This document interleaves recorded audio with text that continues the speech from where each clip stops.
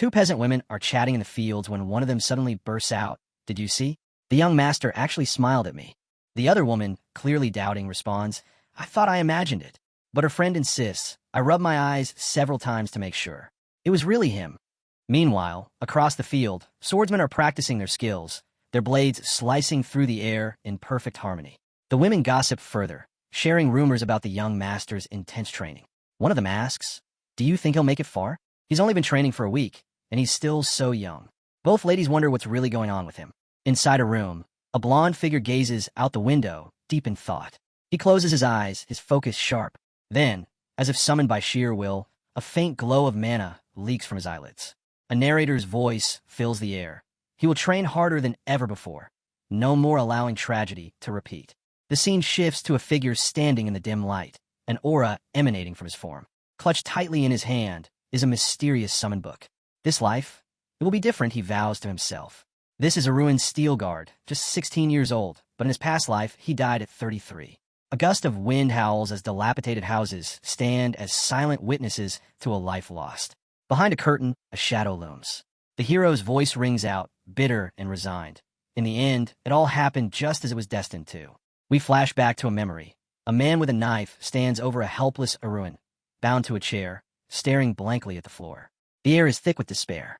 The scene shifts again, revealing a majestic castle perched against towering mountains. This is the Steel Guard family estate, a once mighty house that ruled the northern region of Navarre. Aruin was born here, but his life would never live up to its legacy. Under the shadow of his legendary grandfather, who was a war hero, and his powerful father, Aruin was nothing more than an ordinary third-class knight, overlooked and underestimated. Even though he had the title of lord, it was all stripped away in just 3 years. The people turned on him, laughing behind his back as they watched his family's legacy crumble. He was the dog born into a family of tigers. A count, a man who had everything handed to him, spoke the cruel truth. He's a disgrace to the Steel Guard name. The weight of those words crushed Aruin. He was nothing compared to the towering figures of his ancestors. But deep down, he had always wanted to be more than just a failure. He wanted to be a good lord, to restore his family's honor. Yet, it was all taken from him, betrayed by the very people he had trusted. The voice of the narrator darkens. His enemy, the one who had tormented him since childhood, had gone too far. They had hired an assassin to finish him off. The tension builds as Aruin's breathing quickens. The killer, closing in, finds an ominous book in the shadows, the notorious book of contracts. But something's off. The pages are empty. Aruin snaps, out of his daze, a surge of energy coursing through him. He yells, "Don't you dare touch me." With a burst of strength, he punches the assassin in the stomach, silencing the threat. The hero, spitting blood, stares at the open book in his hands, eyes widening in realization. This wasn't just any book. It was an heirloom of the Steel Guard family. A powerful artifact that, when used correctly, could bind any agreement made within its pages. If only he had understood its true potential earlier, he could have raised his family's name long ago. The killer threw the pages, sneering down at the hero. But as he turns the page, something catches his eye. A bookmark falls from the book, landing near his foot. The killer scoffs, "I don't get it. You put everything on the line for some little book. Maybe society was right about you after all." The hero's gaze sharpens as he locks onto the bookmark, a spark of hope flickering in his eyes. "Give it back," he demands, voice hoarse. "It's mine." The bookmark, a simple, sword-shaped ribbon, lies at the killer's feet, but the hero's focus is unshakable. This wasn't just any bookmark. It was the key to a long-forgotten legend, the item that granted wishes. He remembers the seller's words clearly, echoing in his mind. This is a very expensive item. It will fulfill one wish. But as the hero recalls the moment, doubt creeps in. A wish granted? No, it couldn't be. It was all a lie, a trick. He had been so desperate, so eager to regain his status, that he had clung to this absurd hope. How pathetic he had been, thinking this flimsy bookmark could turn his life around. He laughs bitterly, thinking, is there anyone more unlucky than me? Just then, his thoughts are interrupted. The killer pours a red liquid from a bottle into his mouth, and the hero, still bound to the chair, feels a strange warmth spreading through his body. His head clears, and the pain subsides. He blinks, confused, and asks, "Why? Why did you give me this?" The killer, unbothered, calmly arranges a set of torturing instruments on the table in front of him. "My client," he says coldly, "want to play with you a little longer. You're not going to die just yet." The hero grips a scalpel with shaking hands, his voice dark. "Tell your client, this is his last gift." His teeth grind together as rage floods through him. How many times can one person be humiliated? His entire life was taken from him, his family destroyed, and now they wanted to end his life as well. Laughing in despair, the hero scoffs. So this is how the last descendant of Steelguard will die. The killer, for the first time, looks taken aback. Have you lost your mind? He asks.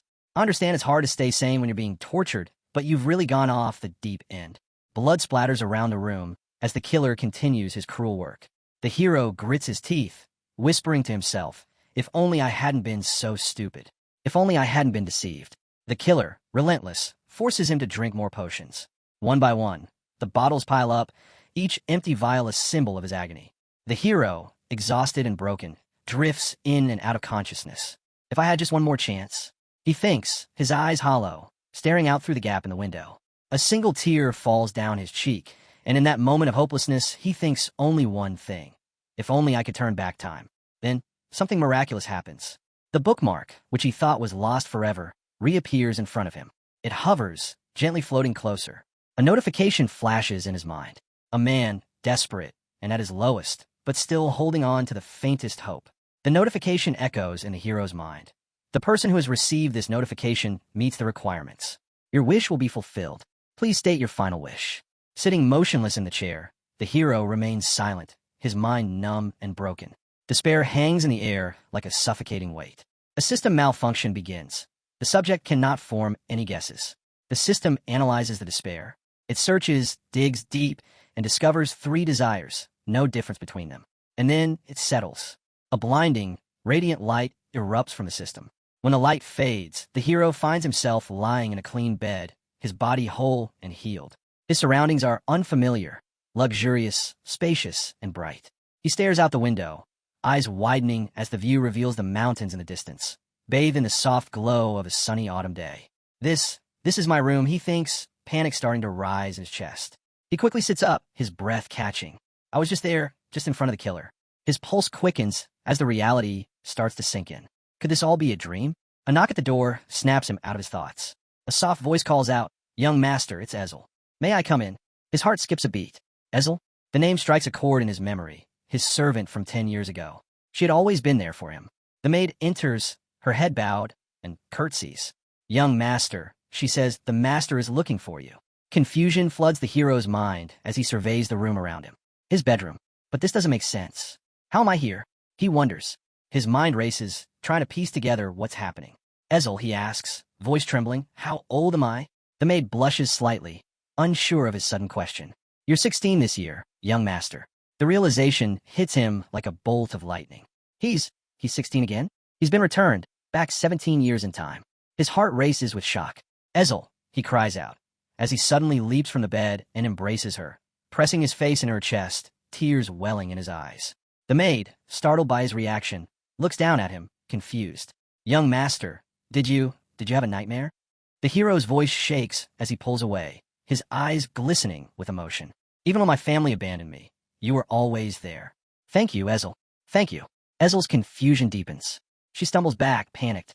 "Young master, I don't understand. What's wrong? What did I do? I am ready to accept any punishment. I'll correct myself." The hero, a little startled, looks at her and remembers. His heart tightens as his past actions flash in his mind. He had been harsh with her, unkind even when she was only trying to serve him. He feels a pang of guilt and regret. "Ezel, you've misunderstood," he says gently, his voice softer than before. His thoughts swirl. He had been cruel to her, angry for no reason, but now he had another chance. The maid is still on her knees, bewildered. Why did you ask me to come?" The hero stands and looks away, his thoughts clouded by the memories of who he used to be. "The master wanted to see me, didn't he? He was angry that I didn't show up yesterday." He turns back to the maid with a faint smile. "I'll go now." The maid's face pales, surprised by his calm demeanor. "Young master, what did you just say?" He smiles again, this time with genuine warmth. "Why are you so surprised, Ezel?" "Of course I should go." She looks at him, dumbfounded, but nods quickly. "Of course, young master." The hero pulls on his shirt, his mind racing. He doesn't understand what just happened, why he's back here in this place this time. But one thing is clear, he's been given a second chance. A chance to fix the mistakes of the past. "I won't make the same mistakes again," he promises to himself. He grabs his sword, preparing to face whatever comes next. But in the depths of his heart, he knows one thing. This time, he won't let the Steelguard family's legacy be destroyed. Not again. The hero, filled with renewed determination, made a silent vow to himself. He would no longer make the same mistakes. To change his future, he had to give everything he had. He would rise to become the true Aruin steel guard. Ezel, the maid, entered with his sword. The hero took it from her hands, resting it confidently over his shoulder. "Let's go," he said, his voice filled with authority.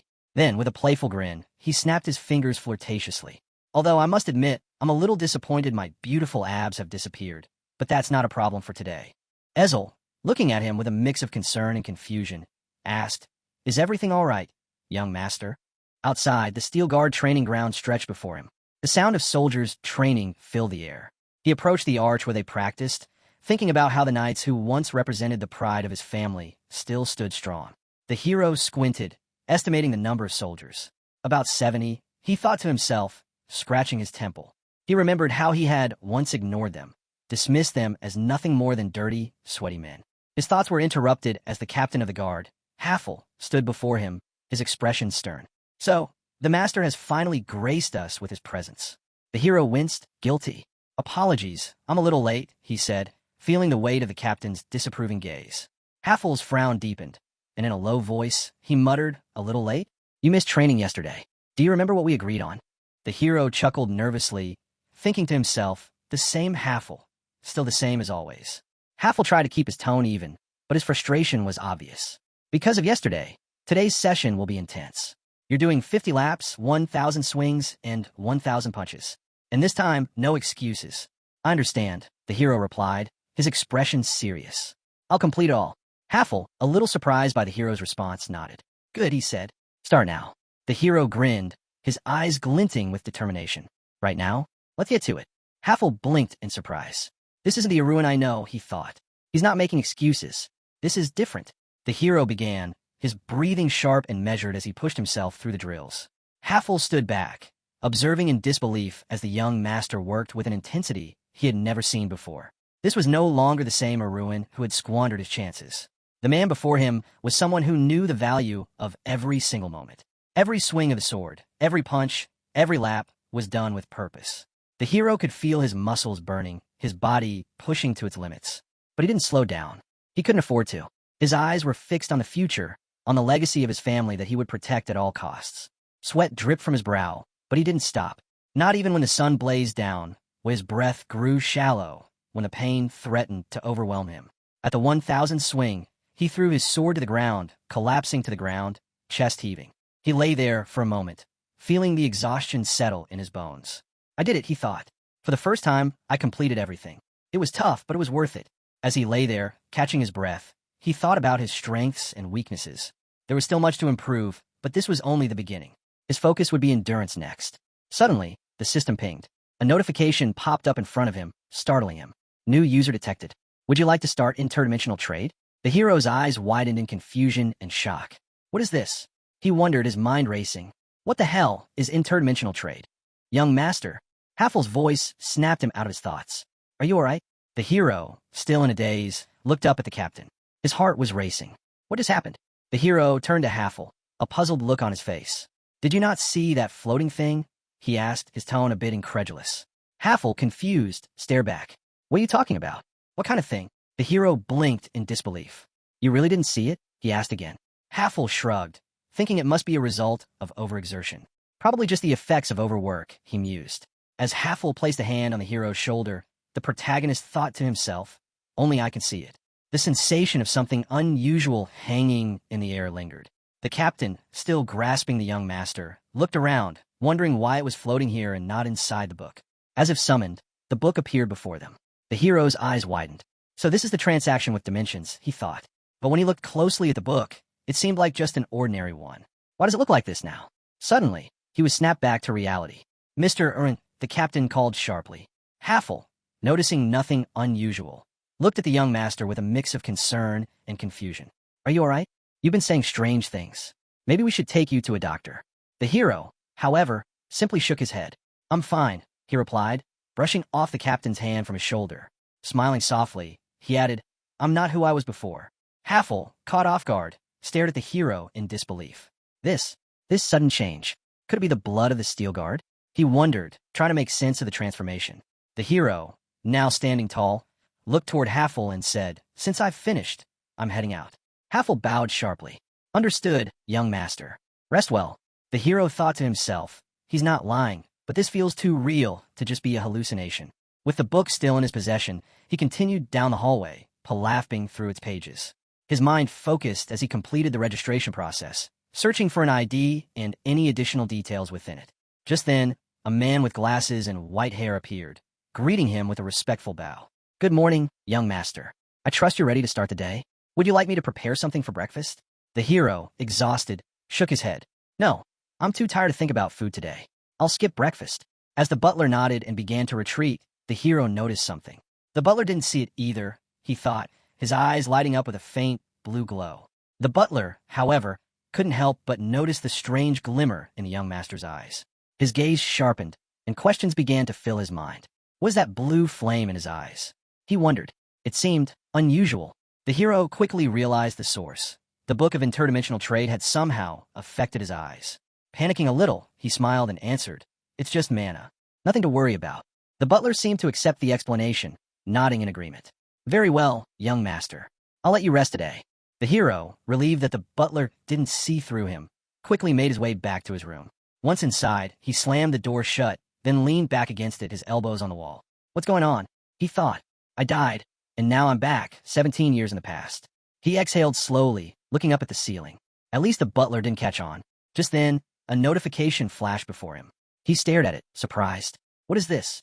The notification read, Account name, User 014 EDW. Nickname, Aruin. Do you want to continue logging into this account? The only option was confirm. The hero, stunned, wondered why there was no cancel button. What did it all mean? The hero stared at the notification on the screen. His previous ID had been user for manhwa, but now, faced with no other option, he pressed the confirmation button. A new notification appeared, indicating that an interdimensional transaction had begun. The connection point was now marked as System 0, District 1342. His sales level was at 0, and the description read, A man on the sidelines. He had only 10 coins. He stared at the book, feeling the weight of the reality setting in. I'm starting from 0, he thought. Supply and demand are entirely separated, and since the system is level 0, I probably can't do anything right now. But then his eye flashed, and he noticed something else. Where did these coins come from? Looking at the monitor, a sudden thought crossed his mind. Did these coins come from my previous account from my past life? No, that can't be it. If they did, my level wouldn't be 0. He rubbed his chin thoughtfully. Could the coins have been issued by accident? He wasn't sure, but there was no time to dwell on it. He needed to focus on the next steps. With a sudden spark in his eye, he decided to push forward. I'll warm up first, he thought. The intensity of the glow in his eyes sharpened. The following week, he immediately requested a sparring session with one of the knights. Captain Haffel, surprised by the request, hesitated. How serious are you about this? He asked. The hero's eyes blazed, and without hesitation, he replied, Very serious. The captain turned to a soldier named Fry. You'll spar with the young master, he instructed. Use only your left hand, and no mana. Fry nodded, but Captain Haffel couldn't help but wonder if it was too soon for the young master to face off with a knight.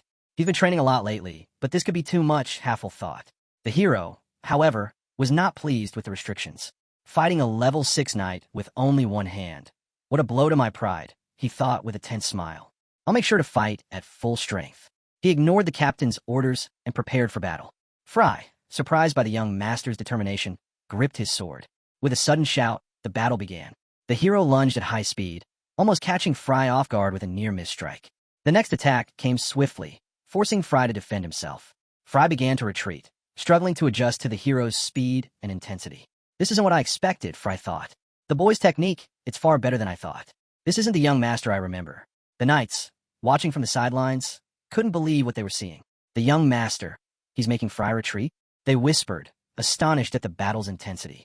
The hero, with a sword pointed at Fry's neck, pressed on. Fry, struggling to breathe under the relentless pressure, realized the fight was much more difficult than anticipated. I haven't been training enough, he thought. I can't keep up with him.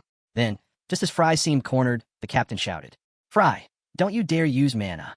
But before the command could be heeded, the hero unleashed a series of rapid strikes.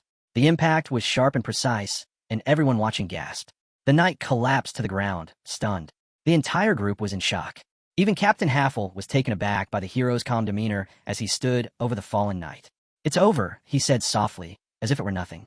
Fry, sitting on the floor, still holding his sword, looked up at the young master, his voice heavy with disbelief. You definitely used magic, didn't you? The hero stood over the fallen knight, a look of disbelief on his face. How was this possible, he muttered. With a calm voice, he added, just admit that you lost. The knights around him couldn't hide their awe, murmuring that it was incredible for young Master Aruin to have won, especially after the recent changes in his behavior. 1 week later, the scene shifted. A chest filled with gold lay before the hero. He smiled, relieved. Thank God, everything is just as it was. His eyes gleamed as he gazed at the chest hidden away, feeling confident that this time he wouldn't fail. He was determined to use these resources to their fullest potential. With a firm press of a button, he opened his spatial book of transactions. It glowed in his hands as he looked at it with a slight frown. The most important thing right now is currency exchange, he thought to himself. He summoned ghostly scales and placed a set amount of coins on them. After a moment, the scales gave their response. Approximate value, 30 coins. The hero's eyes widened slightly. That's even more than I expected, he thought, running a finger over the notification. I thought it'd be closer to 25 coins. He took a moment to consider the situation. He had learned a crucial lesson.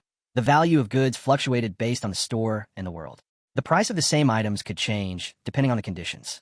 His mind raced as he realized that the only way to profit from the spatial book was to buy cheap goods and sell them at higher prices. He looked at the scales again, comparing the weight of crystals and gold. His expression became more focused. The exchange center isn't filled with fools, he thought. They've probably placed restrictions and tax fees on certain items. With his hands folded thoughtfully, he reflected on what he knew. To raise the rating of his transactions, he would need to improve his achievements. But the dilemma was clear. The higher his rating, the harder it would be to obtain high-performance goods.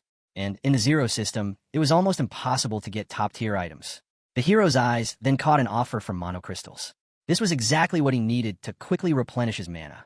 He opened a chat with the merchant, whose name was Home. Hello, the hero typed. Do you sell monocrystals? Yes, Home replied. And the crystals I sell are of very high quality. The hero's attention shifted to the screen. He noticed that Home's nickname was glowing red. He raised his finger to the screen and thought for a moment. It seems this is some kind of user status. After scanning the profile, he returned to the conversation. Let's find out the price, he thought. How much for one crystal, he asked. Home quickly responded. The low-grade ones cost 5 coins each. The average ones are 20 coins each. The hero raised an eyebrow. Is this a normal price? Yes, the merchant replied. It's a fair price.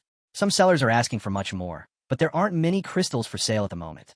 I need you to decide quickly. The hero's eyes narrowed as a new notification popped up. The average price for a low-grade monocrystal is 3 coins. The hero glanced at the information window and saw that the price for medium-grade monocrystals was listed as 12 coins, while low-grade crystals were common in the market. However, something didn't sit right with him. He grew angrier as he realized that the seller's claim of a normal price was far from true. This is fraud, he said, his voice tightening with fury. The merchant calmly replied that his prices were the lowest on the market and asked for proof of the alleged fraud. The hero stared at the dialogue, knowing full well that the proof lay within the book in his hands. Taking a deep breath, the hero tried to steady himself, his finger tapping his chin as he considered his next move. He knew the system's information was accurate. With a more composed tone, he addressed the seller. So, you want to be considered an unreliable seller? He asked. When a merchant remained silent, the hero wasted no time. I'll have to report you, he said coldly. For a long moment, the merchant didn't respond. Then, finally, his tone softened. Please, let's not do this. You're a smart buyer.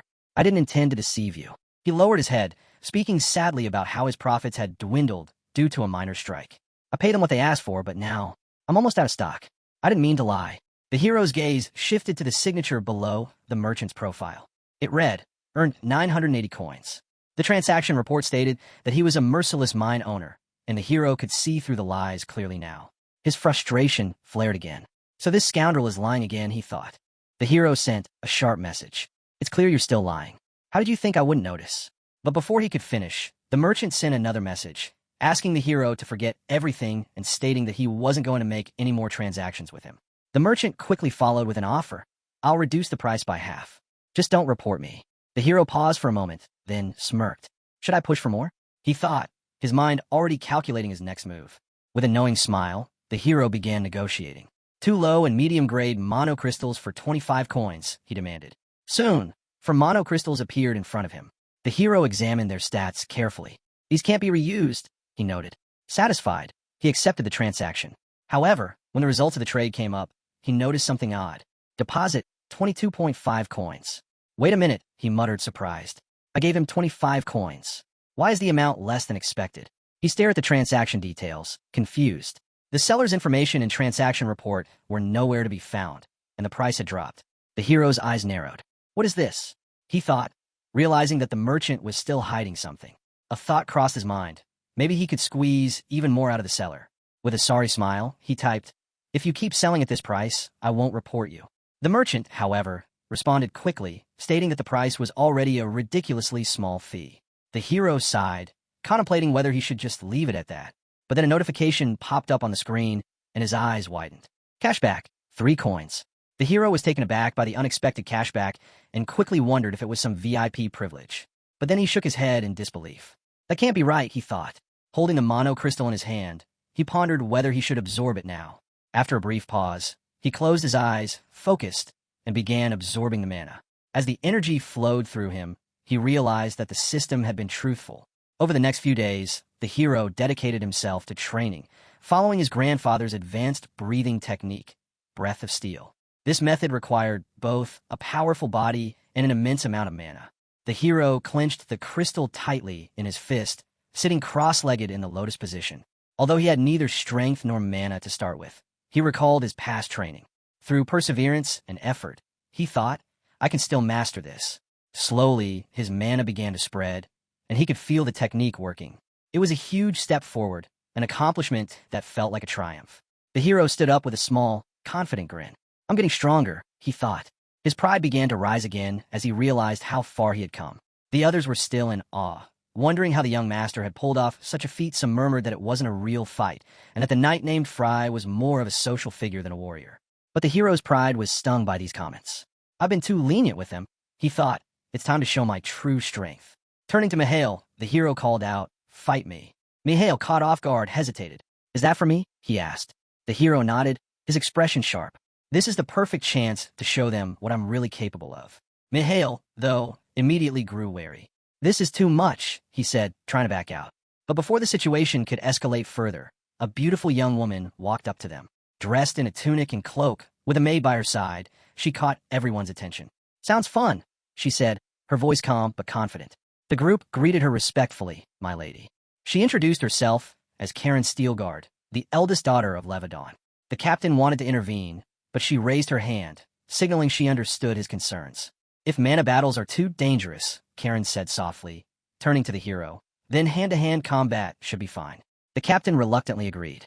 The hero positioned himself in front of Mihail, feeling the tension build. Mihail's a 6th-class knight, he thought.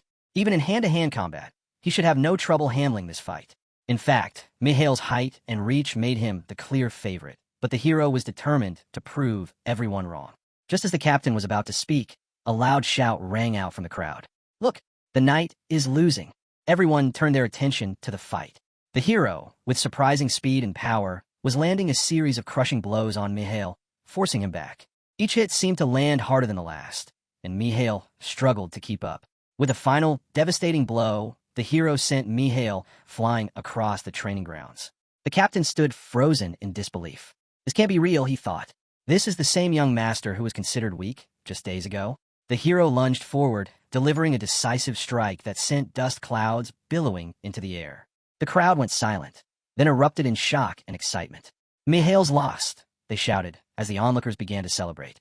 Whispers of admiration spread through the group. The young master is amazing, they said, praising his incredible strength. The hero stood tall, his victory clear, while a grin of satisfaction crossed his face.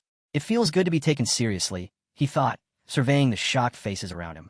As the dust settled, the young master, Aruin, stood tall, barely breaking a sweat. His sister approached, gently placing a hand on his cheek and calling his name. Leaning in close, she whispered, I'm proud of you.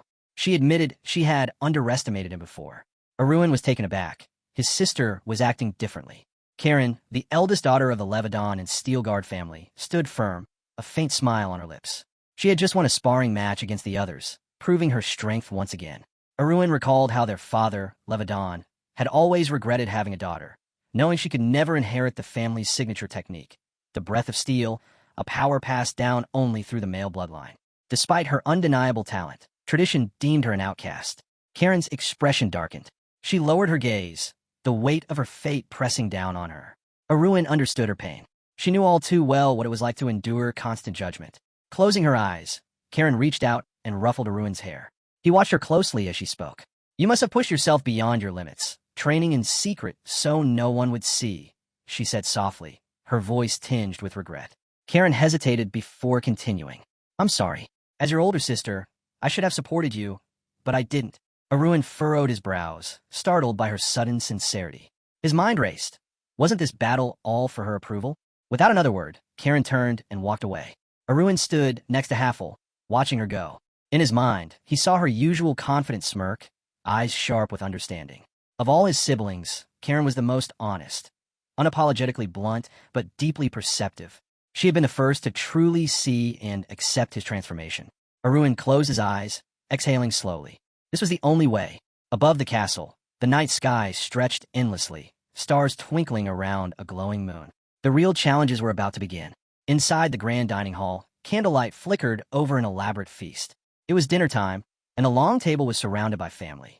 Levadon Steelguard, the head of the household, sat at the head of the table, eyes closed as he took a slow sip of red wine. "The menu is to my liking," he remarked. Kieran met his gaze with a serious expression. "I made sure of it," she replied before shifting the conversation. "Aruin will be leaving for the academy soon." Levadon opened his eyes, turning his attention to his son. "It's time," he said simply. Aruin frowned slightly. He had expected this. Kieran now acknowledged his strength and was looking out for him. Levadon's sharp gaze locked onto Aruin. "Kieran told me you defeated a knight in training." Aruin tilted his head slightly, a small smile playing on his lips. "So my plan worked. He wouldn't let this chance slip away." "That was just the beginning," he said confidently. "There are many more knights I intend to surpass." It was only a small duel with wooden swords. Levadon chuckled, rubbing his chin in amusement. A young man seated nearby raised an eyebrow. "I heard you're only in 6th grade," he said. This was Kieran Steelguard, Levadon's eldest son, dressed in fine clothing. He rested his elbow on the table, watching Aruin with an unimpressed look. "That wasn't even a real fight," Kieran scoffed. He turned to Kieran. "Isn't that right?" Kieran shot him a sharp glare, her brows knitting together. "He's only 16, she stated. "At that age, you hadn't even reached 5th class knight." Kieran's expression hardened. "I was officially recognized as a 5th class knight at 17, he corrected. Levadon, listening quietly, lowered his gaze to his glass of wine. Kieran, caught off guard, turned to his father. Levadon finally spoke. "It's impressive." Kieran stiffened. His father's words carried weight, acknowledgement that he hadn't expected. Levadon stood from the table, walking toward Aruin. "Your grandfather went into battle around your age," he mused. "Is that why you've suddenly become so determined?" Stopping before his son, Levadon extended a hand. Aruin stared at it, surprised. A handshake? For a moment, he hesitated. Then, with a firm grip, he grasped his father's hand, a smile forming on his lips. "I'm 16 now," he said simply. Father and son shook hands, a silent recognition passing between them. As their hands clasped, Aruin suddenly realized this was no ordinary handshake. A combat handshake, a silent test of strength, where mana flowed between their palms, measuring each other's power. His eyes widened in surprise. So this is what he wants. Aruin knew he had to be careful. If he revealed too much, his father might grow suspicious. But if he held back too much, he risked disappointing him. Levadon exhaled slowly, closing his eyes. When he opened them again, his expression softened. "You've grown a lot," he admitted. "I was worried my youngest son might not measure up, but now, I see I had nothing to fear." Kieran, sitting across the table, clenched his teeth, eyes burning with frustration as he watched their exchange. Levadon leaned back thoughtfully. "Come to think of it, I haven't paid you enough attention," he mused. "But now I suppose it's time I do." He turned to Aruin, his gaze sharp. "Tell me, what do you want as a gift before entering the academy?" Aruin blinked in surprise. A gift? He hadn't expected this. Scratching the back of his head, he forced a sheepish smile. "Well, there is something," he admitted, lowering his eyes for a moment. "But it might be too much to ask." Levadon crossed his arms, giving a small smirk. "Don't hold back. I'll listen." Aruin ruffled his own hair, grinning slightly. "I didn't want to ask because I thought you'd refuse." At that moment, Kieran abruptly stood up from the table, glaring. "You have a real talent for making people uncomfortable," he scoffed. Levadon ignored him and exhaled. Then, raising a hand to his chest, he clenched it into a fist. Mana surged around him, swirling like a glowing aura. As the head of the Steel Guard family, Levadon declared, his voice steady. "I swear upon my mana, so long as it causes no harm, I will grant my son's request." Aruin's breath hitched. He's serious. Levadon lowered his hands, his gaze firm. So, what is it that you want? The grand hallway echoed with footsteps as Levadon strode forward, Aruin at his side. Behind them, Kieran followed, his expression twisted with fury. This is ridiculous, Kieran spat. He's lost his mind. Levadon remained silent, his pace steady. Kieran clenched his fists. You can't break family tradition. Only one person is allowed in there. No exceptions. Levadon finally glanced at him, his expression unreadable. The secret vault belongs to our family. When I was your age, I went there with my father. His tone darkened as he met Kieran's gaze. Are you accusing me of breaking my mana oath? Kieran stiffened. He hesitated, then sighed heavily, looking away. He had no argument against that. Levadon's voice turned cold. Go back. Aruin smirked, watching his older brother's frustration. So this is how it's done. Kieran's face twisted in rage. His younger brother was about to enter a place even he had never been allowed to step foot in. Levadon reached a large wooden door. Pulling out a key, he inserted it into the lock and turned it. The rules are simple, Levadon said. Never enter the inner vault. You may only take one thing from the outer chamber. With that, the heavy doors creaked open. Aruin's eyes gleamed as he peered inside. Finally, the vault was dimly lit, the glow from the open door casting long shadows over ancient relics and artifacts. As he stepped forward, Aruin's gaze swept the room. The spatial book of transactions. This wasn't just any book, it was the ultimate weapon. A treasure so powerful that only someone like him could wield it safely. If it fell into the wrong hands, it could bring disaster. He moved carefully between the shelves, scanning the relics. In my past life, only 2 spatial traders existed in the last 100 years, my grandfather and me. His fingers traced the air, recalling the symbols and intricate designs that only he could see.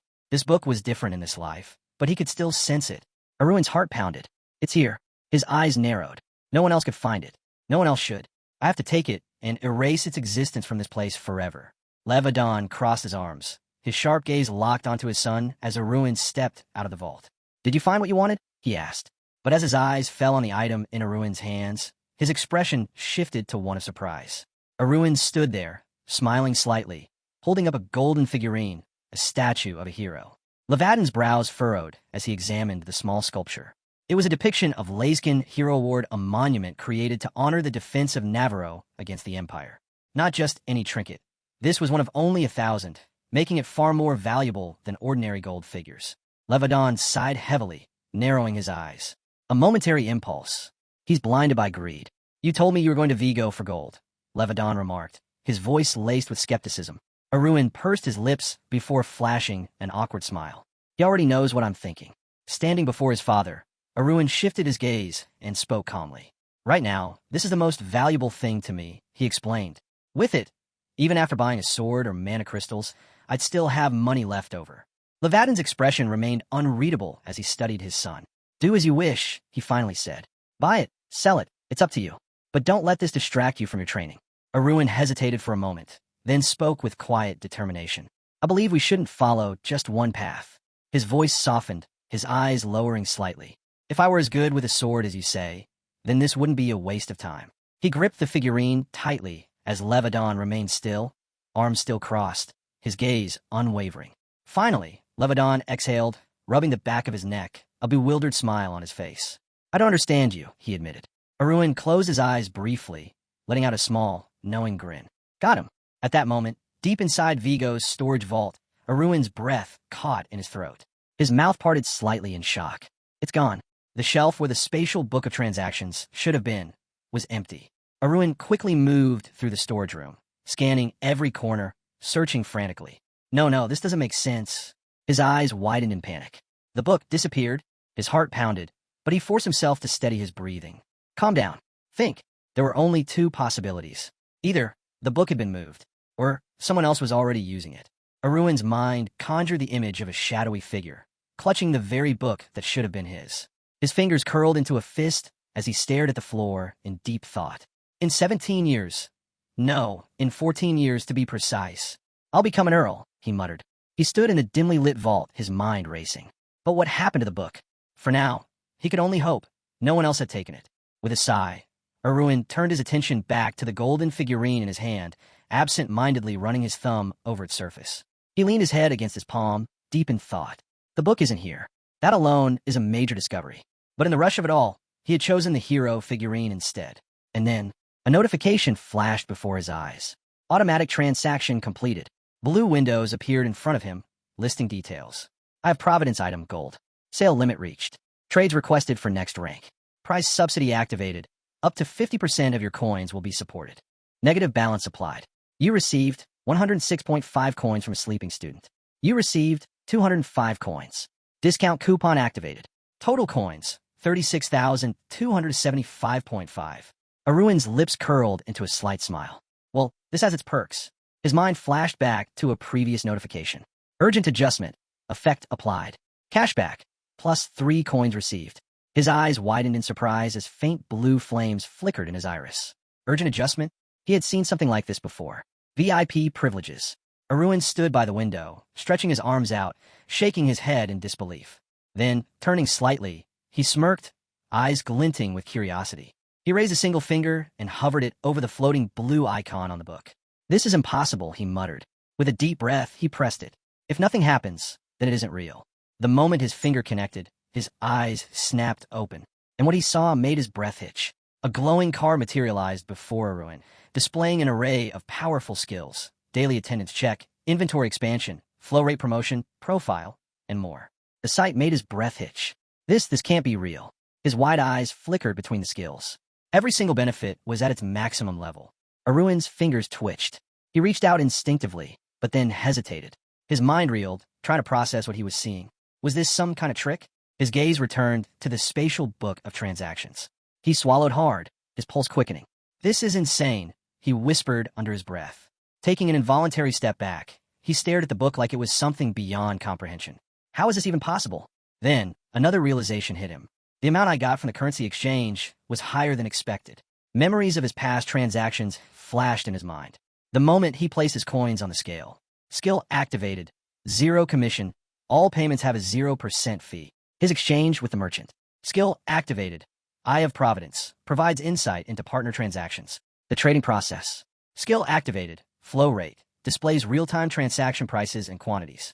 Aruin recalled watching the numbers suddenly change before his eyes. 22.5 extra coins had appeared out of nowhere. And then, another unexpected benefit.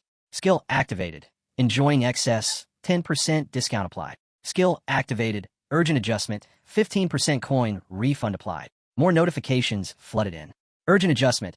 Cash back. 3 coins received. First day attendance reward. Plus 10 coins. His expression twisted in disbelief. Even the very first 10 coins I started with got boosted by these perks. A beat of silence filled the room. Then, Aruin burst into laughter.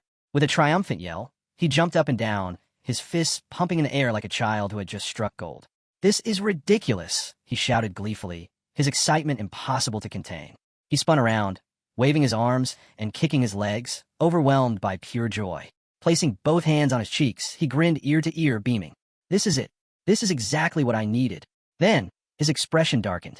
Now, I can finally begin my revenge. His fingers tightened around the golden figurine, his gaze sharpening. I have everything I need. Carefully, he placed the hero figurine onto the system's transaction scales. Let's see what this thing is really worth. A notification flashed. Approximate price, 115 coins. Aruin's eyes twitched. His lips curled downward. 115 coins. His fingers curled into a tight fist as a wave of irritation rolled through him. Are they trying to scam me? He knew the real price. The figurine's actual value ranged between 140 and 150 coins. His burning blue eye flared. Not happening, he muttered. VIP flow rate privilege activated. A new notification appeared. Average market price, 150 coins. Transaction quantity, in excess.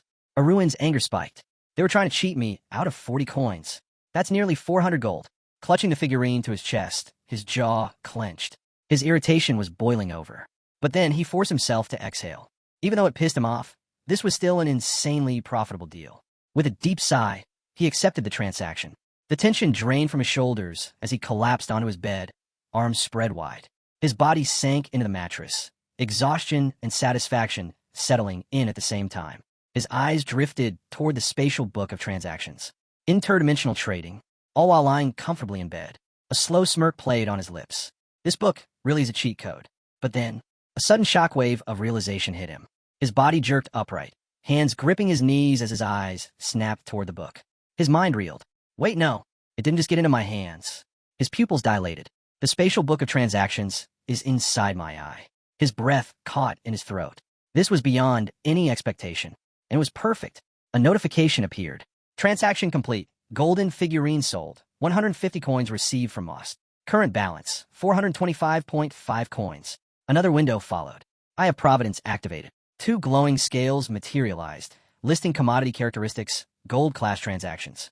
Aruin leaned forward, resting his face against his palm, a smirk creeping onto his lips. That was fast.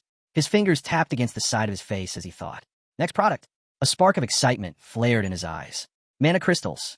A new notification popped up. Searching for merchant. High quality, low-cost mana crystals. A name appeared. His grin widened. Heartstone. The blue flame in his eye blazed brighter. There you are. Without hesitation, he typed down message. Hey, scammer. Across the city, a man exhaled a puff of smoke, furrowing his brows. Heartstone's gaze flickered toward the book in front of him, reading the message. His brow twitched. Who the hell? The corner of his lips curled into a smirk. Some random trader calling him a fraud? That was bold. Then, he saw the sender's name, and his smirk immediately vanished. Aruin watched the chat window with satisfaction. Now he remembers. His fingers flew across the interface. I'm looking for more mana crystals. Price still the same. A pause. Then, Heartstone responded. Not happening. You're a special case. No discounts this time. Aruin's smirk only widened. Leaning back, he crossed his arms, eyes glinting with amusement. You really think lying's gonna work on me? His gaze darkened. I have our last conversation saved. Are you sure you want to make this a problem? At that moment, Heartstone's expression completely changed. Heartstone squeezed his eyes shut, exhaling sharply through his nose. His irritation bubbled beneath the surface, his fingers twitching as he resisted the urge to slam the book shut. This brat. Sure, if he reported Aruin, the kid might get blocked from trading for a couple of days. But the losses Heartstone would suffer in those few days? Unthinkable. The very thought boiled his blood. Meanwhile, Aruin leaned back, smirking at the chat window. Wouldn't it be easier to sell them to me at a slightly lower price? His grin widened. He could practically hear Heartstone grinding his teeth on the other end. Aruin's eyes flickered toward Heartstone's balance, over 1,000 coins. Filthy rich. Yet, here he was, clutching onto a few measure coins like his life depended on it. Why are you so tight-fisted over such a small amount? Aruin mused, watching the chat log with amusement. Heartstone sighed, his shoulders slumping. This kid is messing with me. Fine. Heartstone muttered, rubbing his temples. How much do you want to buy? A notification popped up. Aruin stroked his chin thoughtfully, glancing at the transaction records. His earnings were stacking up nicely. He had bought medium-level mana crystals for 10 coins and low-level ones for 2.5. And now, he was reselling them for 12 and 3 coins, respectively. Pure profit. Aruin yawned, stretching his arms overhead. These are the basics of trade: buy low, sell high. Easy money. Meanwhile, in Heartstone's room, crash. A golden hook slammed against the wall with a loud clang. Heartstone shot up from his chair, his teeth grinding. Damn brat, he growled, glaring at the book like it had personally wronged him. It wasn't the fact that Aruin had bought the crystals cheaply. It was where he was reselling them. Why the hell is he selling them on the same channel? Heartstone barked, raking his fingers through his hair. His fingers twitched, his eyes narrowing. This kid isn't just trading, he's turning my own market against me. Across the room, Gunn, still half asleep, groggily pushed himself upright, rubbing his eyes. His gaze landed on the book, blinking at the sheer number of unread messages. The hell's going on? He muttered. Back in Aruin's room, he opened Heartstone's chat window. A flurry of angry, half-censored curses greeted him. Aruin simply chuckled, his lips curling into a smug smirk. 3 years of trading experience in my past life, he mused. After all the scams I've been through, I've learned a thing or two. His fingers hovered over the book. Now, how should I handle this? Heartstone's frustration hit a peak. He furrowed his brows, baring his teeth. His anger flared. This damn kid. His fingers flew across the book. But before he could send another furious response, Aruin's message popped up first. You have no right to be angry at me. Heartstone's fingers froze. His eyebrows shot up, mouth slightly agape. What? What the hell does that mean? He wasn't expecting this kind of response. He was pissed because Aruin was blatantly ripping him off. How did he suddenly become the one at fault? Aruin leaned forward, his eyes glinting with amusement. Oh, I've barely even started. His smirk sharpened. A bolt of excitement shot through him, like a lightning strike straight to his head. Heartstone grimaced. His nervous chuckle escaped before he could stop it. This kid is actually insane. The way Aruin was acting, it was unnerving. Heartstone stared at the chat window, watching in disbelief as Aruin continued typing. Enough, Hearthstone barked, rubbing his forehead. Just stop acting like a lunatic already. He sighed heavily. This kid has a few screws loose. Aruin, grinning from ear to ear, stretched out a single finger, letting it hover over the successful transaction notification. He pressed it with mock innocence. A new message popped up from Hearthstone. You've gone too far. Aruin simply leaned back and laughed. Oh, Hearthstone, we're just getting started. Aruin furrowed his brows as he stared at the chat log. What's his problem? Hearthstone was furious that Aruin had resold the mana crystals at a higher price. But so what? It wasn't like Aruin had promised not to resell them. There were no conditions, no contracts. It was just business. His expression darkened slightly. This is only happening because Hearthstone was overcharging to begin with. On the other side of the conversation, Hearthstone crossed his arms and turned his head away from the chat window, grumbling in frustration. Aruin smirked. Oh, so now you're sulking? Still, he wasn't done. You want to make another deal. Hearthstone, still visibly irritated, responded curtly. Not selling at that price anymore. Do whatever you want. Report me if you feel like it. Aruin's eyes narrowed. He's really upset. Leaning back, hands behind his head, Aruin let out a slow breath. This was salvageable. Money is a religion for people like Hearthstone. A matter of faith. And right now, he was testing that faith. Typing smoothly, Aruin sent another message. A big shot like you turning down easy profit? That doesn't sound right. Hearthstone hesitated. Aruin's grin widened. Hook, line, and sinker. Come on, he added. Just play along for now. You'll see soon enough, this is bigger than a little grudge. He watched the screen, waiting. Then, that makes sense. Aruin's smirk deepened. He knew it. Hearthstone, as much as he hated to admit it, was someone who never ignored profit when it was right in front of him. Now it was time to negotiate. Aruin checked his balance. Current coins, 455. VIP support activated. 30% bonus applied. Total available, 675 coins. More than enough. He glanced at the chat log. I'll take 50 medium-level crystals and 19 low-level ones. Hearthstone's response was immediate. I don't have that many. Aruin's fingers hovered over the screen. Perfect. I was talking about your mine, wasn't I? For a second, the chat went silent. Then, Hearthstone's message popped up. Crystals don't just appear out of nowhere, you know. Aruin chuckled, shaking his head. He's rattled. I'll take everything you have then. Hearthstone still seemed wary, but money was money. The deal was made. Transaction complete. Aruin leaned back, scanning the new inventory window. Now, on to the next step. Selling. He wasn't just looking to make a profit. He was about to pull off the entire market. Meanwhile, Hearthstone was fuming. His teeth clenched, his fists tight. What the hell is this brat doing?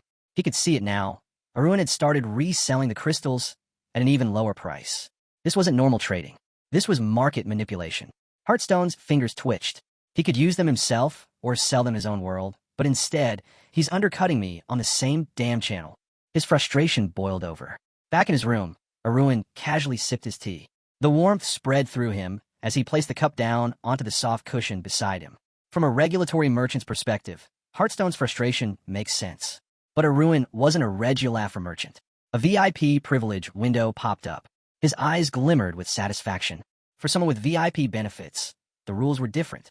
Even if he lowered the price by 25%, he'd still make a profit. His fingers hovered over the glowing transaction window, drinking in the sight of his latest scheme falling into place. He exhaled. Then, with a deliberate motion, he reached out and sealed the deal. The protagonist's skill absorption rate surged, the system alerting him that it would now be much faster. He stood poised in a fighter's stance as he marveled at his progress. He had advanced to System 1. For him, this meant that even the lowest-level personnel and servants could now rival knights in strength. But there was something unsettling about this world, the world of Murim, as it was called. He shook his head, unable to grasp the strange communication methods they used. Suddenly, a card appeared in front of him, revealing that he lacked the artistic tools to fully understand the situation. Above it, some mocking comments scrolled by, criticizing his inability to comprehend spatial trading. The protagonist stared at the card, his mouth slightly agape. Was this really necessary? His confusion wasn't unfounded, as even Aruin, who was with him, found it predictable. A new window popped up, showing a skill related to absorption. The side effects of absorption were now reduced to 80%, but the absorption rate had skyrocketed to 300%. The protagonist studied the window, a thoughtful expression crossing his face as he rubbed his chin. He was caught off guard. What had triggered this sudden change? What did he need to do to unlock these new privileges? Aruin, sensing his doubt, suggested using the Eye of Insight. The protagonist's red eye flashed with an otherworldly glow as he activated the skill, staring at the window. But nothing happened. He shut his eyes tiredly, pinching the bridge of his nose in frustration. This was all part of some setup, he thought. The exchange center employees were no help at all. Aruin, too, was disappointed, pointing out that they should have at least explained where these privileges came from, or at the very least, allowed him to use the eye of insight on the information. The protagonist collapsed onto a nearby sofa, resting his hands on his legs as he gazed at a scroll that had appeared in front of him. Guess we'll have to figure out on our own, he muttered, his attention caught by a new notification. Several pop-up windows appeared, announcing a range of events like a week of special sales, VIP promotions, and discounts for professional growth. The protagonist raised his hand to wave away the flood of notifications. What was all this? Why so many at once? He couldn't help but grin, his finger tapping against his lips as he thought about the strange situation. Aruin raised an eyebrow, noticing something peculiar. If you look closely, he mused, this doesn't add up.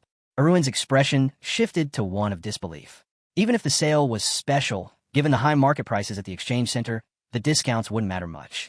The protagonist chuckled, his lips curling into a sorry grin. It's fine. With all my privileges maxed out, the lack of commission on transactions doesn't bother me. As if on cue, a red envelope icon appeared before him, drawing his attention. Aruin pondered aloud, wondering if this was a way to pay for participation in the event. When he opened it, a message greeted him, a congratulatory note celebrating his transition to System 1. Along with it came 3 gift coupons for use at the exchange center. The protagonist blinked in surprise. What's this? More customer service junk? Aruin was more optimistic, hoping they wouldn't just send him snacks as a reward.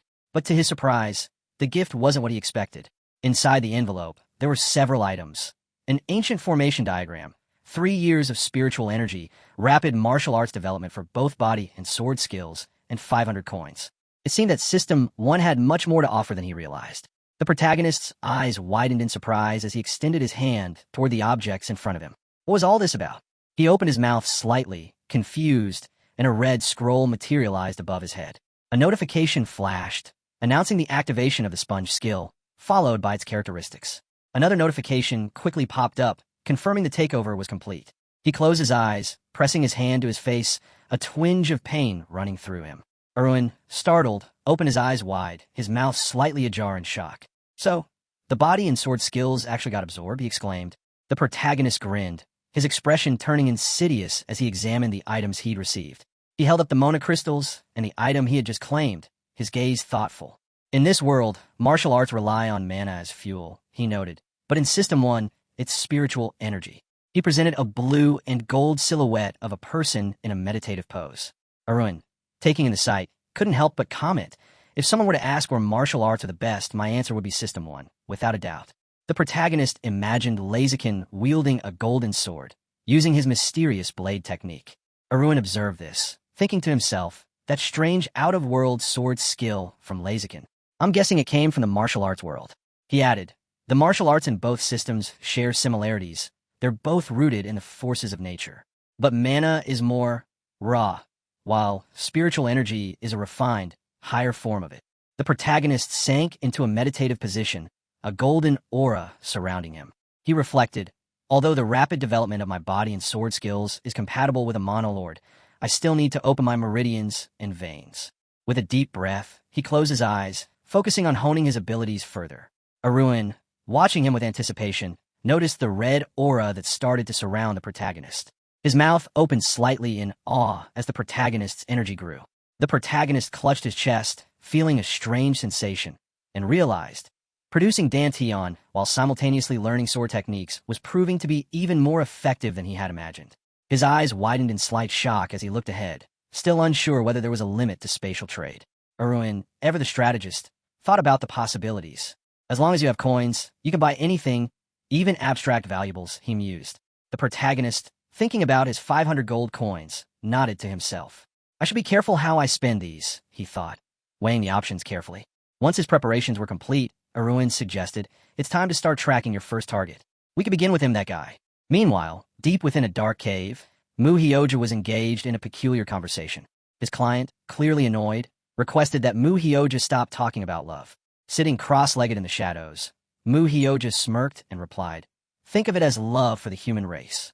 The buyer, unfazed, insisted he needed martial arts scrolls. A sorry smile tugged at Mu Hioja's lips as he held a red book in his hands. I have many things for you, Mu Hioja said, his tone shifting to one of amusement. But please, refrain from such an informal tone. The buyer didn't seem to care, and Mu Hioja sighed heavily, narrowing his eyes. Another troublesome client, it seemed. A new window popped up in front of Mu Hioja, displaying the protagonist's information. With a grin, Mu Hioja muttered, "This one's just a small fry from the lower system." He leaned back, resting his head on his hand. "But I shouldn't complain. People like him are exactly how I make my living." His insidious smile widened as he turned his attention back to the business at hand. Mu Hioja bared his teeth in a malicious grin, his eyes gleaming with satisfaction. "You should be grateful," he sneered. Blood slowly dripped onto the cold stone of the cave floor. He looked at the protagonist, asking which technique he was after. The protagonist raised an eyebrow. "Balance, crouching tiger," Mu Hioja said, "and the 3-volume techniques." The protagonist bared his teeth, smiling irritably. Aruin, standing beside him, couldn't help but comment, "No matter how many times I hear this, I can never get used to his tone." The protagonist's eyes narrowed. It was clear now, Mu Hioja's style was that of a scammer. His specialty is selling cheap battle scrolls at absurd prices, he muttered under his breath. Then, with a flick of his hand, the protagonist introduced a small man who looked suspiciously like Mu Hioja. Mu Hioja, ever the salesman, continued his pitch. The 3-volume technique covers all the sword techniques. At first, progress may be slow, but the potential is there. If you succeed, you could become the strongest fighter in the world. The protagonist smirked. Targeting System 0 folks who dream of System 1 martial arts? He thought, imagining himself drooling at the prospect. For example, people like me who were complete losers in a past life, he thought bitterly. Aruin, remembering past encounters with scam artists, recalled how dejected he felt every time he came across one. "This is definitely a scam," he muttered, shaking his head. Aruin's mind drifted back to the 3-volume sword technique, something simple yet effective. Cutting, piercing, and blocking. "It's a basic technique," he noted, "nothing special." The protagonist closed his eyes, a displeased smile creeping onto his face. He thought about interrupting Mu Hioja's nonsense about becoming the strongest fighter in the world. But Mu Hioja didn't stop there. "One technique won't be enough," he continued, "but I also have the lightning technique, endless cultivation, hitting, kicking, and many others." The protagonist fell silent, clearly still undecided about which martial art to focus on. Mu Hioja, sensing his hesitation, narrowed his eyes and grinned maliciously. "I can give you some advice," he offered, "but it'll cost you 20 coins for a consultation." The protagonist's expression darkened. He narrowed his eyes, a slight smile tugging at the corners of his lips as he showed his teeth. Aruin, fully aware of the situation, agreed to the deal. His real name's Lee, Aruin thought as the scene shifted. The world around them blurred, and they were transported to the 5th Murim world, the Juxin sect. A small Japanese-style town bustled with noise, shouts echoing through the air. A voice called out for a leader. Juzong, the leader of the Bamboo Mountain sect, glared forward with intense anger. "Are you really able to find a scoundrel, Lee?" Juzong demanded, slamming his fist onto the table in frustration. He was baffled by how Aruin had obtained information on Lee and how he managed to track him down. Juzong's suspicion boiled over. He couldn't shake the feeling he was being deceived. The manager of the Bamboo Mountain sect's spatial trade looked on in confusion, his eyes wide. Did Juzong really say all that? Barin, a voice from the spatial window, asked sarcastically, his arms crossed as he scrutinized the red screen before him. The manager, still unsure, responded, "Juzong's a bit busy right now." Aruin, who had been observing the exchange through his spatial eye, frowned slightly. He couldn't help but show a hint of disdain as he surveyed the scene. In any case, he thought, I'm owed a reward for dealing with Juzong's enemy. Meanwhile, Juzong was still simmering with anger, pointing a finger forward as he barked at the screen. "I'm having trouble trusting this one," he growled. "He could be a fraud too." Aruin heard the manager's message and, with a nonchalant shrug, spread his arms wide. He began to hum casually to a melody, as if this entire situation were nothing but a mild inconvenience. Aruin's lips curved into a mocking smile as he replied, "If Juzong doesn't trust me, that's a problem for him, not me. Hakal is his enemy, not mine." He leaned back casually, letting the words sink in. "If you don't trust me, you could always let your enemy go," he added, his tone dripping with irony.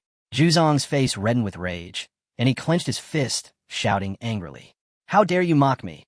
Especially through the call," he bellowed, his voice trembling with fury. Aruin, however, wasn't fazed. With a satisfied grin, he took a sip from his tea, savoring the moment. "Perhaps you should review your information," he said, his voice calm. "After that, you'll understand everything." Juzong, slammed his hands onto the table, and stared straight ahead, his expression darkening. It was then that he noticed something. Aruin was from the lower system. Aruin, unfazed, slightly opened his eyes, gazing out as sunlight filtered through his window. He had been expecting this. "You're right, Zhuzong," he said, his voice cool. "But tell me, how could someone from the lower system know about the secret book of techniques of the Bamboo Mountain sect?" Zhuzong frowned slightly, clearly puzzled. He crossed his arms in front of him, leaning back with a thoughtful expression. After a beat, he spoke, his voice lower. "Maybe you heard about it from Hakal," he mused. "Hakal could be sitting in spatial trade just like you." Aruin blinked, holding his cup of tea in surprise. He hadn't expected Zhuzong to be this sharp. Still, he noted that for a fugitive like Hakal, spatial trade would be the perfect plan B. As if on cue, a notification popped up. 200 coins received from the leader of the Bamboo Mountain sect. Aruin choked slightly, surprised by the sudden generosity. "What's this?" he muttered under his breath. A second later, another message popped up from the manager. "Are you satisfied with the fee?" Aruin's eyes widened as he stared at the spatial window in disbelief. 200 coins for that? The manager, not receiving an immediate response, asked again. "I'm sure this amount is too small for someone like you. Would you like to enter our position?" Aruin, still processing, realized with a start that this was actually too much. His mind drifted back to Mu Hioja, who had only asked for 20 coins for his advice. Mu Hioja, Aruin thought, puzzled. All he wanted was the 20 coins, and those 20 coins became decisive in his life. The manager's voice interrupted his thoughts. A message from the boss appeared, warning Aruin not to think of deceiving them. "It's not allowed," the message read, "but if you still manage to capture Hakal, you'll be rewarded even more."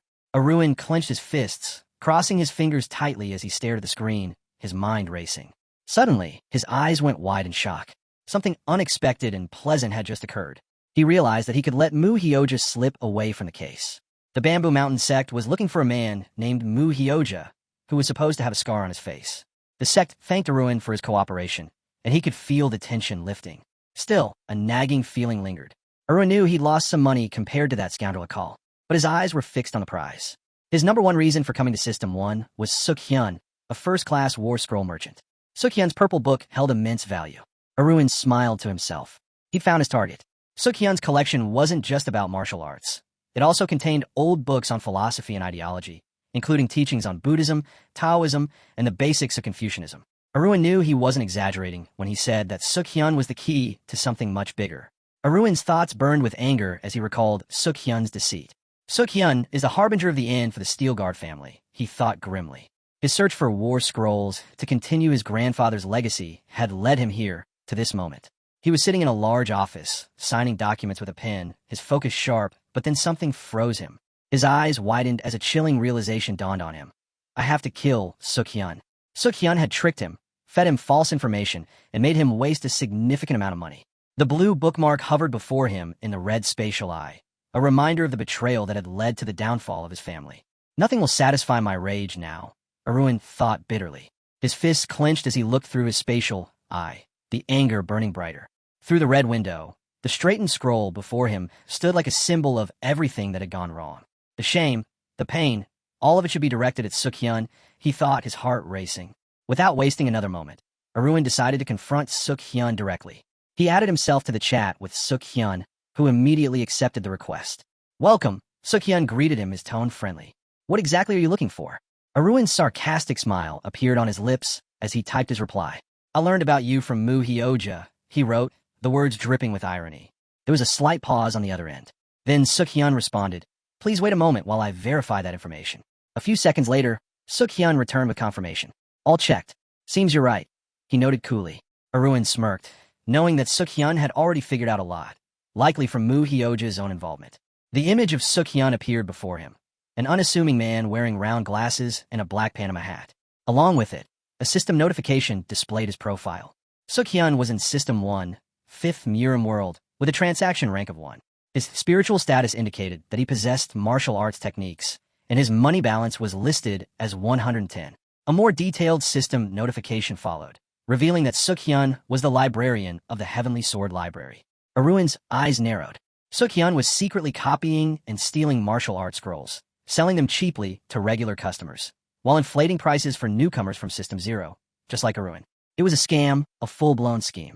The system also warned Aruin, "Be careful with this man. He has amassed a large fortune through these dealings, and spent very little of it. As if on cue, Sukyan sent several messages about Mu Hioja, uncomplaining about how Mu Hioja had fraudulently sold the 3-volume sword technique. It's unlikely anyone would buy that nonsense, Sukyan wrote, except maybe total idiots. Aruin couldn't help but smirk sarcastically. It seems Sukyan's a hypocrite, he thought as he closed his eyes and crossed his arms. He stood before the transparent red chat window, taking in Sukyan's words with amusement. Sukyan, on the other side of the screen, ran a hand through his hair, a look of discomfort crossing his face. People from the lower system often suffer because of me, he muttered, rolling his eyes. In Mu Hioja, he'll never get rid of his bad habits. Aruin grinned maliciously, the irritation in Sukyan's voice only fueling his resolve. He typed a message, leaning into the taunt. Will you cheat like Mu Hioja did? He asked, curious to see how Sukyan would respond. Sukyan's disdain was evident as he closed his eyes and looked through his glasses. It's rude to compare me to Mu Hioja, he said coolly. Don't go too far. Aruin bared his teeth, his smile turning sharp. Sukyan was trying to present himself as some sort of noble figure, but Aruin wasn't fooled. He was a scammer, just like the rest of them. With a feigned apology, Aruin replied, My bad. I was rude earlier, but can I take a look at the martial arts you have in your arsenal? Sukyan hesitated, but Aruin could tell that he was already assessing the situation. He knew Aruin was playing a game, but how much longer could he keep up the charade? Aruin's thoughts remained sharp as he scanned the screen. Sword techniques, huh? He thought, a hint of intrigue in his voice. Sukyan immediately perked up on the other side of the screen, placing his hand on his chest in mock sincerity. Ah, you're interested in sword techniques? Well, I just so happen to have something that might suit your needs. He then presented a book with a drawing of a flowering tree, plum blossoms, to be exact. The technique was described as releasing a sweet plum scent, the intensity of which would depend on the practitioner's skill level. Aruin's eyes widened slightly, recognizing that this technique could actually be quite useful. His curiosity piqued. He replied that he was satisfied with the option. What's the price of the book? He asked, knowing Sukyan was about to pull one of his usual tricks. A system notification popped up, showing the market price for the plum blossom technique was listed at 15 coins. However, Sukyan, ever the opportunist, suggested a price of 50 coins, claiming that he was offering a discount because it was Aruin's first purchase. He slashed 15 coins off the price, implying it was a special deal. Aruin's expression soured with displeasure. So it's just another scam, huh? He thought, glaring at the screen. He couldn't help but wonder if Sukyan was trying to sell him the worthless 3-volume technique that wasn't worth half a coin at all for a higher price. His suspicion was confirmed when Sukyan casually raised the price by an additional 20 coins. Sukyan waited for a response, clearly puzzled by the lack of immediate reaction from Aruin. Change your mind about buying? He asked, trying to keep his cool. Aruin frowned slightly, fighting the urge to respond immediately. It's time to teach this fraud a lesson, he thought, his expression turning more determined. I'll take the book for 35 coins, Aruin said, suppressing his irritation. Seems like a pretty good deal, doesn't it? Sukyan's malicious smile returned. He rubbed his hands together, convinced that his usual trick was working. He thought Aruin was just another fool, ripe for the picking. Sukyan, sensing that Aruin might be someone with a lot of coins, took the opportunity to probe. By the way, what are you doing with all these military techniques? You've got a lot of interest in them, don't you? Aruin's lips parted slightly, a quiet chuckle escaping him. He typed a reply, his words laced with mock sincerity. Oh, I'm just doing business, you know. Thought we'd be seeing more of each other in the future. Sukyan tilted his head forward and smiled sarcastically, showing just a hint of his teeth. Well, that's an interesting little tidbit. But you know, I have a friend who's also doing business, though he doesn't know the market prices very well or the real value of the techniques. Sukyan quipped, obviously enjoying the joke at Aruin's expense. He rubbed his hands again, clearly thinking he had made another sale. Aruin couldn't help but smile to himself. Sukyan's smarmy attitude only made him more determined to see this plan through. Let him think he's won. It'll be over soon enough. I'm always happy to have customers like you. Sukyan continued, clearly thinking Aruin was just another clueless buyer. Maybe we should become friends? Aruin considered it for a moment, then clicked on the friend request. Hook, line, and sinker. Sukyan had no idea what he was getting into. Aruin had everything set in motion.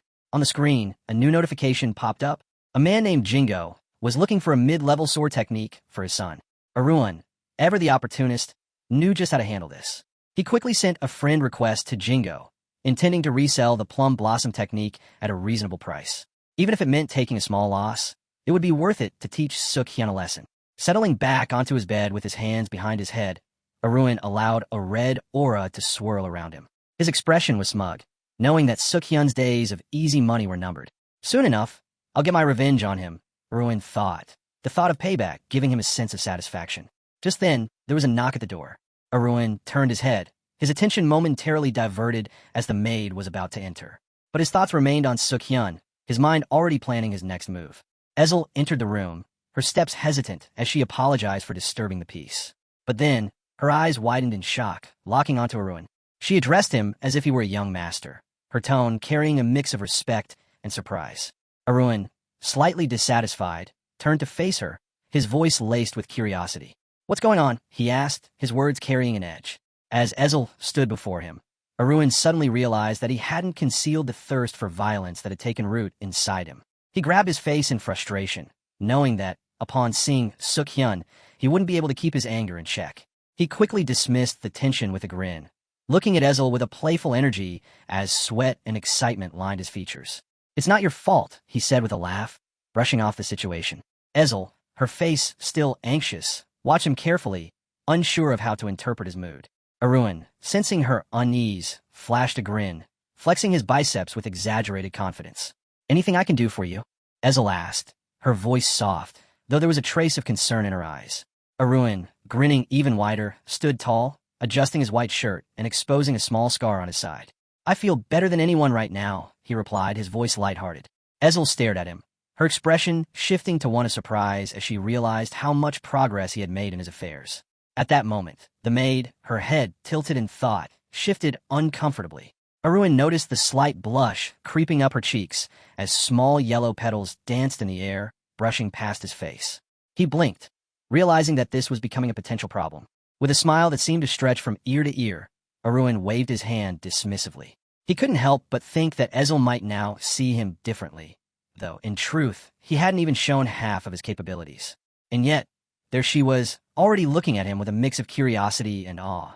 Ezel slowly turned to face him, her expression filled with uncertainty. Aruin broke into a wide, confident smile, his eyes closing as he spoke. "You can ask me anything," he said, his tone relaxed. Ezel raised an eyebrow, still worried. "You remember this morning, right? With your brother Kieran?"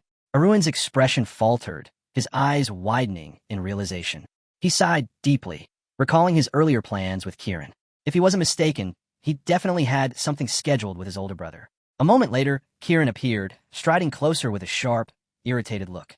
His brows were furrowed, and he was clearly in a mood. The training grounds were quiet in the early morning, and Aruin could see his older brother glaring at him from beneath his long bangs. "What brings you here?" Aruin asked, raising an eyebrow. Kieran, as always, considered himself too strong to train with the knights, preferring to train alone. He was always distant, even if it meant hitting around corners and practicing by himself. Kieran's eyes flickered with irritation as he asked, "When did this happen?" Aruin couldn't help but mock him. "Everyone knows by now. You never show up at the training grounds.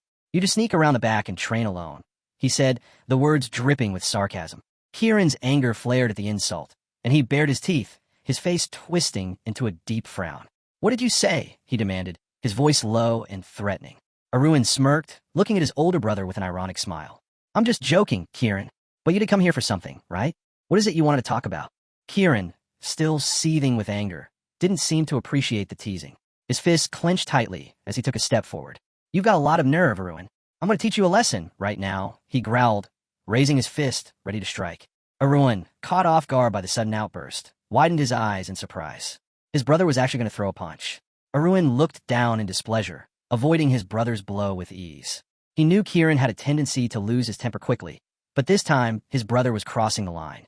Kieran, frustrated by the sarcastic remark, swung his arms wildly, determined to take revenge for the offense. Aruin bent slightly, glaring at his older brother from under his brows, confused by the intensity of his brother's anger. Kieran turned away, still fuming, and grumbled that his younger brother had brought it upon himself. With a growl, he swung his fist toward Aruin's face. The air seemed to hum with energy as his punch approached, glowing with the bursts of aura that radiated from his fist. But Aruin wasn't fazed. He expected this. As the two fists collided in midair, Kieran's expression shifted from anger to shock. His blow landed with force, sending Aruin stumbling back, but not without resistance. Aruin, despite his surprise, managed to stay on his feet, his body bending slightly from the impact. Sweat trickled down Kieran's face as he processed what just happened. His younger brother was much stronger than he remembered, especially considering Aruin was once only a fifth-class knight. Kieran's hand shot up to his chest, and with a crackle, bolts of lightning erupted from his sleeve. His eyes narrowed with frustration as he realized he had let his guard down. He turned to Aruin, glaring fiercely. "You've got some nerve," he muttered, "but now I won't hold back." The yellow aura swirling around Kieran's hand glowed brighter, signaling the use of a refined aura technique, a power that marked the difference between second-class knights and others. Aruin stared at his brother's glowing hand, his eyes wide with astonishment. He hadn't expected Kieran to pull out something so serious. This wasn't just any attack. It was a move meant to teach Aruin a lesson, to remind him of his place. But Aruin wasn't so easily intimidated. He quickly realized that, as a fifth-class knight, he was still too restricted to unleash his full power. His brows furrowed as he glared at Kieran, his mind racing. His brother had clearly crossed a line now. Kieran, noticing Aruin's hesitation, frowned and emitted an even brighter aura, his eyes flashing with determination. "I'm going to show you exactly what it means to be a true knight," he said, taking a step forward and preparing to charge. The ground beneath his feet seemed to crackle with energy as he lunged at his younger brother, intent on landing a decisive blow. Aruin sighed, preparing for the impact. He knew this would escalate into a full-blown duel. Raising his hands in defense, he steeled himself. The brothers' silhouettes collided in a blur of motion, their auras meeting with an explosive crash that sent shockwaves through the air. Aruin's fist landed with such force that it shattered the stone beneath him, sending debris flying. Kieran's eyes went wide in disbelief as he struggled to comprehend what had just happened. He was stronger than Aruin, and yet his younger brother had resisted him so effortlessly. His feet slid back, and a wave of shock overtook him. How could Aruin have gotten this strong? Kieran raised his arms, a look of horror spreading across his face. "How are you? How could you be this strong?" he muttered, completely stunned by the turn of events. His foot hit the ground, and in the next instant, the earth trembled beneath the force of his landing. A small cloud of dust rose from the impact, and Kieran stumbled backward, finally collapsing to the ground. The dust settled around him, leaving Kieran lying on the ground, still in shock. Aruin, looking down at his brother with a careful gaze, measured his reaction. His brother lay there, breathing heavily, eyes wide with disbelief. Kieran slowly raised his head, his expression shifting from shock to resentment. "How did you become so strong?" he asked, his voice thick with disbelief, a mix of awe and frustration. Aruin simply looked down at him, a smirk playing on his lips. "Guess I'm not the weak little brother you thought I was." Aruin grinned maliciously, his expression one of satisfaction. He stood up, giving a slight bow to his brother, acknowledging the thrashing he had just received. Despite the fight, he noted that the relationship between him and Kieran wasn't the best, but added that Kieran had definitely gone too far this time. Kieran, though shaken, found the strength to get back up on one knee, his hand pressed against the ground. His thoughts drifted to the secret vault, the same one Aruin had accessed. Aruin raised an eyebrow, surprised by his brother's persistence. He casually asked if Kieran was upset because of the vault, noting that even if Kieran hadn't been in the internal section, he should have had access to the external one. Kieran glared at his brother, his brows furrowed in confusion. He didn't understand what Aruin meant by external storage. Aruin, sensing his brother's confusion, casually explained that only their father and he himself had been in the vault. This revelation took Aruin by surprise. He hadn't known that it was just the two of them. Not even Kieran had been allowed access. The truth hit Aruin like a wave. He knew that their father likely hadn't even known about the spatial book of transactions. He couldn't even use it. Aruin's mind began to race, thinking back to his past life. He recalled the dark silhouette of a man studying the blue book and wondered how likely it was that someone else could use it. But Aruin had never been inside the internal storage, so there were only two possibilities left. Either the book was hidden there, or it didn't exist at all. Meanwhile, Ezel had been watching Aruin closely. She noticed how he was deep in thought, his hand on his chin, and couldn't help but wonder what was troubling him. Ezel, trying to understand the cause of his confusion, asked him gently. In response, Aruin just grinned maliciously and closed his eyes, his expression playful. He brushed off the situation, claiming that nothing had happened between him and Kieran. He had only asked Kieran to show him the aura. Ezel, still unsure of Aruin's well-being, grew concerned. She quickly asked if he was injured, offering her help and care. A blush crept across her face as she imagined him in a towel, naked, her thoughts lingering on how he had grown into an adult and how he might not appreciate such intimate care. Aruin, noticing her concern, closed his eyes and smiled, appreciating the gesture. He reassured her, telling her that he was fine and thanking her for her worry. He added that luck had been on his side. Kieran, standing nearby, clenched his teeth slightly but managed to break into a smile. He was glad that things hadn't escalated too much, though he knew his brother would need time to cool down. He told Ezel not to worry about him and gave her permission to rest. Ezel bowed her head in submission, promising that she would take care of everything. As she left, Aruin's mind shifted to his next challenge. Now, he needed to figure out how to get into the internal storage before heading to the academy. Time was running out, and he couldn't afford to delay. He steeled himself for what was ahead, knowing that getting access to that storage would be no easy task. Aruin's eyes widened in sudden realization as a wave of urgency hit him. The moment he had been waiting for was almost upon him. He knew it was time to use the same people he had planned to rely on, and it couldn't wait any longer. Meanwhile, in Kieran's room, frustration boiled over. He was seething with anger, his teeth gritted tightly as he replayed the incident with his brother. The humiliation of losing to Aruin had him seething in disbelief. Kieran sat at the table, his arms crossed, trying to calm the storm inside him. Opposite him stood Darren Steelguard, a girl with fiery red hair, who mirrored his stance, arms folded in disapproval. Kieran's rage was palpable as he slammed his fist onto the table. He angrily argued that Aruin must have been hiding something up his sleeves, pretending to be weak when in reality he was far more cunning. Darren looked at him, her displeasure clear.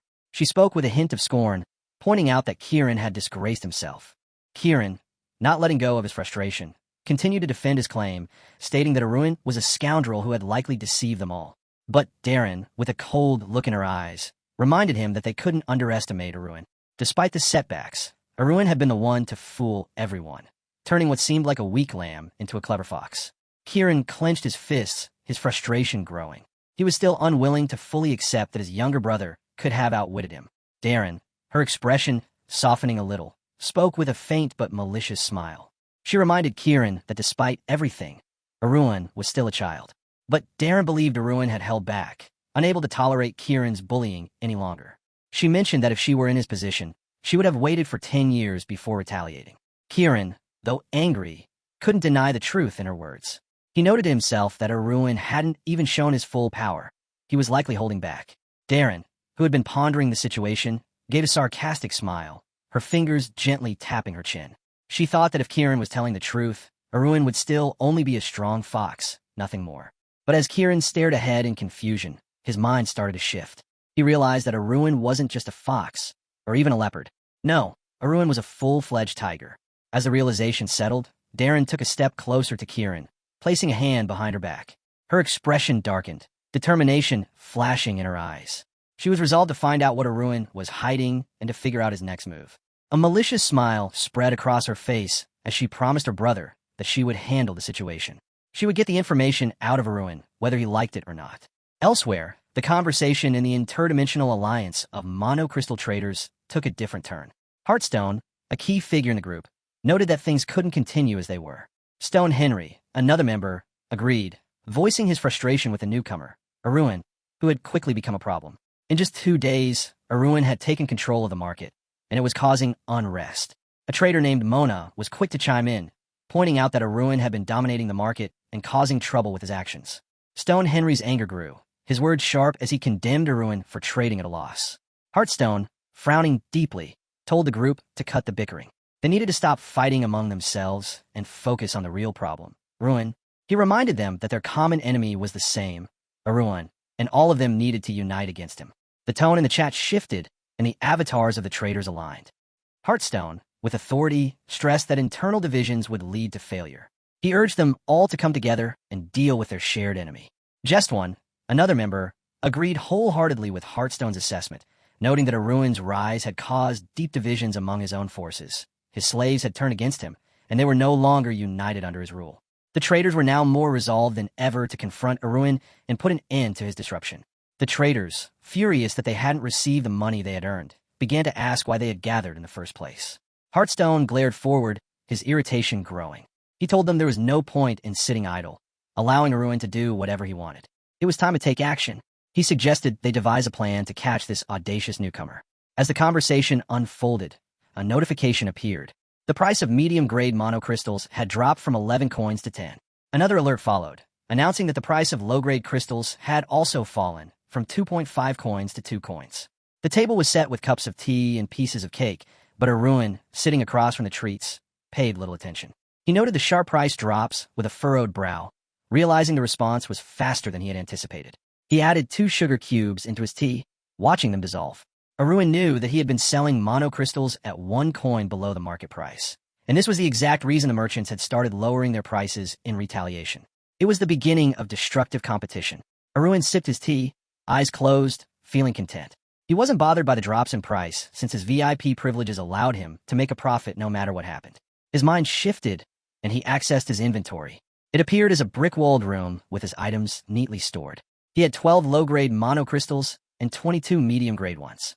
The inventory had a level 1 notification with 32 spaces available out of 1,000. The door to his damp, basement-like inventory opened in his mind, and he realized he should focus on increasing the level of his storage. Glancing at the yellow spatial cube on the table, he considered how he could manage his resources better. He had 1.2 coins and briefly thought about selling medium-grade stones at a lower price. However, he quickly realized that dropping the price below 2 coins would result in a loss, so he decided to stop selling for now. Aruin lifted his teacup, looking out thoughtfully.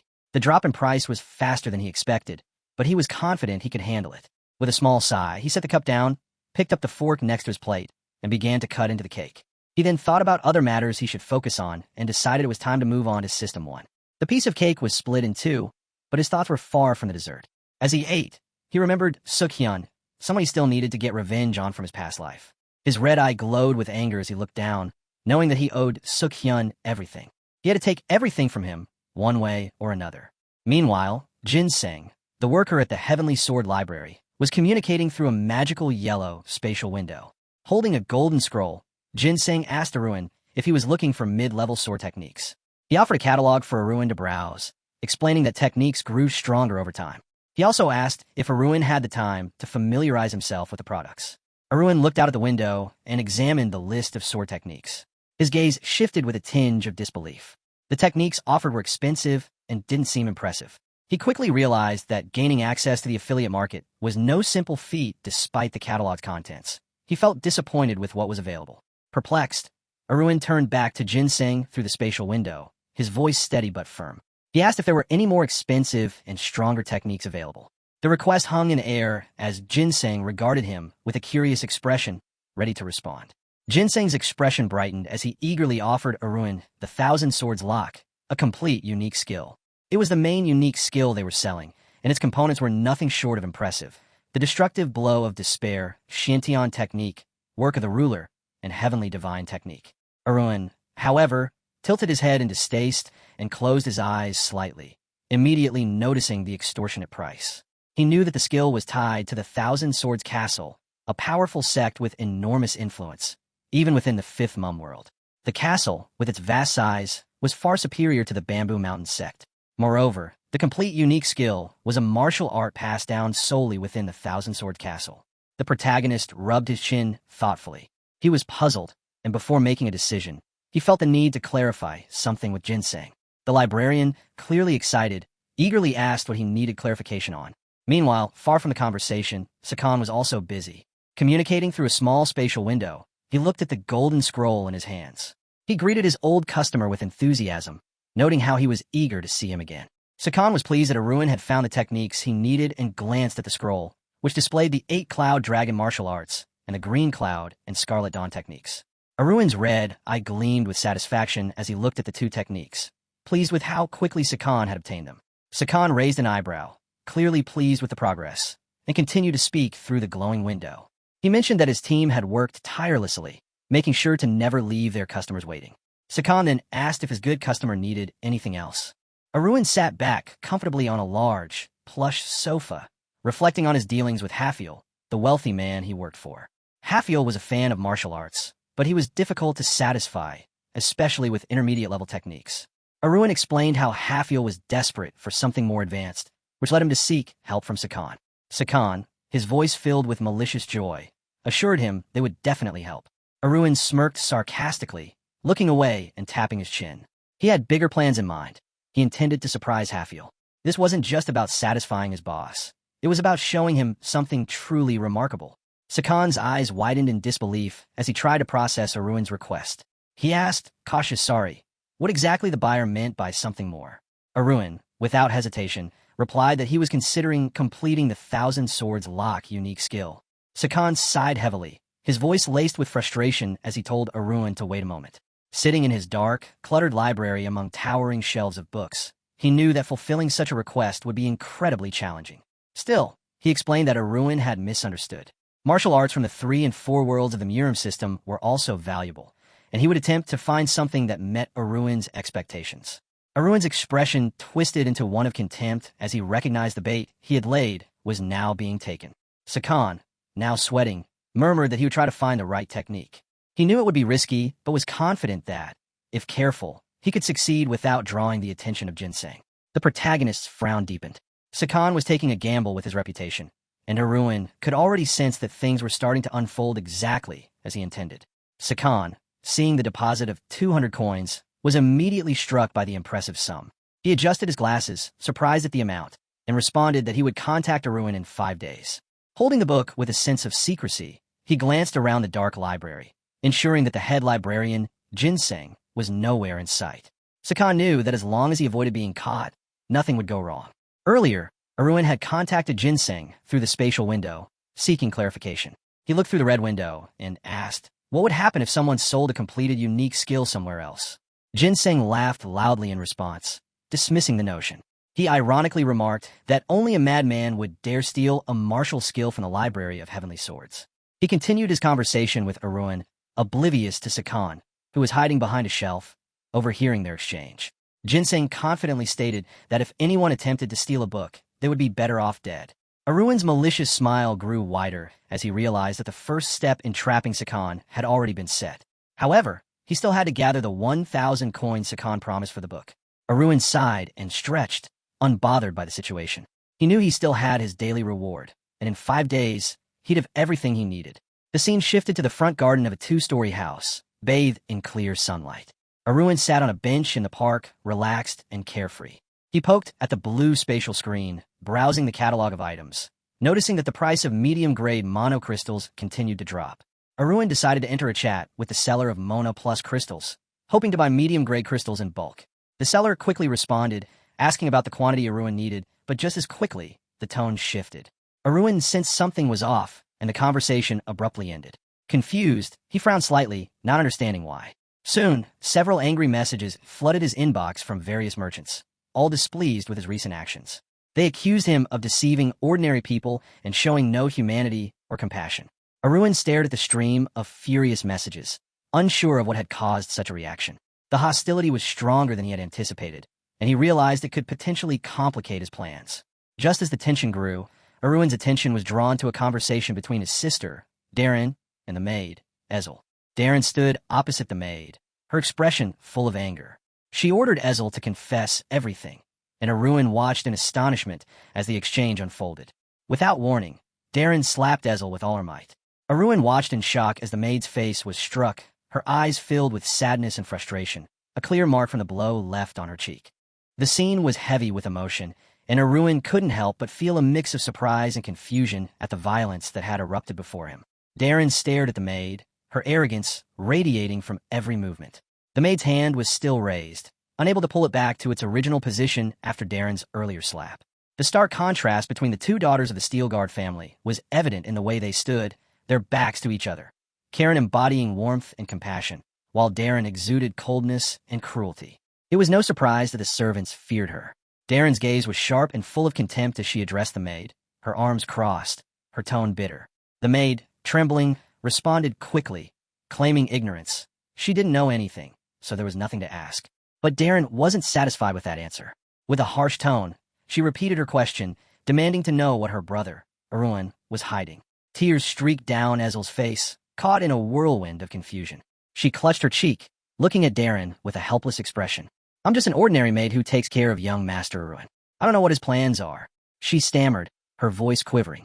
Darren's patience snapped, and she swung her hand at Ezel again, ready to strike. But before the blow could land, Ezel raised her hands in defense, bracing for impact. Suddenly, a voice interrupted. Aruin stepped into the clearing. His presence stopped both Darren and the maid in their tracks, their attention shifting to him. Aruin walked confidently toward them, his eyes locking with Darren's. Step away from Ezel, he ordered firmly. Darren's lips curled into a mocking grin as she shot a look of disdain toward her brother. Ah, dear little brother, what brings you here? She teased, her voice dripping with sarcasm. Aruin narrowed his gaze but held his composure, a hint of tension in his posture. He studied Darren for a moment, his eyes flicking to Ezel and then back to his sister. "I'm curious," he said, his tone laced with irony. "What exactly are you trying to do with my maid?" Darren's eyes narrowed as she turned her attention back to Ezel. With a sneer, she remarked, "You're trying to protect her? Since when did you care so much about a servant?" Her words were venomous, but Aruin didn't flinch. He stared back at her coldly, his voice unwavering. "Leave her alone." The arrogance in Darren's gaze deepened, and she smirked as she tilted her head. "Don't interfere," she shot back. "I'm only teaching her how to do her job correctly. You should be grateful for that." She raised her hand again, this time to strike Ezel more forcefully. "I'm doing you a favor," she sneered. The maid, wide-eyed and terrified, braced herself for the hit, squeezing her eyes shut. The sound of Darren's hand moving toward her face filled the air, but suddenly, freeze, her hand stopped mid-air. Ezel opened her eyes in confusion, anxiety flooding her expression. Aruin had grabbed his sister's hand, halting the blow before it could land. His eyes locked with Darren's, and his voice was cold. "If you have any issues with my maid, talk to me directly." Darren's face twisted in frustration, but Aruin's grip on her hand remained firm. He didn't let go. "You dare touch me?" she spat, her voice full of disgust. "Let go," she demanded, trying to pull away. But Aruin's hold was unyielding, his gaze sharp and filled with warning. "I told you to leave her alone," he said, his voice ice-cold. With a frustrated growl, Darren yanked her arm away from her brother's grip and stumbled back, leaning against a tree. Her eyes burned with anger as she glared at him, sitting down with a huff, seething with fury. Aruin stood tall, his presence unshaken, as he made sure to protect his maid, no matter the cost. Darren couldn't comprehend what was happening. Her brother's actions had crossed a line. With a mixture of anger and disbelief, she glared at him, demanding to know whether the maid, Ezel, meant something to him. Aruin met his sister's gaze with a cold, arrogant expression.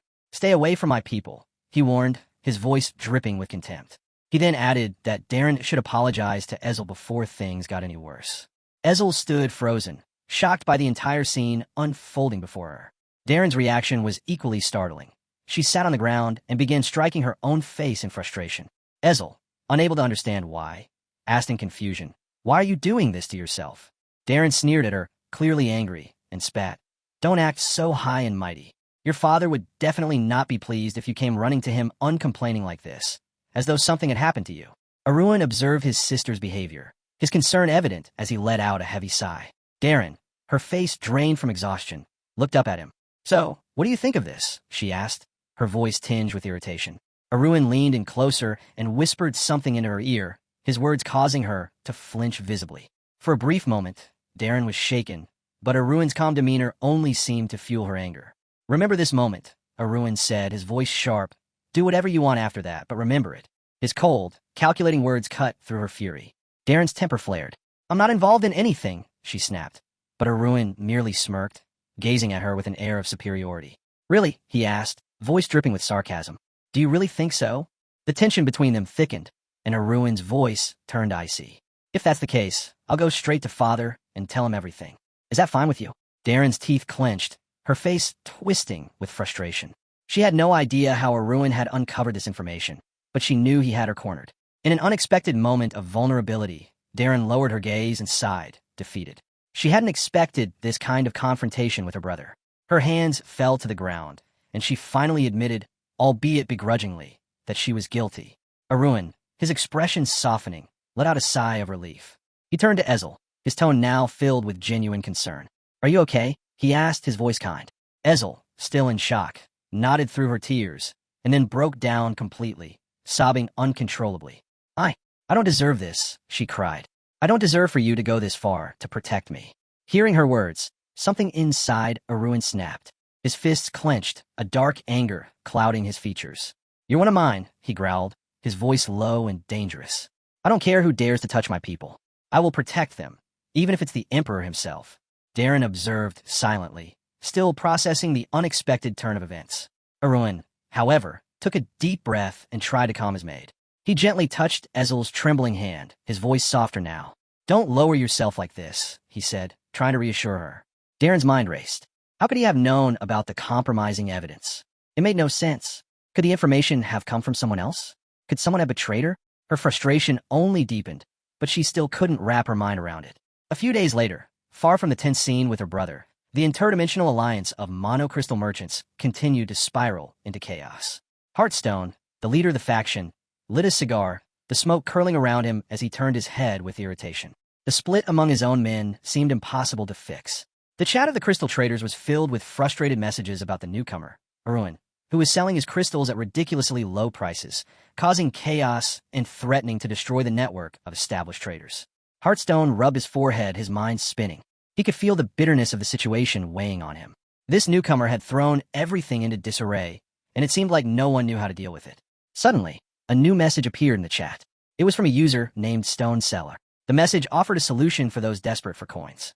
Hearthstone, curious, stared at it intently.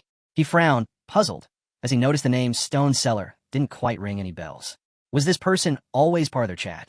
A notification popped up, revealing that Stone Seller had a level 1 transaction rank and was listed as an expert merchant. Hearthstone's eyes widened in recognition. The name seemed oddly familiar, and the expertise level indicated vast experience. But what really stood out was the message. Having 10 coins now would be more valuable than having 100 in the future. As Hearthstone pondered the meaning, he took a slow drag from his pipe, realizing the Stone Seller's words hit home. This person was no fool. They knew the game. Hearthstone murmured to himself that he, too, sometimes made quick trades when desperate for coins. The Stone Seller, in his typical black silhouette, shot a knowing glance ahead, his demeanor one of quiet contempt. He understood that because of suppliers like Aruin, there were no longer any clear rules, and that could only lead to disaster. Hearthstone looked up at the blue spatial window and scanned through the chat. The Stone Seller's message appeared again. Choose 2 options. First, buy everything before anyone else does. Hearthstone frowned sharply, realizing the impossible nature of this choice. What's the second option? He asked. With a wicked grin, the Stone Seller replied, lower the price of Mona crystals even further. Hearthstone's eyes widened in horror as he realized what that meant. The Merchant Alliance began slashing the prices of their crystals, and within moments, the crystals were gone. The general chat erupted in panic, buyers scrambling to gather money to purchase everything at the lowered price. Meanwhile, Aruin lay in his bed, a subtle smile crossing his face as he glanced at the notifications popping up before him. Through his magical red eye, he saw the price of medium-grade Mona crystals fall from 6 coins to just 5.5. Yawning, Aruin covered himself with a hand, thinking to himself that a war for the lowest price was now inevitable. Demand was soaring, and he was about to get busier than ever. Back in Hearthstone's world, rage boiled inside him. He clenched his fists, his mind racing. He had expected that dropping the price of the crystals would yield some positive results, but he wasn't feeling any relief. EXP Lazkin, he demanded to the Stone Seller. This price drop should have worked. Why isn't anything changing? The Stone Seller, unfazed, sarcastically replied, I don't remember saying anything about good results, did I? I said that if you wanted to stop someone from buying crystals, you need to lower the price. Well, now you're seeing what happens. Hearthstone, sweating, grabbed his head in frustration. He glared at the blue spatial window, feeling the weight of defeat pressing down on him. He knew the truth. Nothing had changed. The newcomer, Aruin, was still selling at his ridiculous prices, unaffected by their strategies. He realized, with a sinking feeling, that the Stone Seller's words had now become irrelevant. The newcomer's tactics were proving too effective. The Stone Seller, ever calm, spoke again, this time with a hint of finality. Think what you want of me, but you're the ones who will let the newcomer win. If that happens, well, your whole gang of crystal traders will be irrelevant. Hearthstone's anger flared. His fist clenched tight, and he raised one in the air, a spark of determination flashing in his eyes. This wasn't over. Not yet. Fuming with rage, he screamed, insisting they would never lose to that guy. The Stone Seller gritted his teeth as he heard this, a surge of frustration rippling through him. The black silhouette of the Stone Seller smirked coldly, confident that he had a secret plan to handle this arrogant newcomer. Meanwhile, the mysterious Stone Seller continued his quiet conversation with the Overlord, fully convinced that his grip on the situation was slipping away. The gray-haired man, confused, couldn't make sense of it. This newcomer wasn't even showing the slightest sign of weakness. As they continued to exchange messages, the Stone Seller recalled the sequence of moves, the folding of 1 coin, followed by 2, each more daring than the last. Frustration boiled over when he saw a message about the newbie matching their prices, and the gray-haired man thoughtfully rubbed his chin. His contact then dropped a bombshell. The Overlord was probably running out of options. The gray-haired man couldn't understand how they could know that. Wasn't the newcomer the type to keep his cards hidden until the last moment? As he scanned through the messages, a puzzled look crossed his face. Why was the newcomer suddenly losing money? The unknown seller smiled knowingly as he typed that the overlord was most likely plotting to dominate the entire market for monocrystals. The gray-haired man exhaled sharply, dismissing the idea as impossible. After all, there were limits to sales. But the reply he received made him pause. The mysterious man suggested that the newcomer might hire assistants to sell for him or even form an alliance to bypass those sales limits. Suddenly, the gray-haired man sat up straighter, a flicker of realization crossing his mind. The unknown seller had just explained exactly how he had taken control of the market in a similar manner by increasing the number of sellers under his command. This expanded influence allowed him to dictate prices with ease.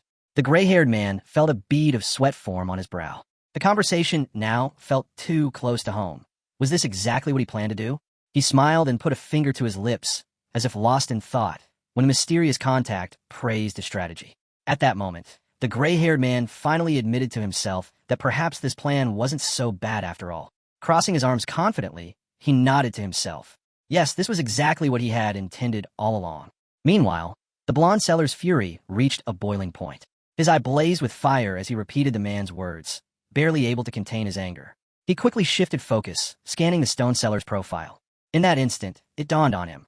The man had just wanted to be called boss.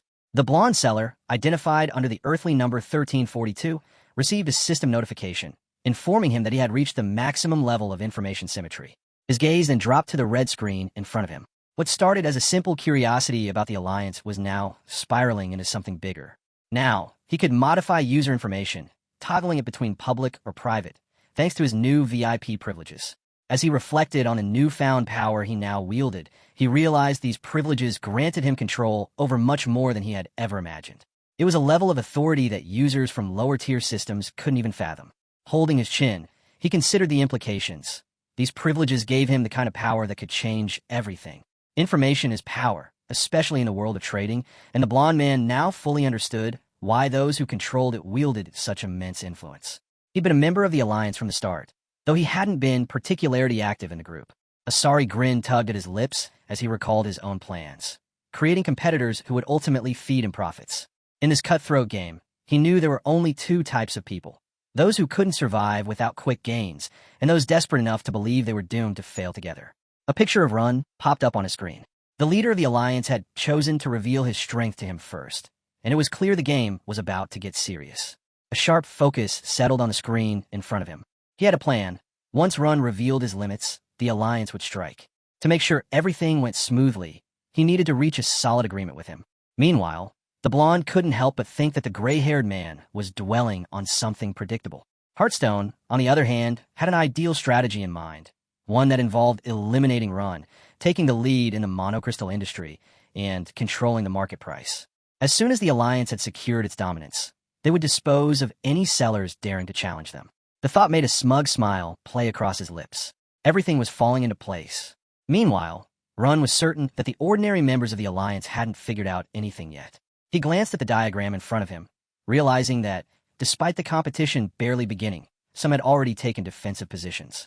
A man, sitting with arms crossed, surrounded by a pile of monocrystals, knew that people were already plotting to use a third party to seize all the crystals for themselves. The blonde placed a hand thoughtfully on his face. He knew now wasn't the time to act. He would hold onto the crystals and sell them at a higher price when a moment was right. The plan was simple: relax and wait for the opportune moment. Meanwhile, in her room, Darren sat hunched over the table, feeling a heavy weight in her mind. How had Aruin found out everything? The image of him drawing closer to her, naming the exact company she was involved with, replayed in her mind. Just as she was spiraling in confusion, a knock at the door interrupted her thoughts. "Who is it?" she called out, her voice sharp as she had asked not to be disturbed. But when she opened the door, her heart skipped a beat. Standing there was Aruin, the blonde man, his eyes gleaming with a sense of purpose. "What do you want?" she demanded, trying to mask her shock with anger. Aruin's eyes glinted as he casually invited himself into her room, his smile unfazed. "I think it's time we talk about the Damien Company," he said, his voice smooth, yet with an undeniable edge. Darren's face twisted in distaste, but she couldn't refuse. With a sigh, she stepped aside, inviting him in. Aruin wasted no time.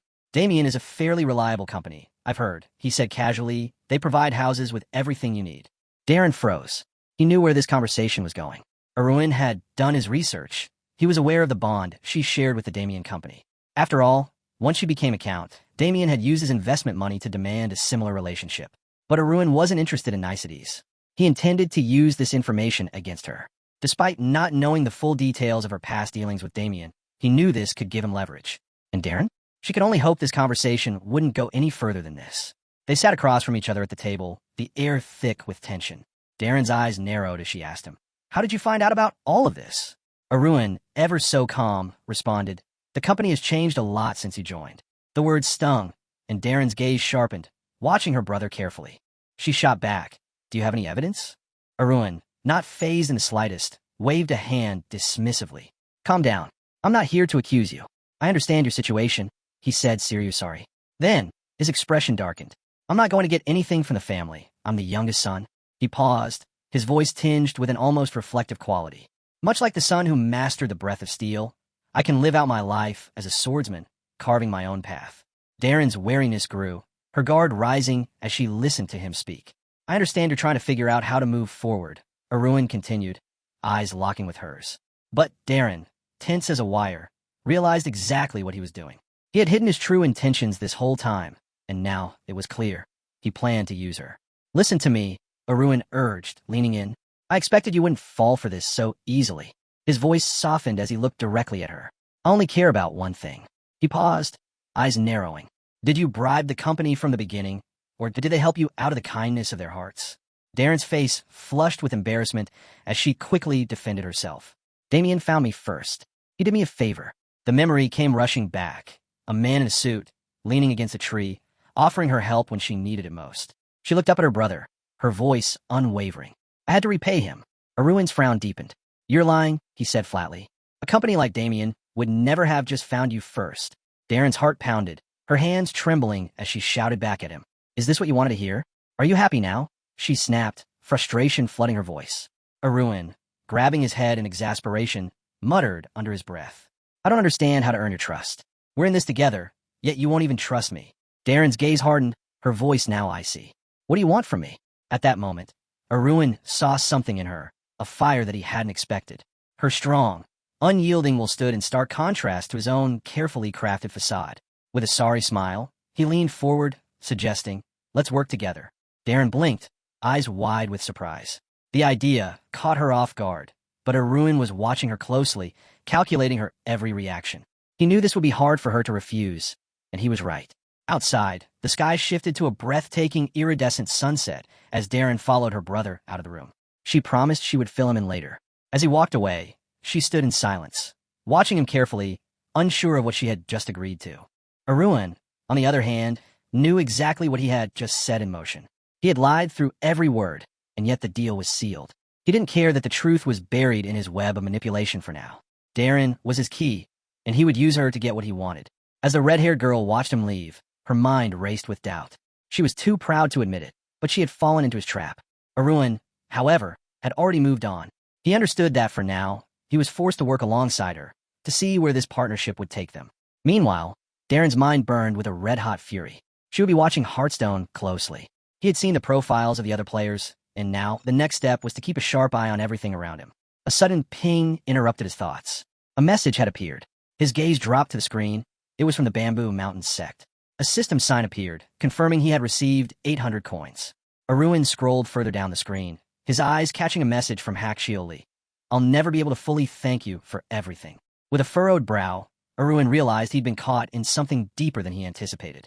In the decorated box that accompanied the message was a bamboo life tablet, a gift from Hakshioli. What did this mean? Aruin's mind raced as he tried to piece together the larger picture.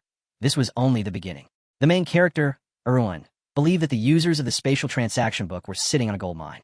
As he watched Hearthstone's price drop by 4 coins, a faint halo appeared around his head, signaling his growing realization. He was convinced this price reduction was a direct result of the ongoing bloody war between him and the Alliance.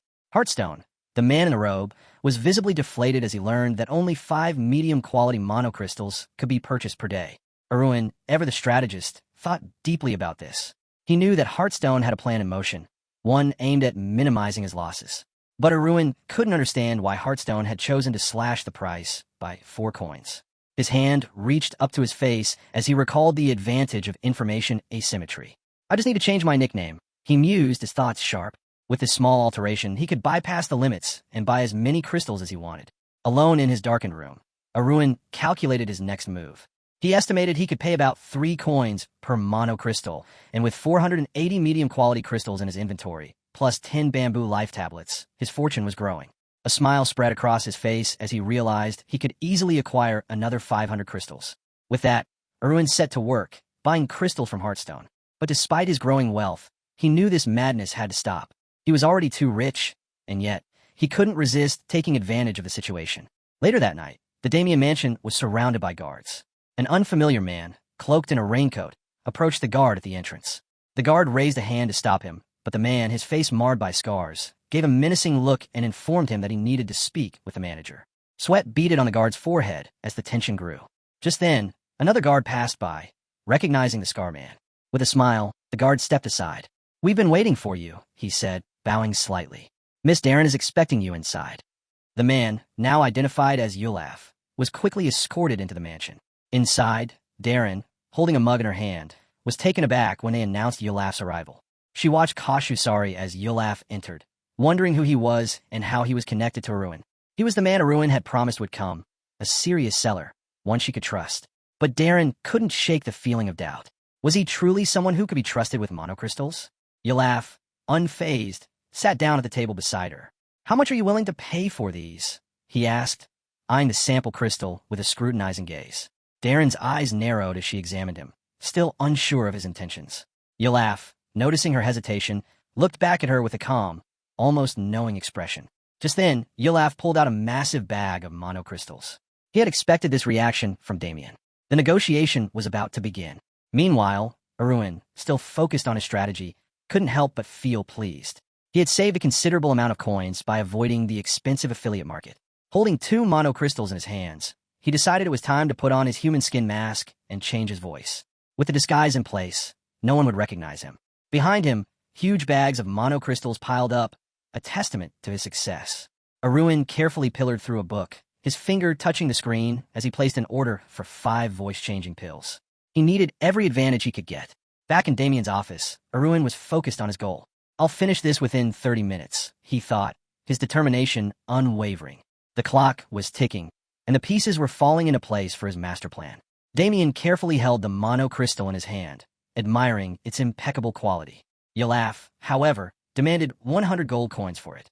Damien hesitated, feeling the price was too steep. "I can offer you 90 gold, he said, trying to bargain. "No other company would give you more than that."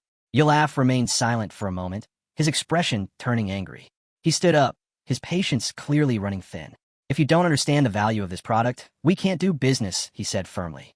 As he placed a cloak over Darren's shoulders, his tone grew sharper. "I thought we were having a serious discussion. You claim to trade with nobles, yet you don't seem to know quality when you see it." Darren, however, caught Aruin's subtle hint and responded coolly. "Perhaps you should speak with another company." Yulaf froze, his expression darkening.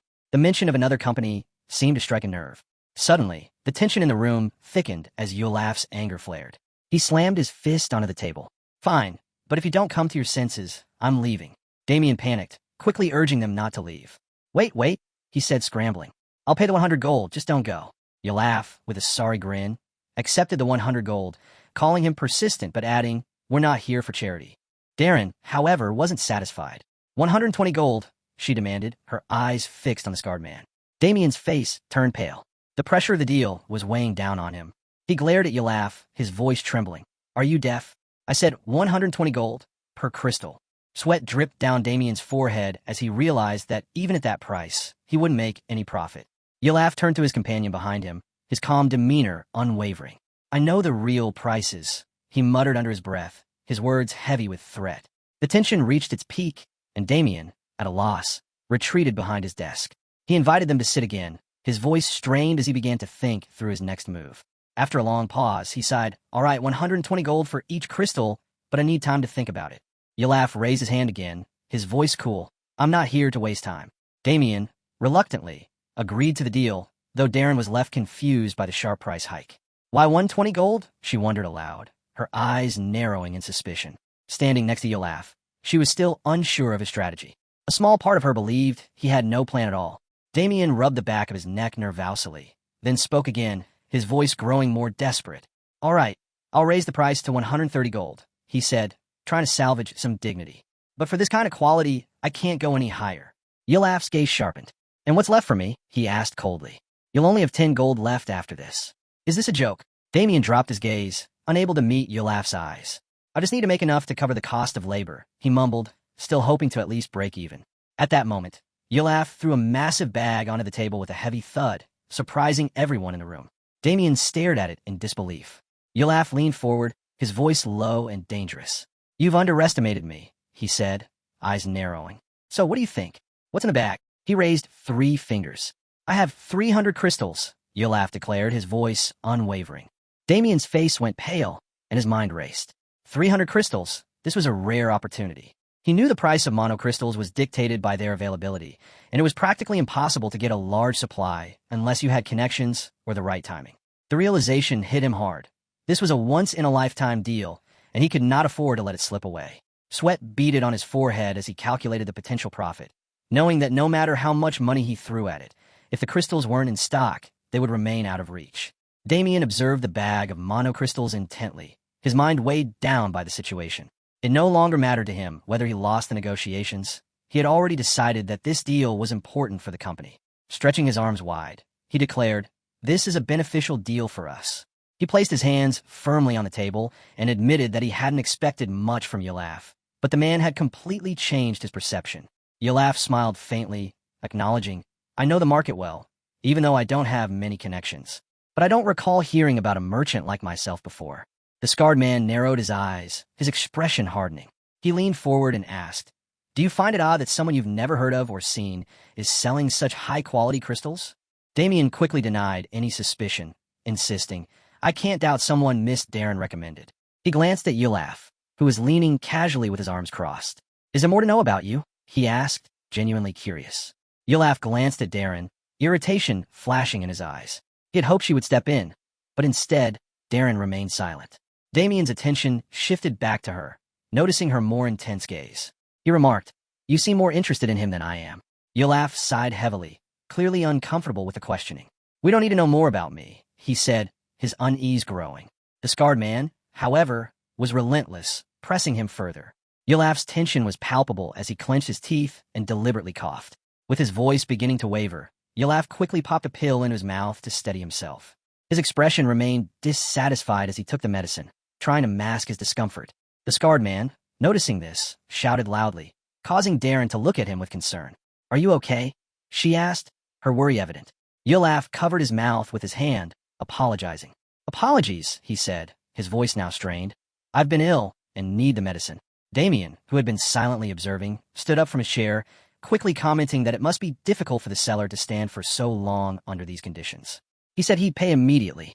Yulaf exhaled a breath of relief, glad to avoid any more difficult questions. He was able to slip by without revealing anything more. Darren watched him closely, still trying to understand his true intentions. As they left the mansion, Darren looked over at Yulaf, her tone softening. "I'm glad we're finally alone," she said, but there was something in her voice that suggested she was still uneasy. Yulaf followed her, though he was now visibly uncomfortable. Darren, speaking as though the deal had been a success, remarked, "You acted like we were together because of this deal. But how do you know my younger brother?" Yulaf gave a curt reply. "It's none of your business." But Darren wasn't satisfied, and she looked at him, sorry. "I deserve to know," she insisted. Yulaf, lowering his head slightly, asked, "Do you think Damien is just some corner store owner? Why do you think he acquired monocrystals of unknown origin?"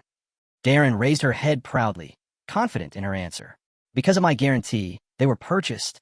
Yulaf looked at her, mouth agape, clearly confused by her unwavering confidence. She turned her gaze to the scarred man, now asking him directly, "You're not telling me everything, are you? What are you hiding?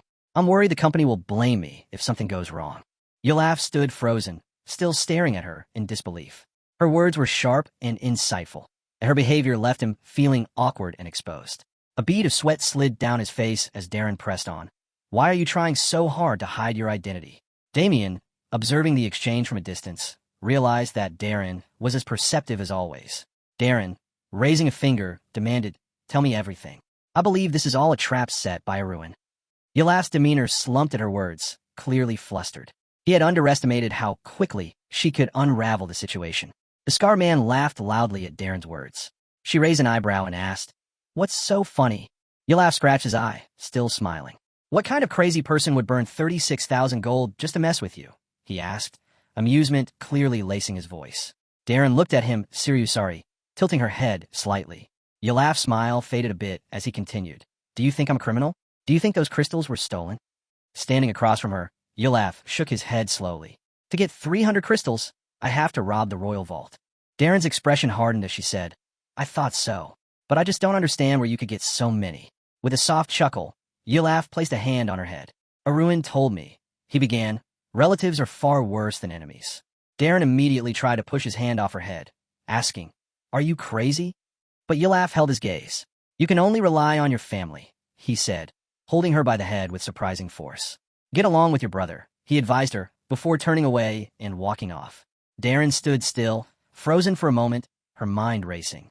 "Wait in the carriage," Yulaf called over his shoulder. She continued to stare at him, confused, as he walked off. She adjusted her hair, still processing everything that had just happened. The night had fallen over the mansion, and the windows glowed brightly, casting light into the darkened yard. Inside, Gon lay on his bed, his hands tucked behind his head, staring at the red, glowing system window before him. His thoughts wandered, reflecting on the recent events. He had learned that Damien's company offered 120 gold for medium-grade monocrystals. In coin terms, that was 12 gold per crystal. He began rummaging through his portable storage, reading through the contents. He had 10 bamboo life tablets, 690 medium-grade monocrystals, 2 voice change tablets, 620 kilograms of gold, and a skin mask. His left eye glowed a faint red as he smiled to himself, mentally calculating his profits. Buying the crystals for 3 gold and selling them for 12. Even without considering Darren's 1% share, I'm going to make a lot of money. Gon recalled how, disguised as Yulaf, he had patted Darren's head and told her, "The only ones you can truly rely on are your family." He thought about his words and how Darren should take his advice, trying to get along with her brother before it was too late. Lying back, he exhaled deeply, his thoughts drifting. "I have to keep pretending to be Yulaf," he muttered to himself. "She'll never know my true motives." His mind wandered, and he saw images of arrogant Kieran and Darren, their faces appearing in his head. "At least my current life is different from the last," he thought to himself. "I'm not putting up with childish antics from my siblings anymore." Gon didn't hold any hatred toward them. His gaze drifted back to the red system window, and his thoughts shifted. "I'm getting closer," he said with a grin. An image flashed before his mind. 2 stacks of mementa. One golden, the other dark, with a square hole in the center. Gon thought back to Aruin's explanation about currency. On the continent of Jan, gold mementa were the primary currency, while in the world of Murim, they used gold pieces. Aruin had even described a mountain of gold coins and bars, stating that gold was a rare metal often used as currency. Suddenly, 2 notifications popped up on his screen. Gold limits were being applied to his account. Sitting on the sofa, Gon pointed at the red system window. "I lost a lot of gold last night," he muttered to himself. "That means my account should have 27,525 left." Grinning to himself, he clasped his hands together, pleased with the outcome. At that moment, another notification appeared, an unread message request from user San. Gon's eyes lit up, and he mentally cheered. His finger hovered over the screen as he prepared to accept the request. But then, he hesitated. He thought, not enough time has passed. If I accept too quickly, I'll seem desperate. Lowering his hand to his knee, he sighed. He needed to act naturally. Squinting his eyes, he began to count down from 3 to 1, slowly pressing his finger against the screen to accept the request. The conversation started almost immediately. Sukyan, on the other end, thanked Gon for his patience. "It's always better to show up on time," Sukyan said with a smile, adjusting his glasses. "Trust is the key to business." Gon lowered his gaze, feeling somewhat deflated. He waved his hand dismissively, then explained, "I had to work hard to obtain the secret art of the poisonous sect in the Heavenly Sword Castle." As soon as I mentioned poison and the poisonous sect, everyone left the chat, he added with a grimace, his irritation clear. The merchant's reply came almost immediately. Even with his connections, it wouldn't be easy to obtain such an item. Gon frowned, feeling a sense of doubt creeping in. What kind of connections is he talking about, he thought. What kind of connections do you need if all you're doing is copying books from the library? He began to feel a growing sense of suspicion. This doesn't feel right, he mused. I'm being deceived. The blonde propped his chin on his hand, a malicious smile creeping across his face as he fought to suppress his gratitude. He asked, "Did you get it done?" Sukyan replied with confidence, "I'll show you everything now." A notification popped up, and Gon read the description of the book Cultivation of Chaos. As he imagined the dark, imposing figure of a fighter in his mind, he learned that unlike the celestial cultivation technique, which everyone at the heavenly sword castle could master, only a select few could practice the chaos cultivation technique. He read further, discovering that this technique not only contained the laws of nature, but also the laws of the universe. Leaning back in his seat, Gon smiled contentedly. Judging by the description, I've gotten the right book, he thought, closing his eyes in satisfaction. Hale will definitely be pleased. Meanwhile, Sukyan was gesturing wildly with his hands, demanding something in return. The blonde raised an eyebrow in surprise and asked, "What do you want me to give you?" Sukyan's expression shifted, and he sent a message, stating that he would be completely honest with him. The amount of 2,500 coins still doesn't correspond to the value of the chaos cultivation, he wrote. Gon read the message, and Sukyan continued with a smug expression on his face, saying that in official stores, the book would cost 2,000 coins at a premium, and it couldn't be resold. He emphasized that the value of the chaos cultivation technique far exceeded that of the heavenly cultivation technique. Gon's eyes narrowed as he read further. The market price of the book was approximately 5,000 coins. He thought, finally it begins. The blonde crossed his arms and smiled grimly, mentally noting, this merchant creates worry in his customers, only to sell the goods at an inflated price. He couldn't help but think back to his previous life, where he'd been on the receiving end of this trick countless times. Sukyan then added that he was, apparently, in a difficult situation. Gon ran his hands through his hair, sinking into the chair, and replied that if he didn't become an expert soon, he'd get caught. He asked, "Can you help me?" Sukyan's grin widened, his eyes gleaming. "Of course. Human life always comes first," he said, his voice dripping with satisfaction. "You can trust me. I'll provide everything you need to become an expert." Gon's eyes widened in surprise. He had not expected this offer. "Is that true?" he asked, almost incredulously. Sukyan, his smile turning predatory, pulled the strings of the deal. "Our meeting must have been destined," he said, leaning forward. "I can't bear big losses, but I can offer better prices." Gon felt like a puppet with strings attached, trapped in this deal. He listened as Sukyan continued, promising that Gon could ask anything and that he would answer all his questions. Sukyan's tone was almost patronizing as he thanked Gon from the bottom of his heart, and Gon pursed his lips, grimacing. "This is the dumbest thing I've ever done in my life," he thought, coming to his senses. He sighed heavily, then asked, "How much do you want?" Sukyan adjusted his glasses, his smile smug and self-assured. "For 1,000 coins," he replied smoothly. "But I'll give you a discount of 1,000 coins." Gon leaned back on the sofa, grinning despite himself. He closed his eyes as he read the message on his screen. This is a good offer, he thought. I'm 1,000 coins short, but with the excess I'll get and the price subsidy, I'll be able to cover the rest without issue. He opened his mouth wide and waved his hand dismissively, saying that in this case, he owed him 3,800 coins since the last time he had given him 200. Upon hearing this, the merchant's smile grew slightly as he began waving his hands in protest. "That's not the case," he insisted, adding that this seemed to be the user's first major transaction in the system. Pursing his lips, Gon struggled to contain his rising anger.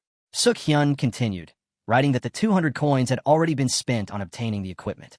Gon forced a nervous smile, trying to brush off his irritation. "I got a little excited," he replied, his voice barely masking the frustration. "It's not about 1 coin. It's about 170. With a gloomy face, Sukyan adjusted his glasses and asked if this money truly belonged to his client. He suggested Gon take things a little easier, especially if he wasn't the one paying. Gon stared at the burning red system window. He needed to speak with the client first. Sukyan replied he would wait.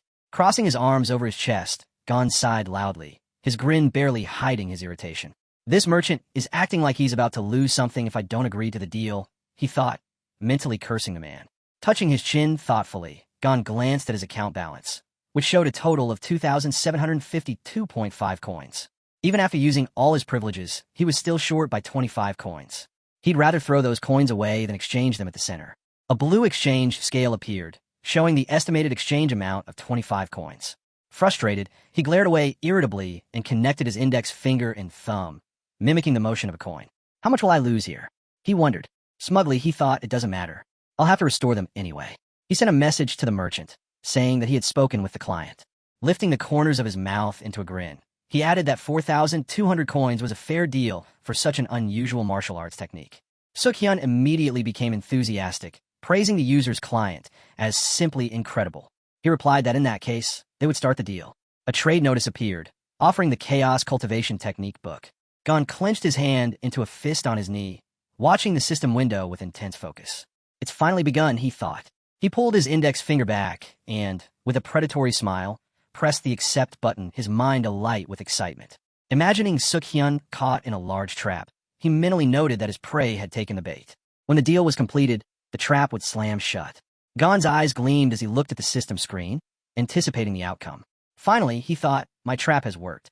The red icons flashed, signaling that after purchasing the Chaos Cultivation Technique, he had received a cashback of 540 coins, bringing the total amount of his account to 37.5 coins.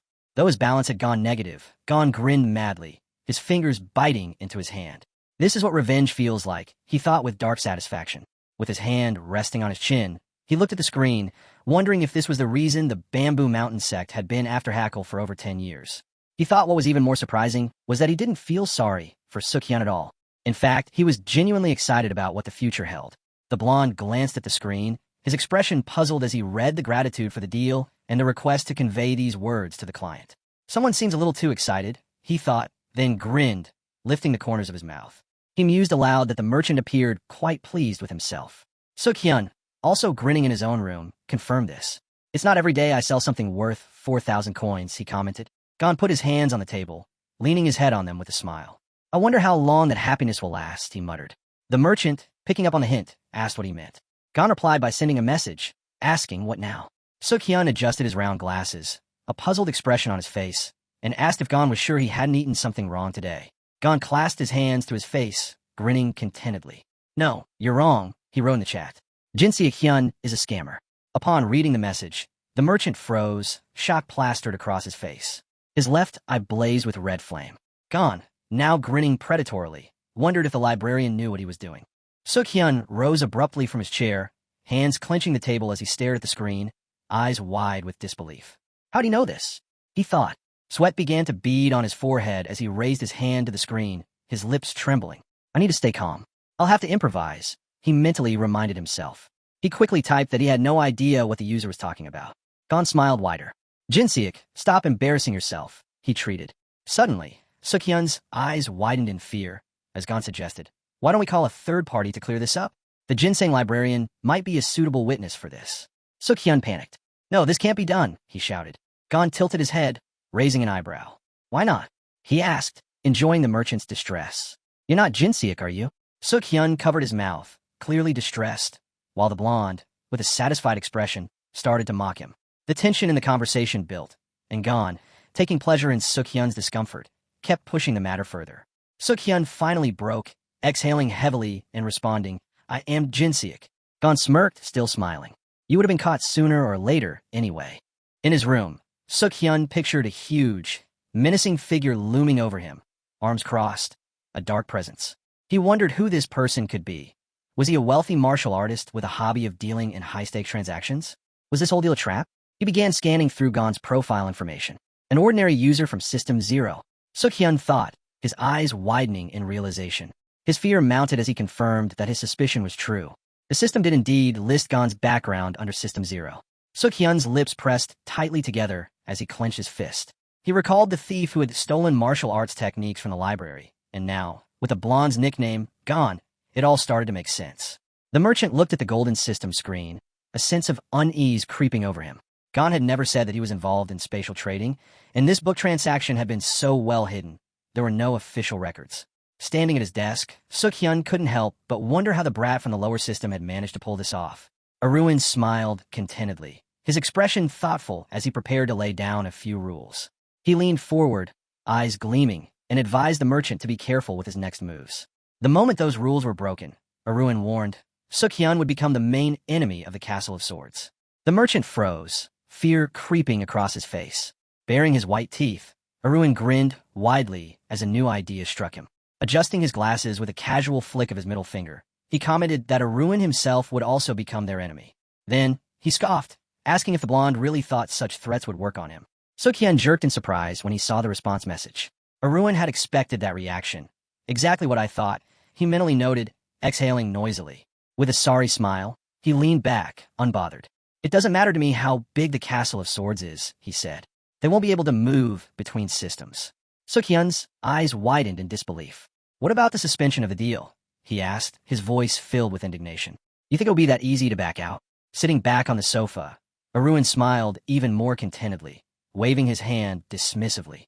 You really think so? He muttered darkly. Soon, you'll start to feel guilty. What if I return the equipment immediately and report to the library that they have a corrupt employee? Sukyan shot back, trying to intimidate Aruin.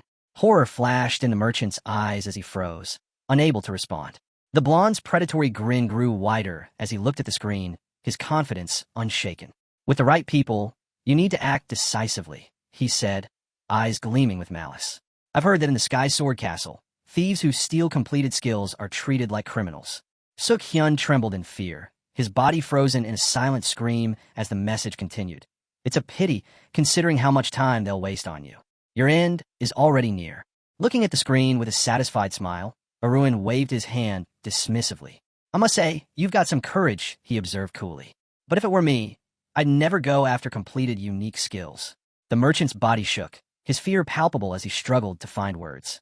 Aruin smiled softly, resting his chin on his hand. This is definitely getting to him, he thought, pleased with the effect his words had. Leaning in with an insidious glint in his eyes, Aruin's tone darkened. Do you want to live?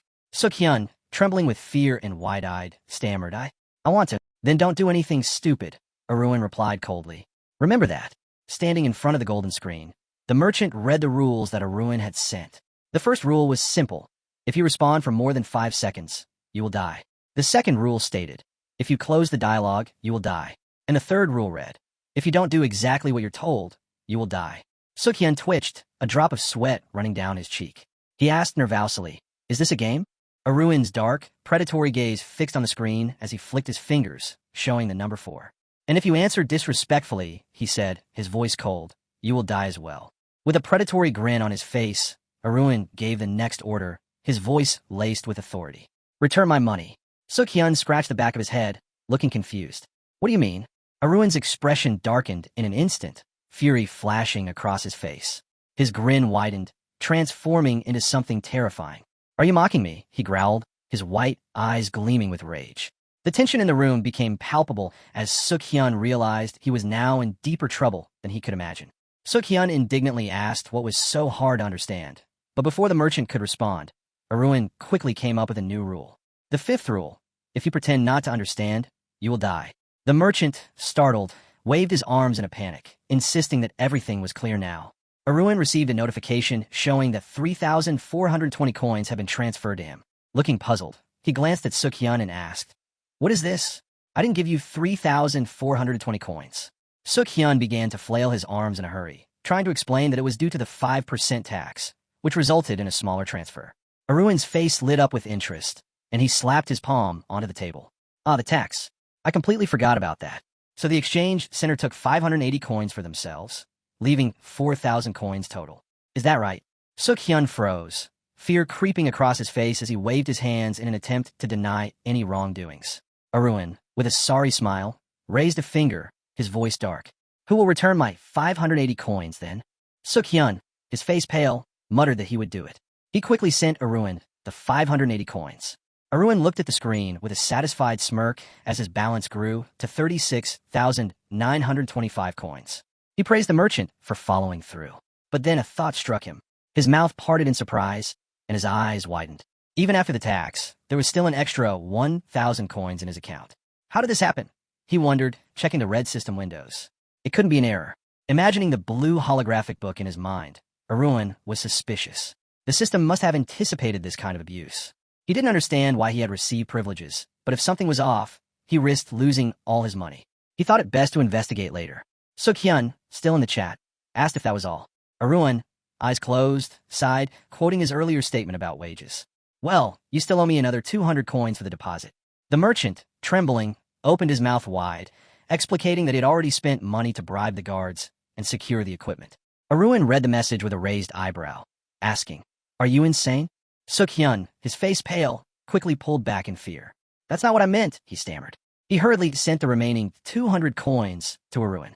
Aruin sat back with a pleased grin, watching as Sukyan sent another 100 coins, followed by 135 coins. The blonde was content as he observed the merchant's dwindling balance.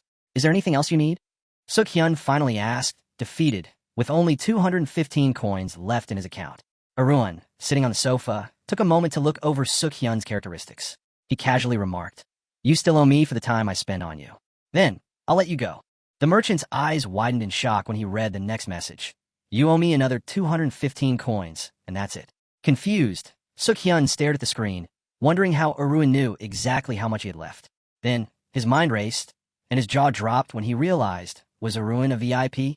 Aruin raised a finger, placed it on his lips, and winked. Quiet now, he said with a smile. Sukyan sat, stunned, mouth agape, trying to comprehend why a VIP would do such a thing. He's on a completely different level than me, the merchant thought with a sweaty, frightened face. He stammered, asking Aruin what he wanted from him. With an arrogant grin, Aruin replied, I'm repaying an old debt. Sukyan, shuddering, exhaled shakily. Do you really not understand the seriousness of the situation? Aruin's eyes flashed with madness as he leaned over the merchant, his voice eerie and low. You have no right to question me. The merchant trembled, his body tense as his veins bulged from fear. He slammed his hands on the table, finally asking, What do you want from me now? There are no more coins left. Aruin stood and moved toward the screen, waving his hand dismissively. Don't lie, he said coldly. You've accumulated mountains of coins by deceiving people. What happened to them? Sukyan hesitated, but Aruin's grimace grew more irritated. Finally, the merchant admitted that he had spent it all on alcohol, gambling, and his 2 wives. Aruin, with a scowl, asked if he was really telling the truth. Sukyan, embarrassed, apologized, his face a mix of confusion and regret. I'm sure you have something else, Aruin noted, his voice full of suspicion. Something besides coins. The merchant waved his hand, dismissing the idea, saying he could make more money by selling martial arts techniques. The merchant claimed that by selling his martial arts books, he could easily earn 1,000 coins. Aruin grinned, satisfied, but his smile was tinged with a hint of pity. Sorry, he thought, I'll have to take these off your hands, but I can always get more. He considered not selling everything, perhaps only enough to last a month. With a deep sigh, Aruin leaned his head on his palm and looked away, his voice curious. What books are we talking about? The merchant clarified, explicating that he meant his martial arts techniques, internal energy techniques, cultivation methods, and body illumination skills. Since the sword was Aruin's primary weapon, he needed to master various sword techniques as well. Aruin's face darkened as he ordered, Give them all to me. The merchant's face froze in horror, his jaw slack. He stammered, Are you really telling me to die? Aruin grinned, his voice low as he rested his chin on his palm. That's not how they die, he replied, his eyes glowing red as he stared at the screen. Should I talk to the librarian about this? Sukyan, trembling, asked in fear. What's more important, your life or your martial arts? I'll give you 10 seconds to decide, Aruin added coldly, his gaze fixed. As Sukyan sat frozen in terror, Aruin thought about the warriors in the fog, always questioning whether those living in System 1 were truly alive or simply died with their martial arts. He received a notification from Sukyan, listing the techniques he had. Heavenly Cultivation Technique, Stars Dark Sword Technique, 8 stars 1,000 Sages Footwork, 6 stars Despair Breaking Fists, 6 Run Golden Wheel, and Internal Storage 50 years. Aruin, resting his chin on his palm, smirked softly. This revelation only confirmed that the merchant had nothing left of value, except his life. Aruin's gaze grew colder as he turned away from the screen, thinking that the merchant had no more useful techniques. Sukyan, in despair, slammed his forehead on the table and read Aruin's message. The merchant looked up with tear-filled eyes, his face crumpled in defeat. Aruin's cold voice asked, Do you really have no basics left? Sukyan, choking back tears, indignantly shot back. What difference does it make to you? He begged Aruin to leave him alone, stating that he had nothing left. No money, no martial arts. And now, with the commission, his balance was negative. Aruin, with a small smirk, advised him to stop being dramatic. He glanced at Sukyan's status information, thinking that this was the type of person who could easily get out of any situation. It was better to check himself, so he opened several pop-ups showing Sukyan's information. The final line of the notification read, Spiritual status, one who has nothing left. Balance, -800.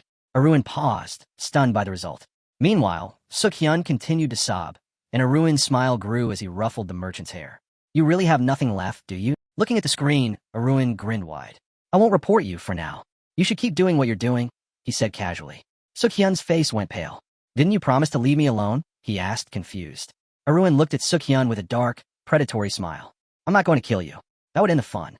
You've got your life, but I'm not letting you leave so easily. Sukyan froze, reading the message, realizing he had misunderstood everything. If he wanted to live, he now had no choice but to follow Aruin's orders. Aruin pressed on, staring at the red screen, thinking about the memories of his past life. He wanted the merchant to fully feel the consequences of his actions. A wide, maniacal grin spread across his face as his eyes glowed with intensity. Aruin thought that Sukyan would regret not dying, as he would now suffer the aftermath. Raising the corners of his mouth, Aruin spoke softly.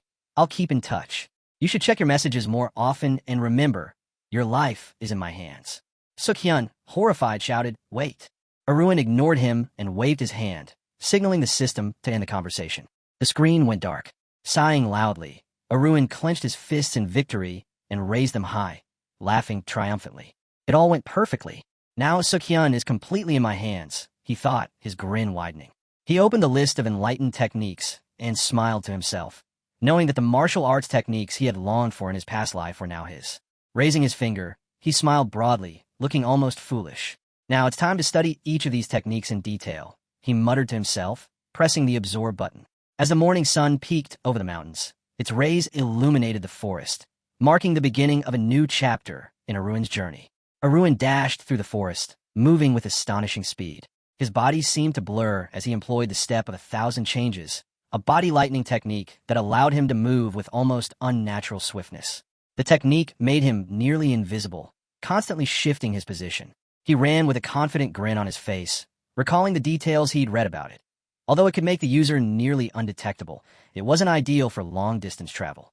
With eyes wide open in surprise and joy, Aruin mentally noted that the technique worked exactly as described. It had its drawbacks, but its advantages were undeniable. He continued to race towards the dense trees near the mountain, feeling unstoppable as he pushed off the ground and leaped into the air. Jumping nimbly from one spot to another, he quickly scaled the mountainside. With a final burst of energy, he pushed off from the summit, extending his arms and soaring through the air like a bird. From his vantage point high above, he could see the endless expanse of the forest stretching below him. In the distance, a city was visible. As he descended, a wide grin spread across his face. This feeling was extraordinary. It was as if he had truly become a bird, free to glide above the earth. When he landed, he touched his chin with a thoughtful expression. The technique had been worth the effort, he decided, as he recalled the terrifying feeling of relying on his special privilege while absorbing the skill. He had been certain he would die when he first learned it, his body consumed by the power. Aruin shook his head, remembering how he'd sat on his knees, his mouth agape and his eyes burning, surrounded by a red aura as the pages of a book seemed to turn on their own above his head. Without the privilege of the sponge-like absorption ability in his mind, he would have been left with nothing but a melted brain. Drawing his sword from its sheath, Aruin sighed in satisfaction. He had sufficiently tested the body lightning technique. Swinging the long blade, blue lights sparkled around it as he mentally noted the starting position of the Dark Heavens technique, which was executed in a peaceful, wave-like motion. He swung the sword repeatedly, each strike powerful and sharp. As he focused, energy began to concentrate in the hilt, and the blade of his sword shone with a bright blue light. Aruin smirked contentedly, and with a swift motion, he released a massive burst of water from the blade. He mused to himself, recalling the secret technique that had turned the Laziken steel guard into a legendary force, the mysterious blade. It was believed to have disappeared after the death of its master, but now, Aruin had brought it back to life. A massive wave of water surged forward, heading straight for the towering trees. Frozen in place, he watched the water as it crashed over the forest, leaving a trail of destruction in its wake. The technique was a formidable display of power. Aruin stood silently, contemplating his next move. But as he stood there, still gripping the sword, steam began to rise around him, and a stern image of his grandfather appeared in his mind. Folding his hands on the hilt of the sword, Aruin thought back to his homeland, to the land of the Steel Guard, where the skill had been perfected. As the massive wave continued to spread, flooding the mountains and trees, Aruin stared at the scene before him, his eyes wide with shock. He had clearly overdone it this time. Ahead of him, there was a mountain of debris. The blonde frowned, realizing who was likely responsible for this. Hafiel, a first-class knight, whose style it was to leave destruction in his wake. Aruin's thoughts shifted to the battle between swords. How a sword imbued with blue light could effortlessly cut through a blade of purple light. His chi sword, in comparison, seemed insignificant, its aura nothing more than a pale imitation of true power. The young man stood, sword in hand, back turned to Sukyan, holding a book. He pondered whether the sword techniques of the combat system could truly surpass those of the greatest knights in the country. His father excluded, of course. He folded his arms, casting a displeased glance to the side. Why did his father ignore him so often? It was a constant source of frustration. Then, a realization struck him. His brows furrowed, and he examined his palms, feeling a growing sense of determination. Maybe he had been wrong all along. It was better for him to focus on perfecting his own skills. After all, they were his now. With a slight smile, he stretched his shoulders. Perhaps it was time to test the other techniques. Aruin sat cross-legged, fingers crossed, his body surrounded by a soft blue glow that made his hair sway. He muttered to himself, "This is a heavenly, divine technique." In comparison, the breath of steel, the internal cultivation technique, feels almost outdated. Meanwhile, the guy wielded a sword, its blue glow pulsing with energy. This is the Xiantian sword technique, he thought. I can't complain. It's exactly what I hoped for. Gun dashed through the forest, using footwork that shifted like the wind, yet something fell off. The combat system was more complicated than he realized. A powerful blow from his fist shattered the ground beneath him, sending stone fragments flying. The breaking fist of despair. It's perfect, he thought, his concentration sharpening. He unclenched his fingers and focused. Golden Wheel is probably the weakest of these skills, but it reveals pressure points, which could be useful. Sweat beaded on his forehead as he wiped it away. His thoughts drifted. All 5 techniques seemed to fit well with continental martial arts, but a nagging doubt remained. Am I wasting my mana on internal cultivation? He wondered. His hand clenched, but he quickly pushed the thought aside. No, I can't think about that right now. Martial arts draw too much attention. It's not the time for that. A small smile crept across his face. For now, he imagined himself in a meditative state, a blue fire blazing near his heart, surrounded by a red glow. The internal cultivation of Dantian, mana of the heart, could prove useful in certain situations. He scratched his head, a bit unsure. I need to train harder, twice as much as before. Aruin chuckled softly, fingers resting on his chin. These 2 techniques are so different. Can I master both? They use the same points, after all. He reached out, determination burning in his eyes. I have to try. With that, he closed his eyes, focusing intently. A brilliant, shining ball appeared in the darkness, surrounded by shimmering sparks. Not there yet, he thought. A weightless, radiant glow appeared above his palm.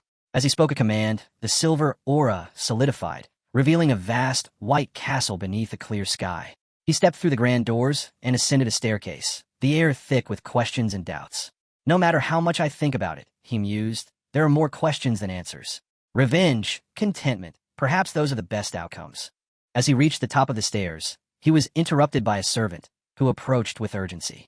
My lord, the master has been looking for you since morning, the servant said, his voice tinged with concern. The young man raised an eyebrow. Father, the servant nodded, and with a hint of pity, explained that his father had been searching for him all day. He's asked you to come to his office. Curious, the young man followed the servant to his father's study. The door creaked open, revealing his father at the desk, and beside him stood a man with long purple hair, holding a folder. The young man's heart skipped a beat. The Cowloy is here too, he thought, surprise flashing across his mind. The Cowloy, a formidable figure, exuded an air of calm authority. While not a knight, his swordsmanship was legendary.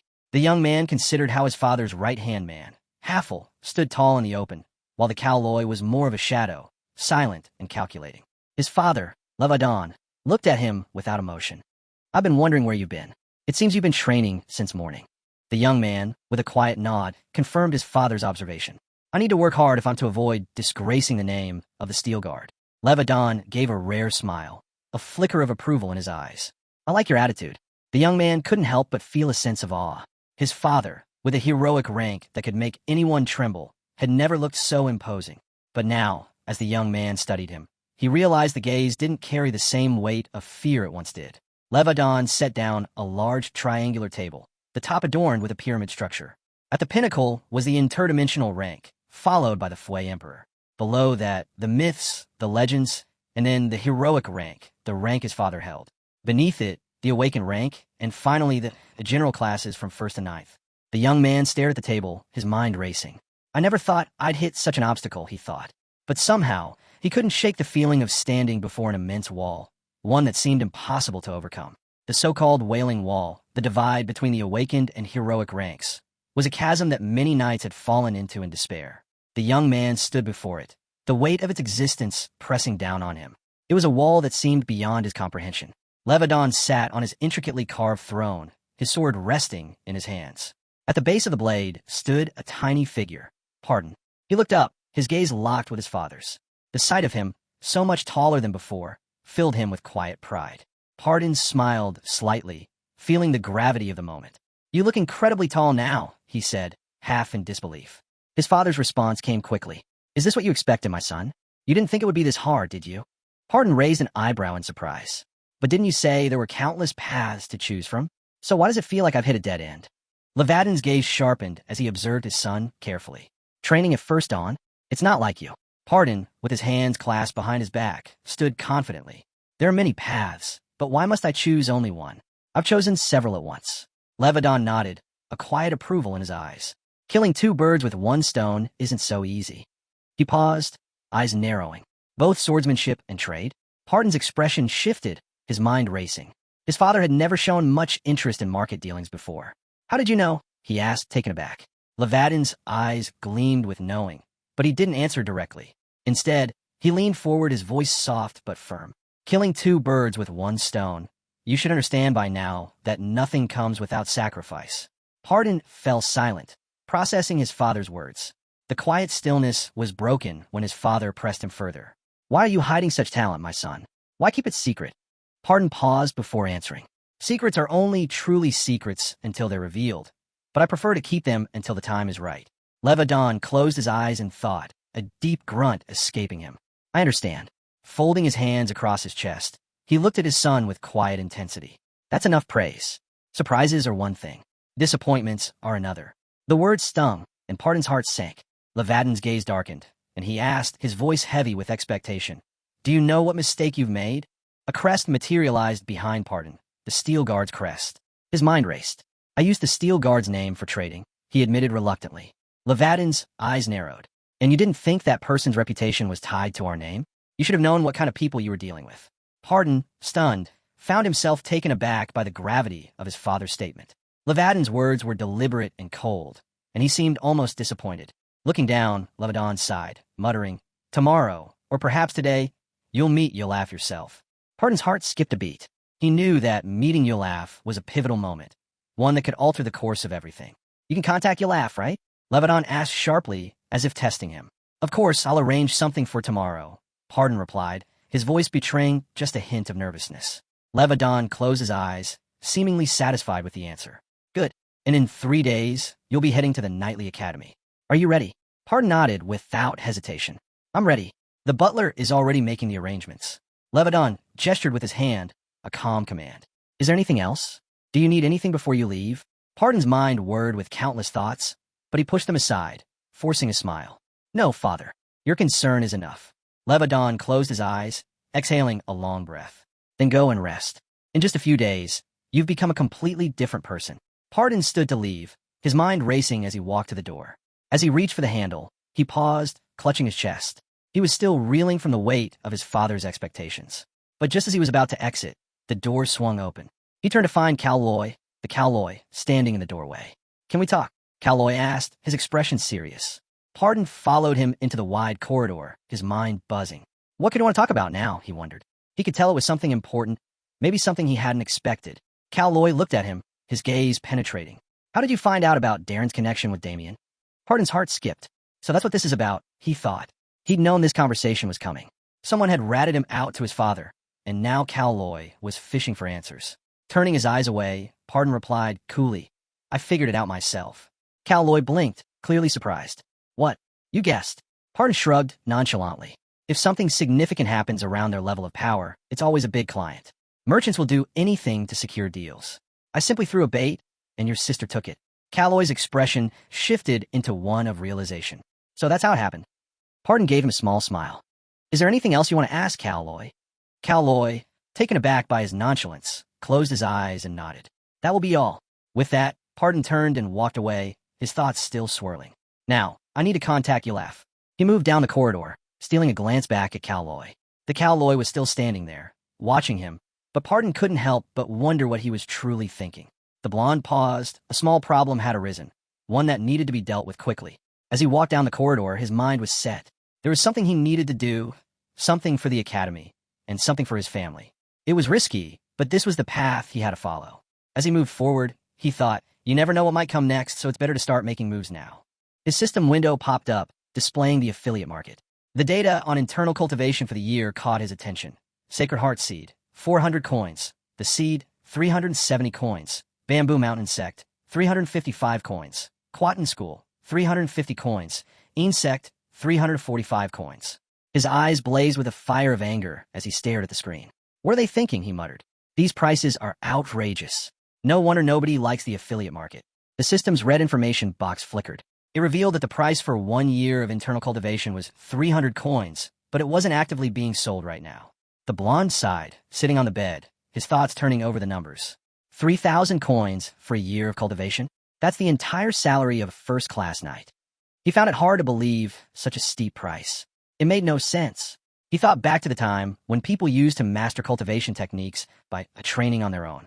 Those days seemed far behind. The year of internal cultivation, as they called it, wasn't just about spending a year. It was about actual training, not just paying a price. The system screen flickered again, displaying a man in traditional robes. He seemed to represent the era when regular martial artists had to master cultivation through their own effort. How long has it been since the price was set this high? He wondered. A figure like Sukyan, the one who set the rules, probably never had to deal with such inflated costs. The blonde snapped back to reality. I need to find a better deal, he thought, tapping the screen to search for cheaper options. A few offers popped up. A huge anniversary discount, 299 coins. Internal snow mountain cultivation for 299 coins.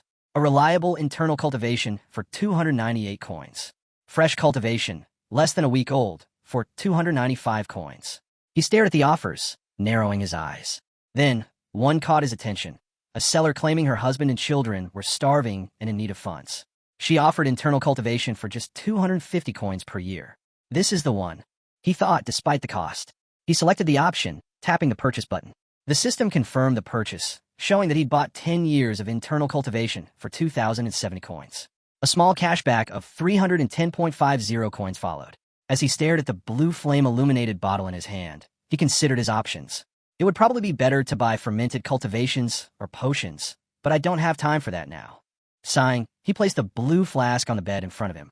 Should I try absorbing it now? Closing his eyes, he let the energy from the flask wash over him. The blue light of the internal cultivation began to spread as he hovered, legs crossed, in a meditation pose. As the wind stirred around him and the curtains fluttered, blue smoke spiraled up from the narrow neck of the flask. Suddenly, the room was filled with radiant blue rays. The papers on the table fluttered and fell to the floor as a wave of energy enveloped him. When he finally opened his eyes, a red glow emanated from one of them, and he couldn't help but smile. I did it, he thought with satisfaction. 60 years of internal cultivation. His fist clenched. 63 years, to be exact. And that's nearly nothing in System 1. But for me, it's huge. A notification window popped up. His heart skipped a beat as the message read. New achievement unlocked. It seemed his 60 years of cultivation had earned him additional rewards. 5 extra years of cultivation as a gift. He read the message thoughtfully. Achievements required to move to the next level. Spiritual status increase. Martial arts sellers, or those who have shed their skin or mastered spatial martial arts, are martial artists. He considered the task. The spiritual status increase was the key, and one way to unlock it was by selling 30 martial arts and acquiring 15 martial arts in return. He exhaled, mulling over his options. In his previous life, he had barely scraped by, reaching System 2 purely by chance. But this time was different. He had a plan. This time, I'll target spiritual status specifically. He smiled. In just 2 weeks, he had surpassed his previous self. His finger hovered over the system menu. The next move will be crucial. Time to buy something else, he thought. He rested his chin in his hand, eyes scanning the screen, and muttered that they were definitely on the partner market. Expensive, sure, but these were only available here. His eyes widened suddenly. I found it, he said, his voice tightening with excitement. On the screen, there were 2 slugs, one light, one dark. They were the yin and yang bugs. The system window displayed information about the creatures. The yin and yang bugs, 2 parasites with incredible compatibility. Their souls, thoughts, emotions, even life and death were entwined. If used correctly, they could control a target. He read it over carefully, thinking it was best to understand everything before making a move. He didn't want to mess this up. He opened another window, one with the avatar of a man with a creepy smile. The blood demon Reverend's black magic room. He pressed the send request button, tapping his chin as he asked, "Are you online? I need to ask something." Moments later, a message popped up. Aruin has joined the chat. The blood demon reverend immediately replied, asking what he wanted. The guy hesitated, then typed, I want to know more about the yin and yang bugs. What exactly are they? A man with long red hair replied, they're not a product, they're living organisms. The guy scratched his chin, confused. Wait, I thought they were listed under products? He asked, apologizing out loud. The man, lounging on a carved bench, responded, you don't get it, do you? Yin and yang symbolize loneliness. The guy blinked, trying to process. What do you mean by that? The red-haired man grinned sourly. These parasites cause some interesting effects in the human body. A very entertaining pair, he said, almost with a laugh. You ever wonder what's the worst thing you can hear from your enemy? He gave a twisted grin. The guy stared at the screen, disgusted. What kind of nonsense was this? You're sick, he thought, but said nothing. The blood demon reverend chuckled. No, you don't understand. Let me exp Laskin, he said, grinning madly. He paused for effect, his next words dripping with excitement. Imagine, the moment you hear those words, your heart freezes. You lose all faith and question the very meaning of life. The guy frowned. You're serious? He asked. The red-haired man confirmed, his voice dark. The yin and yang bugs will twist even the most honest person into something sad and greedy. Those who seek revenge, their parents will become like cattle. The guy sat back, his mind racing. The blood demon reverend's words echoed in his head. What was this guy saying? A message box popped up, filled with the man's mocking laughter. What's wrong with you? Are you crazy? The guy's eyes flickered. His eye of foresight skill activated. A new message from the system flashed before him. The blood demon reverend's profile appeared. Nick, blood demon reverend, a black magic expert from the third world of Murim. His rank? Level 2. Spiritual status? The fallen. The transaction amount? 54,000. A chill ran down the guy's spine. Something about this man didn't sit right. The system popped up a report. Apparently, this man had been obsessed with black magic since childhood, which had drastically warped his personality. The next window displayed a summary of his background. Founder of the Blood Demon sect, a man who sacrificed his own followers in the name of dark arts. He was considered the greatest enemy of the Murim world, a true embodiment of evil.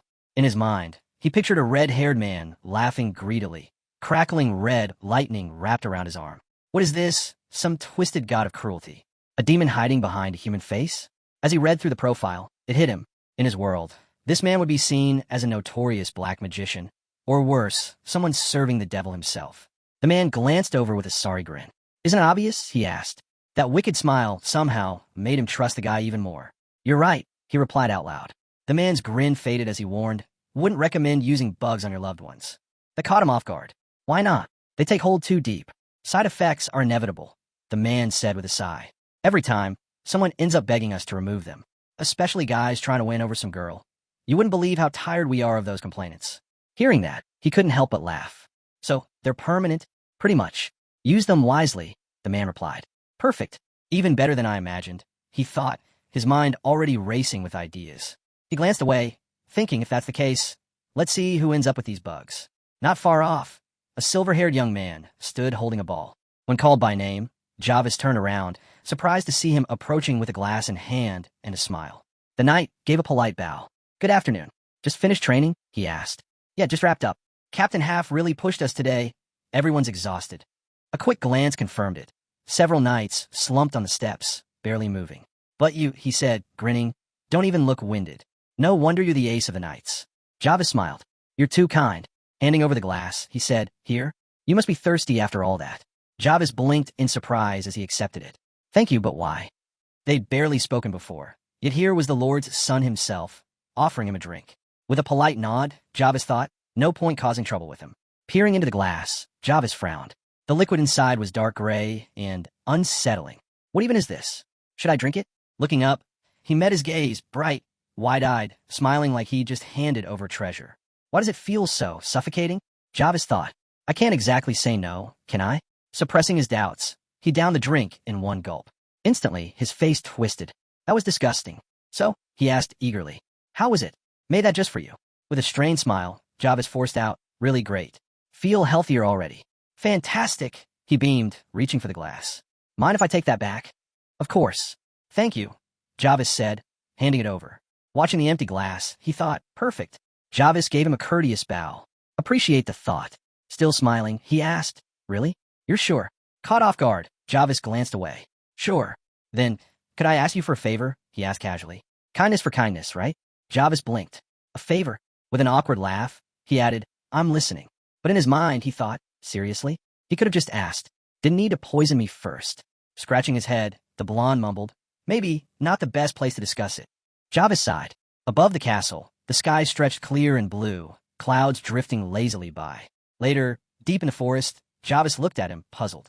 Wait, you want me to create an aura? They stood among the trees, the air quiet around them. If you follow the steps, you can do it, right? He asked. With a small smile, he clasped his hands. I'd really like to see your aura. Jarvis exhaled slowly. So that's why he gave me that drink. What a strange kid. He usually wasn't one to show off his aura, but he did owe him. Drawing his sword, Jarvis warned, better step back. He planted the blade into the ground, closed his eyes, and lowered his head. A beat of silence. Then his eyes snapped open. The air around him shifted, turning a smoky gray as his sword lit up in blue, swirling with radiant energy. Aruin shielded himself with one hand as the wind picked up around them. Beside him, the young man stood with his sword drawn, and Aruin couldn't help but think. This was exactly what he expected from the Ace of the Knights. He studied him carefully. Sure, the color, density, and quality of the aura couldn't hold a candle to his brother's, but still, it was nothing to scoff at. Not that he felt threatened. Everything was going just the way he wanted. A sorry smile crept across his face. Perfect. Eyes sparkling, grin wide, Aruin said. Exactly what I was hoping to see. Jarvis, looking a bit embarrassed, sheathed his sword. You're too kind. Compared to the Count, or even the Captain, I'm nothing special. He paused, his mind drifting back to the moment he first awakened his aura. Still standing among the trees, Jarvis glanced over. There are plenty of aura users out there. Why me? Aruin smiled. Simple. You're the youngest. Raising a finger, he asked, how old were you when you awakened your aura? Must have taken, 5 years. Even if you were faster than most, maybe under 10 years. Jarvis blinked in surprise. Placing a hand over his chest, Aruin closed his eyes. That feeling of breaking through a wall, pushing past your limits, there aren't many who understand that. Jarvis chuckled awkwardly, rubbing the back of his neck. I guess, but do we really have to come all the way out here for this? You don't have to hide your obsession with auras, you know. Aruin didn't answer right away. He seemed caught off guard. Jarvis smiled to himself. Maybe it's just a kid thing. They see things differently. Before he could finish the thought, Aruin clapped his hands loudly. Jarvis flinched. Aruin grinned. Finally got it, didn't you? He leaned in, his gaze sharp and calculating. Finally caught you, huh? Jarvis stared back, completely lost. Wait, what? What is going on? Is this even the same guy? Something shifted. That calm, harmless energy Aruin had before? Gone. Facing him directly, Aruin said, overcoming walls? Surpassing yourself? Please, what do you think will happen if everyone finds out about you? Jarvis blinked. What are you talking about? With a wicked grin, Aruin answered, your little secret. Your personality. Jarvis glanced away. My personality? Aruin's smile widened. So, how's the weather down south? The words hit like a slap. Jarvis froze. Wait, what? Are you saying I'm an Imperial spy? He laughed nervously. No, you've got the wrong idea. Spy? That's a bit much, don't you think? Aruin tilted his head, amused. Why do people always react like this when the pressure's on? Staring him down, he added, relax. I didn't call you a spy. I called you Jarvis Dirical. Jarvis's face drained of color. No, the mission, it's over. Frozen in place, mind spinning, Jarvis felt the weight of the trap close in. With that same unsettling smile, Aruin said, see, I told you to be ashamed if word got out. Brought you out here for a reason, after all, and yet you still thought you were just dealing with some clueless kid? Jarvis clenched his jaw. This was all planned? From the start? Jarvis turned away, his voice steady. That's enough, he said. Even I have the pride of a knight. If you actually had proof, we wouldn't be standing here like this. The blonde watched him without a word, calm and unreadable. Jarvis continued. If I'd really been a spy, the Count or the Captain would have handled it by now. With a faint smile, Aruin asked, so you're admitting it? No, Jarvis shot back. What I'm saying is, you're lucky I'm not. If I were, you wouldn't be walking out of this forest. Aruin's gaze sharpened. Is that a threat? Jarvis shook his head. Not at all. Just saying, you got careless. Laughing it off, Aruin waved a hand. Maybe. After all, only I know who you really are. His eyes lingered on Jarvis. The space between them filled with an unsettling silence. So, Aruin said quietly, there's nothing stopping me from killing you right here, is there? Jarvis studied him, unable to tell if he was bluffing or just insane. Either way, it didn't matter. Turning away, Jarvis figured there was no need to drag this out. He already knew his name. That was more than enough. But before he could take a step, Aruin struck. Jarvis froze. His sword came up fast, but the moment passed even faster. He blinked, stunned. Where did he go? Eyes darting around, sword ready, Jarvis tried to make sense of it. He was sure. He knew. His blade had connected. Then he felt it. Movement. Jarvis spun, just barely blocking a sudden, razor-sharp strike. Aruin grinned, his expression twisted and sharp. Jarvis grit his teeth, the force of the blow sending him flying back. He landed hard, looking up, shaken. Is this Sora? His eyes locked on Aruin, who now stood confidently, sword in hand, glowing with blue light that pulsed and flickered. Jarvis's heart sank. His own sword, cracked and useless. With a mocking smile, Aruin taunted, Really? You got caught from behind? How exactly did you become a spy? Jarvis dropped to one knee, scowling to himself. Unbelievable. He'd never paid much attention to the youngest son of the Steel Guard. Even after the rumors about him hiding his talent, Jarvis hadn't cared. The island was packed with geniuses.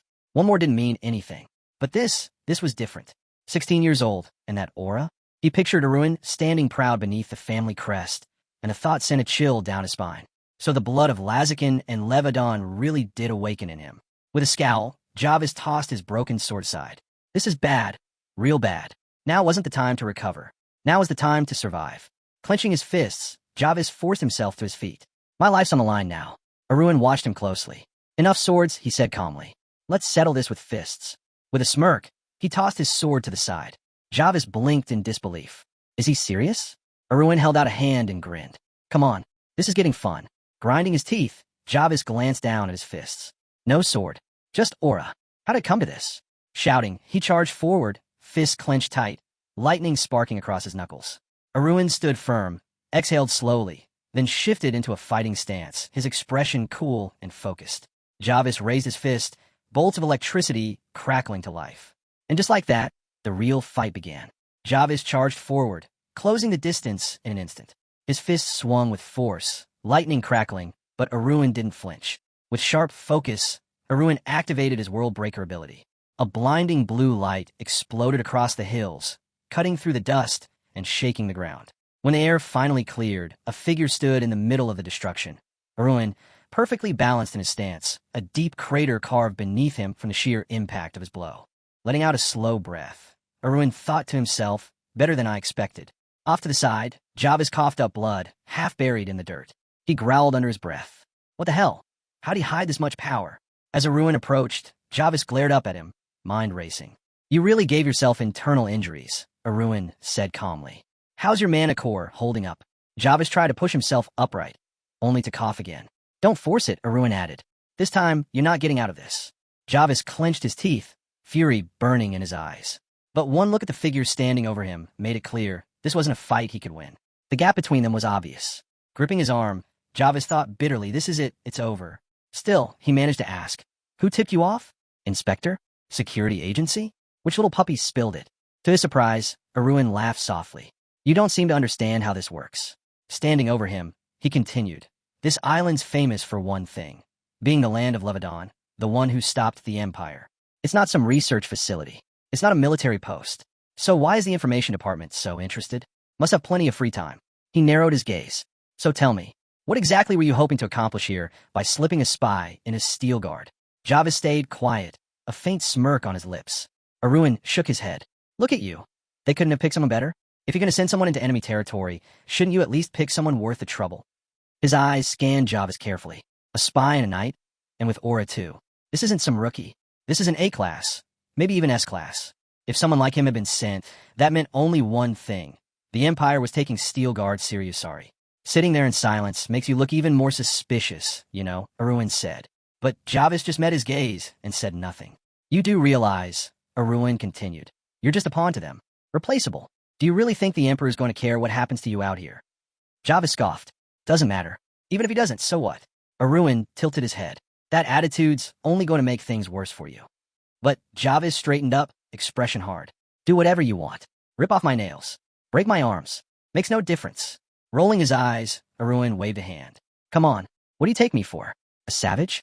Torturing a trained spy is pointless. He glanced down at the small bottle in his hand, turning it between his fingers. So, what do we do with you now? He mused aloud. Inside the jar, a small black beetle crawled slowly along the bottom. Jarvis stared at it, stunned. Wait, is that a larva? The blonde let out a weary sigh. Careful saying that. Some people might snap if they hear these are yin and yang bugs, he warned. Unfazed, the man continued. That's right. What you got in you now, Azine? The one you swallowed? Yo. Jarvis froze, eyes wide. Wait, who did I just eat? He stammered, the memory flashing back to him, staring into his drink earlier, thinking it looked harmless. You really don't remember? The man asked with a smirk. You said it seemed safe enough. Suddenly, Jarvis doubled over, vomiting hard. Relax, the blonde said, waving him off. It's too late anyway. He tapped his temple. That thing's probably already crawled into your brain. Wiping his mouth, Jarvis spun around. What the hell does that mean? The man casually gestured toward the two bugs. Yin and Yang Bug share everything. Feelings. Pain. All of it. Yang's already freaking out over Yin. Eyes closed, he pointed toward Jarvis. If Yin dies, Yang goes wild. It'll tear through your brain until you're both dead. Jarvis dropped to one knee, staring in disbelief. You really expect me to buy this crap? I've never even heard of bugs like that. The man pulled out a long, slender needle. Words won't cut it. Better to experience it yourself. He flicked the needle toward a jar. Jarvis blinked. A needle. The needle slid through the cork and tapped a pale beetle inside. Instantly, a sharp, unbearable pain shot through the back of Jarvis's head. He screamed like lightning had ripped through his skull. The man watched calmly. Oh, that's just the young beetle. Yin's worse. And you? You be the worst of all. Jarvis collapsed on a bench, trembling. It'd be a real mess if the host died on us, the man said lazily. So let me teach you a few survival tips. Jarvis clenched his jaw, his body racked with agony. The man continued, recalling his instructions. First, give him a little poke. To you, it'll feel like getting stabbed by 1,000 spears. A red-haired man appeared, grinning darkly. Step 2, he added. Toss him into cold water. Your whole body locks up like you're buried in snow. Can't even breathe. Worse than freezing naked on a mountain. Jarvis lay on the ground, shivering as if snow piled over him. And step 3. The redhead pointed toward fire. Get him nice and close to the flames. Feels like you're roasting alive. Flesh melting off. All in your head, but trust me, it's real enough. He held up 3 fingers, grinning wickedly. There are more steps, but those? Pure nightmare fuel. These 3 will do the job. Aruin rubbed his chin thoughtfully. Yeah, that's exactly what he said. And honestly, I believe him. He seemed pretty damn sure of himself. Jarvis, shaking but determined, dropped to his knees. I'm Agent Durrell of the Empire's Intelligence Division, he shouted. Aruin stepped closer, calm as ever. Then tell me, why is the Empire so interested in Steelguard? What's your mission? Jarvis glanced up. The Empire's worried about the second Layskin. Only the Peiwei Emperor stands above him. He introduced 3 knights, swords raised high against the shadowy backdrop of the crowned emperor. With mythic ranks lost to history, legendary rank was believed to be the peak of mastery. A knight wielding an enormous sword faced down a wave of charging horsemen. But it was the man who shattered that belief.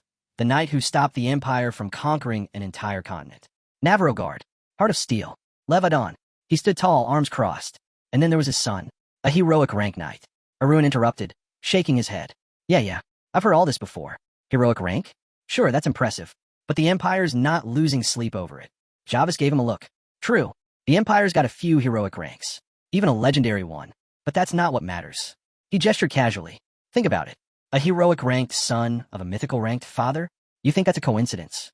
Aruin watched him closely as Jarvis continued. Of course not. People have been thinking the same thing. The answer must be Steelguard blood. He pointed out Lazakin, then Levadon, and finally, Aruin. The blonde stood by quietly. So, this is what the Emperor predicted? Jarvis lowered his head. Silent. That silence spoke volumes. So then, Aruin asked, what's the spies' take on all this? Jarvis thought for a moment. Among his grandkids, Kieran's the standout. Reaching 2nd rank at his age? That's no small feat. Looking toward the youth, he added, if he ever reaches his grandfather's level, or even his father's. The blonde cut him off. Impossible. Jarvis nodded. Yeah, honestly, I'd be happy if he makes it to awakened rank. Power's in the blood, sure, but it thins with every generation. The spy chimed in, his voice suddenly eager. That's what I thought too, until today. Pan glanced down at him sharply. The spy leaned forward, gripping the ground. Just think about it. He inherited more from Lazakin than anyone. Kept it hidden well. Aruin frowned. That wasn't just wrong, it was completely backwards. Strength didn't weaken through generations. In his mind, he pictured himself standing over a red book, digital notifications floating around him. His aura? That came from the Dimensional Transaction book. It had nothing to do with bloodlines or this investigation. What mattered now was that the Empire's eyes were still locked on them. And if his father could disappear, he looked toward the looming white castle near the mountains. That was the fall of Steelguard. The family crest, cracked and broken. It all began with his father's disappearance. A shadow in the night. The hero vanished, leaving behind the greatest mystery in Navarro's history. In his past life, he never found the truth. And now, it wasn't just surveillance. The Empire's real goal was to stop a second Laziken from rising. Aruin frowned. He hadn't seen that coming. Maybe this really was a whole new story beginning. A sudden scream echoed. Levadon clenched his teeth, eyes shut tight. Seated among towering pillars, deep in meditation, the pain struck again. He wiped the corner of his mouth. Blood. When had this started? The headaches hit whenever he trained. He studied the blood stain on his glove. This wasn't normal. Rest didn't help. The pain never faded. Was there an enemy lurking inside him? Or worse, a demon of the mind? A voice called out to him. Levadon opened his eyes. Enter, he commanded. A long-haired man stepped in, bowing. Forgive the interruption, my lord, but you need to hear this. Levadon rose to his feet. What's happened? The man hesitated. Your youngest son. He brought someone back. Levadon's brow furrowed. Is that a problem? Calloy's face was pale. It's because of who he brought with him. Levadon stared. An imperial spy. The White Palace loomed among the clouds. On the grand steps, the lord and his warden stood side by side. Below them knelt Aruin, draped in a white cloak. Beside him lay another man, motionless on the ground. Family members gathered, whispering in shock. Javis lay there, covered in blood. Levadon looked down and declared, he's dead. His son bowed low. I tried to save him, but it was too late. Levadon shook his head. No need to apologize. Go get treated. The young man nodded. I'm fine. Then Levadon's gaze sharpened. Explain this. Turning toward the hooded man, sitting quietly nearby, the son spoke. This is Yulaf, the Mona stone merchant. Still seated, the hooded figure kept his eyes closed. Levadon's expression darkened. So, the wardens heard of him. Without rising from his knee, Aruin looked up at his father. I flew to Leyte, met with Yulaf, told him everything. And then, he added, we came back together. Something fell off. One of the men whispered, strange. Why follow the merchant all the way out here for this? The young man shrugged. I used it as a chance to lure the spy somewhere quiet, then asked who he really was. He glanced over at Javis' lifeless body. After that, I drew my sword. Towering over him, the man asked, and how did you know he was a spy? Without a word, the guy handed over a folded sheet of paper. The blonde signaled to the butler, who quickly brought the envelope to Levadon. Levadon studied it in silence, humming thoughtfully as everyone around held their breath, watching closely. Finally, after a long pause, he looked up. This is my son said. I believe this knight was a spy. Kieran gasped. Wait, is that true? What's written on it? He stared at his father in shock. You didn't know? Levadon kept his gaze steady. It's some kind of code. The Imperial Information Department uses this often. I've seen it a few times. Still in disbelief, Kieran reached out. But what if it's just a copy? Levadon shot him a sharp look, and Kieran immediately went quiet. Levadon turned his attention back to the elder nearby. Doesn't seem like you want this getting back to the Empire. Kieran quickly shook his head. Of course not. The Empire's a threat that needs to be handled. Levadon's eyes narrowed. Is that truly why? Absolutely, Kieran insisted. Levadon's thoughts drifted to his eldest son as the palace grew quiet. Everyone waited, listening. In moments like this, there are always people who cling to hope, thinking things will work out, just because they always have. But leaders can't think like that. Waiting for rain just because it didn't fall today. Levadon said, that's fine if you're a pawn. But a leader prepares for drought. He fixed his gaze on Kieran. Understand? Kieran let out a breath and lowered his head. Yes, I understand. From the stairs, one of the men nodded at Aruin. Well done. Aruin shrugged. Caught it by accident, really. Kieran heard the doctor being called and clenched his teeth, anger simmering. Furrowing his brow, Kieran glared at Aruin, silently cursing him. Nearby, someone shot him a side glance. A bit much, don't you think? Later, Aruin sat on a bed, leaning back against the pillows, his face pale with shock. I knew they'd keep me here, he muttered, but still didn't expect this. He forced a small, bitter smile as the man in the white cloak commented. All this for a scratch? You're getting the full treatment. Feeling better? He asked. But Aruin's expression darkened, remembering the servant who'd brought him a tray of colorful potions, announcing, your father ordered full tests after every meal. They really were being thorough. Aruin couldn't help but think, for someone with aura, who healed far faster than a regular person, this was definitely overkill. With a slightly smug glance, Aruin looked over at the man. So, how much longer is this going to drag on? What a pathetic sight. Yulaf shot him a glance. Is it really that bad? Aruin gestured lazily. Go check the mirror yourself. The man in the white cape touched his own cheek, tugging at the skin. I was the one who said not to take it off. As he removed the mask, Javis ran a hand through his silver hair. Happy now, he muttered. Aruin pressed his hands against the blanket. Forget that. Tell me what my father said. Anything happen? The knight glanced toward Levadan. The lord only asked a few ordinary questions. Honestly, it felt like he didn't care much about Yulaf at all. Staring at the leather mask in his hands, the knight admired the craftsmanship. Can't believe even the lord fell for this. He ran his finger over the edges, and the wig figured out from the scar. When Aruin asked him to take care of the mask, the knight frowned. Why? Can't you just make another? Aruin smirked, eyes glinting. You think the same face of an entire nation is that easy to recreate? Javis blinked, fear creeping into his expression. What are you saying? Staring at the mask, his hands trembled. The mask slipped from his grasp and clattered to the floor. His face darkened. Wait, this is... Aruin shot him a sharp look. Be careful with that. It's my lifeline. Cold sweat formed on the knight's forehead as he cast a narrow, uneasy glance at Aruin. Just who is this guy? Where'd he get these kind of skills? But for now, that didn't matter. Javis turned back toward Aruin. Mind if I ask you something? Aruin stayed calm. Go ahead. Leaning forward, hands resting on his knees, the knight asked, Why keep hiding your abilities? Aruin casually waved his hand. What's the point of showing off? I'm just a 5th grader, and people already act like I'm a problem. He met Javis' gaze. Even the sharpest chisel can only carve so much before the stone cracks. If I go all out, my class won't just break, it'll shatter. He looked straight at the man on the bed. I'm Lazakin's descendant, the Real Steel Guard. I don't think anyone would argue if I revealed everything. A silence filled the room as Aruin and Javis locked eyes. Aruin narrowed his gaze and muttered under his breath, Stop acting like a fool. Javis froze, totally thrown off. Still glaring, Aruin asked, Or did you want me turning into some walking billboard, screaming for the Empire's attention? Waving his hand dismissively, Javis stammered, And no, that's not what I meant. Aruin scoffed, squeezing the jar with the larvae between his fingers. Still don't get it? You're already in my hands. A pale slug slid slowly along the bottom of the jar. Sweat trickled down Javis' face as he stared. Aruin pointed at the jar with a grin. Want to take it from me? Javis' face turned ashen. He scowled. You really think I'd fall for your tricks twice? That's not it, he muttered. I shouldn't have even asked. Reluctantly, he held out a document with both hands. When Aruin asked if he'd written the report, Javis nodded. Exactly as you instructed. Aruin unfolded the paper and began reading. The special agent report detailed Steel Guard's current state. Levadan and the clan showed no major changes, with Levadan suspected of hiding his rank. Kieran was listed as a regular Class 2 fighter with the potential for Class 1. There was also mention of a young man with dark gray hair, Jason Steelguard, in his 34th year, now studying his body.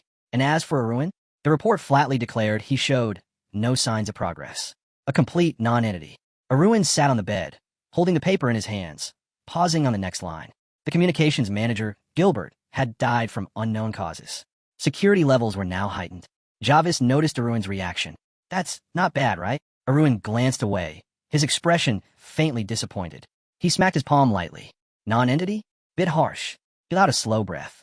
This report's insanely biased. It's actually kind of insulting. Hearing that, Javis immediately panicked, waving his hands. No, I swear I don't think that about you at all. I only wrote it that way because you told me to make you seem as worthless as possible. Aruin let out a heavy sigh, frowning. Why are you apologizing? Makes you look suspicious, he said flatly. Javis bit his lip, clearly frustrated. Was he trying too hard to play innocent? With a wave of his hand, Aruin dismissed it calmly. Hide the lie inside the truth. If you're too obvious, you'll pay for it. He shut his eyes and crossed his arms, while Javis quickly added, I'll fix the report. I'll put you at around 6th or 7th grade. Aruin opened his eyes and shot him a look. And how exactly are you contacting them without a communications manager? Javis met his gaze. I know someone over at Acadio. Aruin rubbed his chin, thinking aloud. Looks like we're going on a trip soon. Then, closing his eyes, he added, Go on. Just try not to get caught. The spy nodded and rose from his chair. Aruin watched him leave, following his steps with a sideways glance until the sound of footsteps faded. Arms still crossed. He turned his gaze away, wondering if Javis would make a decent double agent. The Empire's moves needed watching. Someone had to figure out what they were planning. But then, the image of that silver-haired man flashed in his mind. If Javis dared to work with the Empire again, well, there was always the bug. Killing him wouldn't be hard. A sudden noise from behind the door caught his attention. Levadan stepped in, hair tousled, and looked toward him. How are you feeling? Aruin blinked wide-eyed. Father? What are you doing here? Swinging his feet to the floor, he started to rise, but Levadan gestured for him to stay put. Don't get up. I'm fine, Aruin said with a grin. Levadan glanced down, his expression faintly troubled. You really okay? Waving it off, Aruin kept smiling. Thanks to you. They've given me potions and everything. I feel a lot better. still smiling. He rested his hands in front of him. Levedon nodded. Good. I was starting to think I might need to delay the trip. No need, Aruin assured him. You got a long journey ahead. I'm really fine. Levedon closed his eyes, quietly agreeing. Aruin looked up, puzzled by the rare visit. For a moment, neither of them said a word. Aruin watched his father closely, lips slightly parted. Had Levedon ever come to check on him like this in his past life? Looking at the faint wrinkles beneath his father's eyes, he realized it had never happened. They'd never had moments like this. Pressing his lips together, his expression dimmed. He still wasn't used to it. Then, with no warning, Levedon crossed his arms and sat down beside him on the bed. Aruin flinched, startled. What was happening? He hadn't even done anything wrong, but it felt like he was about to get scolded. Aruin cast a nervous glance at his father's calm face, unsure how to react. What was he supposed to do in a moment like this? Breaking the silence, Levedon finally spoke, his voice low as he stared at the floor. We found where the spy was hiding. Aruin blinked, surprised they had moved that fast. Levedon nodded slightly. We searched through the night. Took longer than expected. Turned out he was posing as a Lehite merchant. He sighed. We'll need to tighten security. Aruin glanced at his father, a quiet smile tugging at his lips. Compared to the man he remembered from his past life, this Levedon felt like a completely different person. Back then, he never seemed to notice the Empire's gaze. Now, he was fully aware. Still seated beside him, Levedon added, It's thanks to you. Aruin tilted his head, confused. That's not true. Levedon looked down. Even so, you need to be careful. Just because you did something great doesn't mean I'm willing to lose my son over some spy. Aruin's mind flashed with images of his father from both his past and present life. Once he had been cold, distant, and strict. But now, was this really the same man? As the thought sank in, his heart skipped. Faces of his siblings crossed his mind. He remembered the collapse of Steelguard. Everyone who was there, except his father. Hands resting on his knees, Aruin quietly pieced it together. The disappearance of the hero, just 2 years from now. At the time, he'd been at the academy. The only memories he had of his father came from his childhood. Watching Levedon's serious expression, Aruin realized maybe, just maybe, he'd misunderstood him all along. Levedon, arms crossed, looked straight ahead. Judging by how you've been acting, I thought everything would be fine at the capital. But still, stay alert. Aruin glanced at him sadly. If anything, his father was the one who needed to be careful. Levedon turned slightly and caught his son's gaze. Startled, Aruin quickly looked away and shook his head. What is it? Levedon asked. Did you hurt yourself? Aruin laughed it off. No, just listening carefully. He flashed a grin and gave a thumbs up. I got the message. Levedon exhaled, closing his eyes. Silence filled the room again. Aruin leaned forward, gripping his knees. For a moment, he nearly let his emotions slip and blurt out everything. About the future, the fall of Steelguard, his father's disappearance. But what good would that do? His father would just think he'd lost his mind. No, if anyone was going to change things, he'd do it with his own hands. The door creaked open, light spilling into the room. Levedon stood by the entrance. You've got an hour to look around. Aruin stood, smiling. Thanks. Levedon smirked. You really like that vault so much? If you want something, just ask, he added. As Aruin stepped inside, he glanced back, noticing the faint disappointment on his father's face. Why did he look like that? Then it hit him. Of course. If the Navaronites were offered the same chance, they'd all ask for one thing. To be the apprentice of a heroic ranked knight. Aruin glanced at Levedon, who stood quietly with his eyes closed. He must have been expecting that request. But instead, Aruin grinned and waved. I don't need gold. Just want to have a look around. Scratching his cheek, he glanced off to the side, thinking how strange it felt. He already knew everything here from his past life. Almost made him feel like every word he spoke was a lie. Levedon chuckled softly as he stepped away. That's good. Aruin watched him go and, in his mind, apologized. At the door, Levedon turned. I'll wait outside. Take your time. Aruin nodded. I'll be quick. With that, he turned toward the vault, his eyes sweeping over the endless shelves stretching across the vast room. As he walked through the narrow corridors, Aruin thought to himself how long it had been since he'd set foot in this place. Passing by stacks of coins and crates of emergency supplies, he recalled that the outer storage mostly held things meant for sudden needs. Nothing too special. But deeper inside, in an internal vault, that's where the rare treasures were kept. Glancing to his left, he frowned. Just because something was rare didn't mean it was valuable. Letting out a sigh, he muttered, they could have at least given me something better than this. His eyes landed on a silver shield, trimmed in red and gold, with 2 blue stones embedded at its center. The commander's shield, a magical relic said to boost the morale of an entire army. A gift from the king himself. Aruin rested his hand on his belt, staring at the shield sitting on the table. Why would a magic-ranked knight needs something like this. Even those at legendary or heroic rank wouldn't find much use for it. Pursing his lips, he figured the king must have had his reasons for such a gift. And judging by the shield's presence here, those reasons probably weren't good. They were meant to protect the king's interests, not his sword, but his shield. Aruin imagined a shadowy figure standing silently near the relic. When the king's true motives came to light, his grandfather had hidden the shield away here. Another image flashed in his mind, a man standing atop a hill, sword raised high, victorious. His grandfather, a mythical ranked knight who could have taken control of the entire Navarro kingdom if he wanted to. But instead, he stayed neutral. Hands in his pockets, Aruin gazed at the glittering shield. For all the titles and honors his grandfather had earned, these so-called awards didn't even come close to reflecting what he achieved. With a sharp turn, Aruin muttered, "And we can't even sell this thing. Not when it's a royal gift." But despite that, real treasures were hidden here. On one wall hung a black shield marked with a bird emblem. Below it, a kimono rested on display, and on the table in front of it lay a sword. Aruin's gaze sharpened. Grandfather's gear. He studied the sword, its narrow blade paired with a red and yellow engraved hilt. The dark sky, his grandfather's most trusted companion. Suddenly, Aruin's eyes widened. His left eye glowed red as he thought about his inventory. Scanning the stone walls and piles of boxes around him, a system notification popped up showing his level 1 inventory was already 763 out of 1,000 full. Scratching his chin, Aruin frowned. Feels wrong putting a sword like this into some basic inventory. Still, he reached for the upgrade option. Guess it's time to level this up anyway. The system prompted him. Upgrade for 200 coins? Smirking, Aruin crossed his arms. Pocket change after the last trade. He confirmed the upgrade. The vault leveled up, and the next prompt appeared. 500 coins. No problem, he agreed. But then came the next price, 1,200 coins. Aruin jolted. What? That's ridiculous. Resting his chin on his hand, he shut his eyes. Even if I have that much, no reason to burn through it. Level 3 is fine for now. The ground level room of his inventory improved, now featuring a table, a chair, and a large wooden door. A notification chimed. Capacity increased to 4,000 units. Interior upgraded. Old wooden door and cool stone floor added.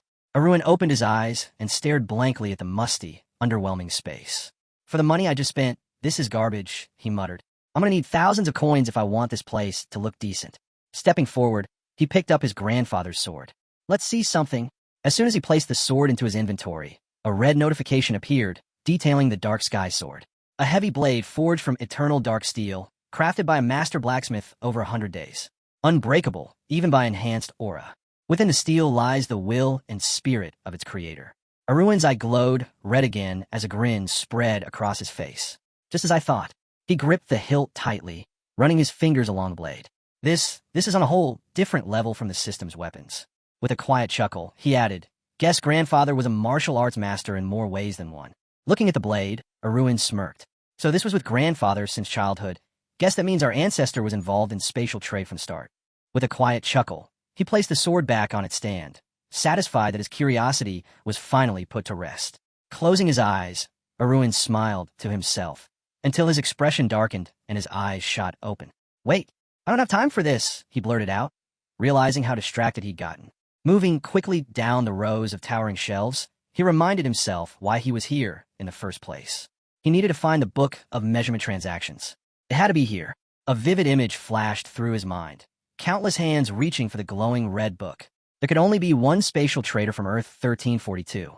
If that book ever landed in the wrong hands, especially those close to him, history could repeat itself. If the book truly existed, a faint red glow flickered around his silhouette as he clenched his jaw. He needed to find it first.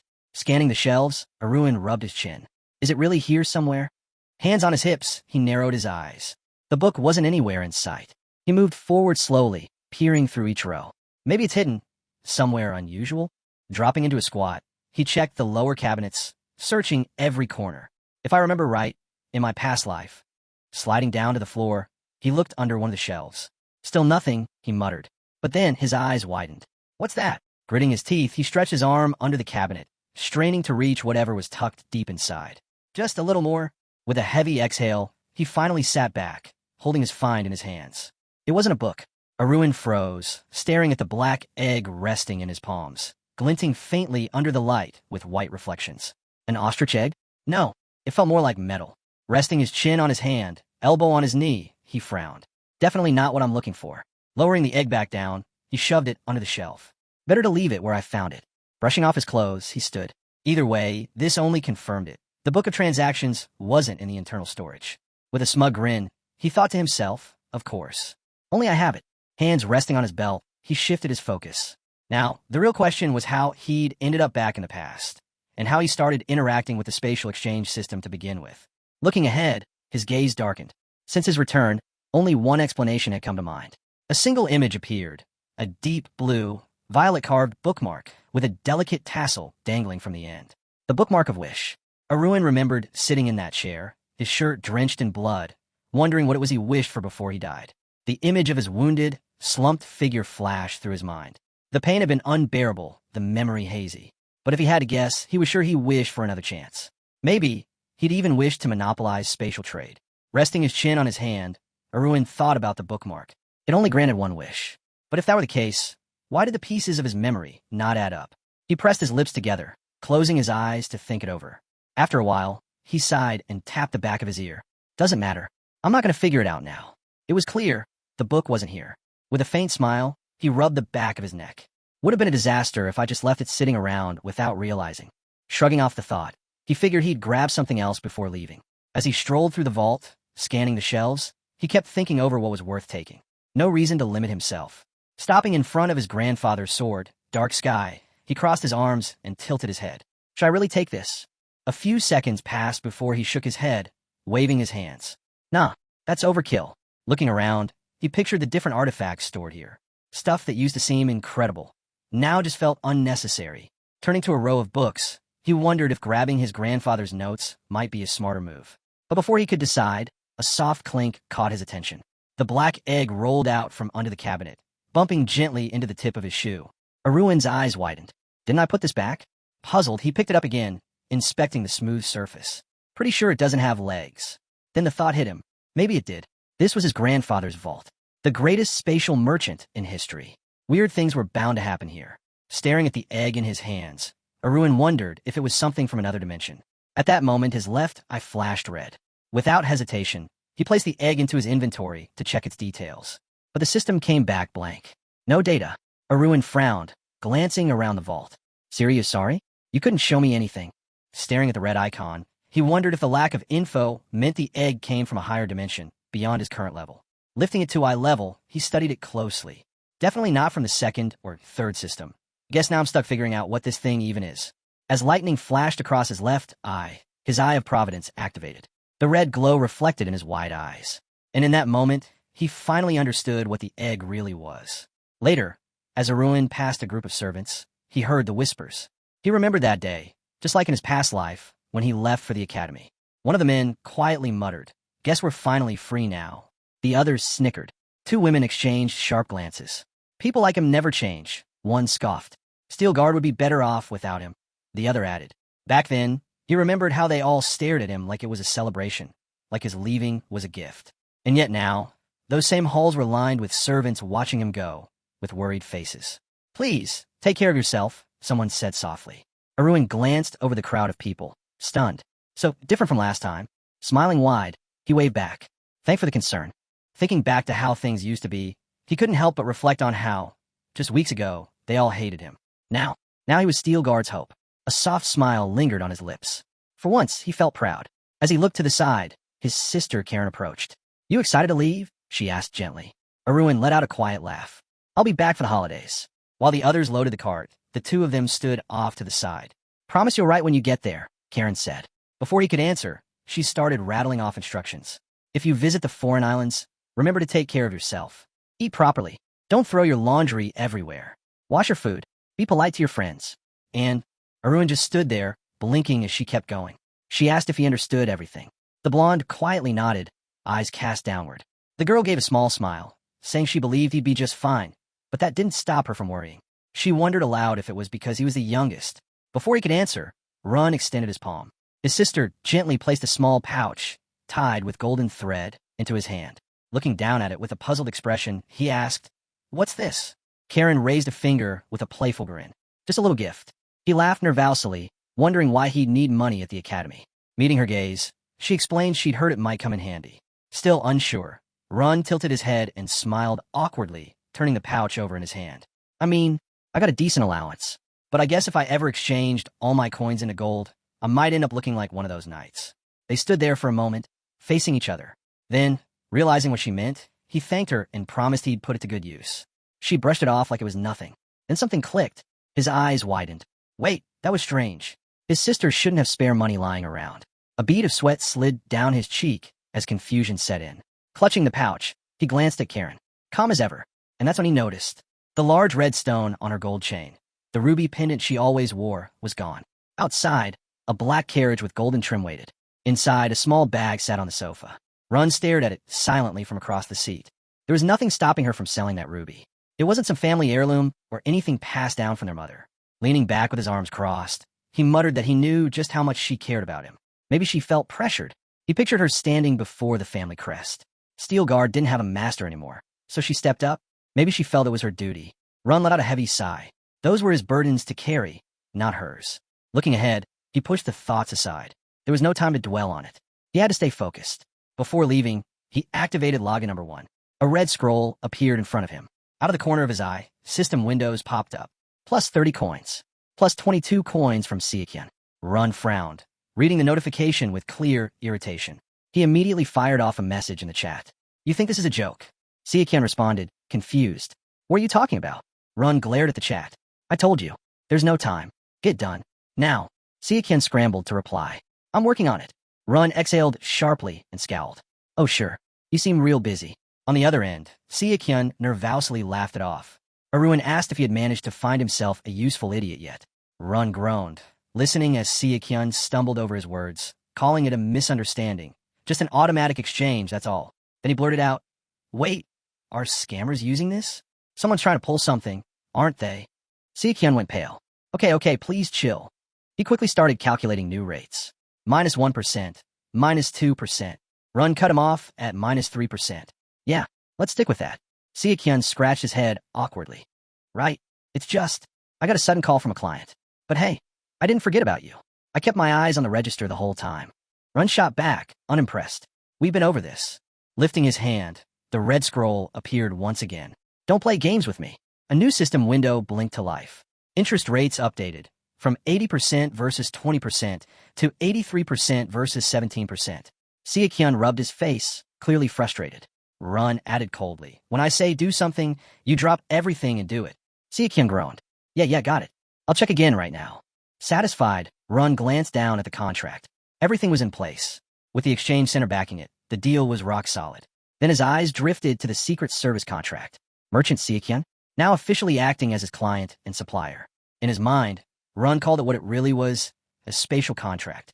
He pictured himself holding the slave contract scroll in front of Sukyan, grinning darkly, in exchange for protection, and keeping certain secrets from some very dangerous people. Sukyan had agreed to follow his orders and hand over 80% of all profits for the next 100 years. Basically, he signed himself up to be Run's servant for a full century. Run chuckled to himself. Jewelry, riches. Sukyan had already tasted the good life. And now, even if Run took 80% of the profits, Sukyan wouldn't dare quit. A regular paycheck just wouldn't cut it anymore. With a sorry grin, he rested his chin on his hand, thinking how Sukyan was like a never-melting candy, one he could keep squeezing for profit forever. Then a message popped up. Sukyan reported he'd finally gotten what they needed. Run closed his eyes and smirked. See? That didn't take long. You could have done it any time. Sukyan quickly apologized. Propping his head on his hand, Run decided to check it out. A system window appeared, displaying an image of a book titled Evangeline's Breath. The description read, Evangeline, a sword master from Earth 3884, created this technique. After conquering the world, she rejected traditional martial arts designed for male bodies and developed her own style for women. And, during its creation, she discovered something incredible. Run raised an eyebrow, intrigued. What exactly did she find? But the explanation stopped there. Activating the Eye of Providence, he searched for more info. Nothing. Leaning closer to the window, he scowled. Even with that, he couldn't dig any deeper. Opening the chat, he messaged Sukyan. Did you at least find what we needed? Swordmaster from Earth 3884 or not? That doesn't guarantee it'll work. Adjusting his glasses, Sukyan replied with a grin. I read through the book too. But tell me, didn't you say you needed someone at 3rd level? Run blinked. Are you insane? Who's the 3rd level? Looking surprised, Sukyan answered. Well, If someone can't use sword chi, aren't they probably third level? Silence. Run sighed, holding back his frustration. Shut up. My internal energy is third level. Tears of disbelief almost welled up as he sat there thinking. Whose fault is this anyway? Clasping his hands together, he reminded himself to stay calm. Risking his life over this wasn't worth it. Finally, he muttered, theoretically, it's one of the top martial arts. Run then asked, what about stability? That's the key. Sukyan nodded. It's soft and flexible. The risk of internal injury is low. Arms crossed. Run listened as Sukyan continued, explaining how hard it was to find something better right now. Is that so? Run asked. Sukyan raised his hand. Yeah, and by the way, why'd you go with the O system? If you're looking for methods designed for women's internal energy, I've got a couple. Run shut his eyes. That's not your concern. What about the others? Calmly, Sukyan replied, still waiting. Found some sellers, but no replies yet. Send them to me when they do. Of course, Sukyan said awkwardly, folding his hands. Then he tried to steer the conversation back to interest rates. Aruin ignored him and left the room. Sukyan glared at the system window and muttered an insult under his breath. Meanwhile, Aruin held the book in his hands, smirking to himself. Keeping Sukyan around was the right call. He was useful. Palafing through the pages, he nodded. Not bad. Great translation. Solid martial arts text. Closing the book, he made up his mind. Kieran spotted it and asked, surprised, is that for me? Standing across from her, Aruin held the book out. I figured it'd be more useful to you. She blinked. You bought this for me? You really didn't have to. With a soft smile, he replied, it might seem random now, but trust me. There's a reason I'm giving it to you. And what's that? She asked. You'll understand once you read it. Just please give it a try. Kieran smiled warmly, closing her eyes. I will. Thank you. Watching her, Aruin thought to himself that she had real talent, probably even more than he ever did. He imagined Kieran clad in armor, sword in hand. If she mastered Iron Breath, maybe Steel Guard wouldn't fall. But becoming a special knight wasn't exactly easy. Kieran stood quietly, gazing ahead. Aruin, watching her, felt certain of one thing. His sister wouldn't waste her potential. And when the time came, whether it was martial arts, supreme mana stones, or anything else, he could give her everything. But for now, it wasn't the right moment. Smiling to himself, he clapped his hands together, then suddenly remembered something important. Turning to the crowd, he locked eyes with Kieran. She looked at him puzzled. Aruin pointed 2 fingers at his eyes, then pillared his hand and pointed at her. Even though he was leaving, his message was clear. I'm still watching you. Then, just to drive it home, he made a slicing motion across his throat, throwing in a threatening glare. Don't do anything stupid. Darren went pale as the cavalry flanked the carriage, another one following closely behind. From his seat, Aruin glanced out, thinking how, in his past life, the road to the academy felt like marching straight into hell. But now, everything was different. He thought of his father, his brother, his sisters. The people who once despised him now treated him well. Even Kalilo and the others. For the first time, he felt like the world was finally looking at him with respect. In his mind, he pictured his past self standing back to back with who he was today. This is what separates me from who I used to be. A scarlet flame flickered to life in his eye, and with it, he decided he'd keep making that gap even wider. Just then, a message came in from Sukyan. The seller finally replied. Sukyan informed him. Aruin crossed his arms. Are they still selling? Yeah, Sukyan confirmed. Thought we should talk details. Aruin glanced at the system window. Good. Connect me. As the link established, he smirked to himself. Finally, some real progress. Lifting his hand, a black egg appeared, resting in his palm. The system window identified it as a Bulgasari egg. A faint image of a beast with glowing eyes shimmered in the air. Aruin studied it with interest. At birth, it was barely worth noticing, weak, harmless. But as it grew, an unstoppable force, a metal-devouring monster capable of natural disasters. Yet despite its strength, a fully trained Bulgasari was known for unmatched loyalty. Aruin smirked. A living catastrophe, and now it belongs to me. Just then, a new file popped up. Sukyan had sent over details on someone named Henry. Aruin opened the file, eyebrows raising as he read through it. Henry, Animus from System 4. 4th level trader. Spirit status, wonderful warrior. Current funds, 418 coins. Aruin tilted his head, intrigued. What's a System 4 guy doing on Channel 1? Hand on his chin, he dug a little deeper, pulling up the Exchange Center report. Ranked 3,827. Regular competitor. Obsessed with tournaments. And apparently blowing all his winnings on gambling. Aruin smirked. This might be even easier than he thought. Without hesitation, he hit the call button. A chat window popped up. Hello, Aruin greeted. Henry leaned back, bare-chested and holding a horn in his hand. Finally, so you're the guy from System 1 who wants the Taming guide. Aruin smiled. That's me. Mind showing me the item? Henry lifted the horn. Give me a second. An information window blinked to life. Parts 214, 227 detected. The description read that this was no ordinary manual. It belonged to a tamer who was said to be more monstrous than the beasts themselves. The book held the secrets and tricks of Emperor Grandbid, and as Aruin scanned the titles of the parts, he spotted them. 214, Hypnosis of the Cyclops. 215, Bulgasari. 216, Ghost Crow. Without hesitation, Aruin said he wanted to buy Part 215. Henry glanced back at the chat, unimpressed. Did you not hear me? I already told my slave, I'm not selling just one part. Aruin yawned. So, you try to unload all 14 parts at once. With a smug grin, Henry confirmed, exactly. 2,000 coins. Aruin nearly laughed. 2,000? Just for an egg-hatching guide? Henry, surprised by the rejection, leaned over his table. Come on, this book is what made the Emperor of Beasts who he was. You're getting it cheap. Aruin smirked. Don't give me that. Those books were written after he became Emperor. Henry looked away, chuckling in frustration. Aruin rested his hands on his knees. 150 coins for Part 215. That's 8 coins more than it's worth. Henry raised his hand, pointing at the book. Use your head. The full 666-part collection is valued at over 300,000 coins. Aruin scoffed. Yeah, when it's complete. This is just a handful of parts. Henry frowned. 14 volumes in a row make it a premium class item. Aruin leaned back, tapping his chin. Maybe Henry was right about one thing. Finding this in System 1 wouldn't be easy. But that didn't mean Aruin was going to let himself get played. With a wicked grin, he tossed out an offer. Tell you what, I'll take a copy of Part 215 for 100 coins. Henry looked horrified. Did you just say copy? Are you out of your mind? Throwing his hands up, Henry shouted. You can't just pirate licensed items. Do you have any idea how much blood and sweat the author put into creating this? Aruin scratched his neck. What's with the sudden lecture? Then his eyes caught something, a small symbol on the window. The copyright mark. His expression stiffened. Oh, right.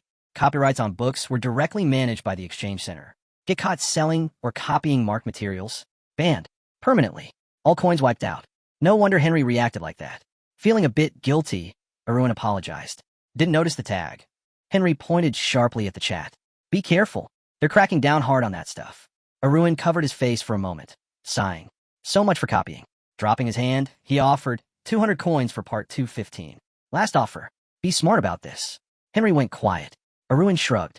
Or don't. I really don't care. Then, without waiting, he closed the chat. Smirking, he leaned back. Now, let's see who's more desperate. Right on cue, Henry sent a chat invite. Aruin chuckled. Knew it. Henry's reply came in, sounding defeated. 200 still too low. How about 250? Aruin stayed calm. Think clearly. That's my final offer. Henry clutched his book in frustration. If I break up the set, the whole value drops. Aruin tilted his head. So, you selling or not? Grinding his teeth, Henry finally gave in. Fine. 200. Aruin grinned to himself. Just like he thought. Henry barely had 400 coins left, desperate enough to crawl into System 1, trying to recover his gambling losses. What choice did he have? 3 system windows popped up. 180 coins spent on Part 215. 27 coins received back as cashback. Copyright notice. Acquired knowledge can only be used within the Exchange Center or absorbed. Aruin smiled. Time to see what the Emperor knew about Bulgasari. The part opened, revealing the details. Bulgasari, a werewolf classified as a regional threat, but with proper training, capable of reaching national, continental, maybe even planetary threat levels. Difficulty: hatching, A rank. Taming, A rank. Training, C rank for ease, S rank for potential. Aruin stared at the page, stunned. Planetary level. He glanced down at the egg resting beside him. All this time, he'd been carrying it around without a second thought. Now, realizing what it might become, he looked at it with a spark of excitement. A planetary-level beast, huh? The egg shimmered under the sunlight. Suddenly, Aruin flinched, a chill running through him. This is seriously terrifying. Before he could collect his thoughts, a system window popped up above him. Absorption of the book complete. Looking over the notifications, Aruin thought to himself, yeah, they didn't call him the Emperor of Beasts for nothing. This knowledge is worth every coin. A small smile tugged at his lips. And this? Hatching the egg is only the beginning. Daytime and nighttime methods, completely different.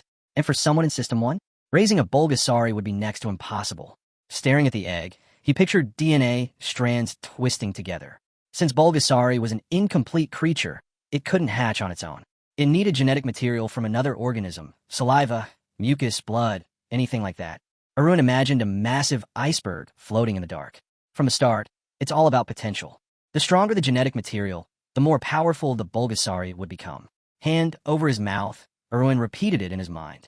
What I need is a beast with a strong body. Then it hit him. Beast. Images of creatures flashed through his mind. Beasts existed even in systems 0 and 1. Though here, people usually call them spirits. He opened the store with a grin. Nothing goes to waste. They're all for sale anyway. Skimming the descriptions, he muttered to himself, human, earthly, heavenly, and celestial. But what do I even pick? Then a thought crossed his mind, and he smirked. Actually, he knew just the person to ask. Opening the chat, Aruin messaged Sukyan. You know much about beast materials? Yeah, Sukyan replied. Why? What do you need? Aruin hesitated, then asked, almost nervously, you don't think I'm about to make you tame a beast without any cultivation, do you? Sukyan let out a sigh of relief. Good. For a second there, I thought you lost your mind. Leaning closer, Aruin pressed on. So how much do you actually know? Sukyan shrugged. Enough to get by. Aruin sent over a file. Take a look. Tell me what you think. Evaluate it how? Sukyan asked. Combat power, Aruin answered. High healing ability doesn't mean high strength. Sukyan opened the file and whistled. Wow, you got a good list here. Scrolling through, he added, yeah, healing doesn't mean much in a fight. For example, he pulled up a huge turtle. The blood of a 10,000-year-old iron-mouthed turtle. Great for cultivation. But at the end of the day, it's just an old turtle. Then, with a grin, Sukyan held up another entry. Now, the blood of a bloody fire dragon or the bile of a 1,000-year-old bear. That's a whole different story. Aruin's curiosity piqued. So which of those two is stronger? What's the better pick? A photo popped up. A massive, flaming serpent coiled through the sky. Sukyan didn't hesitate. Definitely the bloody fire dragon. You're looking at a snake that's been trained for thousands of years and eventually became a dragon. You don't pass that up. Aruin chuckled to himself. Yeah, a dragon is a dragon. Aruin listened carefully as Sukyan explained that the big bear was nothing compared to the dragon. Curious, Aruin asked how martial arts users even manage to hunt such creatures. Sukyan shifted awkwardly. There are some incredible people out there. Aruin scratched his neck a little annoyed. Yeah, that's probably true. Sukyan quickly raised his hands, trying to cut him off as Aruin thanked him and said he was ready to buy the dragon's blood. Before he could finish, Sukyan rushed to say something. By the way, I bought Evangeline's breath with my own money. I know we signed a contract, but Aruin cut him off with a grin. What? Hurting your wallet? Sukyan paled and scratched the back of his head. No, I didn't mean it like that. Aruin leaned forward, resting his hands on his knees. So how much did the book cost?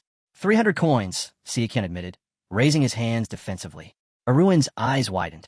Why so much? I was in a hurry, didn't have time to negotiate. Aruin smirked. You sure you're not lying again? You know I already checked the price. Sukyan groaned. I wouldn't dare. I'd be dead if I tried to lie to you now. Aruin opened their contract with a satisfied nod. For your honesty, I'll reward you. The interest rate reset to its previous value. With a smile, Aruin asked, so, we're even now? Sukyan looked down sadly. Yeah, I guess. Aruin crossed his arms, still smiling. I'll call if I need you. When Sukyan didn't reply, Aruin added, and if you don't answer within 10 minutes, you get a warning. Got it, Sukyan mumbled. Aruin exited the chat, raised his finger to the system window, and confirmed his choice. Bloodfire Dragon. With a tap, a small bottle appeared in his hand, filled with just 10 milliliters of dragon blood. Turning his gaze to the egg, Aruin wondered if it would still work after sitting in storage for 10 years. He poured a couple of drops onto the shell. The liquid hissed and sizzled, evaporating on contact. Aruin raised the bottle, surprised. Feels like pouring oil on a hot pan. Then something caught his eye. The egg began to glow, pulsing with a scarlet light. Aruin watched, thrilled. It worked. No wonder they call it a beast. It survived all these years, hidden away in oblivion. Staring at the egg, Aruin couldn't help but wonder how it ended up in his grandfather's vault. Did he trade with someone from System 4? Displeased, he turned away. Not like I ever knew much about him, anyway. Suddenly, the egg let out a sound. Aruin spun back, startled. But the egg quieted again, and he let out a breath of relief. Guess it likes the blood. Crossing his arms, satisfied, he knew there was nothing left to do now but wait. The carriage rolled past a quiet lake, high mountains rising in the distance. Not a sound came from inside. The air shifted, the hair on Aruin's head gently lifting. Settling into a lotus position, hands on his knees, he began to meditate as energy swirled around him. But something broke his focus. A soft sound. The egg was moving. Aruin's eyes snapped open. Is it time? Cracks spread across the shell, smoke leaking out. He leaned in, heart pounding. Here it comes. He pictured a monstrous beast with glowing eyes, a legend straight from System 4. A planetary-level terror, a living disaster.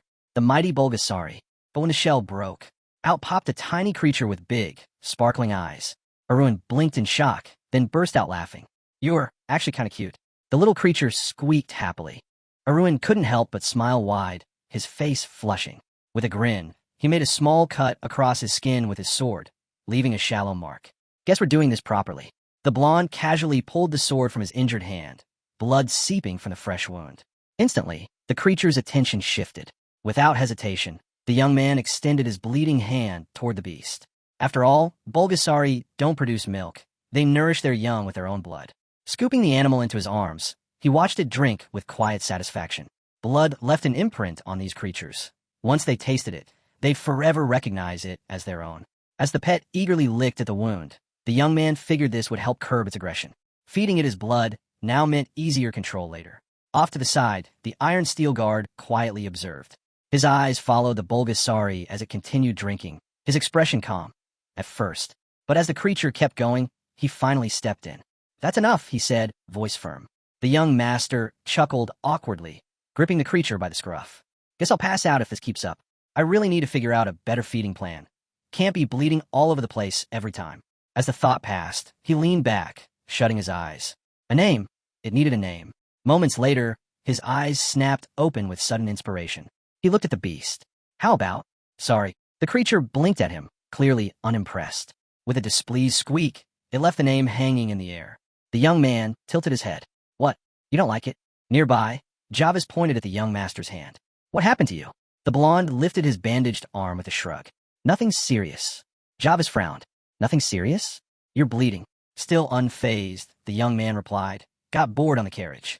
Ended up cutting myself messing around with the sword. An awkward pause filled the space. Javis allowed a sigh. Yeah, right. After what you pulled earlier. There's no way I'm buying that. The young master smirked to himself. Maybe I should put a little more effort into lying. Javis rested his hand on his sword hilt, glancing over. Seriously, though, be more careful. I'm responsible for keeping you safe, you know. A short distance away, men were lighting fires and unloading supplies for a quick meal. The blonde turned to check on them. So, after we eat, we keep moving till sunset? Javis nodded, then gestured toward the carriage. Hey, grab what you need from there. Without waiting for a reply, he started toward the carriage. But halfway there, his steps slowed. Something rustled in the bushes. His gaze snapped to the side, hand gripping his sword, ready to draw. Before he could move, another hand landed on his, firm, stopping him. It was the iron steel guard. Calm and steady, he met Javis' confused glare. Relax, the blonde said, his voice low. It's fine. Javis frowned, not convinced in the slightest. Whatever the blonde thought was fine, he definitely wasn't seeing it. A sudden rustle from the bushes caught the man's attention. Before he could react, Sari leapt into his arms, instantly drawing everyone's gaze. The little creature settled comfortably, clearly pleased with itself. Watching with curiosity, the servant tilted his head. What is that thing? A weasel. The blonde rested his good hand atop the pet's head. It's mine, he said simply. Facing him, the green-haired servant raised a brow. Since when do you have a pet? Long enough, the blonde replied, feigning disappointment. And here I thought you were paying attention to me. He shot Javis a sarcastic look. Tell me, were you even watching us? Caught off guard, Javis froze, unable to answer. The young man glanced at Sari, who was nuzzling against him. Go on. Say hello, he encouraged, introducing the pet to the servant. Sari's eyes sparkled as it looked over at Javis. The sight made the usually gruff man soften. Blushing, he stretched out a hand, hoping to pet the creature. Seeing the chance, the blonde smirked, curious to see how this would play out. As soon as Javis' hand touched Sari's head, the creature's expression soured. Displeased, it glared before pulling away. Javis recoiled immediately. Guess he hates me, he muttered. The blonde shrugged. Not surprising. You did almost point a sword at him. Javis groaned, throwing up his hands. Yeah, I get it. With a sigh, he turned to leave. I'll bring food once it's ready. But behind him, Sari's anger lingered, the fire in its eyes unmistakable. Bulgasari weren't just temperamental. They grew stronger by devouring metal and could shift forms. A powerful companion, but dangerous if left unchecked. If Sari ever lost control, keeping it close would be impossible. Raising his hand, the young man let the pet climb onto his arm. They exchange a knowing look. Yeah, the blood had been worth it. Above them, gray skies stretched over distant mountains and endless green forests. Their journey continued along the coastal road. Inside the carriage, the young master sat with arms crossed, his mind drifting. According to the Emperor's theory, a Bulgasari's strength came from the energy it absorbed in its youth. His thoughts shifted to the blood-fire dragon with its green scales. Solving the first part of the equation had been possible by selecting the right components. But to crack the next stage, he'd need an elixir. Meanwhile, Sari gnawed on something noisily beside him. The young man glanced over, then froze. Tears welled up as he realized what the creature was eating. That was my bamboo life pill, he thought bitterly. The same one given to him by the mountain bamboo sect leader. The one worth 150 coins. The one he'd been saving. Dropping his head into his hand, he sighed. Back to square one. With only 53 days left before the mana crystal, he needed to pick his next product carefully. His mind raced through the possibilities. Balance was everything. Whatever he chose had to sell high and fast. The answer hit him. His eyes snapped open, and he shot to his feet. I've got it. This time, the product would involve internal cultivation, a rare commodity, always in demand, and worth a fortune. Rubbing his chin thoughtfully, he watched the numbers on his panel rise, the red board flashing confirmation of the exchange and his growing profits. Perfect, he mused. Buy for 250, sell for more, and pocket the difference. In his mind, coins rained from the sky. He pictured himself laughing, arms wide as gold poured down. Thousands, maybe even tens of thousands. But reality struck when the red board lit up again, this time with restrictions. Sales locked for 500 days. A full year. Groaning, he looked away. So much for easy riches. A new notification appeared, congratulating him on achieving the King of Gold title. A small comfort, but it helped. Crossing his arms, he smirked. Guess it's time to raise prices. Item after item filled his inventory, the notifications stacking up as he bought elixirs and materials. With no sales limit on those, the plan was simple. Sell fast, earn big. Leaning forward, the blonde grinned as the final exchange screen popped up. This was only the beginning. The man turned his attention to his pet, calling its name. Sari responded right away, earning a grin from his master. Without hesitation, the guy showered the little creature with a handful of multicolored elixirs. Sparkles lit up in Sari's eyes, as if he'd just been transported to paradise. Iron Steel Guard pointed to his own mouth, opening wide. Sari mimicked him perfectly, repeating the gesture.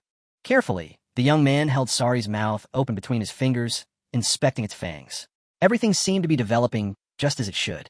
Sari sat back, looking quite pleased with himself. In just a few short days, he had already changed a lot. His fur color was tied to the blood of his first feed, and now that his fangs had fully grown, his baby stage was officially over. With a long breath, the blonde leaned back and closed his eyes. The pet had reached its limit. There was no need for more elixirs. The days of endless feeding were done. He mentally reviewed his expenses, a third spent on Sari, another third reinvested in the exchange, and the rest on his own cultivation and supplies. Reaching toward a familiar blue slip of paper, he held what was called the second circle of daytime healing magic. Smiling, he tore it in half without hesitation. Above him, a glowing blue magic symbol appeared, swirling in the air as fragments of the paper floated down. Magic surged around the sigil, growing stronger by the second. Touching his forehead smugly, he whispered, "If chi, breathing is good for the soul, nothing beats this for the body." The people nearby watched in awe. Someone raised a glass of alcohol, reminiscing that the young master was once known as the social star Navarro. Scratching the back of his head, the blonde shrugged off the memory. Didn't last long anyway. Pressing his hands to his cheeks, he grinned. Looks mattered after all. Whatever else happened in his life, he was going to make sure he stayed sharp. Just then, a voice called out from the carriage. Michael had arrived. The blonde glanced left. What's going on? From horseback, the man answered. Half a day left to our destination. Jarvis wanted to know if you'd like to rest. The blonde shook his head. No need. Keep moving. We'll rest when we arrive. Peering out the carriage window, he watched the sun dipping toward the horizon. Time had flown while he was busy trading. Without wasting a moment, he reopened his book, ready to continue. As the sun's last light bathed the city of Acadio, the group finally arrived. Before them stood a lavish 3-story mansion, leaving the others in awe. Standing beside Jarvis, the blonde admired the sight. Bit much for us, isn't it? Jarvis asked quietly. The young man turned to him. This? Please. We earned this. Before Jarvis could mention a hotel, the blonde cut him off. Rest first. Look after everyone. While the others chatted, Jarvis hesitated. While my family think. Without missing a beat, the blonde tossed him a coin pouch. Take care of them. Get everyone cleaned up. Jarvis opened the pouch, eyes wide. 200? This is more than enough. The blonde gave him a knowing smile. Consider it gratitude. Let them enjoy themselves too. We're not here to play around.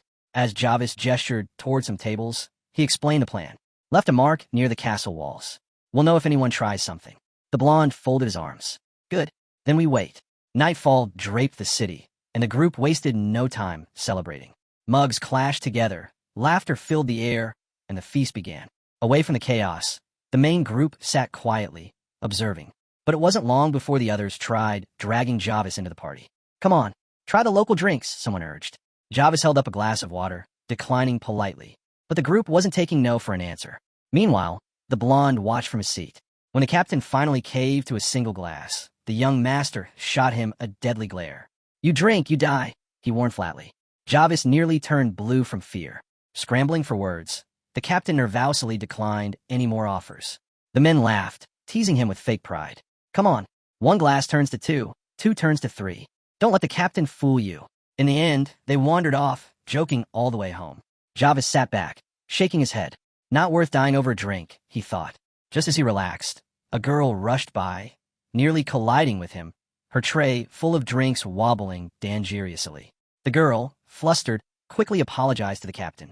He gave her a calm glance and told her to be careful, so she wouldn't hurt herself. Once she hurried off, he returned to his seat beside the blonde, quietly sipping his water while the young master observed him in silence. After a moment, the blonde called out, raising his glass and tilting his head. Lost something? He asked, watching Jarvis dig through his pocket. With a slight smile, Jarvis pulled out what he'd been looking for. First time someone's ever bumped into me on purpose, he muttered, glancing away. Dark clouds blanketed the night sky, the last bits of light fading from the alleys between the buildings.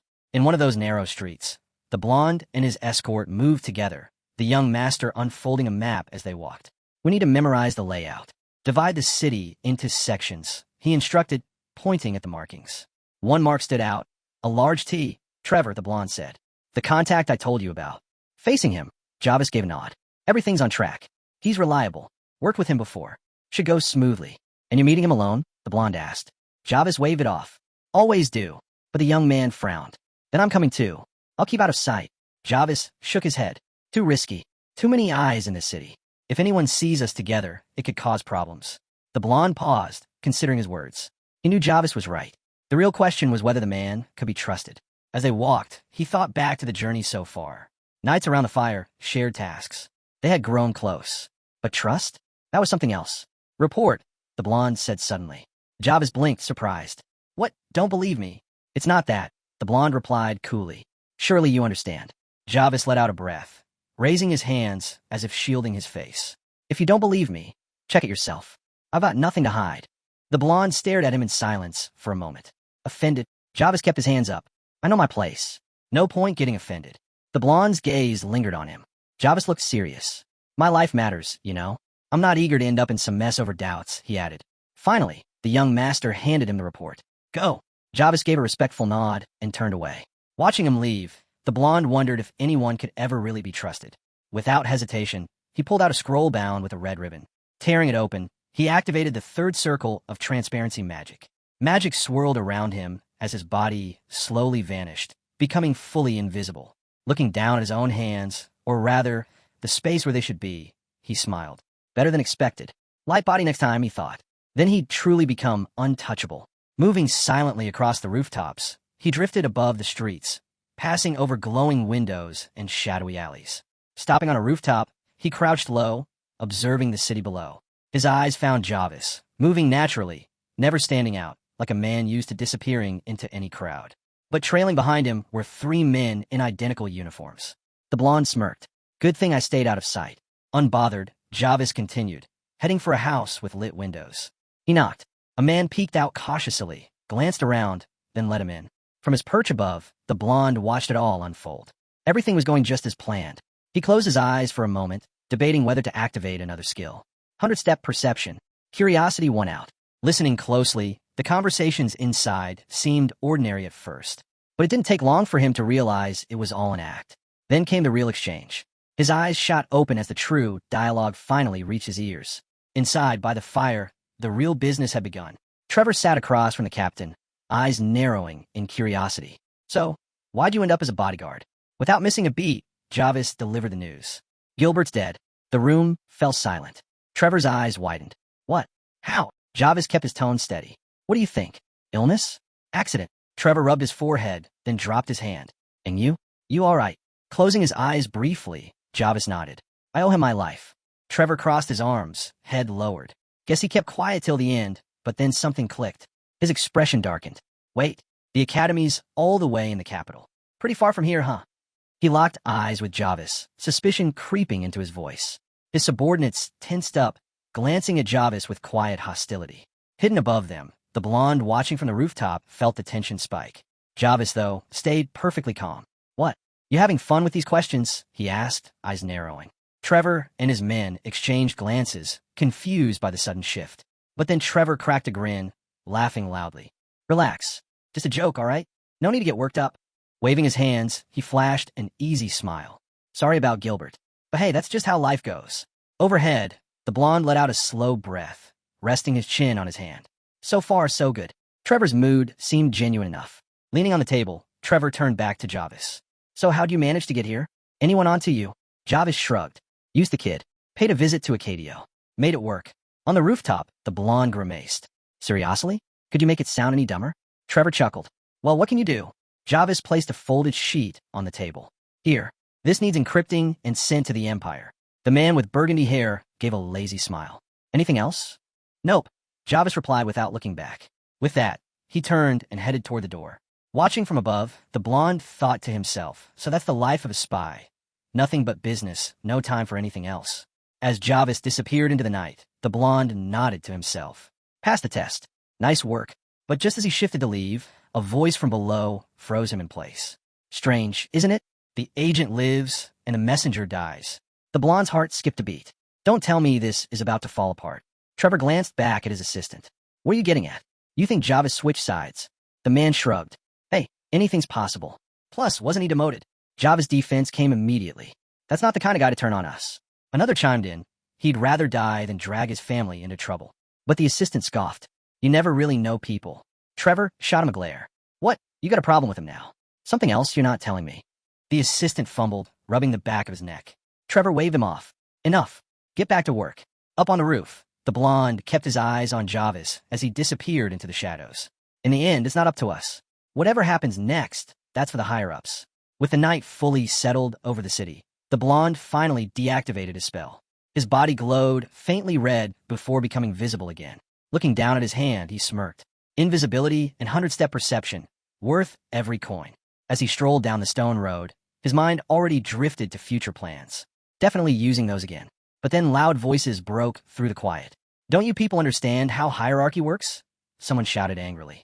Shut up, another bark back. The blonde stopped, frowning toward the noise. A fight? At this hour? Spotting a crowd gathering in the shadows, he sighed. Really? In the middle of the night? A group of furious men stood with clenched fists, shouting angrily and demanding how a mere barren knight dared to challenge them. In the middle of it, a dark-haired knight, surrounded by his comrades, scoffed and motioned toward his opponent. Complain to the marquis if you want. I just serve him, he sneered. From his spot above, the blonde's eyes widened slightly. His men, they were clearly drunk. Another group of men shouted back, irritated. Enough of your nonsense already. But the knight leading the group folded his arms and shot back. I'm not finished. If it weren't for Steelguard, your precious marquis wouldn't even exist. Those words made the blonde stiffen. His lips parted as the realization hit. Marquis Albret. As the name echoed in his mind, his expression darkened, the shock running deep. One of the opposing men bared his teeth, fists trembling with rage. You think I can talk to northerners like you? You're insane. He lunged forward, shouting that he'd show the village slave what real dignity meant. The knight didn't back down. With furrowed brows, he rushed forward, yelling for his men to defend the honor of Steelguard. In an instant, the two sides clashed, fists flying. Suddenly, a sharp voice cut through the chaos. What exactly is going on here? Everyone froze. Heads turned toward a man in a crisp blue uniform and red cape, a sword resting on his belt. One of the men gasped. It's the second captain. Up on the rooftop, the blonde's hands trembled as his eyes locked onto the man. His breath caught, memories flooding back, blood, pain, and that room filled with torture devices. Bound to a chair, drenched in his own blood, he'd thought it was the end. And now, standing behind the second captain, was the very person responsible. Albret, the young man with shoulder-length, ash-colored hair, stood with his usual indifferent expression. The blonde's rage flared like a wildfire. A grin spread across his face as his thoughts darkened. Didn't expect to see you here. The air around him seemed to thicken, his fists tightening as his anger boiled. For a moment, he debated ending it right there, tearing Albret apart, slow and painful. But no, not now, not like this. Forcing himself to breathe, the blonde smirked. Patience. There will be time to return every bit of pain you gave me. On the ground, the second captain, Kunz Albret, stepped forward. His towering presence made the knights shrink back in fear. You were told not to cause trouble, he said in a low voice. The men immediately dropped their heads and shouted apologies, swearing it wouldn't happen again. Kunz Albret shifted his gaze to the dark-haired knight, who stiffened under the glare. I'm second Captain Dirika, under Marquis Albret, he said coldly. Where are you from? Sweat beaded on the knight's forehead. Steelguard, he answered. Kunz Albret frowned. And what's Steelguard doing in Acadio? The knight hesitated, and the men behind him looked ready to disappear. Before he could respond, footsteps echoed through the street. Everyone turned to see the blonde approaching, his stride steady and full of confidence. Kunz Albret's brows knit together. The man's gaze was calm but sharp, like a blade. A small smile tugged at the blonde's lips as he caught the growing surprise on their faces. Perfect, he thought. Just as it should be. Kunz Albret squinted. Who are you supposed to be? The blonde stopped, meeting his gaze. I'm Aruin, he answered coolly, his voice carrying clearly. For a second, Kunz Albret's eyes flicked toward Albret, as if looking for confirmation. Albret only let out a quiet breath. A single bead of sweat rolled down Kunz Albret's face. Now that a family member had shown up, things just got a lot more complicated. Looking back at the blonde, Dirika asked, So, are you the one they say you are? The blonde's grin widened. Yes, I am. Standing among his knights, the blonde glanced toward the commotion and spoke up. I overheard someone asking why Steelguard is here, he said casually. Is there a reason we can't be in Acadio? The man on the other side looked startled, stammering. And no, that's not what I meant. Aruin shrugged, closing his eyes and spreading his arms. We're just passing through on our way to the academy. Thought I'd take a look at Navarro's second city. Then, without warning, his gaze sharpened as he turned toward the second captain. But what about you? Why is Albret here? Gyo, standing in front of his master, stepped in with a respectful bow. Same reason. Just passing through. He lowered his head and added softly, and I'd like to apologize for any earlier trouble. Albret, overhearing this, scoffed and shot Gyo a glare. Apologize? For what? They started it, he snapped, jabbing his finger towards Steelguard. Kunz Albret watched from the side, uneasy. He knew Steelguard wasn't a group that could be pushed around with titles alone. Crossing them meant there'd be consequences. Glancing at the sky, Kunz Albret cleared his throat. It's getting late. Maybe we wrap this up and head back. But Aruin raised a brow, unimpressed. Why should we leave? Kunz Albret glanced at Albret, who stood with his hands on his hips, looking just as irritated. Albret huffed. Maybe it's best we continue this tomorrow. Aruin waved his hand dismissively. No need to wait. His voice dropped into a colder tone. But before we go any further, do any of you even know what happened here? Albret sighed, brushing him off. Doesn't matter. Baron or not, you're beneath a Marquis. At those words, the Steel Guard knights stiffened. Aruin chuckled softly, closing his eyes for a moment. So, what you're saying is, because your title is higher, you're automatically right? Albret grinned. Finally, you understand. Guess I have to spell everything out for Northerners. Aruin's smile widened, his tone turning playful. You're full of nonsense. Albret's face flushed red with anger. He pointed sharply at Aruin. Take that back. Now, apologize. Gyo, still calm, spoke quietly. We'd apologize if we were actually wrong. Aruin turned his attention to one of the Marquis's men. You, what happened here? The man glanced nervously between the two sides, sweat beading down his face. After a pause, he lifted his hand and admitted, It started with Steelguard. They shouted first. Then the fight broke out. Albret immediately jumped forward, demanding, You heard that. Now kneel and apologize. But Aruin held up a hand. Calm down. You're not a kid anymore. Let's hear from both sides. He turned to one of his own men, Mihail. Is that true? Mihail lowered his head. Yes, but they mocked us first. Aruin's eyes narrowed. Mocked you how? Mihail clenched his fists, recalling the words. They asked how much longer we'd ride on Layskin's glory. Said we acted too proud, like we were more important than we are. Lowering his head further, Mihail added, I apologize for the disturbance, but I'm not sorry for standing up to that. Then, louder, he declared, if we just sat there and took it, we wouldn't deserve to call ourselves Steelguard. Aruin stayed quiet, his lips pressed into a thin line. Turning back to the Marquis's group, he called out, Is that true? The man stammered, waving his hands. "WL, not exactly. I mean," Kunz Albret whipped his head around, glaring at the man in disbelief. "One idiot," he thought, grinding his teeth. Aruin sighed, his expression darkening. "So it's true after all." Mihail looked up, surprised as Aruin met his gaze. "Lift your head," Aruin said. "You did well." The knights looked at him with quiet pride, their master's words lifting their spirits. With a smirk, Aruin threw his cloak back over his shoulder. As someone who carries the heart of steel, the Marquis's squad watched him closely, their eyes wide. Albret and Kunz Albret stood frozen, unsure of what was coming next, standing firm among his knights. The blonde's expression turned cold and resolute. Without hesitation, he pulled back his cloak to reveal the black crest of the steel guard on his shoulder. "I can't ignore what just happened," he declared, his voice steady and clear. He proudly tapped the emblem. "Steel Guard has always protected Navarro. We protect it now, and we'll keep protecting it." Behind him, his knights straightened, holding their heads high as their lord spoke. "And for those who mock us," Aruin's gaze hardened as he looked straight at the stunned Kunz Albret and the scowling Albret. "We'll make sure they remember us, in blood, if necessary." With his piercing stare locked on them, Aruin asked, "So, do you still think we're nothing?" The Marquis's men shifted uncomfortably, glancing at each other with unease. Albret's expression darkened, his glare fixed on Aruin. Kunz Albret furrowed his brow, glancing between his master and the blonde. Is this guy really just a kid? He wondered. At first, he thought Aruin was just throwing around his family's name. But now, watching him stand his ground with such ease and presence, Kunz Albret couldn't deny it. This really is Steel Guard blood. The air turned tense and silent. Albret clenched his teeth, frustration written all over his face. Kunz Albret, realizing where this was headed, acted fast. Without warning, Kunz Albret spun around and punched one of his own knights straight in the face, sending him crashing to the ground. Everyone froze. Then another knight hit the dirt, and another. In a matter of moments, Kunz Albret had knocked out his own men, leaving them groaning on the ground as the rest watched in shock. Without even looking back, Kunz Albret spoke sharply. "Great job ruining Albret's name."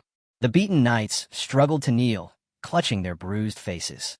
"Forgive us," they cried, bowing their heads low. Still glaring, Kunz Albret snapped, "Don't apologize to me. Tell the young master you embarrassed him." The terrified knights turned their attention to Albret, immediately lowering their heads and shouting apologies. Aruin watched the scene unfold with narrowed eyes. So he wasn't bluffing after all, he thought. He could see what Kunz Albret was doing, turning the whole situation into a petty squabble between knights, smoothing things over without dragging Albret's name deeper into the mud. It was smart, clean, effective. Aruin studied Kunz Albret's composed face. He's retreating without losing face. Clever. Darren, standing quietly nearby, stared at Kunz Albret's back. Definitely someone to keep an eye on. Albret, red-faced and fuming, suddenly spun on his heel. "I'm going to bed," he snapped, storming off in irritation. Aruin's lips curled into a Sylvia grin. He wasn't sure if he'd gained anything from this, but seeing Albret sulk like that was reward enough. Then, just as Albret was marching away, Aruin called out, "I'd accept your apology, by the way." Albret froze in his tracks. Slowly, his furious face twisted back toward Aruin, veins bulging at his temple. Aruin met his glare with a satisfied, confident smile. With an angry grunt, Albret turned back around and stormed off again. Everyone quietly watched him leave. A moment later, Kunz Albret lowered his head and Wordle Sylvia followed, his men trailing behind. Right then, Javis finally arrived, glancing around at the tense faces. "Whoa, what's going on here?" he asked, giving an awkward smile. "Did I miss something funny?" He flinched as everyone immediately turned their irritated glares toward him. Raising a hand, Javis stammered, Sorry? Not sure for what, but sorry." As the city settled, under a bright blue sky, Albret sat at a table, picking at his meal with clear annoyance. Cutting a piece of meat, he glanced over at Kunz Albret. That brat, wasn't he supposed to be the worst of the worst? Kunz Albret, standing beside him, nodded slightly. That's what they say. Compared to his father, the sons of Steel Guard are nothing special. The youngest can't even match his brothers. Or so the rumors go. Albret scoffed, waving his fork mid-bite. Rumors, huh? Feels like they've been overhyping his sharp tongue, just because we haven't seen his sword yet.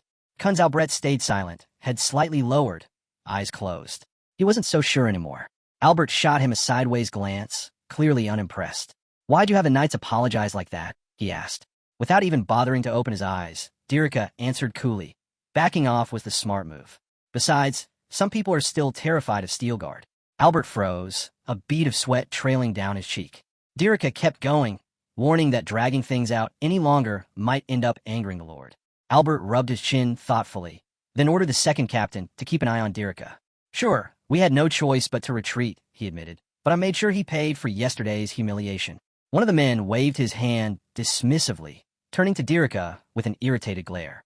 Come to think of it, I haven't seen a single steel guard rat around. Where they run off to? A man standing to the side, his hand resting on his sword, answered.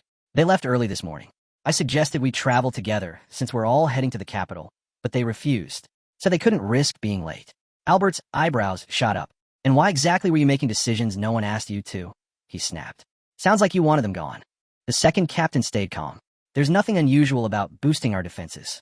Protecting the Marquis is the top priority. Albert leaned back, feeling unsettled. That's way too arrogant. With that, he set his utensils down.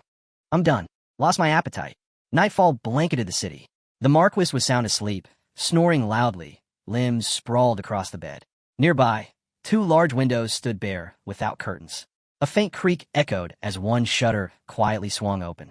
Still snoring with his mouth wide open, Albert stirred awake, only to feel an invisible grip clamping down on his face.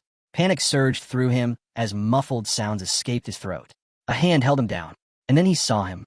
Aruin hovered over Albert like a shadow, his expression wild, his eyes glowing an eerie yellow. He raised a finger to his lips, signaling for silence. Albert grabbed at Aruin's hand, trying to figure out what he was even doing here. His mind raced. How was he this strong? Aruin's lips twisted into a grin. Just figuring out the best way to get my revenge. Leaning closer in the dark room, he added in a cold voice, I wanted to wake you up, so you could watch yourself fall apart.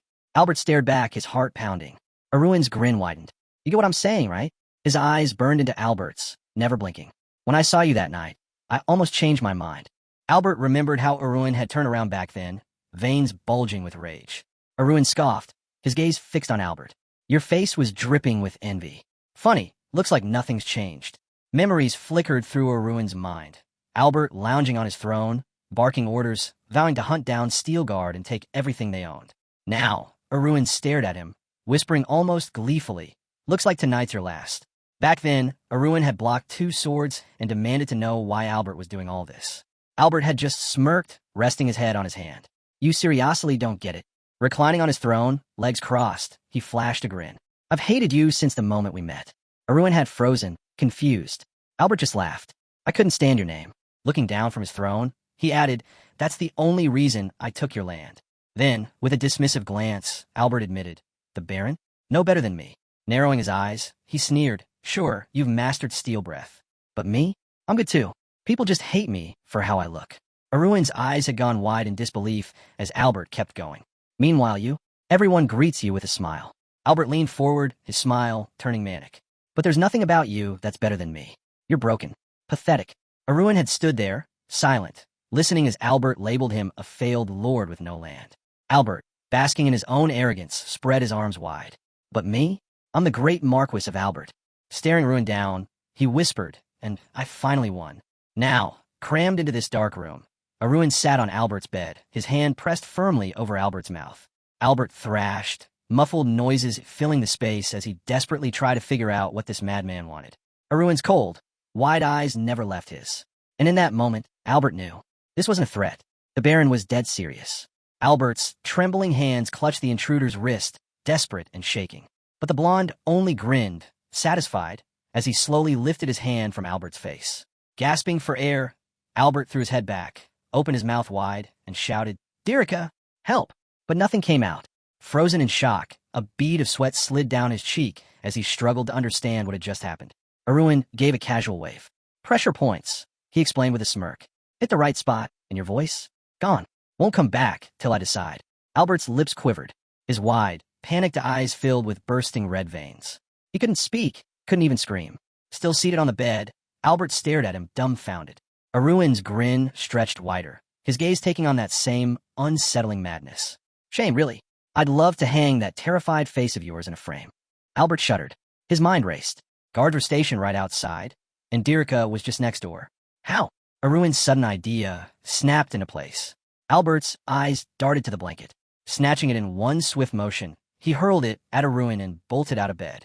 Heart pounding, he dashed toward the door, arm outstretched, his mouth wide open in silent panic. But before he could even touch the handle, Aruin was already there. Aruin's sharp punch landed squarely in Albert's stomach. He doubled over, coughing, saliva spilling from his lips as he staggered back. Aruin loomed above him, cold and ruthless. Albert collapsed to his knees, groaning in pain. His body shook as he clenched his teeth, more spit dribbling down his chin. Desperate, he dragged himself across the floor, inching toward the exit. Aruin watched from above, almost amused. Then, with barely any effort, Aruin struck 3 precise points across Albert's back and neck. Albert froze on the spot. It felt like he'd sunk into wet cement, completely trapped. His limbs wouldn't budge. Aruin leaned down, grabbed him by the collar of his nightshirt, and hissed, "Stop squirming. It'll only get worse if you don't." Looking down at him, Aruin added calmly, "Play along, and maybe nothing bad happens." Albert's mind spun. None of this made sense. Dragging him like a rag doll, Aruin hauled him across the room and shoved him into a chair by the desk. Albert managed to gape in confusion, but before he could process anything else, Aruin tapped him on the back. Albert blinked, feeling his muscles release. He hesitated, cautiously lifting his right hand. It moved. His eyes widened in disbelief. Then, without a word, Aruin placed a blank sheet of paper in front of him and slid over a pen. "Right," Aruin ordered, his voice steady. Albert clenched his jaw, shooting him a glare full of hatred. Still, Aruin just waited completely calm. Albert sat there, unmoving, hands resting flat on the table. Did this lunatic really think he'd obey? Albert knew the truth. If he obeyed, death was waiting right after. Their eyes locked, both faces dark and heavy with unspoken threats. Then, with a swift motion, the blonde sword sliced through the air. Albert didn't even have time to react. He stared blankly as scarlet droplets splattered beside him. Aruin stood tall, his blade dripping with fresh blood. And in the middle of the room, a severed hand hit the floor. Albert blinked, struggling to process what just happened. Slowly, his gaze shifted. There it was, his own hand, lying lifeless on the ground. A scream tore from his throat, raw and silent. Aruin loomed over him again, voice low and cold. "Pick up the pen." Albert collapsed, clutching his severed arm, his body shaking as silent cries ripped through him. Looking down without a hint of sympathy, Aruin scolded, "I told you not to make this difficult. Why are you still testing me?" Tears streamed down Albert's face as he glared upward, pure hatred burning in his swollen, red eyes. But the moment Aruin's sword hovered closer, white energy swirling around the blade, Albert flinched. His breath hitched. Was that an aura? The glowing blade pressed nearer, and Albert panicked as Aruin raised it again, ready to take his right foot next. Albert shot his remaining hand up in surrender, face pale and pathetic, silently begging for a chance. Aruin stepped back, letting him scramble up from the floor. Dragging a chair over, Albert sank into it, his trembling fingers wrapping around the pen. Bending over the blank page, he dared to ask, "W? What do you want me to write?" Aruin lowered his sword, eyeing him indifferently. "Don't get blood on the paper." Albert swallowed hard. "If even one drop lands," Aruin added coldly, "your head's next." Sweat poured down Albert's face as he nodded weakly. Hovering close, sword in hand, Aruin began to dictate. Albert scribbled each word in shaky strokes, writing a letter to his own father, from his miserable, broken self. Tears blurred his vision, but his mind raced for comfort. "It's fine," he told himself. "A prosthetic will fix the arm. The servants will handle the rest. Just stay alive, stay alive." Another tear fell as he clenched his jaw, remembering how he'd fallen from his chair when his hand was sliced off. What a scene that must have been. Surely Dirika, his top knight, with the light brown hair and beard, would realize something wasn't right. Somewhere nearby, the soft scratching of the pen filled the tense silence. And still, Aruin stood over him, sword resting casually behind his back, watching. Albert wrote, line after line, his heart pounding. But the closer he got to the end, the heavier the silence felt. Gritting his teeth, Albert frowned. Why hasn't Dirika done anything? And just like that, he realized he was already on the last sentence. Albert shot a cautious glance at the man looming beside him, who carefully watched every stroke of his pen. His heart pounded, brows furrowed. Albert thought desperately. Maybe he could buy some time. Spill a bit of ink, scribble something wrong, anything to delay this nightmare. But before he could even try, Aruin's face crept in close, his smile twisted and wild. "I've heard every thought you've had," Aruin whispered, eyes flashing dangerously. "Why bother stalling?" Albert's face drained of all color. Pressed against the table, trembling, he glanced at the page. "Finish the last sentence," Aruin ordered. With shaking hands, Albert forced himself to keep writing, the sound of the pen dragging across the paper, filling the air. When it was done, Aruin snatched the letter up, skimming it with a grin. Albert watched him warily, nerves fraying. His body was weakening fast from the blood loss. If Dirika didn't figure out something was wrong soon, he wouldn't last much longer. Then, without warning, Albert felt a strange sensation in his throat. Eyes wide, he clutched at his neck, coughing hard. A sudden realization hit him. His voice had returned. Aruin twirled the sword lazily in his hand, looking amused. What's wrong? You don't seem very grateful. You can talk now. Albert shot him a glare, jaw clenched, veins bulging as rage flooded through him. Leaping from his chair, he threw his head back and shouted, Dirika, there's an intruder. Aruin tilted his head with a grin, completely unfazed. Really? That's your big move. Albert's shout echoed, but nothing happened.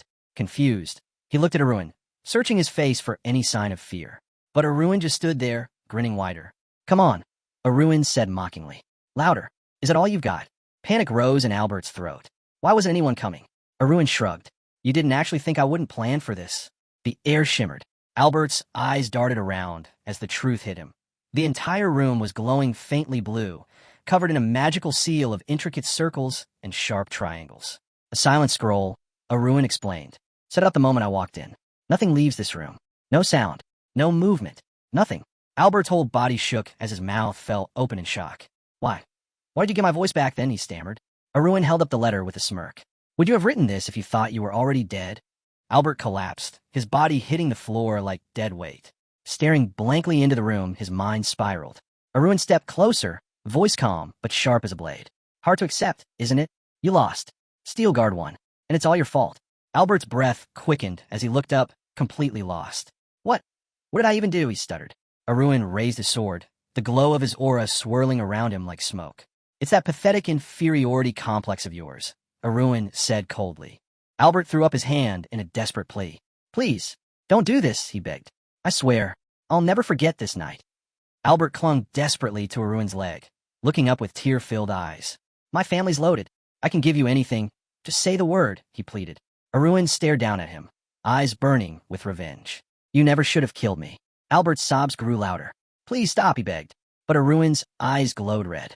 He swung his sword in one swift motion, his black cloak rising behind him like a shadow. Albert's mouth hung open, his eyes wide, bloodshot and bulging. Aruin turned slowly, almost curious, as the room fell silent. On the floor, dark hair spread out like a fan next to splattered drops of blood. Albert's body lay lifeless, separated from his head. Calmly putting his sword away, Aruin glanced down and said, That's the best expression you've ever made. I congratulate you, but I've got other things to handle. Albert's severed head rested on its side, pupils small, red veins glaring across his eyes. A red flame flickered in Aruin's gaze as a small brown jar dropped into his palm. Inside, bone acid shimmered, a liquid that dissolved flesh on contact. Popping the lid open, Aruin poured the yellowish fluid over the remains. The acid hissed as it melted through the body, white pajamas hissing with smoke. This needs to look like you vanished, not died, Aruin thought to himself, watching until nothing was left. With the job nearly done, his mind drifted to the red-haired man's wild laughter. Even thinking about it made Aruin uneasy. But still, thanks to him, taking revenge on Albert had been almost too easy. Shaking off the thought, Aruin smirked. Now was time to clean up the last details. Opening his inventory, he stashed away the leftover pajamas. The Steel Guards are a days right away by now. Won't be back anytime soon, he figured. He rummaged through the drawers, pausing when his eyes landed on a black and gold hilted magic sword. So, Albert's family might start pointing fingers, but my alibi's airtight. Dusting off his hands, Aruin nodded to himself. Perfect. Time to leave. He tossed 4 scrolls into the air. Red streams of energy wrapped around him as the scrolls activated. Stealth, speed, invisibility, and time compression all kicking in at once. Now fully hidden, he glanced around the empty room. The made bed, closed drawers, and untouched desk made it seem like no one had ever been there. Everything's set, Aruin whispered, grinning. And just like that, he disappeared. Left behind on the desk was a letter written to Albert's father.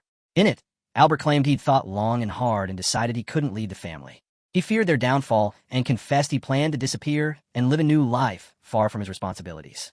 The letter ended with a request, don't come looking for him. Back in the dark room, nothing stirred. Meanwhile, beneath the bright sun, a luxurious black and gold carriage rolled through the trees, red flags fluttering as it passed. Inside, a peach-colored cat meowed softly, sensing the tension. Aruin lay sprawled on the sofa, exhausted. Across from him, Sari sat quietly, her gaze low. Aruin tilted his head, disappointment heavy on his mind. Revenge, it's done, he thought. Shouldn't I feel something? Instead of satisfaction, there was only emptiness. His mind flashed back to the terror on Albert's severed face. Sure, it felt good, joyful even, but right after came the weight of it all. Would it have felt different if he dragged it out? Made Albert suffer just like he'd suffered? Stretching out across the seat, Aruin shook his head. No, this was the moment. I couldn't have asked for better. Memories of his former self, drowning in regret, flashed through his mind. All those mistakes from his past life. There were too many to count. Closing his eyes, he tried to calm the storm inside. When he opened them again, he raised his hands, staring at his palms. What am I even doing? He muttered. Then, with a sharp clap, he covered his face. Sorry, he whispered, noticing the startled cat beside him. His thoughts drifted again, back to his family's fall. Arrows, swords, red flags torn to shreds. Albert hadn't been the only problem. The real damage came from his father's disappearance. The red-eyed tiger that tore through their ranks, and the steel guard captain from the northern front, leading a pack of wolfhounds with fangs like blades. A hungry pack, with eyes glowing in the dark. Albert was just one of them. Shaking himself out of it, Aruin exhaled deeply. Blue flames flickered in his eyes as he refocused. Enough, he thought. There's still a long road ahead. Aruin opened the book of interdimensional transactions and was immediately greeted by a string of notifications confirming coin deposits. Jewelry and precious metals really do sell for a fortune, he muttered, smirking. Figures. This family's got gold rotting in their vaults. Glancing at the blue system window, he sighed. One last thing to take care of. Displayed on the screen was Albert's magic sword, a multi-purpose weapon, complete with stats and a description. Aruin frowned. Seriously? They even slapped his name on it. How obnoxious. Just as he was scrolling, a message popped up. Someone had offered 500 coins for the sword. Scratching his chin, Aruin considered it. Not bad at all. Despite belonging to a lower circle, the sword was solid. The black and gold hilt, the runes on the blade, wasn't some cheap, disposable trinket. Knights could easily turn the tide of battle with something like this. Staring at the glowing blue screen, Aruin thought back to Dirika, the knight with short brown hair and a beard. Could he beat him now? Javis once said only a select few knights surpassed Dirika. Leaning on his hand, Aruin figured that his current power was more than enough to handle first-class knights. By most standards, he was already at the top of his tier. As the heir to the mystical blade, with second-level mana circulating around his heart, and a year into a 60-year cultivation path, he made insane progress for his age. Still, he knew better than to test himself against an elite knight just yet. Tilting his head, a new thought crossed his mind. What if I just kept the sword? But almost immediately, he dismissed the idea with an awkward smile. Carrying around something this recognizable would only raise suspicions. Nope, better to sell. Aruin reached toward the screen to respond to the buyer, but paused midway. An idea sparked. Instead of accepting the offer, he pulled the sword out of his inventory and held it in his hands. Turning toward Sari, the small creature's ears perked up. With a grin, Aruin asked, Hey, you curious what this thing's really worth? Under the clear blue sky, rocks stacked high around them as Sari happily gnawed on the sword's edge. Aruin chuckled softly. Look at you, chomping away. You know how many coins you're chewing through with every bite. Still, he got serious. 500 coins sounds like a lot, he thought. But compared to what I've already poured into raising you, that's pocket change. As he watched Sari devour the sword, Aruin considered the beast's potential. The Beast Emperor had classified Bulgasari into 5 stages. At the lowest stage, it could absorb some metals. At low, it could handle more types and partially shift form. At medium, it could consume almost all metals in any form. At high, it could absorb not just metals, but the magic and abilities within them, transforming into countless forms. And at the highest level, its growth would explode, reproducing anything it consumed. Crossing his arms, Aruin smiled. Sari's not stopping at basic metals, so he's at least medium or better. And if he hits the top, imagine how many coins he'd churn out from what he's eaten. Suddenly, Aruin blinked in surprise. Sari stood on his hind legs, big round eyes sparkling. Aruin's mouth dropped. Wait, you finished the whole thing? Raising a finger, Aruin asked, So, did you absorb the magic? Or are you just purring because you're full? Sari lifted his front paws and meowed loudly. Aruin clenched his fists, grinning. Oh, so you're feeling confident now? Let's see what you've got. Lifting his hands, palms out, Aruin warned, And hey, no lightning strikes. You blow up the carriage, we're in trouble. Sari meowed back, eyes narrowing in focus. Closing his eyes, he pressed his paws to his chest, his tiny body shaking as energy gathered. Aruin watched, anticipation building. Then, Sari's eyes flashed open. Raising his paws, a shimmering purple barrier spread out, surrounding him like a bubble of energy. Aruin's face lit up with excitement. He actually did it, he shouted, fist pumping the air. The little beast had pulled it off, a real, functioning shield. That meant its potential was at least top tier. He pressed his lips together, swallowed hard, and raised his fist. Sari perked up from under the magic shield, his face slightly flushed. With a grin, Aruin lifted his hand and asked if Sari could take the form of the sword he'd once devoured. In an instant, the sword's blade gleamed brilliantly. A notification popped up, confirming the news. Bulgasari had fully evolved into its final form. Now a sword it had completely absorbed. Congrats, Aruin muttered, eyeing it with admiration. Max potential, huh? Just then, a long red tail swung into view. Aruin blinked, glancing around. Where did that tail come from? Lying before him, the sword looked normal, except for the red tail replacing its hilt. Confused, he stared. And then, as if on cue, a small red creature appeared on the carriage seat beside him. Startled, Aruin looked from the pet to the tail and back, puzzled by the connection. With a chuckle, he raised his hand to his mouth and complimented the beast. Nicely done, he said, holding up a single finger. First time pulling this off, huh? Maybe you'll nail it on the next try. Determined, the creature clenched its tiny paws into fists. In a blink, the sword, with its signature red tail, appeared once again on the seat. Aruin balled his fists. All right, still only your second attempt. Don't sweat it. The tail flicked back into sight. Aruin's smile started to strain. All right, okay, one more time. Let's really try this. Once again, sword. Once again, tail. Eyes wide, Aruin sighed. This is seriously the last time. The beast morphed again, sword form intact, tail still present. Then, looking as confused as ever, the creature glanced back at him, clearly just as lost. Bulgasari shared the same expression. Aruin stared. What level even is this? Higher than high. They both just sat there, silently facing each other, neither one understanding what was happening. Sari dropped his head into his paws, clearly defeated. Trying to lighten the mood, Aruin forced a smile. Hey, don't get down. You're doing great. You even managed to absorb the sword's magic, remember? Sari peeked up at him, eyes watery. Aruin turned away, deep in thought. Come on, man. Cheer him up before he really loses it. Then it hit him. Eyes flashing, he snapped his fingers. Of course. With absolute confidence, he pointed straight at Sari. You're top tier. Highest class. Number one, no question. Thumbs up. Big grin. So quit sulking. You're the best out there. For a second, Sari just stared. Then, with a huge smile, he beamed and closed his eyes in relief. Aruin struck a dramatic pose. Come on, let's see that smile. Show the world who's number one. Sari copied his stance perfectly. Finally, Aruin felt like he could breathe again. He'd honestly been terrified the whole thing might fall apart. Thinking back to the dark egg he'd picked, he remembered rejecting everything else in that secret vault just to choose Sari. Sure, the Eye of Providence had helped guide him, but in reality, it had been a total gamble. Now, seeing the little beast spinning happily on the seat, he figured the bet had paid off. Maybe the painting wasn't perfect, but it still turned out pretty damn good. With fiery red eyes, Aruin looked ahead. Things feel different now, and that's a good sign. A system alert popped up, current coin balance, 10,083. He smirked. 5 digits already. That was no small feat at this stage. If it's going this well, he muttered, why stop now? Surrounded by floating red system windows, Aruin reviewed his purchases. Heavenly level big recovery pills, 3 of them. Heavenly level taking pills, check. Human-looking snow ginseng, got it. Skipping earth-level stuff entirely and diving straight into the heavenly tier. Now, that was progress. No need to hesitate. He tapped the download button. Meanwhile, in the city of Mid-I-Am, morning sunlight poured over tidy houses. At a lively tavern, a sign with a beer mug and cutlery swung gently in a breeze. Inside, people cloaked in travel gear filled the tables. One man leaned in. The force route's brutal, but we're nearly at the capital gate. Across from him, a dark-haired man nodded. Work hard now, and it'll pay off later. True that, the guy with the beer mug agreed. Then the dark-haired one asked, hey, what's the young master been up to?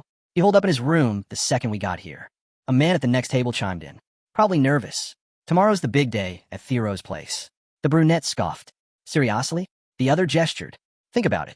Didn't you notice how tense he looked? The squad at the table kept the conversation going, laughing as they mentioned how, despite looking wise beyond his years, the young master still seemed hung up on the academy. Honestly, it makes sense, one of them nodded. It's an academy after all. Someone chimed in. But with his abilities, does he really need to worry about something like that? Heirs and the brunette sitting beside him shook their heads at the same time. Nah, not a chance. They glanced at each other in surprise. Wait, why do you say that? The brunette asked, raising an eyebrow. I fought him officially, and I fought him unofficially, Heirs replied with a smirk. A small argument broke out at the table. So what? One guy shrugged, waiting for the other to explain himself. You think I'm weak or something? The man shot back. Why would I think that? Came a casual reply. The brunette added, Hey, I saw the young master throw the first punch. Oh, so you get what I mean, right? Hares asked. What else is there to get? The guy shrugged again, staying quiet this time. Wait, you're not saying the young master and the commander? No way. The man cut him off before he could finish. The guy looked like he wanted to argue, but held back. Forget it, the commander said with a shrug. I'm just in that kind of mood today. Hares lifted his mug. Enough of this. Let's drop the nonsense and drink. Cheers to that. The other agreed, raising his glass. As the mugs clinked, one of them sighed, wondering if the young master's mood had something to do with the academy. Something about the whole thing just felt off. Upstairs, behind the doors leading to the rooms, Aruin sat on the bed with a dark look on his face. Surrounded by glowing red notifications, he ran his hands through his hair.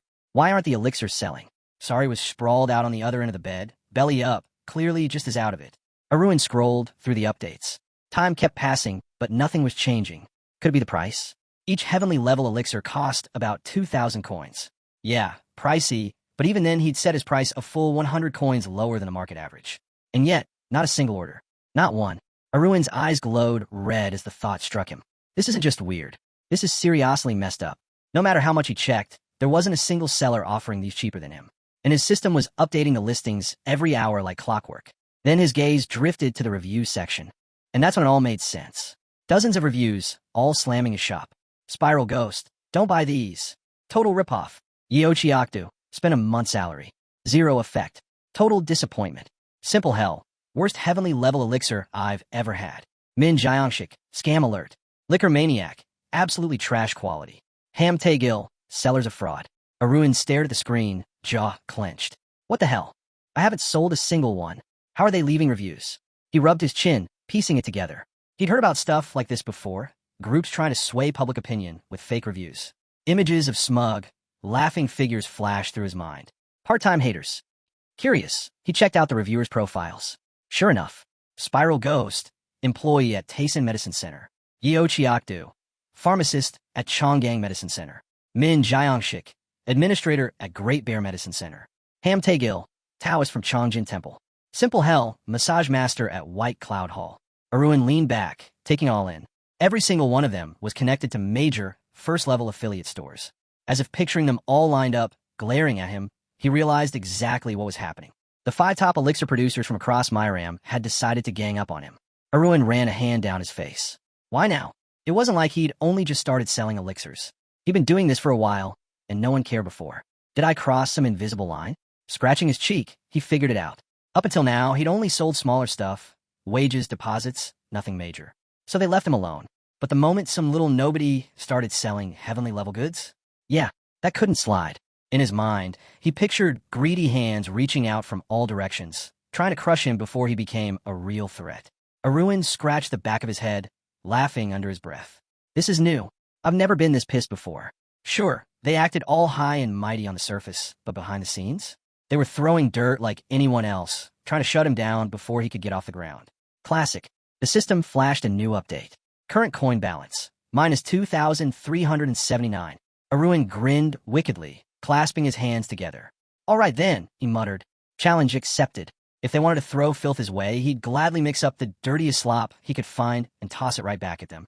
With a wide, slightly unhinged smile, he thought darkly, they'd definitely messed with the wrong guy this time. Meanwhile, the sun lit up the red buildings of the medicine centers. Inside, chaos broke out. What is wrong with this lunatic? He actually dared to complain about us? Shouted the man from Taisen Medicine Center. Across from him, a man in a traditional suit from Chonggang Medical Center threw up his hands. Forget the noise. Tell me what we're doing about it, instead of wasting time. It's like we've been bitten by a mad dog, muttered the man from Chongjin Taoist Temple, holding out his palm as if to stop the argument. Didn't I tell you not to provoke him? It was becoming obvious. They'd hired part-time trolls to ruin Aruin's business. The system chat window blinked to life. Taisen Medicine Center messaged Chonggang.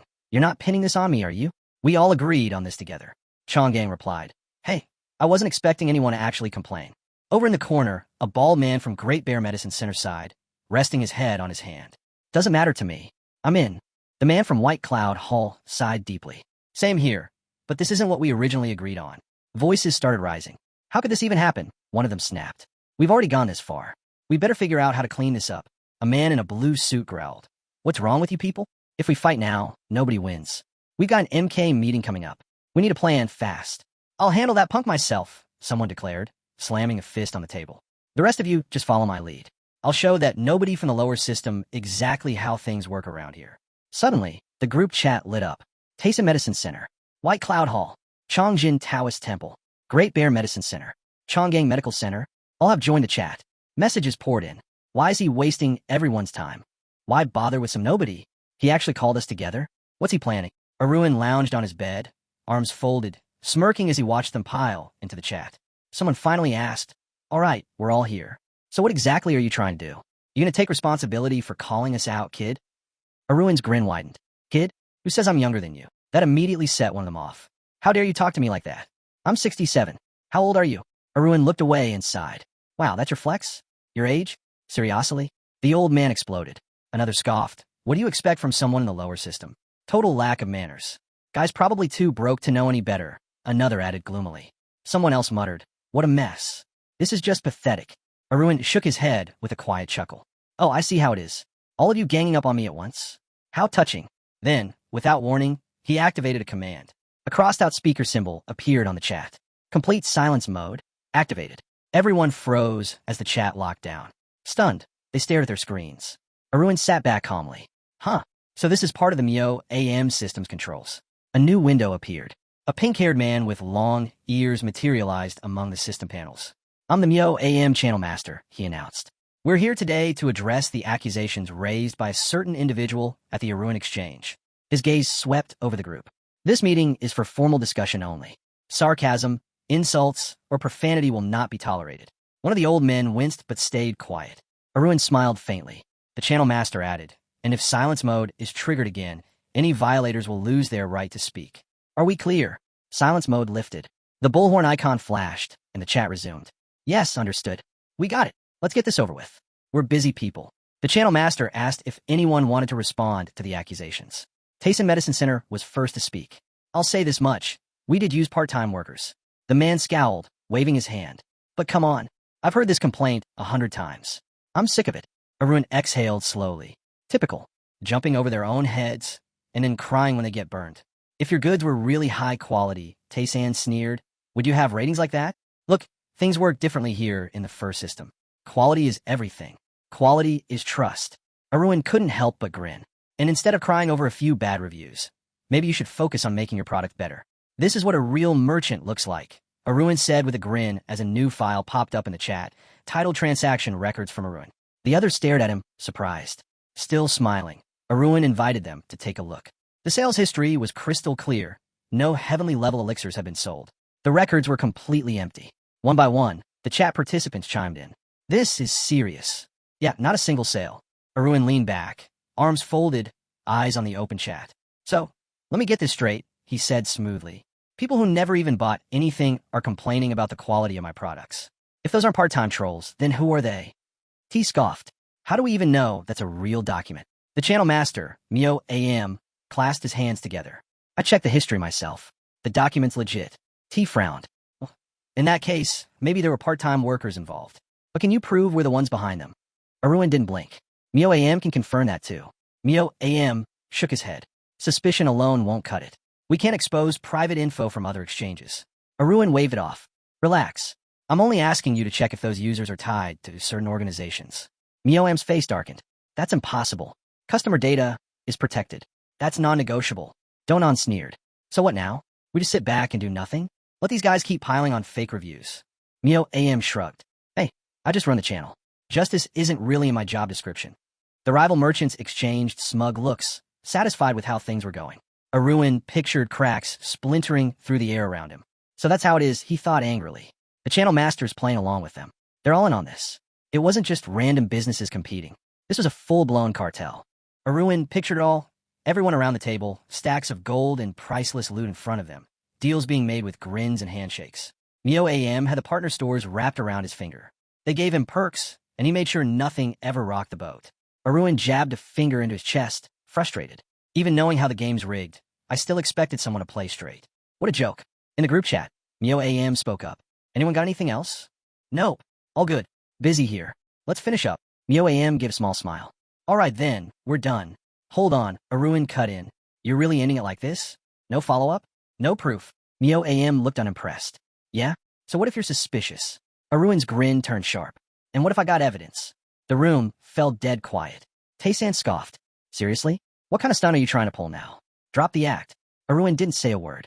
He dropped a file into the chat. Take a look, he said coolly. After this, let's see if you still have the nerve to talk down to me. Everyone moved closer to their screens. Even Mu AM went still the moment he saw the file's title. Aruin spoke like it was nothing. These are the transactions from the accounts behind the fake reviews. They're all linked to your centers. Taisei Medicine, Chonggang Medical, Great Bear, Chongjin Taoist Temple, White Cloud Hall. Should I keep going? Taisen lost it. That's fake. Where do you even dig this up? Aruin didn't flinch. What do you think, Mu AM? Look fake to you. Mu AM scanned the data, his eyes racing, sweat starting to form. How the hell does he have this? Where did this even come from? Aruin tilted his head slightly. What's wrong? Going mute again. Mu AM waved his hands frantically. And no, it's not that. Exchange records are locked by the system. They can't be altered.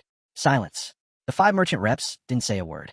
The truth sank in. This wasn't some bluff. It was real. Aruin leaned back, cool and steady. So now that this is out there, I'd say things just got a lot more serious. Mu AM forced a strained smile. Why, yes. That's right. The accusations are true. The top elixir companies have been hiring part-timers to flood the system with fake reviews. Tae-san exploded. So what the hell's Mu AM been doing? Pocketing bribes? Before the shouting could spiral, Mu AM slapped silence mode. A muted speaker icon lit up on screen. All voices cut off. Great Bear Medicine Center slammed a hand on the table, mouthing, "What the hell are you doing?" Chongjin Taoist Temple raised a hand sheepishly. I didn't even say anything. Aruin held up a finger, amused. Easy now. Why's everyone so worked up? Mu AM looked over, still trying to hold a smile. Aruin asked, quick thing, part-time trolling. That breaks exchange rules, doesn't it? Mu AM nodded. Correct. And the punishment? Mu AM responded steadily. First offense means 30-day trading suspension. Same goes for any exchange that placed the order. Aruin grinned, satisfied. That's more than enough. Mu AM nodded. In that case, we'll process the reports from the Aruin exchange. The chat fell into stunned silence as the 5 major companies listened in disbelief. They'd been caught red-handed using part-time trolls, and now a full month-long suspension was looming over them. But before the final blow landed, Aruin leaned in with a Sylvia smile. Or maybe we come to an agreement, he suggested casually. I'm not exactly dying to see justice served, either. Mu AM blinked in surprise. An agreement? Aruin smiled behind folded fingers. Come on, for someone running an exchange, aren't profits the most important thing? He turned to the 5 guests. So what's it going to be? You wanting to push for punishment? Or are you ready to pay compensation and keep your businesses running? Baldy's face darkened. 30 days? That's a long time. Longhair frowned. The losses would be massive. The man in the traditional suit grimaced. I really don't want to give anything to this guy, but if we can settle for a fair price, maybe it's worth it. Aruin glanced at Mu AM. Lift the silence mode. Let's hear their answer. Snapping out his thoughts, Mu AM nodded. Ah yes. The system chimed. Silence mode lifted. Chat resumed. Immediately, one of the merchants exploded. So this is your true goal. What a scam, he shouted. You started all this just to squeeze us for compensation. Aruin tilted his head, still smiling. If you're so against it, then I assume you're happy with the 30-day suspension? The man sneered. Huh, suspend us if you want. You really think we won't sell a single thing without dimensional trading? My medical center sits on top of a mountain, packed with customers. 1 month is nothing. Just wait and see. Aruin rested his cheek on his palm. All right, good luck with that. What about the rest of you? Feel the same way. One merchant smirked to himself. Does he really think this little trick will shake us? We're the biggest elixir producers around for a reason. But to his surprise, the others disagreed. I'm not siding with him. Yeah, I'm thinking differently. Honestly, I applaud his confidence, but count me out. The mountain man's jaw dropped. He stared at them, fuming. Traitors. Baldy spoke up. We're not saying we'll pay, without question. What's the amount? The man in the suit agreed. Yeah, name your price first. Aruin's red eye glowed faintly. I can't calculate the exact damage they'd suffer from a suspension, he thought. Too high, and they'll just refuse. Too low, and they'll take it as a joke. He imagined them with fake, pained expressions, pretending to be hurt while laughing behind his back. But not this time. Not over his dead body. Leaning into the chat, Aruin's smile turned sharp. You got all wrong, he said. It's not about losing elixir sales. The real damage? You trashed my name. You smeared me as a seller of garbage goods. And that's what really pisses me off. His smile widened. If I just let this slide, I won't be able to sleep at night. Someone's getting punished. One of the merchants typed. So what are you planning? You change your tune pretty fast. Aruin tapped his fingers together thoughtfully. Every company's monthly income is different. There's no sense in setting one fixed price. Then he smirked. Here's how we'll settle this. I'll forgive only 3 companies. The other 2? Full punishment. The chat lit up. What? Wait. One of us already refused. Then that means only 1 spot left. Aruin folded his arms, wicked grin in place. Welcome to the auction, he announced. Lowest bidder wins. Unlimited bids. Whoever offers the least compensation gets their trade suspension card. Baldy nearly pillared the table. What is this nonsense? Longhair glared at Mu AM. Hey, is this even allowed? Mu AM looked genuinely thrown off. With my authority as channel master, I could shut this down, but if I step in now, I might end up in an even worse mess. For now, the safest play was to sit back and watch. The merchants gaped at him, and Mu AM, he just stayed quiet. In truth, there was no issue with the method. How they settled things was entirely up to the applicant. With a satisfied smile, Aruin spread his hands. Perfect. Let's get started then. After all, we're all busy people. The traders were stunned. Who's placing the first bid? Aruin asked, his grin widening. And just like that, the numbers started pouring in. 1,005, 2,000, 3,000. Aruin watched the chat light up, his smile growing as the offers climbed. So predictable, he thought. They came together for profit. But for the right price, they'll gladly tear each other apart. He leaned forward, eyes fixed on the screen. This is a good start. Even if the numbers only rose a little at a time, it was exactly what he wanted. He even pumped his fists like a cheerleader. Come on, keep it going. 8,000. Mustache Man shouted. 8,500. Longhair added. 8,800, barked the Taoist. 9,000. Baldy chimed in, clearly not wanting to be left behind. Aruin chuckled, watching the bid stack higher and higher. They're getting close to the real losses they'd face from a full suspension. And the climb continued. 9,200. 9,250. 9,300. 9,350. Then silence. Aruin's grin faltered for a second. Did they just stop? Is that it? The Taoist scowled and blurted out. 9,360. One of the others pointed at him. If you're going to push it, might as well hit 10,000. Longhair groaned. If we go that high, we're all dead. Just stop already. The Taoist shot back. Suspend my activities? Are you out of your mind? Absolutely not. Baldy snorted. Aren't you a Taoist? What's with the greed? Shouldn't you be living the simple life? Mustache Man jumped in. Seriously. No possessions, no attachments, right? The Taoist snapped. Oh, please.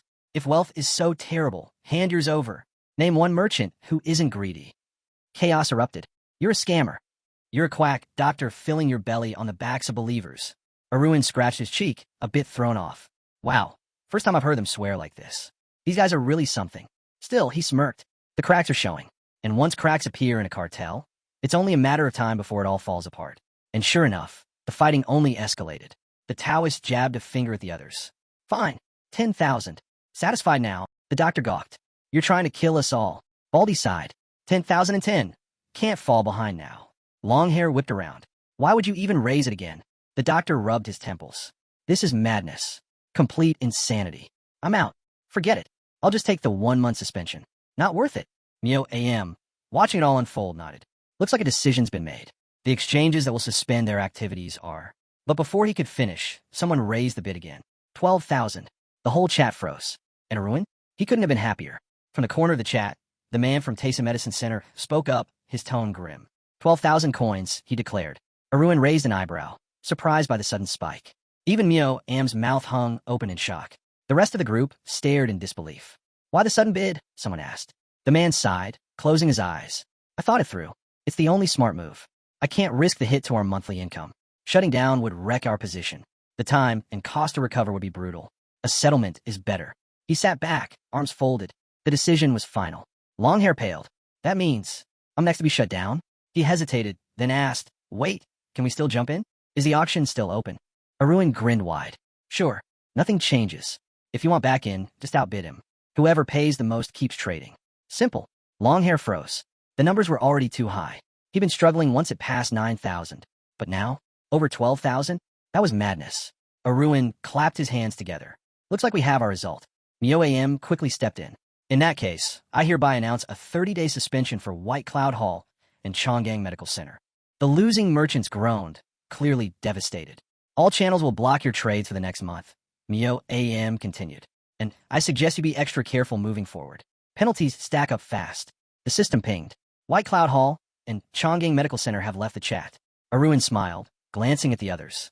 Well, looks like the ones who needed to leave are gone. The rest of you, time to pay up, right? The Taoist exhaled slowly, eyes shut. 10,000 coins received from Chongjin Taoist Temple. Baldy groaned, pinching the bridge of his nose. 11,000 coins received from Great Bear Medicine Center. T-Medicine Center glared daggers through the screen. 12,000 coins received from Tayson Medicine Center. He clenched his jaw.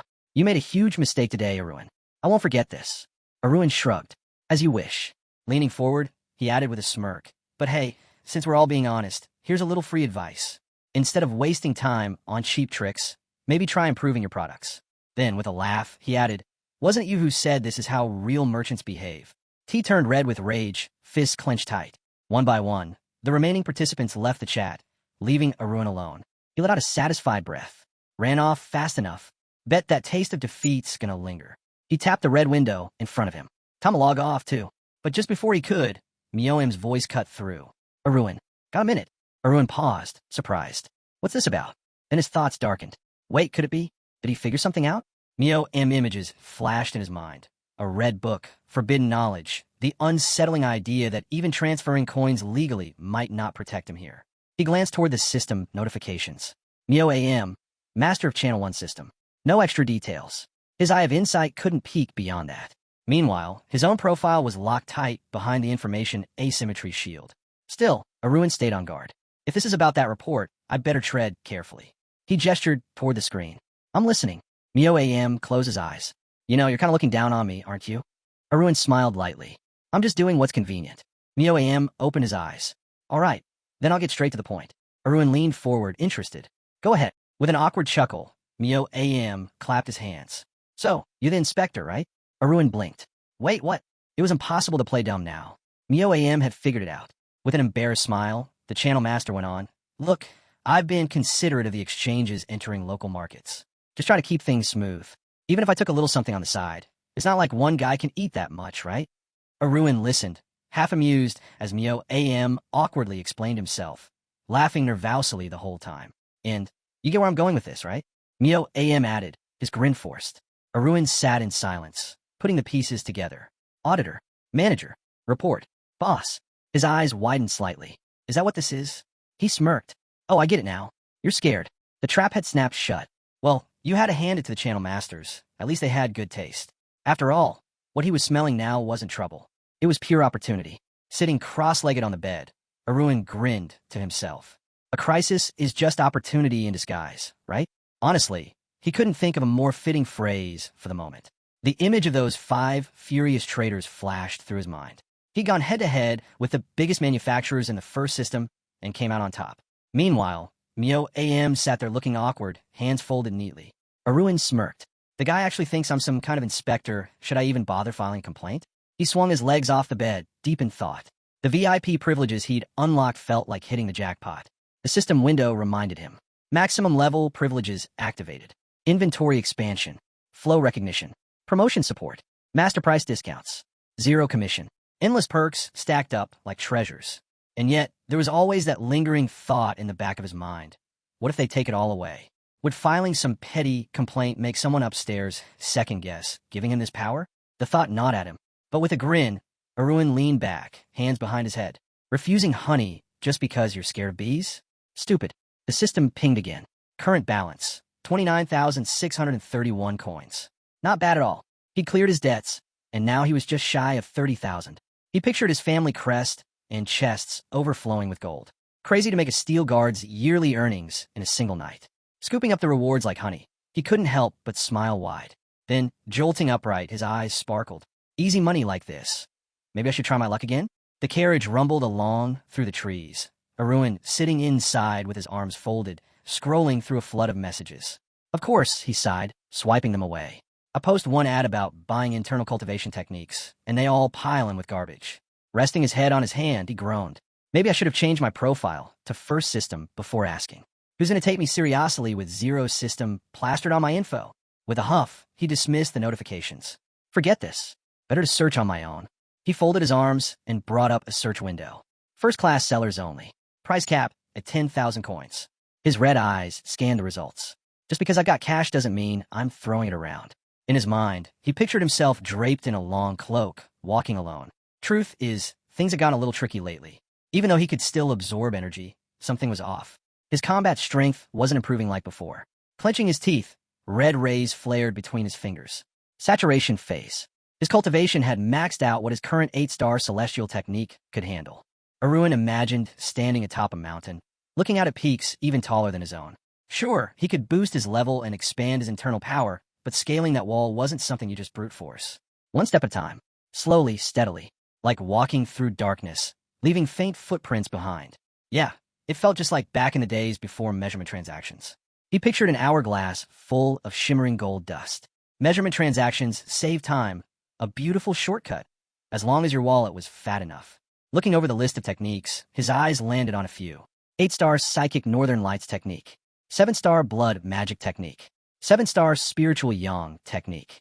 I've got a decent shortlist, he muttered. But better double-check with an expert. He sent the document to Sukyan for review. Moments later, Sukyan's reply popped up. Good picks. High-level techniques, too, he said, raising a finger in his profile image. But ditch the magic one. Aruin frowned. Why? Extraction, Sukyan replied. Internal standardization policy. The more tainted the energy, the greater the loss during purification. Sukyan shrugged. But that's not the only reason. The bigger problem is what it does to you. Absorbing magic power drains your capabilities. Aruin crossed his arms, deep in thought. So, the deeper I dive into magic, the harder it gets to keep up with martial arts. Exactly, Sukyan confirmed. In Aruin's mind, he pictured a single drop of black ink swirling in clear water. Once the purity's gone, good luck cleaning it up. Pointing his finger, Sukyan spoke seriously. Times have changed. With interdimensional trade open, we're not limited like before. These days, anyone can learn and master martial arts. Aruin nodded thoughtfully, picturing the long-haired warriors of old. Yeah, with all the options now, is there really any point in chasing techniques that come with obvious weaknesses? The same doubt crept in. Sukyan kept going, waving his arms. And don't forget, using magic drains your mana. It's a dead end when it comes to pushing your achievements higher. Aruin leaned back in the carriage, absorbing it all. So, if I want to aim higher, I should stick to pure martial arts. With that, he opened the red system window, scrolling through his options. All right, no more magic techniques, he decided. His gaze landed on Psychic 8 Stars, a martial art that extracted spiritual energy from a body. Out. Then he pictured golden lightning crackling from his sword. Sure, it sounded fun to blast someone with lightning instead of iron. But if some random knight started throwing around lightning strikes, the whole continent would be on high alert. Even magical swordsmen didn't get away with that for long. Besides, seeing an 8-star martial art on a 7-star page? Yeah, the ceiling was way too low. Now only 2 remained. Northern Lights Technique. The forgotten secret of an ancient clan. Spiritual Yang Technique. Focused on extreme mental clarity. Smiling, Aruin skimmed the details and decided. I'll take Spiritual Yang. Sukyan blinked in shock. Wait, what? Aruin looked up. What's the problem? With a sheepish grin, Sukyan gestured with his hands. Nothing really. Just that if it were me, I'd have gone the other way. Oh yeah. Aruin raised a brow. And why's that? The Northern Lights Technique is pure martial arts at its finest. Way beyond what any heavenly cultivation technique can offer. Aruin waved his hand, surprised. You're saying it's better than heavenly techniques? Absolutely, Sukyan replied. Heavenly cultivation is known for quick gains and easy control, but it's just a basic technique from the Heavenly Sword Castle. If you want something on another level, Northern Lights is it. Aruin paused, considering it. Maybe he had a point, but then he smiled. Nah, I'm sticking with Spiritual Yang.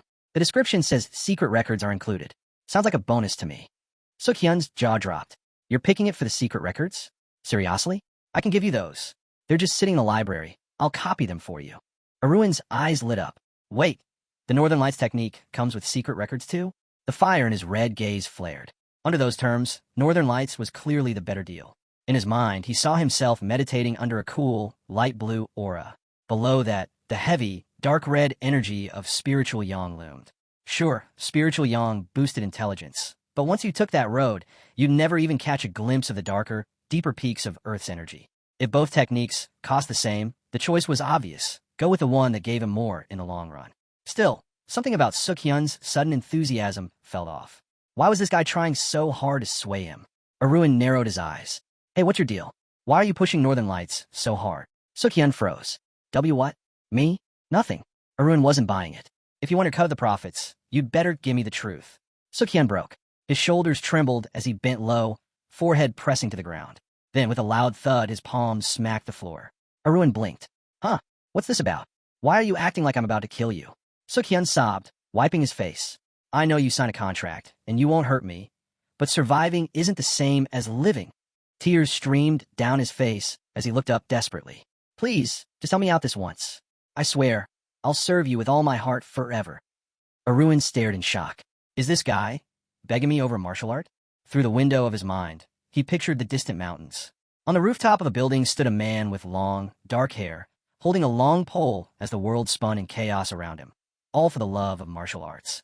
And, in the middle of it all, someone quietly stood holding out a box of dumplings. Choi, that's his name. Next to him, Kim steps forward holding out a plate, quietly asking for coins. The boys dash around, faces flushed, while an old man with a hunchback shuffles by. No one here is ordinary. Even the weakest among them carry at least one or two minor talents. They stand ready, each one like a predator waiting for the right moment. Over by the corner, the dumpling seller balances stacks of boxes in both hands without breaking a sweat. Meanwhile, Sukyan sits off to the side, completely drained. His mind drifts, wondering what life must be like for a first-class warrior who's been reduced to nothing more than a novice in a place like this. But honestly, he doesn't need to wonder.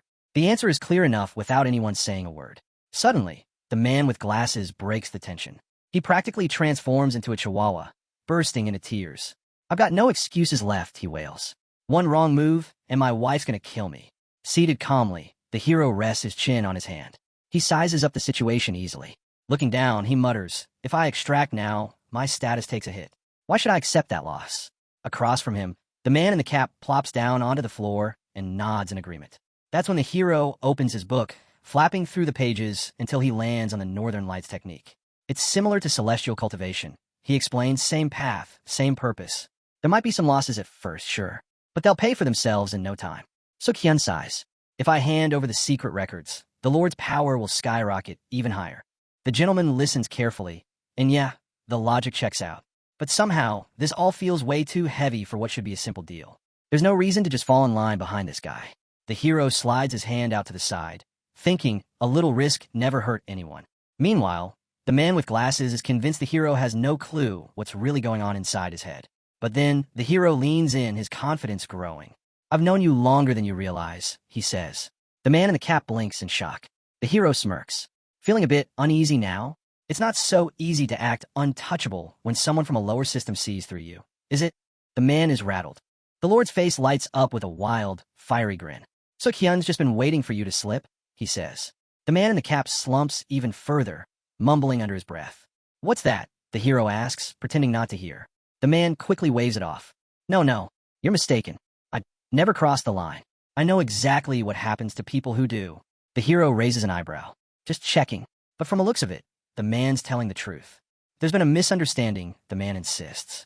I'm serious. Completely sincere. The hero lets out a small sigh. Exactly the answer I expected, he says. But don't worry. I'll act like I didn't hear anything. That mercy alone nearly crushes the man. Thank you, he whispers. The hero leans back, lost in thought. Then it clicks. With a sharp gaze, he lays out his idea. If this is an exchange, he says, there's no room for emotions. Let's keep it strictly business. Stick to the basics, the hero said flatly. The man, his face pale, hesitated. What exactly are you getting at? The hero casually brushed his hand to the side, sitting up straighter. Think about it. If the celestial cultivation technique costs 8 stars, that's around 5 minutes, maybe 6,000 coins. He tilted his head. Shouldn't we start by talking price? Feeling more energized, he raised a finger in the air. So, if you're looking to get back your internal energy cultivation technique, bring me an offer that's actually worth my time. I'll give you 1 day. Sukyan blinked in shock. 1 day. The hero, striking a proud pose, smirked. What else did you expect? You claim to be loyal to the Lord, didn't you? The scene shifts. Before us stands the Albert family estate. Inside, Derek kneels before a grand table. A gray-haired man sits back in his chair, his fingers heavy with rings. For a long moment, he says nothing. Finally, he speaks. Why did he run away from home? Looking down, the brunette replies quietly. Perhaps he was too proud. I'm not sure the young master made the right choice leaving. The head of the family taps the table, his gaze sharp. I saw the letter. It's clearly in my son's handwriting. Still staring at the floor, the servant shakes his head. Even so, Just because it's his handwriting doesn't mean we can trust what it says. Darren narrows his eyes. You think he's been threatened? The servant swallows hard but stays silent, sweat gathering at his brow. The head leans on his fist. Greedy. My eldest was too greedy. Took everything for himself and tossed the rest aside. That's not what I meant, the servant mumbles. He bows even lower. If he really ran away, there would have been signs. Some kind of trace. But no one saw him leave. None of the servants noticed him preparing for a trip that day. The Marquis slowly moves his fist from his chin. Then what? Someone helped him? Or worse, kidnapped him? But then Darren lifts his gaze, his voice darker. Or maybe, someone seeking revenge. At that, Darren freezes, his eyes widening. Revenge? What are you talking about? The servant lowers his head further, bracing himself. From the side, we see them both. The servant speaks carefully. 4 days ago, at the arcade, a vase shattered. Someone yelled if our men even had brains, or if they were just for decoration. The Marquis's rage flares instantly. I understand now, he roars. No wonder our knights are called a useless pack of fools. Having no pride, if they wanted to pick a fight, why involve the steel guard of all people? The servant bows his head, ashamed. Forgive us. But the head of the house shoots to his feet, finger pointing, his fury reaching its peak. Why am I even paying that pathetic knight squad? He shouts. If they think someone is worth our attention, then fine. It's time they stay out of it and leave him be. In a fit of rage, the Marquis kicked over a vase filled with scrolls. If we keep dragging this out, it's only going to get worse, he shouted, hurling objects across the room. Breathing heavily, he finally dropped onto the table, muttering curses under his breath. Without even looking at his servant, he asked, so, the younger steel guard, is he still full of surprises? The servant, still hiding his face, nodded. Yes, completely different from what the reports said. Then, hesitating, he nervously presented the steel guard family crest. Honestly, he might be the true successor to Leyskin. The Marquis's face twisted with sarcasm. A heart of steel protecting the Navarro. Huh? If we hadn't kept up the supply, that heart would have stopped beating long ago. He stepped closer to the family's coat of arms and scoffed. And who do we have to thank for that? The servant gave a quick nod. Darren leaned back, thoughtful. Still, odd that Steel Guard showed up in KDO. Strange timing. Then, turning away, he added, I might have gone too far saying it was revenge. They don't really have a reason to target us. Dirica, still kneeling, spoke quietly. That's true, but the whole situation feels off. A memory flickered of the moment the protagonist cast a cold glare. Maybe it wasn't even their knights who provoked him. But the second he left, the young master vanished. The servant recalled, standing near the gate, watching the Murim. Something about it all felt connected. The Marquis's gaze sharpened. There's more to this. I'm sure of it. He studied his servant. You look haunted. The servant straightened, a spark of resolve in his eyes. Raising a hand, the Marquis ordered, investigate. Do whatever it takes to find my son. Then he added sternly, but don't make any reckless moves. Our enemy is Steelguard, after all. With deadly seriousness, the knight nodded. Understood. I'll stake my life on it. The scene shifts to a city tucked high in the mountains, its architecture reminiscent of ancient China. Down narrow alleys, a man sprints, gasping for breath. Around the corner he goes, thoughts racing. This is insane. Absolutely insane. What am I even doing? Panic floods his face, the man with glasses clutching his chest as he runs. It's already gone too far. There's no turning back now, he thinks, his heart pounding. But still, he pushes forward. This is it. This is the right move. Meanwhile, the hero sits quietly, practicing his smile. A perfect grin. 32 teeth. Covering his mouth with his hand, he thinks, don't laugh. Just hold it in. But it's no use. The more he thinks about it, the harder it is to stay serious. Moments later, a notification arrives. He's obtained the Lost Soul's Celestial Sword Technique, a legendary secret from Skyball Castle. Before him stands a man with long hair, towel draped over his shoulders. We're drilling in the fifth world now, the hero muses. This martial art ranks among the top 3 sword techniques. An ascension-level skill, holding the secrets to ultimate mastery. Anyone who perfects it would stand shoulder to shoulder with the great sword masters. Trying to stifle his grin, the hero marvels. The #1 official technique, the one that made Heavenly Sword Castle what it is today, he thinks. And now, it's his. He can't help but smile. In his hands is the martial art of ball control, a technique so well known in Murim's fifth world that even babies recognize it. Across from him, the man in the cap scowls in disbelief. I risked my life for this, he says bitterly. The hero raises a hand. Not bad. I price it at about 5,000 coins. The seller balks. What? Are you kidding? This is rare. You won't find it anywhere else. The hero rubs his chin, thinking. Fair point. Stuff like this doesn't just show up. If you get the chance to own something like this, he thought, you pay whatever it takes. Later, as they ride in the carriage, the hero looked over, intrigued. You really went all out. You've proven your loyalty, he said. Leaning his chin on his hand, the hero added, the celestial cultivation technique's been extracted. I'll hand it over once I get the Northern Lights technique. Sukyan, clearly excited, replied, I'm hoping to finish by tomorrow night. The hero, delighted, agreed. Good. Let me know as soon as it's done. Then came a new notification. User has left the session. The hero chuckled to himself. Seems like someone's eager to make reckless moves, he thought. Totally different from the careful process of reworking the chaos cultivation technique. Lowering his head slightly, he whispered, well, that's done. A fresh set of purchase notifications popped up before him. The system flashed a message. The 7-star Northern Lights technique, a secret art passed down by the forgotten Shintian. Along with it came 2 bonus skills, weed removal and Tai energy healing, perfect for cleansing the body of unwanted energy. The hero couldn't hold back a laugh. Achievements too? Not bad. A new title popped up, King of Gold. To earn it, spend 75,000 coins in the system. The reward? A cool 5,000 coins back. Smiling to himself, the hero glanced to the side.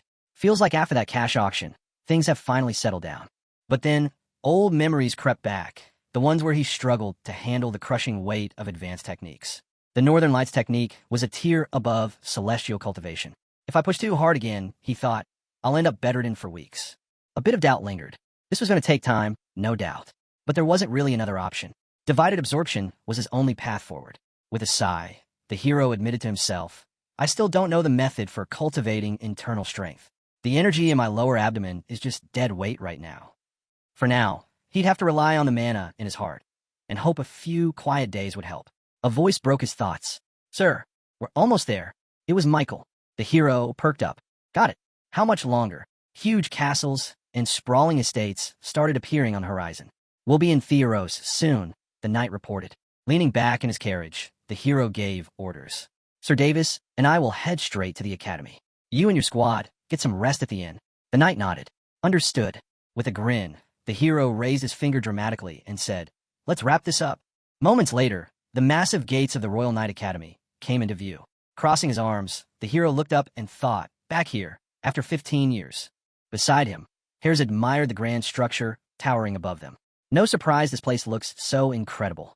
It is the academy that produced Lane Steelguard himself. After all, the hero glanced over. First time seeing it. Yeah, always wanted to visit, but duty called me elsewhere, Heirs said. With a grin, he added, still, thanks to you, I finally made it.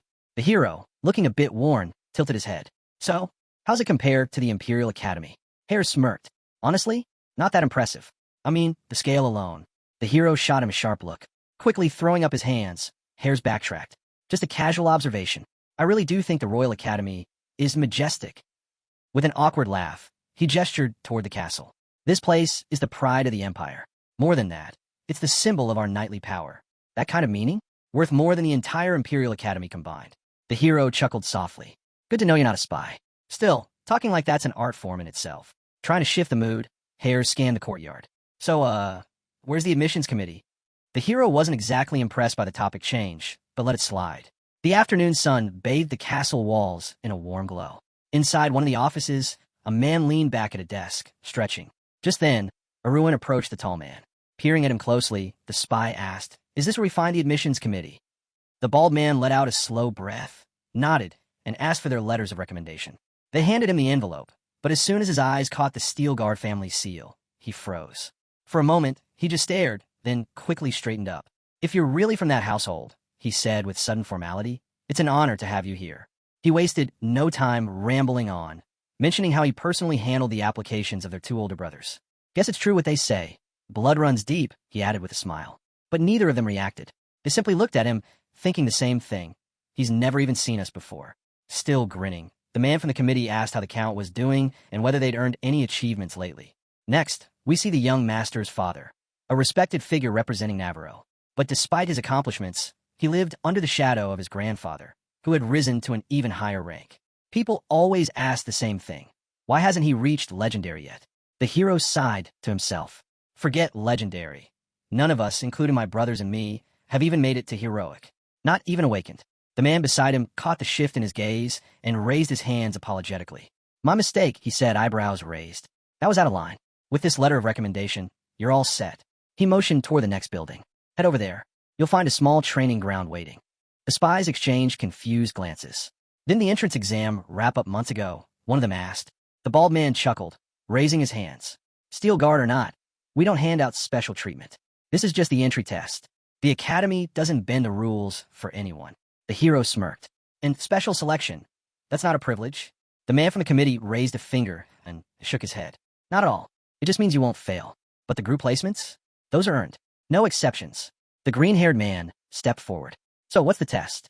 An instructor, standing nearby with arms crossed, looked them over with a sneer. First up, leave a handprint on the back of that stone wall, he said, pointing. No smashing. No showing off your strength. Just control your mana. Push the stone from within. Then his face darkened, his tone dropping low. And unless you want the lowest score here, do it properly. The hero smiled lightly. What's it take to get the highest score? The instructor paused. Most rich kids barely spoke to him without wrinkling their noses. These two, different. When the redhead flashed a grin, the instructor thought, interesting. This one might be worth watching. Leading them to the stones, the instructor shrugged. There's no clear limit. Just give it everything you've got. The hero nodded.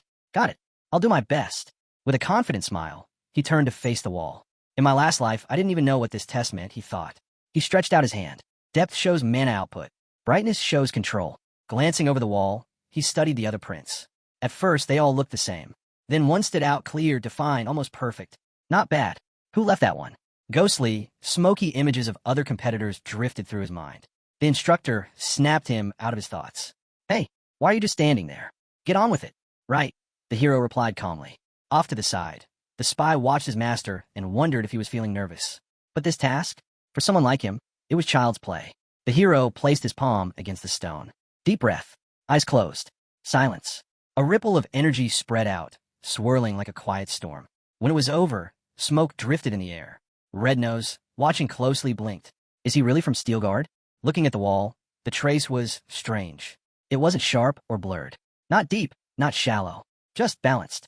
One after another, these brothers were full of surprises. Crossing his arms with a frown, the instructor called it. 5 points. Aruin's eyes widened. Is that the highest? The instructor let out a slow breath, his brow furrowing deeper. No, that's 5 out of 10. The spies paled at the score. Wooden swords clashed. The instructor blocked strike after strike from the boys. Her fencing's odd too, he thought. No natural talent, but try hard to look like a master at everything else. Breathing lightly, the hero kept attacking. The redhead deflected the final blows and called it. That's enough. The hero tensed slightly as the instructor's voice rang out. Cadet 73. With a casual toss, the redhead threw the practice ball over his shoulder. My mana control's decent too. Nothing special, just middle class. Once again, the sun dipped softly against the castle walls. Closed behind, the green-haired man stormed after his master. Middle class? Seriously? If that's the case, doesn't that throw off everything we've been planning? What about graduating early? I was counting on finishing in 2 years. He caught up to the hero, who replied calmly. I told him I was around rank 6 or 7. First, I need to match that. The spy's expression shifted. Master, you're incredible. If it were me, I wouldn't be able to hold back this long. How much longer do you plan to hide your true strength? Lowering his gaze, the hero answered quietly. Until I'm sure we can handle the Empire. That answer made the spy's heart skip a beat. Watching his master's back, he realized this wasn't just talk. The potential here, it was on the same level as the legendary grandfather they were always compared to. For a moment, he pictured it. Mr. Supreme riding out in full armor, family banner in hand. Maybe, just maybe, the family could wrap the Empire around its finger again. The hero noticed a long stare and smiled slightly. What's with that look? Flustered, the spy quickly waved it off. And nothing like that. It's just, at this age, it's normal to get fired up thinking about big achievements. With a knowing grin, the Lord replied, well, you better keep that energy. The next 2 years won't give you a moment's rest. The green-haired man imagined himself standing atop a yin-yang symbol, shrouded in mist.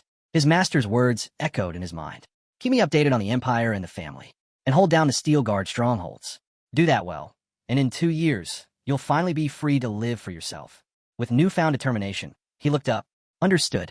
Leave it to me. The hero smiled warmly. I'm counting on it. He handed over a pouch of coins, catching the spy off guard. Rest up with the night squad. Take it easy and come back safe. Surprised, the spy asked. You're not coming with us? The entrance ceremony's not until tomorrow. Shaking his head gently, the Lord answered. I can't waste time on parties and rest days. I'm cutting this semester in half. The spy sighed. Everyone's going to be so disappointed. But the hero just exhaled. We won't be apart forever. Just enjoy your break while you've got it. With a deep bow, the spy accepted the pouch. Understood. Thank you, sir. I wish you great success and good health. Slowly, he turned and walked down the steps, expression blank. Watching him go, the hero thought, this is all I can do for now. The real collapse of the family begins in 2 years. The sun warmed his back as he glanced toward the family crest. Back at the night academy, once again, hands in his pockets, he stared up at the sky, wondering, should I really give my all this time? The next day, the new semester began. As the students filled the classroom, the academy's notorious training program, Hell Race, kicked off. Hey! A voice called out to the hero. It was Dmitry Toleberman, his neighbor. Raising a finger, Dmitry announced, first class is a fixed match. It's all about internal rankings. The hero barely glanced at him. Yeah, I know. But in his mind, he remembered how much this part used to irritate him. Last time, I was stuck at the bottom of the lower class. Unbothered, Dmitry kept talking, loudly. This is what makes the academy so special. Anyone can challenge anyone, and you can't turn down a duel. Ever. He went on with way too much excitement. 3 matches max per opponent. Win 2 out of 3, and you take their spot in the rankings. The hero lowered his head slightly. This guy, no matter how hard I try, I can't remember anything important about him. He's just background noise. For 2 straight days now, Dmitry hadn't stopped talking. And now, he was even explaining the most basic rules to everyone nearby. By the way, Dmitry added loudly, cadets who don't know about this stuff? Total suckers. The hero, simmering just below the boiling point, couldn't believe how badly he'd messed up choosing this roommate. And to make matters worse, where on earth was the instructor? Maybe his arrival would finally shut up this non-stop chatterbox. Right on cue, Circle burst into the game room with a loud entrance, demanding to know what all the noise was about. The hero let out a slow breath, relieved. Finally, with a sharp glare at the students, Circle ordered everyone to their seats. Instantly, the room turned into chaos as students scrambled to sit down. Within moments, silence fell like a heavy curtain. Taking his place behind the podium, the instructor raised his voice, declaring that from this moment forward, he was in charge. As for who he really was, well, they'd figure that out soon enough. His gaze hardened. Before anything else, they were going to fight. He scanned a room and laid down the rules. A full-on tournament, no holding back. Every student would compete. Opponents would be assigned by lot. And anyone thinking this was just a warm-up? Forget it. Lose the first round, and your ranking drops like a stone. With a serious look, he asked if they all understood. The class shouted back in unison, yes. Satisfied, the instructor pointed skyward and ordered everyone to the training ground. Before long, the wooden swords were out. One student landed a punch straight into another's stomach, sending him to his knees. Victorious, the attacker raised his sword high, celebrating as the instructor coolly announced Holland as the winner. Next up, numbers 33 and 34. Dragging his feet, the hero slowly made his way to the stage, exhaustion written all over him. His ever-chatty roommate tossed out some half-hearted encouragement. Watching them, the instructor couldn't help but think how unlucky Aruin was. Then came the hero's opponent, a cocky, blue-haired guy, tossing his sword over his shoulder with a grin that said he owned the place. The instructor kept observing. Franz had decent overall skills, but his swordsmanship? Top tier. If he managed to get his mana control up to par, he'd be upper-class material without question. As for the hero, smack in the middle. Nothing special. Average through and through. But a hero's bloodline stuck at that level? That didn't sit right. Sizing them both up, the instructor predicted an absolute disaster was about to unfold. And with a bored expression, he waited for the inevitable. The fight began. The hero deflected strike after strike, struggling to keep up. Watching from the sidelines, a red-haired student noted how well the hero held back the heavy attacks. But finding an opening to counter? That was another story. The hero, meanwhile, was mentally spiraling. This was a disaster. He thought middle-class fighters would at least put up some kind of challenge, but these people were beyond weak. Swinging his sword overhead, frustration crept in. They're not just bad, they're hopeless. Still, with a blank stare, he kept blocking blow after blow, realizing that even pretending they were equals was exhausting. But somehow, someway, he needed to win and make it look like pure luck. Franz, now visibly irritated, called him out. What are you dodging for? Take this head on. Grinning at the opportunity, the hero locked onto his chance. As the opponent unleashed a powerful overhead strike, the hero slipped to the side with ease. Franz froze, shocked. Why are you dodging? The hero just smiled, glancing back over his shoulder. The Lord swung his sword, landing a clean strike on his opponent's knee. From the sidelines, the instructor's eyes widened slightly. That was a solid hit, clean and precise. Maybe this guy was aiming higher than expected. The opponent collapsed, clutching his knee and letting out a dramatic scream. The hero blinked, thrown off by the reaction. Was this guy serious? He hadn't even used a drop of mana in that swing. It had to be an act. Arms crossed, the instructor calmly announced Aruin as the winner. Flat on the ground, Franz glared up, cursing under his breath. Don't get cocky. It's not over yet. The hero raised an eyebrow. 6th rank, talking tough to a 1st rank? Now that was something. As he stepped off the stage, the hero sighed. Dealing with low-rank challengers was getting old fast. Better to hold steady in the middle ranks. No need to stand out, just win the next round and call it a day. Round 3?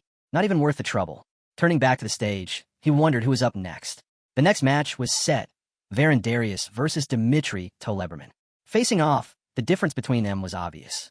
Varin, the taller redhead, practically towered over Dmitry. From the start, the outcome was clear.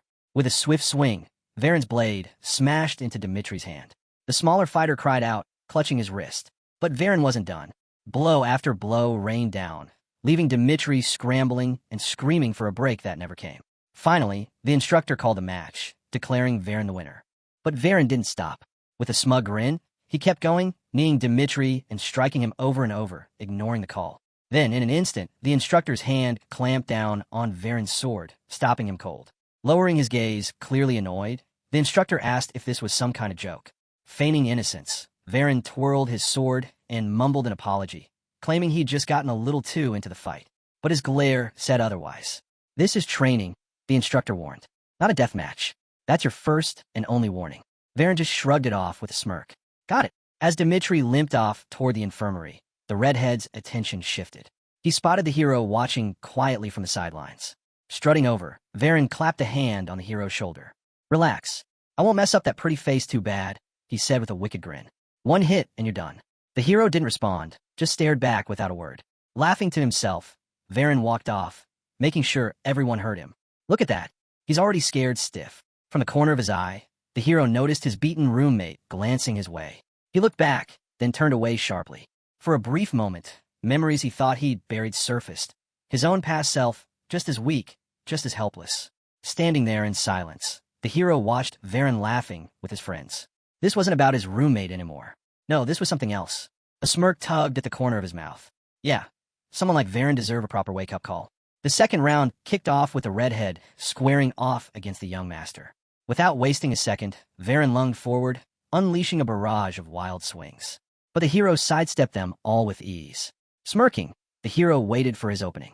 And the moment it came, he struck clean through the gap in Varin's defense. Varin scowled, grinding his teeth. You're really starting to piss me off, he snapped, raising his sword high and slamming it down with everything he had. But the hero was already gone, slipping behind him in a flash. With a wicked grin, the hero gave Varin a playful smack on the backside with his sword. Furious, Varin spun around, clutching the spot where he was hit. What is this, a joke to you? He growled. The hero simply nodded. Thanks for the compliment. Varin wasn't laughing. Lifting his sword behind his head, he glared. Let's see how long those little tricks of yours hold up. But before he could finish, the hero drove the hilt of his sword straight into Varin's stomach. The whole arena froze. The students stood in shock, some with jaws dropped, others grinding their teeth. Varin hit the ground, gasping for air, elbows on the floor, clutching his stomach. The hero, still standing over him, coolly added, Maybe I should have let you finish talking. But you were wide open. The instructor blinked, struggling to process what he'd just witnessed. Had Aruin really just taken down Varin? And with barely any effort, from where he stood, it didn't look like a hard-fought victory. No, it looked like Aruin had just been toying with him. Winner, Aruin, the instructor announced. But Varin wasn't done. Still hunched over, he barked out, Wait, let me keep fighting. This little coward is just hiding behind cheap tricks. Looking desperate, he turned to the instructor. I demand a rematch. The instructor sighed. Are you kidding me? You can't challenge the same person twice in a row. Put in your request next week. Varin was seething, turning his glare back to Aruin. He snarled. What's your name? Who do you think you are? Knocking me down the ranks. Mark my words, we'll settle this. You'll see who gets the last laugh. Unbothered, the hero looked away. Sure, knock yourself out. But Varin wasn't finished. With fire in his eyes, he shouted, I'm the son of Count Darius. Remember that name? A soft chuckle rang out. Then the instructor straight up laughed. Varin whipped around. You laughing at my family? The instructor waved him off. Relax. I wouldn't dare mock the Count's family. But thinking you can make a name for yourself by stepping over the Steel Guard family? That's what's funny. The entire crowd erupted. Wait, Steel Guard? Is that real? Did he say the Steel Guard family? The room buzzed as whispers turned to full-on shock. The instructor confirmed it with a nod. That's right. Aruin's from a hero family. But compared to yours? Different league entirely. Varen froze, speechless. He looked back at Aruin, baffled. Why didn't you say something? Aruin shrugged. You didn't ask. Behind him, the faint image of his family's crest seemed to linger in the air as he casually tossed his sword over his shoulder and walked off. As night settled over the academy, Aruin's bed was already empty. His roommate, still getting dressed, glanced at the space beside him. Where'd he sneak off to this early? Straightening his tie, the blonde thought back on the day. Losing in the first round had stung, but honestly, it had been the push he needed. For all his quirks, Aruin wasn't such a bad guy. Remembering how miserable he'd felt hiding under his blanket, the blonde realized something. At least Aruin hadn't let defeat keep him down. With a small smile, he scratched his head. Maybe it was time to get serious, too. From the bed, a cat meowed softly. Don't worry, I'll feed you before I go, the blonde said, placing a dish down. We'll play when I'm back. Somewhere outside the academy, under the night sky, the forest stretched across the Rocky Mountain. On day one, cadets were expected to climb it. They called it the Hell Race, a brutal ascent through heavy fog, steep cliffs, and wild overgrowth. But there was Aruin, tearing up the path like it was nothing, kicking up dust behind him. For some reason, this climb felt easy, and with a small grin, he kept going. Not a drop of sweat clung to him. To anyone watching, it looked like Aruin was just jogging across flat ground, not climbing a mountain. The sight left his roommate stunned, mouth slightly open in disbelief. But Aruin came to an abrupt stop, knees bending as he noticed someone standing near a tree up ahead. It was the blue-haired guy from his first match. Aruin blinked. He hadn't expected to run into him here. Before Aruin could say anything, the guy spoke up. I've been waiting for you. Aruin tilted his head. Waiting? For me. Franz, clearly excited, gestured for him to follow. Come with me. It's about Dmitri. Still watching him carefully, Aruin replied flatly. He's just my roommate. Franz didn't seem to hear him. With a frantic wave of his arms, he explained, there was a rock slide. We need to help him. Aruin frowned. In a case like that, shouldn't they be calling an instructor? But then Franz added something that made Aruin pause. Even while hurt, Dmitri kept asking for you. The comment made Aruin's stomach twist. Was this guy messing with him? And the way Franz said it. Yeah, this smelled like a setup. Aruin thought for a moment. If he turned down the request, it'd just create more problems. These guys wouldn't let it go. With the sky darkening to deep purple, Aruin decided it was better to deal with this now. Lead the way, he said. They entered the dense forest, trees packed tightly on all sides. Franz smirked to himself as they walked. Hook, line, and sinker. When they finally arrived, Aruin spotted Dmitri on the ground, trembling. And standing over him was Varen, looking smug as ever. Nice work, Varen told Franz. Leave the rest to me. Varen turned his gaze to Aruin. It's over for you. Aruin looked down at Dmitri, pinned to the dirt and shaking. So, Varen sneered, what does it feel watching your buddy get treated like this? Aruin kept his expression steady. Just one question, he said, eyes locked on Varen. As the group continued taunting Dmitri, Aruin couldn't help but wonder. Something about yesterday must have really rattled Varen to make him pull something like this. But the mention of yesterday was all it took. Varen's face twisted in rage. Don't act clueless. I dropped in the rankings because of you. And what did you do? Pulled one cheap trick, and then backed out of the next round like a coward. Aruin glanced away. And now you're here acting like you don't care? What a joke. But Varen wasn't finished. He smirked. Let me guess. You fought me out of pity for Dmitri, right? Aruin just sighed. Then, casually, he said, you'd probably feel more confident if you had 5 people backing you up. That wiped the smirk right off Varen's face. A bead of sweat slid down his temple. How did Aruin know they'd planned to gang up on him? Aruin looked him over. If you're going to hide backup, try to do a better job next time. Right on cue, more of Varen's guys stepped out from behind the trees. As they crept closer, Aruin turned to Varen and asked, Are you ready for what happens if you lay a hand on me? Varen snorted. I'm not scared of your so-called family. My older brothers know your brother pretty well. They say you're nothing special. Hands in his pockets, Aruin narrowed his eyes. So, Jason was still here at the academy. But whether his own brother cared or not didn't matter right now. Varen, full of confidence, kept talking. Jason called you some nobody. Said we could do whatever we want to you. So yeah, you're finished. Aruin stared at him, unbothered. Varen felt a chill run down his spine. And by the way, Aruin added, considering how badly I beat you yesterday, you should probably still be in bed. Varen spat on the ground. Don't worry. You'll be the one lying down soon enough. Get him. The others rushed in, surrounding Aruin from all sides. Aruin closed his eyes for a moment, let out a breath, then looked up sharply. In the blink of an eye, he delivered sharp, precise slaps to each of them, so fast and hard they dropped instantly, groaning and dazed on the ground. Darren and Dimitri just stood there, stunned, mouths wide open, unable to believe what they'd just seen. Standing among the bodies scattered on the ground, Aruin turned his attention to Darren. With a calm tilt of his head, he told him, "Looks like the only place left for you is a coffin." Red with rage, Darren lunged forward, fists clenched, demanding that Aruin shut his mouth. But just as his punch powered through the air, packed with mana, Aruin stopped it cold. One hand, steady as stone. Darren froze, wide-eyed, someone his size, throwing everything he had into that hit. And Aruin caught it like nothing. A slight twist of Aruin's grip, and crack.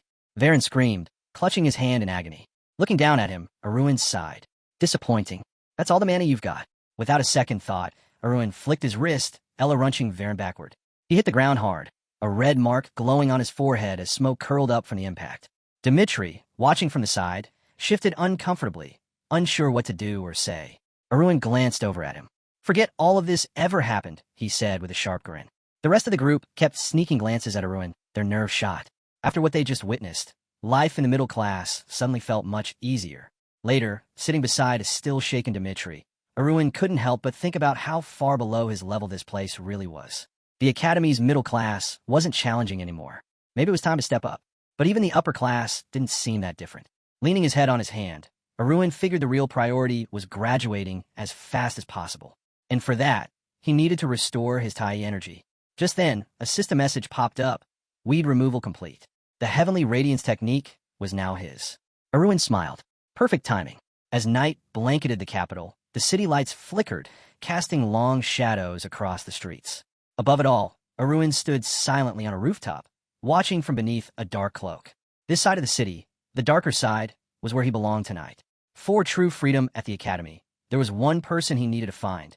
And just like that, Aruin spotted him. A figure in a cloak passed by the city's main residence. Aruin recognized him instantly.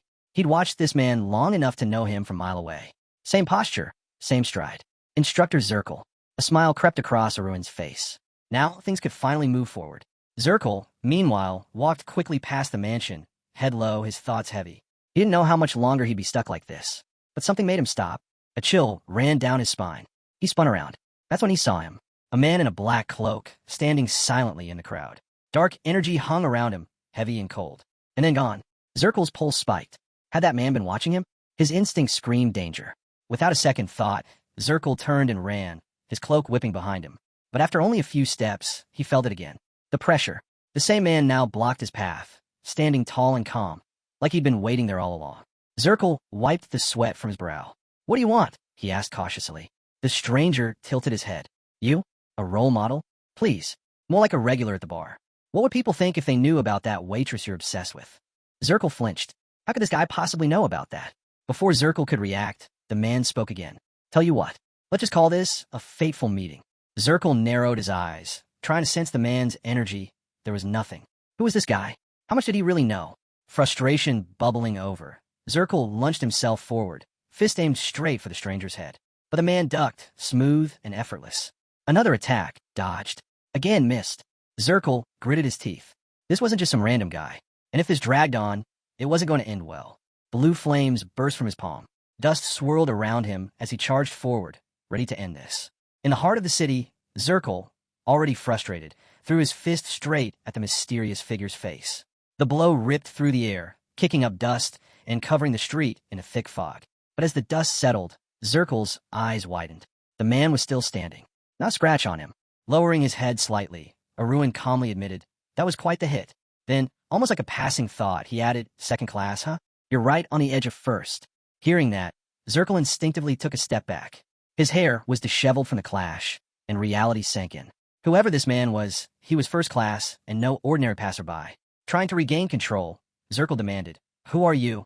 But Aruin only smirked and asked, "Would the name Sylvia ring any bells?" At that, beads of sweat ran down Zirkle's face. The stranger knew. Zirkle cautiously stepped closer. "You're with a Knight of Verification, aren't you?" "Relax," Aruin replied, his tone light. "I'm not here to expose you. In fact, I'd rather help you keep your little secret." Zirkle blinked, confused. What was this man playing at? Before he could process it, voices rang out nearby. Guards were searching the area, suspecting an explosion. Aruin glanced at a nearby building with a sign featuring a beer mug. "Let's move." Moments later, They were sitting on a bed inside a modest hotel. So, Sylvia, is she the daughter of your first love? Aruin asked. Zirkle nodded. Yeah, but it's not like that. Not really. With a sigh, Zirkle explained how life had been cruel. How everything he'd done was for the daughter of someone he once loved. Someone he wasn't even related to. Staring at the floor, he admitted that Sylvia hated her work. Still, she seemed a little happier during the few hours they could spend together each week. Leaning on his knees, Aruin figured Zirkle had already poured a mountain of gold into that place. You should just buy her freedom, Aruin suggested. If you're going to keep this up, why not end it properly? Zirkle exhaled, shaking his head. 10,000 gold. I can't afford that on an instructor's pay. Raising an eyebrow, Aruin asked, then why not just crush her boss's business? Shouldn't be hard for a knight. But Zirkle looked up with a heavy expression. The Black Snake runs that place, he said. They're behind half the crime in Theros. Even the guards won't touch them. Hearing that, Aruin scanned the room, piecing together the truth. What he'd heard before didn't match this version of events. Looking at Zirkle slouched over in defeat, Aruin realized he had misunderstood. This wasn't weakness. This wasn't scandal. This was love. And for a moment, it almost moved him. Maybe pressure wasn't the way to handle this. Instead, a grin crept across his face. Fine. He'd do Zirkle a favor and leave him owing a debt. Zirkle's head shot up when Aruin mentioned helping. What's the catch? Zirkle asked cautiously. Aruin tilted his head and, with a small gesture of his fingers, replied, Simple. You just have to agree to a deal. Zirkle shot to his feet. What kind of deal? Under the cloak, Aruin smiled. Ever heard of someone named Aruin? Zirkle's face paled. Sweat rolled down his cheek. That's my cadet. Realization hit him hard. This man was connected to the Steel Guard. Maybe even sent by the Levadon master himself. Zirkle lowered his head. Levadon wouldn't do something like this. But at this point, it didn't matter who sent him. Nothing good came from this. And then came the final blow. Aruin's performance is monitored by other instructors, Zirkle added bitterly. Even if I wanted to help, it wouldn't change his overall evaluation. But Aruin's gaze sharpened. That's not what I'm asking, he said. All I want is for you to make sure he's comfortable while he's here. Zirkle leaned against a shelf, rubbing his temples. You're not the first to ask me something like that, he muttered. Zirkle scowled as the stranger spoke, his frustration boiling over. Bribing instructors from noble families happens all the time, but don't think I'm one of them, he snapped. Falsifying grades isn't in my vocabulary. Aruin let out a slow breath and raised his hand. Relax. I'm not asking you to tamper with my scores. I just want the freedom to move around the academy without interference. That's all. Zirkle blinked, stunned, but his shock only grew when the man added, and in return, I'll handle Sylvia's rescue. Head bowed. The cloaked figure continued, voice steady. She walks free the moment I get mine. Zirkle narrowed his eyes, confused. You're planning an escape for her? When he realized this was her best shot at slipping away from Black Mamba's grip, Zirkle stared at the floor. Could actually work? She won't even need to leave Theros. Zirkle muttered under his breath, as if trying to convince himself. But his thoughts drifted back to the same argument. Grades aren't something I can mess with, he warned. Aruin's patience finally cracked.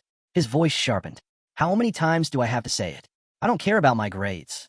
Then, with a glance at his hand, Aruin smirked. Fine. Looks like the time's up. Zirkle watched, puzzled, as the man slowly traced the letter A in the air. And then, with one swift motion, the mask came off. Zirkle's jaw dropped. There, sitting on the bed, was Aruin himself. It was him all along. Zirkle couldn't believe it. His mind raced. Magic? Perfect aura control? Aruin simply nodded, confirming the unspoken thoughts. He admitted he'd always been faster than the others. Zirkle ran a hand through his hair, realizing exactly what this meant. This kid wasn't just some overachiever. He was a first-class talent at 16. A genius who could make history. Imagining the potential, Zirkle could practically see Aruin lighting up the academy with power most students couldn't even dream of. Highest score? Aruin asked, smirking. Zirkle nodded without hesitation. Without question. With a casual wave of his hands, Aruin asked, So why would I need you to rig anything? Zirkle let out a weak laugh. Right. No need. Raising a finger, Aruin added, One thing, though. I want permission to skip class from time to time. Zirkle studied him carefully before nodding. That I can do. Then his face turned serious. But tell me, how do you know so much about Sylvia? And why keep all this hidden? A Sylvia grin spread across Aruin's face. You sure you want to know? You might lose sleep over it. Zirkle leaned back, wiping sweat from his forehead. Maybe it was better not to ask. Aruin stood, his voice steady. Think it over. Then give me your answer. Are you ready to make a deal? Outside, under the glow of the full moon, the plan was already in motion. In the center of the city, a man sat at a table surrounded by guards. Leaning on one arm, he glanced at Aruin. So, You're here to take Sylvia? Behind him, the girl in the green dress stood silently. I'm here to take her right now, Aruin replied without hesitation. The leader of Black Mamba yanked Sylvia closer by the collar. You know this guy? Before she could answer, Aruin cut in. Zirkle sent me to get her out. Sylvia gave a small nod. He visits often. Aruin bowed his head. Good name he's got, huh? But deep down, Aruin cringed at himself, remembering how she'd asked for his name, and he just blurted out the first thing that popped into his head. The leader, unimpressed, sneered. If you want her, bring me 10,000 gold. A heavy thud silenced the room. A massive bag landed on the table. Everyone stared. Sylvia looked uneasy. Aruin smiled calmly. Exactly 10,000 gold. Count it. The man checked the bag. It was packed full of coins. Shaking his head, he scoffed. Didn't think anyone would actually show up with this much. Turning back toward his guards, he waved them off. Take her. She's yours. But just as Aruin moved to leave, the man grabbed his chin, forcing him to pause. You're in such a hurry, the leader said with a smug grin. Don't leave before hearing me out. Aruin turned his head slightly. I gave you what you asked for. Problem. The man leaned in, his voice low. Relax. I was just testing you. Gotta filter out the ones who can't pay up. Can't afford to deal with small fry. Resting his elbows on the table, he gave Aruin a final grin. The head of Black Mamba leaned back, eyeing Aruin carefully. Think it through. How much do you figure Sylvia makes from my business in a year? Aruin glanced at the girl, who stood quietly, staring at the floor. In a normal tavern? Maybe 8,000 gold, he replied. The head smirked. Exactly. But here, she pulls in closer to 12,000. Now tell me, why would I give up a girl bringing me that much in just 1 year? Without waiting for an answer, the man leaned forward, his grin widening. I'm thinking 10 years. That's how long I can keep her working. And when she gets too old, I'll just hand her off as some rich fool's concubine. Sylvia's face paled. She bit her lip, eyes fixed on the floor as the man continued. Over those years, she'll earn me around 140,000 gold, the head said proudly. But hey, I'm generous, so I'll let her go for 130,000. Final offer. He stared at Aruin, waiting for his reaction. But Aruin said nothing. The heavy bag of gold he'd brought toppled over, coins spilling across the carpet. Take your change and get out, the man sneered. Aruin remained quiet, crouching to gather the fallen coins. His hands moved slowly, methodically. Then, without looking up, he spoke. I'll show you some generosity, too. The head frowned. What's that supposed to mean? Still kneeling, Aruin answered. You can take the gold and end this now, or you can fight me. The man let out a dry laugh. Really? You think I'm just going to let you walk in here and call the shots? Aruin ran a coin between his fingers, glancing up. Funny. Criminals always think the world follows their rules. The head's grin faded. So what? You're here to teach me a lesson now. Aruin's gaze hardened. That's right. I'm not exactly a nice guy either. Sylvia watched in shock as Aruin slowly stood. Stay behind me, he told her, his voice calm. The head, now visibly annoyed, flicked his hand toward one of the guards. Take care of him before my blood pressure spikes.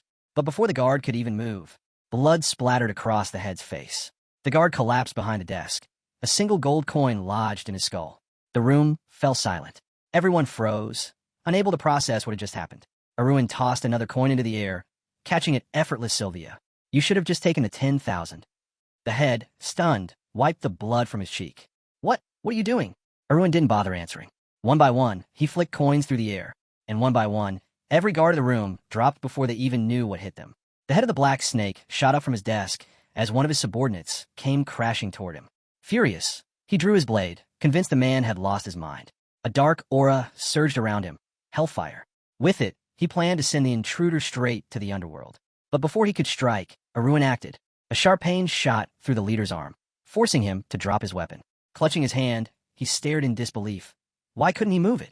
He barely had time to process before the man before him, eyes blazing with dark magic, prepared to attack again. Lowering his head, the Black Snake's leader suddenly opened his mouth, responding to the main character in the language of the underworld.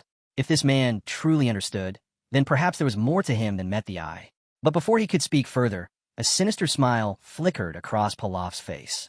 Without warning, he slammed a fist into the leader's cheek, sending him flying backward. Looks like one hit wasn't enough to make you understand, Pilaf muttered. The leader groaned as his face hit the cold floor, but Pilaf was already closing in. Struggling to push himself up, the head of the black snake heard the main character's voice cut through the tension. Humans really are complicated creatures. Blood trickled from his mouth. 2 front teeth knocked loose from the blow. Gritting his teeth, he vowed to return the pain twice over. Keela, watching from the sidelines, leaned against the wall, his expression unreadable. The leader spat blood and sneered. How much will you pay to take me out? Silence. He scoffed. Fine. I'll triple it. His words hung in the air. The offer was tempting. 3 times the pay, just to switch sides. His mouth fell open slightly in shock.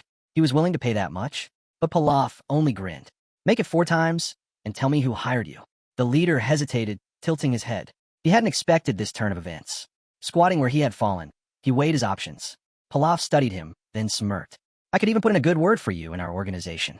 Resting his chin on his hand, the leader finally spoke. First, I need to get the order. Then we'll talk. Pilaf's expression twisted. He had come without an official order? Then why was he here? Realization dawned on the Black Snake's leader. His eyes widened in shock as the protagonist reminded him of his true reason for being there, Sylvia. The main character loomed over him. You should have taken the chance when you had it, Pilaf warned. A dangerous glow filled his eyes, one turning completely red. He stepped forward to stop the man, but suddenly blood sprayed across the office. Sylvia stood frozen by the door, her lips parted in shock. Pilaf barely acknowledged the crimson streaks marking the walls. The leader turned to the blonde girl, his glare enough to silence whatever words she had been about to say. I'm sorry you had to witness something this brutal, the protagonist said, glancing at her. But after hearing his words, I couldn't hold back. Sylvia, blue eyes wide with confusion, tilted her head. Who are you? She stood among the lifeless bodies of the guards, still unable to comprehend how he had done all this alone. One man, against them all. The fear in the leader's face was unmistakable. Sylvia's breath caught as he stammered out. Oh, you're the one sent by Zirkle? Pilaf extended a hand toward her, offering a smile. I came to give you freedom. The 2-story mansion stood under the moonlit sky, its windows glowing softly in the night. Inside, a wooden table overflowed with gold coins, spilling across its surface in a shimmering pile. The employee's breath hitched to the sheer amount of wealth before him. A man in a black cloak stood nearby. I want to rent the entire top floor, he stated calmly. And bring dinner, just for the girl. The employee's face lit up. Of course. I'll take care of everything. No one, not even a mouse, will get through to you. With that assurance, the main character and the girl ascended to the top floor. Stopping at her door, he spoke gently. I'll be in the room across from you. Get some rest. Sylvia, standing in the doorway, gave a small nod. Good night, Pilaf. Left alone in the corridor, Pilaf's thoughts drifted back. He had erased all traces of their presence, using dissolving acid before they left, ensuring no one could track them. At least for tonight, they were safe. His gaze lingered on the girl's door for a moment before turning away. Inside his room, Aruin removed his mask, setting it carefully on the bed. Meanwhile, in her own space, the blonde sat in a lotus position, focusing on the Zyral aura. Using the bottom-up method, she channeled Tai energy into the gold coins, just as Aruin had done earlier. It was the same technique that had allowed him to move undetected, using the 1,000-dimensional footwork to reach the mansion unnoticed. As Aruin released his skills freely, a realization struck him. He had been missing a crucial foundation in his understanding of the Northern Lights technique. Sitting in deep concentration, he pondered over the connection between the heavenly cultivation technique and the Northern Lights. Both techniques shared the same origins, yet the celestial cultivation method had a key principle that the Northern Lights lacked. His task was clear. He needed to bridge the gap between them. Morning sunlight filtered through the windows, illuminating the hotel room. Aruin remained in the same position, eyes shut in deep meditation. As his understanding fell into place, he let out a slow breath. A slight smile crossed his lips. Finally, all the scattered pieces had come together. Rising to his feet, he reached for his blade. With steady hands, he cleared the space around him before planting the seed of the Northern Lights technique, which held the power of 7 stars. His head lowered in surprise as the sword in his grip began to glow, a brilliant blue flame flickering along the edge. Everything he had worked toward had finally taken shape. In his hands, he now held the only superior rank of humanity, a level that the founding emperor had achieved at 17 years and 89 days. But Aruin had surpassed even that. He had reached this rank at just 16 years and 225 days, setting a new immortal record. He tightened his grip around the sword, lightning crackling from its core. A notification window materialized before him. Lightning sword, a weapon crafted with a lightning-struck wooden hilt and a wrought iron blade. Embedded with a natural lightning core, it radiates energy even at rest. Strengthens further when infused with inner strength. Aruin's eyes gleamed as he examined the blade. No unnecessary embellishments, just raw, refined power. A true magical weapon. Another notification window appeared. Purchase complete. Lightning sword, white heavy checkmark. Cast iron ghost bullets, X20, white heavy checkmark. Empty domination, secret records, white heavy checkmark. Distortion technique, 5 stars, white heavy check mark. A smirk tugged at Aruin's lips. This was only the beginning. Aruin chuckled to himself. It's been a while since I shopped like this, he mused, watching the red notification windows flicker before him. Tossing the sword lightly in his hands, he scanned the details. The cast iron ghost bullets, a power source for sorcery. The path of domination, a set of exalted laws tailored for those at the awakening rank. Then, a new window appeared, detailing the distortion technique, a skill that fine-tunes the muscles and bones of the face using internal Tai energy, allowing the user to take on any desired appearance. Aruin sighed. Impulse purchase, he admitted, spreading his arms with an awkward smile. Looking away, he let out a small chuckle. Still might come in handy. Changing my face manually is a pain. With that rationalized, he rolled his shoulder, stretching his arm while smirking sarcastically. Might as well put this new ability to the test. Meanwhile, in her dimly lit room, Sylvia sat on the bed, staring blankly ahead. Sunlight filtered through the window, casting a soft glow over her, but her mind was elsewhere. She barely noticed the sound at the door until it repeated. "It's me," came a familiar voice from the other side. Sylvia hesitated before finally opening the door, only to freeze in horror. A young man with blue hair stood before her. Her eyes widened in shock. Who is this? Her breath caught as panic set in. Without thinking, she tried to slam the door shut. The stranger reacted quickly, wedging his foot into the doorway. He gritted his teeth as a sharp pain shot up his leg, his narrowed eyes reflecting a hint of frustration. "It's me, Pilaf," he said, his voice firm but slightly strained. Still bewildered, Sylvia glanced down at his foot, then back at his face. The young man pointed to himself, his expression softening just slightly. "This is my real face," he explained. "Last time, I used transformation magic. I couldn't risk being recognized." Sylvia's brows furrowed. Slowly, her breathing steadied. I thought you were one of the red snakes," she admitted, looking away in embarrassment. She let out a deep sigh, her exhaustion finally showing. Pilaf studied her for a moment before speaking. "You look tired. Did you sleep at all?" Sylvia shook her head. "I couldn't. I was too anxious." Pilaf leaned against the doorway, one hand on the knob, the other holding a wooden bucket. Without a word, he extended it toward her. Sylvia blinked in surprise. "What's this?" "Take it." She hesitated before cautiously accepting the bucket. Inside, she found a brush, scissors, and a comb, accessories meant for grooming in disguise. "You can't walk around the city looking like this," Pilaf stated simply. Sylvia's lips parted slightly as she stared at the items in her hands. She looked up at him, confusion still lingering in her eyes. "But you said no one should come near you." Pilaf smirked. "I told that to the owner of this place, not you." As Sylvia processed his words, Pilaf stepped behind her, carefully fastening a pendant around her neck. Almost instantly, her hair began to shift, its length and color transforming before her eyes. Zirkle, watching the change unfold, blinked in astonishment, his mouth opening slightly in silent bewilderment. Their escape had only just begun. As the group stared at him, Zirkle blinked in confusion, glancing around the room. He hesitated, then quickly bowed his head. "Sorry, I must be in the wrong room." Sylvia let out a soft laugh, closing her eyes as she tucked a strand of hair behind her ear. "It's really me, Zirkle," she assured him. Zirkle's eyes widened in disbelief. He took a step back, taking in Sylvia's transformed appearance. This didn't look like the girl he knew. It felt as if he were looking at a completely different person. Sylvia placed a hand on her hip, tilting her head slightly. "I just died and cut my hair, that's all." A small smile played on her lips as she flicked a strand to the side. Still stunned, Zirkle struggled to reconcile what he was seeing. His expression remained frozen in shock. Pilaf chuckled. "That's just the magic of disguise." Sylvia's fingers brushed against the pendant around her neck. She held it up slightly, her curiosity piqued. Pilaf nodded. "That pendant is a magical artifact. With it, you won't have to worry about being tracked by the black snake." Zirkle remained silent, still trying to process everything. Where had Pilaf even gotten something like this? Had he also changed his own appearance? Suddenly, a strange movement beneath Zirkle's shirt caught their attention. Pilaf and Sylvia stared, puzzled, as something beneath the fabric wriggled furiously. The lump grew more pronounced, pressing outward. Then rip! Zirkle's shirt tore open, and something leapt out. Sylvia let out a terrified shriek, pressing her hands to her face as her eyes widened in shock.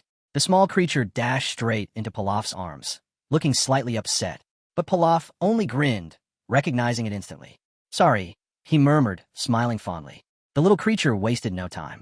It scrambled up Pilaf's shoulder and perched itself on his head, its tiny fangs peeking out as it surveyed the room. Pilaf let out a laugh, thoroughly amused by Sari's antics. I'm surprised you didn't come home last night without warning, he teased. Meanwhile, Sylvia and Zirkle were still too stunned to speak. Neither had any idea what was happening.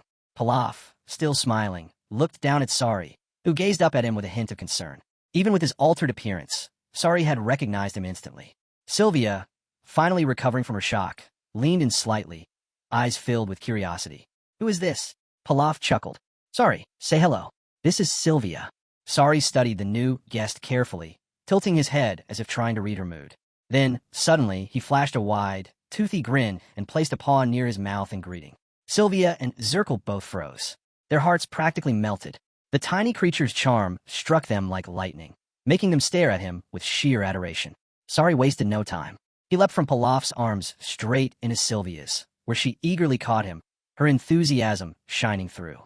Pilaf smirked. Go ahead, play with him for a while. Sylvia ran her fingers gently through Sari's fur, stroking his head as he purred contentedly.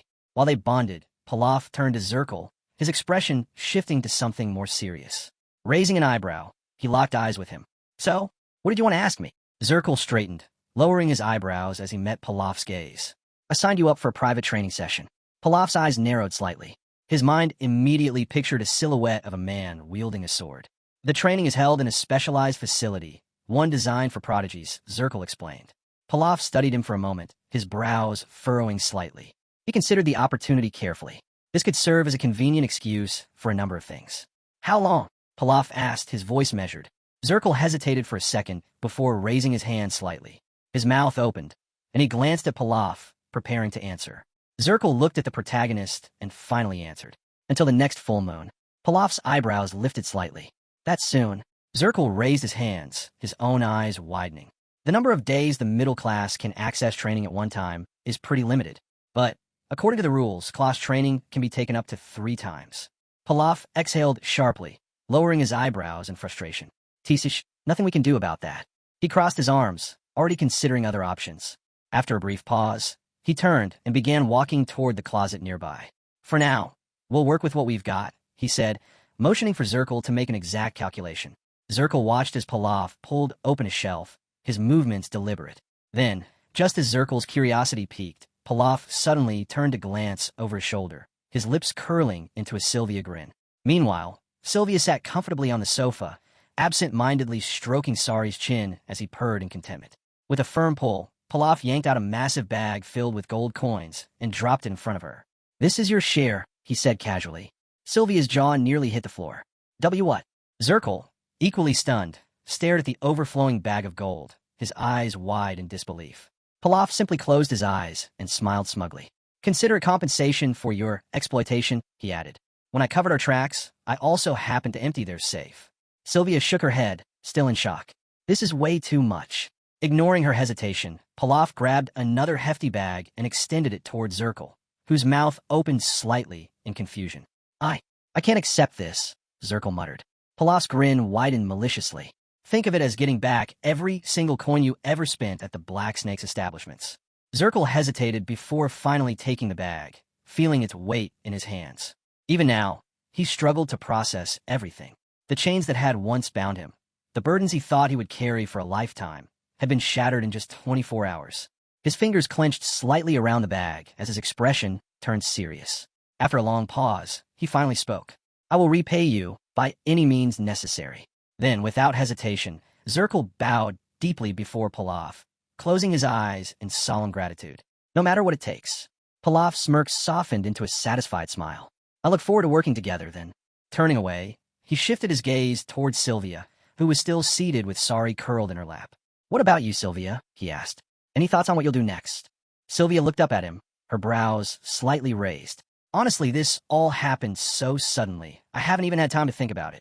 Pilaf narrowed his eyes slightly, glancing off to the side with a smirk. Then, looking back at her, he raised his hand with a confident smile. Why not help me out for a while? Sylvia blinked. Pilaf placed a hand on his hip, tilting his head slightly. I'm offering you a job, officially. Let's do some business together.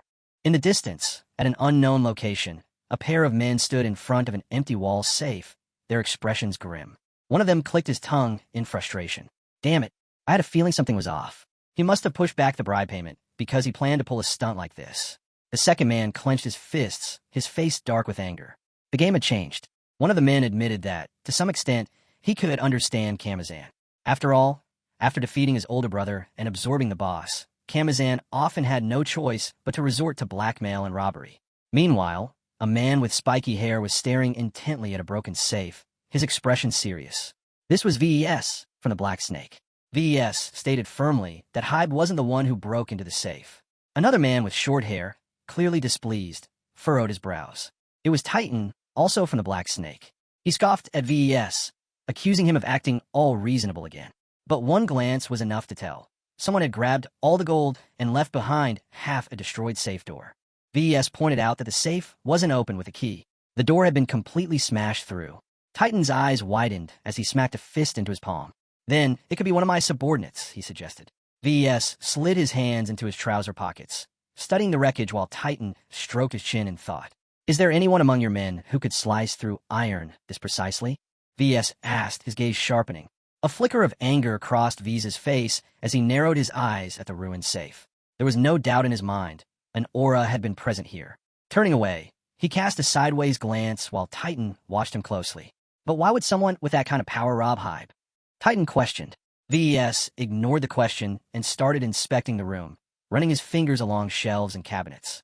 Then something caught his eye, a faint glint from underneath a cabinet. His instincts told him something was off. The room was too clean, too deliberate. He crouched down and spotted an object tucked under the furniture. His eyes darkened as he picked it up, a single gold coin. Holding it between his fingers, he turned back to Titan, his expression unreadable. Hybe was definitely attacked, VES confirmed. And there was someone else here, someone we don't know. Titan's eyes widened in confusion. What do you mean? V's fingers curled tightly around the coin. Tell me, Titan, how many aura users do you know who can kill with a simple flick of a gold coin? His voice was cold, deliberate. And more importantly, how do they even find this place? Titan's mind raced, but he had no answers. It doesn't matter who they are, VS finally said, his voice laced with restrained fury. The gold coin gleamed his grip as his hand clenched into a fist. What matters is that they dared to challenge us. A surge of white aura burst from VES, and 3 blue buds materialized before him. Elsewhere, Dharma Raven sat in deep meditation, his energy pulsing. He focused on expanding his control over Tai energy, pouring an entire 1,000-level elixir into the process. If he could harness 100 years' worth of energy, he could finally awaken the Northern Lights technique. The blue buds began to bloom. Sitting cross-legged, Dharma Raven radiated white energy, his brow furrowing as he concentrated. But after a moment, he scowled, displeased. This was his limit for now. The surrounding energy faded, and he slowly opened his eyes. Rising to his feet, he rested a hand on his knee, exhaling deeply. For now, this will do, he muttered. He had hoped to reach the peak stage of Thipe development instantly, but that was nothing more than greed. Walking to the window, he stretched, letting the sunlight spill over him. Despite his unfinished progress, he had met some of his goals. A little rest wouldn't hurt.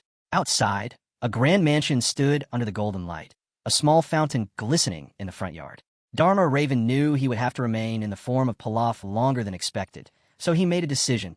He would buy this mansion. 50,000 gold coins. A fair price. Looking out at the lush garden below, he felt satisfied with his choice. Gazebos were scattered across the greenery, adding to its charm. It was money well spent. Then his gaze shifted. Something caught his attention. Sylvia. She was in the garden, playing with Sari. He had been observing her for days, and the more he watched, the more he realized she was far more capable than he had assumed. Later, inside the office, she stood among stacks of books, reviewing papers with precision. Dharma Raven noted that not only had she flawlessly completed every task assigned to her, but she was also well-educated, fluent in reading and writing, and trained in etiquette. A silhouette of Sylvia against the backdrop of the castle flashed through his mind. Could she be from a fallen aristocratic family? He didn't ask. It wasn't his place. His gut told him that pressing the matter might bring up painful memories. His thoughts drifted for a moment to a scene from his past life. A distant memory of himself standing before a young man on a throne. It felt oddly familiar. Turning away from the window, Dharma Raven closed his eyes, a small smile playing on his lips. There was no need to interfere in her affairs. He had only 10 days left of close training. A blue book materialized in his hand, and he smiled, determination returning. Not a single minute could be wasted. I need mid-level comprehension of the Mana Stone flow, he said. A system window flickered into existence. Flow comprehension, Mana Stone. Level, average. Price, 25 coins. Exchange level, Rare. Dharma Raven's eyes widened as his mouth fell slightly open in surprise. The main character smirked as he imagined Hearthstone, arms crossed, standing within a ring of mana stones. He chuckled to himself and said, "You've grown, I'll give you that." No matter how much the Alliance pushed its overpriced policies, he was confident the market price would settle at 20 coins. With a mischievous grin, he rubbed his chin and glanced at the system window. Turns out, he was even craftier than he had thought. His smirk widened, baring his teeth slightly as his eyes narrowed. "It's time to cast the bait," he murmured. Without hesitation, he published his offer, mana stones for 20 coins. And to make things even more interesting, he added a bold, treating description, taking jabs at other merchants, including Hearthstone himself. The reaction was immediate. Buyers flooded in, ecstatic at the deal. "Paying 25 coins for a stone? Ridiculous," they exclaimed. Recognizing the seller, whispers spread. "He must have some kind of deal with the Alliance. Limited stock. We can't miss this chance," others muttered urgently. As notifications of purchases began appearing in rapid succession, the protagonist casually broke off a small piece of cake with his fork, chewing contentedly. Just as he expected, the perfect moment to sell. Then, another notification popped up. Hearthstone had sent him a message. The main character raised an eyebrow. "That was fast," he mused, extending a hand to open the conversation. Hearthstone's face appeared, his brows deeply furrowed, mouth open in exasperation. "What are you up to this time?" he demanded. Feigning innocence, the protagonist smiled and raised a hand. "Good to see you too," he said smoothly. A smirk tugged at his lips as he glanced at Hearthstone's frustration. "Business is booming," he continued. "Thanks to that, I've been able to sell mana stones, which cost no more than 4 coins, for 20. Hearthstone's eyes widened. It finally clicked. "You're that same shameless scoundrel," he shouted. The protagonist leaned against his hand, eyes closed, a sweet, almost trainting smile on his face. "How the hell did you pull this off?" Hearthstone demanded. The protagonist simply chuckled. "Trade secret." That only fueled Hearthstone's rage. His face twisted with anger as he let out a string of curses, furious at the blatant trickery. Still unfazed, the protagonist waved a hand dismissively. "Relax, I'm not here to fight. No grudges, no bad blood." Then he raised a single finger, his smile turning Sylvia. "I'm just here to make 10,000 coins and be on my way." Hearthstone's fist clenched as his fury boiled over. "You think I'll just sit back and let you ruin our reputation with your stunts?" he roared, thrusting his hand forward in frustration. The protagonist simply grinned. The game was only beginning. Hearthstone scoffed, crossing his arms. "This is the perfect reason to file a formal complaint." The main character exhaled slowly, closing his eyes for a brief moment. Oh boy, he thought. Maybe he had gone a little too far with his advertising. "I'll make it official soon," Hearthstone added with a smug grin. The protagonist glanced away, a wicked smile creeping onto his face. Of course, he hadn't done all this without a plan. Meanwhile, the channel manager sat at his desk, watching the open dialogue window with an amused smile. He had already imposed trading restrictions on mana stones for the main character, just as requested. "You're in good hands," the channel manager assured him. "I have a junior comrade among the Zero Systems channel masters. I'll entrust this to him. Going forward, we'll make sure you get more comfortable conditions in the Zero System."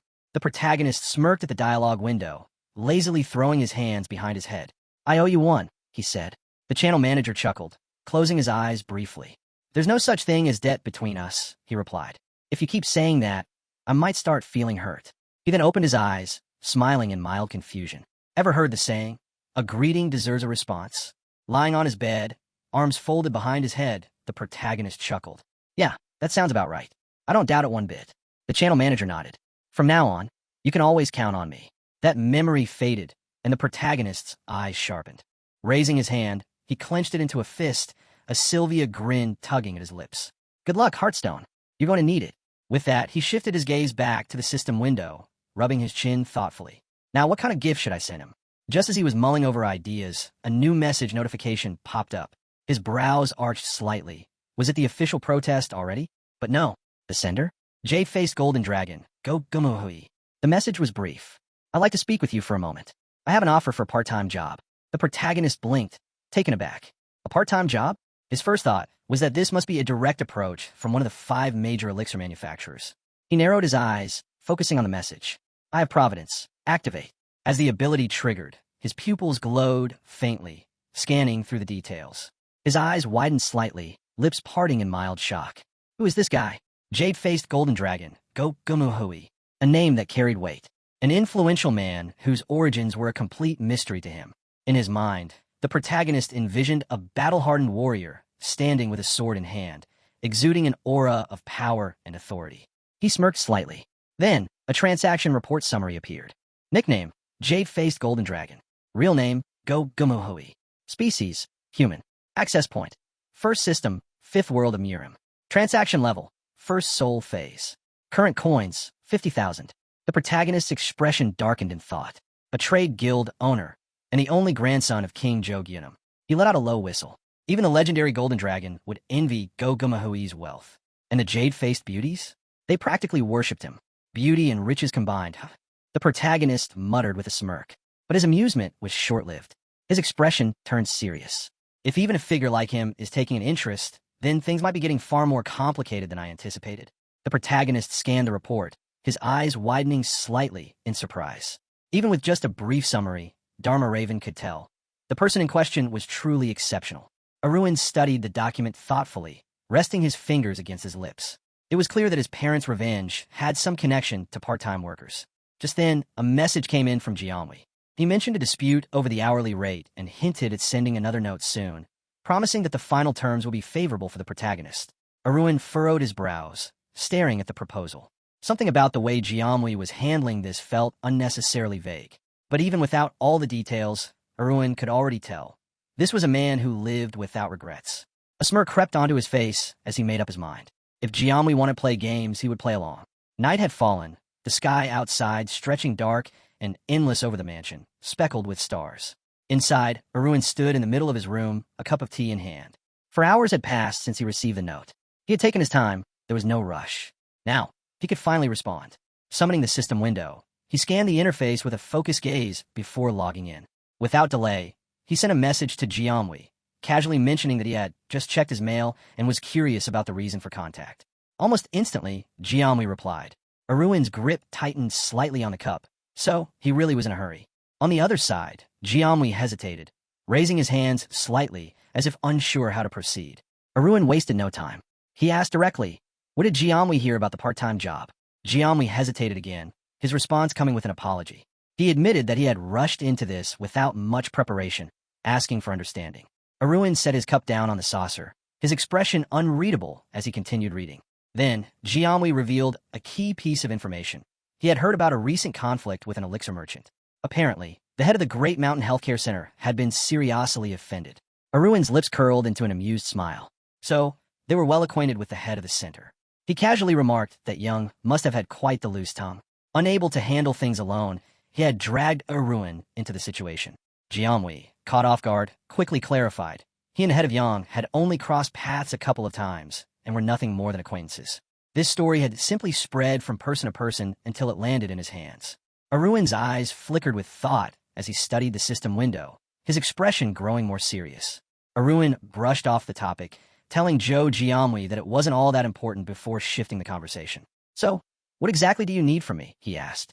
Jianwei's expression darkened as he lowered his eyebrows. After a brief pause, he finally revealed what was on his mind. He had heard that Aruin possessed 10 reporting tickets. Aruin's brows shot up in surprise before a Sylvia smirk played on his lips. So, the channel manager's words held some weight after all. He hadn't expected anyone to believe such nonsense. Looking away, he rested his chin on his hand, an amused grin creeping across his face as he recalled the image of the channel manager. If he played along with that so-called legend, he had nothing to lose. His gaze narrowed, amusement flickering in his eyes as he decided to stir the pot a little more. Jianwei exhaled in relief, his eyes widening slightly.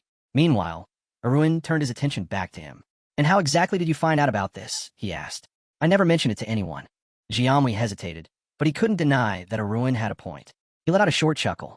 Let's just say, sometimes I find the right people to ask. Without wasting time, he got straight to the point. So, do you still have those 10 tickets?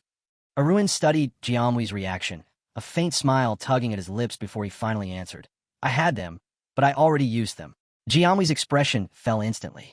His shoulders slumped, and for a moment, he simply stared at the screen in disbelief. I see, he muttered. Well, I suppose there's nothing to be done about it. Despite his obvious disappointment, he still thanked Aruin for taking the time to listen, knowing he had a busy schedule. Jianwei let out a tired sigh, rubbing his temple as he covered one eye, still struggling to process the situation. But before he could dwell on it, Aruin added, I never said I had 10 tickets, but I do still have the right to submit reports.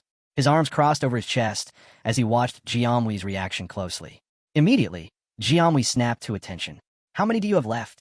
Aruin responded casually, 5. I used the other 5 to track down some part-time workers. Jianwei's eyes widened slightly as he read the message, then narrowed with suspicion.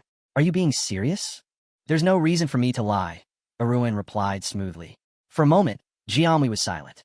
Then, without warning, he let out a low chuckle, which quickly grew into full-blown laughter. His mouth curled into a wicked grin, his teeth flashing as his entire body shook with laughter. Aruin's eyes widened slightly. What was with this reaction? Jianwei was practically radiating bloodlust. As the laughter echoed through the chat, Jianwei's grin stretched wider, his eyes shutting for a moment as he took in the sheer excitement of it all. Finally, he said, voice thick with emotion. At long last, I have my chance. Those scoundrels, they'll burn in hell where they belong. Even heaven has turned against them. Aruin stared at the screen, bewildered. Just moments ago, he had been speaking with a calm and composed man. Now, it was as if he was facing a bloodthirsty demon. Then, as if realizing how far he had gone, Jianwei suddenly stiffened. His fingers hovered over the keyboard before he quickly composed himself. Apologies, he typed, his tone much more controlled. I got a little carried away. Aruin exhaled, shaking his head slightly. It's fine, he replied. I've met all kinds of people. Just then, Jianwei sent over a visual, 3 shadowy figures standing under a sky streaked with lightning. A sense of deep-seated hatred radiated from the image. There are some people in this world, Jianwei said, his gaze darkening, whom I refuse to share the same sky with. His brows furrowed as he looked at the chat, his expression filled with raw determination. The ones who killed my parents. A heavy silence followed. Jianwei clenched his fists. I've lived my entire life with nothing but the thought of revenge, he admitted. And now, finally, I see a glimmer of hope. Aruin placed a hand over his chest, his gaze fixed on the dialogue. It was clear now, Jianwei wanted the right to submit reports, meaning his enemies were those involved in the exchange. Jianwei furrowed his brows, his lips parting slightly in frustration. There's one person I suspect the most, he admitted. Aruin raised an eyebrow, a faint smile tugging at his lips as he processed the information. Jianwei, catching his reaction, nodded slightly in understanding. I see where you're coming from, Aruin said after a moment, but I can't hand over my right to submit reports. Jianwei exhaled, but didn't push back. That's fine, he replied. As long as I get the contents of those reports, that's enough. Aruin leaned forward slightly, pressing his fingers to his chin as he considered the proposal. Then Jianwei made his offer. I want to buy 5 of them, for 50,000 coins. Aruin's brows lowered, his lips pressing into a thin line as he weighed the deal. The way Jianwei spoke, calm, unwavering, made one thing clear. He wasn't just from an ordinary rich family. A thought crossed Aruin's mind, the image of the mighty Gyunum, a man rumored to be a legend in the world of trade. He had never heard of Jianwei in his previous life, which only meant one thing. There was no record of him on the exchange. That meant he wasn't actively engaged in transactions. A slow, sarcastic smile formed on Aruin's lips. From the way Jianwei had casually offered 50,000 coins, it was obvious that was his entire balance. And he must have believed that sum was more than enough. Time to make his move. Aruin's response appeared on the screen. Is that all you can offer? Jianwei blinked in surprise, raising a hand slightly, his mouth parting in disbelief. Meanwhile, Aruin grinned wickedly. 50,000 coins, Jianwei repeated, his tone firmer this time. That's more than 200 gold. That kind of wealth would last 3 generations. He narrowed his eyes. I also know you made 30,000 coins just by using the report 5 times. I'd say my offer is more than fair. Aruin let out a quiet chuckle, baring his teeth in a wide smirk as he raised his palm. You think I only made 30,000? He said, amusement dripping from his words. Let me correct you. The notification window flickered in the dimly lit room as deep night settled outside. The actual amount I earned from 5 tickets, Aruin continued, was precisely 332,010 coins. And that's just the surface of it. Jianwei froze. Aruin's voice remained casual as he leaned back. By forcing 2 of the top 5 elixir companies to halt operations for an entire month, I strengthened my position in the elixir market. If you factor in the earnings that came from that shift, let's just say 30,000 coins barely scratches the surface. His smirk deepened, his brows knitting together slightly as he added. Of course, I can't say it was solely thanks to the report, but its existence gave me the leverage I needed. Jianwei's eyes widened, his mouth opening slightly in shock. Aruin's voice dropped lower. Depending on who uses the report, its value changes drastically. A sudden image flashed through his mind. Himself, gripping his sword, eyes burning with rage. "I know the weight of revenge," he said, his voice carrying an edge of something unspoken. There are emotions that words can't express. His head tilted slightly, his gaze darkening as he stared at the screen. Then he asked the question that made Jiamui freeze in place. "Is revenge really worth only 50,000 coins?" A wicked smile spread across Aruin's face, his eyes glinting with amusement. Across from him, Jiamui sat frozen, horror flickering in his gaze as Aruin's words hit him like a blow. If that's the case, Aruin mused, his tone deceptively light, then all that talk about dedicating your life to revenge was just a lie? Jiamui's expression twisted with fury. His teeth clenched, his brows furrowed, and he pressed a hand to his chest as if steadying himself. "That's not true," he snapped. "I've been waiting for this day, longer than you could ever imagine." A slow, satisfied smirk tugged at Aruin's lips. "That's exactly the reaction I was expecting, but he still needs a little more prodding." Suddenly, like a bolt of lightning striking his mind, a sensation of unease surged through Aruin. His smirk faded instantly. He turned sharply toward the window, his gaze growing serious. The night outside was dark and still, but something felt off. Without hesitation, he cut the conversation short. "We'll continue this later. I have something urgent to take care of." Jiamui blinked, startled by the abrupt shift. "Wait." But before he could say another word, Aruin swiped his hand across the dialogue window, closing it instantly. With a flick of his wrist, a sword wreathed in crackling blue lightning materialized in his grasp. His sharp gaze swept outside. The energy in the air had shifted. Something was coming. Beyond the mansion's walls, several rooms were still illuminated, casting flickering glows into the night. But amidst the silence, shadows lurked. A group of men stood gathered near the mansion's entrance, their expressions dark and displeased. "You're sure this is the place?" one of them asked, narrowing his eyes. The scout nodded grimly. "Checked multiple times. He's here." A taller, more menacing figure stepped forward, his lips curling into a wicked grin. Behind him, more figures loomed, an entire squad of warriors clad in dark gear. "The invasion starts now," the leader sneered. With that, the Black Snake squad stormed the mansion, their movements swift and calculated. Their plan was simple: catch him off guard, overwhelm him before he had time to react. As they slipped through the darkened corridors, a faint glow seeped from under a distant door. Their leader raised a hand, signaling for silence. "I'll check first," he murmured. Like a shadow, he crept toward the door, barely making a sound. He peered through the narrow crack, his lips twisting in contempt. He has no idea we're here. Confident in his advantage, he reached for the handle, ready to strike. But the moment the door budged, crack! A blinding bolt of blue lightning erupted from within, tearing through the air with a deafening roar. The squad leader barely had time to react before the energy slammed into him, sending him flying back into the corridor. His body convulsed violently as electricity surged through him. He crashed to the ground, smoke rising from his charred uniform. The remaining warriors froze, their eyes wide with shock. Their leader lay motionless, his limbs twitching from the aftershock. "What the hell was that?" one of them blurted, gripping his sword with trembling hands. The rest of the squad hesitated, suddenly unsure. They had expected resistance, but this? Before they could gather their thoughts, the door burst open. A wave of energy surged through the air as Aruin stepped out, his sword crackling with blue lightning. His stance was low, his gaze sharp, and his entire body radiated raw, unrestrained power.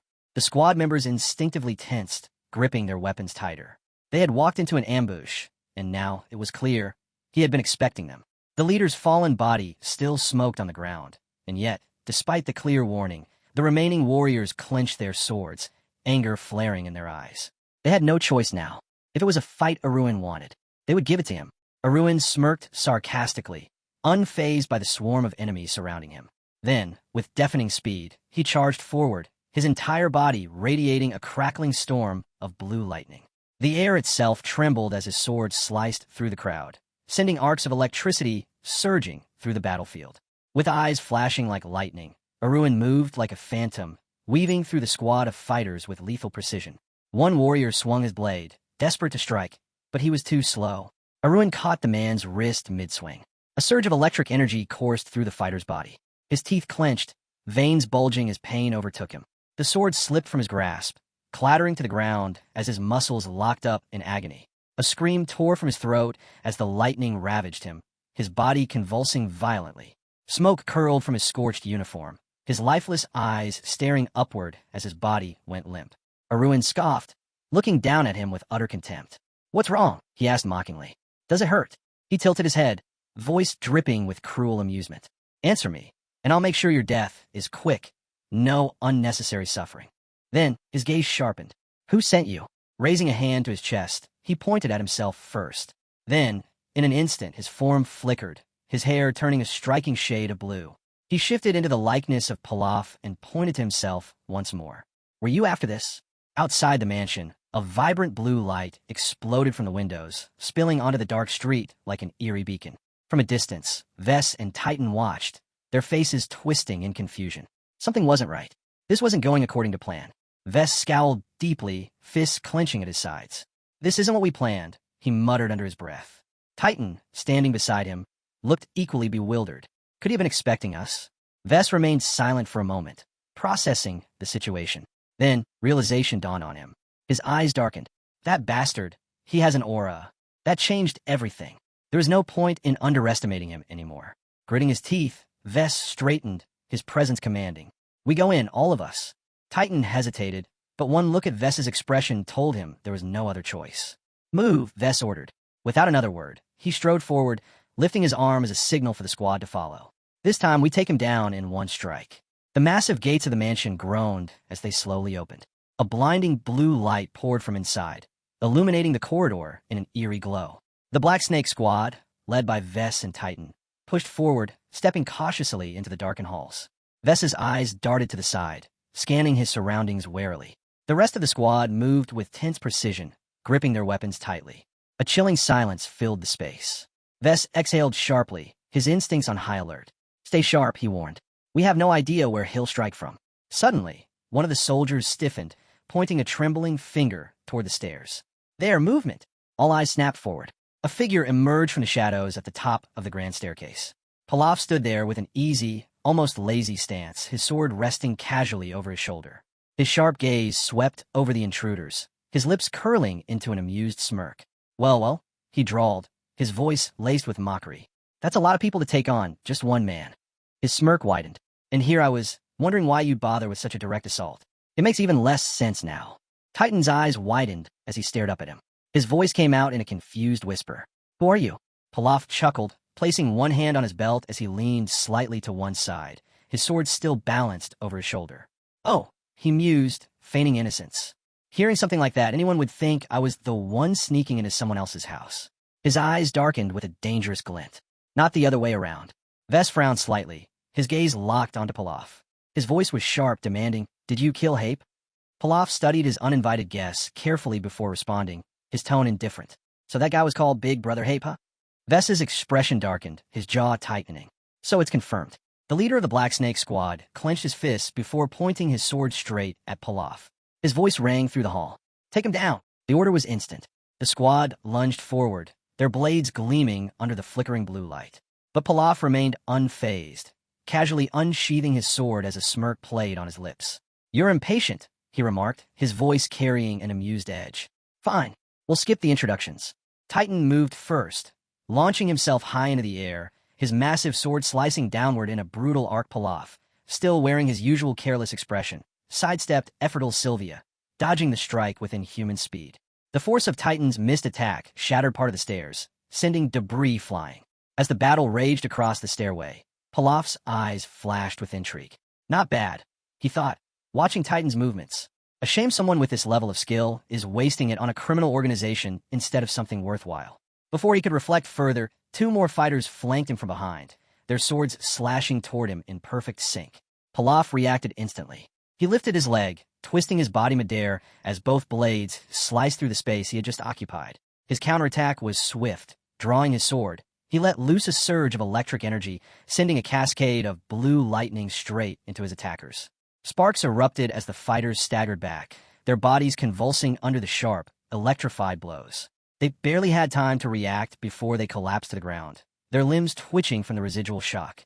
Titan, seeing his allies fall, grit his teeth and raised his sword defensively, using it as a shield against the lightning crackling around Pilaf. His eyes burned with bloodlust, refusing to back down. Meanwhile, Vess watched from below, his expression a mask of anger and disbelief. He's toying with them. His frustration mounted as he took in the scene. The warriors he brought were elite. Not only that, but Titan, the leader of their advanced division, was fighting at full force. And yet, they were losing. To one man. Vess's fingers tightened around a parchment scroll in his hand. He did not want to use it. Not yet. But at this rate, lifting his hand to his face, he let out a sharp whistle. The sound cut through the battlefield. Titan's body tensed. His head snapped toward Vess, confusion flickering in his gaze. The remaining fighters, bloodied and exhausted, stiffened in alarm. They knew that signal. The leader of the Black Snake squad grinned darkly. He tore the glowing parchment in half. Pilaf's eyes widened slightly. He hadn't expected this. Vess stood in the center of the room, his aura shifting. A brilliant blue glow surged from his hands, forming a large, intricate magic circle in front of him. The symbols within the circle pulsed with energy. Pilaf's muscles tensed. Magic. Raising his arms outward, Vess activated his spell. Ice Blast. A surge of frost erupted from the circle, sending jagged shards of blue energy hurtling toward Pilaf. Pilaf's expression darkened. He could feel the sheer force of the attack. The shards hurtled toward him at terrifying speed, aiming to pierce and freeze everything in their path. Move! Vess barked. His squad scattered. Titan turned sharply, realization hitting him like a brick. His voice boomed across the hall. Get to cover. There's going to be an explosion. Without hesitation, the Black Snake squad dug behind the stone pillars lining the hall, bracing themselves for the impact. Pilaf's eyes flicked between the incoming attack and the retreating fighters. His lips curled into a frown. Cowards. The ice shard struck, converging in midair before solidifying into jagged, spear-like formations. In an instant, they expanded, forming a deadly dome of frozen spikes, designed to trap and annihilate anything inside. The temperature in the room plummeted. A deep, unnatural silence followed. Vess remained still, watching the frozen dome with unblinking eyes. That should have done it. But something inside him whispered. It wasn't over yet. A powerful blast of icy wind surged through the corridor, freezing everything in its path. The once grand halls of the mansion were now encased in ice, the cold air clinging to every surface. Frost coated the walls, and the corridor itself had become a frozen wasteland. Vess crouched behind a stone pillar, turning toward Titan, who stood nearby. Titan exhaled, watching the aftermath of the attack. That was incredible, he muttered, still feeling the chilling effects. Then, he glanced at Vess and smirked. That scroll cost 1,000 coins. Are you sure it was worth using it like this? Vess tilted his head slightly, a sarcastic smile tugging at his lips. Of course it's a pity, he admitted. That kind of large-scale magic should have been used on an actual battlefield. His expression darkened. But when facing an enemy with an aura, we can't afford to hold back. Just as he finished speaking, a cold shiver ran down his spine. Something was wrong. His thoughts froze as a voice cut through the icy silence. Well, Pilaf's tired voice echoed, his silhouette barely visible through the freezing mist. Are you guys planning to cover the cost of repairs? The mist cleared slightly, revealing Pilaf standing amid the destruction, his body releasing faint trails of icy steam. His expression was unimpressed. If anything, he looked annoyed. Titan whipped around, eyes wide in shock. What? Vess's breath hitched, his own gaze locked onto their enemy. How? That attack should have obliterated everything in its radius. The frozen mansion was proof of its devastating power. Pilaf had been at the very center of the explosion. There was no way he should still be standing. Yet there he was, mocking them. A slow grin spread across Pilaf's face as a faint blue aura flickered around him. TSK. I knew my aura's upper limit was high, he mused, but blocking magic and self-defense at the same time? Not bad. Then, he reached up and ruffled his bangs. His fingers ran through the strands before pausing. His hair was slightly frozen. His eyes narrowed in irritation. Damn. He sighed, shaking his head. So, I couldn't nullify all the cold energy, huh? He lifted his hand, noting how the ice had clung to part of his shirt and hair. For a moment, he simply stared at it. Then, his face twisted in rage. A loud, furious scream erupted from him, his voice shaking the very walls of the mansion. Do you have any idea how much time I spend taking care of my hair? Lightning exploded around him, crackling wildly as his fury surged. His entire body radiated a deadly, electric blue glow, and the sheer force of his anger sent shockwaves through the frozen corridor. With a sudden burst of power, Pilaf shot into the air, his sword crackling with energy. The moment he raised it, bolts of electricity tore through the mansion, illuminating the night in blinding flashes. Titan and Vess stood frozen in place, their mouths agape. Is he seriously mad about his hair? Titan whispered in disbelief. The Black Snake squad was stunned. Out of all the things that could have enraged him, this was what pushed him over the edge.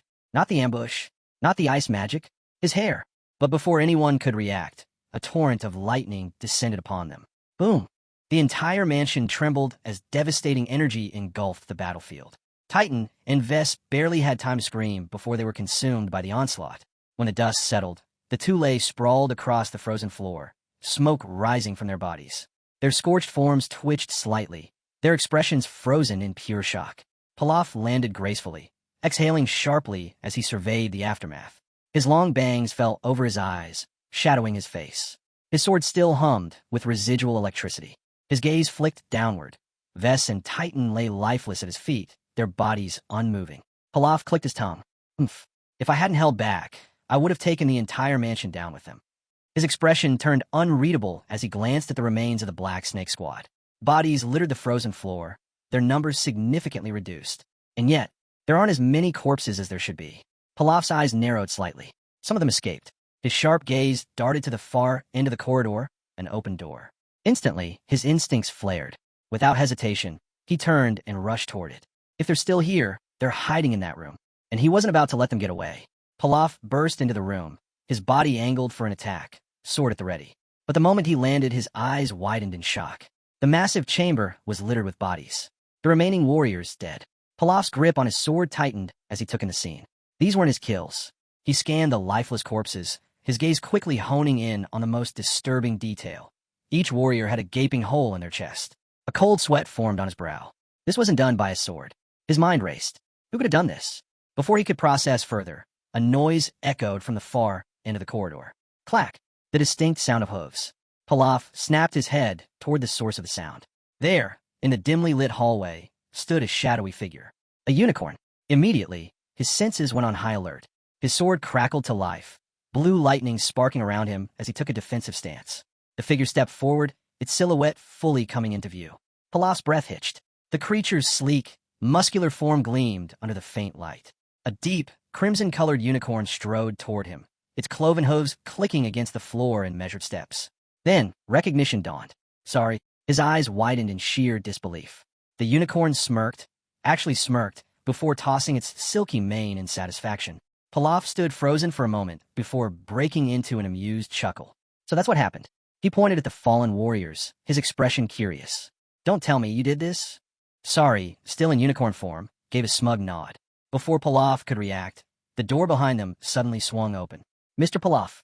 Sylvia hurried inside, her voice tinged with urgency. But the moment her eyes landed on the unicorn beside him, she stopped dead in her tracks. Is that? Pilaf, still grinning, patted Sari's side with pride. Yep, this is Sari. Looks a little different, huh? Sylvia clutched her chest, struggling to process what she was seeing. Sari transformed. Sari flicked his tail, tilting his head mockingly, as if enjoying her reaction. Pilaf laughed, crossing his arms. Let's just say carrying around an ordinary Martin was getting boring. His grin widened mischievously. Better get used to this. You'll be seeing the great Sari phenomenon more often. Sylvia blinked in disbelief, then sighed, finally accepting the absurdity of it all. But her face quickly tensed as she remembered something. Wait, that loud noise earlier. Her gaze shifted to the mutilated bodies scattered across the floor. Her breath caught in her throat. What happened here? Her hands clenched at her chest, panic creeping into her voice. Was it she swallowed? The Black Snake Squad. Pilaf nodded casually, stepping forward. Yeah, but don't worry, he said smoothly. I already dealt with them. Sylvia still looked uneasy, but she exhaled in relief. Pilaf studied her expression, then nodded, satisfied. Either way, I'm glad you're safe. He rested a hand on Sari's mane before looking her in the eye. For now, stay in your room with Sari. Sylvia hesitated, but eventually nodded. Then, Pilaf turned away, his expression darkening. Raising a finger to his lips, he smirked coldly. I still have questions. His sharp gaze flickered toward the unconscious bodies left in the room. His voice carried a dangerous edge. It's time for an interrogation. Suddenly, a weak, shuddering gasp broke the silence. Vess, lying among the fallen, his body barely functional, began to stir. His eyelids fluttered open. Then, as the reality of his situation hit him all at once, he let out a panic scream. Vess slowly regained full consciousness. His body ached as he lay against the cold floor, his back pressed against the wall. A sharp breath escaped him as he instinctively checked himself for injuries, dreading what he might find. His stomach, intact. Relief flickered in his eyes for a split second before rage quickly replaced it. His teeth bared in frustration. But as he attempted to move, his face twisted in confusion. His arms, his legs wouldn't respond. A shadow loomed over him. Pilaf approached with a malicious grin, dragging a chair behind him. The sound of its wooden legs scraping against the floor sent an ominous shiver through the air. He set it down right in front of Vess. "Ah, you're awake," Pilaf mused, resting his hands casually on the back of the chair. "How are you feeling?" Vess's face contorted in fury. "You bastard!" he snarled, his voice hoarse with anger. "What the hell did you do to me?" Pilaf only grinned wider. "Oh." He looked away for a moment, feigning deep thought. "Shouldn't you be thanking me for letting you live?" Before Vess could retort, a cough sounded from nearby. Titan stirred. His eyes flickered open as he sucked in a sharp breath, his body jerking slightly. But the moment he tried to move, his face paled. Nothing. His limbs refused to obey him. Panic flared in his eyes. His breath quickened. "What is this?" His voice came out strained as his body remained frozen. He turned his head sharply, locking eyes with Vess. Vess exhaled sharply, looking at his struggling subordinate. "Don't waste your energy," he muttered. "It's some kind of magic. We're trapped." Pilaf clapped his hands together. The sound echoed mockingly through the silent room. Well, he said with exaggerated amusement. "I hate to interrupt such a touching moment," his smirk widened. "But I think it's about time we properly introduced ourselves." With that, he spun the chair around and sat down, resting his elbows on his knees. A slow, sarcastic smile crept onto his lips. "The name's Pilaf." His eyes gleamed as he studied their expressions. "Not that it matters. I already know you're not going to tell me anything useful." He sighed dramatically. "So, rather than waste my time," his smile twisted into something far more sinister, "I'll just make you talk." Vess and Titan froze as his voice darkened. Pilaf leaned forward, his grin widening. "You see, I have the power to bring you back to life. Over and over." His voice dipped lower. "Or, I could burn you alive, and then bring you back just to do it again." His laughter rang through the room. Low, taunting, merciless. "I could play with you all night if I wanted." Sweat dripped down Vess and Titan's faces. Their pupils shrank in sheer horror as the reality of their situation sank in. Pilaf smirked with satisfaction. Then, at last, they cracked. With stiff voices, they gave their names. Pilaf's grin widened further. "Now that," he said smoothly, leaning back in his chair, "is an excellent start to our conversation." Raising a hand to his face, he lazily twirled a strand of his own hair, mocking their fear. "Now then," he continued, "let's talk about your plan." He studied them closely. This wasn't the kind of mission your boss would personally oversee, was it? He tilted his head. "So, that must mean you're not exactly high up in the ranks." Vess's expression darkened. He shut his eyes, his face twisting with silent contempt. Then, with a sigh, he finally spoke. "We're not high up at all." Pilaf raised an eyebrow. Vess exhaled sharply before opening his eyes, his gaze sharp and cold. "Do you think the higher-ups, our actual leaders, would risk their lives playing hunting dog?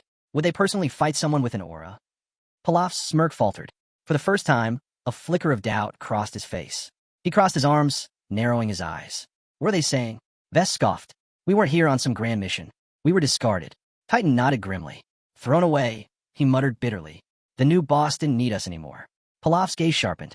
He watched the two men closely as they sat motionless on the floor, their voices laced with resentment. Sorry, who had been observing from nearby, frowned slightly. Pilaf tapped his fingers against the arm of the chair, thinking, these two were strong, third-class fighters, easily. The men they brought with them? Fourth class. A group of this level wouldn't just be tossed aside so carelessly. Unless there was something bigger at play. Pilaf's eyes darkened. Discarded? He murmured. He studied them for a long moment, then slowly grinned. Well then. His voice was laced with amusement and deadly curiosity. Tell me everything you know. Pilaf raised a hand in front of him, his tone dripping with sarcasm as he remarked that, by this logic, their organization should have at least been recognized as a royal order of knighthood. VS lowered his head, a wave of frustration washing over him, and admitted that, if Pilaf's theory was correct, at least they had an explanation for how they ended up in this mess. Intrigued, Pilaf listened as VS laid it all out. Kamazan, their boss, was nothing more than a scheming lowlife. He had a habit of throwing talented people into impossible situations just because they didn't align with his agenda. As Pilaf settled into his chair, something clicked in his mind. His eyes lit up with understanding. So, this Kamazan guy was their new boss? He leaned forward, curiosity sparking in his voice, and asked if they were at odds with him because they had chosen the wrong side. Titan hesitated for a moment before confirming that. More or less, that was exactly the case. Pilaf's expression darkened. He shot them a look of pure disdain and laid out the harsh truth. These guys were nothing but pawns. If they won, great. If they lost, no one would shed a tear. He leaned back in his chair, watching them carefully as he continued. Their so-called boss, Kamazan, would benefit whether they died or returned victorious with the stolen money. Either way, they were just pieces on a board, easily sacrificed. Spreading his fingers in the air, Pilaf studied them, his curiosity only growing. Then, he cut to the chase. How had they managed to track him down? VES shut his eyes, organizing his thoughts before explaining. When everyone had pinned the murder on other organizations, he had noticed a small but crucial detail. On that very day, one of the waitresses had vanished. Keeping his eyes closed, he continued. If someone had taken the girl and escaped, there were only two logical possibilities. Either they had left the capital together, or they were hiding nearby. As VES pieced together his deductions, Pilaf listened intently. The moment VES mentioned scouting possible escape routes and even real estate transactions, Pilaf's mind clicked. So, they had traced everything back to this mansion? His gaze sharpened as he leaned in slightly. They were talking about Sylvia, weren't they? But how had they been able to recognize her? Without opening his eyes, VES answered. Even if someone changed their appearance and voice, it was nearly impossible to erase ingrained habits and mannerisms. Sylvia had been a key figure in their establishment. He had spent enough time observing her know. Pilaf's fingers idly brushed against his chin as he studied VES with newfound respect. This guy was no ordinary thug. He was meticulous, sharp, far too insightful for someone in the criminal underworld. His gaze flickered toward VES, who seemed uncertain, then to Titan, who looked uneasy. It became clear. One of them was the brains, the strategist who planned everything. The other? Pure muscle, the one who tore through obstacles. Not a bad duo. A Sylvia, almost mischievous glint flashed in Pilaf's eyes as he regarded them. These two, they could be useful. The tension in the room thickened as Pilaf's silhouette loomed over them. He settled back into his chair, now fully in control. Well, he mused, drawing out the moment. I've got all the answers I need. His gaze darkened as he leaned forward slightly, relishing the sight of VES and Titan frozen in place. The question now was simple. What to do with them? Pilaf leaned back, his tone casual yet cold. Killing them, he said, would be the simplest and most logical choice. V's face darkened. Offended, he shot back, demanding to know what their deaths would even accomplish. Keela, watching them with a smirk, responded with mocking amusement. At the very least, it would bring him some peace of mind. Not that it truly mattered. He knew full well that eliminating them wouldn't get him any compensation for the damage done to his mansion. Titan's expression hardened as he imagined the reach of his organization, the shadowy emblem of a black snake looming in his mind. His voice was firm as he reminded Pilaf that, outcasts or not, their group wouldn't turn a blind eye to this. Their network stretched across the entire capital. There wasn't a single place that wouldn't support them. VES tilted his head slightly, his sharp gaze locking onto Pilaf. Are you ready to handle the consequences of provoking the Black Snake organization? He asked, his voice steady. Pilaf's fingers brushed against his chin as he mulled over V's words. They had a point. While their organization didn't pose a major threat to him personally, ignoring the potential fallout wasn't a risk he was eager to take. Still seated across from VES and Titan, both still immobilized by magic, Pilaf exhaled slowly, weighing his options. The way he saw it, they wanted to live, and he wanted to secure his future without lingering headaches. There had to be a way for all three of them to walk away with what they wanted. VES tensed, his head lowering as confusion flashed across his face. Titan glanced at him, frozen in place. Could this actually be the best way out of their predicament? Titan, growing uneasy, urged VES to focus. They had no other options. If they couldn't find a way to turn the situation in their favor, they were done for. Pilaf's lips curled into a slight grin as he tapped his chin. Then, raising his palm in front of his face, he studied the two carefully. He still had one option. The moment the words left his mouth, the remaining fighters stiffened, their eyes widening in shock. Horror flickered in their expressions as Pilaf revealed his plan. He wanted to take down Kamazan. The chilling weight of his words filled the air. Pilaf sat on the stairs, the room thick with icy tension as Titan and VES laid out the strategy for their men. VES, his voice firm, repeated their objective. Pilaf would be allowed to seize the Black Mamba. Raising a finger to his face, he turned to Titan. Their mission had already failed, and he asked his friend a pointed question. If they couldn't take Pilaf down the first time, what made them think they could do it again? The entire squad of fighters froze, their eyes going wide. Pilaf had clearly overheard them, and for a brief moment, his gaze turned unsettlingly predatory. A cold dread settled over the group. The men exchanged uneasy glances, fully aware that if they refused to carry out Pilaf's orders, they wouldn't just fail, they would die right then and there. Sharp exhales filled the room as the fighters hesitated. Capturing the Black Mamba? That was easier said than done. VS and Titan, their eyes closed, maintained unnerving composure. Difficult, Titan muttered. No, it's impossible. Even if they rallied every last ally they had, it wouldn't be enough. One of the fighters scoffed, raising a hand. His voice was laced with doubt as he questioned why they should even trust Pilaf's word in the first place. V's expression darkened, his patience wearing thin. Have you already forgotten? He snapped. He brought us back when we were as good as dead. His voice dropped, cold and final. You might not trust him, but tell me, do you have any better options? Silence. There was no answer, because in truth they had none. VS raised his hand, his voice steady as he addressed the group. They had seen it with their own eyes. He had endured the ice explosion barehanded. That fact alone made them hesitate, uncertainty flashing across their faces. Standing beside Titan, VES continued as their men stood opposite them, listening intently. His words might seem unexpected, but he laid it out clearly. Pilaf was the first to offer them a real opportunity. And if they turn it down now, there wouldn't be another chance. Tilting his head, VES studied the men before him, his expression darkening. He asked them to consider. If they were lucky, this could be their chance to break free from the way they had always been treated. But if Kamazan remained in power, they would continue to be nothing more than disposable pawns. The fighters shifted uneasily, absorbing their leader's words. VES pressed on, warning them that Kamazan wouldn't hesitate to eliminate them quietly, erasing them from the picture the moment it suited him. Titan suddenly clenched his fist, his voice filled with determination. We've already died once, he declared. Since we were given a second chance, why not use it for something big? Despite his conviction, the squad looked at each other with uncertainty. Dying here or dying there, what difference did it make? From the sidelines, Pilaf watched with admiration as VES and Titan worked to rally their men. Their teamwork, their cohesion, it was impressive. Just as he thought that, one of the fighters suddenly stiffened, his eyes widening as doubt crept in. Could he really risk his life for someone he barely knew? Titan and VES remained silent, their gazes sharp as they let the question sink in. It was a fair argument, but just as the tension thickened, the same fighter took a deep breath, then clenched his fist. His hesitation vanished as he shouted with conviction. He would take that risk. His newfound resolve rippled through the group. Turning to his comrades, he urged them to do the same. This man saved us, he reminded them. VES and Titan were absolutely right. They had originally been sent to capture someone with completely unknown abilities, essentially a death sentence. So what was the real difference here?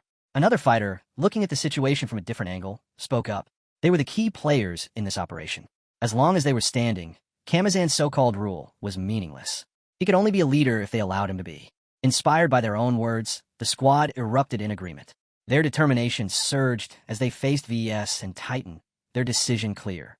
Pilaf, still watching from the sidelines, observed the shift in energy. Then, as the squad settled into their decision, VES turned back to him. Their gazes met, and after a brief moment of silence, VES gave him a slow, firm nod. Pilaf's expression lit up with excitement. Raising his hand, he declared, "Tonight, the boss of Kamazan, ruler of Theros, will be replaced." That night, darkness blanketed the city. Inside his lavish palace, Kamazan swirled a glass of wine in his hand, taking a slow sip. His eyes flickered with confusion when news reached him. Pilaf had been captured. Beside him, his white-haired assistant paled, his voice urgent as he confirmed the report. Pilaf was being held on the first floor of their very own palace. Kamazan's grip tightened around his glass. His lips curled into a sneer as the realization settled in. The squad he had thrown into a hopeless situation, those lowly, insignificant cockroaches, had actually turned against him. These men, they should have been crushed. They should have been long gone. And yet, they were still here, defying fate. Kamazan swirled the wine in his glass, his gaze fixed on his assistant. "What's the condition of that Pilaf guy?" he asked lazily. His assistant smirked. "He's on the verge of death," he replied, clearly satisfied. "A bloody mess." Kamazan narrowed his eyes. If VES and Titan, two men he had cast out, had managed to capture this so-called owner of an aura, then Pilaf must have been no stronger than a mere third-rank fighter. That made him nothing more than an insect.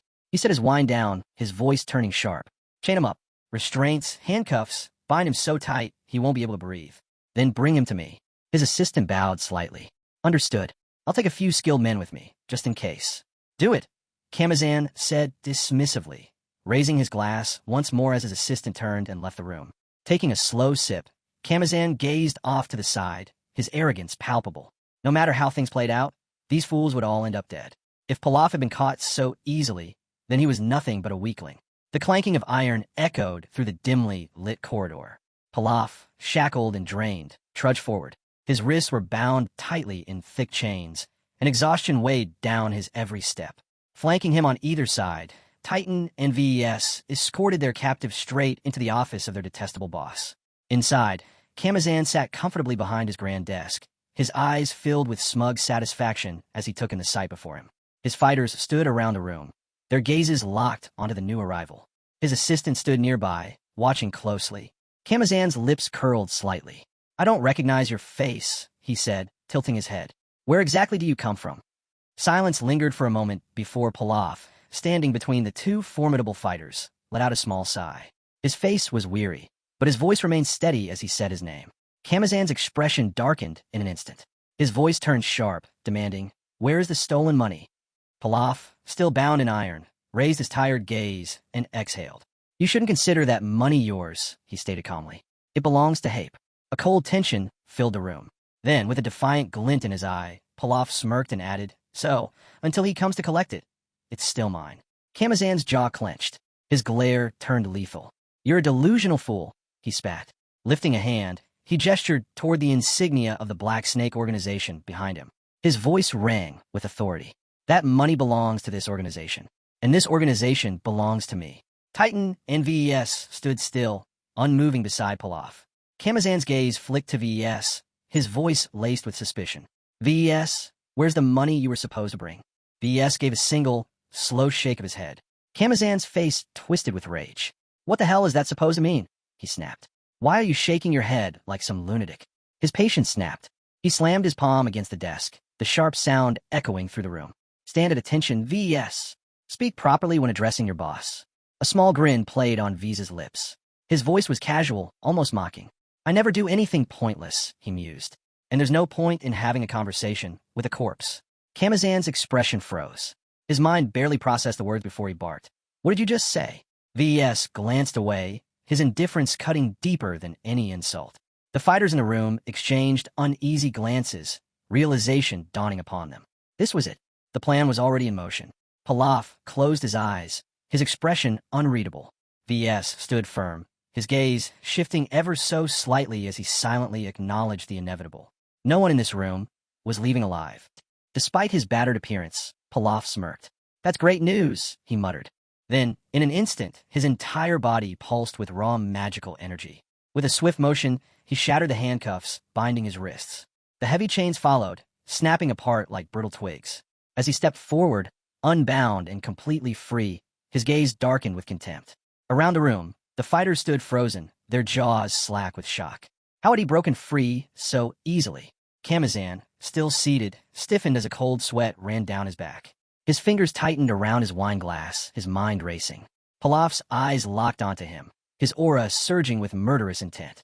"If you want to live," he growled, "get out. Now." The warning was for VES and Titan. Then, all hell broke loose.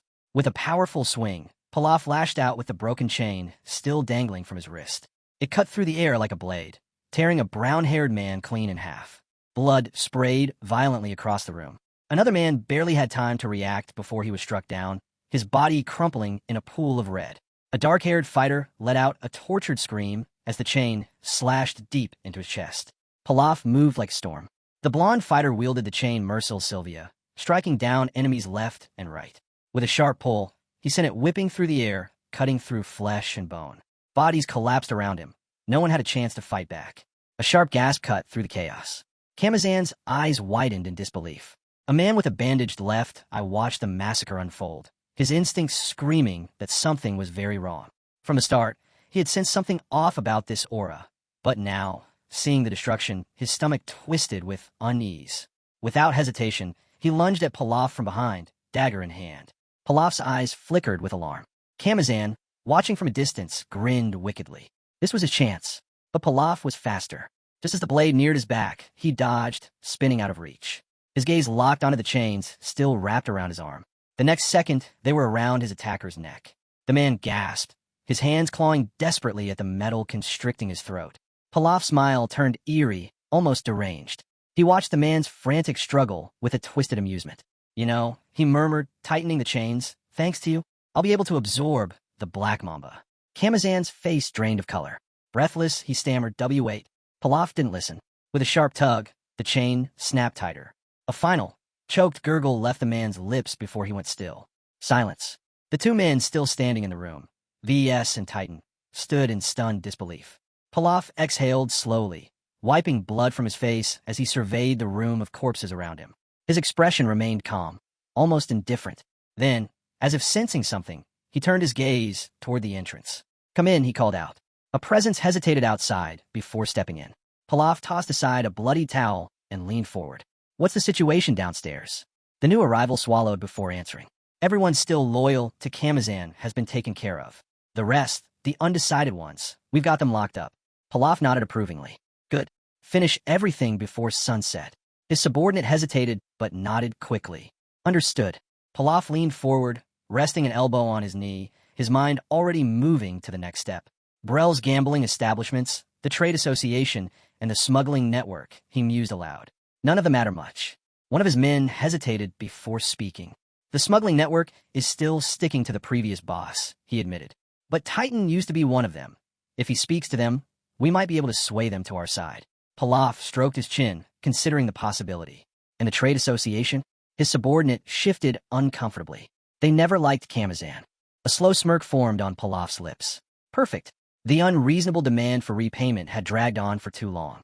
"That's already been handled," the young man said with a smirk. "Half of them are already on our side." Despite the reassurance, one of his subordinates gestured anxiously. "Our biggest issue isn't gathering support. It's justifying our actions. Without that, this will be seen as outright treason." Pilaf let out a sarcastic chuckle. "Justification? That's easy. We make one up." Leaning back in a chair, he stretched his arms over his head, completely at ease. "Spread the word. Kamazan was the one behind Hape's murder.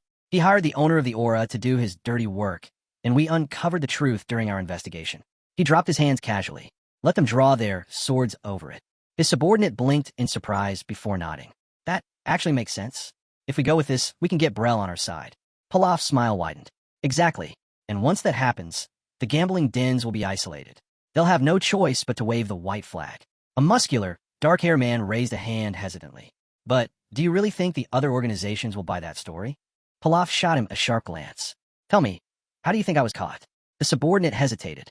"That's right," Pilaf continued, his voice edged with amusement. "Rumors. I bet someone's already out there spreading false stories, pinning the blame on me for what happened in Brel. So why wouldn't our story be just as believable?" Murmurs of realization rippled through the group. He had a point. Pilaf stood, his expression confident. "You too," he said, pointing at two men. "You'll take the lead in negotiating with the other organizations." Stepping forward, he placed a firm hand on one man's shoulder. "Use this opportunity wisely. Shape public opinion in the crime-ridden districts.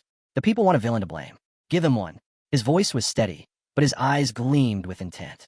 The men exchanged glances before grinning. "We'll make it happen." Pilaf nodded in satisfaction, then turned away, slipping a hand into his pocket. "I'll be waiting for your report at the mansion." With that, he strolled off, drying his damp hair with a towel as he headed toward his quarters.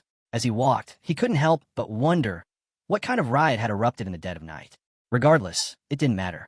He had secured the Black Mamba. Now, it was time to move on to the next step. Reaching for the book, he used it to check for any updates from the Golden Dragon. He sent a simple message. "Can we talk?" The response came almost instantly. Pilaf's brow lifted in surprise. That fast. He hadn't expected such urgency. Whoever was on the other side was burning with impatience. Then came the real shock. His contact informed him that his grandfather, the king of trade himself, would be speaking to him directly. Pilaf stiffened. That's not a good sign. The red communication panel flashed before him. It wasn't that he had no idea what to expect. It was who he was dealing with. Joe Gunam. The name alone carried weight. This man wasn't just a merchant. He was the trade king, a legend in the business world. And more importantly, he never handled interdimensional transactions personally. That meant Pilaf had no way of gathering information about him with his ability. Frowning, Pilaf closed his eyes for a moment, picturing the man. What does he want? Moments later, a calm but authoritative voice filled the communication channel. "I assume you know who I am," the old man said smoothly. Pilaf exhaled, opening his eyes. "Your reputation speaks for itself," he replied coolly. "You're famous across the world." On the other end, Joe Gunam sat composed, his aged features betraying no emotion.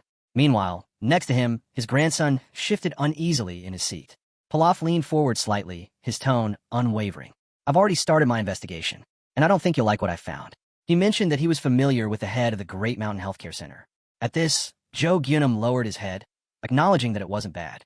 He had spent his entire life avoiding interdimensional dealings, yet he never imagined that someone from the Zero System would know of him. Seated with his hands resting on his knees, he listened as his grandson stood at the control panel, calling him a trader, an expert in both buying and selling. From his perspective, the young man's request seemed outrageous. The blonde-haired youth leaned over in his chair, scanning the messages on the screen. It stated that when factoring in the 32,000 coins he earned from resolving the conflict, his total balance exceeded 50,000 coins. The young man confirmed this with a nod. Joe Gyunum narrowed his eyes slightly and explained that heavenly-level elixirs were expensive because their production costs were no small matter. He then asked if the young man had truly earned 20,000 gold coins in such a short time. Watching him closely, he emphasized the difficulty of amassing such wealth. Even the head of the Great Mountain couldn't do it so easily. His grandson tensed slightly as Joe Gyunum continued. Even though he had no experience with interdimensional trade, he could tell that the young man had gone too far. Meanwhile, the blonde froze, staring at his balance. 52,131 coins. He had accounted for everything perfectly, leaving no room for argument. The old man let out a slow breath when the youth pointed out that he had underestimated the value of 5 tickets. He admitted his mistake. The long-haired brunette glanced at the floor, deep in thought. His grandfather, however, was more intrigued by something else. His grandson's belief that the cost of revenge was only 50,000 coins. Touching his chin, the young man mused, "You're right. How can I even put a price on avenging my parents?" Joe Gyunum clenched his fist, his response cold and decisive. "I'm a merchant. Even revenge must be calculated as a transaction. And for 50,000 coins, I'd say the price is fair." The young man sat at the table, lost in thought. His grandfather was difficult to anger and always assessed situations with a clear mind. But this time, the blonde smirked. The so-called king of trade had made a miscalculation. Excitement flickered in his eyes as he invited him to a game of chess. Sitting back calmly, the young man, also a merchant, studied his grandfather. Perhaps the old man saw 50,000 coins as a reasonable amount, but to him, it was a mere starting point. He needed to make the king of trade see it from his perspective, one he wouldn't regret. Joe Gyunum eyed him warily. "Regret? And what exactly might I regret?" The blonde intertwined his fingers, recalling an old saying, "Children bury their parents in the ground, but parents bury their children in their hearts." He then asked, "If my revenge fails, how will you spend the rest of your years?" His voice was steady as he declared, "A merchant must take revenge as a merchant." Can you truly find solace in those words? Joe Gyunum's expression stiffened.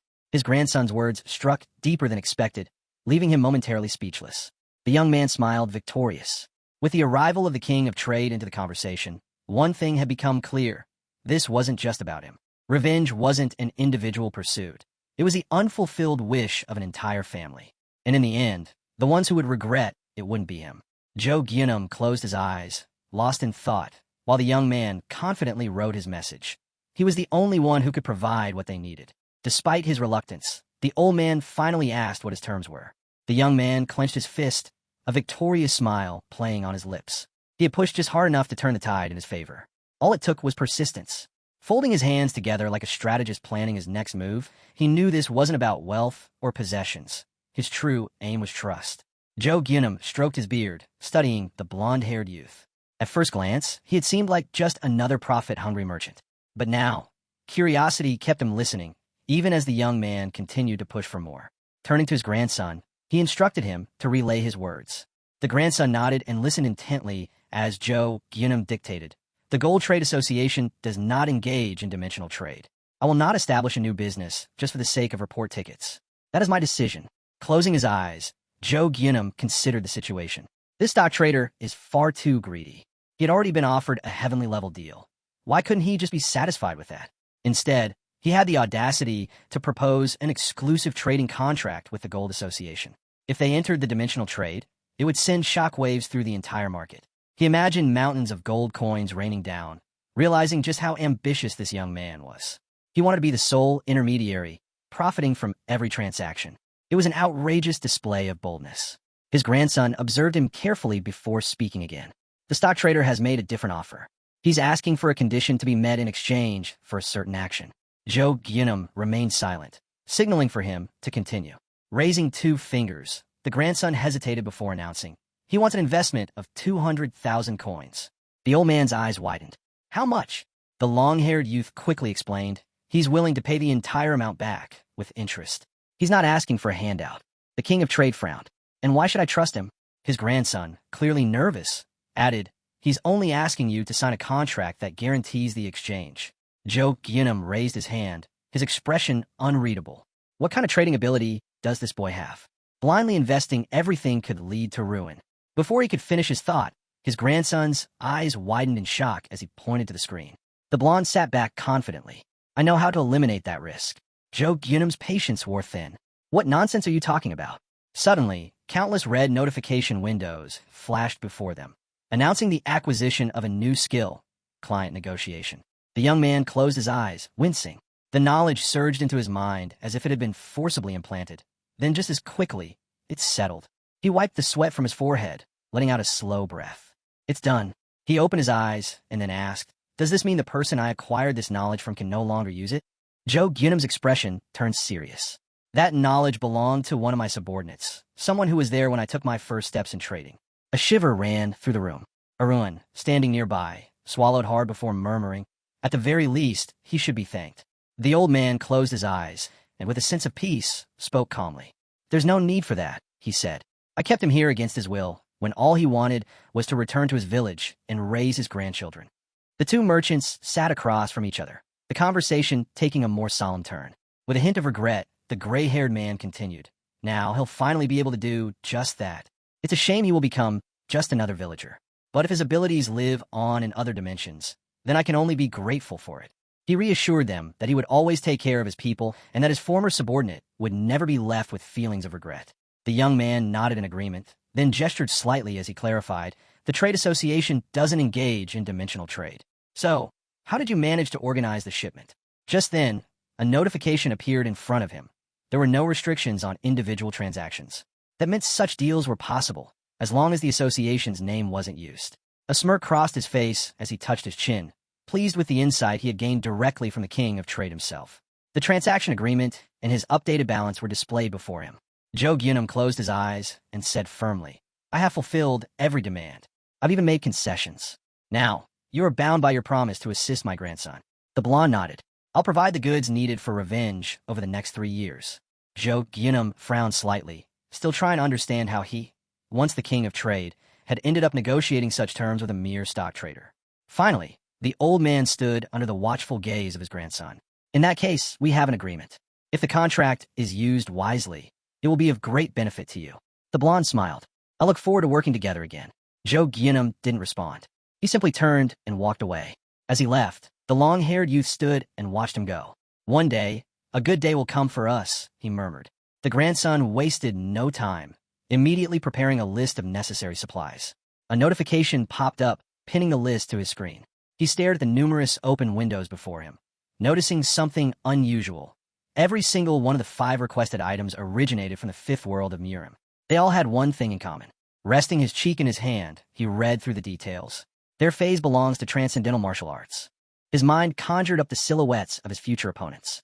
He couldn't help but remember that Joe Jiamwi had reached the same level. Could he really stand against them? His finger hovered over the attached file. With a deep breath, he sent the report. Check it, he said. Moments later, he received a strange response. You're joking. The young man frowned. Joe Jiamwi seemed irritated, as if he had been cut off from finishing his thoughts. Was something missing? Or was there another condition at play? His customer's expression darkened. Admit it. Did you fabricate this data? The blonde's eyes gleamed with intrigue as he listened. At that moment, the head of the great mountain echoed the same doubts. The grandson of the king of trade fell silent, shoulders sinking as another notification arrived. The report cannot be falsified. A tense silence filled the air. The young man's thoughts raced. Something wasn't right. He asked if an enemy was among the targets. The long-haired youth, responding through messages, confirmed there were 2. His jaw tightened in frustration. Then the real culprit is still missing. His fingers hovered over the keyboard before he typed again. Did you make any changes? The blonde, calm and unwavering, replied, my answer remains the same. Joe Jiamwi clenched his jaw. With no further words, he ended the conversation. A notification popped up. The customer has left the chat. The blonde leaned back on his sofa, staring at the screen. Anger, expectation, emotions like these were rarely transmitted through messages. Yet he could feel the frustration seeping through. He frowned. 2 enemies among the 5. Digging deeper into the intel, he noticed a strange connection. They all had something in common. He stroked his chin in thought. Could they have played a role in the massacre? His gaze landed on a symbol, a snake drawn on the hexagon. Elsewhere, a group of men stood in front of the same symbol, their faces shadowed with disbelief. One of them muttered, "The nightmare of Theoros." "What nonsense!" His partner, smiling, nodded in agreement. Titan placed a hand on the table and smirked. "You should take this spot. You're good with paperwork." "Me? I only know how to use force." Raising his hand, he gestured with a grin. "If I sit in that office, I'd be no different from the furniture." Bloodshed chuckled. "Thanks for the offer." The dark-haired man turned serious. "Have you learned anything?" His expression darkened as he replied. "I was told that neither healers nor magicians would dare interfere, unless it was someone they had never seen before. If that's the case, there's no point in even trying." Titan raised a brow. "So, you're just gonna let it go?" A slow nod. Titan hesitated. "You work here too. You've suffered just as much." Just then, another voice interrupted. Pilaf held up 2 glasses, a mischievous glint in his eye. "Come on, let's drink to our teamwork." The liquid inside the glasses looked questionable, but he insisted. To the bottom. Despite their unease, the men drank. The moment it went down, they winced, cursing Pilaf through gritted teeth. The sun shone brightly over the city. Inside a grand mansion, Titan sat with his arms crossed, staring at the men before him. "How are you feeling?" he asked. Their expressions soured. "Worse than expected, because we have no idea what you'll demand." Titan smirked. "Is that why you're so tense? Planning to seize control of the organization with your own hands?" He leaned forward, fingers interlaced. "Relax. I'm a reasonable man." His words took them by surprise. "I have no interest in criminal activities," he continued. "I'll even give you more freedom in combat." His partners exchanged uncertain glances. Titan pulled out a white envelope and placed it on the table. "These are my terms. Follow them, and you won't share the fate of the previous leader." BAS picked up the envelope and unfolded the paper inside. His eyes widened. "Beetles," he muttered. Titan's smirk widened as he watched their reaction. Then came the next set of terms. His identity would remain undisclosed, and he would receive a percentage of the organization's profits. They stiffened, reading between the lines. "These sound more like threats than conditions," one of them murmured. BAS gripped the paper tightly. "But they're acceptable." Despite their fear, they tried to convince themselves it was a fair deal. Pilaf, still smiling, repeated, "I told you. I'm reasonable." They weren't entirely convinced. BAS frowned. "This isn't the worst outcome." Then, turning to Titan, he asked, "What exactly is this trading company, Pilaf?" Titan crossed his arms. "My personal company." The room fell silent. BAS blinked. "Wait, you're a merchant?" A smug grin. A single tap of his finger. 50 years of experience. They exchanged stunned glances. An almost cloudless night hung over the fortress. A massive, dimly lit room stood empty, until the door creaked open for a brief moment, then shut just as quickly. The blonde stepped inside. With security this weak, was invisibility even necessary? Still, he knew the risks. "If I'm caught, I'm expelled on the spot." Lowering himself to the floor, he exhaled. In just 15 days, he had accomplished more than most would in a lifetime. His eyes drifted shut. Superior rank. He recalled the king of trade, the deal they had made. His trading company, now fully under his control. BAS, now leading the Black Mamba in his place. Sitting in the darkness, he reflected on it all. Even amid all this, he hadn't abandoned his studies. The possibilities, they're endless. A small smile crept onto his face. Dimensional trade exists to reshape reality itself. Feeling more confident than ever, he made up his mind. It was time to request another closed training session. Circle let out a breath of relief when he saw him return. "You're right on time," he said. The young man met his gaze with a knowing smile. "I was planning to visit you anyway." Just as he was about to bring up the closed training session, he was interrupted. "There's a serious problem." The blonde turned, surprised. "What is it?" Zeril spread his arms. "A prosecutor from the Knights Corps is here. He wants to speak with you." His expression shifted from confusion to shock. "What?" He turned to his coach for an explanation. The man's face was tense. "I told him to come back another time," he admitted. "Any idea what this could be about?" The blonde shook his head. "None." The coach stroked his chin, deep in thought. "This isn't about something minor," his eyes darkened as he added. "And he didn't come alone." The young man's breath hitched. "Who?" Then came the name. "Dirika." His face turned serious in an instant. He knew exactly what this meant. In a dimly lit dungeon corridor, 2 guards stood at the entrance of a holding room. Inside, the blonde sat alone at a wooden table, a candle flickering in the darkness. He tapped his fingers against the surface, deep in thought. "They have no grounds to arrest me. There's no evidence, no real accusation." Still, his gut told him something was off. He scowled. If I can't prove my alibi, this could get messy. The heavy door creaked open. A man stepped inside, his boots echoing against the stone floor. Aruin Lutz. The blonde looked up. That's me. The man gave a short nod. Genitz, commander of the Knights Corps. Aruin's brows furrowed. May I ask why? Genitz cut him off. Don't be alarmed. I just have a few questions. He pulled out a chair and sat across from him, clasping his fingers together in a way that made it clear. This wasn't a casual chat. Shall we begin? The candlelight flickered between them. Genitz leaned forward. We still haven't found him. Aruin's eyes narrowed. Found who? A pause. Then realization struck. Genit's reaction confirmed it. He was surprised that Aruin genuinely didn't know. Aruin leaned back, gaze sharp. Aruin disappeared? The commander exhaled, rubbing his temples. Yes, the steel guard left yesterday, and between midnight and dawn, he vanished. Genit's piercing blue eyes locked onto him. Don't you find it strange? He's been missing from the academy for some time now. Aruin frowned. We were in different classes. I never interacted with him. The dungeon's silence stretched between them.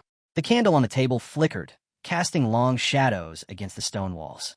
Genitz watched him carefully. Aruin shrugged. He always did as he pleased. I assumed he returned to Albert's residence. The commander hummed, eyes closing briefly as if processing his words. Across the room, Aruin watched with confusion, unable to piece together what was happening. Genitz finally pushed back from the table. That's all for now. Aruin's brows knitted together. That was it. Then why bring him all the way here? He expected more. As if reading his mind, Genitz lifted a hand. You're not free to go just yet. Aruin tensed. There's someone else who wants to speak with you. Genitz turned toward the door. At that exact moment, it creaked open. Aruin's sharp gaze fixated on the man stepping inside. Dirika. So, the real interrogation begins now. The bearded knight entered, his expression hard as stone. He studied Aruin for a moment before speaking. It's been a long time. Aruin noted the tension in his face, drawn, tired. Genitz leaned against the wall, silently observing. Dirika finally spoke. Under these circumstances, that was unavoidable. The knight moved closer, eyes locked onto Aruin's. Why did you do it? Aruin's eyes widened. No build-up? No formalities? Just straight to the accusation? He kept his voice level. What exactly are you talking about? Dirika exhaled sharply. Young Master Run vanished without a trace. Aruin's jaw tightened. The day before, Dirika continued. There was a fight between the knights. Aruin lowered his gaze as Dirika's voice rose in frustration. Don't you think it's a little too convenient? So that's their angle. Dirika crossed his arms. You were there. That alone is enough to make you suspicious. A heavy silence fell. Dirika's expression shifted, as if recalling something he had replayed in his mind thousands of times. At first, I thought he left on his own. But if that were the case, we would have found him. His voice dropped. It's been over a month. Genitz, still leaning against the wall, said nothing. Dirika pressed on. If this was a kidnapping for ransom, we would have received demands by now. But we haven't. The dungeon's dim light flickered against the knight's sharp features as he leaned over the table. This wasn't an escape. It wasn't a kidnapping. There are no traces, no demands. His voice hardened. When all impossible possibilities are erased, only the truth remains. His eyes bore into Aruin's. And I believe you had both the motive and the opportunity to make him disappear. Genitz observed the dissatisfied knight before glancing at the young man before him. Aruin Lutz, the son of a noble accountant and a descendant of a hero. Show him respect, Genitz instructed. The knight tensed before begrudgingly offering an apology. Aruin turned to the commander, his gaze sharp. Does Dirika even have the authority to interrogate me? He's not a prosecutor. Genitz met his eyes and replied calmly. He's here on Dorian's request. I ask that you be understanding. Aruin shifted his gaze to Dirika, who looked back at the commander. Genitz then addressed the blonde directly. If you have any objections, we can end this here. Aruin shook his head. No, I'm curious as well.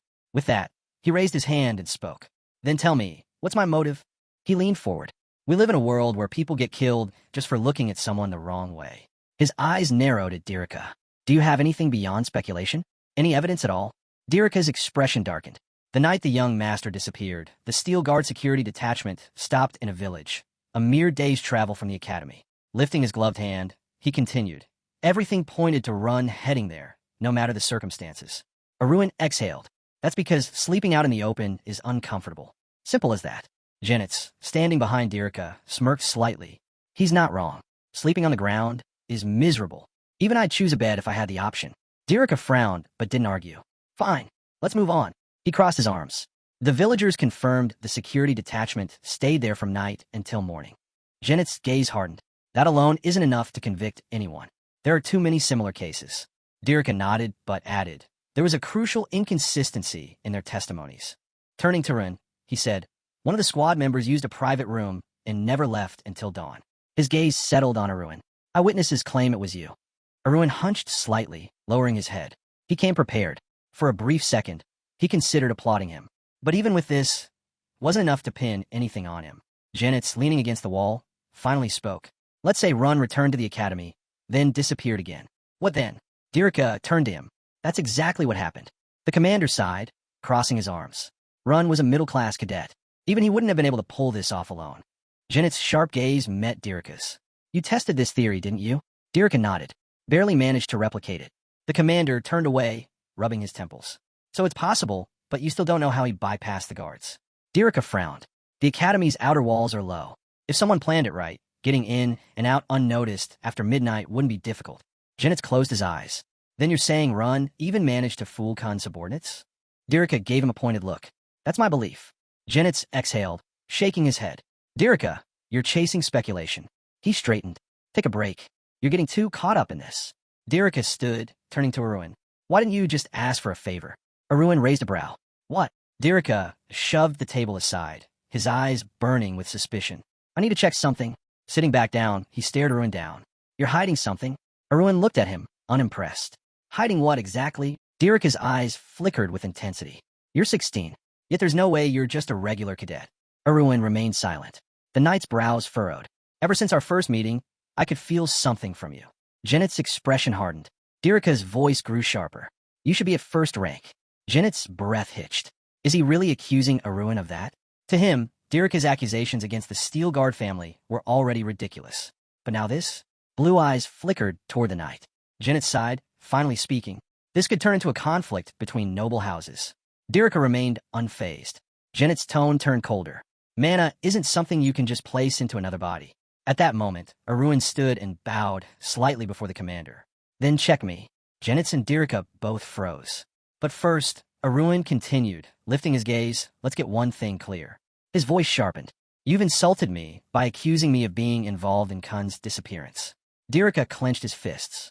Aruin locked eyes with him. What will you do if you find out I had nothing to do with it? Dirika scoffed. Then do what you want. A grin spread across Aruin's face. Then let's get this over with. The two men held their gaze, neither backing down. Dirika activated his ability.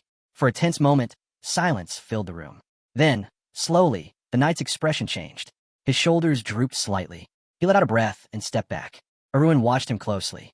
Dirika ran a hand through his hair. He's fourth rank.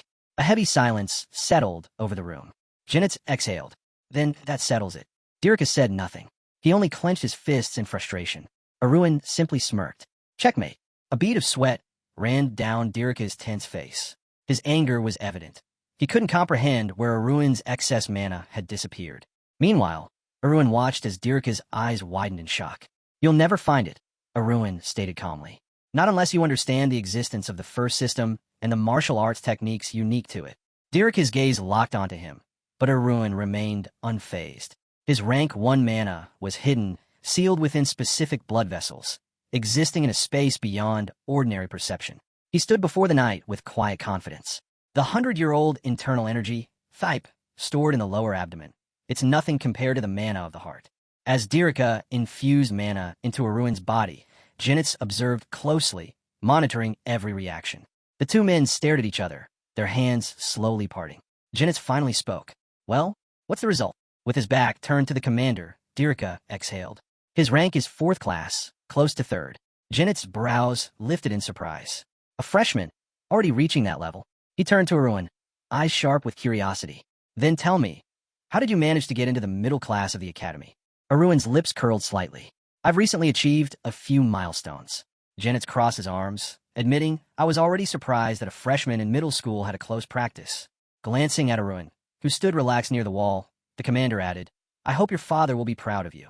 Then, with a nod of approval, he advised, keep pushing forward. Aruin simply stared back, unreadable. Meanwhile, Dirika finally lowered his head. His voice was steady but filled with regret. I was wrong. Still, he remained rooted in place, staring at Aruin as if struggling to fully accept his mistake. Janet's broke the silence. He only acted this way because he was desperate. Aruin exhaled. Now that the suspicions were cleared, the weight in the room had lifted. Standing before Dirika, he watched as the knight bowed deeply. "I'm ashamed," Dirika admitted, his voice tight with guilt. "I let my emotions cloud my judgment. I acted as if I'd been possessed." Aruin clenched his fist slightly. "Enough with the apologies already." Dirika, still lowering his head, continued. "I only hope I can find Run, even though I don't know him well." Janet sighed before grabbing Aruin's collar. "Well then, time for you to get to class." Aruin smirked. Finally, Dirika straightened and, for the first time since their encounter, gave him a look of genuine gratitude. "Thank you for your cooperation." With that, Aruin stepped out of the interrogation room. A Sylvia grin tugged at his lips. Behind him, Dirika and Janet followed, exiting the dungeon together. This case is completely closed now. Back at the academy, Dimitri sulked, arms crossed, his expression full of exaggerated offense. "How dare you do this to me?" he accused. Aruin, leaning on his arm, raised a brow. "Do what?" His friend flailed his arms dramatically, while their seatmate let out a long, exhausted sigh. "You left for closed training without saying a single word." Dimitri huffed. "Do you have any idea how worried I was?" Aruin blinked, then shrugged. "You could have just asked Instructor Zyril." Dimitri's eyes welled up with tears, and then, right in front of the entire class, he burst into full-blown sobs. Aruin stiffened in embarrassment. "Why does this always happen to me?" He claimed he hadn't slept all night, waiting for his neighbor. The classroom erupted into hushed whispers as all eyes locked onto the protagonist. No one could comprehend how an ordinary middle-class student had managed to secure a spot in an exclusive training session. One student speculated that Aruin must have used his family's influence to gain special privileges, but most found that impossible within the academy's strict system. Overhearing the chatter, a blonde-haired student let out a deep sigh. Just then, a blue-haired young man approached Aruin from behind, calling his name. Aruin turned to face him, curious about who had addressed him. Recognition flickered in his mind. This was the same student who had stood out during the entrance exams. A warrior whose skills set him apart from the rest. Someone who had never once fallen from the academy's top ranks until graduation. And now, standing before him was none other than Cassian Tross. Sitting beside a stunned Dimitri, the blonde observed the unexpected exchange. Why was someone like Cassian speaking to Aruin? Without hesitation, Cassian met Aruin's gaze and issued a challenge to a duel. The entire room fell silent. Mouths hung open in shock. Students in the back rows leaned in, eager to catch every word. Why would the academy's top student challenge someone from the intermediate class? Shouldn't it be the other way around? Aruin, unfazed, simply turned away. "Not interested," he said flatly. Cassian frowned. "Why not?" Aruin met his intense stare and repeated, "I just don't want to." That answer clearly wasn't good enough. Leaning forward, Cassian placed a hand on his knee. "Why are you avoiding it? You know the rules. You can't refuse." Aruin rested his hand on the back of a chair. That rule exists to prevent the top-ranking students from obsessing over their position. Cassian lowered his head slightly before responding. "I have just as much right to use that rule." Aruin scoffed. That rule wasn't meant to feed someone's ego or justify crushing others in battle. He gestured dismissively. "Why don't you challenge someone on your level instead?" At that moment, the classroom door opened, and the duel instructor stepped inside. "I've already approved the match," he announced. Aruin exhaled heavily. He had no say in the matter now. The decision had already been made for him. With murmurs about the closed training spreading, there was no way out of this. Resigned, he asked, "When's the fight?" Cassian's expression didn't waver. Right now, Aruin shot him a displeased look while the rest of the class gasped in disbelief. Pushing himself up from his chair, he leaned forward against the table, his expression unreadable. This wouldn't take long, one way or another. The students who weren't participating left the classroom, heads low, while the curious ones stayed behind, whispering among themselves. A duel between the academy's top freshmen and someone ranked 72nd? It seemed absurd, but knowing Cassian's talent, they couldn't resist the chance to witness his skills firsthand. As the students gathered in the duel hall, the two opponents stood on opposite sides, armed with copper swords. Their instructor, Zirkle, observed from a distance. Aruin's piercing gaze unsettled the man, making him shift uncomfortably. Unable to meet his eyes, the instructor murmured, "I'm sorry, Aruin. I had no choice." Aruin let out a frustrated sigh, before turning sharply to Cassian. "Why are you doing this?" The surrounding students leaned in, eager to hear the response. Cassian's eyes were cold as he replied, "You, a freshman, were allowed into a training session that no one else has ever been permitted to attend." Aruin's gaze remained steady as Cassian continued. "You set an impossible record. It's been just a week since you entered the academy, yet you were granted something that even I was denied." For the first time, a flicker of realization crossed Aruin's mind. Was that the reason? Did Cassian feel that his rightful place had been stolen? Cassian's fists clenched, his hand trembling with barely restrained frustration. That's not it, he muttered, as if denying an accusation Aruin hadn't voiced. I just want to know how someone like you got into that training session. Lifting his sword, Aruin smirked. That's your argument? He shook his head. Training room assignments are based on potential, not rank. Cassian hesitated for a brief moment before regaining his composure. Aruin continued. And thanks to that special training, I broke through the barrier that was holding me back. That's its purpose, isn't it? Cassian remained silent. Aruin's tone was steady. Do you really think you should be first in everything just because you enter the academy with the highest grades? Silence fell over the duel hall as the match was about to begin. Cassian's frown deepened. He didn't understand what this blonde guy was talking about. Watching the frustrated student, Aruin couldn't help but feel he was overreacting to such a minor provocation. Despite Cassian's brilliance in his past life, Aruin realized that, at the end of the day, he was still just a kid. The freshman gripped his copper sword tightly. When he admitted he had hit a wall in his development, a smirk crossed Aruin's face. Looking at the determined student, he hoped Cassian would push forward, work harder, and eventually break through his limits. Cassian, however, snapped, "Don't go too far." He was done with words. He wanted proof. He needed to see for himself how strong Aruin had become. He knew the middle-class student had improved, but how much? With that thought, Cassian swung his weapon, standing tall in front of Aruin. To him, the idea that someone like Aruin had been allowed into a closed training session was outrageous.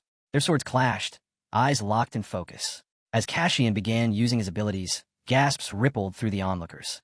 The sheer speed of his attacks was astonishing. Aruin dodged, barely managing to create distance between them.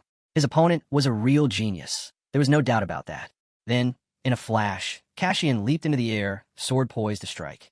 Aruin's mind flickered back to his past life. He remembered this very boy, who carried himself with unwavering pride until the end of his days. Aruin studied him closely. Throughout his life, he had faced many powerful foes, and today, Cassian had chosen an opponent far beyond his reach.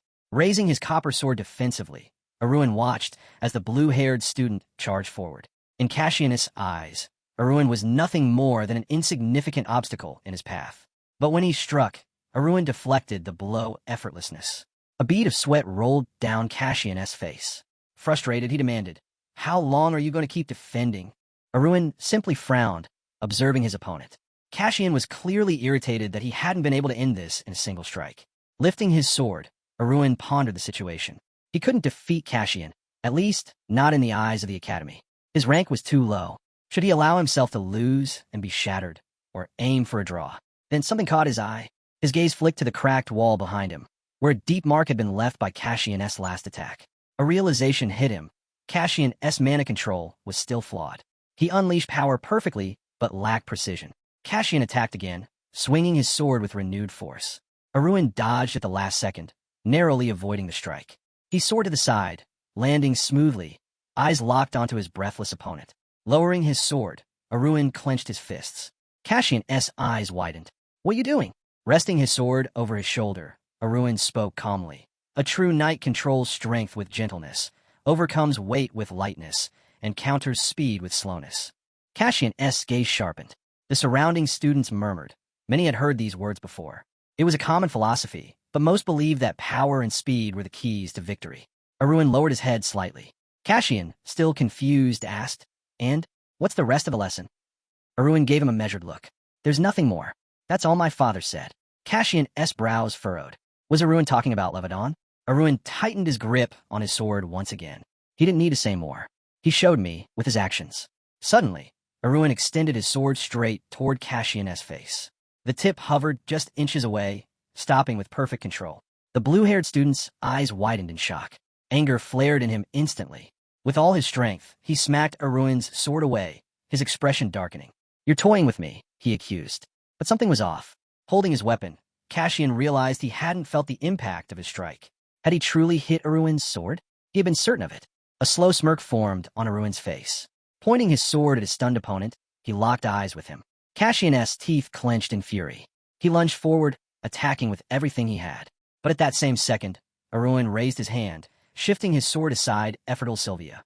Cassian's mouth fell open slightly in disbelief. Throwing his copper sword over his shoulder, Aruin asked, "So, how did you like the show?" Cassian stood frozen, imagining Aruin standing above him in victory. His pride screamed at him. Was he still unqualified? A wicked grin tugged at Aruin's lips. Meanwhile, the instructor, Zirkle, watched the stunned expressions around him. Raising his hand, he loudly announced, "The match is over. It's a draw." The entire hall erupted in protest. Students shouted in frustration, demanding the fight continue. Zirkle's face darkened, a bead of sweat rolling down his temple. "Silence," he barked. "The duel is over. Return to class." The students grumbled, still buzzing with excitement.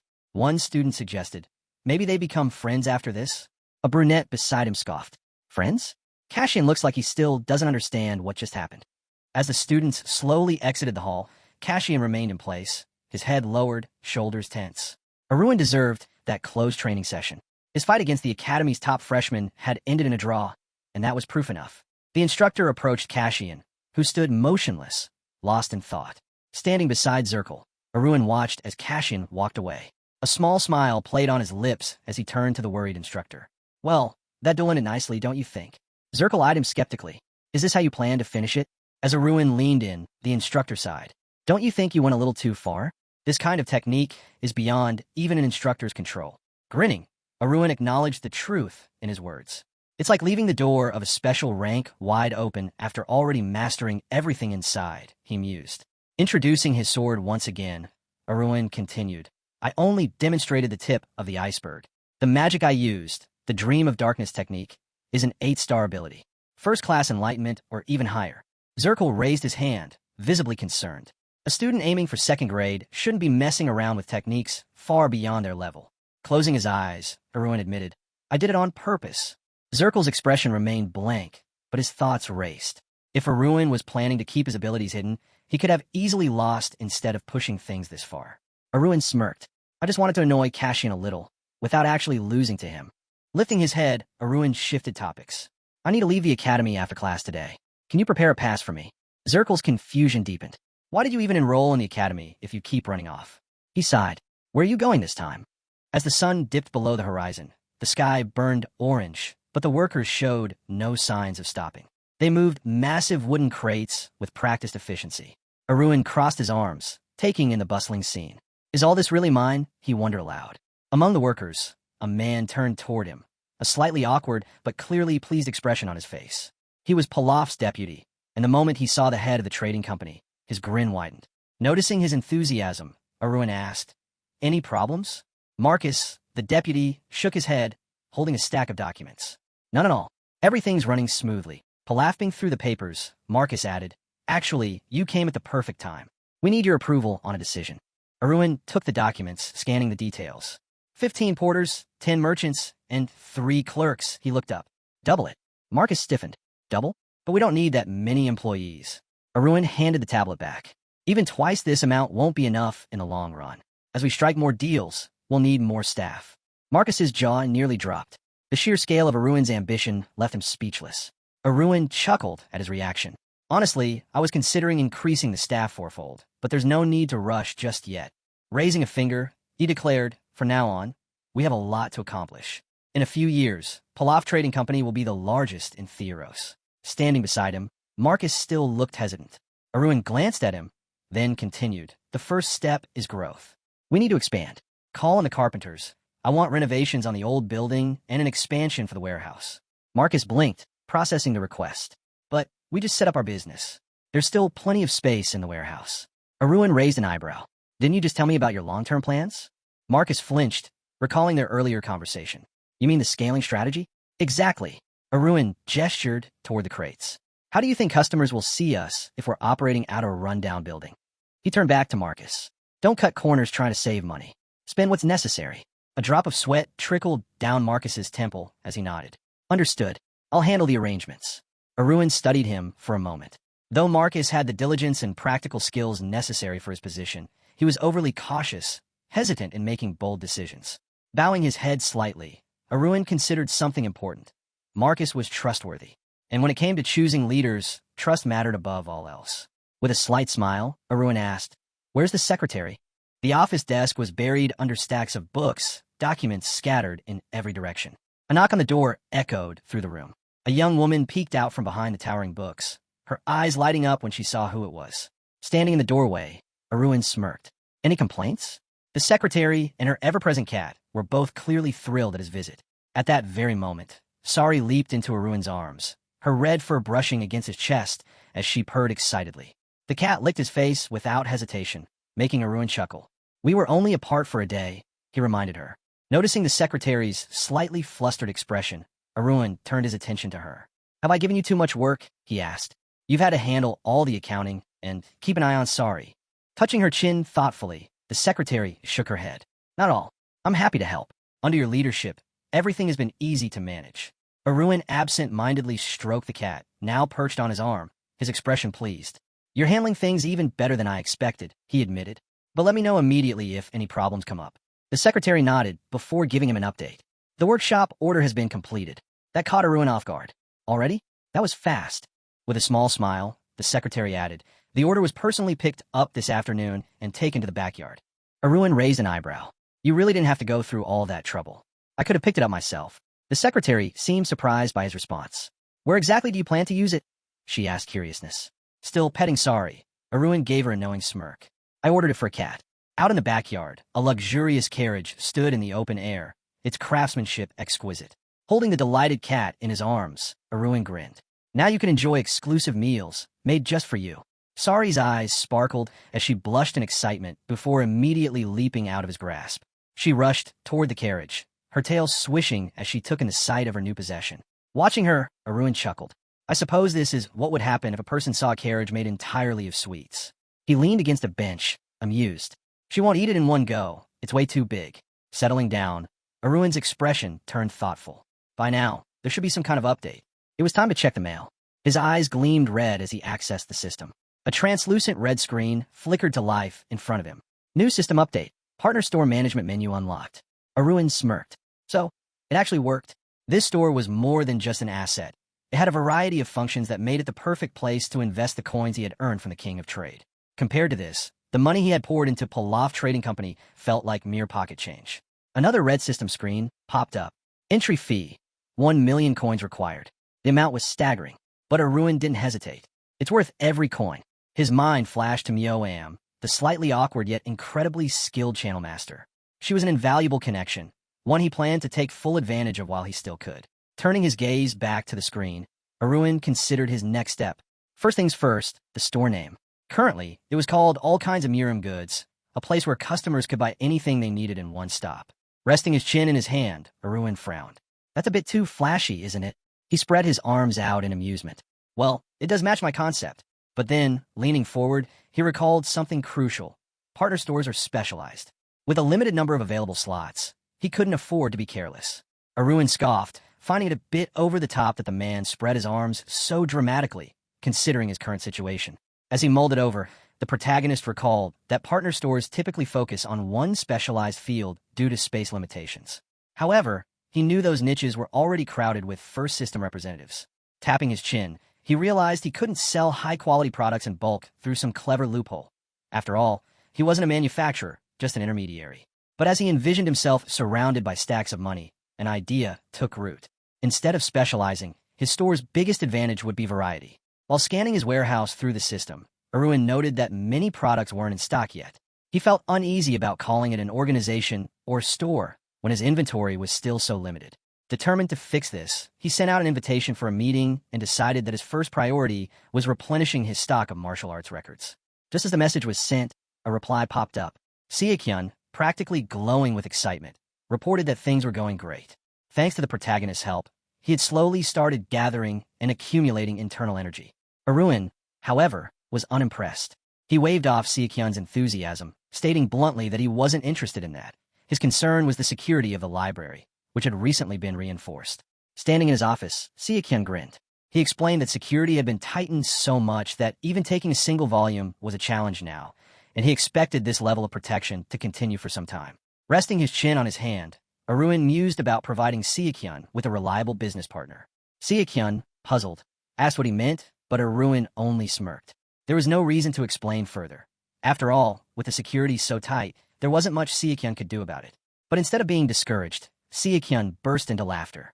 He reminded Aruin that just because security was tight didn't mean it was impenetrable. After all, he was still a living legend, a man who had survived, risking his life at the Heavenly Sword Castle. Sitting on a bench, Aruin narrowed his eyes. Sukyan was talking too much. Without wasting time, he asked if there was a way to bypass security. Sukyan's eyes widened as Aruin made an offer, 3,000 coins a month. At that moment, Sukyan realized that in just 1 year, he could recover half of his past internal energy. He clenched his fists, excitement surging through him. Looking straight at Aruin, he asked who his business partner would be. Aruin, seated in front of the glowing red system screen, gave a simple answer, his partner's store. Sukyan's face lit up with joy. This wasn't just some passing opportunity. This was real money, money that wouldn't just disappear in a thin air.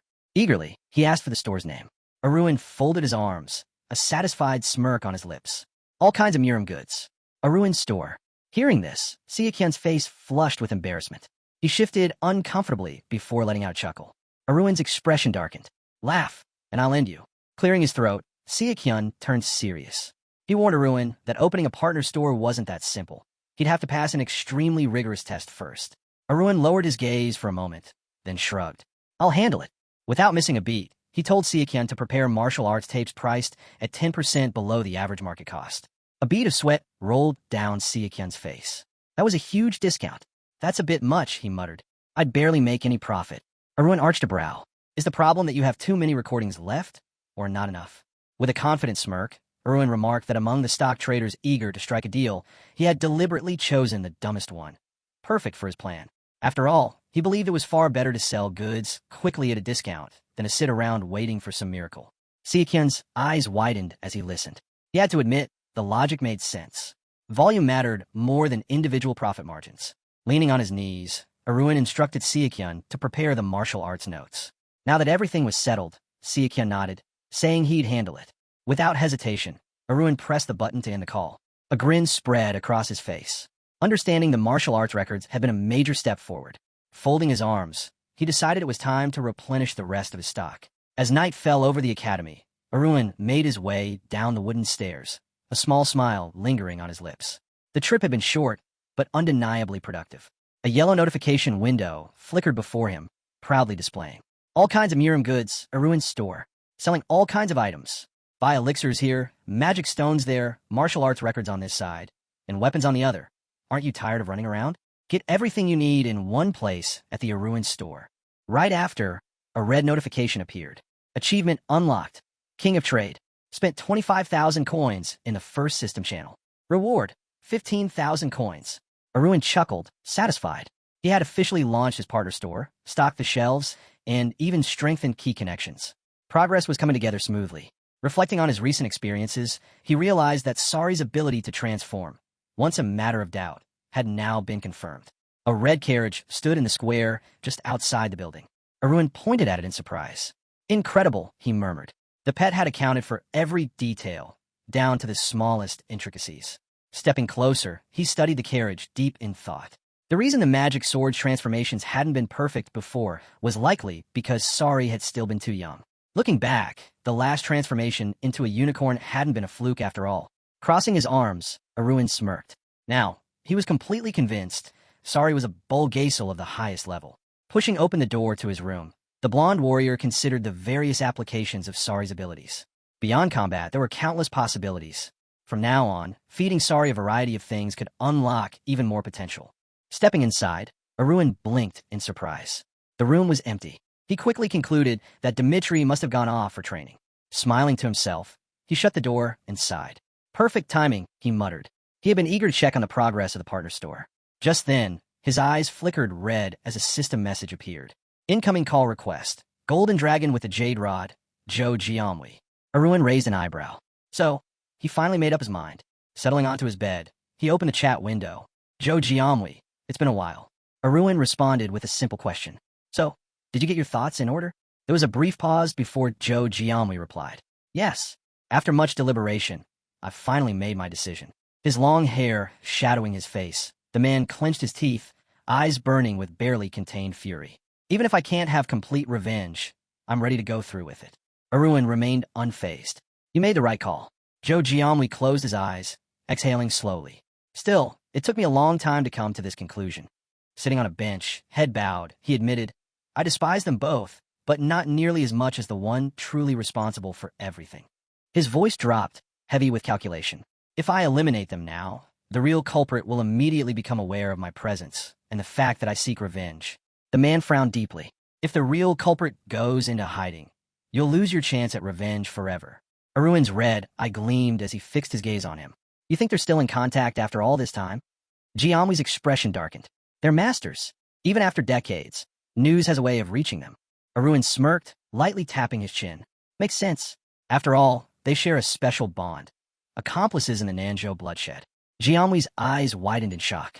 He froze, his voice barely a whisper. You know about that? The blonde responded calmly. Only in general terms.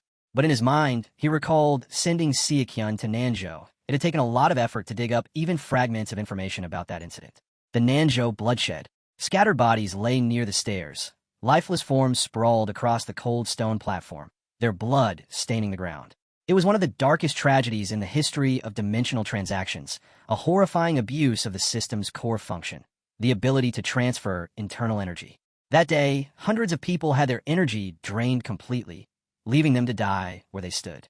Aruin exhaled slowly. Among those victims were Jianmui's parents. Suddenly, a notification caught his eye. Messages from Jianmui. I was planning to wait a little longer, track down the true mastermind, then take down the entire gang at once. But his next message carried a sharper edge. When I finally found them, I realized I couldn't wait any longer. Aruin could almost feel the rage radiating through the screen. Jianmui clenched his teeth, fury burning in his eyes. The moment I tracked them down, the anger consumed me. I wanted them to suffer, to feel what I felt. Aruin, still seated on the bed, nodded. You're thinking in the right direction. He reminded Jianmui of their agreement.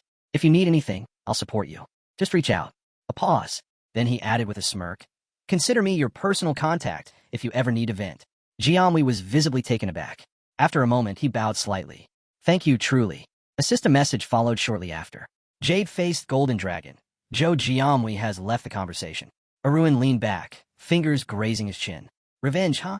Both of Jianmui's enemies were at their peak. If he struck now, retaliation would be swift. But that wasn't Aruin's problem. This was Jianmui's battle to fight. Aruin had his own role to play. He flicked open the menu in front of him, curiosity sparking in his mind. How were people reacting to his partner's store? As soon as he checked, his eyes widened.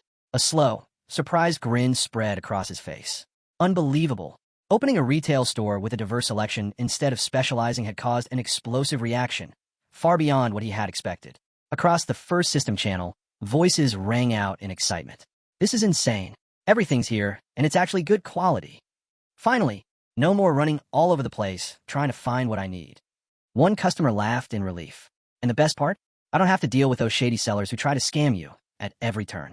Another, scanning the prices, blinked in shock. Wait, these prices are actually decent. A long-haired man, deep in thought, raised a finger. Well, they're a bit high, he admitted. But compared to other partner stores, they're way more reasonable. More messages flooded in. How many promotions are running right now? I still have coins left. Should I stock up? Thanks for the coupon. This store is a lifesaver. Aruin sat by the stairs, resting his head on his hand. Things were going so, well, it was almost terrifying. Scratching his cheek with a grin, Aruin muttered, At this rate, everything's going to sell out in a week. No need to worry about leftover stock. It would all be gone before that even became a concern. Sitting in front of the glowing notification window, he considered his next move. His minimum goal was to reach heroic rank and gain access to the second system of dimensional transactions. Originally, he had set a timeline of 2 years, but at this pace, he could already take the next step. Just then, footsteps echoed on the wooden stairs. Aruin's ears sharpened. That energy, it was familiar. He listened for a moment before turning slightly, a smirk forming on his lips. So we meet like this, huh? A voice followed. Still as lazy as ever, I see. The man came to a stop behind him, eyeing him critically. Why are you just sitting around at this hour? Aruin turned fully, still smiling. I should be asking you that. You sure got here fast. Only a month had passed since his enrollment in the academy, and already, so much had happened. His visitor, however, was anything but amused. Clenching his teeth, he spoke coldly. If you had just stayed quiet, we wouldn't have had to meet at all this year. Aruin stood up leisurely, shrugging. Wow, such touching brotherly affection. It almost brings me to tears. Then, tilting his head, he added, Don't you think so, big brother? Jason, the second son and third child of the Count, a fourth-class knight, stared at him with sharp eyes. His expression was unreadable as he examined Aruin. What the hell happened to you? Aruin blinked. Huh? What are you talking about? Jason's frown deepened. You. I was sure you'd be stuck in the lower class, but instead, you're middle class. Even ranking 72nd? How is that possible? Aruin let out a slow exhale. Is it really that shocking? Jason's expression hardened. Of course it is. We're talking about you. Aruin didn't respond right away. Deep down, he knew this reaction was inevitable. Jason only remembered him as he was in their past life. With a calm voice, Aruin asked, Is that why you're so on edge? Jason's brows furrowed. What the hell are you getting at? The irritation in his voice was clear, but Aruin wasn't fazed. He studied Jason's tense expression, quietly piecing things together. Looking back, Jason himself had failed to meet their father's expectations. Even Kieran, who had graduated as a second-class knight, often heard regretful sighs directed at him. And Jason? He had only reached 4th rank, a fact that followed him like a shadow. Aruin pictured his brother sitting alone, head bowed in frustration. In his past life, Aruin had simply lacked any talent. But Jason had been completely broken the moment he realized he couldn't surpass the wall separating ordinary knights from aura masters. Jason's gaze darkened as he stared at him. Even now, a faint trace of anxiety lurked behind his sharp eyes. Ironically, Jason had been the one to ignore him the most. And yet, at the same time, he had watched him the most warily. Aruin imagined Jason and Kieran standing behind him. For his entire life, Jason had probably thought, I'll never be able to defeat Kieran. But if I just work hard enough, I can at least secure a middle position. Then no one will blame me too much. As long as I can be better than Aruin, that's enough. Jason's expression remained grim. Meanwhile, Aruin's gaze was calm, indifferent. He hadn't known any of this back then. But now, standing here, looking at Jason, he saw it clearly. Jason was pathetic. There Jason stood, halfway up the stairs leading from the tower, while Aruin remained below, looking up at him. With a deep breath, Aruin closed his eyes for a moment, then exhaled. I doubt you came all this way just to have a heartwarming reunion with your little brother. His voice was dry, cutting. Opening his eyes again, he locked gazes with Jason. So, if you've got something to say, just say it. Jason remained silent, his eyes locked onto Aruin in disbelief. After a moment, his expression hardened. The fight with Cassian, how did it go? Aruin raised a brow. What kind of question is that? He replied casually. It was all just a matter of calculation. Jason scoffed, his voice laced with frustration. Calculation? Don't mess with me. A fight with Cassian could never end in a draw. Aruin studied his brother's reaction carefully before tilting his head. You're saying you wouldn't have been able to do that? Jason clenched his jaw. That's not the point. How the hell can someone ranked 72nd fight the top-ranked first year to a draw? Aruin shrugged. There's always a way. Jason narrowed his eyes. That's exactly why Thane want to see you. Aruin's expression sharpened. Thane. His brother's face darkened. Thane Carlson. Aruin's eyes flickered in recognition. That idiot, he muttered, exhaling. If he's got something to say, he should come to me himself. Why send you? Jason stiffened, glancing around nervously before pressing a finger to his lips. Watch your tongue, he warned. Aruin raised an eyebrow at his brother's sudden caution. What? Are you afraid someone might hear us? He sighed. Fine. Where am I supposed to meet him? Jason's frown deepened. What do you think you're going dressed like that? He scoffed. You really think Thane Carlson would meet you in person? Without another word, Jason pulled out an envelope sealed with wax and tossed it at Aruin's feet. Be there in the evening. The address is inside. Aruin eyed the envelope, unimpressed. Before he could say anything, Jason added, Do you even own a formal suit? You'll need it. Picking up the envelope, Aruin smirked. And here I thought you were offering me a grand honor. He flipped the letter over in his hands. But all you're giving me is an invitation to a puppet show. Jason's expression darkened.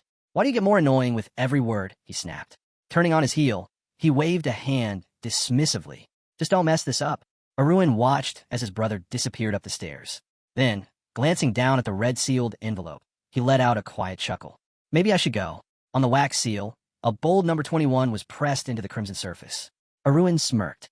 There are people I'll have to deal with sooner or later, and others I actually want to meet.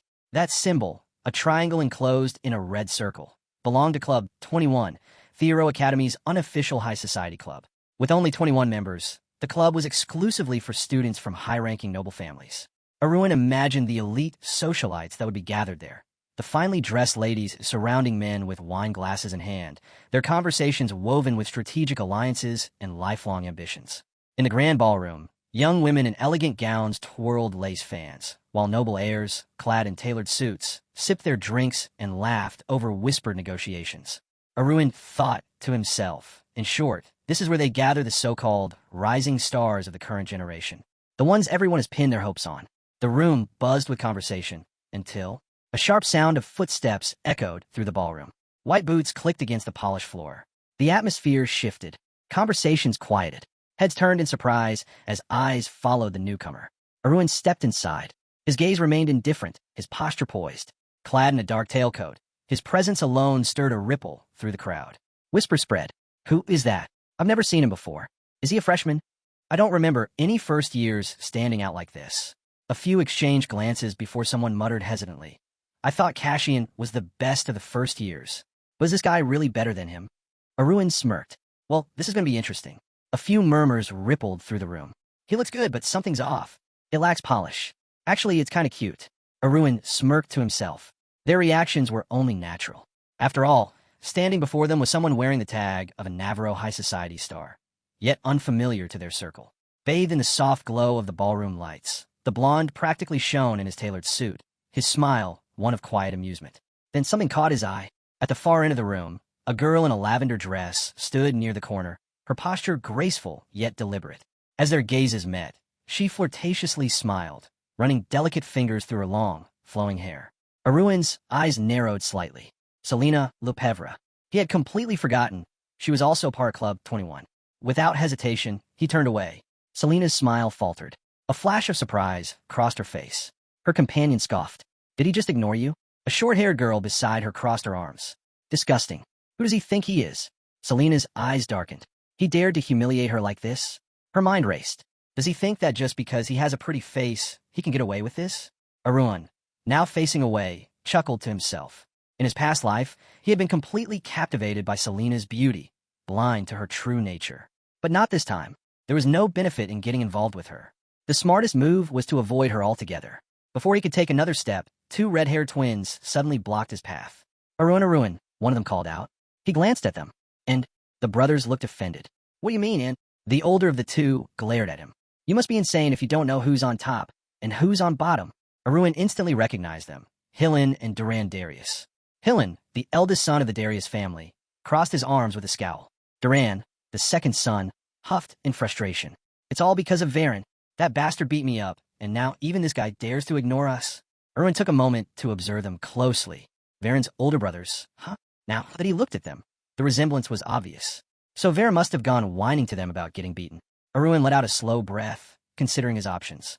Too many eyes in this room. Causing a scene wouldn't be ideal. The twins stared him down. He remained calm, contemplating whether he should just politely ask them to step aside.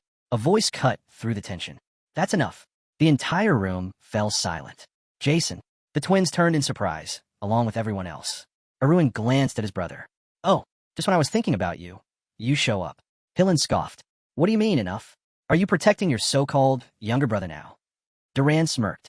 Didn't you say you didn't even consider him family? What's this? Brotherly affection out of nowhere. Jason let out a deep sigh, but didn't say a word.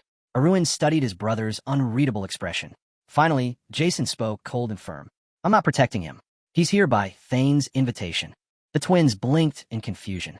For a moment, they hesitated. Then, exchanging glances, they backed off. Without another word, they deliberately turned away from Aruin, making a show of dismissing him before disappearing into the crowd. Aruin watched them leave before shifting his gaze back to his brother, who stood with his back turned. Well, he asked casually, where's Thane? Jason didn't turn. Inside. Alone. Aruin exhaled, looking away briefly. What's he trying to pull? Acting like some future duke too good to mingle with commoners. Jason whirled around, his eyes flashing with irritation. Watch your mouth, he warned. In the short time we haven't seen each other, you've completely lost your sense of fear. Aruin followed after him, unfazed. Relax, he said, glancing around. It's just us. Who else will be listening? Jason didn't even turn as he spoke. Whoever needs to hear will hear. Just keep quiet and follow me. Aruin lowered his gaze, lost in thought. The Darius twins. Jason. They all seemed terrified of Thane. And honestly, he could understand why. Behind that man stood the legacy of an elite noble family, an unmatched mastery of the sword, and a cold, commanding presence. Aruin pictured a young man seated on a high-backed chair, his face obscured in shadow. His presence alone sent shivers down the spines of not just students, but even the academy's teachers. In his previous life, Aruin had avoided crossing paths with this man at all costs. But now, he was truly curious. How would Thane look to him in this life? Aruin followed Jason in silence, recalling that 3 nobles in Navarro Academy stood above the rest, grouped under similar monikers. The first, a tall man with brown hair draped in a white cape, Levadan, the Steel Guard. The second, a blond man in a red jacket, golden stripes on his shoulders, Dorian Albert, the Ardent Marquis. And the third, a young man with blue hair, cold and untouchable, Luther Carlson, the Cool Duke. These 3 were known as the 3 major lords of Navarro Academy. They weren't just powerful students. They embodied the might of Navarro's aristocratic elite, the kind of nobles whose influence extended beyond national borders. But among them, Luther Carlson stood at the peak. He wasn't just powerful, he was absolute. His influence spread through every corner of the academy. Aruin's eyes flickered as he spotted him. A blue-haired young man, lounging on a sofa, one leg casually propped on the back of a kneeling servant who remained perfectly still on the floor. Thane Carlson. Aruin's expression didn't change, but his eyes dipped slightly to the person beneath Luther's boot. A student, bowing low, his back used as a footrest. Luther barely acknowledged Aruin at first. Then, with half-lidded eyes, he glanced up, his lips curling into a lazy smirk. So you're finally here. Leaning back against the sofa, his gaze flickered over Aruin's figure, assessing him. Your appearance isn't bad, he murmured, but you're not tall enough. His eyes gleamed with amusement. Ah, well, you're still young. You might grow. Aruin remained calm, lips parting slightly as if in thought. Maybe. Why does this guy immediately feel the need to evaluate me? An uncomfortable silence stretched between them. Luther's smirk faltered slightly. He raised an eyebrow.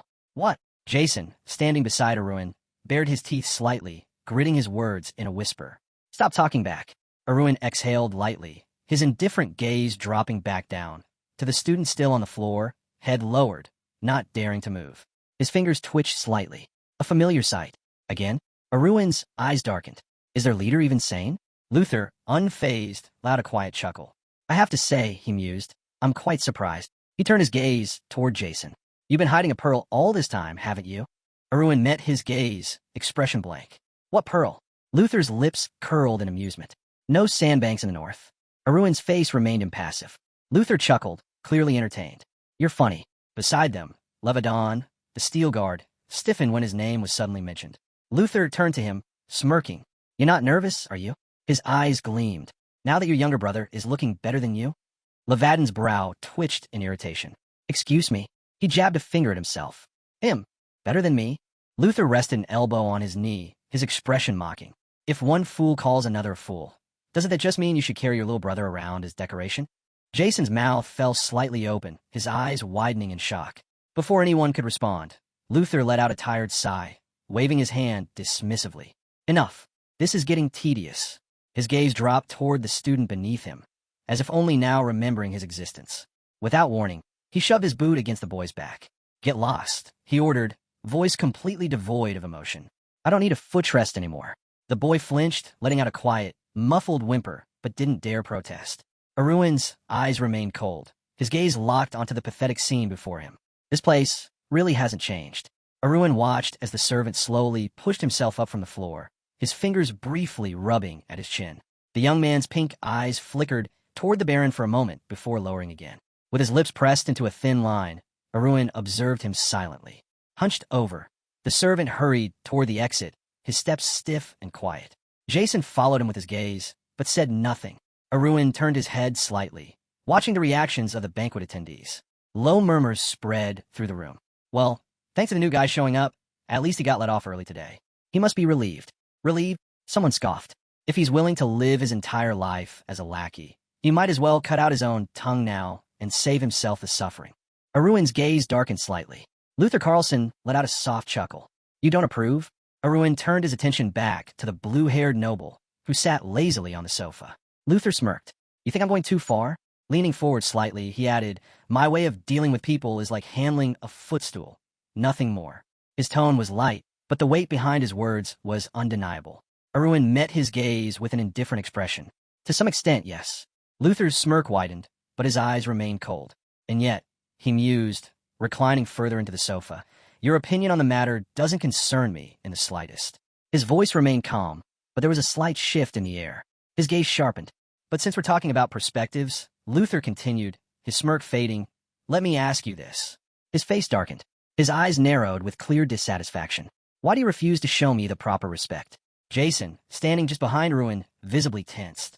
Aruin, on the other hand, remained completely calm. Unfazed, he tilted his head slightly. Is this just the cultural standard around here? Luther blinked once. What? Rolling his eyes slightly, Aruin waved a hand. The way you and the Darius brothers behave. It seems to be a running theme. Then, his gaze grew sharper. And despite being a third-year student, you don't even show the slightest bit of courtesy to Jason, who outranks you in seniority. Luther's eyes flickered. Aruin folded his arms. So, naturally, I decided to follow that same standard. A brief silence settled over the room. Jason's face paled in horror. Luther's brow furrowed in confusion. Then, a sudden burst of laughter erupted from the sofa. Luther leaned forward, shoulders shaking as he laughed, an almost amused disbelief in his voice. Huh, so you've got a sharp tongue too? He grinned, wiping at the corner of his mouth. The more I look at you, the more useful I think you'll be. His sharp blue eyes locked onto Aruin. I just hope, Luther mused, his smile widening, that your skills are as good as your wit. Aruin said nothing, his expression unreadable. But in his head, he noted something. He's only now bringing up abilities. Is he seriously thinking about testing me? Luther raised a hand, casually gesturing toward himself. Word is, you had a duel with Cassian. Aruin didn't react. Luther gave a slight wave, as if dismissing the topic. And after that, he's been like this. Aruin's gaze flickered toward the far side of the banquet hall. Sitting alone on a small sofa, his back slightly slouched, was Cassian. His once sharp gaze was distant, his chin resting against his hand, as if staring into nothing. Luther smirked. Everyone knows about it. His voice was mocking, playful. But they're all dying to know. Aruin remained silent, watching his whispers spread through the room. Luther leaned forward slightly, lowering his voice just enough to make it sound conspiratorial. They say, maybe it was because of the colic of thrown phrases. His smirk widened. Or maybe there's another reason entirely. Aruin simply closed his eyes. Luther let out a slow, exaggerated sigh. You're all fools, he muttered. Then, with a lazy smirk, he added, winning or losing, that doesn't matter in the slightest. Aruin's eyes flickered with interest. Oh, Luther continued, leaning back against the sofa. The words of the steel-blooded count. Now, those actually hold meaning. Hearing that, Aruin's lips curled slightly. So, he took the bait after all. Did I throw out a line for a carp, only to hook a crucian instead? It seemed that Luther was more interested in this so-called secret than he let on. Aruin mentally pictured Luther Carlson in his academy uniform, Navarro Academy's third-year ace, one of its top students, a man surrounded by status and power. But before he could entertain that thought further, Luther's voice cut through his musings. Tell me, the Duke drawled, his sharp eyes locking onto Aruin. Have you heard anything else? Aruin said nothing at first. Luther pressed on, his tone almost conversational. I'm at a crossroads, he admitted, fingers drumming against the sofa's backrest. But after hearing the steel earl's words, I thought maybe they could serve as my guide. Aruin smirked. So that's how he's playing it. He watched as Luther sprawled further into the sofa, his demeanor relaxed, yet his words careful and calculated. If you've got something else, Luther added smoothly, I might even owe you one. Aruin's smirk deepened. Even when asking for help, this guy acted as if it were an act of generosity on his part. Even now, when he's the one seeking something from me, he speaks as if he's doing me a favor. Aruin mused, should I do to him what I did to Cassian? After all, mysteries always seemed more enticing when they felt just out of reach, like a labyrinth that only pulled you in deeper. Finally, Aruin spoke. There was one more thing. Luther leaned forward slightly. Go on. Aruin shifted his gaze slightly to the side, his tone measured. A knight who has reached great heights controls strength with gentleness. Luther listened intently. Aruin continued. They overcome heaviness with lightness, speed with slowness. Then, almost as an afterthought, he added, Cassian was the one who said that. With a quiet breath, he raised his hand, spreading his fingers slightly. And lastly, his voice dropped lower, the fullness within the emptiness. Luther's expression froze. A few nobles nearby exchanged glances, their brows furrowed in confusion. What does that even mean? One of them muttered. Aruin smiled, his confidence unwavering. It means, he explained, to pretend there's nothing, even when there is. To be full, yet appear empty. His gaze sharpened slightly. When you hide your true worth, you blend in better than anyone else. Jason's eyes widened slightly. Luther, for the first time, looked genuinely intrigued. He let out a quiet chuckle, nodding to himself. Huh, now it makes sense. His fingers tapped lightly against his knee. Feels like something just clicked into place. Aruin exhaled slowly, shaking his head slightly. Here we go again. Luther's ego was unshakable. He probably thought he was on his way to becoming the next founding emperor just from hearing a few phrases. If enlightenment were that easy, I wouldn't have had to suffer through everything myself. Jason, still processing, finally spoke. Wait, why are you telling him something different from what you told me? Aruin raised an eyebrow. Luther grinned, eyes narrowing. Oh, the third son seems to know more than the second. His voice held a teasing edge. Now tell me, who should we be excluding here? Jason visibly tensed, struggling to respond. His face darkened, his body stiff. He had no idea how to answer. Luther watched him for a moment, then laughed a low, entertained sound. Honestly, he mused, the only useful person in your family is Kieran. Jason's breath hitched. Luther leaned back, smirking slyly. Before, I was just joking when I said you should start getting nervous. He tilted his head slightly. But now, I actually mean it. The room tensed. With an amused sigh, Luther tapped his boot lightly against the floor. Well, I must say, I like you, Aruin. Then, without missing a beat, but I can't let you into Club 21. Aruin's gaze didn't waver. Oh, Luther leaned forward. All seats are taken. That's our symbol. We can't just add another member. His voice dropped slightly. But I'd hate to just let you walk away. Turning slightly, he glanced at Jason. What do you think? He asked smoothly. Jason stiffened. His face darkened as his gaze darted toward Aruin in silent disbelief. The Duke of Thero's Academy had just offered to make room for his younger brother. Jason flailed his arms in frustration, his face twisted in disbelief. You're seriously saying this now? Luther exhaled heavily, shaking his head. A smirk played on his lips. Jason, let's be honest, you bring nothing to the table besides the big name of the Steelguard family. Jason's expression stiffened, his mouth opening slightly in shock. Luther leaned back, his smirk widening. I don't exactly need two of you around.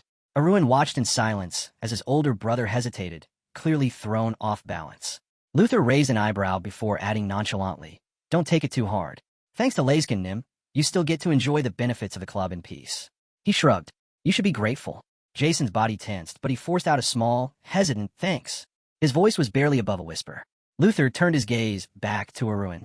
Now, Baron, his eyes gleamed with something unreadable. Would you be willing to fulfill a small request of mine?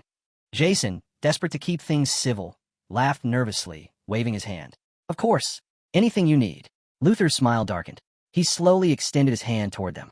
I just had a thought. His voice was smooth, but carried an unmistakable edge. Why don't we have a little duel? Jason's eyes widened in horror. Wait here. Aruin remained still, his expression unreadable. Luther's smirk turned predatory. He could see Jason trembling. Relax. It's just a trivial little match. His voice dropped lower, almost teasing. We'll just measure our strength a little. A simple test. Before Jason could react. Crack. Luther's fist slammed into Jason's face. Jason let out a choked cry, his body flying sideways. He hit the ground hard, skidding across the floor.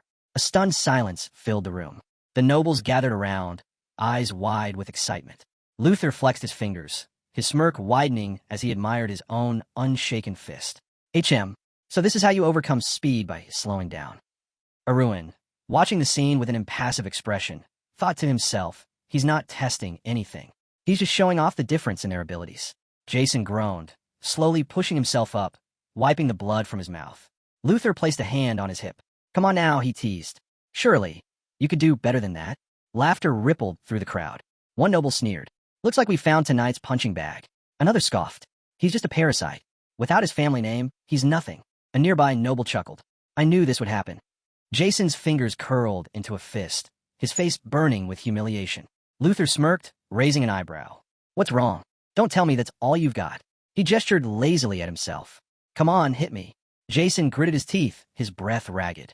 Then, with a loud cry, he charged, his fists clenched tight.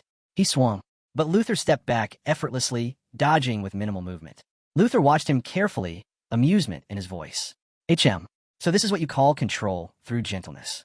Jason stumbled sideways, his breathing labored. Wham! Luther closed the distance in an instant, driving his elbow into Jason's jaw. Jason's head snapped back. Luther chuckled. Overcoming heaviness with lightness, right? Jason crashed to the floor again, clutching his face. He let out a shaky breath.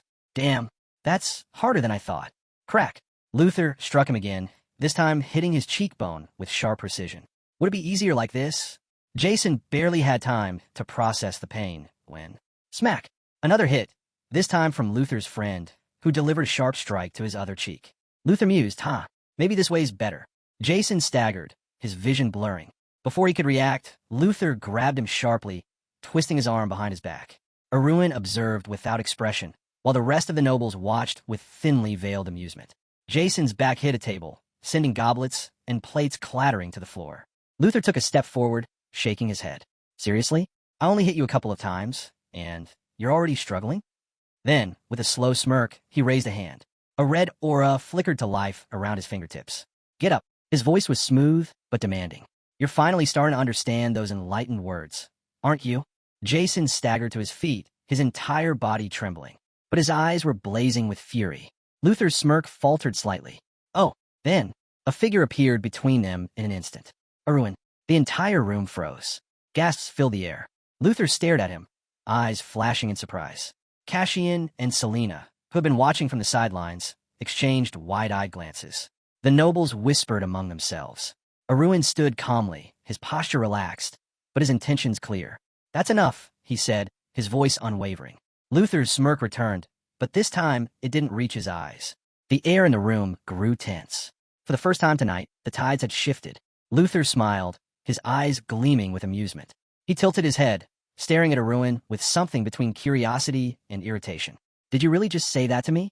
Aruin met his gaze with calm confidence. How could you even call this a duel? He replied smoothly. All I see is one-sided humiliation. Luther took a step closer, casually waving a hand. And isn't that part of the process? He smirked. Shouldn't one seek enlightenment step by step, without hesitation? Aruin chuckled, shaking his head. If breaking past a wall was as easy as taking a few meaningless hits, even a cow could master aura. Luther's expression stiffened.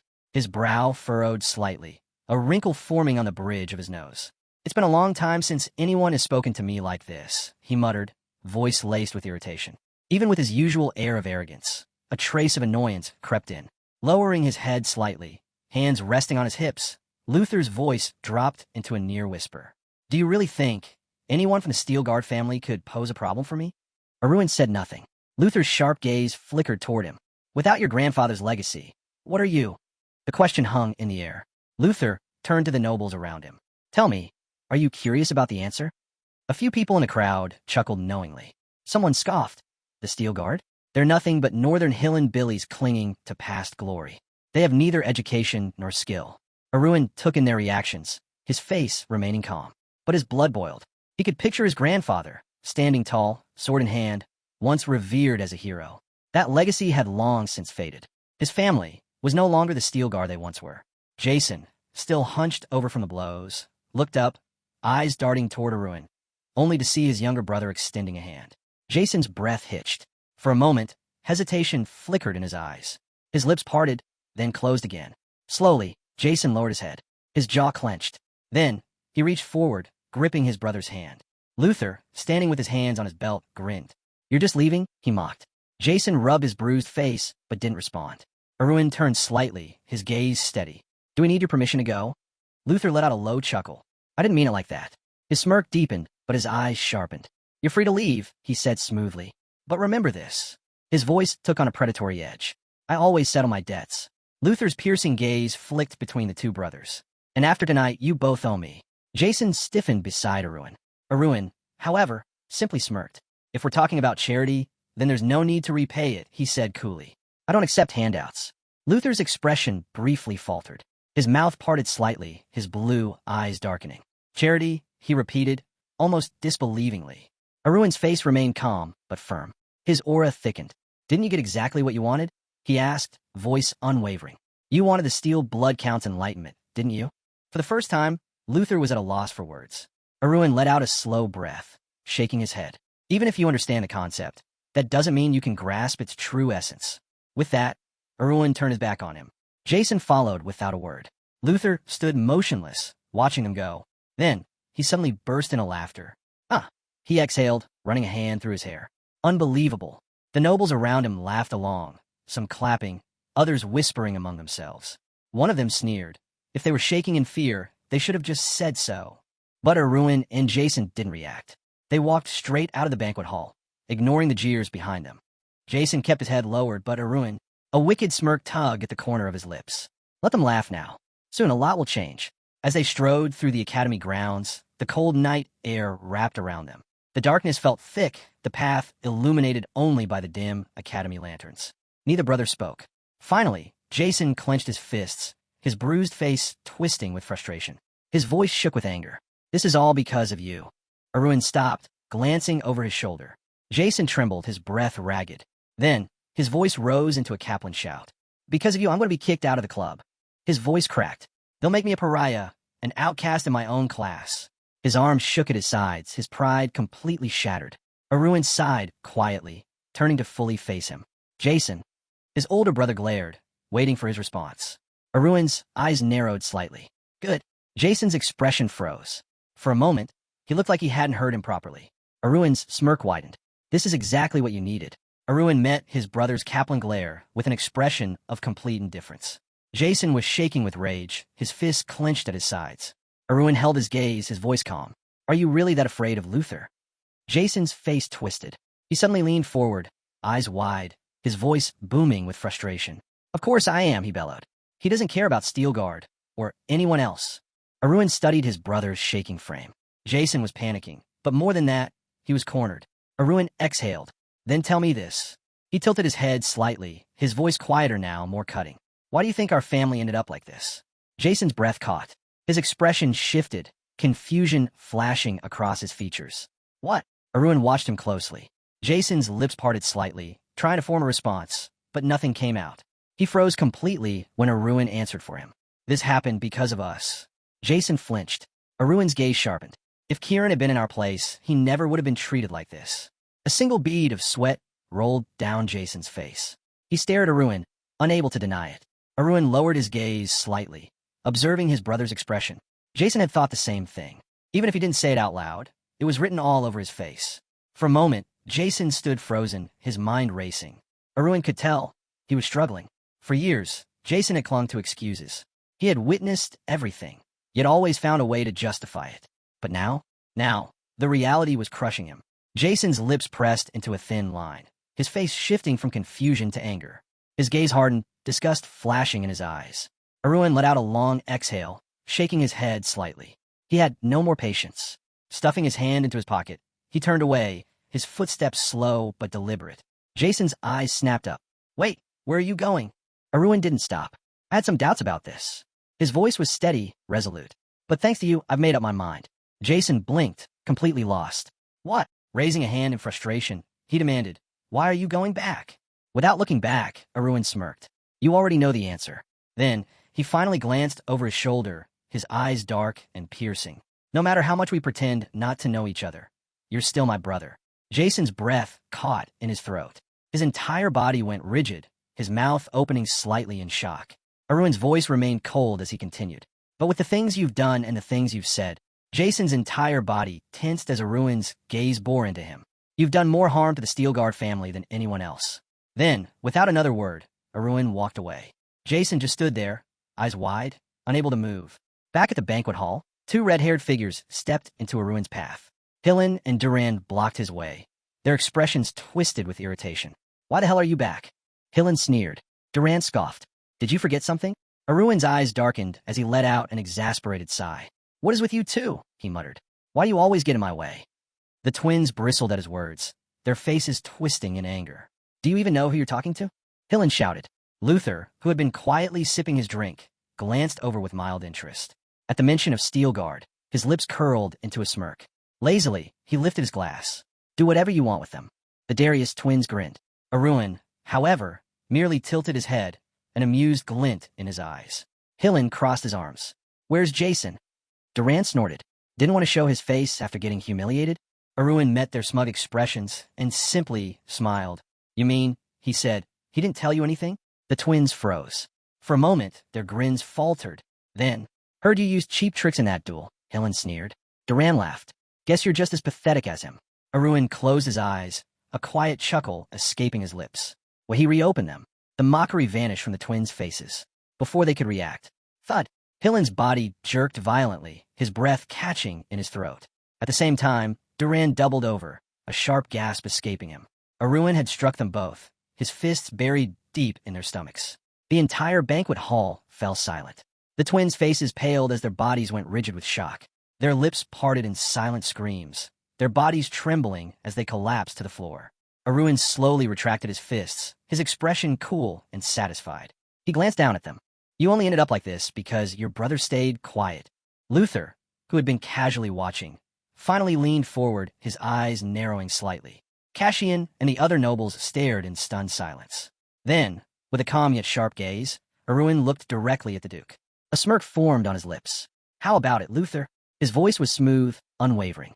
Care for a duel? Luther stood frozen, his mind struggling to process what he had just witnessed.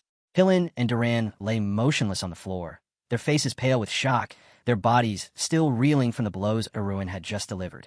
Luther's lips parted slightly. What? Aruin met his gaze with a calm, amused expression.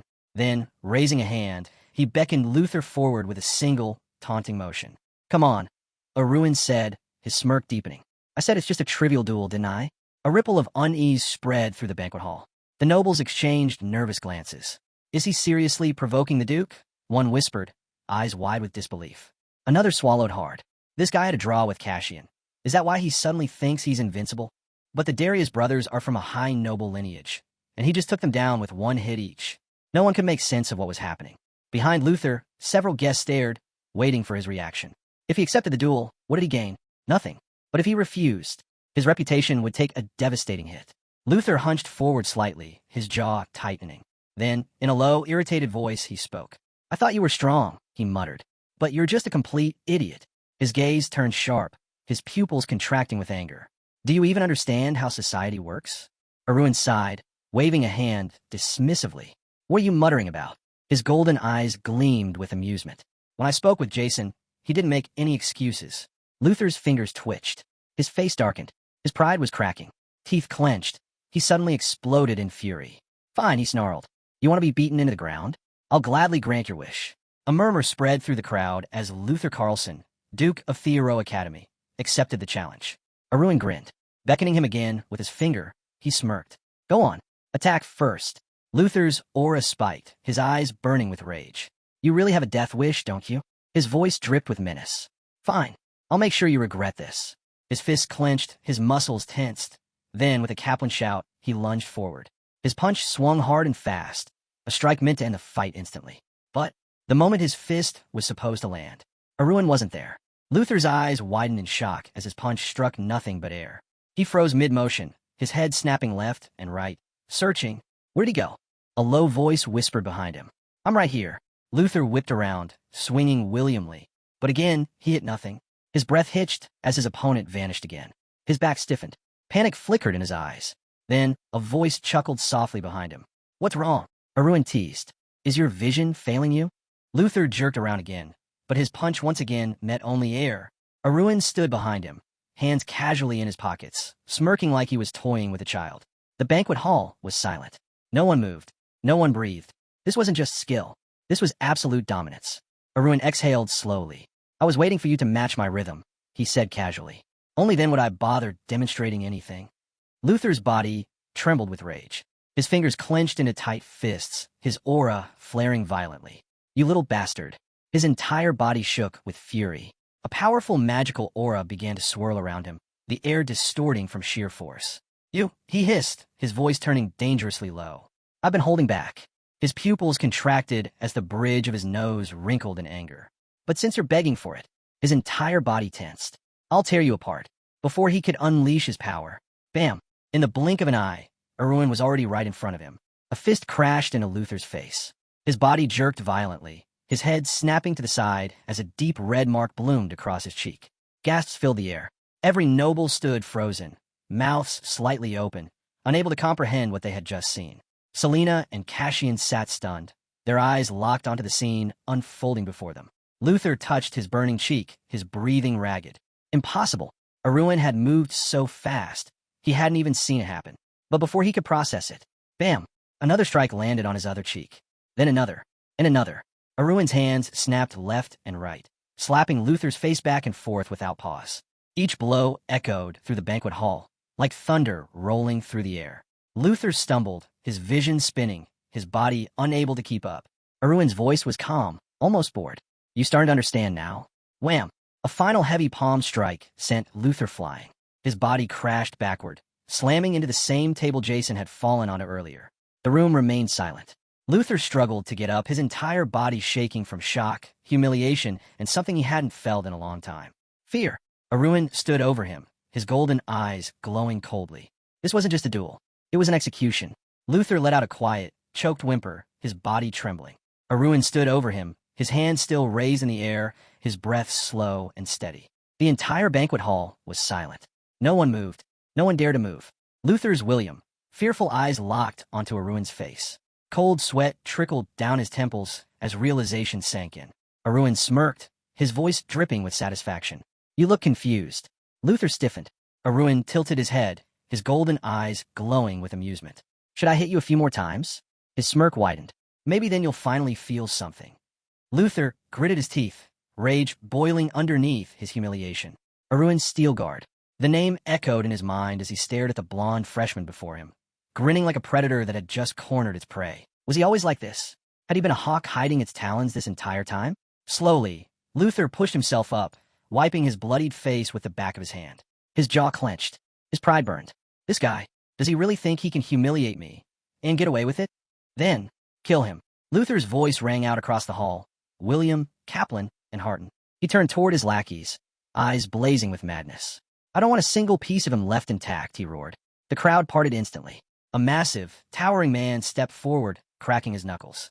Two more appeared from the opposite side of the hall, their faces twisted with amusement. The three of them blocked Aruin's path, towering over him. One sneered, rolling his shoulders. So, this is the lunatic who thought he could stir up trouble here. Another chuckled. Someone needs to teach him a lesson. The third tilted his head, smirking. And it looks like today's the day. Aruin sighed dramatically, shaking his head. So what happened to our one-on-one fight, Duke? He smirked. Are you really so embarrassed that you need 3 men to do your dirty work? The three froze for a moment, his words striking a nerve. Laughter rippled through the crowd. Some nobles exchanged amused glances. Is the Duke really sending 3 men after him?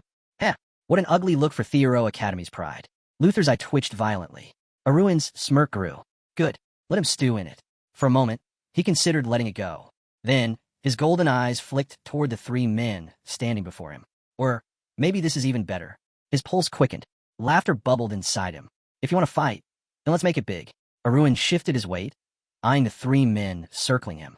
These guys, he mused, are supposed to be the future knights of the royal family, right?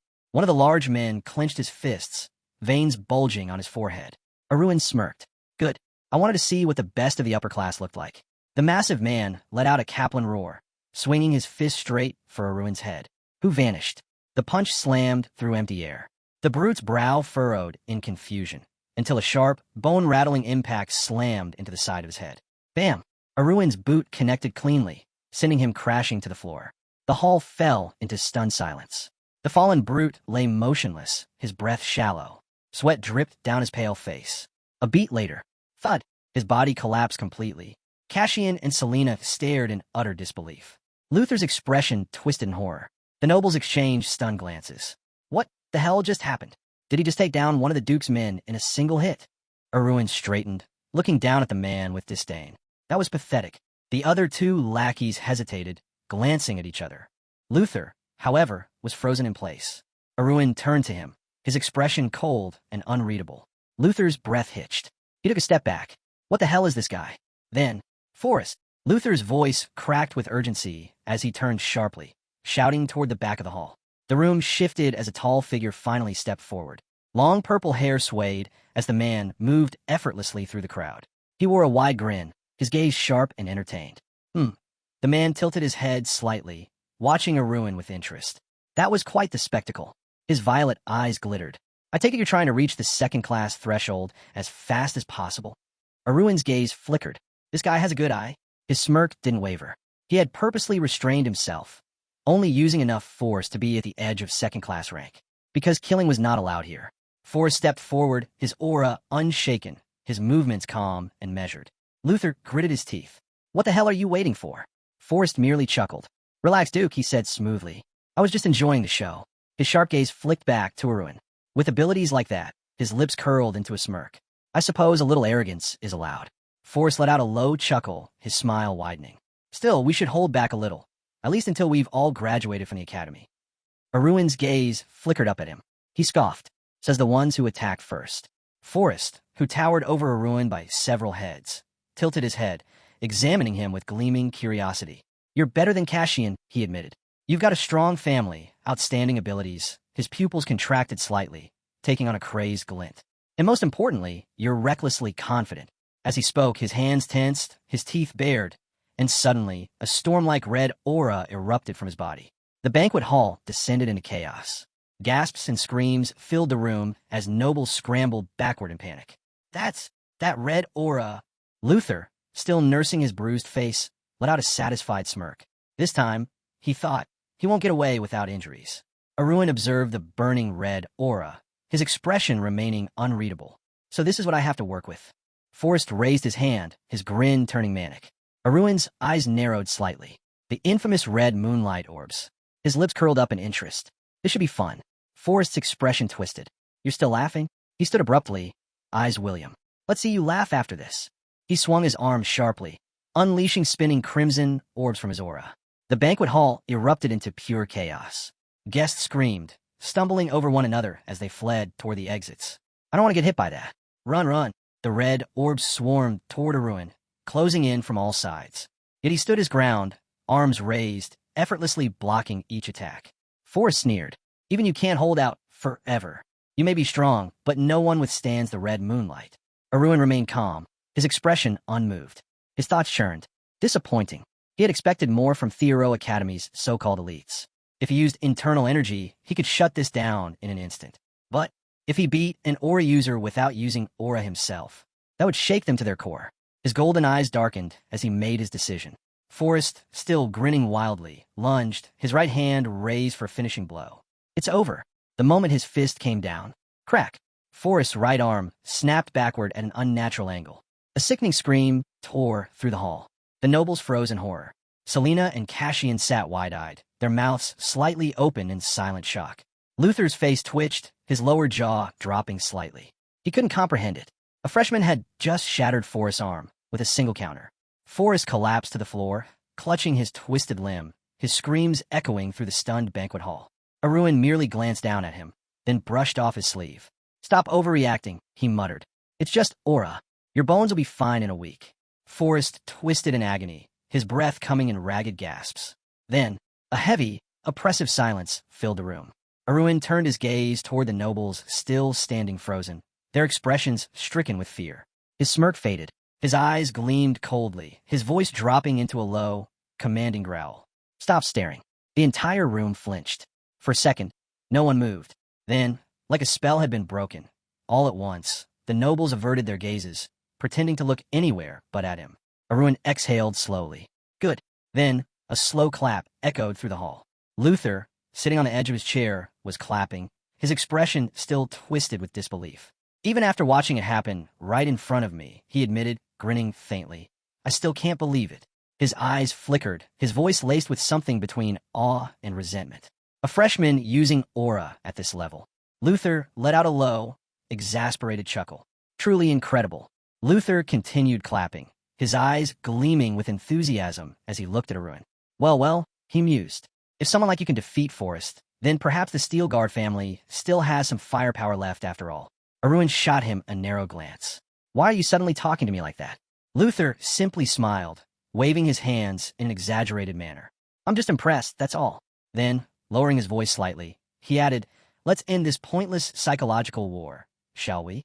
He extended his open palm toward Aruin, his grin widening.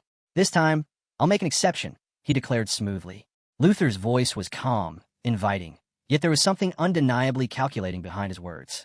His sharp, fox-like eyes gleamed with amusement. Forrest was right, he continued. If you had waited just 2 more years, your era would have begun. Aruin's expression remained flat. What nonsense are you talking about? He asked, his tone laced with boredom. And why would I even consider this? Luther chuckled, still holding out his hand. Because, he said, the world exists outside this academy. He gestured toward the gathered nobles, his voice filled with undeniable confidence. These people, he continued, aren't just students. They're the future rulers, politicians, and leaders of Navarro. His grin widened. Think carefully, Aruin. What's truly best for you? A tense silence filled the room. The nobles watched, Some eager, some curious. Selena and Cassian, standing off to the side, observed quietly, their expressions unreadable. Luther, his grin unwavering, waited. Aruin exhaled through his nose and smirked, rubbing his finger under his nose as if trying to stifle a laugh. That's hilarious. The moment the words left his mouth, murmurs erupted through the crowd. Luther's eyes slightly widened. What did you just say? Aruin exhaled lightly, shaking his head. I said you're funny. His golden eyes gleamed with amusement, and boring at the same time. A tense silence fell over the hall. Luther's expression darkened. Aruin stretched lazily and added, but I suppose that's not a bad thing for you. Luther's jaw clenched, his smile faltering. Despite the mercy shown to you. Aruin cut him off instantly, his voice smooth and sharp. Mercy? He tilted his head, his smirk deepening. You're talking about mercy? His tone was almost amused. This, he continued, is coming from a guy who clings to his father's pant leg. Luther's teeth audibly ground together. You. Aruin smiled pleasantly, but his golden eyes gleamed coldly. You must have nothing else to boast about besides your position and your family name. Luther's aura flared violently. With a sudden snarl, he reached into his coat, and a knife flashed in his grip. The banquet hall gasped in shock. Some nobles stood frozen, their mouths slightly open. Luther's voice trembled with fury. Shut your damn mouth. And then he lunged. The blade swung toward Aruin's throat. But before it could land, Aruin didn't move. Instead, his fingers twitched, and in an instant, the knife flew from Luther's grip. It spun midair before clattering onto the marble floor with a deafening clang. Luther barely had time to process it, before Aruin's hand shot forward, gripping him by the throat. Luther choked, his eyes bulging in horror. The nobles gasped again, some stepping backward instinctively. Selena's lips parted slightly, her fingers tightening around her fan. Cassian's expression shifted, a rare flicker of genuine shock crossing his features. Luther's fingers scrambled at Aruin's wrist, his breath ragged. Why you? He wheezed, voice hoarse. Aruin leaned in slightly, his expression calm but deadly. You won't get away with this, Luther gasped. I swear. Aruin's grip tightened slightly, cutting him off. His voice dropped to a low whisper. You've always thought you were special, haven't you? Luther's pupils dilated in alarm. Aruin lowered his voice even further, so only Luther could hear. But to me, he tilted his head. You're nothing more than a pathetic fool. Luther's face contorted, his pride cracking before everyone's eyes. Aruin finally released him, letting him fall several feet away onto the ground. Luther landed hard, his body slumping against the cold floor. And then he stopped moving. His body lay limp, completely unconscious. A heavy silence filled the hall. Every noble stood frozen, their expressions filled with disbelief. Selena was speechless. Cassian's mouth had slightly parted, as if unable to form words. Aruin dusted off his sleeve, utterly unfazed. Thane, in a calm and steady voice, he spoke. You built a fortress called Club 21. He turned his gaze to the remaining nobles, his golden eyes piercing. But at the end of the day, he said, your fortress is nothing more than a sandcastle. Luther's fingers twitched slightly, his unconscious mind barely registering the words. The nobles stared at Aruin in shock. Aruin slowly turned away, stepping over Luther's motionless body. And just like that, the era of Theoro Academy had changed. Aruin turned his gaze toward the crowd, his expression cold and unwavering. You all, he said, his voice cutting through the silence. Don't make the mistake of causing me problems. The banquet guests immediately looked away, their faces pale, their bodies rigid with tension. But Aruin wasn't done. His golden eyes gleamed dangerously as he took a step closer, his presence looming over them like a predator circling its prey. I'm waiting for an answer. A ripple of fear spread through the room. Some nobles stammered incoherently, their voices barely above a whisper. Others glanced at the floor, too afraid to speak at all. We won't, someone mumbled weakly. Aruin let the silence hang for a moment, his piercing gaze sweeping over the trembling crowd. Cassian sat frozen, his expression unreadable. Selena, watching from the sidelines, let out a soft chuckle, a small smile playing on her lips. Without another word, Aruin exhaled and turned, slowly stepping away from the crowd. Outside, the academy grounds were bathed in the warm glow of lanterns. The towering buildings stood tall against the night sky, their windows flickering with light. Aruin pushed open the heavy doors and strode forward, his thoughts elsewhere. Thane! His eyes flickered toward a familiar figure in the distance. Jason. His older brother was walking away, his posture rigid, his pace uneven. Aruin narrowed his eyes. Jason hesitated, his shoulders tensing, as if he could feel Aruin's gaze on him. Thane, slowly, He turned back, his expression uncertain. There was a thin mumbling in the air, barely audible. Aruin tilted his head. Are you really going to pretend you didn't see anything? Jason flinched. Aruin took a step forward, his eyes locking onto him. Even though we both know the truth. Jason's lips parted slightly, his breath uneven. His words faltered. Aruin simply watched him, waiting. A tense silence stretched between them. Thane, Jason lowered his head slightly, his fists clenching at his sides. Aruin's voice softened, but it carried a sharp edge. You could have just walked away. Jason hesitated. Thane muttered, I couldn't. Aruin's gaze hardened. Why not? He took another step forward. Or is it because you're afraid that once you fall out of favor with Thane, your life will become unbearable? Jason flinched again, looking away. Aruin let out a quiet sigh, shaking his head. So, getting beaten down wasn't enough? Now you've come to ask for forgiveness too. Jason gritted his teeth. That's not. Aruin suddenly smiled. You've changed. Jason's eyes widened slightly. What? Aruin's smile didn't fade. The Jason I knew, his golden gaze darkened slightly, would never throw away his pride. Jason's expression twisted. And what would you know? His voice rose slightly. Do you think I enjoy this? Do you think I bow my head to junior students because I like it? Aruin's gaze didn't waver. I understand better than anyone else. A vehement memory surfaced in his mind. Thane, his greedy hands twitching, his influence spreading like a parasite. The Steel Guard, once untouchable, now sinking deeper under his control. Jason had been nothing more than a scapegoat, a convenient tool to take the fall. Aruin exhaled, the weight of it all settling in his chest. Jason, jaw clenched, finally snapped. The one who changed isn't me. It's him. His hand shot up, his voice thick with frustration. Do you even know what you're doing? How the hell did you use Aura? Aruin's smirk returned. Just a little training in secret. Jason's face twisted. Don't give me that nonsense. Aruin let out a soft chuckle, glancing off to the side. Believe it or not, it's the truth. Jason fell silent, his blue eyes narrowing. Thane, after a long pause, he muttered, I'll ask you one thing. His voice was quieter now, almost hesitant. What? Aruin arched a brow. Why what? Jason clenched his fists.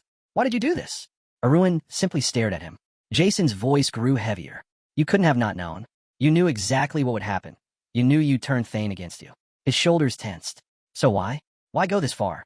Aruin exhaled slowly, his voice lowering. Jason stiffened. How do we end up like this? His older brother didn't respond. Aruin let the silence stretch. Thane quietly, he added, You've always treated me with hostility. Jason's eyes flickered, memories rushing back. Words he'd spoken before, cutting and cruel. You're a disgrace. I don't even consider you my brother. He had said those things so easily. Aruin met his gaze, unwavering. Even so, he exhaled, his voice quieter now. You're still my older brother. Jason's breath hitched. Aruin's gaze softened slightly. Because blood isn't water.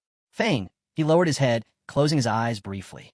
If someone's gonna hit me, his voice was calm, unwavering. Thane, it should have been you. Jason's lips parted slightly, but no words came out. His chest ached, a strange, unfamiliar weight settling there.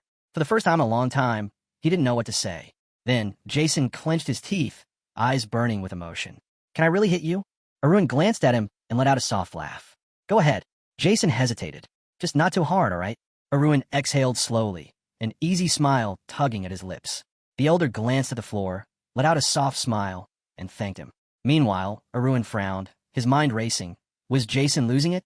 He couldn't make sense of his behavior, and now, it was downright unsettling. The elder brother spread his hands wide. So what now, he asked. You're not the type to back down without a fight, and neither is Forrest. No way he's letting this humiliation slide. Mick smirked, a hint of sarcasm in his expression. Oh, I got a plan, he said. But I'm not telling you just yet. Blue-eyed raised an eyebrow, surprised. Why not? What, you scared I'd go snitching? The hero lowered his head, closing his eyes for a brief moment. Tell me, he said, what's the point of watching a play if you already know how it ends? His brother blinked, caught off guard. Why are you suddenly talking about plays? Then, after a moment, he shrugged. But yeah, that'd be pretty boring. Exactly, the protagonist replied. Then, without another word, the Lord turned and walked away. Just sit back and enjoy the show, he called over his shoulder. Suddenly, a Kaplan shout rang out. Someone was yelling that a certain group was nothing but useless nobodies. Plates clattered to the floor, crashing and scattering in all directions. A guy with striking blue hair was seething. 3 of you 3, and none of you could win. His fists clenched as he glared at them. And now you expect me to just let you into my circle? After that disgrace. The defeated group averted their gazes. One of them shut his eyes in shame. The blue-haired guy turned to the surrounding crowd. And the rest of you, he sneered, just standing there doing nothing. If anyone dares stir the pot, we stand together and put them in their place. Or are you all just going to suck your thumbs? Silence. The crowd shifted uncomfortably, sweat beading on their foreheads as they looked away. A man with purple hair and a bandaged hand stepped forward. Boss, calm down. Shut up, the leader snapped, turning on him with a sharp glare. You weren't any better out there. The bandaged man's jaw tightened, anger flickering in his eyes. Even as the best in the stream, I've got nothing to be ashamed of. The tension crackled between them as they locked eyes, both seething. Then, after a moment, the leader exhaled, reining himself in. How's your hand? The injured man glanced down, his anger dimming slightly. It's manageable. They exchanged looks, and TNT finally asked, was that bastard really that strong? The bandaged man scoffed. I was just careless. TNT shook his head. Carelessness is a weakness, too. Violet frowned, his brows knitting together. That guy, he has an aura, a strong one. He kept it hidden the whole time. Even with that flawless attack, he's only at the early stages of 2nd grade. But next time, I'll take him down. The leader studied him for a moment. Good, he said, because if you don't, we'll have no choice but to call in the senior students, and that would be humiliating. Then, turning back to the crowd, he pointed a firm finger. You all know what happened here. But let's be clear, no one says a word. He held up a treasure in his hand, his grip tight. If word gets out, I will find out who talked. Mark my words. The hero watched from afar, taking in every word. They were making sure no one would speak, not to friends, family, or even distant relatives. This was a matter to be handled within their own circle. Aruin, resting his chin on his hand, smirked to himself. All because of their pride, he mused. And yet, everything is playing out exactly as I planned. From a rooftop's edge, he observed the building below, his mind working. For now, they would all keep their mouths shut. That much was certain. There was nothing to worry about for now. Then, shifting his gaze, he thought it's time. Time to move forward. Time to face the real purpose of this visit, the 21 clubs. The scene changed. Simple 4-story houses lined the streets, some windows glowing faintly in the night. A man stood beneath one of the buildings, shrouded in a long coat. He trembled, gripping a knife in his hands. A tear slid down his cheek before he choked back a sob, pointing the blade toward himself. But just as he was about to act, a voice cut through the silence. He wanted to make a bet. A boy with short, cropped blue hair turned at the voice. His eyes widened as he recognized the hero standing there. The protagonist offered a slight smile, crossing his arms.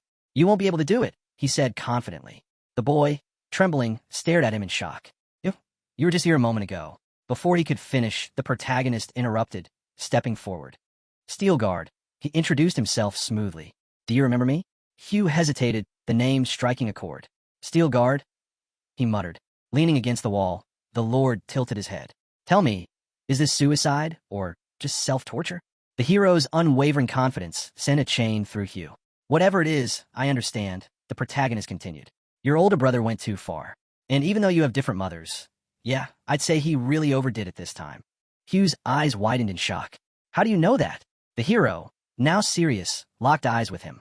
There isn't a single cadet who doesn't know your brothers, he stated. Then, seeing Hugh's disbelief, he added, but that's not what surprised you, is it? You're wondering how I knew you were an illegitimate son, something you've never told anyone. Hugh was stunned. Cold sweat formed at his temples. The hero smirked. Don't worry, I won't say a word. But inside, he thought of course I knew. It's all thanks to my knowledge of the future. Hugh shivered slightly, but remained silent, his thoughts racing. The hero extended his hand. Either way, you shouldn't be standing like that. You're not going to stab yourself, so hand over the dagger. Hugh gritted his teeth, his grip tightening. Then, in one swift motion, he raised the dagger high above his head, aiming for his own stomach. His eyes squeezed shut, but before the blade could land, a firm hand caught his wrist. Hugh's eyes snapped open in shock. In an instant, the protagonist had closed the distance, gripping his arm tightly. A small smile played on his lips. Honestly, I'm a little surprised, the hero admitted. I didn't think you'd actually go through with it. Hugh, slightly irritated, jerked his arm. Let go. Chief Junior Steelguard lowered his gaze slightly, peering up at Hugh from beneath his brows. Your older brother is too strong, he said. That's a problem. But you being too weak? That's a problem too. Wouldn't it be better if things were balanced? Hugh blinked, startled. What are you talking about? The two locked eyes, silence stretching between them. The hero exhaled. Just looking at you. I can tell. You've got a temper, he said. Hugh lowered his head slightly. Let me go. The hero's grip remained firm. And if I do, you'll just try again, won't you? He tilted his head. Tell me, if I release your hand, Will you try to cut yourself again? Hugh clenched his jaw, his glare sharp. But the hero only met his gaze with a calm, steady look. The tension slowly eased. Hugh's shoulders relaxed just slightly. Then, in a low voice, he muttered, "I won't." The protagonist nodded. He let go. Hugh lowered his eyes to the dagger's reflection. His own tear-streaked face stared back at him. His breath hitched, and before he knew it, the knife slipped from his fingers, clattering to the ground. His hands clenched into fists. His shoulders shook. Then, in a broken voice, he sobbed, "I don't want to die." The Lord watched him carefully. "Then live," he said simply. "No need to cry so much over it." But Hugh's tears only flowed harder. "Even if I live, I'll be no different from a dead man," he choked out. The protagonist frowned slightly, uncertain.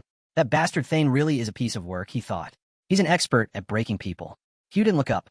He remained hunched over, trapped in his own misery. The hero sighed, thinking, if I want to fix this, I got my work cut out for me. Still, he studied the boy. "Your family. They probably treat you more kindly, don't they?" Hugh flinched but turned his head slightly. "My father never belittled me," he admitted quietly. The protagonist gave him a knowing look. "Sounds like something the Duke would do," he mused. "Cold to everyone equally, so no one can claim favoritism." The Lord shoved his hands into his pockets. "Is that why you hate him so much?" Hugh hesitated before mumbling, "Maybe." But then, his expression darkened. "Back at the Carlson residence, I had to keep my head down. But when we got to the academy, things changed. A cruel memory surfaced, the image of his older brother towering over him, forcing him to the ground. The younger brother humiliated, the older one ruling like a king. A kingdom of his own," Hugh muttered. "And I'm the prisoner." The protagonist studied him. "Ever thought of running away?" Hugh lowered his gaze, silent. Then, finally, he whispered, "I'd have done it already, if I were considered a person." A weight settled over him. He felt the crushing reality of everything. His brother's torment, the way people pointed fingers at him, as if he were less than human. "And my father," Hugh muttered, "he'll abandon me too." The hero exhaled. "So, that's why Thane torments you," he muttered. "He already knows everything." Hugh's face was hollow with realization.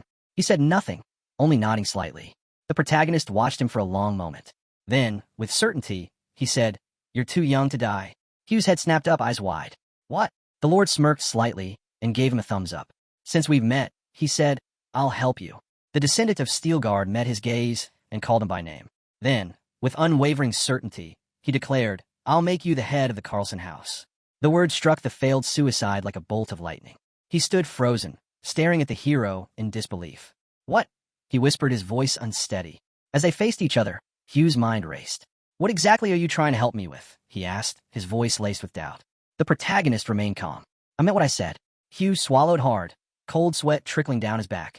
"Stop talking nonsense," he muttered, taking slow steps backward. His voice was firm, but his hands trembled. "Even if you're serious, so what? Your words are nothing but fantasy." And yet, just as he was about to turn and leave, he suddenly stopped. A pause. "Thane," slowly, he turned back around. "Thank you," he said quietly, "for saving me." A beat passed before he added, "I'll repay this debt. I swear it." The short-haired boy hesitated for a moment. Thane bent slightly and asked, "But you're not a duke. So how exactly do you plan to help me?" For a brief second, it seemed like he wanted to believe. The protagonist exhaled. Thane smirked slightly. "Well, first of all, I won't be a duke." Hugh scoffed. "Thane, this is even more ridiculous." The hero turned slightly to the side, his expression unreadable. "I'd love for you to laugh when you realize it was me who made it happen." Hugh narrowed his eyes. "What are you even talking about?" The protagonist didn't answer. Instead, he turned and began walking away. "You wouldn't believe me if I told you," he said over his shoulder. "So find out for yourself. Look into what happened while you were gone." Hugh stood there, frozen. The hero continued down the dimly lit street, his voice drifting back. "Find me when you're ready." Hugh remained rooted in place, watching the fading silhouette. His mind was a storm of confusion, disbelief, and curiosity. Whether he liked it or not, he had no choice. He would become a duke. A vision flashed in his mind. Years from now, sitting on a throne, addressing a hall of nobles. He thought of Thane, of his inevitable fate. In a few years, the man would die from an incurable disease. And when that happened, he would have to step up and take over the Carlson family. The protagonist, now smiling slightly, mused to himself. "All I need to do is give things a little push." A grand castle loomed in the night, lights flickering in some of its windows. Inside the dormitory, most students were fast asleep, but one was still awake. Lying on his bed, arms folded behind his head, the hero stared at the ceiling. His thoughts spun endlessly. Club 21's entire purpose is to forge bonds with cadets destined for greatness. The more he thought about it, the more tempting the idea became. But then his glint smile faded slightly. Still, the chances of success aren't even 50%. That was unacceptable. He sat up, eyes sharp with determination. I need to be more selective. Not just Hugh. There are plenty of other students with the potential to rise. He imagined them, one by one. People who, despite their current standings, were destined for greatness. The future Duke. A failed nobody who would one day control a magic tower. A man who would become a legendary official. They were scattered, waiting to be gathered, waiting for someone to recognize their potential. The hero exhaled, standing up. I've been too careless about this academy. The trading company he was building, his growing influence in the underworld, it was all helpful, but the cadets here aren't just students. They're the future of the nation itself. A vision formed in his mind. A group of talented individuals standing by the academy's walls. I need to collect these diamonds and make them mine. A sly grin crept onto his face. He glanced to the side, already planning his next move. But first, I need to make my name known. The next morning, golden sunlight washed over the academy. Students bustled through the halls, but as soon as the hero stepped inside, the atmosphere shifted. Whispers spread through the crowd. Some students turned, eyes widening. Who's that? One murmured. Another student blinked in recognition. Wait, isn't that the guy who fought Cassian? Gasps followed. The very cadets who had witnessed that battle widened their eyes as they saw him now, standing in their class. The protagonist swept his gaze over the room. He could already tell the atmosphere in the upper class was more intense. Fierce. He took a slow step forward. Immediately, he was blocked. A bald cadet, arms crossed, stared him down. What business do you have here? He demanded. You're from the middle class. Why are you here? The protagonist sighed internally. Another gatekeeper. Wherever he went, someone always felt the need to stand in his way. The bald cadet's expression hardened. I asked you a question, he barked. The protagonist, unfazed, met his eyes. What's your name? The bald man scoffed, clearly annoyed. But before he could answer, the hero smirked. Actually, forget it. Your name doesn't matter. A flicker of irritation crossed the cadet's face. Tell me, the protagonist continued. What's your ranking? The bald cadet stiffened slightly. I'm ranked 30th, he admitted. The hero chuckled, his smirk widening. So you're the weakest of the top class students. A vein popped in the bald cadet's forehead. You, unbothered, the protagonist studied him. If he's 30th, that means he's at the bottom of the top class. If I defeat him, I'll move up automatically. He almost felt bad for the guy. Almost. His eyes swept the room. Now, who's a more worthwhile target? Out of the corner of his eye, he spotted Cassian. Cassian flinched slightly under the hero's gaze. The protagonist considered it. If I take him down, I'll attract too much attention. That wasn't ideal. He needed to move carefully. Turning his head, he spotted something. No, someone far more interesting. And he smirked. Now that is a better option. The hero turned his head as calmly as ever, his gaze settling on a dark-haired figure. Max Jr., he called out. You're in second place, right? Max frowned, clearly not expecting to be singled out. And what if I am? What does that have to do with you? The Lord casually shoved his hands into his pockets. Nothing, really, he said, a smirk tugging at his lips. I just think you're pathetic. A heavy silence fell over the class. Max's eyes darkened with rage. What did you just say? His voice was sharp, aggressive, but the hero didn't flinch. Instead, he tilted his head slightly and asked, Tell me, how do you feel about fighting someone from a different rank? Gasps echoed through the room. Even the top-ranked student stiffened.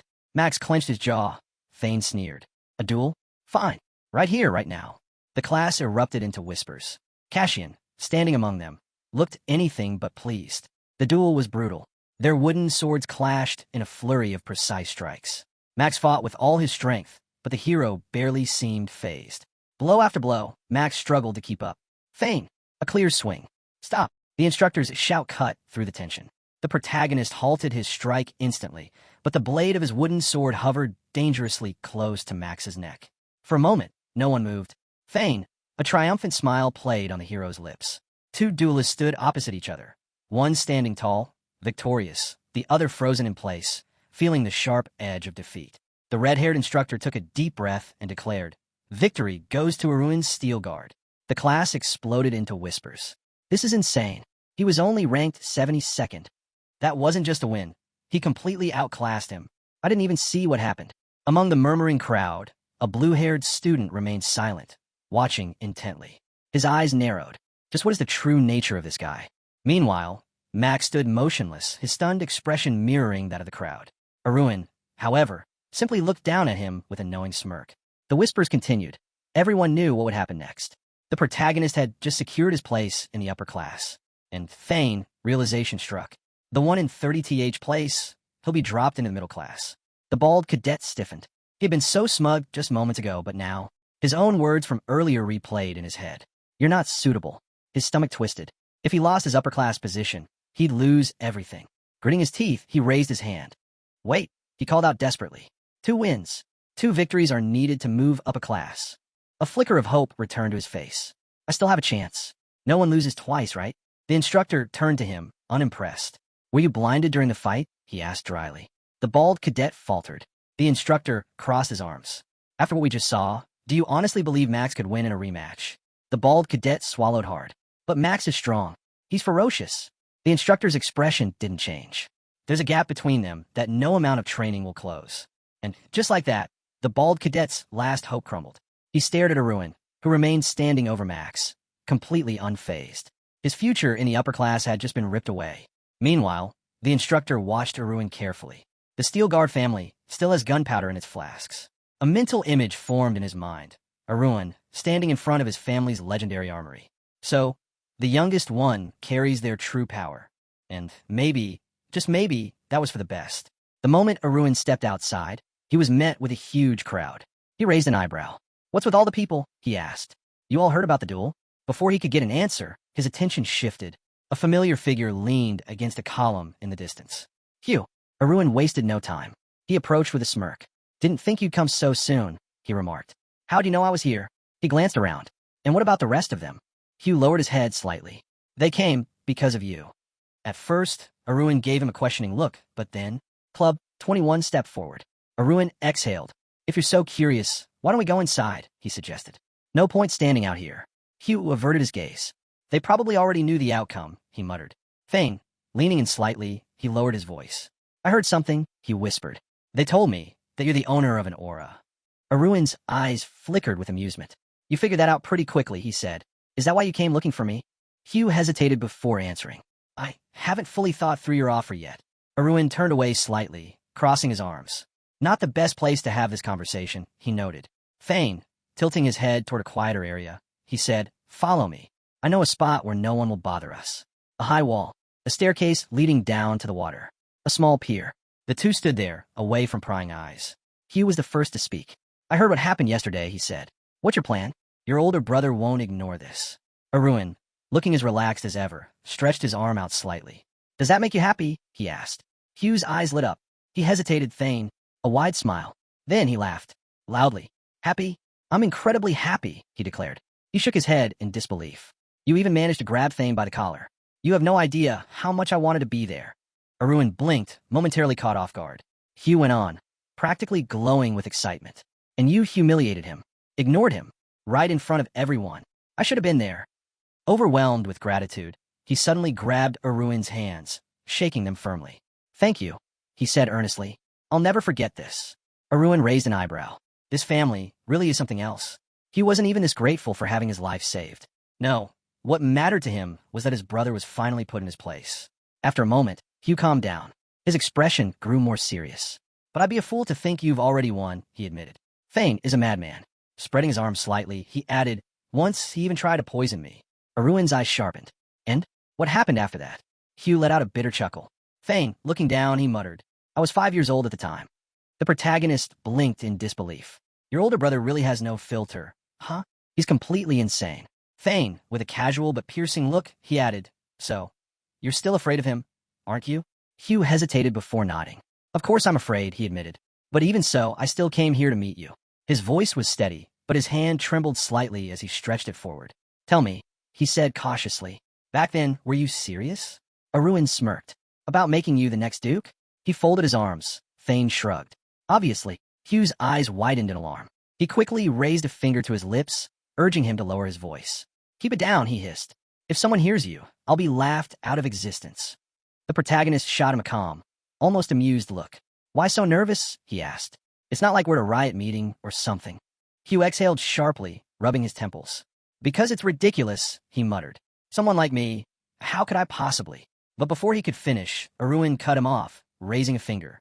Naturally, it won't be easy, he said, especially for someone who spends his time beating himself up instead of fighting back. Maybe we should break it down step by step.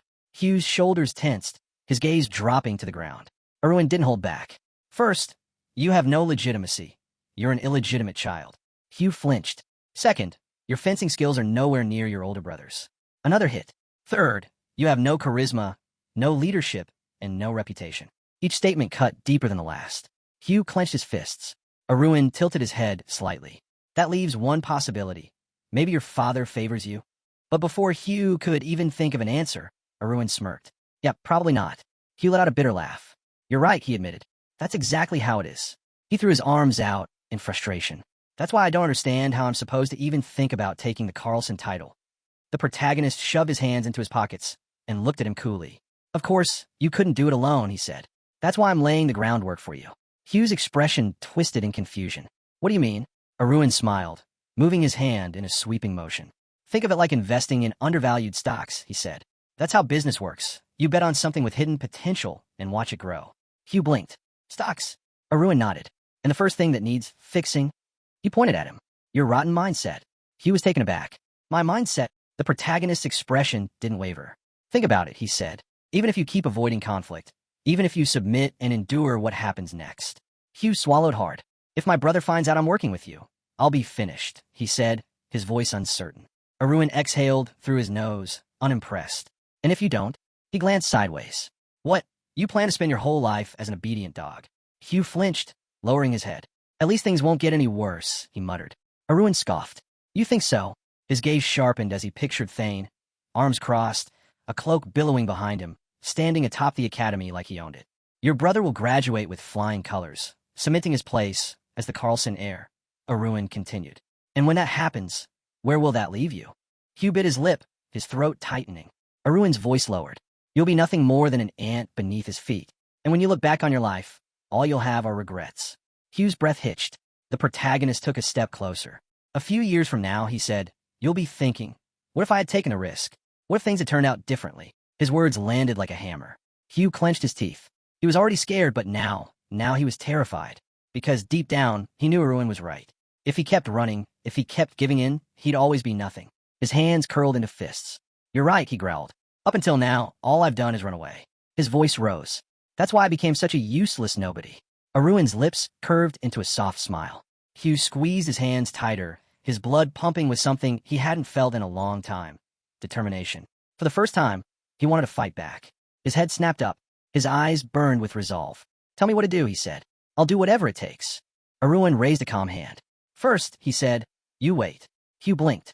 Wait? For what? Aruin gave him a knowing look. Because you just learned something important, he said.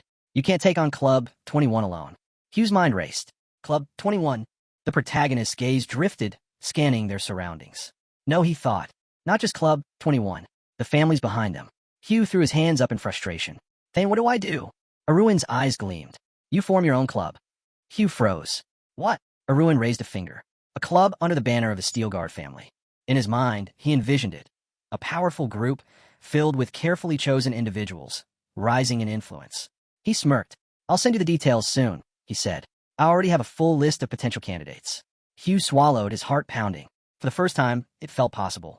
And maybe, just maybe, he had a shot at winning. The sun shone brightly over the academy, casting sharp shadows on the courtyard where 3 students stood, grinning maliciously. Hey, I heard Barion lost again, one of them sneered. That's 64 losses and 0 wins. Think he'll manage to win once before he graduates. Barion stood silently, his eyes lowered, absorbing their taunts with a strained expression. Another student scoffed. Please, he won't even make it to graduation. At this rate, he'll drop out first. Or maybe, another chimed in laughing, he'll rack up 100 losses before then. That'd be impressive in its own way. One of them clapped Barion on the shoulder, a mocking grin on his face. Good luck in a lower class, he jeered. Barion remained motionless, his mind spinning from the barrage of insults. Honestly, the academy should stop accepting commoners, someone muttered. Even the instructor who recommended him has given up. And let's not forget his biggest problem, another student added. He's afraid of swords. That comment hit hard. Barion's eyes widened slightly, his fists clenching at his sides. A fencing cadet terrified of swords. The boy laughed. No wonder everyone who had faith in him gave up. He's useless. If he gets kicked out, he'll go right back to the streets, another student murmured. He was an orphan, after all. Barion's breath hitched. His grip on his uniform tightened. I can't go back like that. His thoughts were interrupted. Aruin, his head snapped up. Turning around, he saw someone approaching. His gaze calm, his stride unhurried. Aruin's steel guard. Behind him stood Hugh, watching silently. The protagonist smiled slightly and extended a hand. Good timing, he said. I was just looking for you. Aruin blinked, startled. His mouth opened slightly, but no words came out. He couldn't believe it. Why is he looking for me? He glanced around, half expecting some cruel joke. But Aruin's expression remained steady. Somehow, before he even realized it, Aruin found himself following him. They gathered around a table. Aruin sat among unfamiliar faces, still confused about what kind of meeting this was. At the center of the table, Aruin sat with an air of quiet confidence. Hugh glanced at the protagonist, raising a hand slightly. Is anyone else coming? He asked. Aruin shook his head. Everyone's here. Fane, his lips curled into a smirk. He studied the group in front of him. The so-called failures, the overlooked, the misfits, and thought, ugly ducklings, huh? His smirk deepened. Soon, there'll be swans that shake the entire nation. Aruin and another student, Mita, sat in tense silence, watching as the protagonist introduced them one by one. You two, Aruin said, are knights who will define the next generation. Radio, another cadet at the table, looked indifferent, arms crossed as he listened. Aruin gestured toward him. And this is the youngest mayor in history, Benjamin. The Academy will one day call him a genius. Benjamin remained silent, his expression unreadable. Across from him sat Davin, his arms folded as he stared straight ahead, his cold gaze unwavering. Aruin envisioned him atop a horse, leading troops into battle. Davin, he continued, the invincible warlord who will rewrite military strategy itself. Davin didn't react, but his presence alone was commanding. The protagonist leaned forward slightly, his gaze shifting. You, he said, locking eyes with Benjamin and Davin, are geniuses the Academy failed to recognize. Neither responded, but they listened. Then, Aruin turned to another student, a smirk playing on his lips. And you, he said, are the most interesting of them all. Sharple sat at the table, scribbling in his book, seemingly detached from the conversation. A wandering magical prodigy, Aruin introduced. The second son of the Klaus family. A dissenter of the Count House of Klaus. At that, Hugh's eyes widened slightly. Aruin smiled wickedly. Hugh hesitated before speaking. Aruin, he said, addressing the protagonist. Shouldn't you say something now that we're all here? Aruin laced his fingers together, glancing at them from under his brows. His smirk never faded. I'm sure you've all heard bits and pieces, he said smoothly. So let's make it clear. A pause. I'm forming a club, he announced. A prestigious one. One that will rival Club 21 in every way. The room was silent. Serious expressions formed across their faces. Aruin leaned back. Each of you, he continued, is a butterfly waiting to emerge from its cocoon. His gaze sharpened, and I'm willing to bet that soon you'll be soaring higher than anyone else.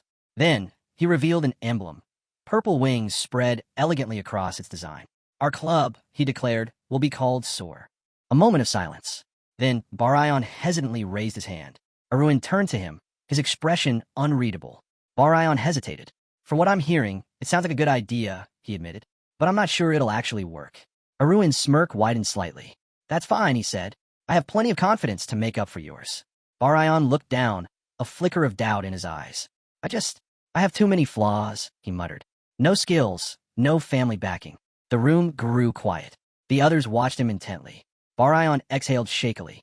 None of us have really proven ourselves, he added. He lifted his hands slightly, his voice rising in frustration. I'm not trying to bring everyone down, he insisted. But let's be real. What do I even have to offer? Benjamin closed his eyes, tilting his head slightly. That's not an unfair statement, he muttered. Then, opening his eyes again, he glanced at the protagonist. Club 21 is made up of the elite, Benjamin noted. When people hear Soar, they won't think of prestige. They'll think of... He trailed off, but the meaning was clear. The overlooked, the discarded, the ones who had already failed. Hugh frowned, clearly irritated. But Aruin? Aruin just smiled. Because to him, that meant they had something to prove.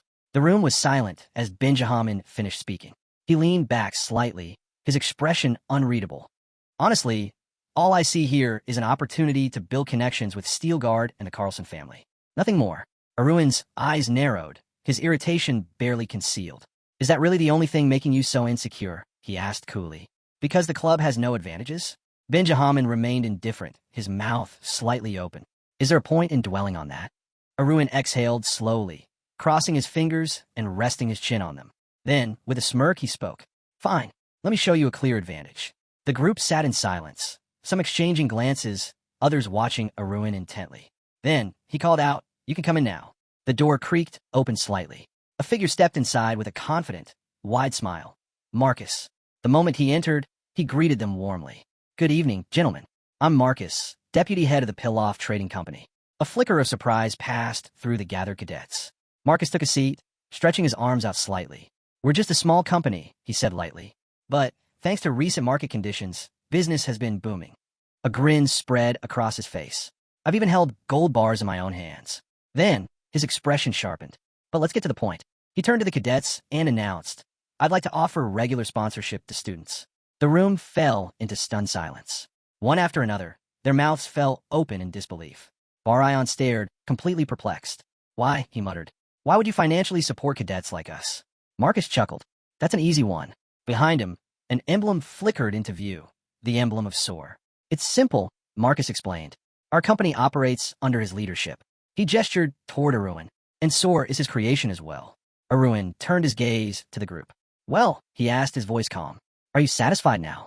He leaned forward slightly, resting his chin on his hands, his smirk widening. "And that's just the beginning of what I can offer you." The night sky stretched endlessly above the academy, stars twinkling in its vast expanse. Inside his dorm, Aruin sat on his bed, eyes closed in thought. The club is settled. Now all that's left. A faint glow appeared in the air before him, system windows flickering into view. He reached out, his fingers grazing the interface. Time to acquire that little thing. A notification popped up. "The Sun God has sent you a message." Aruin's eyes widened slightly. The message appeared before him. "Sun God, I heard you're looking to buy the art of rebirth. It won't come cheap." Aruin's smirk returned. "Finally, I found it." But then, as if sensing his excitement, another message appeared. "Sun God, I hate people who flaunt their accomplishments just to impress me." Aruin's face remained impassive as he read it. The Sun God, however, looked slightly irritated on the other side of the system. "Aruin, I have no intention of doing that." "Sun God, good. Then let's talk business. My price is 150,000 coins. Aruin's eyes flickered with surprise. Then, he grimaced slightly. "That's steep." The Sun God scowled. "Sun God, if there's one thing I hate more than anything, it's people whining about prices after I name them." Aruin pursed his lips, suppressing a sigh. He checked his funds. Damn, his balance sat at a miserable 60,000 coins, nowhere near enough. And even if he liquidated every new privilege he had, he'd still be short by over 45,000. A deep frown settled on his face. His gaze flickered to another system window, one describing the art of rebirth. A rare technique that transforms the body into a superhuman state, optimizing it completely for martial arts. Aruin exhaled, eyes sharp. This is one of the best items available in the first system. And right now, he needed it. His thoughts drifted back to his transaction level. Second soul phase, one who wields a divine weapon. I own a divine weapon. Images flashed in his mind. Powerful warriors in battle stances, their weapons gleaming in the light. To truly reach the highest level, I need this. His mind then conjured another image, one of the Sun God himself. A towering figure, draped in golden robes, looking down upon everything with a twisted, amused smile. Aruin clenched his fist. The Sun God's voice rang out again. "Sun God, where did the eager buyer go? I hate waiting." Aruin glanced at the dialogue window. "Aruin, give me a moment." He tapped his chin thoughtfully, narrowing his eyes. Why is someone who calls himself equal to God so broke? That was the real question. This is the first time I've seen someone trying to make a deal with no money in their own account. Aruin navigated the system window, opening the transaction logs. Time for a deeper look. His mind replayed a famous scene, a battle between two titans. The Sun God, Li Jiam, clashing against the Ice Warrior of the Northern Sea, Seol Jinwook. Their battle had lasted 50 years. He pictured Li Jiam, body crackling with golden energy, standing victorious in the aftermath of their fight, his lips curled in triumph. But something wasn't right. Another image flickered in Aruin's mind. Li Jiam, hunched over, shrouded in an icy aura, his body barely holding together. The extreme ice energy from that battle. It was destroying his blood vessels. Aruin's gaze darkened. So that's it. Li Jiam had put everything on the line for a single battle. A bigger picture started forming. Aruin sighed, staring at his balance. I'm missing more than 90,000 coins. Even with his best efforts, he still needed at least 45,000 more. He exhaled slowly, tapping his fingers against his chin. If I want to reach the level of an awakened one, I need this technique. Before he could think further, another message flashed. Sun God, what are you thinking so hard about? Aruin blinked. Sun God, tell me, what do you think I hate the most? Aruin squinted at the message, slightly taken aback. Aruin, no idea. Li Jiam suddenly looked stunned, his usual smirk faltering for just a second. Then, Aruin smirked himself. Aruin, actually, I do know. Sun God, oh. The protagonist leaned back, grinning. Aruin, you hate repeating yourself. Li Jiam's expression stiffened. He narrowed his eyes, watching the protagonist through the system interface. Did he just guess? Or did he actually know? Aruin, still smirking, raised a single hand.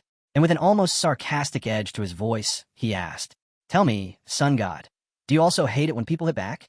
At number 5, Bullseye. Jiam tilted his head slightly, eyes fixed on the dialogue window. He didn't waste words. If there was no deal, he was walking away. The protagonist hesitated, then smirked, resting his hand on his leg. All right, he said, let's make a deal. It was all or nothing. He had to seize this chance. Aruin's gaze sharpened. I need to extract the ice energy from my body as soon as possible. Jiam's eyes widened. He pulled his hand away from his face, staring at the system dialogue, bewildered. The protagonist met his shock with a sarcastic smile. Jiam's mind raced. Who is this guy? How does he know so much? Thun cut through the silence. Tell me, Jiam, is there anyone in the first system who wouldn't know about the battle between two titans? Jiam clenched his fist, his confusion deepening. Of course, everyone knows about it, he muttered. There were countless witnesses, but something about this didn't add up. His brows furrowed as a realization struck him. How did you learn about the ice energy? The protagonist chuckled, raising a hand. Rumor has it that the Sun Palace is now an ice fortress. Some even say it's colder than the North Sea Ice Palace. Jiam stiffened. The Sun Palace. Frozen over? He exhaled sharply and eyed Aruin. You've been listening in on people's conversations, haven't you? Aruin bared his teeth in a wicked grin, his eyes flashing. And I also know you're in no position to double the price. Jiam's face darkened as he stared at the dialogue window, his mouth agape. Meanwhile, the protagonist smiled knowingly. The situation was dire, so much so that Jiam was actually considering selling the precious art of rebirth. Aruin smirked. You're completely consumed by that ice energy, aren't you? Jiam's fury boiled over. Teeth bared, he shot back. If I wanted to purge it completely, I need a high-grade base essence or several heaven-tier elixirs. The protagonist's grin only widened. And tell me, Jiam, do you have enough coin? Jiam's eyes blazed. His mouth tightened in frustration. Aruin glanced at the dialogue window, amused. So, even the mighty Sun Palace is struggling for money? Jiam's patience snapped. Who do you think you are, running your mouth like this? The protagonist remained unfazed, smiling slightly. Temper, temper. You get riled up over the smallest things. Jiam was seething, fists clenched. Thun shook his head. You walk around every day with your head held high, treating those who make deals with you as subordinates. But you're mistaken. Power, status, honor, these things transcend dimensions. They mean nothing here. Jiam stared at the dialogue, stunned. Ice energy crackled around him. The protagonist's voice was calm, but firm. If you truly stand equal to a god, able to cross space itself, tell me, Jiam, who really holds the advantage here, the seller or the buyer? Floating above him, Aruin gazed down from an invisible throne. In a deal like this, the one with the least options is the weakest. So tell me, who would regret walking away more? Jiam ground his teeth. What are you hinting at? Are you saying I would regret it? The protagonist's smirk deepened. Jiam was panicking now. Let's be real, the protagonist said smoothly. I won't die without the art of rebirth. But you? You're teetering on the edge of life and death. Jiam's mouth opened slightly in realization. The protagonist turned away from the dialogue window, laughing, a glint of amusement in his eyes. Jiam exhaled in frustration. Fine, I admit it. That damned ice energy must have frozen my brain. A system dialogue popped up. Jiam has apologized. Jiam's expression soured. What do you want from me? Raising his palm, he hesitated. I've never lowered my prices before, but I'll cut it down by 10,000 coins. The protagonist raised a single finger. That won't be necessary. Jiam blinked in confusion. Aruin's voice was light, but his words hit like a hammer. Isn't it ridiculous to value the life of the sun god at a mere 150,000 coins? Jiam swallowed hard. The protagonist leaned in slightly. Here's what we'll do. You need a way to rid yourself of the ice energy. I need a rebirth technique. So let's satisfy each other's desires. He closed his eyes and flashed a bright, almost taunting smile. So tell me, Jiam, how can I help you? Night draped over the academy. Aruin stood with his arms crossed, staring at the system window. Item used. Sponge effect applied. Loading art of rebirth. 1%. How long is this going to take, he muttered. He'd already spent days weeding through obstacles. Suddenly, A jolt of energy struck him. His eyes widened. A strange sensation prickled inside his mouth. He reached up, running his tongue along his teeth, then froze. Glancing at his palm, his eyes went wide. A tooth. He just lost a tooth. The realization hit him like a bolt of lightning. It's already started. Lightning surged through the protagonist's body, crackling violently, as if it were trying to tear him apart from the inside. His mouth opened wide in a silent scream, the pain beyond anything he had ever imagined. Teeth clenched, eyes william with agony. He felt his entire being breaking down. What kind of pain is this? It was as if every bone and muscle in his body had been pulipurized into mush. With a choked gasp, he collapsed to his knees, clutching his stomach. Even his internal organs weren't spared from this torment. His mind reeled. Is this what Jayam went through? He could have at least warned me. His forehead pressed against the cold floor as he groaned through gritted teeth. Loading Art of Rebirth. 35%. Then it got worse. His hair started falling out in clumps, his skin peeling away like old parchment. Loading. 47%. The pain intensified, his vision blurring. He clenched his teeth so tightly it felt like his jaw would snap. If I pass out from this, I might not wake up again. Loading. 63%. With one final, agonized gasp, he arched his back, arms spread wide, before coughing up a mouthful of blood. Morning sunlight bathed the academy as the protagonist walked through the courtyard. Students turned to stare, whispering among themselves. Isn't that the freshman who shot up to 70th place in just one fight? He looks different. There was no mistaking it. He had changed. The energy radiating from him now was completely different from before. He strode forward, eyes closed, a satisfied smirk on his lips as he soaked in their reactions. Some cadets gaped openly. It's like he's an entirely new person. He opened his eyes, hands buried casually in his pockets, and grinned to himself. Of course it's different. Even I feel like I'm in a brand new body. Flashes of his relentless training flickered through his mind. His sword slicing through the air, every stance sharpened to perfection. Last night, he had pushed himself to the limit, testing his newfound strength. Now he understood. So this is how natural geniuses see the world. Before, it took 10 times the effort to achieve 10 times the impact. Now, one move, 10 times the effect.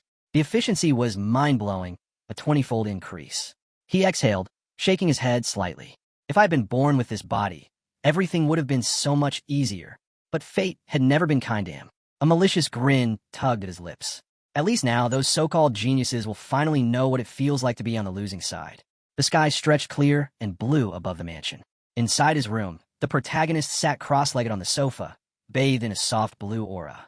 Eyes closed, he took a slow, deep breath, then exhaled, feeling a rush of relief. He had done it. Achievement unlocked. Internal cultivation absorption, 120 years. Reward, plus 10 years of internal cultivation. A contented smile played on his lips as he read the system notification. With this, he had finally cleared the last requirement to rank up in transaction actions. Rank increased. You have reached level 2. New access, second system channel unlocked. His eyes flickered with intrigue. A new channel? But even as excitement bubbled up, a bitter thought crossed his mind. The first system had already been full of struggles. What kind of nightmares awaited him in the second? His brows knitted together as another notification popped up. New privilege unlocked. VIP perk. Heart tone. The protagonist's eyes narrowed slightly. Heart tone allows you to perceive the psychological state of anyone you speak to. All their hidden thoughts and intentions will be revealed. His lips curled in amusement. Another overpowered privilege, like reading minds. He swiped the system window away. I'll test it later. Right now, I have something far more important to do. A new screen appeared before him, displaying the 0, 1st, and 2nd system channels. He raised his hand, hovering over the button for the 2nd system. Then, with a decisive motion, he pressed it. Before the protagonist's eyes, the red scroll transformed into a white book, covered in intricate inscriptions. A slow, wicked grin spread across his face as he arched a brow. Well, it's been a while, 2nd system. Above the grand castle, a massive magical circle pulsed with brilliant blue light, radiating energy across the sky. The protagonist crossed his arms, gazing at the glowing system notification. So this is the start of magical education, a collection of magical nations, a magical world. A message appeared before him. Notification. Your entry into the 2nd system has been confirmed.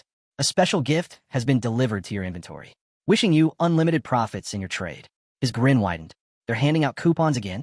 Another system alert popped up. New items acquired. Ancient Mana Enhancement Pendant. Manacle Engraving. Introduction to Hermeneutics. Lightning Fast Massager. He blinked. Wait, what? A lightning-fast massager? His brow furrowed. How did something like this end up in the second system? Curious, he accessed his inventory, a massive steel-reinforced vault with climate-controlled storage. The current capacity read. Storage capacity, 763/8000, level 6. He extended a finger, selecting the newly acquired items. System descriptions flashed before him. Ancient mana enhancement pendant, a relic that amplifies magical power. He nodded. No surprises there. Manacle engraving. First ring forms around the heart. Additional rings can be layered for enhanced magical flow. His eyes glinted with interest. This is similar to the process of internal energy core formation. Not bad. Introduction to Hermeneutics, a foundational text on the science of magic interpretation. He smirked. This will be useful for mastering the basics. Then his gaze landed on the last item. Lightning-fast massager, a panacea that claims to cure everything. His expression twisted in disbelief. This is complete nonsense. Intrigued, he tapped read more. An image unfolded. A crazed-looking inventor named Antelo grinning manically while holding up the device. In front of him, an angry mob of healer wizards raised their fists in fury. The description continued. Developed by Antelo, a genius or madman in magical engineering. This marquee allegedly cures 15,000 ailments and enhances overall well-being. However, it was met with fierce opposition from healer wizards who feared losing their livelihood. As a result, mass production was shut down. This item can now only be found in interdimensional trade channels, sold by a handful of daring entrepreneurs. The protagonist rubbed his neck, his lips twitching. Yeah, this is absolute nonsense. Still, he tapped his finger thoughtfully against his chin. Then again, interdimensional trade isn't bound by common sense. And this is the second system we're talking about. For now, he decided to set it aside. There are more important things to deal with. Taking a deep breath, he sat cross-legged in a meditative position. A white aura surrounded him, forming a shimmering ring above his head. As the energy settled, the protagonist contemplated the nature of magical power. Knights store mana in their hearts to strengthen their bodies. Wizards, on the other hand, form a mana ring around the heart to enhance their spellcasting. But there is a fundamental problem. A mana heart interferes with the formation of a mana ring, and a mana ring disrupts the accumulation of a mana heart. Balancing both was an incredibly delicate process, requiring 5 times the effort of mastering just one. A feat so difficult that in 100 years, maybe one person would ever succeed. A magical swordmaster. A radiant light enveloped the protagonist as he envisioned himself, sword in hand, standing tall in his newfound power. Notification absorption complete, engraving installed. A slow, wicked grin spread across Thun's face, his eyes gleaming with excitement. So, I've finally qualified as a magical swordmaster. But as he examined his hand, a flicker of doubt crept in.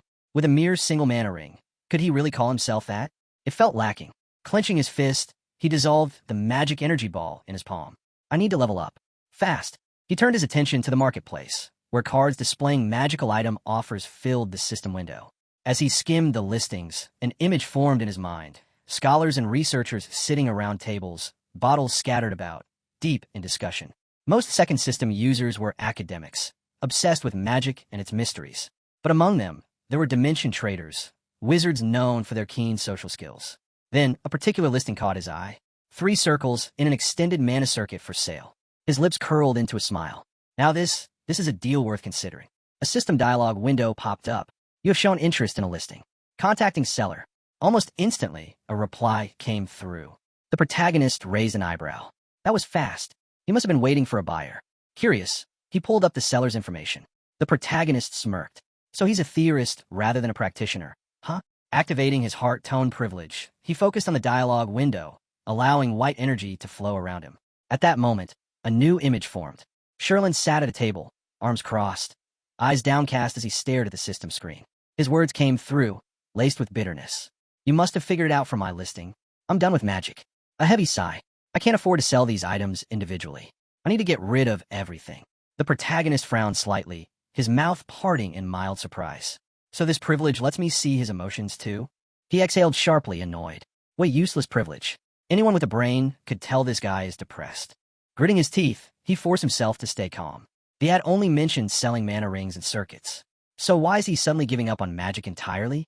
Sherlin, looking exhausted, glanced at the system window with dull indifference. I was just planning to sell those items, he admitted. But I've decided to sell all my knowledge too. I haven't updated the listing yet. The protagonist tapped his chin thoughtfully. His knowledge? He hesitated. He wasn't about to waste money on something useless. Then his eyes widened as he glimpsed Sherlin's inner thoughts. He's throwing away 10 years of his life's work, just for money? The protagonist sat still, momentarily stunned. He hadn't expected his privilege to work this well. Raising his hand toward the dialogue window, he shook his head in disbelief. Maybe I should test this ability more later. I'll ask again, he said finally. What exactly are you selling? Sherlin let out a long, tired sigh. His gaze sharpened. Magical knowledge. The protagonist's jaw dropped slightly. Sherlin continued, his tone heavy. Advanced runes, mid-level illusionary techniques, things like that. The protagonist's lips curled into a slow grin. So, the privilege is legit after all. He chuckled to himself. Most VIP perks feel like scams, but this one's basically a shield against deception. In his mind, he pictured himself clad in a golden shield and a crimson cloak, the words heart-tone privilege engraved on the metal. A system notification popped up. Sherlin sighed in relief, scratching the back of his head. Thanks to you, I can finally get my life together. The protagonist smirked at the dialogue window. I'm satisfied with the deal too. If fate allows, we'll meet again. Sherlin has left the conversation. As the system closed, the protagonist's expression turned serious. He furrowed his brows, gaze fixed on the floor. Heart-tone, it's a privilege worth keeping. Just because this is the second system, it doesn't mean there aren't liars here. His mind flashed to an image of Sukyan, the infamous deceiver from the first system, standing beside a cloaked figure. If the first system had Sukyan, then the second system was bound to have its own snake. His jaw tightened, and when that person shows up, his fingers curled into fists. I'll pierce his soul with the eyes of providence and the heart tone. Evening fell, painting the sky in deep purples as the protagonist strolled through the academy's corridors, a satisfied smirk on his face. This weekend had been insanely productive. In his mind's eye, he envisioned himself floating in a vast magical blue space, his power radiating outward. He was no longer just some novice. Now, he is true three-ring wizard. He practically skipped down the corridor, his mind racing with plans. First, he'd finish his morning training. Fain, he'd begin refining his new strength. But suddenly, he stopped in his tracks. A voice called out, "Well, aren't you in a good mood, training so early in the morning with such enthusiasm?" The protagonist turned. Selena stood in the corridor, her back resting against the wall. She closed her eyes and smiled, her entire presence radiating warmth. "Do you have a moment?" She stepped forward, the soft scent of flowers lingering in the air. The protagonist rolled up his sleeves, sliding his hands into his pockets. "What do you want to talk about?" Selena's smile deepened. "Anything." The way she trembled slightly with excitement. The way she shone against the backdrop of blooming flowers. Something was off. The protagonist narrowed his eyes. She had been waiting for him. He exhaled sharply, tilting his head. Today she was acting too perfect. Neat. Radiant. Controlled. No one could guess what was on her mind. A wry smirk tugged at his lips. "So, is this the fashionable way to start a conversation now?" Selena tilted her head, explaining a delicate hand on her chest, her expression unreadable. She blinked at him, feigning innocence. "What do you mean?" Selena tilted her head, pretending not to understand. "What do you mean?" The protagonist's eyes glinted with amusement as he slowly pronounced her full name. Selena Lepure. Her expression wavered. A slow, sarcastic smile spread across his lips. "I'm talking about your true nature." The moment the words left his mouth, Selena's entire demeanor shifted. Her playful mask cracked, and for a split second, she looked at him with pure, unfiltered anticipation, as if she was eager to see how much he had figured out. The protagonist let out an ironic chuckle. "Guess I might be losing my touch." Selena grabbed her head dramatically and laughed, but it was sharp, mocking. "I never expected an ordinary freshman to catch on so quickly," she admitted. "So, tell me, how exactly did you figure out?" The protagonist didn't answer right away. How could I not know? In his past life, he had fallen into her trap. An image of Selena flashed through his mind. Stunning, elegant, exuding pure feminine charm. She was like a drug, impossible to resist. A flawless pedigree, beauty beyond compare, and formidable talent as a knight. But beneath it all, she was calculating. A master at manipulating hearts. He had spent years ensnared in her web, desperately trying to break free. It had been the most shameful chapter of his life. Selena, sensing his silence, smirked. "Oh, no answer." She covered her mouth and let out a low, mocking chuckle. "I get it. You don't even know yourself." The protagonist remained still, hands in his pockets, staring at her with cold indifference. Selena crossed her arms and pointed a playful finger at him. "Maybe it's because we're alike." When he didn't react, she pressed on. "No. Fame, tell me, What are you planning to do with all those hidden talents of yours? Her words rolled off like honey, but the protagonist wasn't biting. She wasn't here just for idle chatter. Did Thane send you to investigate my club? He asked, voice calm. Selena grinned. If Thane wanted to know something, he'd handle it himself. I wouldn't follow his orders. She stepped closer, her arms still crossed. I came for something else. The protagonist's eyes narrowed as she boldly closed the distance between them. I wanted to take my time getting to know you, she admitted, her lips curling mischievously. But let's be honest, why waste time? Her fingertips brushed his shoulder. Why don't we skip the games and just start dating? The protagonist turned away without hesitation. His contempt was evident. Selena's smile vanished. His lack of interest, his absolute rejection, was an insult she wasn't used to. Frustrated, she raised her hands. Wait, hold on. At least tell me why you're turning me down. When he kept walking, she placed a hand on her chest, standing tall. Do you even understand what you're rejecting? She asked, voice sharp. I'm Selena Pure. If you dated me, everyone would envy you. The protagonist rolled his eyes. Not interested. Selena clenched her fists. Kaplan. This isn't over, she shouted after him. I'll make sure you crawl back to me on your knees. He waved her off lazily. She can do whatever she wants. I don't care. But, his club's name. How did she know about it? His expression darkened. Had there been a leak? Later, the protagonist sat at a large table with his club members. The atmosphere was tense. Hugh, sitting beside him, raised his hand hesitantly. I might have let it slip, Hugh admitted. The protagonist's gaze sharpened. Hugh swallowed, lowering his head. I was talking to Thane about leaving Club 21, and I mentioned the name of our club. At the time, the member list had already been finalized. So, he kept pressing me for more details, and I gave in. A heavy silence fell over the room. The protagonist stood. Come with me. Hugh tensed, Thane nodded. Outside, under the shade of thick, dense trees, the two of them sat on a bench. The protagonist exhaled. Why? He finally asked. Hugh immediately lowered his head. I'm sorry. I know I screwed up. I should have kept my mouth shut. The protagonist closed his eyes briefly. Thane looked at Hugh with an unexpectedly calm expression. That's not the problem. Hugh blinked in confusion. There was no secret in sharing the club's name or its members, the protagonist explained. Hugh looked completely lost. Thane, what's the issue? The protagonist slowly raised his hand, fingers splayed. There's no higher name in Navarro than the royal surname Carlson. Hugh stiffened. The protagonist's voice was firm. Since you're a Carlson, act like one. Hugh flinched, shoulders slumping. He sat on the edge of the bench, hands gripping the seat. His voice was barely above a whisper. It doesn't mean anything. The protagonist narrowed his eyes. Hugh continued, voice raw. My name doesn't change the fact that I have no skills. No talent. If you take away my surname, I'm just a nobody. The protagonist studied him for a moment. Thane, with a sharp wave of his hand, he dismissed the thought. He knew Hugh wasn't ready to face reality. But that didn't mean he would give up on him. First things first. I need to handle his equipment. His gaze turned intense. He looked up confused. The protagonist smirked slightly. Let's start there. The protagonist extended his hand toward Hugh. Give me your hand, he said. Hugh hesitated, confused. What? No time for questions, the protagonist replied, voice firm. Just do it. Reluctantly, Hugh reached out. The protagonist pulled a gold ring with a deep red stone from his pocket and placed it in Hugh's palm. Hugh blinked. What is this? A ring of courage. Without a second thought, Hugh slid the ring onto his finger. A strange sensation washed over him. The doubt, fear, and embarrassment that had been gnawing at his mind suddenly faded into the background. The protagonist studied Hugh carefully, noting the way his expression shifted into something steadier, more composed. How do you feel? Hugh flexed his fingers, a hint of confusion in his voice. My soul feels calmer. The protagonist smirked slightly, lowering his gaze as he sat beside Hugh on the bench. Hugh frowned. But what's going to happen now? The protagonist shrugged nonchalantly. Nothing much. He stood up. Come on, we're heading back.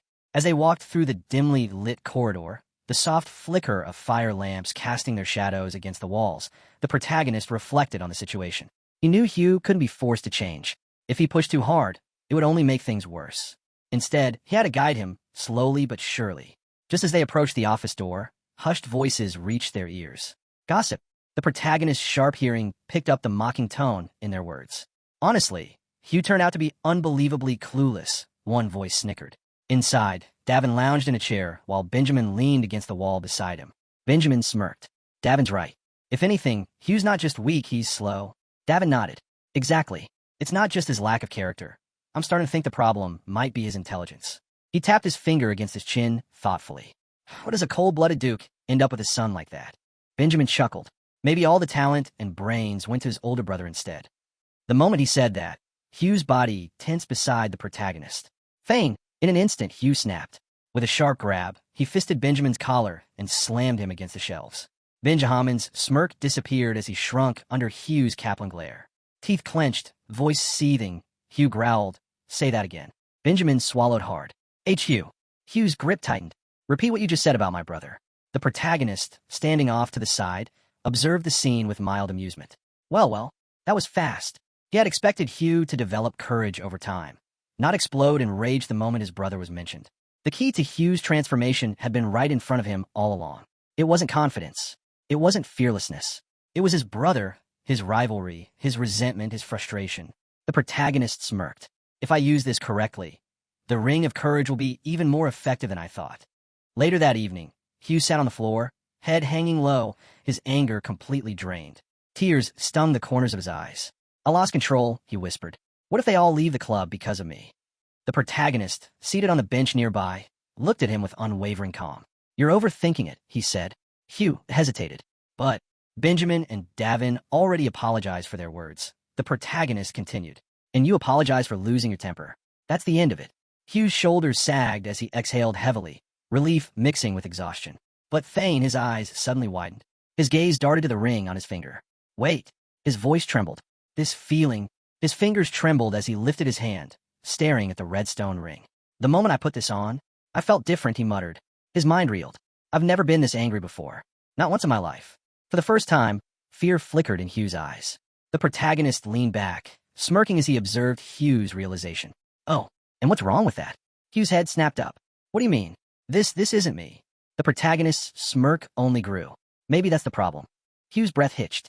The protagonist gestured toward the other club members, who all sat watching, still shaken by his outburst.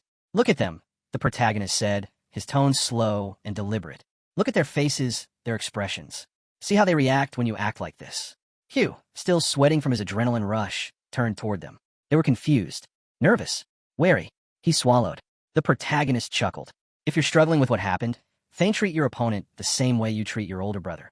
Hugh stood with his back to the protagonist, shoulders trembling slightly. After a moment of silence, he clenched his fists. His voice, though shaky, carried determination. "Maybe you're right." Thane, anger flared in his eyes once more. He straightened his posture. "I'll do my best," he declared, "because I'm a Carlson, and I'll live up to my last name." The protagonist's smirk turned into a genuine grin. "That's more like it." Back at the club, the protagonist sat at the head of the large table, his gaze sweeping over his gathered members. "Even though things got a little rough today," he said, voice steady, "let's leave the past where it belongs." He leaned forward slightly. "We're here for each other. That won't change." "Agreed." Sharple and Benjamin, visibly inspired, were the first to nod eagerly. "Yes, sir." The protagonist glanced at Barayan and Mita, who still seemed surprised by the sudden shift in energy. He smirked. "What about you two?"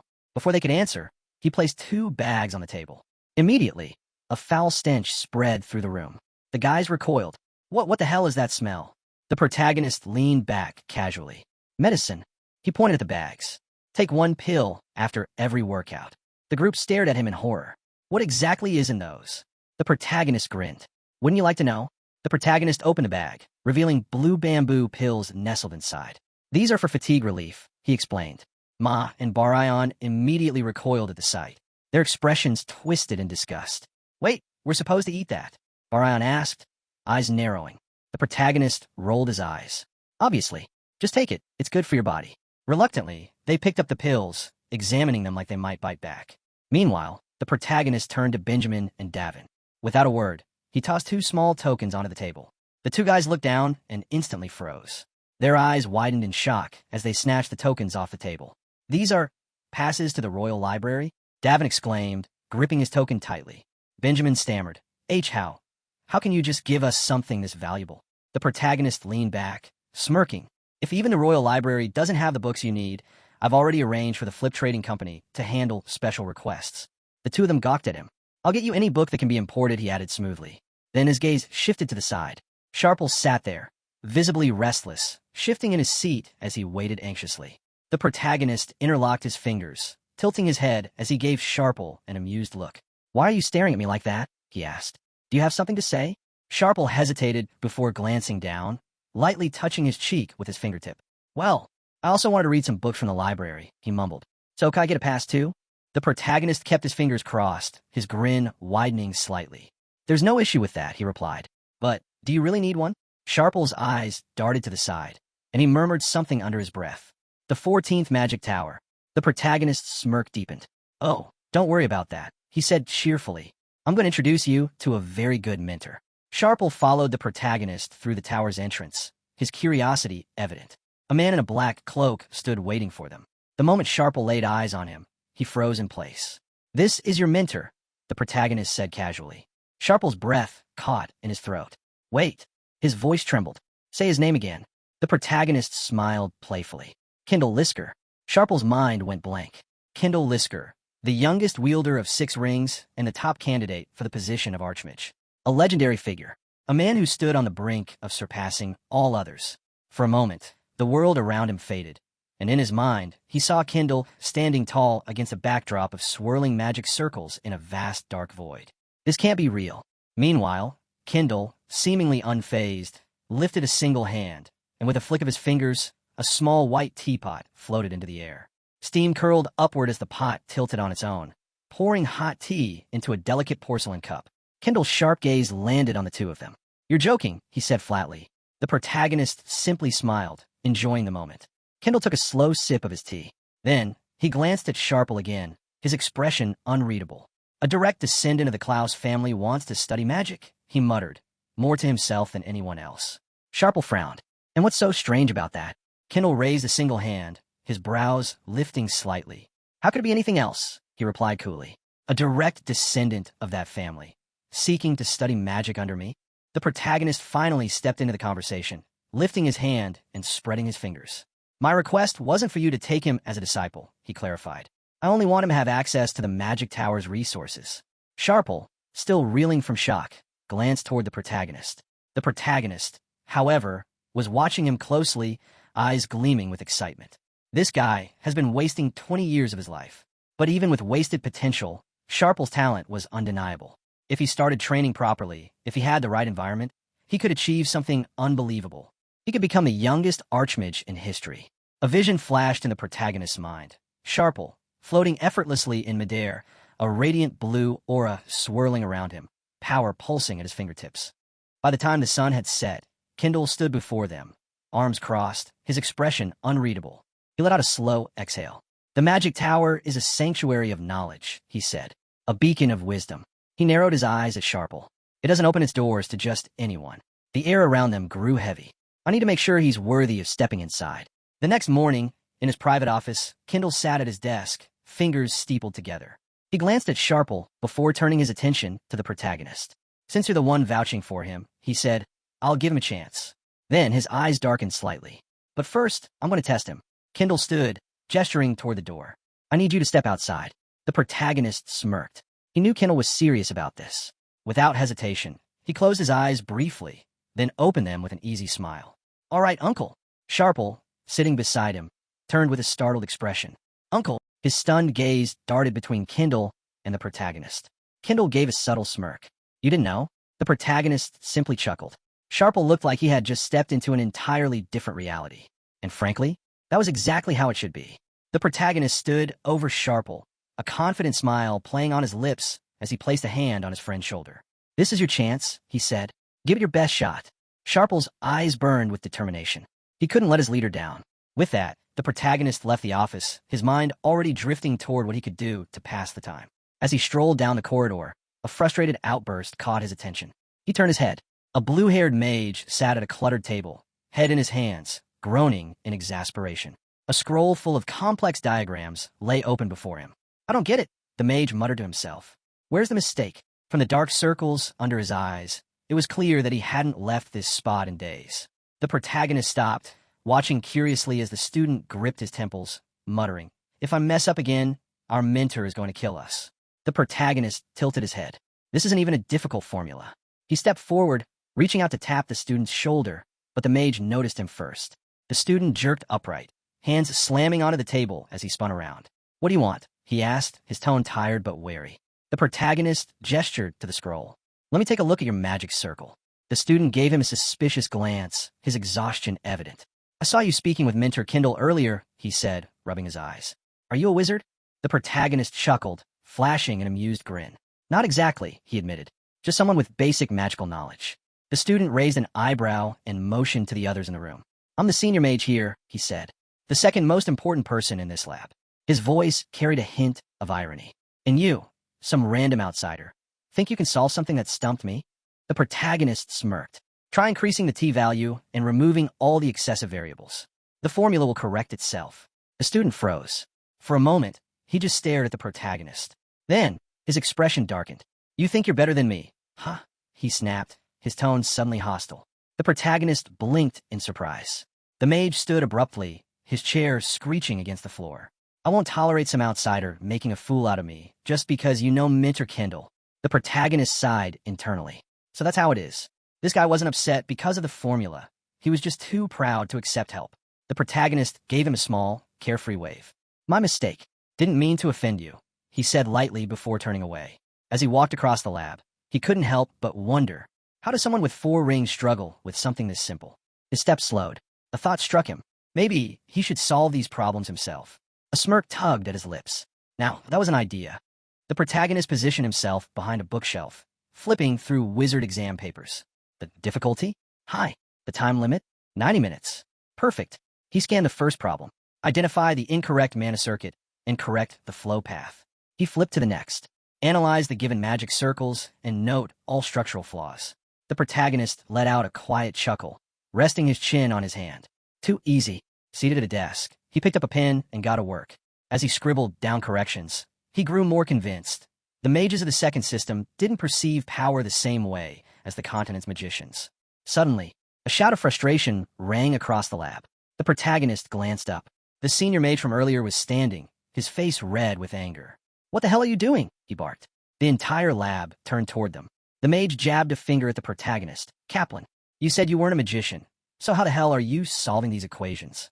At that moment, Kindle and Sharple emerged from the office. Both of them froze, eyebrows raising as they took in the scene. What's going on here? Kindle asked, his voice calm but firm. The senior mage, Raphael, gritted his teeth, fists clenching. This guy, Raphael seethed, pointing at the protagonist, has been running around acting like he's some genius, solving equations like it's a joke. Kindle frowned, and Raphael's eye twitched. And he's mocking us. He's enjoying humiliating me. Kindle sighed, rubbing his temples. He turned to the protagonist. Did you actually correct the magic formulas? The protagonist smirked. Of course. A beat of silence. Raphael's mouth snapped shut. He suddenly looked very, very unsure of himself. Kindle exhaled through his nose. Raphael, the senior mage, stiffened. Kindle's eyes darkened. If you don't even have the responsibility to check your own mistakes, maybe you don't belong in this lab. The room fell silent. Raphael's face flushed red, his fingers tightening into fists. That's going too far, he muttered. Then, louder. You're going too far, Mentor. The room held its breath. Kindle's expression remained cold. Raphael clenched his jaw. His voice broke off. For the first time, he realized how many people were watching. And worse, he realized he had nothing to say in his defense. The protagonist watched with mild amusement. This just got interesting. The breaking point. Raphael gritted his teeth, his breathing ragged as he tried to explain himself. Mentor, look at me. His voice shook with frustration. Kindle remained impassive, his gaze cold. I haven't been home in a week, Raphael continued, his eyes William. I haven't slept, eaten, or even washed properly because of this research. And now you. His voice cracked as he spread his arms wide, his appearance bordering on inhuman. Sunken eyes, disheveled robes, hands trembling from exhaustion. The protagonist stood off to the side, watching with raised eyebrows. Raphael let out a bitter laugh, shaking his head. If you push someone to their limit, then you better be ready to take responsibility for them. He slammed a fist against his chest.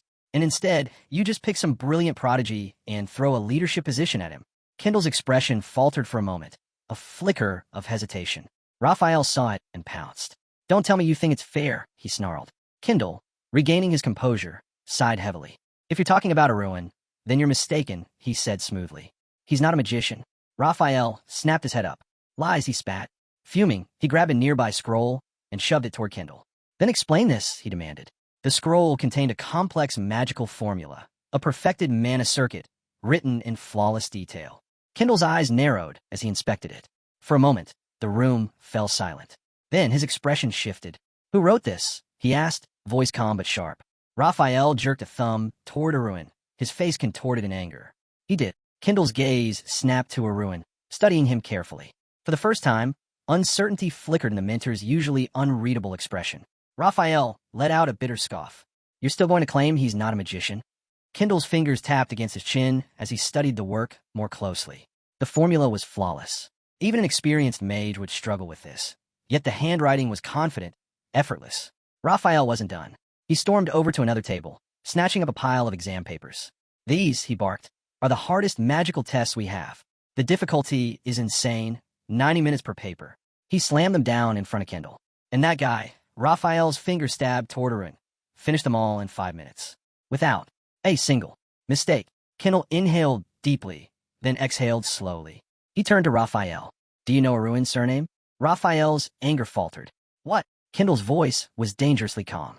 "The Steelguard clan," he said simply. Raphael stiffened. His mind raced as he tried to recall. And then it hit him. His eyes went wide in horror. The Steelheart bloodline. Images flashed in his mind. The head of the Steelguard family, sword in hand, a man whose very presence crushed lesser warriors. Raphael felt his stomach drop. He turned back toward Aruin in utter disbelief. Kendall's expression remained unreadable. "Well," he asked. Raphael stood paralyzed, his hands clenched into fists. He had no response. Kendall's gaze hardened. "Now tell me," he said coldly. "Do you still need more proof?" The weight of those words crushed Raphael. His shoulders slumped, his expression crumbling into despair. Lightning crackled around his fingers as frustration and shame boiled inside him. But he had nothing left to say. Kendall sighed, turning toward Aruin and Sharple. "My apologies for his behavior," he said smoothly. "Everyone here is overworked. The pressure is intense." Aruin simply shrugged, unfazed. He extended his hand toward Sharple. "Speaking of which," he said with amusement, "how'd your test go?" Sharple and Kendall exchanged glances. Then, at the same time, they smiled. With a flick of his wrist, Sharple pulled out a golden library pass. He held it up with a proud grin. "Guess I passed," he said lightly. The protagonist grinned back. "Well done." Meanwhile, across the city, night had fallen, but the lights of the academy still burned brightly. A sickening thud echoed through the dimly lit hall. A young man hit the floor hard, coughing blood. Above him, Thane stood, his fists still clenched. His expression was twisted in fury. "How dare you lose to a worthless brat like Barion?" he snarled. The beaten subordinate trembled, his gray hair damp with sweat. I didn't know he'd overcome his fear of swords," he stammered. Thane's eye twitched. He exhaled sharply, pressing his boot against the fallen boy's face, forcing him deeper into the cold floor. "It doesn't matter," Thane muttered. "Win or lose, we are Club 21. A deep scowl etched itself onto his face. He turned to the others. "We are winners," he stated. "This academy watches us, admires us. That is how it's always been. That is how it must remain." The room remained deathly silent. Then, Thane slowly raised a hand. A malicious glint flickered in his eyes. "We're going to crush this sore club." His voice was calm, but ice-cold. "And we're going to make it look effortless." He turned toward Jason, his expression dark. "Jason." Jason straightened immediately. "Yes.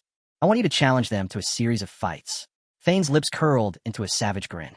"And make sure we get an unconditional victory." The city streets, midnight. Beneath the stone arches of a quiet bridge, Jason waited. His hands were in his pockets, his stance relaxed, but his eyes were sharp, calculating. The city never truly slept.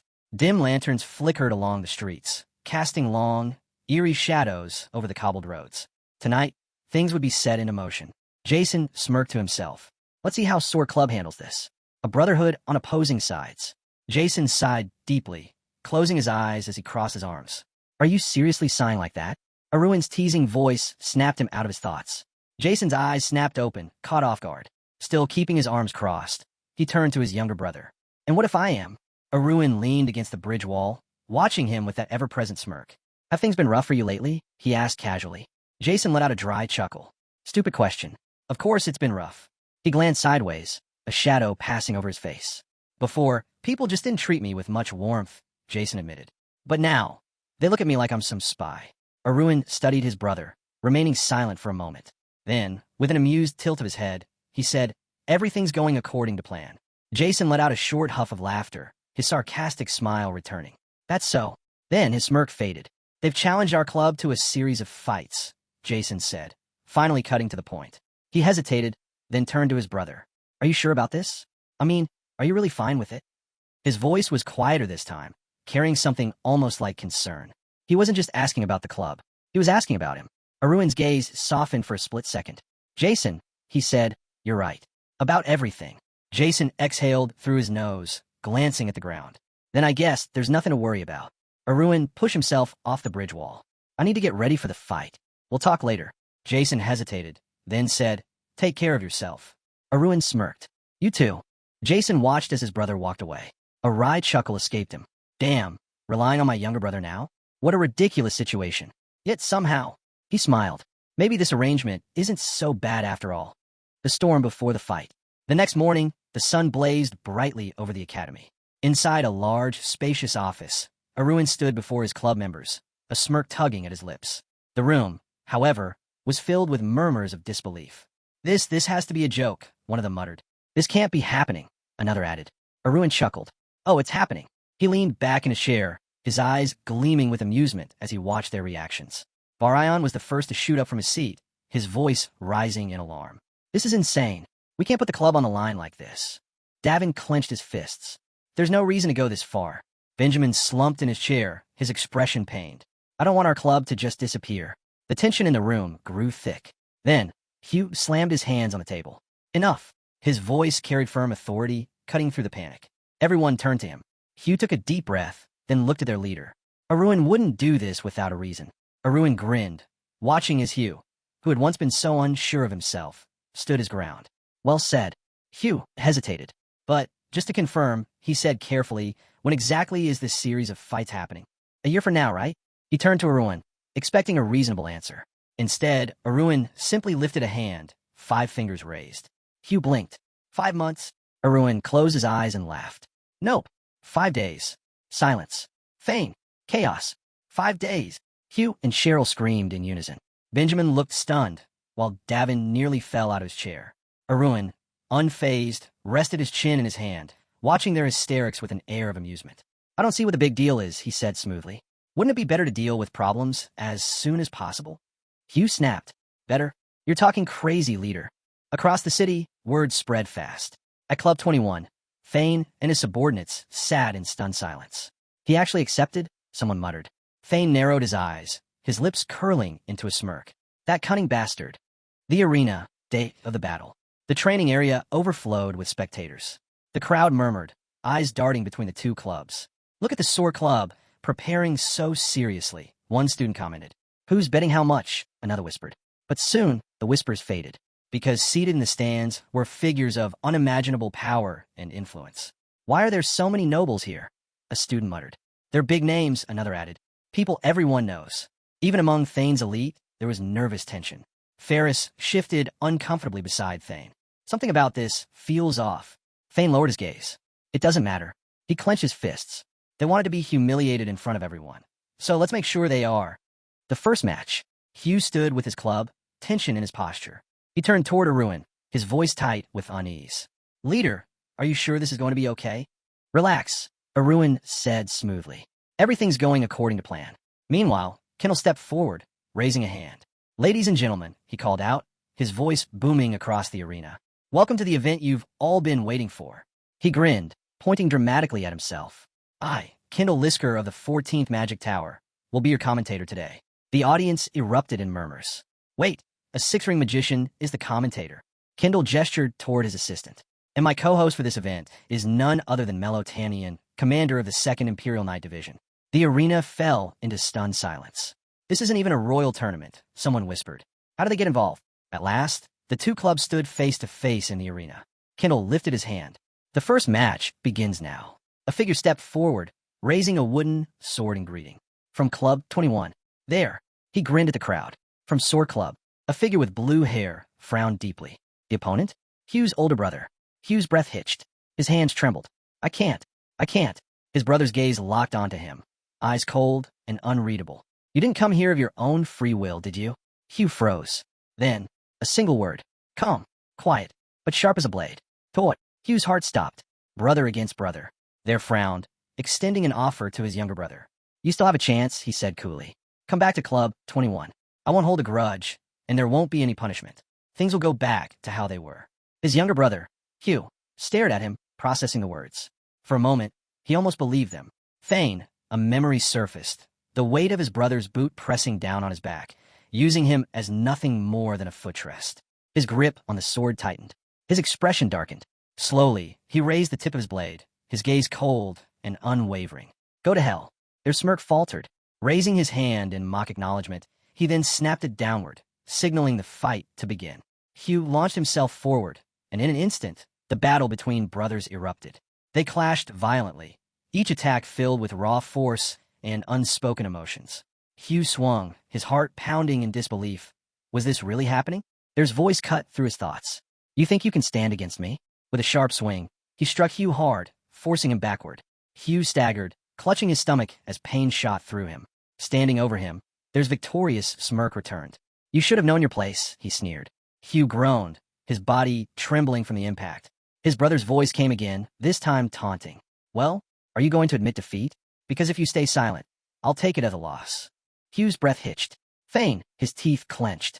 His eyes burned with determination. A sudden, Kaplan scream tore from his throat as he charged forward. There's eyes widened in surprise at his brother's sudden burst of energy. Thane! A fist connected with his face. The audience gasped. They stumbled backward, barely managing to keep his footing. The two stood opposite each other, eyes locked in silent challenge. Hugh wiped the blood from his knuckles, his breath ragged but victorious. Finally, he had landed a hit. There touched his nose, feeling the warm trickle of blood. His lips curled in fury. You think you're walking out of here on your own 2 feet, he growled. But before he could retaliate, Hugh raised his hand. I forfeit. The arena fell silent. The instructor stiffened. What? His expression froze in shock. You what? He repeated. But the instructor had no choice but to grant the request. Hugh turned away, leaving the arena with a satisfied smirk. There stood there, bleeding, humiliated, confused. A wave of realization crashed over him. He had been played. As he turned, his gaze fell upon the sore club's section, and at the front, a blonde-haired figure grinning smugly. His face twisted in rage. This was planned from the very beginning. Meanwhile, Hugh sat down next to Aruin, letting out a breath. Thanks for the opportunity, he murmured. Aruin simply smirked. There's no need to thank me, he said. You were the one who decided to break free. With a snap of his fingers, Aruin turned to the others. Next match. Let's go. The 4th match begins. As the next fighter stepped forward, the sunlight glared off the arena floor. Aruin slung his sword over his shoulder, gripping it with both hands as he strode into the ring. The instructor's hand dropped. The fight began. Immediately, the two combatants lunged at each other. The clash of metal rang through the air, the audience watching wide-eyed. This is insane, one of the commentators muttered. This feels like the first fight of the day, not the 4th.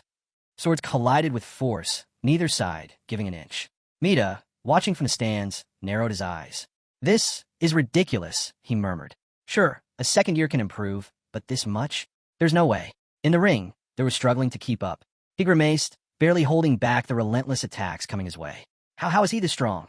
Meanwhile, Aruin kept pushing forward, refusing to let up. His opponent's stance wavered. And then, there slipped a golden opportunity. Aruin swung his sword with all his might. Crack! There was scent flying across the arena. The crowd gasped. Eyes wide with shock, they hit the ground, unable to move.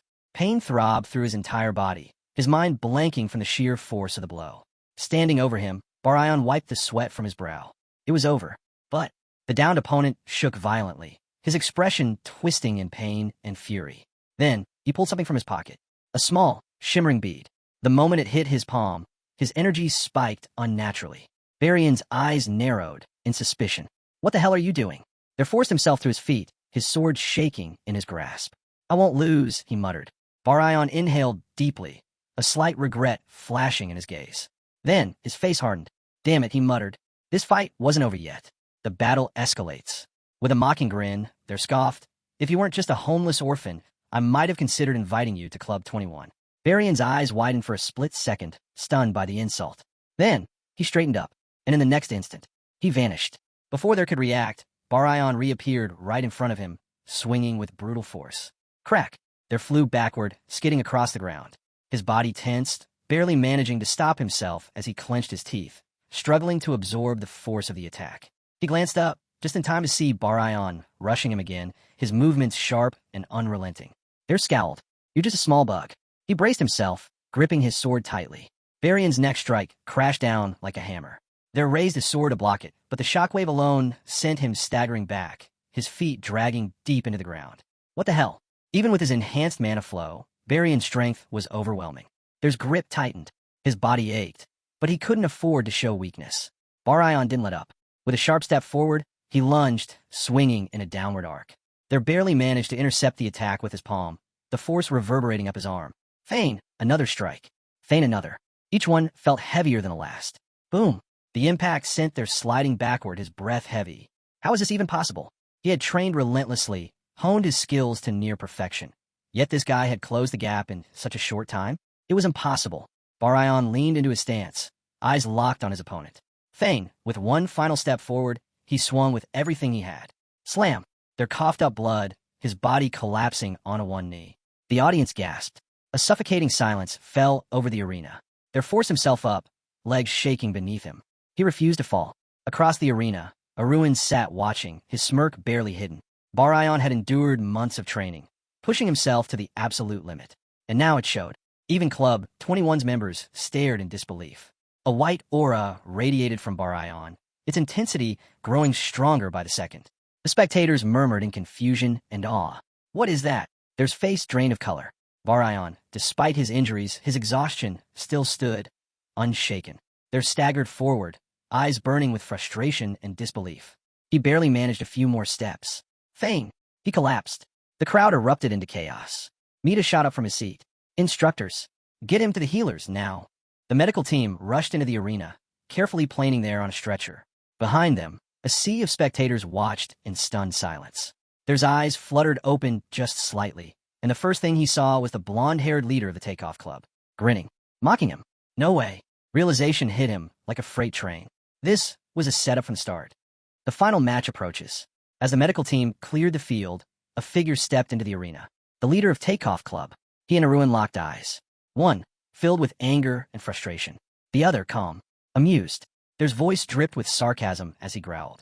So this was your plan, all along? Sending my younger brother in against me? Aruin simply shrugged.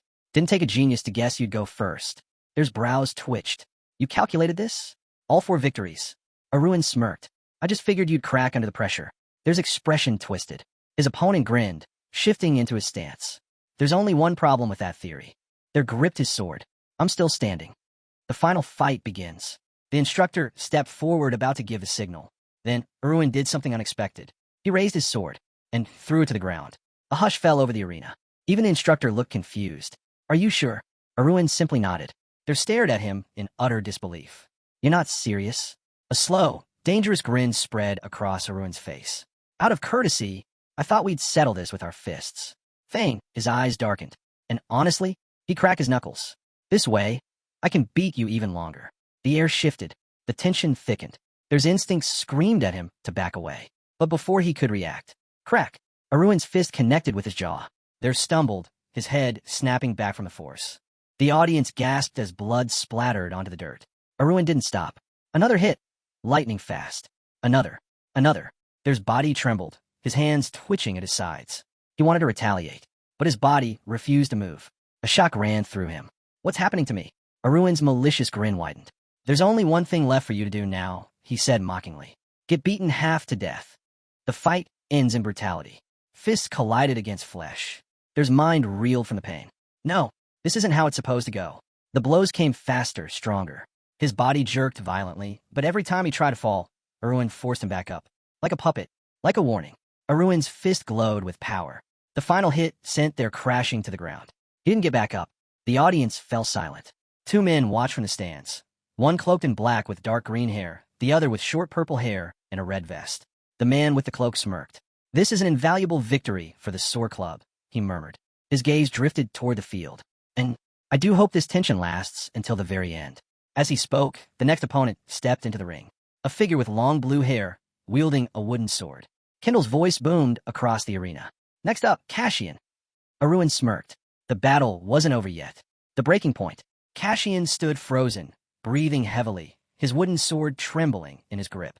He gritted his teeth, frustration written all over his face. I can't even get a centimeter closer, he muttered. Aruin watched him with amusement, tilting his head slightly. You've grown, he said, lowering his sword. This time, you actually felt the difference in power, didn't you?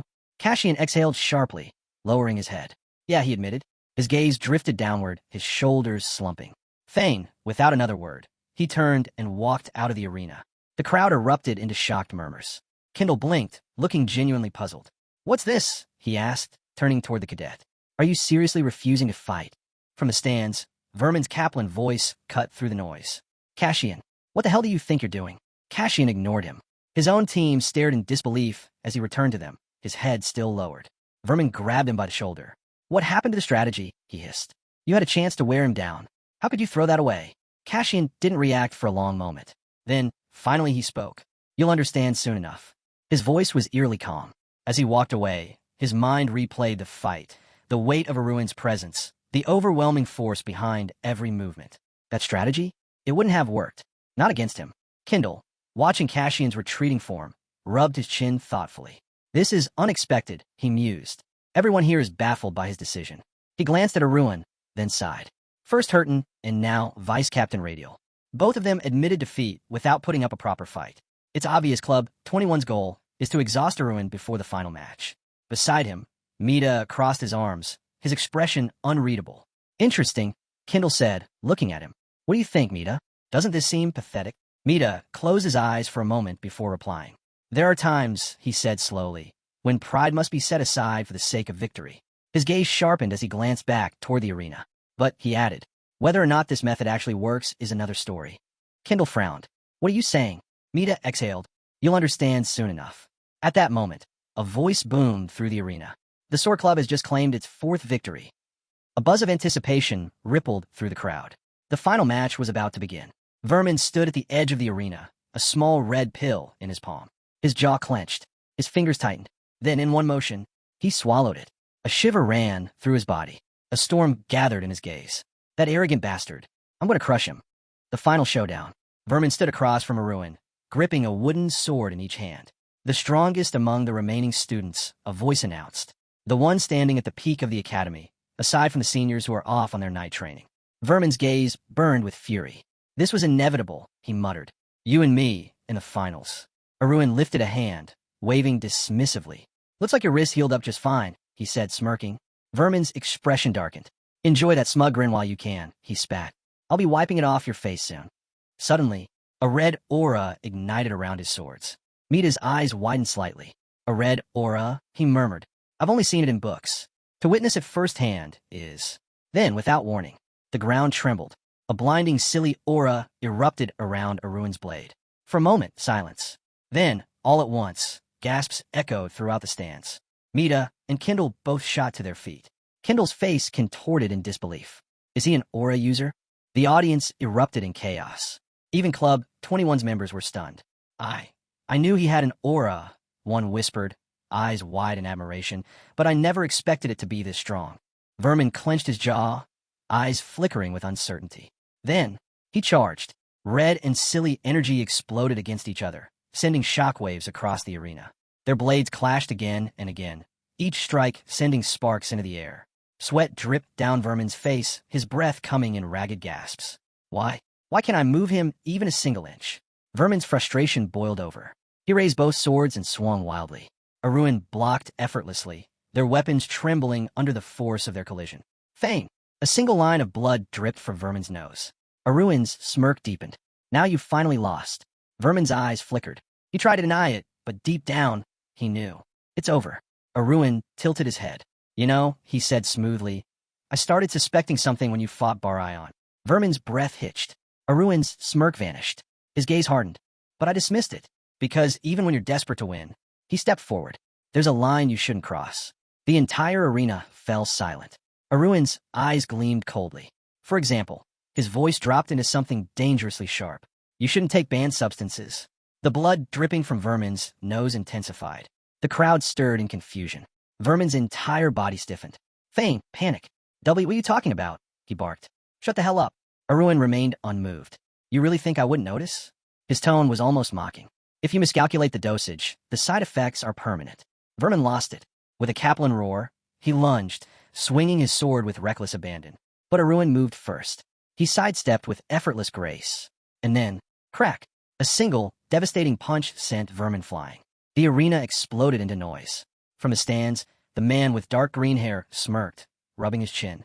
Now this, he murmured, is a match worth watching. Kendall turned toward him, suspicious. What exactly are you planning? The man only smiled, because on the battlefield, the fight was far from over. The final blow. Aruin's expression darkened, his displeasure clear. This fight is meaningless, he muttered. With a casual wave of his hand, Vermin was sent flying backward. Landing roughly, Vermin gritted his blood-stained teeth, struggling to steady himself. Above him, a silly streak cut through the air. Vermin's eyes widened in fear as Aruin descended from above, his blade glowing with blinding intensity. A cold, merciless voice followed. You need to learn to admit when you've lost. Then, boom, a violent explosion rocked the arena. A thick cloud of smoke engulfed the battlefield, swallowing both fighters whole. The spectators gasped, shielding their faces from the debris. Kendall cleared his throat, trying to regain composure, while Mita stood, unmoving, arms crossed, watching the arena with keen interest. Then, the dust began to settle. Kendall's jaw dropped. The crowd fell into stunned silence. There, lying motionless on the ground, was Vermin, eyes rolled back, blood streaking down his face. And standing above him, smoke curling around his form, was Aruin, his sword still radiating a silly aura. Kendall stuttered. I think we have our winner. The realization hit the crowd all at once. Then, thunderous cheers erupted. Fists punched the air, voices shouted in triumph. The nobles in the stands, dressed in their regal suits, grinned in approval, raising their glasses in celebration. Sir Club did it. They're unstoppable. On the battlefield, Aruin barely reacted, his eyes locked onto Vermin's unconscious form. The moment Kendall officially declared his victory, his club rushed forward. Barion threw an arm around him, his laughter ringing through the air. The entire Soar Club gathered, cheering, congratulating, celebrating. As they did, a solemn voice echoed across the arena. The Soar Club is now the official winner of the series of fights. The aftermath. Later, in a quiet room, Aruin stood in front of Vermin, who sat slumped on a bed, his injuries still fresh. Planing a hand over his chest, Aruin spoke. Club 21 is officially disbanded. Vermin's fingers curled into fists, but he remained silent. No member is allowed to join any other private organization within the Academy, Aruin continued. And any acts of retaliation against the Soar Club are strictly forbidden. His voice lowered slightly, his tone firm. As proof of my authority, I swear on my mana as a witness to uphold these conditions. A soft glow pulsed around him, sealing the oath. Vermin let out a bitter chuckle. Satisfied, Aruin smirked. Now that everything's settled, yes. His eyes glinted. There's no room for trust between us, after all. Vermin's expression hardened. You're a walking thorn in my side. Aruin turned to leave, his footsteps echoing against the floor. He paused at the doorway. As promised, I won't reveal your use of illegal drugs. Vermin scowled, but Aruin simply waved a hand in mock farewell. Let's just make sure we never cross paths again. With that, he was gone. An uninvited guest. As Aruin left the room, he felt a presence. His brows furrowed in confusion. Who? He hadn't invited anyone. A voice interrupted his thoughts. Well, it's been a long time. Aruin turned sharply. A man stood before him, arms crossed, smiling. Genitz. Genitz nodded, his smile never faltering. You look surprised. Aruin narrowed his eyes. I don't remember inviting you. Genitz simply laughed. That's because you didn't. He gestured toward the battle-worn arena. But when I heard there was going to be a match of the century, I couldn't exactly ignore it. Now, could I? Genitz's gaze shifted, landing on Barion beside Aruin. He let out an amused hum. The birth of not one, but two aura users. His expression turned serious. No, he corrected himself. This wasn't just a birth. It was an open demonstration. His sharp eyes locked onto Aruin's. This is a miracle, don't you think? A student who was just a fourth-class knight not long ago. He tilted his head. And now, suddenly, an aura user. The room grew tense. Aruin remained calm, watching as Genitz processed the situation. After a moment, Genitz smirked. But I suppose I shouldn't be too surprised. He reached into his coat and pulled out a small shield, its engraved emblem gleaming in the dim light. The breath of steel, he said, a method of mana concentration that works wonders. He raised a brow. As a first-class knight, you should know, aura isn't something you create. It's given. Genitz's gaze darkened with suspicion. So tell me, Aruin, what changed? Aruin smirked. Urgency. Genitz blinked. Urgency. A desperate desire to protect the people I care about. Aruin answered simply. Genitz folded his arms, eyes narrowing. A desperate desire, huh? He tapped his chin. I suppose the audience wouldn't have known, but your entire club survival was on the line for these fights. He exhaled. Even so, the word despair doesn't quite suit you. Aruin tilted his head. What? Janet's voice lowered slightly. You're too composed. For a moment, silence. Janet stared at him, as if searching for an answer. Then he scoffed. Were you hiding your abilities all this time? Aruin chuckled. That's even more ridiculous. Janet's thought back to when Aruin shook hands with the knight. His brows furrowed. That wasn't normal. To deceive someone of Sir Dirika's level, he muttered, you'd have to be at least a special rank. A pause. Janet's eyes widened. No. If he reached a special rank at this age, then he would have broken the record of the founding emperor himself. Aruin smirked. Guess what you're thinking? He lifted a hand, fingers flexing slightly. But I'm only class 2. Janet's exhaled, shaking his head. That doesn't change how suspicious all of this looks. He studied Aruin carefully. A 4th-class knight suddenly becoming an aura user. And you didn't invite me to the fights? Aruin lifted a brow. Come on, he said smoothly. Everyone knows how busy the prosecutor's nightly detachment is. He grinned. And you, Janet's, are its commander. He shrugged. I didn't want to bother you over something so trivial. Janet's expression didn't change. Then, he lifted a single finger. Even the way you phrase things sounds suspicious. Aruin simply laughed. At that moment, Kindle stormed into the room. There you are.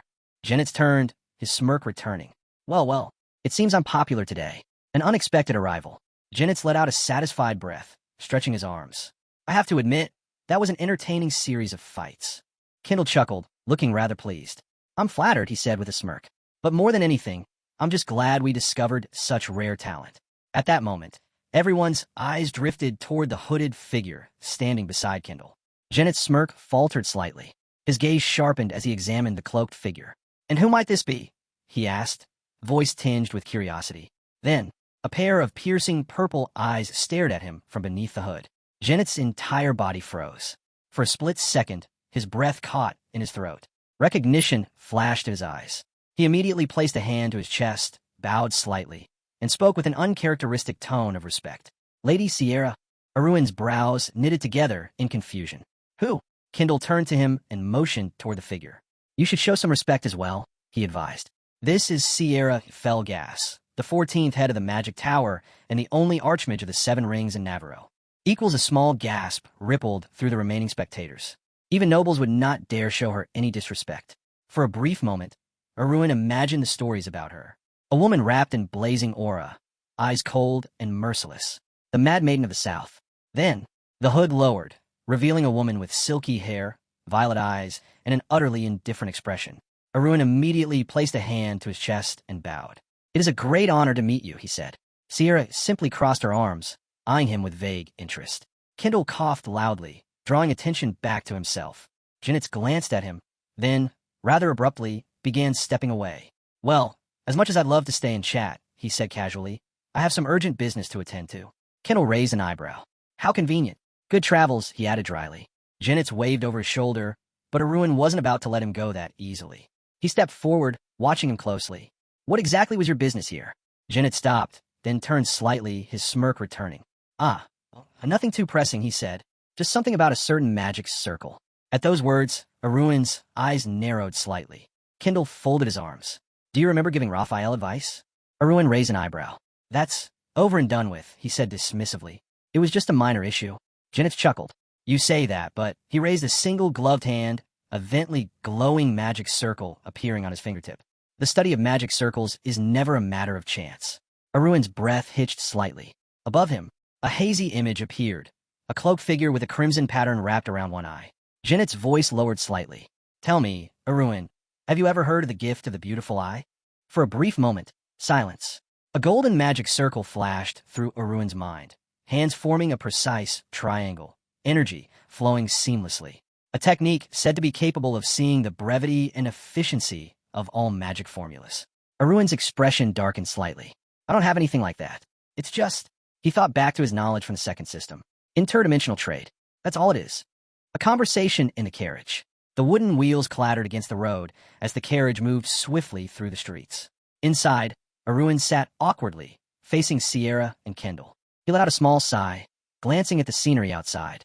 How'd I even end up in this carriage? He recalled their words. Let's continue this conversation somewhere quieter. And now here I am. His thoughts were interrupted when Sierra suddenly spoke. You look rather restless, she noted. Aruin glanced at her. What do you mean? Sierra raised a hand to her face, studying him with a sly smile. Whenever I reveal my identity, people always look at me the same way you're looking at me right now. Aruin felt a wave of relief. He quickly nodded. That's exactly what I was thinking. Inside, however, his curiosity deepened. She's over 50 years old, but she looks barely 30. Sierra chuckled, then raised a small, glowing magic circle before her. Her violet eyes gleamed with excitement. My heart hasn't fluttered like this in a long time, she admitted. Her fingers traced the runes, admiration clear in her gaze. This magic circle, it's so creative, so elegant. Then, with a mischievous smile, she reached into her cloak. She pulled out a small, red crystal. Let's test something, she said. If you can find the inefficient section in this spell, you can have this. She held up the crystal. Aruin's gaze remained indifferent. I already know what that is. Sierra raised an eyebrow. Do you? Aruin simply nodded. It's literally a product from my store. Of course, I know what it is. Sierra studied him. That's all. He paused. Then, deciding to amuse her, he added, well, it has a nice color. Sierra let out a soft laugh. Strange. Her fingers twirled the crystal between them.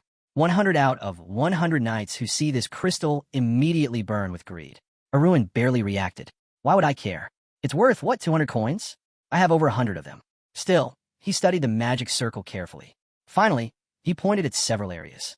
There, Kendall's eyes widened. Amazing. His tone held genuine shock. I only found one inaccuracy. You found 4. Sierra's expression remained unreadable. Then, she spoke calmly. There are no 4 inaccuracies. A beat of silence. Kendall blinked. What do you mean? Sierra's expression hardened slightly. There are not 4 mistakes. Her slender finger tapped against the circle. This part, though it reduces efficiency, is crucial for activation. Aruin's eyes narrowed slightly. Kendall missed it. But I did too. Sierra's violet gaze bore into him. You may have talent, but you still have much to learn. She leaned back, arms crossed. Shall we continue? A battle of wits. Aruin remained calm, expression unreadable. Even if that section serves a purpose, he said smoothly, its inefficiency remains unchanged. If something can be improved, there's no point in leaving it the way it is. Sierra raised her hand, and a glowing pencil appeared between her fingers. Then correct it, she said, her violet eyes gleaming with anticipation. Taking the pencil, Aruin studied the circle carefully, making subtle adjustments where necessary. Continental magic theory is so outdated, he mused. And yet, there are still 7 archmages? He handed the pencil back, his expression composed. This should work better.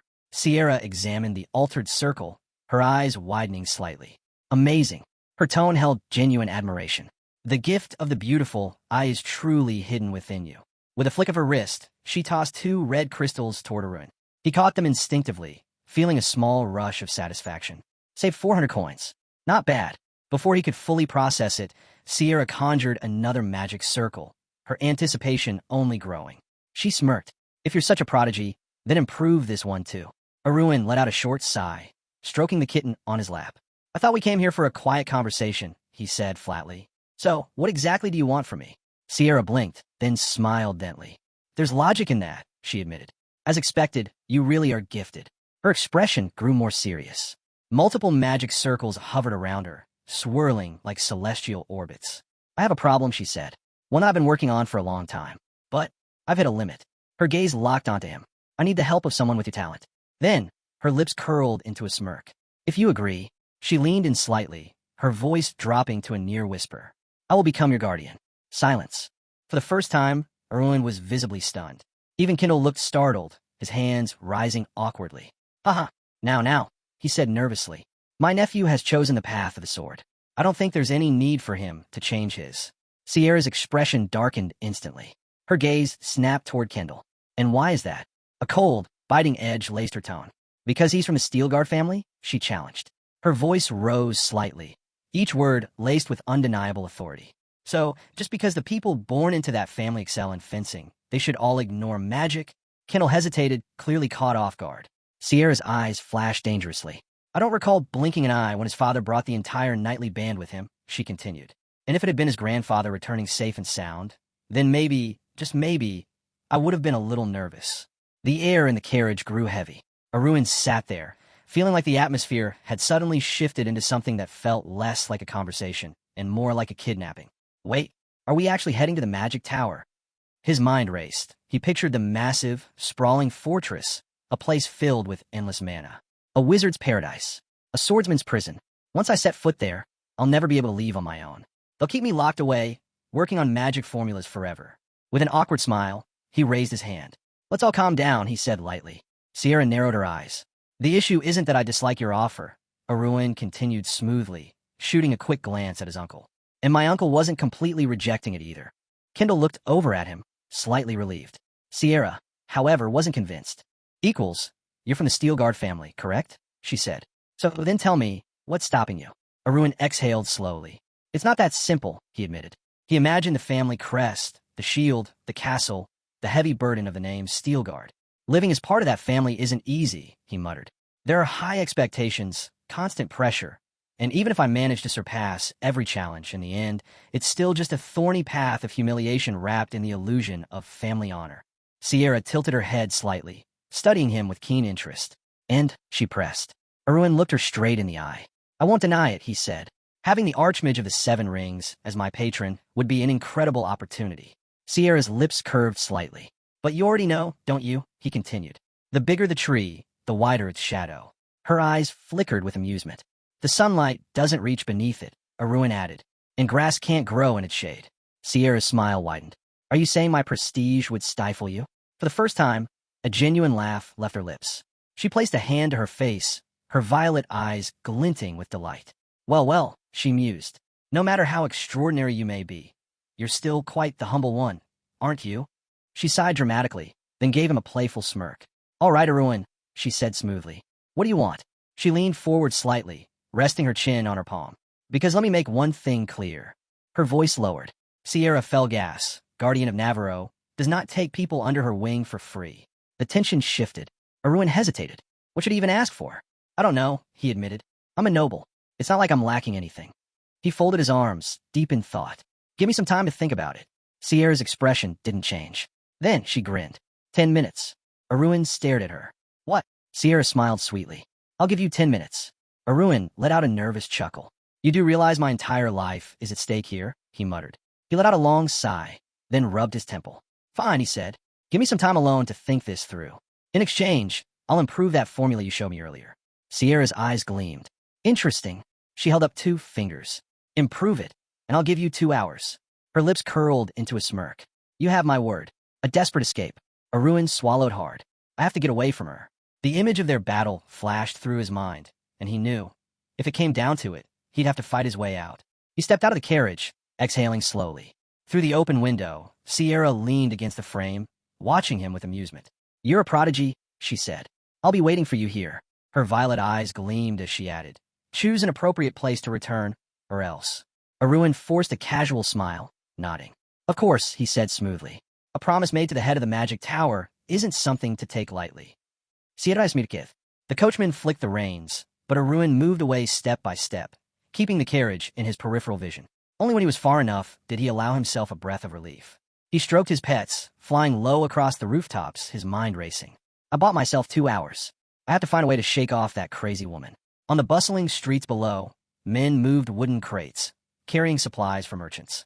With a grin, Aruin perched on a windowsill, waving down at Marcus. The man's eyes widened in shock. What the? Why are you here? Shouldn't you be?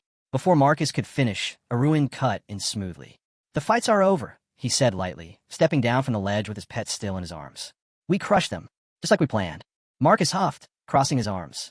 You're exaggerating. Aruin smirked. Don't be so modest. You did well.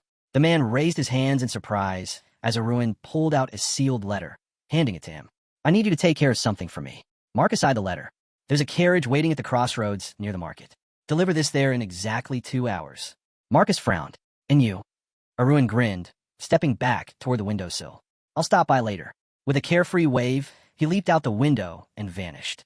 The sun hugged brightly over the 2-story building where Aruin now sat. Before him, a dream Mac rested on the table. With a sly smile, Aruin leaned back, his fingers drumming against the armrest. I found her weak point. Now all I have to do is make a deal that completely shifts the situation in my favor.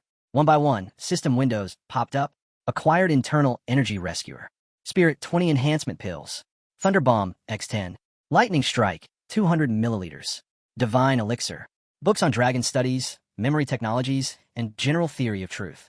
He sat on the sofa, studying the system alerts while mentally forming his next move. The challenge is set. The Terroros William Hillen S. stretched under the golden rays of the setting sun. Breathing heavily, Aruin wiped sweat from his chin. Barely made it in time. The carriage still stood where he had left it. Inside, Sierra sat fuming, her hand trembling as she gripped the letter. Her violet eyes scanned the words again, her anger bubbling with every sentence. No matter how much I consider it, the path of magic is not for me. My grandfather reached the mythical rank, missing only the legendary. I thought I made it clear which path I intend to take. Sierra's grip tightened. Then, she read the next lines. No matter how powerful an archmage is, they only truly matter within the magic tower. If you disagree, then prove me wrong. I'll be waiting in the William Hillen S beyond the capital. But if you're not confident in your abilities, then feel free to return to your tower. A vein twitched in Sierra's forehead. Her aura flared violently. Her eyes narrowed sharply as she reached the final line. Oh, and since you apparently can't look over 30, maybe we should just switch to informal speech? After all, if the age gap is so small, being too polite feels a bit unnecessary. Crack! The letter crumpled in her trembling fists. That yellow-haired brat. A purple light exploded from the carriage. In an instant, she was gone. The William Hillen S. A duel begins. High above the rugged mountains, Sierra hovered in the air, scanning the area. Where are you hiding? Her Kaplan voice echoed over the Hillen S. Come out now while I'm still being nice.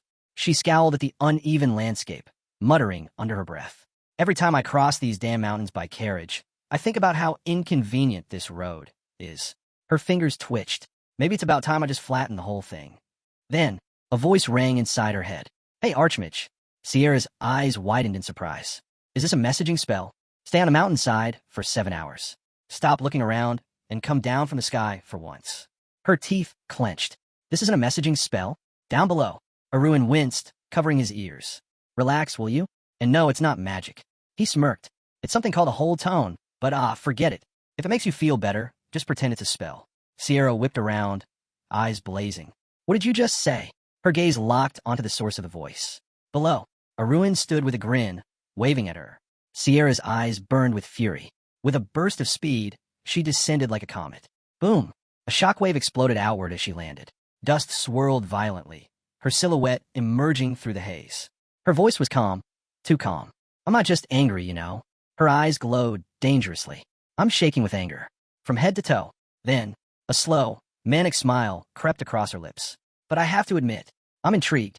She studied him, curiosity flickering in her violet gaze. What exactly do you believe in to have gone this insane? Aruin raised his hands in mock surrender. I have no idea. Then, his expression sharpened. Without warning, he drew his sword. Sierra's brows lifted slightly. Oh, Aruin exhaled slowly, the sword humming with power in his grip. Maybe I'll figure it out. His eyes flashed. After a little testing, Sierra's smile widened. She raised both hands, mana crackling around her. How fun. Then, the battle began. A clash of power, the unstoppable force versus the unshaken will. Sierra's breath hitched. Her mana flow was unstable. She looked down in disbelief. The energy between her hands was chaotic, refusing to circulate properly. What the hell is happening? Across from her, Aruin's gaze sharpened. Now's my chance. Heavenly Sword, initial stage, Soul Chain. A blinding arc of lightning surged from his blade, tearing through the air. Boom! The impact sent shockwaves rippling outward, shearing through the treetops behind Sierra in a clean, fiery line. The severed trees burst into flames. Smoke billowed into the sky. Sierra's violet eyes widened as she snapped her hands up, a purple barrier forming just in time. The force of the strike reverberated against the shield, cracks forming along its surface. Aruin landed lightly, watching her reaction with a nervous smile. Not bad. Even with all my preparations, she still managed to complete a defensive spell at the last second. Sierra's hands trembled slightly as she lowered them. Her anger was palpable. Through clenched teeth, she seethed. You just did something even your father couldn't. Crack! Her barrier shattered.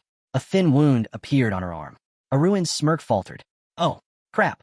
Sierra bent forward slightly, her eyes glowing. Lightning crackled from her fingertips. Her lips curled into a snarl. I'll erase you. Whoosh. A storm of fireballs ignited the air, swirling in a vortex of searing destruction. More and more burning spheres materialized, forming a massive storm of flames. From above, Sierra loomed over the inferno, hands raised. Not only did you think you could play with me, but you actually dared to injure me. Her voice thundered over the roaring flames. Unforgivable. With a sweeping motion, she carved a glowing magic circle into the air. A firestorm erupted. In the blink of an eye, the entire landscape was engulfed in crimson flames. A burning wasteland. Aruin moved swiftly, weaving through the raging inferno, his mind racing. This is insane. Glancing at the scroll in his hand, he exhaled in relief. Good thing I have this. Otherwise, I'd be... A flaming column crashed down beside him. The heat was unbearable. He vaulted behind the treetops, pressing himself against the blackened bark, eyes narrowing as he glanced up. Sierra hovered high above, her presence absolute. She's got the aerial advantage. I need to do something about that first. Looking up, he muttered to himself. Looks like this fight is heading skyward. The sky's battlefield, a game of strategy. A familiar system window flickered before him. His inventory, capacity 2, 763/8000. The room was stocked with steel gates, specialized storage compartments, and precise climate control systems. Aruin extended his hand, scanning his arsenal. Above, Sierra hovered, her sharp eyes scanning the burning forest. Come out, you little rat. Her voice rang through the sky. Then, she froze. Something was moving toward her. Fast. Her pupils shrank. 2 system warnings blinked in front of her. Warning: unknown flying object approaching at high speed. Supermassive energy detected. Sierra's breath caught. If it were just a simple flight spell, she wouldn't have reacted. But this was different. Clang. She turned, just in time to see him. Floating midair, clad in metallic armor, his entire body encased in a high-tech, battle-grade suit. Her brows furrowed. What the hell are you doing? She asked, voice laced with suspicion. And what is that armor? Aruin stopped just short of her, arms crossed, a satisfied smirk playing on his lips. Oh, he tilted his head. Even the archmage is surprised. Then, he lifted his hand and flipped her off. Sierra's eye twitched. A slow, eerie giggle escaped her lips. Then, her manic grin returned. So that's your answer?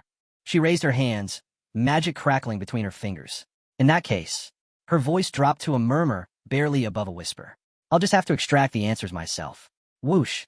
A network of lightning expanded from her fingertips. Sierra floated opposite Aruin, holding the glowing web of destruction, ready to lash out. But then, the magic fizzled out.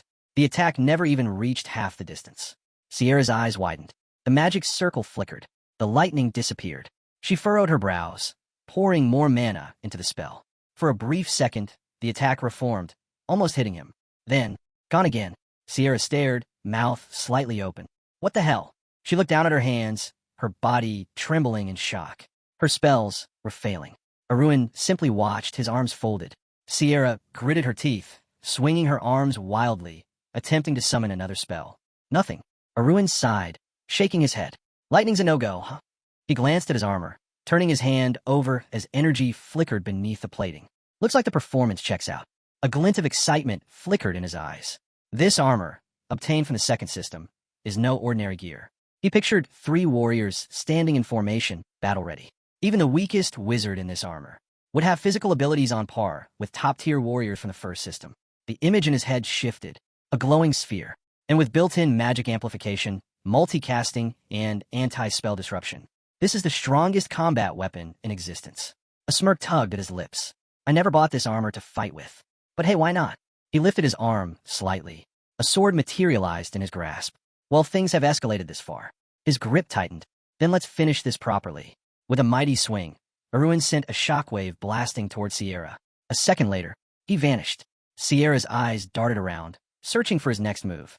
Slash! A gleam of silly streaked through the sky. She gritted her teeth, barrier up, mind racing. This isn't magic. This is something else entirely. But then, cracks formed her shield. Sierra bit her lip, forcing more mana into it. Her violet eyes narrowed in deadly focus. This, she muttered, is a curse. A mage's conviction, and a warrior's defiance. Sierra couldn't understand how things had come to this. She remembered Kendall, seated across from her, smiling knowingly as he raised a hand. I found him, he had said, the owner of the gift of the beautiful eye. At the time, her heart had pounded with excitement. She had imagined the young man, standing behind sheets of magical formulas, his silhouette cast against the backdrop of a coat of arms. Yes, he was from the Steel Guard family, but his rare ability, his potential, was undeniable. And more than anything, she had thought, finally, someone who can help me complete what I alone cannot. Sierra crossed her arms tightly, her voice dropping to a whisper. Why? Then, her gaze snapped to him, her voice rising with fury. Why are you doing this to me? The image of the magic tower, encircled by a glowing blue magic circle, burned in her mind. I only wanted to complete the spell, she shouted. Is that so wrong? Aruin remained silent, gripping his blade as air currents spiraled around it. Sierra's breath hitched. Do we really have to fight to the death? For the first time, she sounded uncertain. Aruin finally spoke, his voice low and unwavering. You still don't understand what you did wrong, do you? Sierra blinked in confusion. What are you talking about? He lifted his hand, pointing at himself. This, he said, my gift of the beautiful eye. His eyes burned into hers, a mix of anger and defiance. Why? He asked coldly. Should I complete your magic spells? Your desire isn't my concern. Sierra stiffened. She lowered her hands slightly, voice almost hesitant. You're fighting me over something so trivial? Then, her expression darkened. If you had any objections, you could have just said so in the carriage. Aruin let out a short, sharp laugh, throwing up his hands. Oh, really? His voice dripped with sarcasm. And if I had said something, would you have listened? His smile vanished, replaced by cold fury. If I had refused, would you have just let me walk away? Sierra's throat tightened. Before she could reply, boom! A jet exploded from Aruin's boots, sending him rocketing toward her at blinding speed. His sword flashed in a deadly arc. Sierra's barrier snapped up instinctively, her hands trembling. No, this isn't. She clenched her teeth, denying the reality before her. I'm Sierra Felgas, the seventh archmage of this great continent, an invincible legend. And yet, I was losing. A golden aura surged around her, her mind racing. No, this situation was unacceptable. If I have to go this far, then I will. High above, Aruin halted midair, staring at her with growing unease. The light around her. Something's off. Sierra lowered her head, her body trembling as she whispered, maybe I'm allowed to do this. Aruin's brows furrowed. What? Before he could finish, his armor malfunctioned. His hand twitched. The energy readings flickered erratically. What's happening? Then, a massive energy sphere shot toward him. Aruin's stomach dropped. His dispel wasn't working. A free fall into the inferno. The streets of Terraros were bathed in golden light, the sun setting over the rooftops. A young woman sat at a wooden table, scribbling figures onto parchment. All sold out last week, she muttered, tapping the pen against her chin. Only 20 left in stock. She flipped through her records. Her mind drifted to Marcus. He had given her sorry before leaving. Her expression tightened with worry. Is everything okay? She whispered. She glanced over her shoulder, calling softly. Sorry. Silence. Her heart pounded. She turned fully. The pillow on the floor was empty. Sorry. The forest beyond the capital was a sea of flames. Above it, a lone figure plummeted from the sky. The fall of a warrior. Aruin screamed, his eyes wide in terror. His systems were dead. His display had stopped functioning. A wave of heat slammed into him from below as he fell toward the blazing forest. The magic of the 7 rings. She used it. This wasn't supposed to happen. The dream machine had confirmed that she had been defeated before. Then why? Why didn't she use it when she fought the head of the 5th magic tower? Sweat dripped down his face, mixing with the blood on his cheek. No, this isn't right. The 14th archmage had no restrictions. Then why? Why hadn't she gone beyond the magic of the 6 rings until now? Below, the forest raged in a massive inferno. Aruin's stomach twisted. If I hit the ground, I'm dead. A shadow moved in the distance. Then, a pair of glowing red eyes locked onto him. Something was coming, and fast. The guy hesitated, squeezing his eyes shut, unsure of what was about to happen. Instead of the long fall he expected, he suddenly landed on something red. A strong grip caught the back of his head, leaving him momentarily stunned. He should have been in free fall for a while longer. So what just happened? His eyes snapped open in shock. Before him stood a massive creature, its presence exuding raw power. The beast looked pleased with itself, as if relieved it had arrived in time. Confused, the blonde turned his head, searching for the source of the voice addressing him. A familiar greeting made him freeze. Bowing his head, he finally realized the one who had saved him was a snake. But not just any snake. This red-scaled creature, spitting fire, was enormous. Its body was covered in blood-colored scales, flickering with flames. The sight alone was enough to leave him speechless. Then it clicked. This wasn't just any creature. He knew this beast. Sitting atop the fiery serpent's head, the blonde stared at it in disbelief. Wait, is that... he muttered, still processing what he was seeing. The flames around the creature died down, and as it smiled, recognition struck him like lightning. His eyes widened. You're that cat. Aruin waved his hand in bewilderment. How could things have turned out like this? You've transformed into a gigantic, fire-breathing monster, and you can talk now? The creature studied him for a moment before shrugging. I don't get it either, it admitted. I just want to sleep, and when I woke up, this happened. Images flashed in Aruin's mind. His pet cat, curled up comfortably on a blue pillow, napping without a care. Who would have thought that laziness would lead to this kind of awakening? He reached out, running a hand over the massive serpent scales. Well, you sure got big, he teased. But before he could say anything else, the beast suddenly surged forward, making Aruin lose his balance and fall backward. Hey, at least warn me first. Sitting firmly atop the creature's head, he focused on the situation at hand. There was no time to waste. All right, let's move. We can't just sit here talking. Commanding the serpent, Aruin maneuvered skillfully, dodging an incoming strike. His sharp instincts kicked in as he realized they would have been in serious trouble if not for the protective barrier. He shot a glance at the flames surrounding his hands. Weird. Why don't I feel any heat? His companion chuckled. Because you're my master. The flames won't burn you. Aruin exhaled, watching as the creature stretched, its massive form filling the entire forest.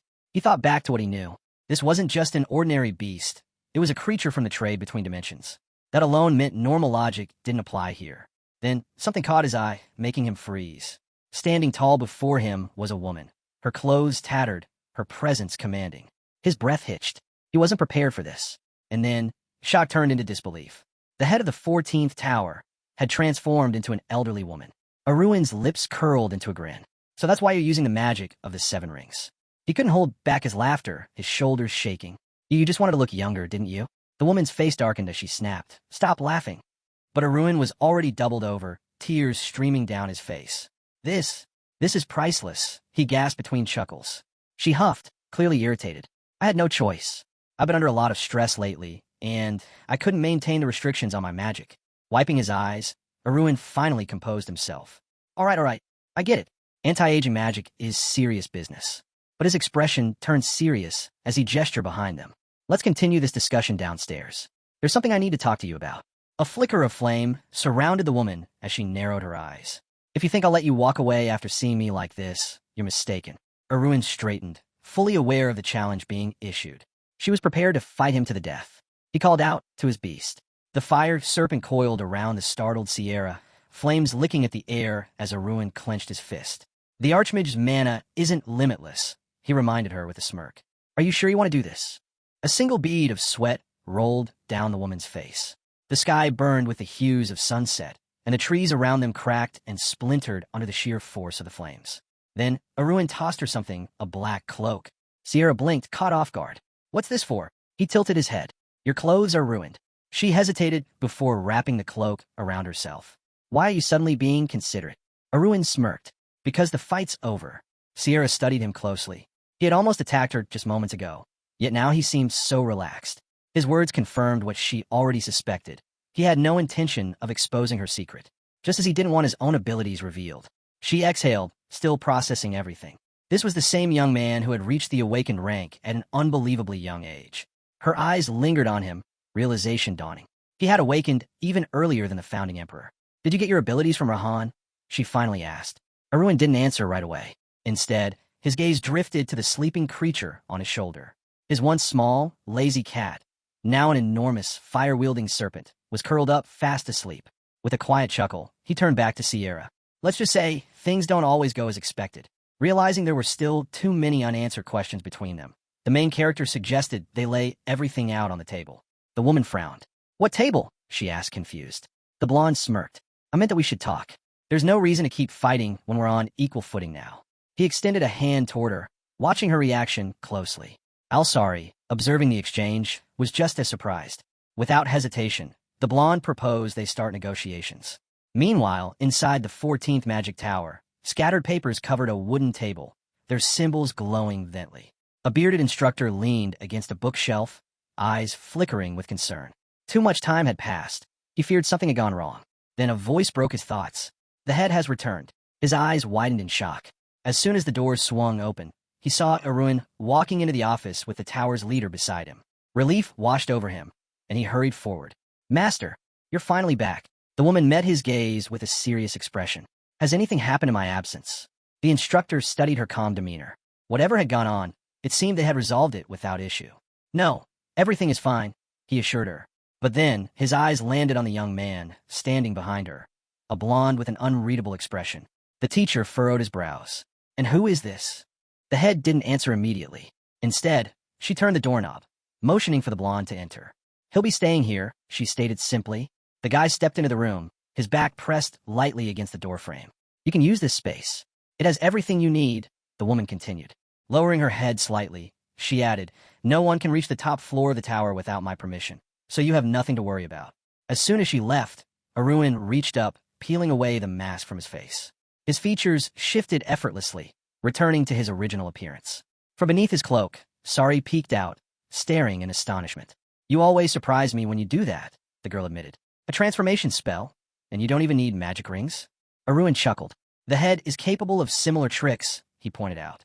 Raising a finger with a playful smirk, he added, but to master it completely, you need at least 10 years of training, and more than just mana. The girl huffed. Forget it. The room was dimly lit, torches flickering with a bright flame. The woman turned toward the door. You can train here as much as you like, she said before leaving him alone. Aruin watched her go, a sly smile tugging at his lips.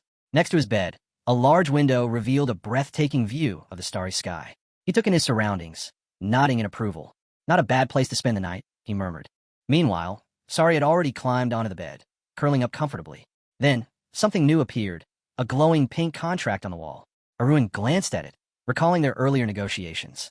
In exchange for helping Sierra with her research on reverse-aging magic, she had signed a deal with him. The agreement ensured a steady supply of magical items between the Magic Tower and his trading company. Looking at the towering structure of the 14th Magic Tower, Aruin reflected on the challenges he had faced in other places, the Steel Guard Castle, the Academy. There, he had to constantly hide. But now, he finally had a place where he could focus entirely on interdimensional trade. His eyes glowed with a deep blue flame. A system prompt appeared before him. Access granted, second system unlocked. Wasting no time, Aruin delved into his work, navigating the system diligently. He remembered why he had chosen closed training, to prepare for the final revenge tied to his past life. A name surfaced in his mind, a man in a green cloak. As Sari drifted into sleep, Aruin's thoughts shifted. He had grown close to someone with access to rare magic armor. Now that their business relationship was stable, Aruin had one goal in mind. His inventory had already reached level 6, expanding to a capacity of 8,000 units. He scrolled through the profile data, his mind calculating his next moves. I have to reach the bottom, no matter what it takes. Days later, a system message appeared. Transaction complete. Aruin checked his balance. Another 10,000 gold earned from daily sales. The sheer amount of wealth at his disposal made him pause for a moment. In both the Zero and Fur systems, he had already built a solid reputation, ensuring a stable flow of transactions. But here, in the second system, he was still new, and he had only just begun. Starting from scratch wasn't easy, but one of his newly acquired statuses was proving to be incredibly useful. Holding his chin in thought, the main character assessed his progress. He was still far from reaching Shylock's level of financial mastery.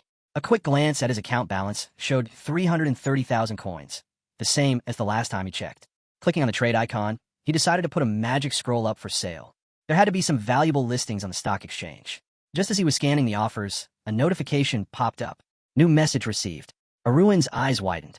Someone was requesting a direct deal. A drop of sweat ran down his face as another system window appeared before him.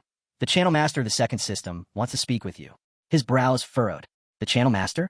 Inspecting the sender's profile, he wondered if this person was truly in charge of the channel. Why contact me? I haven't caused any trouble here. Just then, Sari crept closer, calling for his master. Give me a second, Aruin muttered, still fixated on the system message. He needed to figure this out. So, why reach out to me so suddenly? Meanwhile, on the other side of the screen, Sam scowled at the scattered documents around him, irritation flickering in his eyes. This brat has no manners, he grumbled. Aruin had ignored countless messages, yet he immediately responded to the channel master. Unbelievable. His annoyance peaked as a response finally appeared on his screen. Without wasting a second, he sent back a Kaplan reply. Aruin's face darkened. Why is this guy shouting at me? What are you even talking about? He typed back, confused. This is the first time I've received a message from you. Sam scoffed, sticking a finger in his ear. Yeah? What about the time you saw a message from the channel master and completely ignored mine? Aruin blinked. Oh. Grabbing his chin, he suddenly realized SAEAM had to introduce himself as the channel master just to get a response from him. Flashes of memory resurfaced. He had received messages warning him to keep a low profile before the battle with Sierra. At the time, he'd been too busy to pay much attention. Awkwardly rubbing the back of his neck, Aruin sighed. So those messages were from the channel master? He quickly apologized. I didn't realize. I'm still adjusting to the second system. Then, another notification caught his eye. User Mu Hioja has been removed from their position. Aruin froze. Wait, what? A flood of thoughts rushed through his mind. He knew Mu Hioja, the former channel master of the first system. Outwardly, the guy acted like a fair and upright figure, someone who ran the channel by the book. But in reality, Aruin had seen through him long ago. Mu Hioja was a greedy businessman. The guy had built his fortune by taking bribes from merchants in exchange for special privileges. Aruin himself had once benefited from that corrupt system, back when Mu Hioja mistakenly thought he was an auditor. Now, though, the consequences had finally caught up. If you leave too many loose ends behind, someone is bound to pull on one. That's exactly what happened. Mu Hioja's downfall had been inevitable. Still, why was this suddenly his problem? Aruin couldn't understand why SAEAM was making such a fuss over it. Meanwhile, Sukyan slammed his fists on the table. His frustration was boiling over. The channel master of the first system told me everything. Aruin exhaled sharply. Great. Here we go.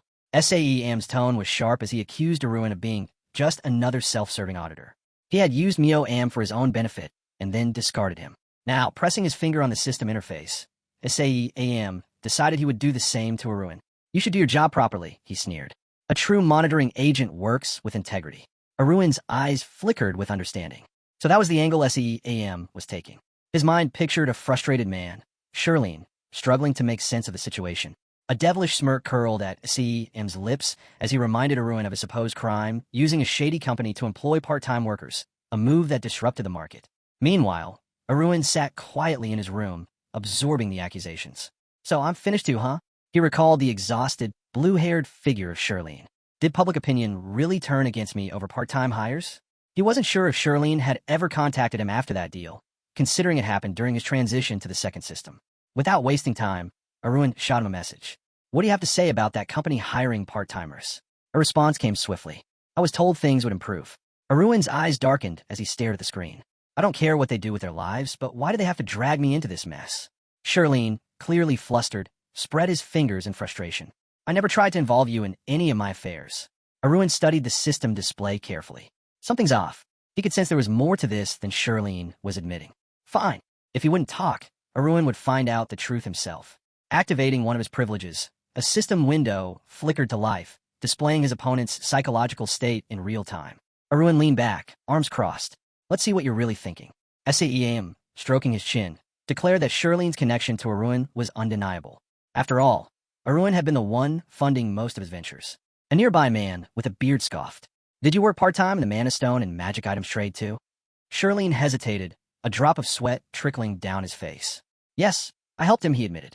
But why does SAEAM keep dragging me into this? The bearded man suddenly slammed his fists on the table, making Aruin's screen flicker.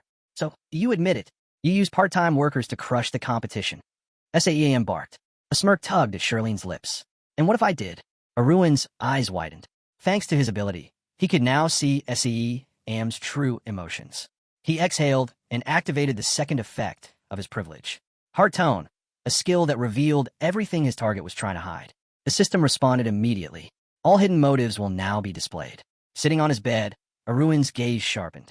Now, let's see what you're really up to. SAEAM was fuming. Why can't Shirlene just admit he's a fraud? He had spent years training him, molding him into something useful.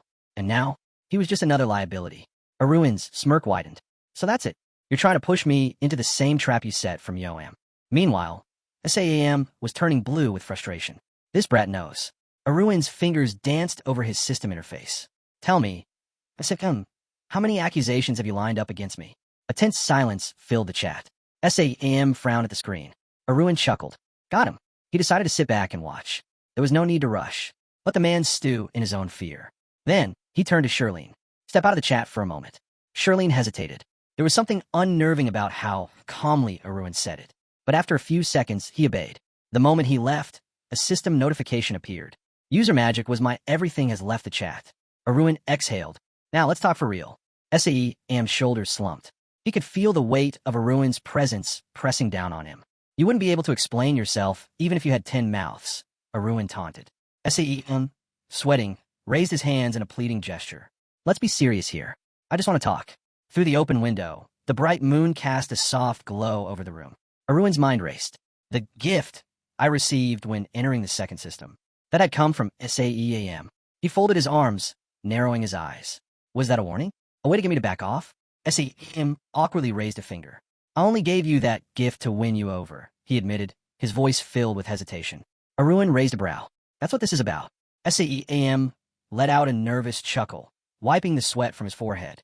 Do you know how long it took me to find a lightning-fast massager you'd actually like? Aruin blinked. What? Not that you'd ever appreciate the sarcasm, Saem muttered. Aruin's expression shifted, his mind piecing together the real situation. So that's how it is. Unlike normal users, the channel master only made moves when he felt threatened. And right now, Saem was afraid. Their conversation continued, but Aruin had already figured it out. Saem wasn't looking for an ally. He was trying to cover his own tracks. Aruin leaned back, his gaze sharp.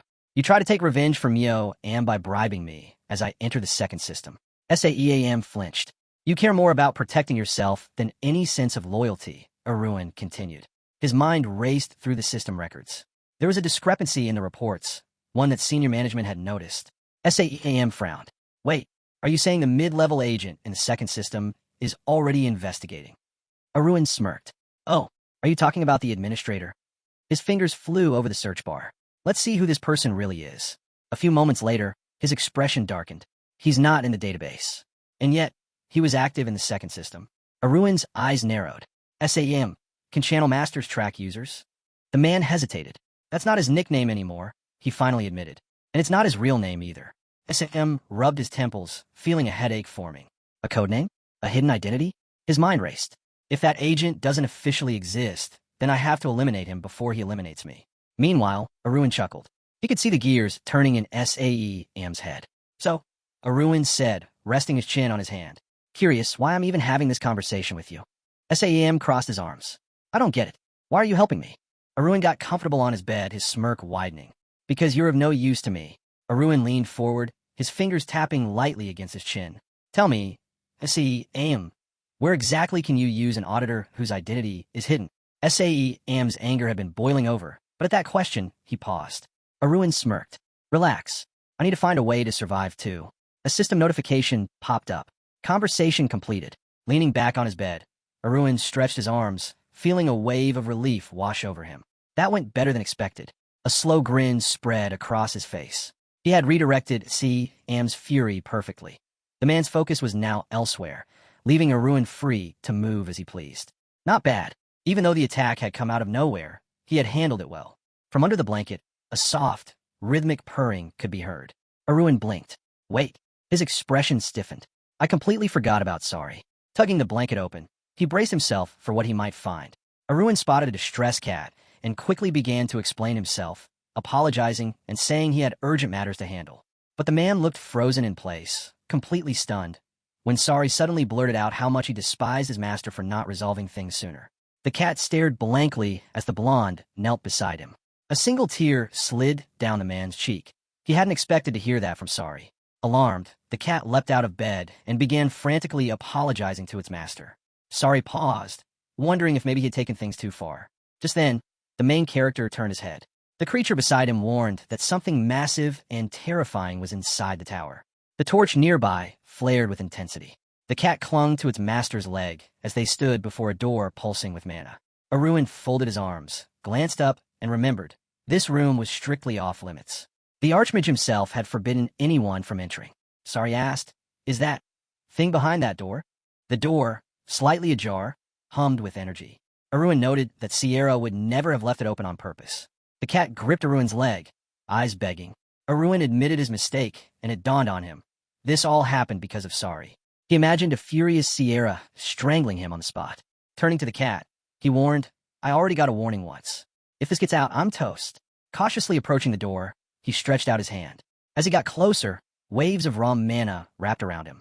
Smiling faintly, he peered through the gap, thinking, one quick look won't hurt, right? His pupils widened. Inside, a grand feast was laid out. Sierra sat eating, her expression clearly irritated. Aruin shifted awkwardly, the room thick with tension. Clutching a kitchen knife, Sierra told him flatly, "Spit it out. Don't wait for the right moment." Sweat beaded on his forehead. She'd already figured everything out. Sierra was colder than usual, withdrawn. Aruin suddenly leaned forward, planting his hands on the table. He held up Sari and said, "Look at this little guy. Isn't he cute? Come on, calm down." But Sierra wasn't having it. "When are you going to stop avoiding the question?" she said, bowing her head. "Just tell me, what did you see?" Still holding the cat, Aruin knew there was no more dodging. "Inside that room," he began, "I saw the majestic beholder, the being behind the mana that powers the entire magic tower." She froze. "So, you saw everything. What did it say to you?" Sari clutched a glowing cube as Aruin continued. "The mages have used it for centuries, and it said if I help it escape, it'll give up its forbidden power." Sierra, chewing on a piece of steak, replied calmly, "That thing is just a vessel, an artificial body that regulates mana flow." Aruin pictured mana rising from the earth. Sierra went on, "Did you know all magic towers are built in dragon craters? Across the continent." He nodded. "I've heard the Emperor once said that the energy in dragon blood was nature's greatest weapon." The mana orb lit up, shining white. "But dragon blood's still too powerful for humans," Sierra added. "That's why the beholder exists, to remind us of our limits." Aruin rested his chin in his hand, thinking. He was starting to get curious about this forbidden power. So it really is just a device that controls mana? Sierra dabbed her mouth with a napkin. Aruin cautiously asked, "So you're not mad anymore?" She smirked. "I was planning to punch you." She grew serious again. Beholder's voice has magical influence. Anyone who hears it without mental protection ends up controlled. That's why every encounter ends in chaos. "But you're fine," she said, puzzled. "Why?" Sitting across from her, Aruin asked softly, "Can I meet Beholder again?" Sierra narrowed her eyes. "Why? What do you plan to do?" As she waited for his answer, Sari had already dozed off, curled up in his master's arm. Aruin chuckled, admitting he found it amusing watching the creature pretend to be something it wasn't. Placing the cat on his shoulder, he turned and said, "Actually, I've got another fun idea." Suddenly, a tile appeared beneath his feet. He raised his hand in greeting. Hovering over a vast abyss was the Beholder, a floating, one-eyed creature, glowing in shades of pink and blue. Hands casually tucked in his pockets, Aruin looked up with a grin. The Beholder stared back, frustrated. Once again, it had failed to take control of him. It couldn't understand why, especially since the blonde wasn't using any kind of mental protection spell. Sari looked on wide-eyed. With a smirk, Aruin reminded the Beholder that it had failed just yesterday too. "Still can't take me, huh?" he said. All along, Aruin had been using the Northern Lights technique, a pinnacle of spiritual martial arts. The Beholder lowered its eye when Aruin calmly revealed the truth. It was nothing more than a control system. "I'm just repeating Sierra's words," he added, spreading his arms. "I am a majestic Beholder," the creature boomed. "Yeah," Aruin nodded. "Let's cut the act." He started navigating through the system, scanning for something. Then he added, "You know the mana from the dragon's blood? It's bleeding out, losing control." As the mana began spiraling, the Beholder started absorbing it in panic. That's when Aruin stepped forward, holding a specialized device, designed to absorb mana. He held it up to the Beholder's eye. "Look," he said, "I wouldn't have spent a fortune on a mana stone maker if I didn't plan to use it." The device kicked into action, draining the mana directly from the Beholder. "Might as well consume it all," Aruin added casually. The creature screamed, thrashing in place as the last of the mana was pulled away. All across the room, multicolored mana stones sparkled on the table. Surveying the treasure trove, Aruin figured the Beholder's reserves would be drained in no time. Sari picked up a red crystal, inspecting it with curiosity. Aruin's thoughts turned to his plan. He needed three things: a hefty amount of starting capital, users to do the labor, and a channel master to oversee the entire operation. Looking around the room full of valuable mana stones, he realized something. He'd struck gold. He already had Shirlene managing a team of part-timers. And somehow, he'd even gotten Ness to help. Jackpot! A grin crept across his face. The shelves were packed with top-tier ingredients. All that remained was tying up one last loose end. He thought of the man in the green cloak. "I will get my revenge on Miriam," he muttered.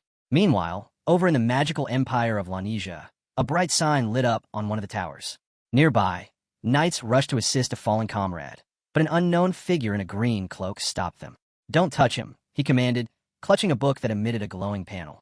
"This adds up to 3 million gold a month, with interest on the unpaid balance," he said coolly. 10 years should cover it, assuming labor costs are deducted. The knights held the beaten man by his arms as he kept shouting. He couldn't believe that someone from the Empire's most powerful guild could just act however they pleased.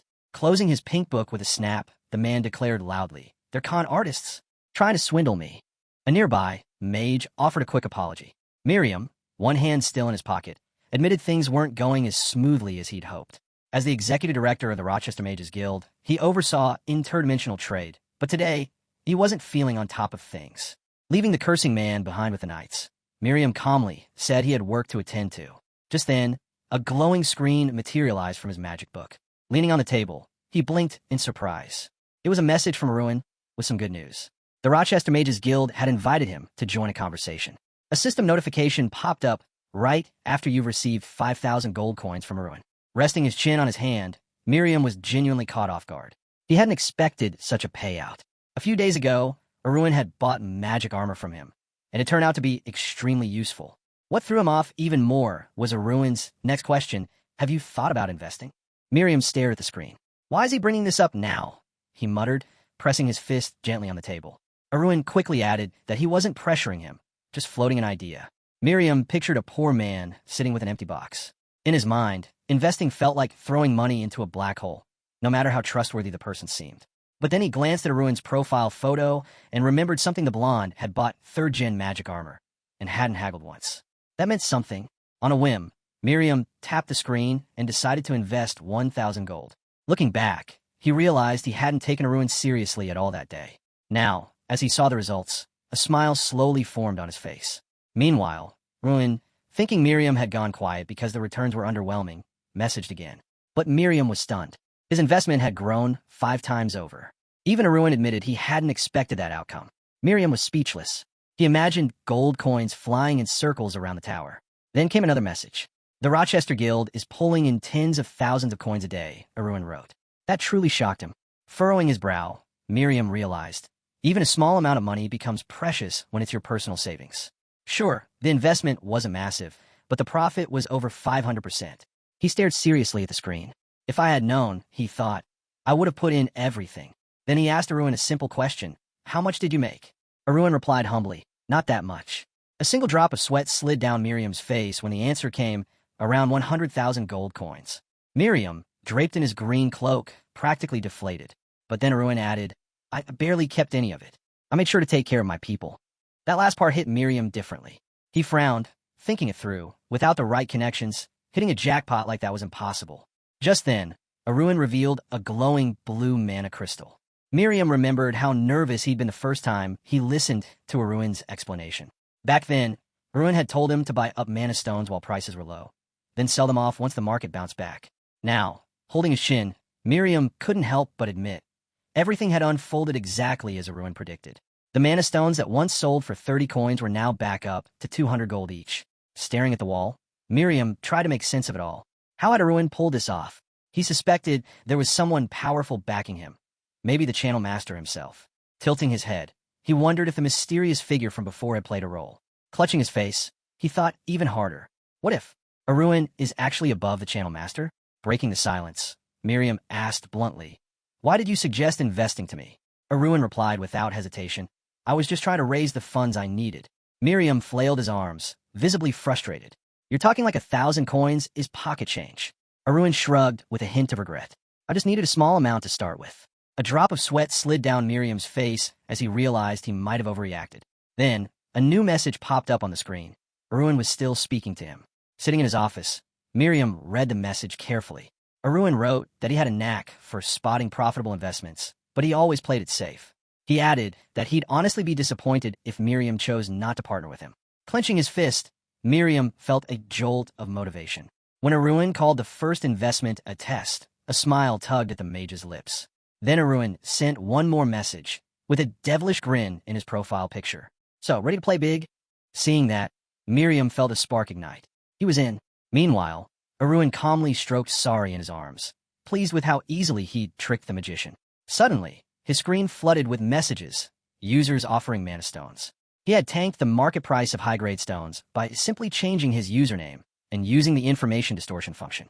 Equals as Miriam stared at the screen, deep in thought, Aruin recalled how he'd faked his identity as the channel master by mimicking his voice. That move alone had sealed the deal. Miriam now fully trusted him. A message from A came through. How'd it go? Aruin smirked. As soon as he smelled money, Miriam agreed, without a second thought. Watching the system screen, Charlene looked uneasy. He suspected the magician was tracking them. From his point of view, Aruin, as a middle manager, should have used force to crack down on shady practices. But Aruin just smiled. Even watchdogs can be tempted, he said. Charlene, the blue-haired agent, turned pale when Aruin casually asked, "Are you really in a position to talk about corruption when you're running an illegal part-time agency?" Charlene burst out laughing, realizing too late that maybe he should have used a silencing spell on himself back when he was selling illegal magic. Rubbing his beard, Same chimed in. "So, are we moving to Phase 2? They had lured Miriam in by driving the price down. Now, pointing at the screen with 2 fingers, Aruin said, "Next, we reverse it. We hike the price." He turned to Charlene.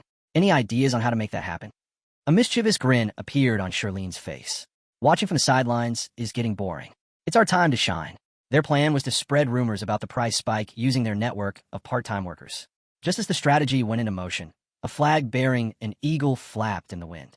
Miriam walked confidently into the building, hands in his pockets. He was greeted by a man with a wave and a grin. "Someone's in a good mood today." The magician raised an eyebrow and asked, "Is that really how I look from the outside?" Aruin nodded without hesitation. "Exactly like that." Grabbing his chin in thought, the man figured it must be related to interdimensional trade, because he was sure Miriam couldn't have risen that far based on magical talent alone.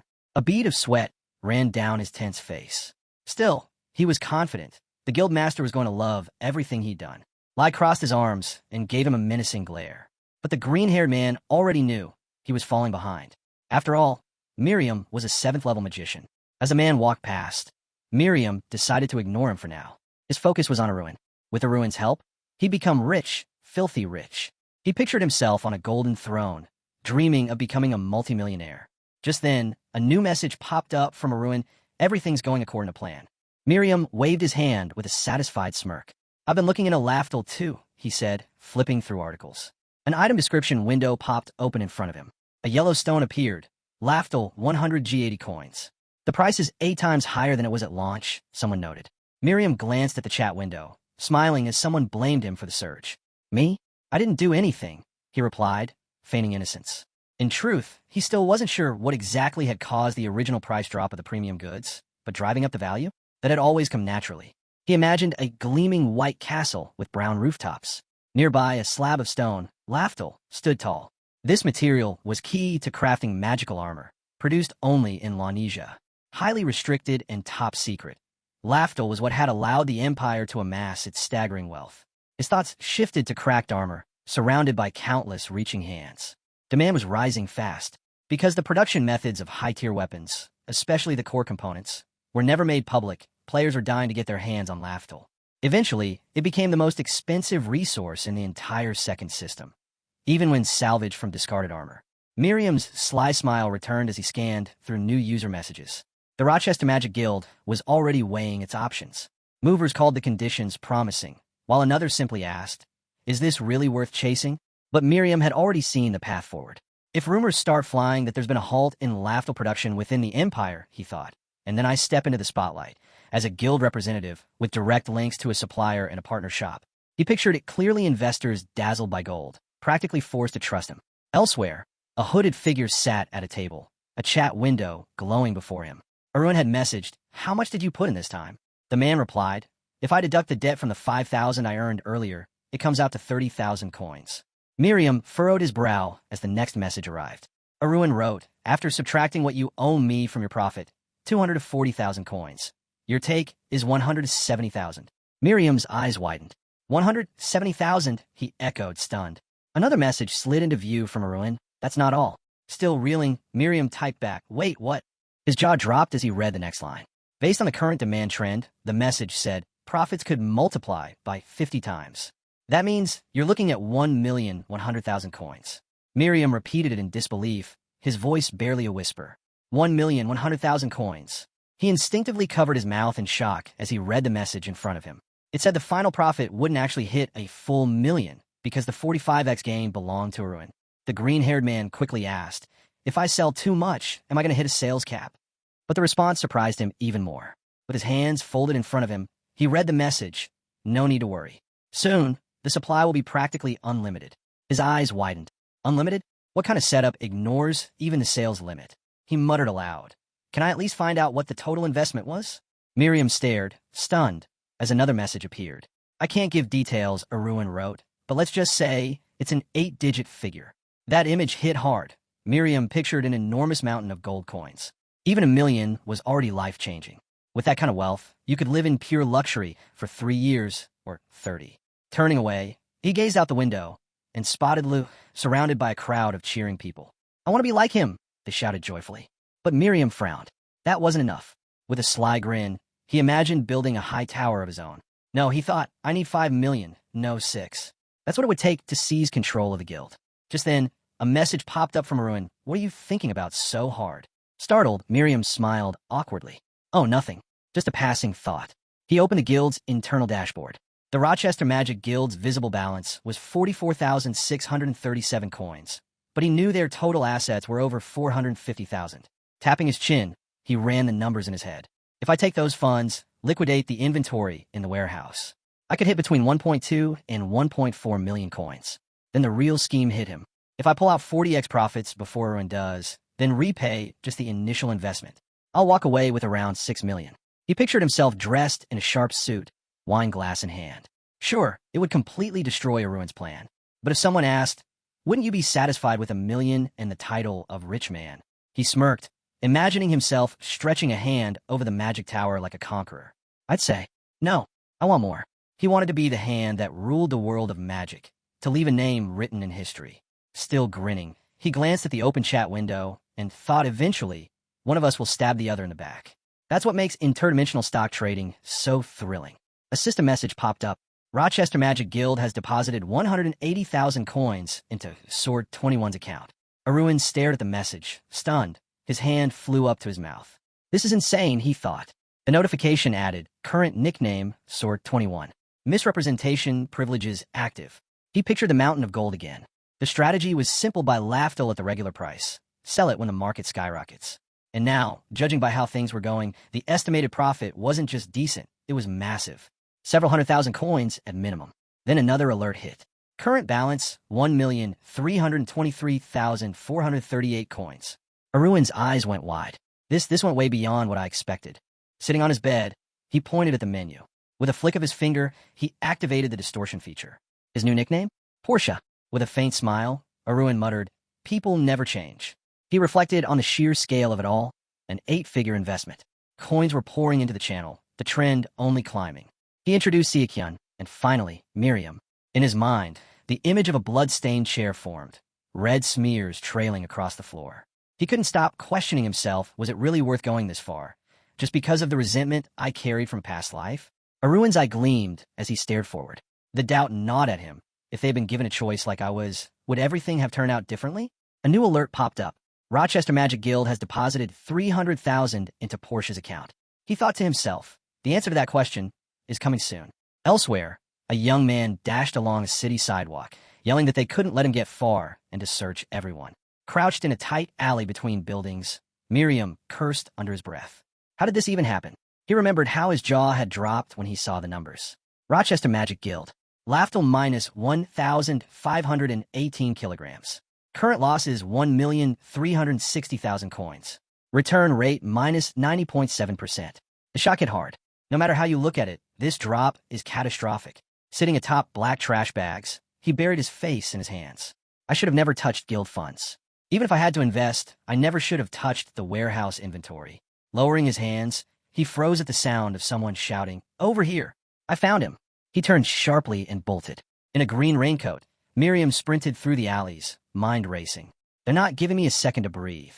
But then, thud, he crashed into someone and stumbled to the ground. Holding his aching head, he groaned. Seriously? I'm running like a lunatic and still crash into someone. He opened his eyes and froze. 3 men stood before him, clubs in hand. The one in the center grinned and said, "Long time no see, loser." The dark-haired man with the scar smirked as Miriam stammered. "How did you end up here?"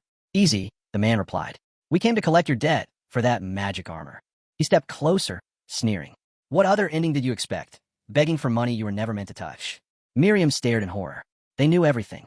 He had lost so much and couldn't even cover 1% of the damage, even after retrieving the magic ring. Backpedaling with his arms up, he pleaded, "All right, I'll pay.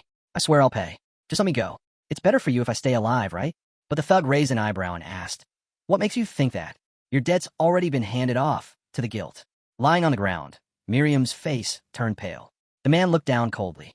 No point pretending anymore. Meanwhile, a wooden table rattled faintly.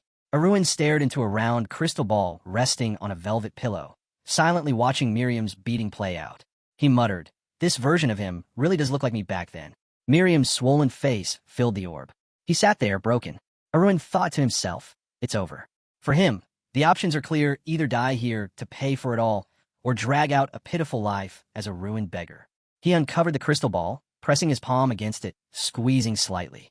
"It's ready," he thought. This might finally bring all personal grudges to an end. His silhouette stood stark against the dim background. Reflecting in profile, Aruin recalled those early days, when he first stepped onto the path of revenge. Back then, the THRYL and excitement had left him breathless.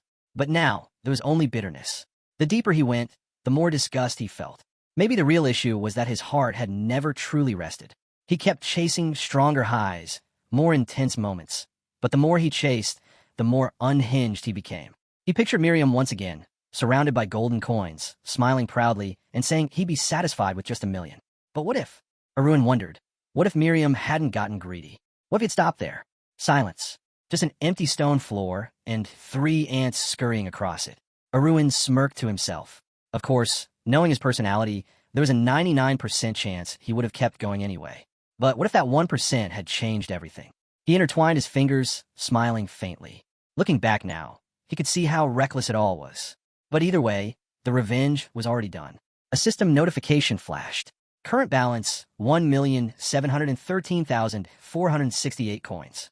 Aruin imagined his family crest rising behind him. As he opened the menu and his glowing eye scanned it, he told himself, "Now, the only thing left is to stop the fall of my family." More notifications appeared. Mana stones purchased. Magic armor acquired. Magic items bought. Surrounded by floating system windows and mountains of gold, he realized just how drastically things had changed. What had started as a ripple in interdimensional trade had turned into a tidal wave. The disgrace of the family, once dismissed by everyone just months ago, was now a titan. The true third genius of Steelguard. Elsewhere, Sierra stared in shock at the piece of paper in her hand. Sari stood beside her, holding the device near the bright, one-eyed flame. Sam was equally stunned, reading a formal notice. MKS was found to have acted in violation of its duties. A ruling was issued demanding full return of illicit profits and immediate suspension of further activity. And from that moment on, signs of change began appearing everywhere.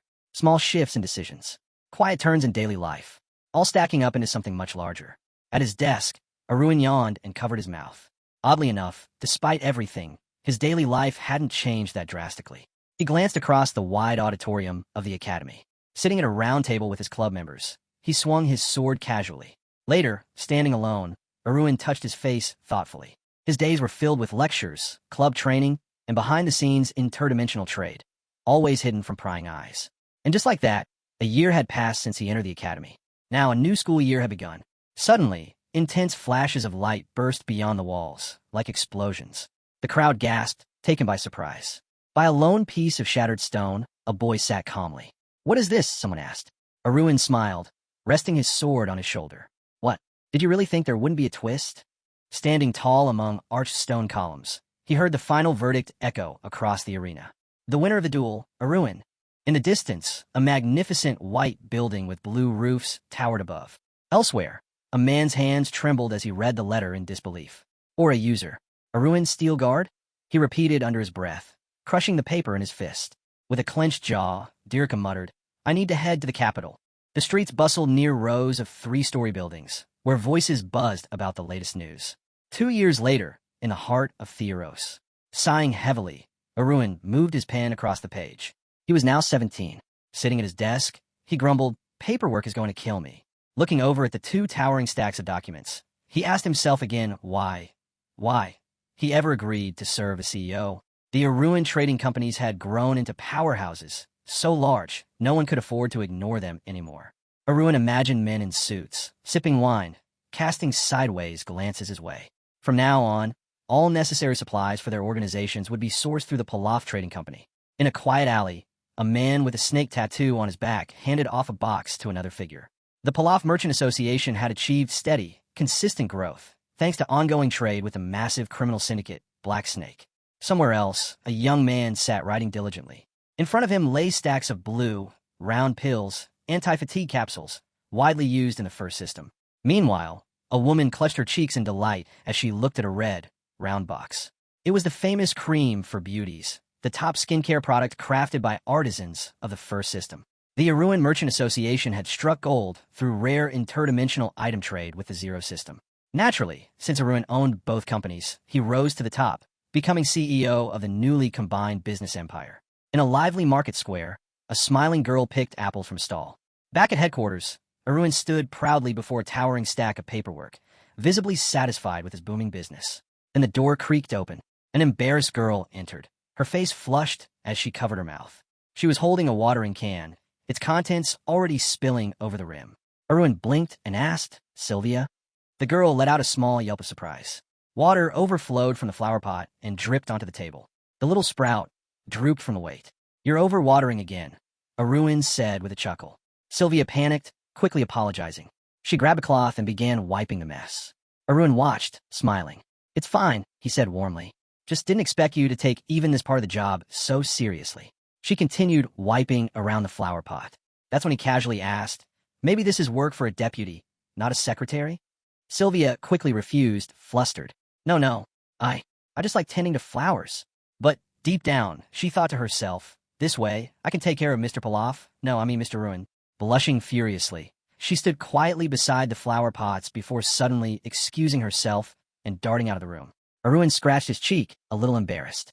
Well, her face, her reaction, her gestures, he thought. Even a fool would get the message. He posed with his fingers, eyes gleaming with mock confidence. But if she's falling for me too hard, she might just land herself in trouble. His thoughts were interrupted by a voice calling out, "CEO?" Surprised, Aruin looked up. A man burst into the room, wide-eyed and breathless. "What's going on?" Aruin asked. Marcus, pale with panic, cried out, "Something huge has happened. The guards just arrested members of Black Snake." Aruin frowned. "So, it's a criminal syndicate. Arrests happen all the time." But Marcus frantically waved his hand. "No, this time's different. This wasn't a routine sweep. It was a secret arrest." Aruin's expression sharpened. He imagined stern-faced officials moving behind the scenes. Marcus continued.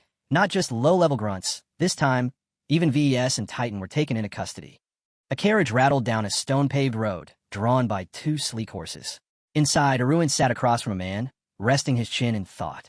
If the top leaders were caught, he mused, then this isn't just a random crackdown. Something serious is going on. They passed buildings and towers rising tall in Theros, the capital of Navarro and the crown jewel of the nation. Below them, the shadow of the tallest tower stretched long. Aruin's eyes narrowed.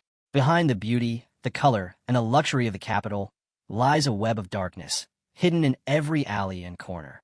The bandits bared their teeth, glaring sharply. Aruin, watching them closely, thought to himself, criminal groups are like weeds. Even when uprooted, they grow back. That's why maintaining public order through surveillance and control is far more effective than chasing them down one by one.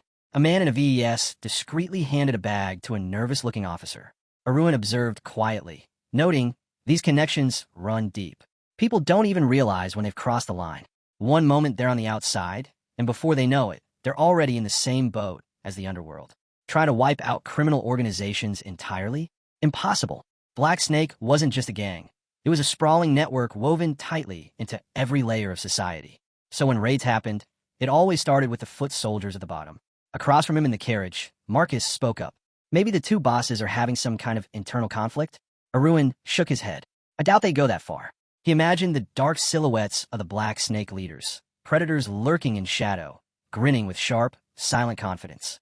Still, he thought, you never really know what's going through the minds of underworld players. Even a single impulsive move can spiral into disaster. He pictured Titan and muttered, with him? Yeah, it's possible, but not VES. He's too logical.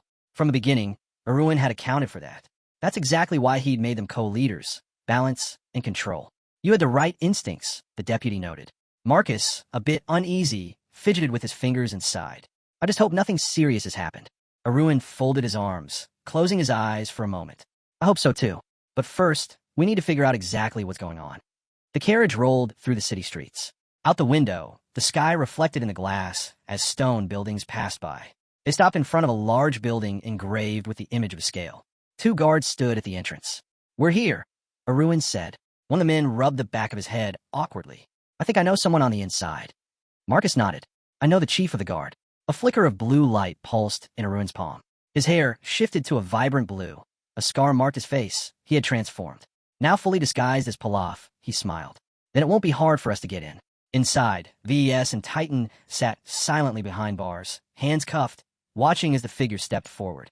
Visa's eyes widened, stunned. The blue-haired man stood outside the cell. Master, they shouted in unison, rushing to the bars. I knew you'd come for us, VES said, gripping the metal tightly. Titan looked up with hope. Did you come to bust us out? But Aruin's expression was serious. I'm not sure I can get you out, at least not yet. The two men froze in confusion. Just then, Aruin introduced the deputy, who was speaking with a dignified man with a large mustache, clearly someone of high rank. Marcus had just finished a talk with the chief of the guard and returned with news. It's not just the city guards involved, he said. The Night Corps is part of this too. Aruin's eyes burned with fury. His tongue felt sharp like a blade, like a serpent's. What exactly did you do behind my back, he hissed.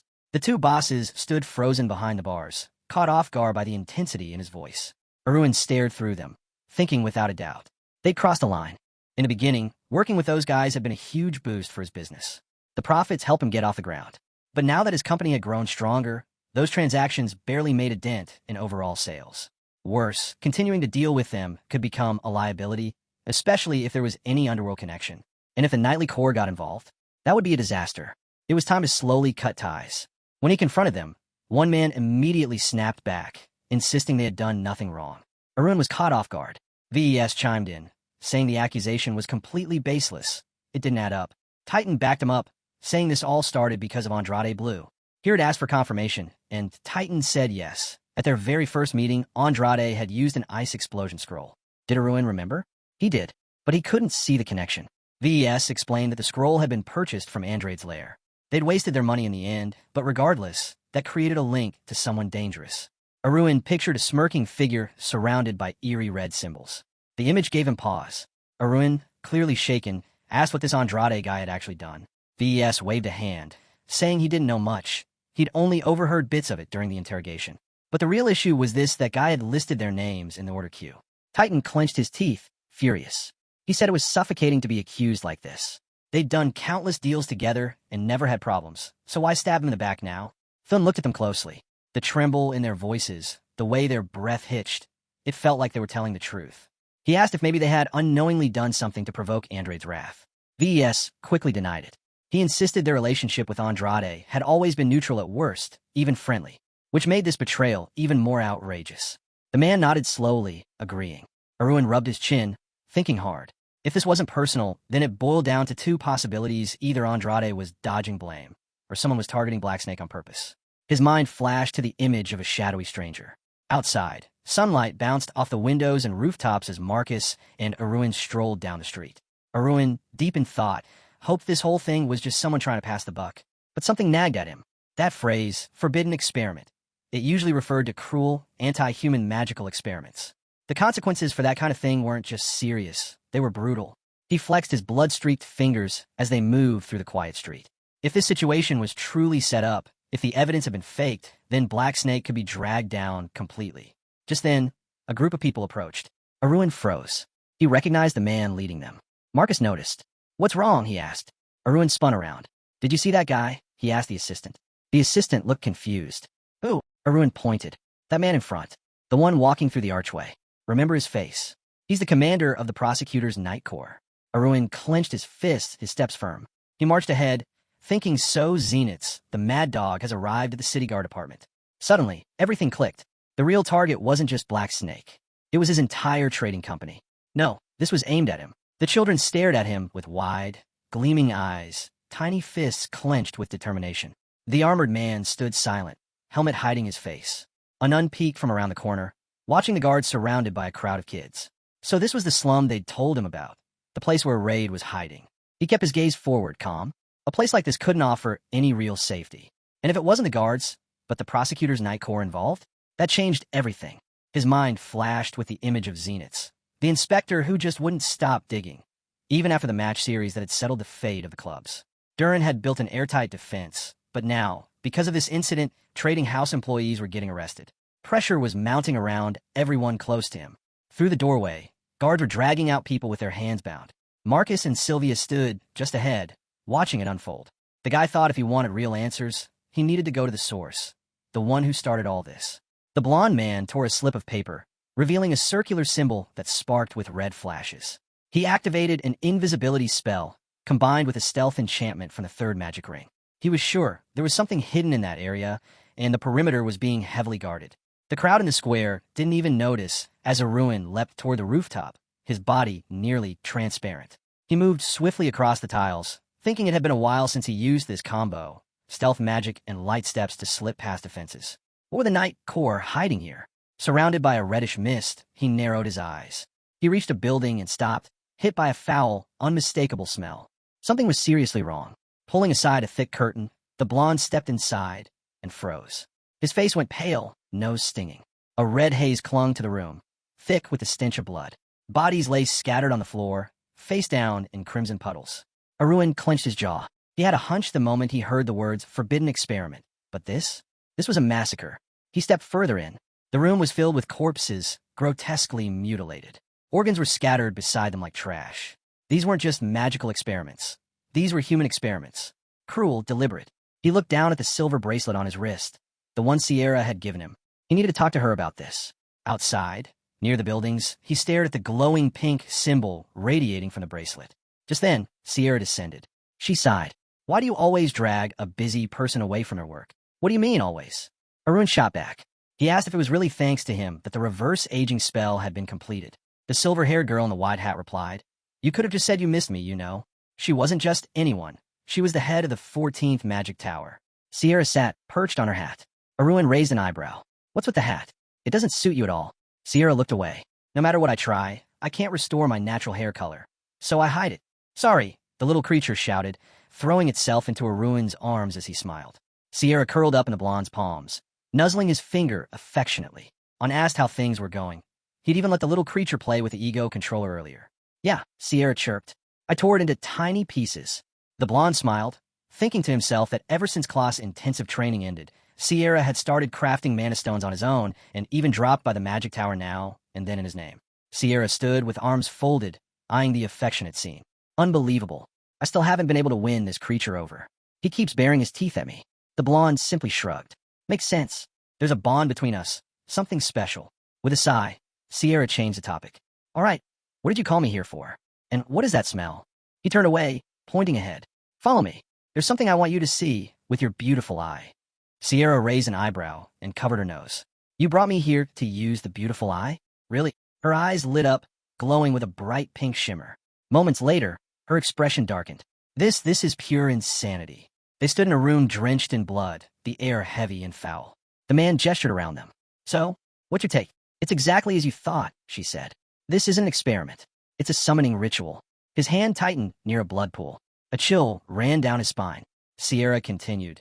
"And not just any summoning. This was an attempt to call forth something twisted, something cruel." With Sierra perched on his shoulder, Darren furrowed his brow. "Then this is a devil summoning ritual?" A vivid image flashed in his mind, a monstrous grin lurking in the shadows. Among all forbidden acts across the continent, summoning a devil stood at the top. More reviled than war crimes, even treason, it was the ultimate betrayal of humanity itself. And those who committed it faced the harshest punishments imaginable. Sierra pinched her nose. That term, devil, technically refers to a form of evil from another dimension. But still, why is the prosecutor's Night Corps involved? Devil summoning falls under the Magic Tower's jurisdiction. Darren looked at her sharply. "Because I think this whole case is about me. Zenith's using this incident to go after me personally." "Zenith's?" Sierra echoed. She raised her index finger as if recalling his file. "That guy may have racked up his share of enemies over the last 2 years," she said, "but he's not the type to forge evidence." Then her eyes narrowed. "Tell me honestly, have you ever tried to summon a real demon?" Darren flared up. "Why would I ever do something like that?" He paused, took a breath, and calmed down. Sierra, more relaxed now, smiled slightly and said it was all right. He wasn't surprised by her suspicion. He understood. In his mind, he pictured Zenith again, with the looming shadow of Andrade behind him. Zenith wasn't one to act without ironclad proof, which meant, somewhere out there, he must be hiding the original witness. Breaking the silence, he asked, "Can you use 7th ring magic safely now? Can you track traces of evil?" "If someone has touched true evil," Sierra said, "a mark is left behind." A kind of scent that lingers, impossible to wash off. She looked out toward the buildings. But if I cast that kind of high-level spell here, it'll draw attention immediately. Don't worry about that, came the reply. She blinked in surprise. A blazing red carriage stood beside him, its wheels wreathed in flames. He nodded toward it. It'll be enough if we raise it just outside the capital. A small stone house stood quietly. 2 guards were stationed out front. One of them let out a lazy yawn. Suddenly, his eyes widened. An intruder. They both reached for their swords, shouting in alarm. But the narrow street between the buildings was empty. One of them turned to his partner, confused. Why are you yelling? There's no one. A sharp blow cut him off mid-sentence. He collapsed. The second guard didn't last much longer. On stood behind their fallen bodies, arms outstretched. Compared to the exterior defenses, he muttered, the inside's laughably weak. Above them, a carriage floated in midair. A rope lowered from it. Clearly, these guards had no clue the real strike would come from above. From the carriage, a voice spoke. The one who performed the devil summoning ritual was inside that house. On nodded. Got it. The door creaked open. Aruin stepped in. Finally, he said, we meet. A beaten man sat slumped in a chair, blindfolded and bruised. One of his swollen eyes cracked open at the sound. Who are you? He croaked. The blonde stepped forward. More important than who I am is what you've done. You're the type who brings disaster just by running your mouth. The man asked weakly, are you with Black Snake? No, Aruin replied. Try again. The bow man went quiet, then slowly guessed, Steel Guard. Aruin folded his arms and gave a small nod. Andrade's face twisted in disbelief. The general director of the United Trading House here? That's right, the blonde said, a faint smile on his lips. I have a lot of questions. But first, let's rough you up a bit. A lamp swayed overhead. Andrade coughed, his face contorting. Wait, just listen. I have no grudge against you. Aruin raised an eyebrow. Really? Andrade looked up, panicked.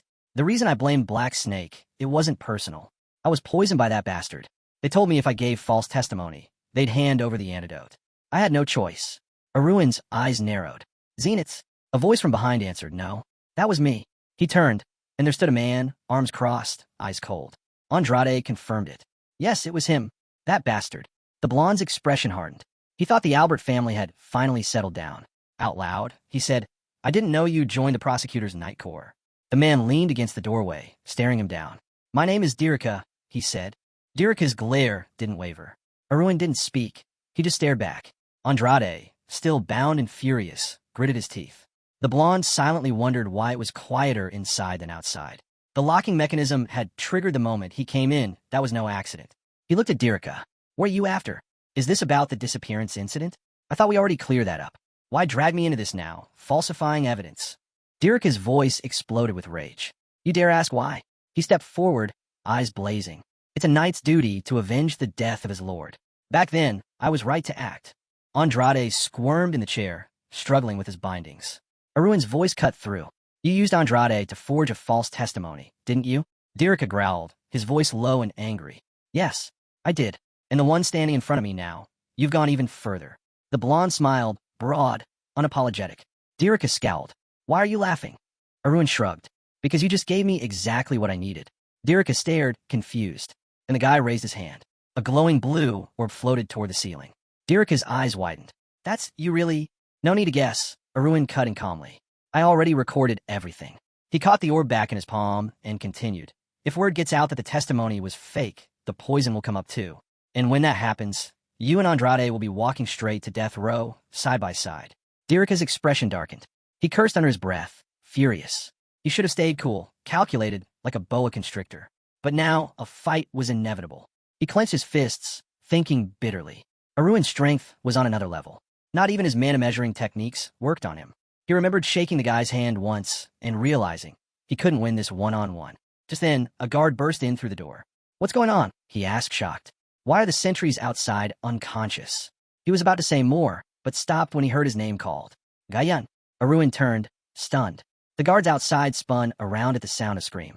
They rushed into the room, only to see Dirika kneeling beside the down guard, gripping his limp body and shouting, Wake up! You can't leave your wife and kids behind. Blood stained Gayan's chest and mouth. The other guards stared in horror. What happened? Dirika looked up grimly. The intruder killed him. Aruin, still holding the glowing orb, stood frozen. A bloody knife lay on the ground near his feet. He stared at Dirika, thinking this guy was insane. So obsessed with revenge, he was willing to stage a murder and blame it on him, even knowing the orb could expose the truth. And yet, he had the guts to go through with it. Aruin turned to the guards. Maybe you should hear me out first. But they weren't listening. Shut up, one shouted. How dare you do this to our comrade? With blades drawn, the guards charged at the blonde. No mercy. Aruin didn't move. Completely calm. Dirika stepped forward. Gain's body hit the ground behind him. He thought, with a cold edge, that this would fuel the squad's fury and rally their morale. Drawing his sword, now crackling with blue lightning, he looked over the group. A few of them were aura users, skilled enough to support an all-out assault. Confident in his advantage, Dirika surged forward. Blood hit the floor in an instant. The man froze, sword still in hand, surrounded by the fallen bodies of his fellow guards. This can't be real, he whispered. Thun stood unfazed, casually slinging his blood-stained sword over his shoulder. Dirika stared in disbelief. He's playing with us like puppets. The blonde's expression was deadly serious. Why are you so surprised, he asked. Didn't you keep claiming this is who I was? Dirika stammered. I knew you were a criminal, but even I didn't think it would go this far. He looked around, desperate. He needed something, anything to turn the tide. That's when he felt movement behind him. He turned and saw a broken chair, ropes snapped and hanging loose. Andrade was gone. Damn it, he roared. But it was too late. Andrade lunged, wild-eyed and furious. You were all too busy fighting each other to remember me, he shouted. Idiots. He struck, fast and brutal. His hand tore into the guard's chest. Blood splattered across the room. Both Dirika and Aruin were stunned. Andrade sat crouched over the fallen body, fist still embedded in the man's chest, blood dripping between his fingers. His face twisted into a mad grin. I call upon the Great One, the Wanderer beyond this world. I, your humble servant, Andrade cried. Offer a great sacrifice. His voice rang through the small house. Darkness cracked open. Black lightning flared, pulsing with violet light. The bodies of the man and woman began to float, caught in a swirling purple glow. More black flashes struck, lifting several others off the ground. A wave of ominous, purple-black energy surged through the air, and from it emerged black hair. A chilling laugh echoed. A monstrous figure appeared, its skin glowing purple, eyes black and soulless, teeth sharp and gleaming. Clawed fingers clenched into a fist as the demon let out a sinister chuckle. I accept your offering, it growled, and I appreciate your sincerity. A shiver ran through the room. Dirika's eyes shot open, his entire body trembling. What is this power? Andrade stood, surrounded by a black aura tinted with a violet glow. Dirika's heart sank. No doubt about it. That's a devil. The creature turned its gaze, purple irises glowing inside jet-black eyes. A sword clattered to the floor. A scream tore through the air. Dirika writhed on the ground, his leg bent unnaturally, completely shattered. The demonic Andrade sneered. That fool? Not even worth my interest. Gain blinked, startled, as the creature casually turned to him. But you, it said, licking its lips, look like a tasty morsel for someone from such a lowly world. The blonde raised his head. What did you just call me? The purple demon moved closer, unfazed. What's strange? Wretched things deserve wretched names. The guy stayed calm, voice steady. Why is it, he asked, that every otherworldly scoundrel acts like this? His sword glowed in his hand, always thinking they can devour whatever they want. It's disgusting. The demon chuckled, eyes narrowing. Why the hostility? I actually like you. Thun didn't flinch. His eyes drifted past the monster to the corpses behind it. He spoke coldly. I saw what your little follower did. I'm not here to make friends. He dropped into a low stance, power crackling around him. You're just another parasite, hiding in a stolen body. In a flash, Aruin dashed forward, sword gleaming. Let me give you a proper welcome. His blade tore through the demon's body in a rapid series of strikes, each movement leaving glowing trails through the air. Dirika watched in horror, trembling. That technique, aura blade? He thought. That's no ordinary aura. It's heroic rank. Light shimmered around the blonde's body. On the floor, broken pieces scattered, flesh, stone, or something in between. Then one piece began to twitch.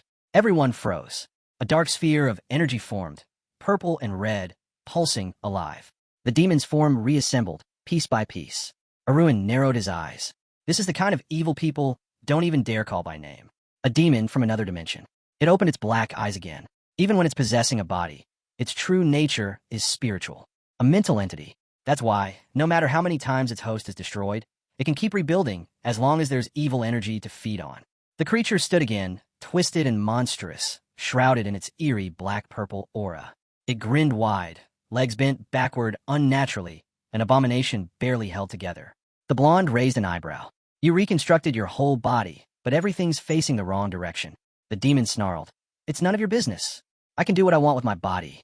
With a crazed roar, it charged. Aruin leapt back, hands raised, blocking the strike mid-air, his expression unreadable. The thirst for battle burned in the demon's eyes. Once again, the creature lunged, clawed hands outstretched. But in an instant, a brilliant blue streak flashed across its body. In the center of it all, the blonde, wrapped in a silver aura, landed silently. Behind him, the demon's body split cleanly down the middle. Chunks of flesh splattered across the floor. A black eyeball with a glowing pink iris rolled among them. The bloody pieces twitched. The eyeball began to shift, wriggling until it embedded itself back into the meat. The mangled mass pulsed, trying to reform. From within the pile, a scream rang out. I'll kill you. The blonde stared at it, annoyed. At this rate, he thought, it'll just keep pulling itself back together forever. His eye flickered, the flame of the system awakening. Please tell me I'm logged in. A system window popped up in front of a dark-haired man. The azure-eyed black demon. The sorcerer pressed his palms together, grinning. Didn't you say you weren't interested in evil spirit sorcery? Darren quickly sent a message. Something just happened. I've changed my mind. The blonde blinked, a bit thrown off. Of course. Bullseye shows up the moment something goes sideways. The message continued, looks like a high-level evil spirit has appeared in your area. Aruin pictured him instantly. Icy blue eyes, 2 black dots beneath the left one, and a tattoo inked along his eyelid. Whenever I talk to this guy, Aruin thought, it's like he's reading me. His insight cuts deep, like he sees right through me. It reminded him of using the inner thoughts privilege, though it wasn't magic. Just a feeling. But his profile, which Aruin had once viewed through the eye of providence, made everything clear. Name Azure, the Black Demon. Origin Dark Magic Kingdom of Tefer. Title 8th Circle Black Mage. Specialization Evil Spirit Sorcery. Status so infamous, the entire continent trembles at his name. If he were a knight, Aruin mused, he'd be ranked mythical without question. His mastery of dark magic had reached the absolute peak. Now, the screen displayed Azure again, fingers steepled, his nails painted red. He gave Aruin a sly look. You didn't respond. So I was right, wasn't I? In theory, Azure continued, this should be a paid consultation, but since we've known each other for a few days, I'll give you this one for free. The blonde let out a dry chuckle. He's a lot kinder than he looks. Then Azure asked, want me to teach you how to perform exorcisms? Aruin hesitated. A grotesque pile of flesh flashed through his mind, the demon's eyeball embedded in it, unblinking. I didn't think it was that strong, he admitted, but it keeps reviving. Is it because it's from another world? Azure placed his hands on the desk, leaning in with curiosity. Sounds like possession, he said. A demon like that uses its host body as a shell. It'll keep regenerating until it drains all the soul power that summoned it here. The blonde sighed, his eye twitching with irritation, especially when Azure casually added, so just kill it until it dies. Even a total idiot could have figured that out, he thought. He looked up again at the grotesque heap of meat. Now it had 2 eyeballs, both in the wrong places. Aruin could tell the demon's regeneration had clearly slowed compared to before. But letting it die easily, that wasn't an option. Not after everything. He glanced at the blood-soaked floor, the lifeless bodies strewn around. This wasn't just about one creature. It was about the twisted pleasure of a mental being from another world and the greed of a black magician. Dozens of innocent lives had been lost for that. He clenched his jaw, fury rising. Then he looked up. Tell me, is there a way to turn that thing into a slave? The azure-eyed black demon raised an eyebrow. Are you saying you're willing to dabble in necromancy now? Yeah, Aruin replied without hesitation. If something that dangerous can be controlled, then it's worth turning into a weapon. Laurel raised a palm, red nails gleaming, gold rings glinting under the system light. Exactly what I've been telling you from start. Why does everyone assume black magic equals evil? He sighed, then smirked. Since you're a loyal customer, and I like your line of thinking, I'll cut you a deal. A system window popped open. A glowing icon appeared, Book of Acquired Knowledge, with the ability to command evil spirits. Beside it, a second icon, soul-absorbing mirror, currently empty. Aruin tapped the button. Trade complete. You're short 2,000 coins now, Laurel muttered. Then he added, if you're calm enough to make deals mid-battle, then this isn't a top-tier spirit. Just stall it while you absorb the knowledge. Aruin nodded, eyes focused on the message. Absorbing knowledge. You can now command evil spirits.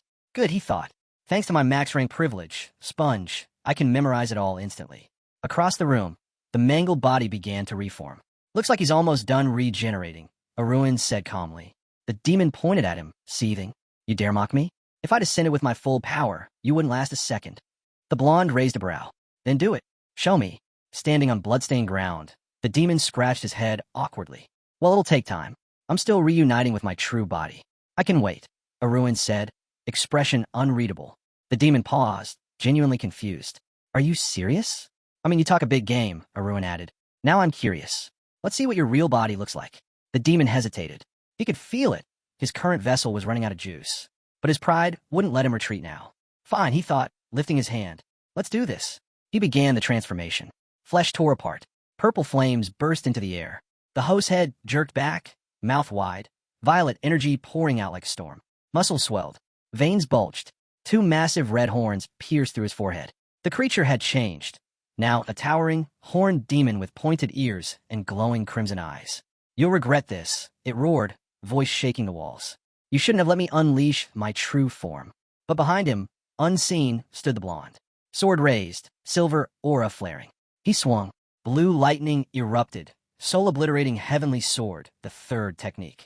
Glowing lines of energy exploded across the demon's body, tearing it apart mid-transformation. Roaring, the bloody demon opened his mouth full of fangs. Coward, he screamed. Attacking during a transformation wasn't part of the deal. Reaching beneath his black cloak, he grabbed hold of something. A silver bracelet inset with a purple gem. Aruin scoffed. Cowardice? That's rich, coming from a parasite who survives by stealing other people's bodies. He raised his hand, pulling a mirror from beneath his cloak. With a sharp motion, he flashed it toward the demon. A violent pulse surged through the air. The demon's form began to unravel. No. No! It shrieked, struggling as it was sucked into the mirror, its body tearing apart.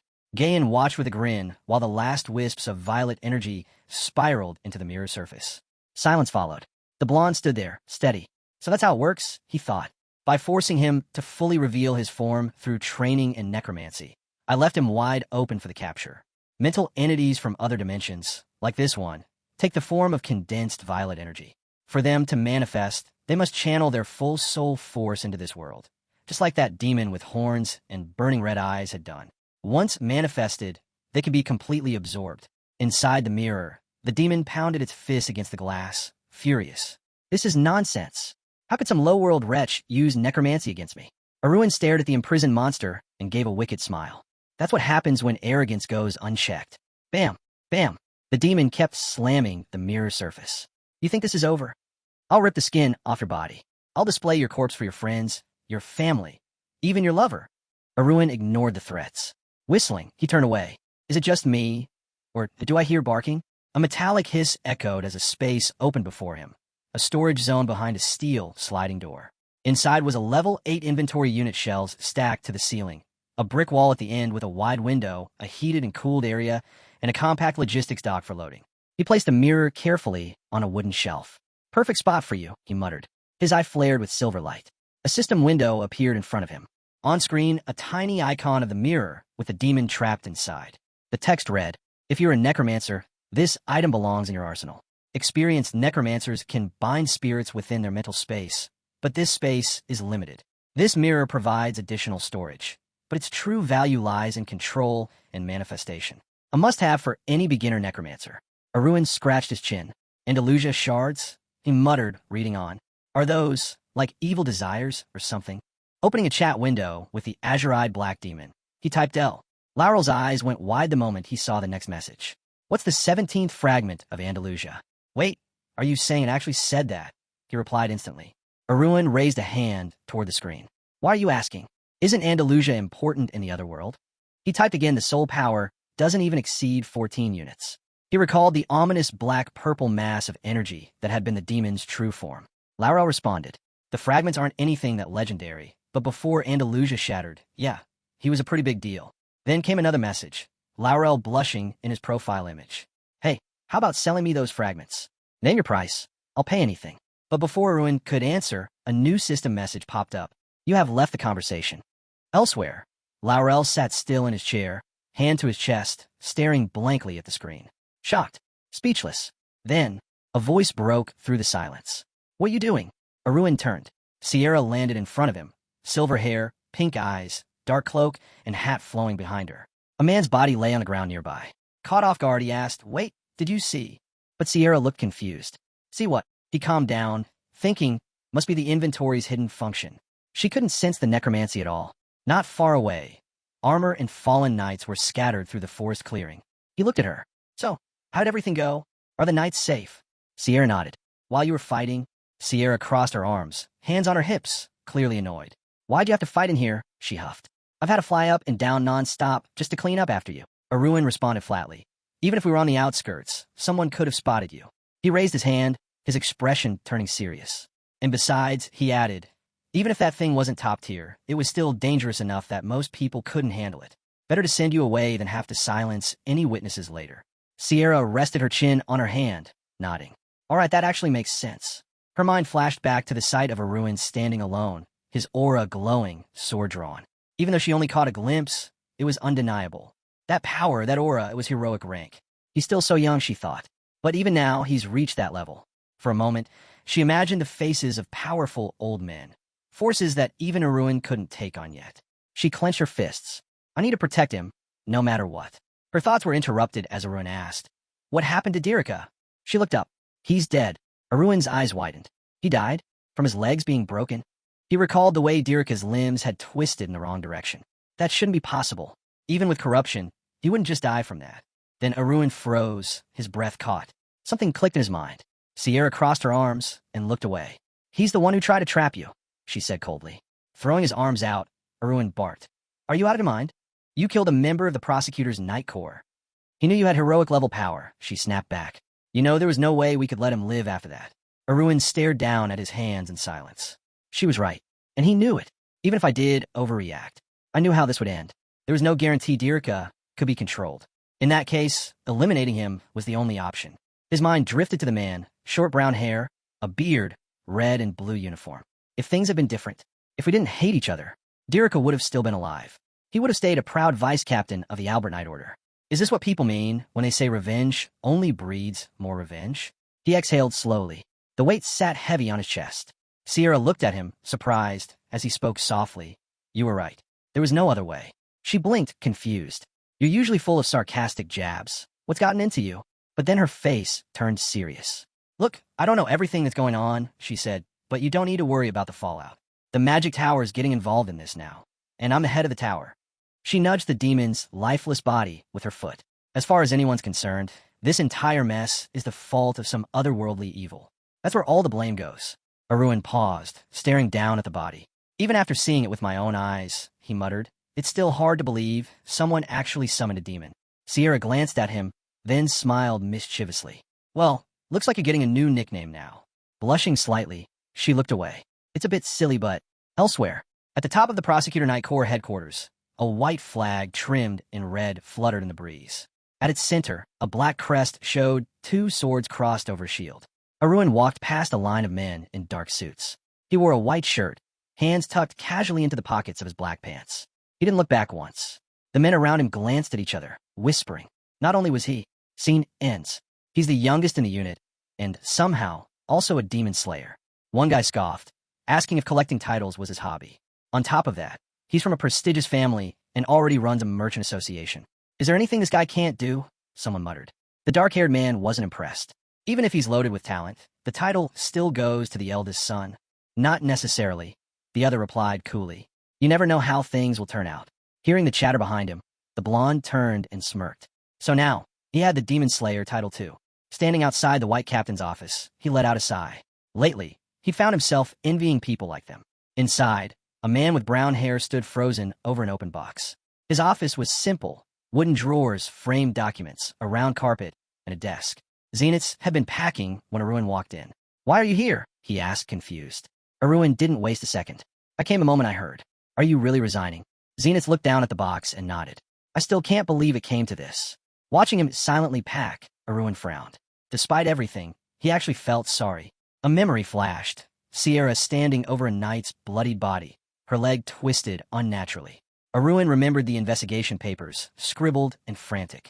Everyone hated Zeniths at the time, but according to Sierra, the knight had left a will stating Zeniths wasn't involved. Her investigation, along with the internal review, had cleared him. No fabricated testimony. No conspiracy. The blonde's eyes darkened as he recalled a man dropping to his knees before him, apologizing through gritted teeth. I was wrong about you. About Dirika too. Zeniths, still ashamed, muttered. I don't know what got into me. I didn't think Dio would go that far. Aruin remembered looking at him, disappointed, not in hatred, but in sheer disbelief. You really lost your standing, he had thought. As the leader, you've fallen hard. And yet, it didn't feel like Zenith came crawling back just to save himself. Box in hand, Zenith turned to leave without a word. But Aruin stopped him. Wait, he said firmly. This guy, he had done nothing but carry out his duty. Resigning now? It was too soon. Allies like Zenith's were rare, especially ones who stood firm by your side. Turning back, Aruin locked eyes with him. If you think this is what it means to take responsibility, you're dead wrong. Zenith's blink caught off guard. What do you mean? Dirika crossed the line, Aruin said. He betrayed his oath as a knight. Someone died. A demon was summoned. And if we hadn't uncovered the forged evidence, more innocence would have followed. Zenith lowered his gaze. There's no excuse for what happened. I'm just glad the video sphere wasn't made public. At least the prosecutorial Night Corps' reputation remains intact. Arms folded, Aruin shot him a look. That's not praise. Let me ask you this. Are you resigning just to ease your guilt? When Zenith shook his head, Aruin didn't let up. Then stop running. Take responsibility properly. Don't abandon ship just because it's sinking. Zenith stared, box still in hand. His expression was a mix of confusion and shock. I started all this, he murmured. Investigating Black Mamba, probing the trading company, trying to bring the gentleman down. He trailed off, beads of sweat forming on his brow. Looking down, he realized, with a shiver, that maybe everything had gone wrong from the very start. The whole investigation had no solid ground to begin with. But even so, just starting it had already dealt a heavy blow to Aruin. No one expected things to spiral this far, turning into some twisted game of revenge. Raising a hand, Aruin asked plainly, wasn't this whole thing orchestrated by Dirika alone? Then why take the fall for it? Zenith looked up, firm and unwavering. I'm no coward. If I draw a sword, I'm ready to be struck by one too. This is me owning up to it. That answer caught Aruin off guard. To his surprise, there was something noble in Zenith's resolve. But that didn't mean he could just stand there and let him make a mistake. If Zenith was set on taking responsibility, then Aruin had no choice but to challenge him with a trick of his own. With his back turned and arms folded, he asked seriously, are you disappointed in yourself? Aruin's voice hardened. That relentless drive that pushes you to go after anyone, no matter their rank or the risks. That's why they call you Mad Dog. But even so, you've never attacked without reason. Zenith's eyes widened. You came at me because you believed I killed Kuntz, didn't you? Zenith opened his mouth slightly, stunned. It all just hit at once, he muttered, remembering everything. His family's bitter rivalry with Aruin's, the documents showing Aruin's incredible feats at the academy, running a merchant guild in 2 years, taking over a criminal syndicate. It all seemed too perfect, like he had lived this life before. Setting the box down, Zenith watched as Aruin said his relationship with Black Mamba was purely business. Even if that's true, Zenith replied, I still couldn't tell if you were capable of murder or not. Turning to face him, Zenith added, if you really had the intent to kill, you'd have done it cleanly, left no trace. It would have looked like the man just vanished or fled from his family. Aruin's expression darkened, eyes narrowed in quiet frustration. That's absurd, he muttered, rubbing the back of his neck. Zenith closed his eyes and bowed his head. I'm sorry, but Aruin shook his head. Don't apologize. Unlike Dirika, what you did was exactly what an inspector is supposed to do. Zenith flinched, eyes wide in shock. So, keep taking responsibility, Aruin said calmly. You've never made a misstep in an investigation before.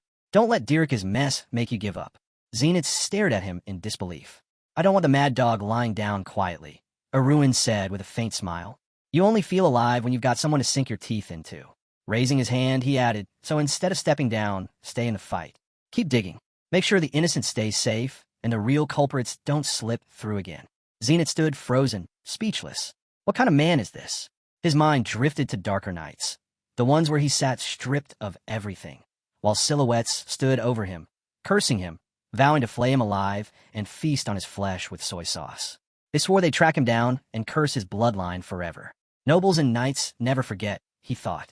They always come back for double revenge. But in all his 20 years of service as a knight, this was the first time he'd met someone like Aruin, someone who, despite being the victim, simply let it go and told him to keep investigating. Looking at the blonde, arms crossed, calm, and almost glowing with quiet confidence, Zenith wondered just what kind of person Aruin truly was. 17 years old, and carrying himself like this? Meanwhile, in the city, a wooden chariot rolled through the streets, pulled by 2 horses. People bustled along the sidewalks as a gray-haired driver guided them forward. Inside the chariot, Axe exhaled heavily. Man, I'm exhausted from all that talking, he muttered. Still, ended well. He recalled the dark-haired man's intense stare. The moment he said, Aruin would have made it look like he disappeared or ran away. Axe frowned, realizing how deep that line of thinking had gone. Across from him, Marcus asked, So, how'd it go? Aruin gave a small nod. No need to worry. It took some effort, but I convinced him. Smiling faintly, he added, Let's be honest, Zenith didn't really want to quit. A guy who gets that much satisfaction from dragging the truth into the light can't just walk away. Marcus shivered at the memory. Sitting across from Zenith's during his own interrogation, he'd felt it firsthand. That man was ruthless, relentless. Even when you were innocent, he tore through you like you were hiding the world's biggest secret. His heart was pounding. Marcus raised a hand and asked, Did you talk to him about Raihan? Aruin shook his head. Not yet. Lifting his hand slightly, he added, Zenith's only just started keeping an eye on me. If I go asking for favors right away, he'll figure me out in an instant. Marcus raised both hands in exasperation. Still, you can't just ignore those bastards. If the supplies headed for the royal court get intercepted, we're in serious trouble. Crossing his arms, Aruin nodded thoughtfully. Even the royal court's part-timers are paying attention. I've learned a lot about Raihan lately, but for now, it's better to wait. Just then, the coachman turned and called out they'd arrived. As the carriage came to a stop, Aruin stepped out. At that exact moment, Sari leaped into his arms. The little creature sat in his palms, holding a white sheet of paper between its teeth. Aruin took it, eyebrows lifting as he recognized the style. Over the past 2 years, he'd gotten quite a few letters like this. A white envelope sealed with red wax, marked with a single letter J. A message from Jarvis. Elsewhere, Jarvis sat in a bright, spacious office, a wooden desk in front of him. The seal on the envelope had already been torn. In his hands, Aruin read the neatly folded report. It was just another one of Jarvis's regular updates, concise, encrypted, always to the point. He made sure Aruin could grasp the situation, even from a distance. Aruin's thoughts drifted to a celebration years ago. Congratulations to the youngest cadet to earn Karsum. His name on that banner, those stares full of suspicion, all came rushing back as he read Jarvis's warning. You're starting to stand out, the letter said. Graduating early wasn't enough. You had to get Karsum, too. The Imperial Intelligence Service had started watching him more closely. On top of that, there were whispers that the FOH organization would soon be shaken up. He had to stay sharp. Then came the business report. Mentions of Yulaf Company appeared. Boxes of stones flashed through his memory as he read about stable sales. Following his master's advice, Jarvis had started taking subcontract work from Damien Trading Company. Aruin smirked, imagining his sister's annoyed face. Thanks to Mrs. Darren's stubborn persistence, profits were looking steady for the coming months.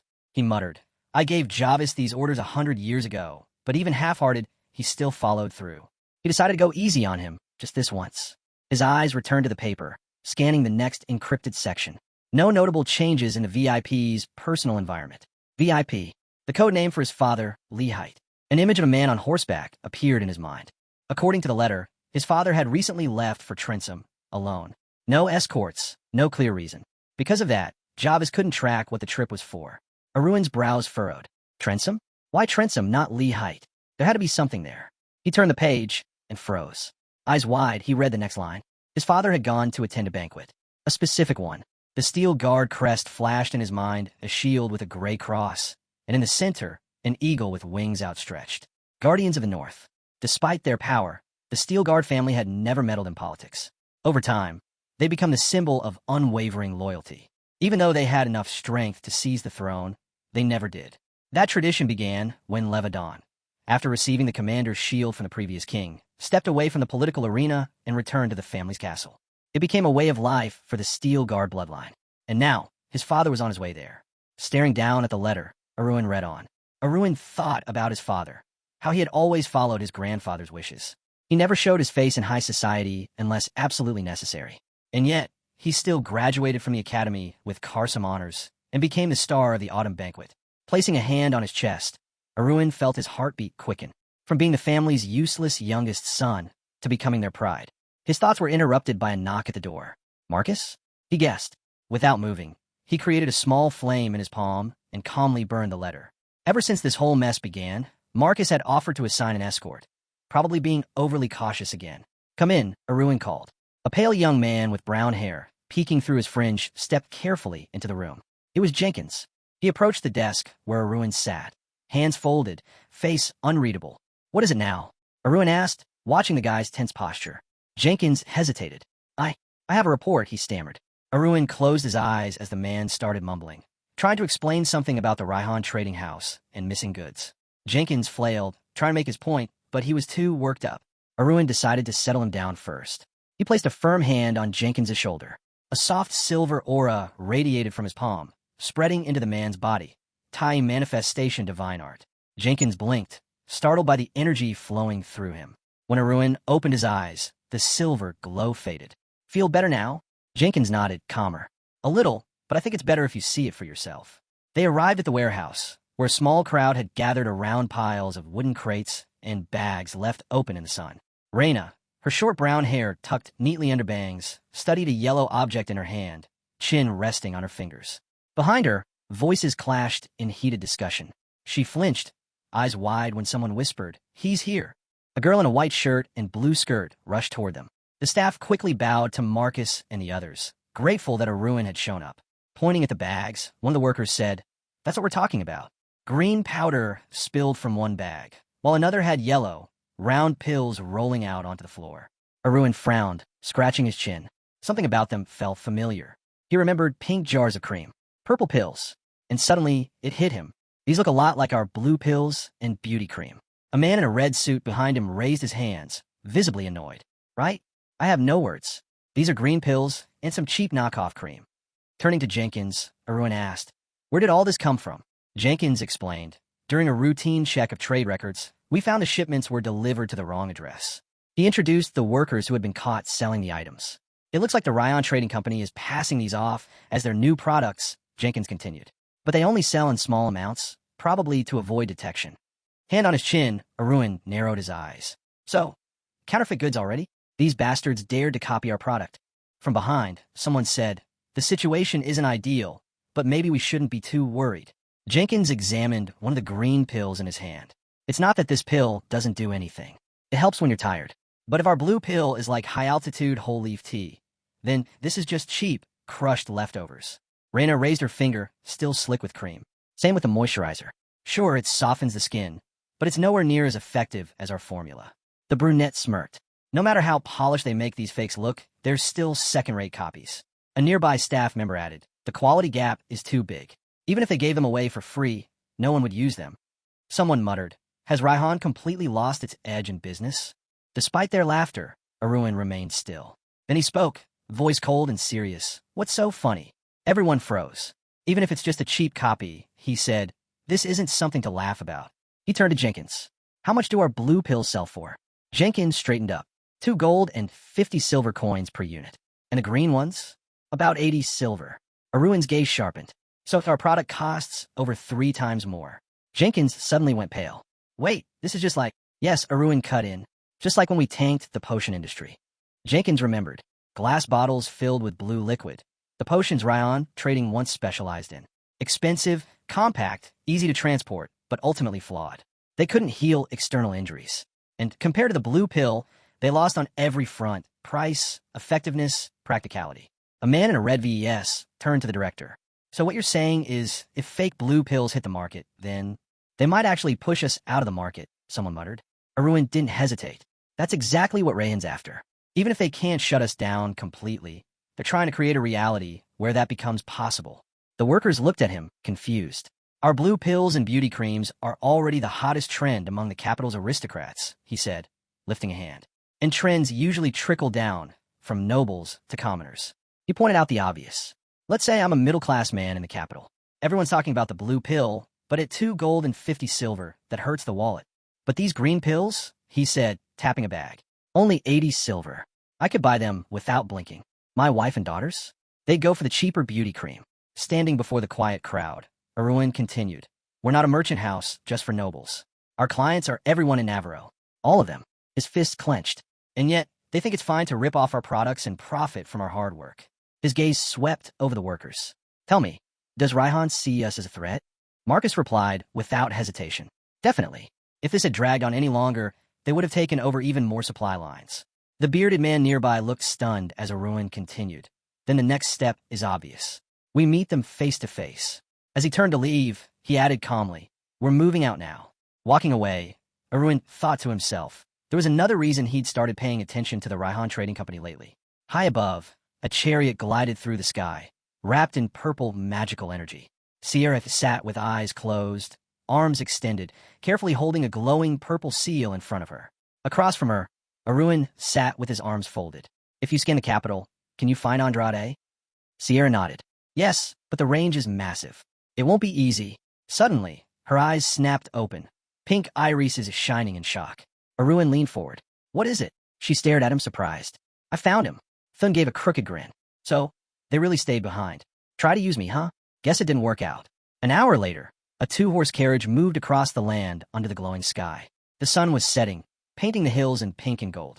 Inside the carriage, Aruin and Meryl sat across from each other in silence. His arms were folded, Sari curled comfortably on his shoulders. He glanced at the red-haired girl. Judging by Sari's relaxed posture, she didn't dislike him. Breaking the silence, Meryl suddenly spoke. I wanted to ask you something. Her long red hair was tied in a high ponytail with a ribbon. She looked irritated but determined. Why did you pick me as your bodyguard? She asked. There were two other candidates who were clearly more qualified. Outside, the carriage wheels turned steadily as evening settled in. The pink sky slowly darkened. Earlier, Vic had stood beside Marcus, arms crossed with Sari perched on his shoulder. Who are they? He asked. Marcus answered, they're the applicants for the night detachment we're forming. The one I mentioned before. There were three candidates, a fiery red-haired girl, a tall and rugged man with stubble, and an older, flabby man who looked well past his prime. Marcus added, Aruin will need to assign their positions and responsibilities. The blonde looked over them, brows furrowed slightly. From left to right, mid-level, low-level, and another low-level second class. Two were older. The girl was clearly the youngest. He turned to her. How old are you? 22. She answered without hesitation. Younger than Kieran, he noted silently. She stood at attention, waiting for his verdict. Then the bearded man stepped forward. Meryl didn't attend the academy. That caught Aruin off guard. What? He said, surprised. The red-haired woman stood calmly, not a flicker of emotion on her face. Meanwhile, RMC's voice chimed in from the side, thinking aloud. He pointed directly at the candidates. Then it's decided. One of them takes commander, the other vice commander of the nightly detachment under the trading house. His assistant looked stunned. Wait, then, who's handling the escort? Aruin raised an eyebrow. Isn't there still one more person? The question hit the redhead like a bolt. She stared at him wide-eyed, caught completely off guard. As Aruin stepped into the carriage, he gave a soft smile. Marcus quickly moved up beside him, lowering his voice. But in terms of skill, Sir TcharYL and Sir Alfonso would be the better choice. Aruin didn't hesitate. That's fine. I only agreed to have an escort because you kept pushing for it anyway. There were still murmurs, staff quietly urging him to at least explain why he'd chosen her. Leaning back against the wall of the carriage, Aruin closed his eyes. That is the reason. She stood there, serious as ever. That's not a reason. You're just setting the mood. He cracked a sarcastic smile. She's got a sharp tongue. I like that. Still, he knew full well. He wouldn't have made the decision without cause. A golden crest shimmered in his mind, the Tariff family emblem. If a girl from a noble bloodline was applying to be a knight for a trading company, then it meant only one thing: fallen nobility. Arms crossed, head tilted slightly, he asked her, You're the eldest daughter, aren't you? She kept her serious expression and nodded. Then you're carrying a lot, he added. She glanced down, silent. Both of them lowered their gaze. Aruin could feel it, that quiet, invisible weight pressing down. That urgency hiding beneath stillness. The kind of pressure that steals the air from your lungs. He understood it. He'd felt it himself. But that wasn't why he chose her. Not because they were kindred spirits. The carriage rattled along the dirt road. As it slowed, Aruin turned to his companion. Sari perched on his shoulder. They'd arrived. He looked at the little creature. Sari, stay in the carriage.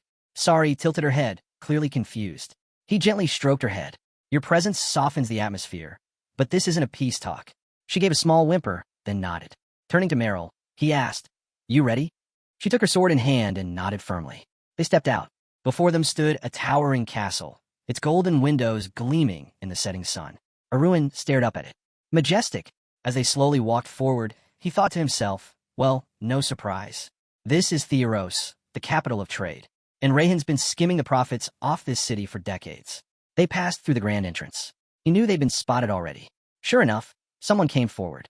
Welcome, the greeter said. Here for a visit? Yes, they replied. And you are? The man asked, extending both arms. He had green hair and a polite but cautious air about him. I'm Zimmer. I handle welcoming guests. So, do you have an appointment? Or is this a friendly drop-in?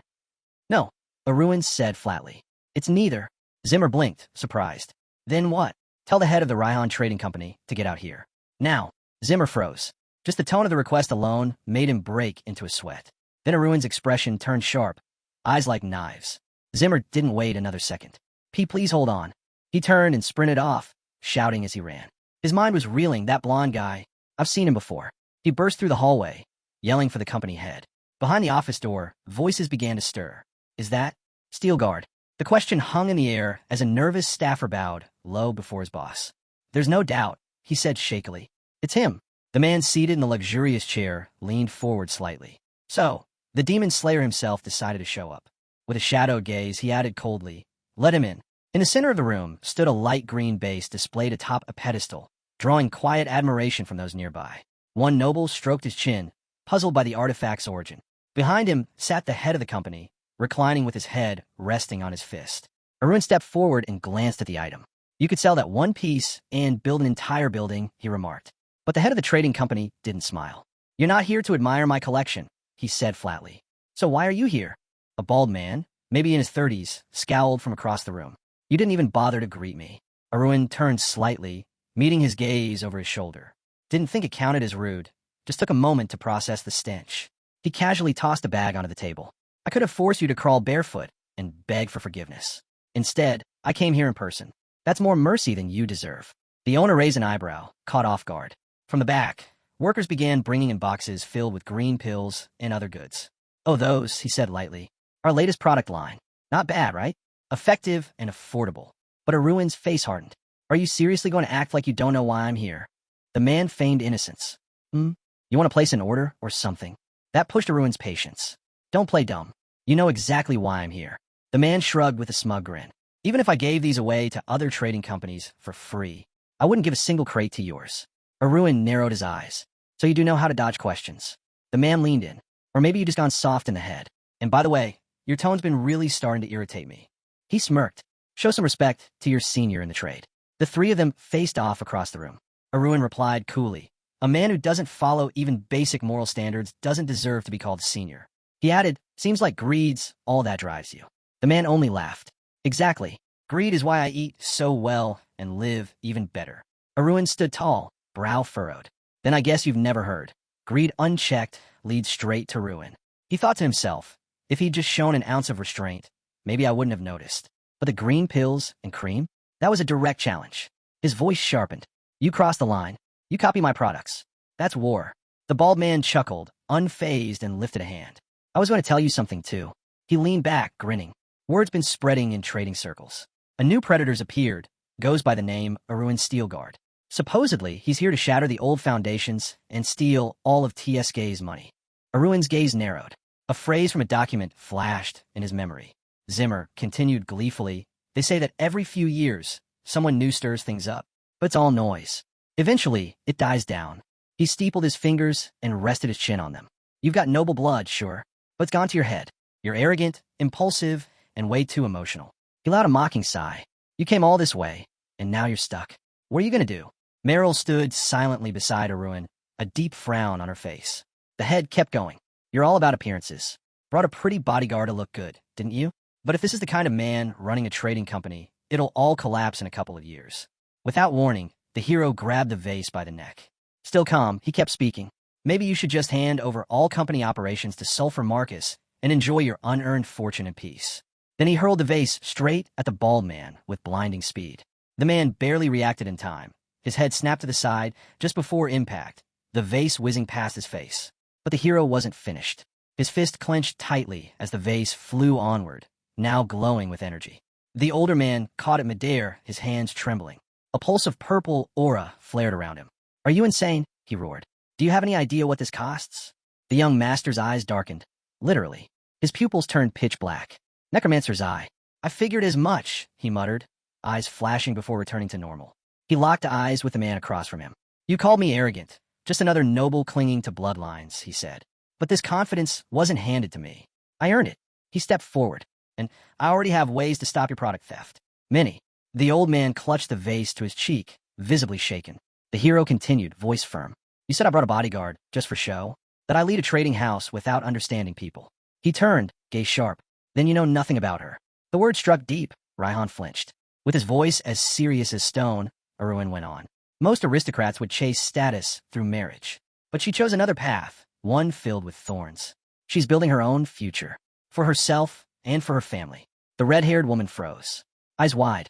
Then he looked at her and asked, almost softly, "Tell me, how could anyone not respect that?" Her heart skipped. "That's why he chose me?" she thought. But before she could speak, Aruin placed both hands on her shoulders and gently pushed her toward the exit. "I've answered your question. Now, go wait in the carriage." She blinked, stunned. "But my duty—" "It's fine," he said, expression unreadable. "I need to exchange a few private words with the head." He closed the door firmly behind her. The bald man shot up from his seat. "What do you think you're doing?" Aruin turned back calmly. "I figured it's better if we talk alone." With a smirk, he added, "Why don't you have your guard stand down? Let's keep this fair." The old man tensed. "What guards?" Aruin's gaze slowly drifted to the ceiling. "You really gonna play dumb? Or should I ask the one hiding up there if he knows your secret?" He grinned wide, drawing out each word. "You are a demon. Summoner." That did it. The man leapt from his chair in panic. "Get him! Now!" Just then, a ceiling panel burst open. Someone dove out, cloaked in a hood, blade in hand. The assassin flew straight at Aruin, knife gleaming. But the hero didn't flinch. His eyes locked onto the attacker, cold and calculating. The blade slashed through the air, but Aruin twisted aside with barely an inch to spare. Again the assassin attacked, fast, silent, and deadly. His movements were sharp, precise. Concealment? Top tier. Speed? Like lightning. If I didn't know about the ambush, Aruin thought, I'd be dead. The assassin lunged again. This time, Aruin extended his palm. A burst of blue light exploded from his hand as he struck with pinpoint force. The guard was thrown back, barely landing on his feet, skidding across the floor as he tried to recover. Aruin took a stance, arms crossed, legs firm. Dark moon technique. Aura wrapped around his arms like liquid shadow. Once again, he charged straight at the blonde warrior, who was already set in his stance. Just as he swung his blade, the attack was stopped, caught mid-air by the man's bare palm. With both sides now fueling their attacks with raw energy, a fierce clash erupted. Blades and fists moved in a blur, each strike faster than the last. But the protagonist, calm and focused, blocked every blow with just his hands. Then, an opening. The Lord spotted a gap in his opponent's defense. One precise strike, and the enemy dropped instantly. A guard watching from below muttered to himself. Sure, the young man might have been the youngest to ever pass the Carson assessment, but he lacked real-world combat experience. Aura or no aura, he was still green. The enemy's blade closed in, aiming for the young master's neck. But at the last second, it dropped to the ground. The hooded figure froze, trembling, stunned. My hands, they just... But he never finished. The Lord had already closed the distance, winding up for a crushing blow. The servant collapsed to the ground. The blonde stood silently, his aura-charged hand glowing faintly. The strength of the Dark Moon technique lies in its endurance. The longer the fight, the more energy floods into your bloodstream. Pan glanced at his glowing hand and muttered, "Not exactly a weapon, but maybe I underestimated it." The castle's owner had been observing everything and was stunned.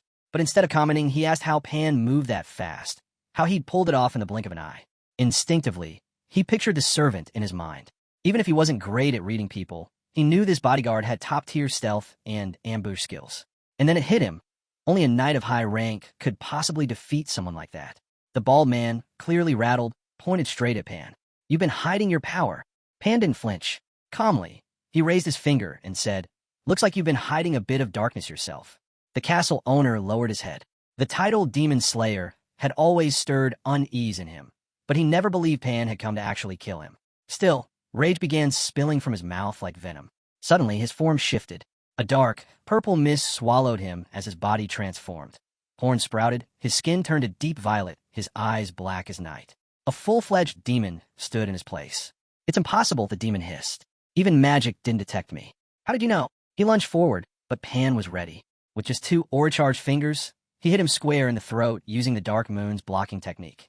Darren stood tall over him, still holding his glowing fingers in place. "You rely too much on brute strength," he said. "Maybe try learning some real techniques." The demon dropped to his knees. Blood poured from his mouth. He looked up and spat. "You think you're safe now? How dare you attack me and Ryan like this?" But Pan calmly raised both hands. Small orbs of energy formed between his palms. "I think I'll be just fine." He unleashed a flurry of blue waves. The blast sent the demon crashing backward. We cut to the horizon, where the sun sets. His screams echo across the sky. Bloodied and crawling, the creature begged for mercy. But the blond man only looked down at him. "You summoned the devil yourself. Why fear death now?" The Lord stroked his chin thoughtfully. The demon, barely conscious, whispered, "One more hit, and I'll die." That gave Pan pause. He wasn't lying. His regeneration was weaker than Andrade's. Was this some kind of rare fusion between human and demon? One without full corruption? The demon lay there, pathetic and broken. The blonde activated his necromancer's eyes and examined him closely. Even with slowed healing, his ego was still intact. Pan locked eyes with him, his soul power read at 600. A steel guard descendant, watching nearby, noticed right away. 3-digit soul power? Poor camouflage. A detection spell could have revealed him easily. Pan kept his gaze fixed. He thought, people bound to demonic spirits, they're hunted everywhere. That's why hiding your energy is everything. Pan looked down at the demon and asked, "What do you think would happen if the world found out that Raihan, the same guild leader idolized by small, mid, and large guilds alike, the man who supposedly built a tower out of gold bars, was actually a devil summoner?" Then he added with a smirk, "Or maybe, if he bribed the entire bureaucracy, the truth would never see the light of day." Still sprawled on the floor, the demon groaned. "You think you're any different? Just because the Steel Guard family has your back, you think you can walk away clean?" He tried to sneer, but the pain was too much. "If I go down, I'll drag you with me." But before he could finish, he froze. His eyes widened. The blonde had taken out a corked flask, small, unassuming, but instantly recognized by the demon. From a tiny container, the dark spirit of the 17th fragment of Andalusia burst forth. The soul-absorbing flask had been empty until now. Its master, standing calmly, said, "You've been idle long enough. Time to put in some work." The spirit inside, radiating a soul power of 14, fixated hungrily on the demon, whose soul power still read at 600. Pan looked at the spirit and nodded. "You see that bastard? Handle him for me." The spirit licked its lips, eyes gleaming. Looks delicious." The demon's voice turned desperate. "Wait, just wait." And in that moment, Pan recalled the warlock with the icy blue eyes, L'Oreal. It was just like she predicted after the Andrade incident run had forged a contract with the dark-haired one, the very spirit hunter obsessed with collecting all the Andalusia fragments. If Mick ever decided to put one of those fragments on the market, Tun would be the first to show up, with rare tips and powerful items in hand, all for the trade. Pan's eyes glinted in the shadows, violet and sharp. He remembered the warlock's most crucial warning: when a spirit senses someone with greater spiritual power, they submit like beaten dogs. And if one's unlucky enough to be caught by a high-level necromancer, they're leashed for life. And right now, that demon on the ground, he wasn't a demon anymore, just a dog waiting to be collared. The spirit in the bottle began draining his soul power. Slowly. First 600, then down to 350, then 300, 250, 200. Raihan gritted his teeth, trembling. Then, through clenched jaws, he roared out, "Master!" Pan raised an eyebrow, visibly surprised. "What did you just call me?" The horned creature looked up, defiant but defeated. "You own my soul, my body. That makes you my master, whether you like it or not. I belong to you now." Pan stared at him in silence. The demon, "No." The servant pleaded again, "Please stop." The blonde scoffed. "Funny how fast your loyalty flipped." Then he turned to the spirit. "If you don't want to end up sealed back in that tight little mirror again, you'd better stop and get back in the bottle." The spirit scowled, disappointed. "I was just starting to enjoy myself." But after a pause, it sighed and slowly retreated back into the flask. Its soul power had risen to 170. Pan did the math in his head. The spirit had devoured around 500 units of soul power, but somehow its own strength had only gone up by 300. The spirit's absorption rate was brutal. Ragged slammed his forehead to the ground, practically worshipping his new master. "Thank you," he muttered. But Pan just frowned. "Are you really the same guy from a few minutes ago? You were ready to lick my boots." As if to prove the point, the demon-turned-servant crawled a little closer. Pan narrowed his eyes. "What are you doing?" Without hesitation, the dark-eyed creature grabbed his shoe and stuck out his tongue. "If you command it, I'll do it." Pan jerked back. "Get away from me." Some time passed. The blonde now sat calmly, sipping tea from a luxurious set. Across from him, the bald man had returned to his former human appearance. He leaned forward slightly, gesturing to the teacup. "Try this. It's the most popular tea in the Empire." Pan took a sip. The aroma's amazing. His gaze stayed sharp, watching the man carefully. "So," he said, "tell me, why summon a devil?" "To live longer. Stay healthy," the man replied without hesitation. "Money can't cure incurable diseases." Pan nodded slowly, then asked, "And how many lives did you sacrifice to buy yourself more time?" That question hit like ice. The man's confidence wavered. He avoided eye contact, voice trembling. "About 10. That number caught Pan off guard. 10. He frowned, thinking. Fewer than Andrade, but in the end, he's no different. Still, if he's useful, I'll use him. The bald man, Sensing the shift in mood, try to change the topic. We're going to stop selling green pills and beauty creams soon. Pan raised an eyebrow. Why? Those were selling well, weren't they? They're flying off the shelves, the man confirmed, especially with the commoners. Exactly. Making something that popular takes real effort, Pan replied, leaning forward. You're a talented merchant. The bald man beamed, eyes closing with satisfaction. You flatter me. But even as he smiled, a flicker of doubt crossed his face.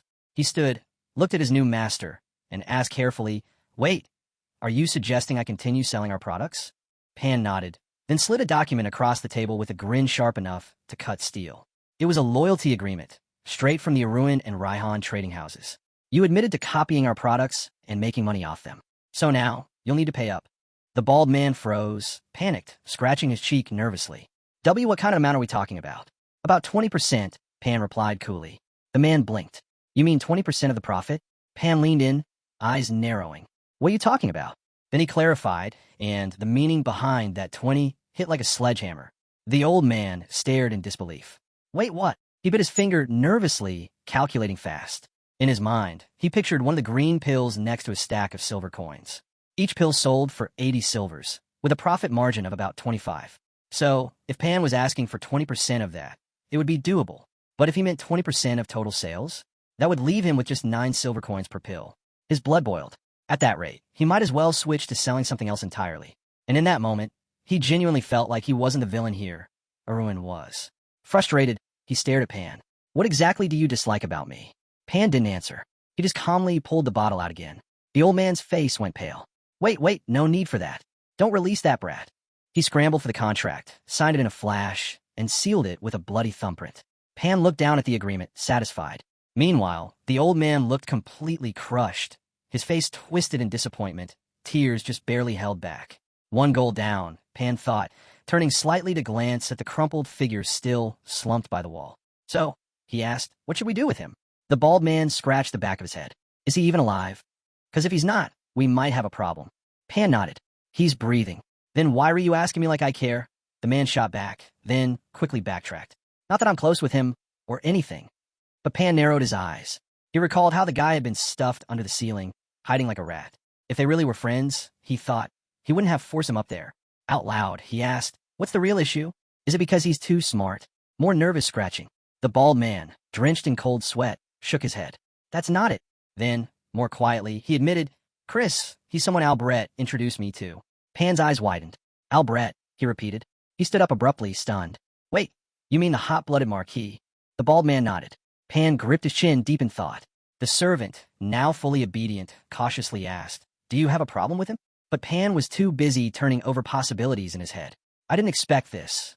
Why is the Marquis of Dorian suddenly part of this mess? His thoughts drifted to what Albret looked like, and everything started connecting. The green pills, the beauty creams, the whisper campaign about counterfeit goods. After that whole ordeal, the Aruin Trading Company walked away with a fortune. No maintenance, no overhead, just pure profit. Naturally, the rumors began to swirl. Some claimed they overheard the CEO yelling at Raihan, forcing him to admit fault and repay every coin. Others believed they'd just struck a quiet deal behind the scenes. But no one ever guessed the truth. The fact that Raihan couldn't even touch the Aruin Trading Company, that alone sent shockwaves through the merchant world. Inside the company, morale was sky-high. Staff members raised their fists to the sky, celebrating in unison. Behind a tall, closed wooden door, the scene was quieter. The protagonist removed the dream machine from his head, a complex magical device that allowed him to dive into dreams and extract hidden information, even from someone's subconscious. It could uncover plans, secrets, even glimpses of the future. He set the device gently on the table beside him and let out a long breath. I never expected it. The Marquis of Dorian, an investor in Raihan. Thoughts began racing through his mind. Rumors he used to brush off suddenly made sense. Claims that the Raihan trading house was actually being positioned as the successor to the powerful Albret family. And then, there it was, confirmation that a 30,000 gold coin investment had been made to back either the young Marquis Albret or Raihan himself. The Golden Demon was now emerging as a real power in the political world. With full support from the Marquis, the tides had shifted. Pan leaned back, his eyes narrowing. At first glance, it looks like they picked Raihan, but in truth, it's the Marquis pulling all the strings behind the scenes. And that wasn't all. Even Luther Carlson, one of the Empire's 3 main lords, was heading toward the capital. In a separate scene, We see him fast asleep, arms crossed, inside a slowly moving carriage. Pan muttered, I get it now, my father and Dorian's connection is clear. But there was still something nagging at him. Could he also be involved? Back in his office, surrounded by piles of books and documents, Pan grabbed his head, frustrated. Ever since the incident with Dirica, the name of her killer kept resurfacing in his mind, refusing to be forgotten. His thoughts were a tangled mess. Maybe I need a distraction? Something to take the edge off, he muttered. And just like that, he tapped into the Interdimensional trade network. Advertisements from countless systems flooded his view.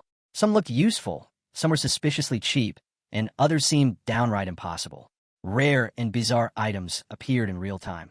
And for a moment, he hovered between indecision and impulse. A notification popped up, purchase complete. The items he'd selected were far from ordinary. A deadly poison, the art of dragon poisoning, contradictions, the power of self-defense, overcoming inner cultivation, and shadowless secrecy. His eyes glowed crimson. I now possess 360 years' worth of internal Kai. He was locked in, completely focused. No distractions. He smiled slightly. This is the beauty of spatial trading, fierce haggling, unpredictable outcomes. But it's perfect when you realize you're buying twice in one move. With that kind of cultivation time stacked, even if he reached his ultimate peak and broke every known limit, he'd never be short on Kai energy again. Then came the next phase, knowledge absorption. He decided to start with martial arts. A smooth, black fabric unfurled before him. He picked it up, examining it closely. It was a combat cape. Kipo's battle cape. This wasn't just for defense. The cape could shift instantly in a void mode, transporting parts of its coverage into another dimension. Pan lifted the cape by its edge, then activated it with a single command. In that instant, the fabric shimmered and transformed, taking on the appearance of the vast, cosmic sky. Pan wasn't particularly impressed at first. The cape just looked a little darker. But then, as he opened his eyes wider and studied it more closely, something clicked. His fingers sank slightly into the fabric. He held his hand toward it again. It felt like it was being pulled into endless space. If someone attacks me while I'm wearing this, he murmured, they won't even have time to blink. He took the cape off, holding it in front of him, examining it with more appreciation now. Yeah, this is perfect. In this world, wearing magical armor often raised eyebrows. It brought too much attention. But cape like this? It flew under the radar. A subtle replacement. Effective. Smart. Too expensive for me normally, he admitted. But then again, with a balance of 5,832,513 coins sitting in his account, saving money wasn't exactly a concern anymore. Just then, a strange system notification appeared, blinking persistently. Someone was messaging him. A lot. He glanced at the feed and raised a brow. Now that's some persistence. He sighed. Honestly, if it weren't for this guy, I'd have made way more money by now. With a groan, he finally accepted the incoming call. The screen lit up. Alpha scan. The familiar face appeared and smirked. You finally picked up. Ignoring me as usual, but not today. Pan leaned back. Been busy. Alpha scan, easily recognized by his long ears, spread his arms. Busy? What could you possibly be doing? He added, your partner's store's running itself. And let's be real, it hasn't exactly been crushing sales lately. Then, with a sly tone, he continued, people are starting to say you've lost your original spark. Pan narrowed his eyes. That rumor's one I started myself. Alpha Scan chuckled. So you admit it. Pan scowled. He's always been irritating. That familiar feeling returned. Memories from 2 years ago, after the cataclysm at Laftel. He remembered receiving a letter. He'd scratched his chin, puzzled by it. Looking to buy something? He'd asked back then. The cat-like sender had simply replied, nah, nothing urgent these days. Just figure I'd share some info. Pan had sat on the edge of his bed, asking about an information exchange. But the message had turned serious. AlphaScan told him flatly. CMSAEAM had been kicked out of interdimensional trade. Pan froze. What? How? The other simply held up his clawed hand. Don't play dumb. You know exactly how. Then came the accusation. You planned it all. Price manipulation from the start. He pulled up a graph, showing the spike, then the sudden drop. A textbook manipulation play. You tugged every string. Got him banned, he said. Then, with a smirk, he added, but no one guessed your real target was the Rochester Magics Guild. That caught Pan completely off guard. He stared at the screen. Who even are you? The other man grinned, calm and proud. Let's just say, I'm someone very interested in you. Then came the list. He was the one who triggered the Monostone crisis in the Zero system. He brought 2 of the 5 main elixir guilds in the first system to a standstill. He'd personally influenced the dismissal of Miriam and Sirica. And just recently, he'd bankrupted one of the biggest guilds in operation. As he listed the guilds, Pan saw flashes of their leaders in his mind. But then the mysterious figure added, quietly but deliberately, still, The man on the other side of the screen smiled coolly. Relax. Sure, there've been a few violations here and there, but nothing serious enough to get you kicked out of interdimensional trade. So I left them out of the report. That immediately put Pan on edge. Wait, report. His eyes widened. Don't tell me. But the long-eared man cut him off, still grinning. That's right. Your guess is spot on. He placed a hand dramatically over his chest. Allow me to formally introduce myself. I'm the one behind all those rumors. The one watching from the shadows. An official auditor of interdimensional trade. Pan's brow twitched. Great. Another annoying clown shows up. But before he could say it aloud, the auditor added smugly. I bet you're thinking I'm just another pest. But hey, I'm certified in using heart tone lore too. Pan's temper flared. So he really is the real deal. And here I thought he was just pretending for some kind of petty revenge. Turns out this guy had manipulated others just to set him up. And now, an actual oversight agent was knocking on his door. What do you want? Pan asked bluntly. The man's grin widened. Relax. I'm not here to make trouble. I just wanted to offer you a job. There's a vacant position I think you'd be perfect for. Pan immediately folded his arms. Not interested. I've got enough on my plate. Why don't you go deal with your own mess? The auditor extended a hand. I'm dealing with it. That's why I need your help, with the T division. On the screen, a stack of dossiers appeared. Former CMs, 5 of them. 3 had already been permanently expelled from the trade system. Truthfully, he added, you've got talent. Pan scoffed. Talent in monitoring? The man shook his head. No, talent for causing problems. Pan's expression darkened. Arms crossed tighter, eyes sharp. Are you being sarcastic right now? Not at all. I'm serious, he replied smoothly. You've pissed off so many CMs, they've started restricting your sales. Mona stones are piling up in your warehouse. The scene shifted to reveal rows upon rows of dusty crates filled with unsold Mona stones. And it's been ages since you ran a discount, he added. Pan sighed. Yeah, that's all true. Then what's the issue? The auditor asked, raising a brow. You're acting cold. Pan shot back. Don't waste my time. But the man didn't back off. Hey, you won't be doing it for free. Every task you complete earns you COR, quest points. You'll need those. A new system prompt lit up before Pan's eyes. Quest activated. Objective. Sell 10 high-quality Mona stones via the designated channel. Reward. 100 coins plus 200 COR. The format was similar to System 1 quests, but clearly adapted for System 2 conditions. Pan rubbed his chin, calculating. The quests don't mean much on their own, but they're essential if I want access to System 3. Right now, though, he was losing more than he was gaining. He glanced at the man on the screen. Even so, I'm not doing this. What do you even expect me to use those points for? The cat-like figure tapped his chin, thinking. Then, almost instantly, he replied, How about this?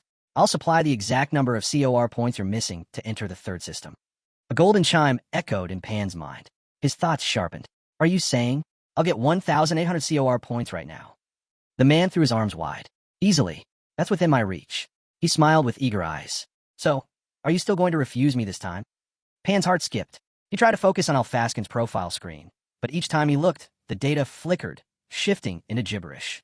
His unease grew with every failed attempt. What is this guy hiding? He clenched his jaw.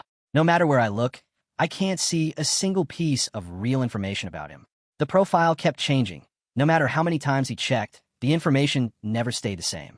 Still, the persistent auditor pushed again, asking with a grin, Are you really going to turn down the chance to earn 18,000 QP points?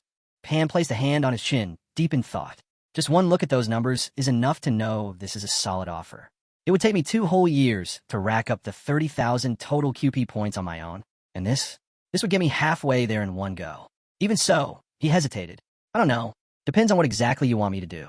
The red-haired man grinned. Don't worry. It's nothing. Really, just a trivial task.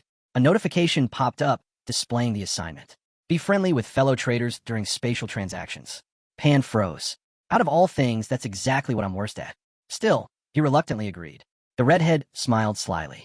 You made the right call. It's time you started playing in the big leagues. He promised to send more details later, then ended the call. Left alone, Pan leaned back, hand on his shin, deep in thought. System 3. He searched through all the memories from his past life, but no matter how far he dug, there was nothing, no solid information about the third system. A towering stone gate appeared before him in his mind's eye. The entry requirement might be steep, tons of QP points, but that's not the real issue. The real challenge is reaching the final phase of the soul stage in System 2. He pointed to the system interface, focusing on Phase 2. Currently, it had 3 unique soul stages. If you excluded this servant of evil, that still left 2 brutal paths. He who stands before the door of truth, the master of magical engineering. Both were insanely difficult in their own right. With Pan's experience, hitting the required trading volume wouldn't be the issue. The problem was the mandatory conditions for advancement. Unlike Phase 1 and early Phase 2, where the difficulty ramped up gradually, the last step hit like a wall. The requirements? Complete 5 transactions involving unique magical knowledge, or complete 5 trades involving unique magical items. Pan scowled, arms crossed. What kind of system is this? Frustrated, he realized he had no choice but to ask someone who'd already made it in. We shift to a crumbling ruin. Spirits drift through the air. A figure in a red cape stands among them. Nearby, the blue-eyed warlock steps into the third system. When Pan asked for answers, the warlock gave him a vague response. It's not easy to explain. Pan flared up. Is it really that hard to just tell me what kind of dimension it is? She calmly replied. Information about System 3 can't be shared with users still in lower-level systems. The warlock took a slow sip from a long pipe. That's not the issue. Then his eyes suddenly lit up. Ah, this drink is incredible. Pan stared, baffled. What are you even talking about? Forget it, the warlock said with a dismissive wave, then asked, why are you so focused on getting into System 3 anyway? Pan exhaled and admitted, I just want to get closer. One step at a time. The warlock leaned back, folding comfortably into a chair. It's worth it, if you can get in. Then he glanced over and asked, do you even have enough coin for level 8 rings? I've got the coin, Pan replied. The problem is they're basically never on sale. The warlock nodded. Exactly. I wouldn't sell mine either. But don't give up. Keep looking. Pan's patience snapped. All you do is dodge the question. You're just wasting my time. He stood. I'll figure it out on my own. But just before he could leave, the warlock offered him something unexpected. A small gift. The warlock handed him a book, Mid-Level Ghost Disguise.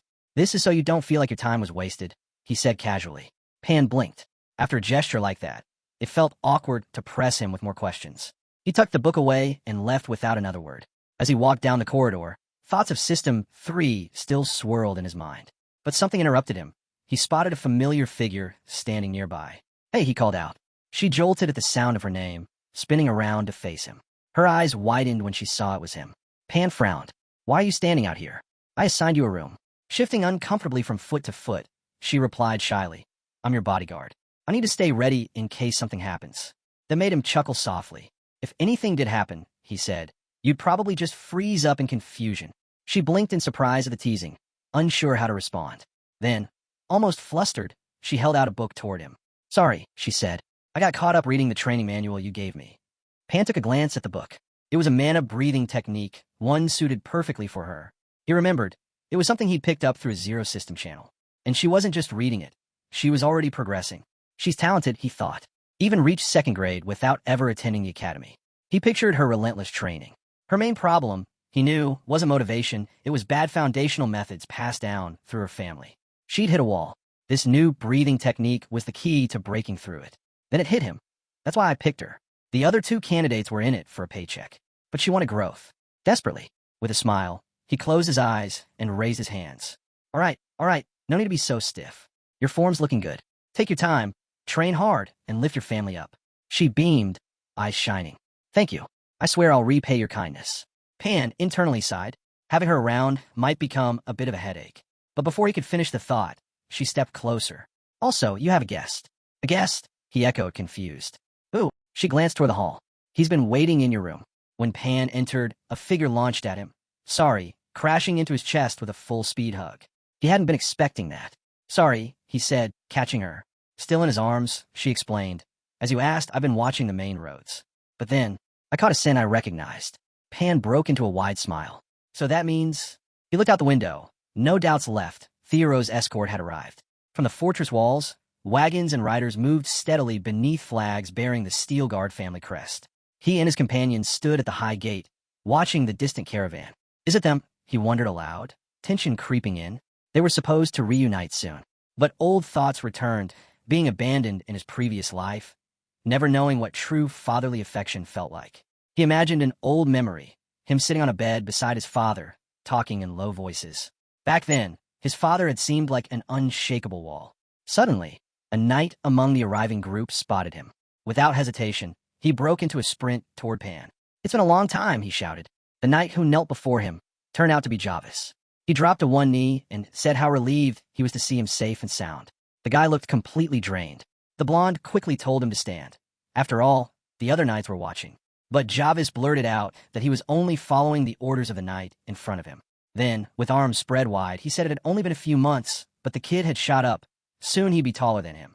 Still, his face looked tired and worn. He asked if the journey had been rough. With a soft smile, the young knight said the route had been fine. He'd been busy, sure, but he kept everything running on schedule. The young master glanced at him, eyes full of quiet understanding. Of course, it was hard. Jarvis wasn't just a knight of the Steel Guard second class at night.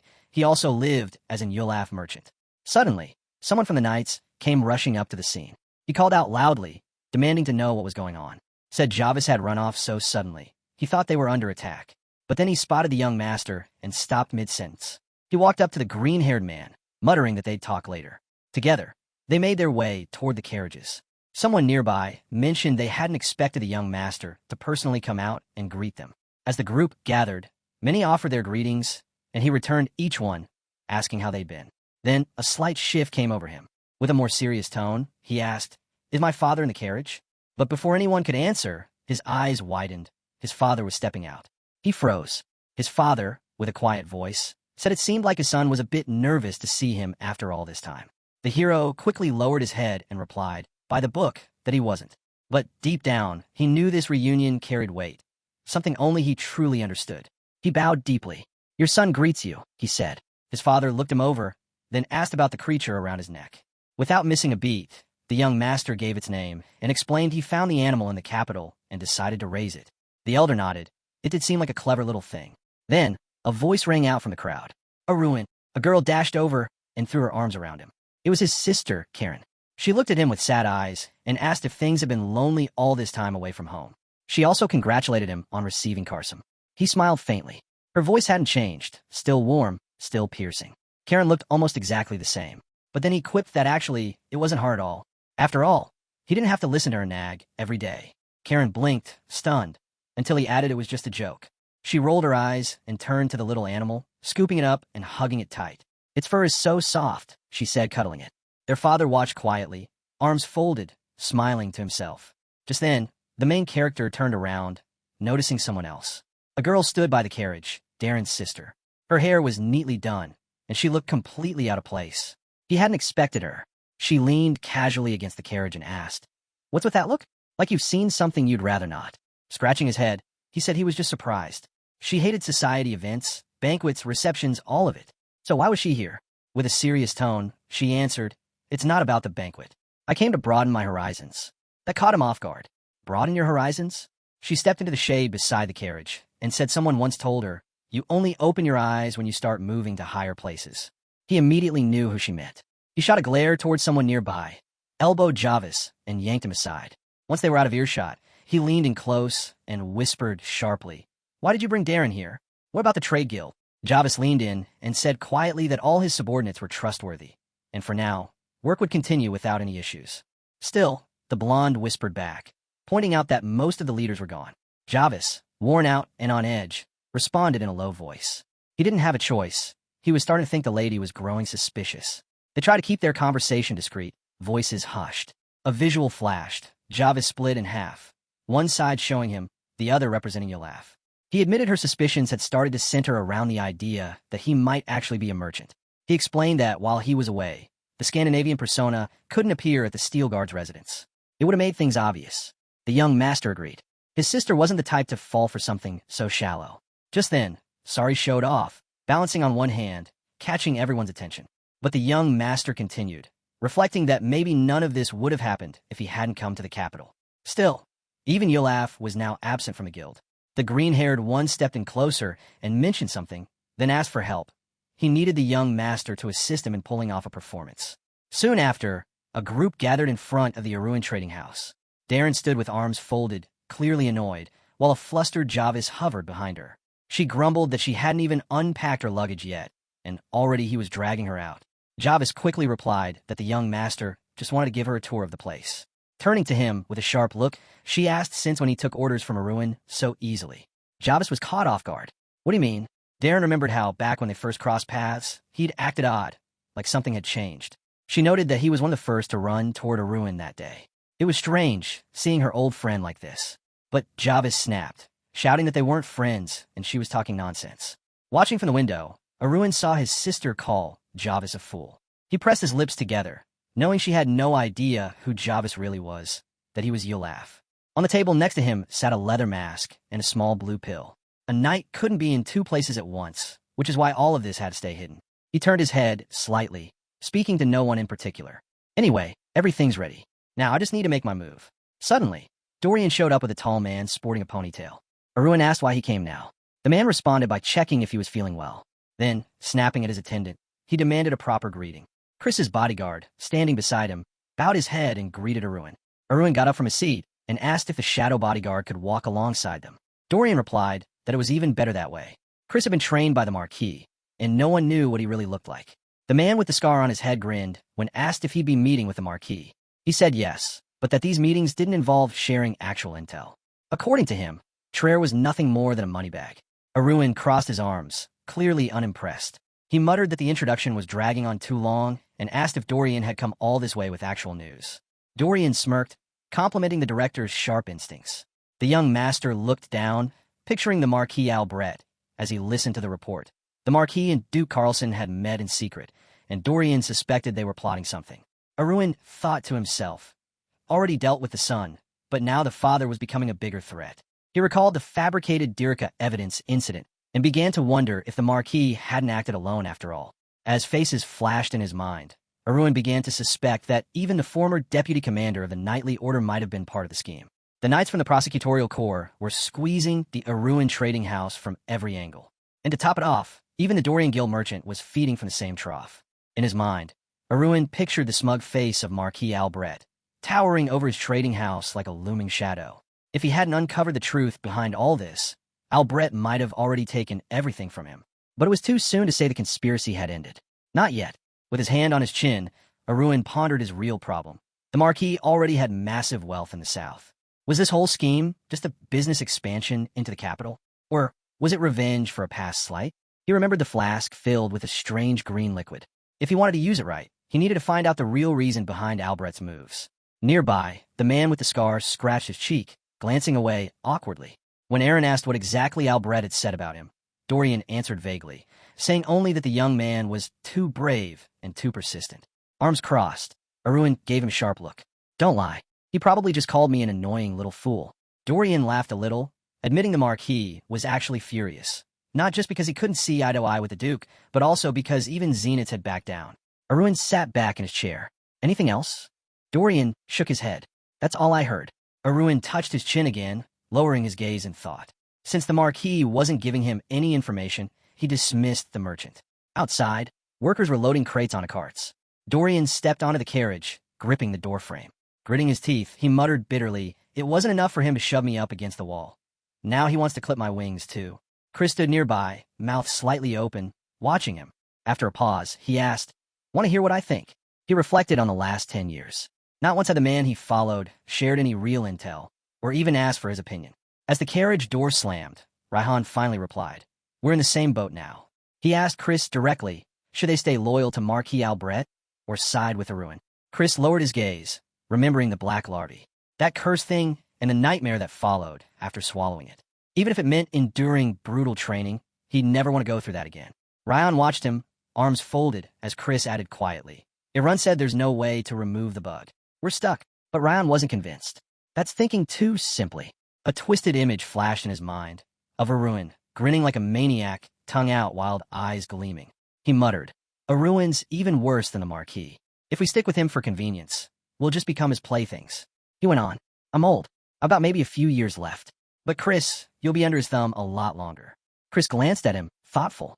The bard touched his chin and said what they were both thinking. Then we need to find a way to break free. Ryan nodded. If we're going to escape, it has to be now.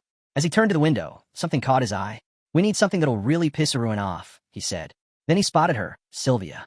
She stood nearby, scribbling notes with a calm smile on her face. He noted how beautiful she was, but something else drew his attention. A faint trace of mana. Very subtle, but there. A magician from the upper world? His eyes darkened. That couldn't be. That tribe was far too proud, far too elite, to leave someone behind here. And yet, looking at that smiling girl, a flicker of bright blue light shimmered around Sylvia, barely noticeable, unless you were looking for it. Dorian turned away from the sight, a dark grin tugging at his lips. He muttered to himself that maybe, just maybe, the heavens hadn't turned their backs on him after all. Not if something like this showed up during the attack. Chris glanced at him. You have a plan? Dorian's grin widened, eyes glinting. Oh, we're heading straight to meet with Marquis Dorian. Right now, the full moon hung high in the night sky. Aruin walked through the streets, calm and confident. A small smile played on his lips as he remembered the scene he'd orchestrated, appearing as Yulaf with Jarvis at his side, right in front of Darren's sister. The whole performance? It worked like a charm. He looked up, recalling his sister's troubled expression and the confused look on the knight's face. There was a strange tension in the air between them, an invisible current. He wondered, was the champion thinking the same thing he was? Suddenly, a voice called out. Aruin turned, surprised to see a familiar figure walking toward him.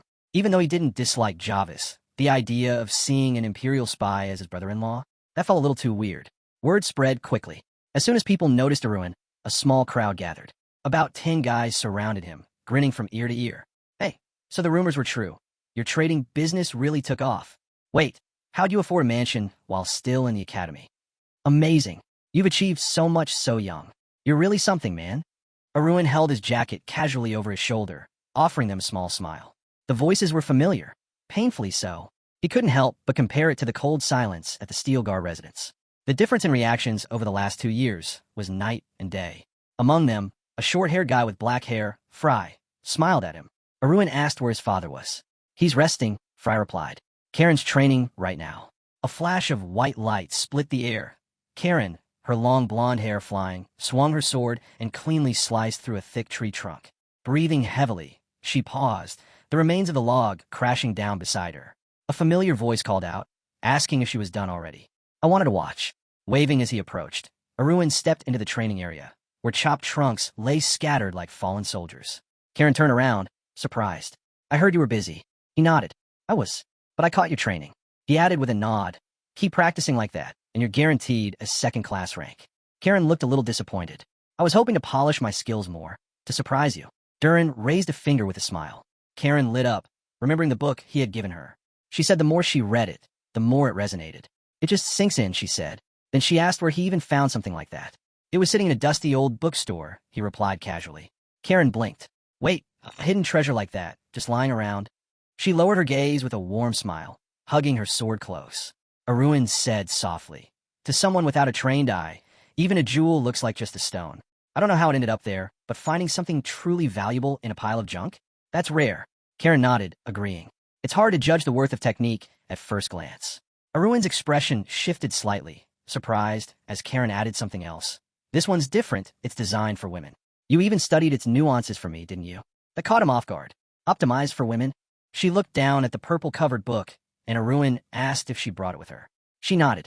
Every time I read it, I feel something new awaken inside me. Taking the book into his hands, Aruin flipped through it using advanced speed reading. His eyes widened. He muttered internally, it's real. Most martial arts were created with the male body in mind. But this one? It was crafted to enhance female strength and movement. Kieran looked up at him, surprised by the expression on his face. And Aruin realized his sister had reached class 4, just by practicing on her own. Aruin's eyes stayed locked on the book, flipping pages as realization dawned.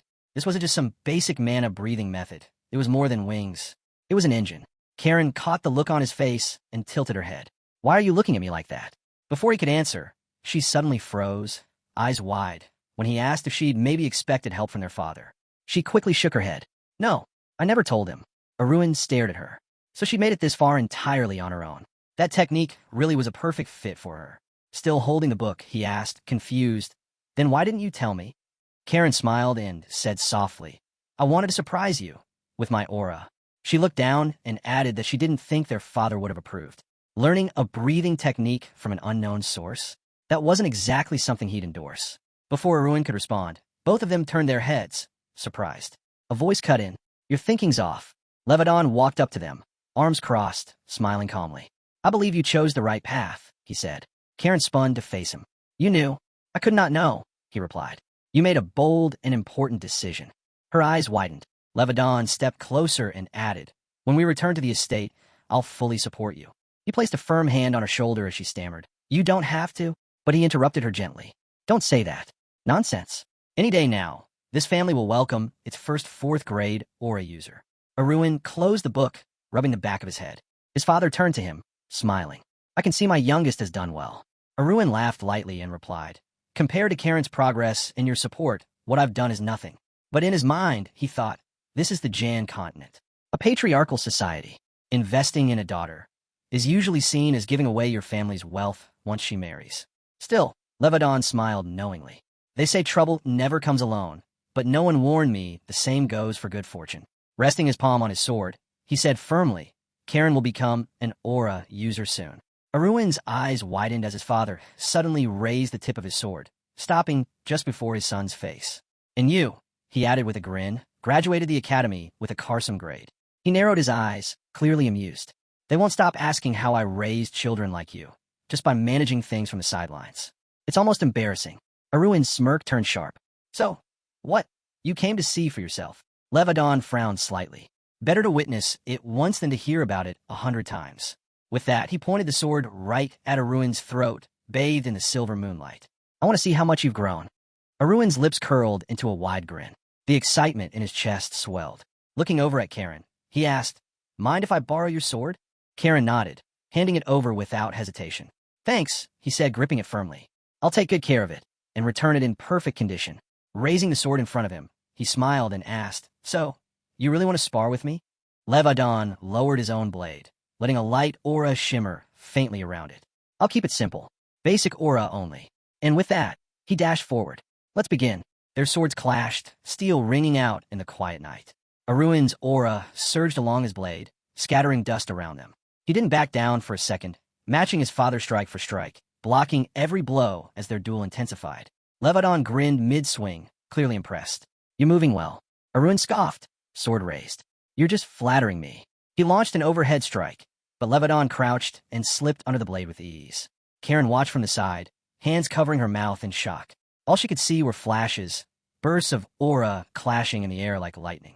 At first, she tried tracking their movements, but the speed was overwhelming. She quickly lost sight of their attacks completely. This is real, she whispered. You can't follow the movements of a special class knight with your eyes alone. Aruin held his position with laser focus as Kieran, wide-eyed, murmured, he's doing great. Even if Dad's not going all out, I didn't think he'd last this long. Suddenly, her expression changed. Levadon surged forward, blade in hand, closing the distance in a heartbeat. Aruin didn't back down. He charged too, sword raised high. The moment their auras collided, a massive white flash engulfed them. Kieran, face pale, rushed into the fog. Aruin, for a moment, she feared the worst. Maybe their father had miscalculated. But then a familiar voice echoed through the dust.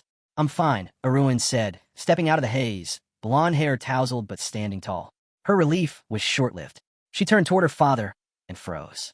Levadon was down on one knee, leaning heavily on his sword. Blood trickled from the corner of his mouth as he stared down at his hand, face grim. Kieran gasped. Father. He didn't meet her eyes. I'm fine, he muttered. She clutched her face in panic while Aruin's expression darkened, eyebrows pulling together. His father's next words made it worse. You've proven yourself. A true master of the sword. You earned that Carson grade through your own effort. Aruin's jaw dropped. You're not fine. Gripping his sword tightly, he looked down confused and angry. How? He wasn't even using full aura. His thoughts spiraled. Why didn't I see it sooner? When they told him Levadon had arrived in a carriage, it should have clicked. His father always rode on horseback. Always. That was his creed. A knight rides with his men. But he'd shown up in a carriage? Aruin's heart sank. Then he remembered something else. His father had recently visited Trensom, a sacred place where priests live and divine magic flows. Levadon had always avoided that place until now. Sweat rolled down Aruin's cheek as a heavy realization settled in. There's something he's hiding. Something serious. He looked at Levadon, coughing blood, struggling to stay upright, while Kieran hovered nearby, clearly shaken. And in that moment, Aruin knew. His father was facing a serious health issue. Later, in the mansion's bedroom, Levadon sat quietly on the bed, fingers resting on his chin. I'm glad I left command of the knights to Captain Hapahel, he said softly. His two daughters stood by the bedside, giggling over old memories, their laughter gently filling the room. Kieran glanced at the captain's somber expression and softly said it really was a relief. Darren, standing beside her, added with a surprised smile, I never thought I'd see a giant like him shedding tears. The room fell silent. Inside the spacious chamber were their father, both sisters, and Aruin. The blonde stood quietly, lips pressed together, eyes shadowed with guilt. Even though his father was trying to lighten the mood with a joke, it only made things worse. Looking at the worn-out man sitting on the bed, hands slightly raised, Aruin wondered if it would have been better if his father had just opened up, or even complained a little. But Levadon simply said he was fine, just needed rest. Darren immediately waved her arms, upset. You were coughing up blood? How is that fine?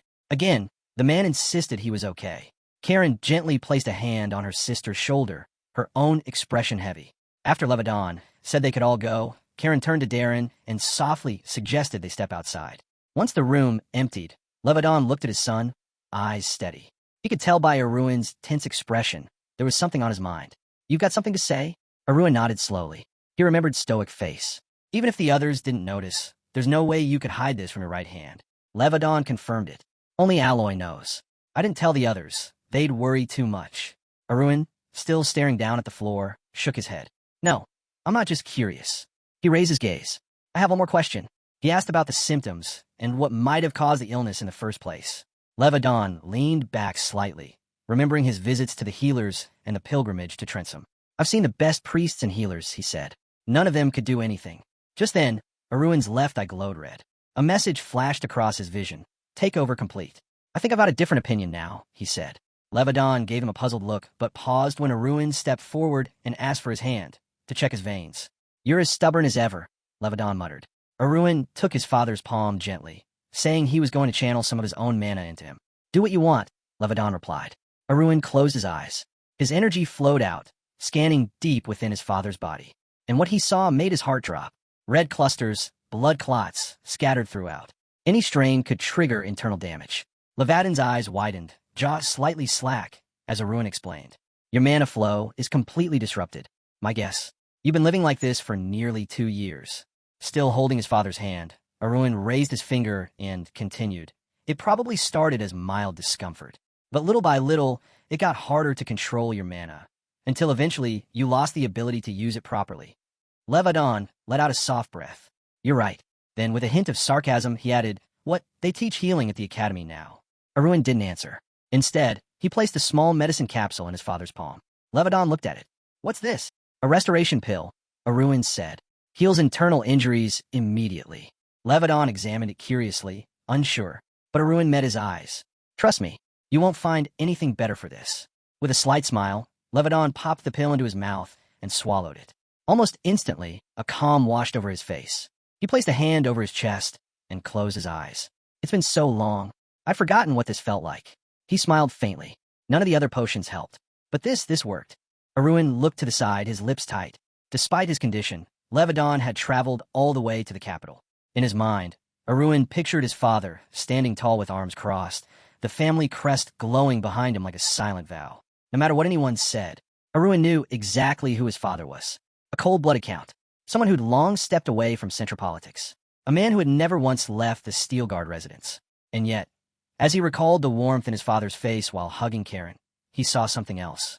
Even a man like that had a parent's heart, one that still burned with pride and a desire to praise his children. Faint glimmers appeared in Aruin's vision, memories and emotions overlapping. In his past life, he'd never even considered it. Never imagined that beneath the stoic exterior, his father had hot blood running through his veins, just like anyone else. He lifted his hand and wiped his tears away with his sleeve. I don't know what you'll think of me in the future, he said quietly. Whether it's disappointment or doubt. Levadon cleared his throat, fist near his mouth, as Aruin spoke with conviction. But I swear, I'll get you back on your feet. Levadon shook his head slowly. The medicine helped, but this illness isn't something simple. He closed his eyes, heavy with exhaustion. Aruin pressed forward. The mana flows are tangled. If we can unravel them. But Levadon cut him off. That's only a symptom, not the cause. Aruin froze. His eyes widened, mouth slightly open. What's killing me, Levadon said flatly, is the demonic heart. Aruin blinked.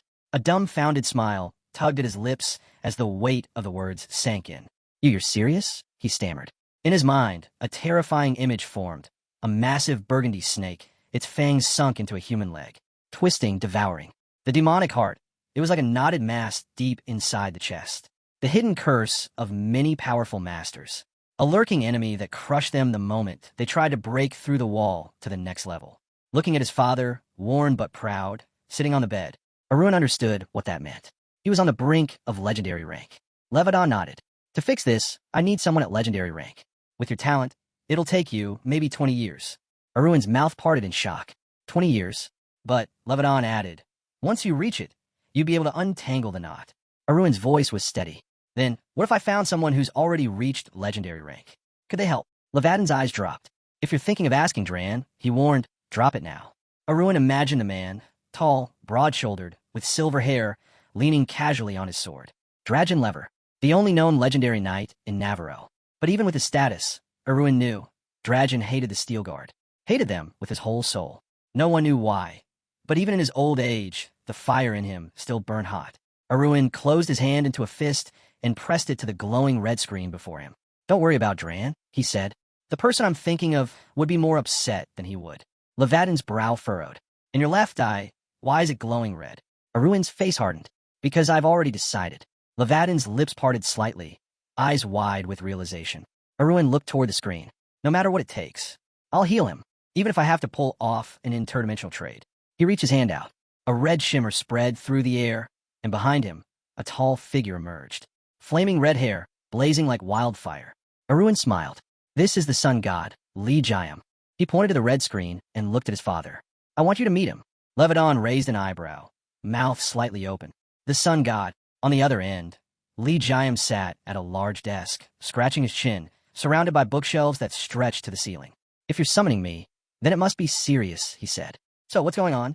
Aruin nervously raised the corners of his lips and began to explain, but before he could finish, a loud, furious cry echoed through Li Jiam's study. Li Jiam clenched his teeth, eyes blazing with anger. Are you kidding me? You summoned me for this. His voice thundered with disbelief as he slammed a hand against his chest. I'm speechless. You disturbed me over something like that? Arms crossed. Aruin calmly read the message on screen. Li Jiam wasn't willing to share his enlightenment. I'm not asking you to, Aruin replied. I just need a hint. Something to help raise my rank. You can manage that, right? Li Jiam's face turned red as he beat his chest again. You're crossing the line. Aruin smiled coolly and touched his index finger to his thumb, mimicking a coin. I'm not asking for free help. I'll pay. 500 coins per question. I know you've been tight on funds.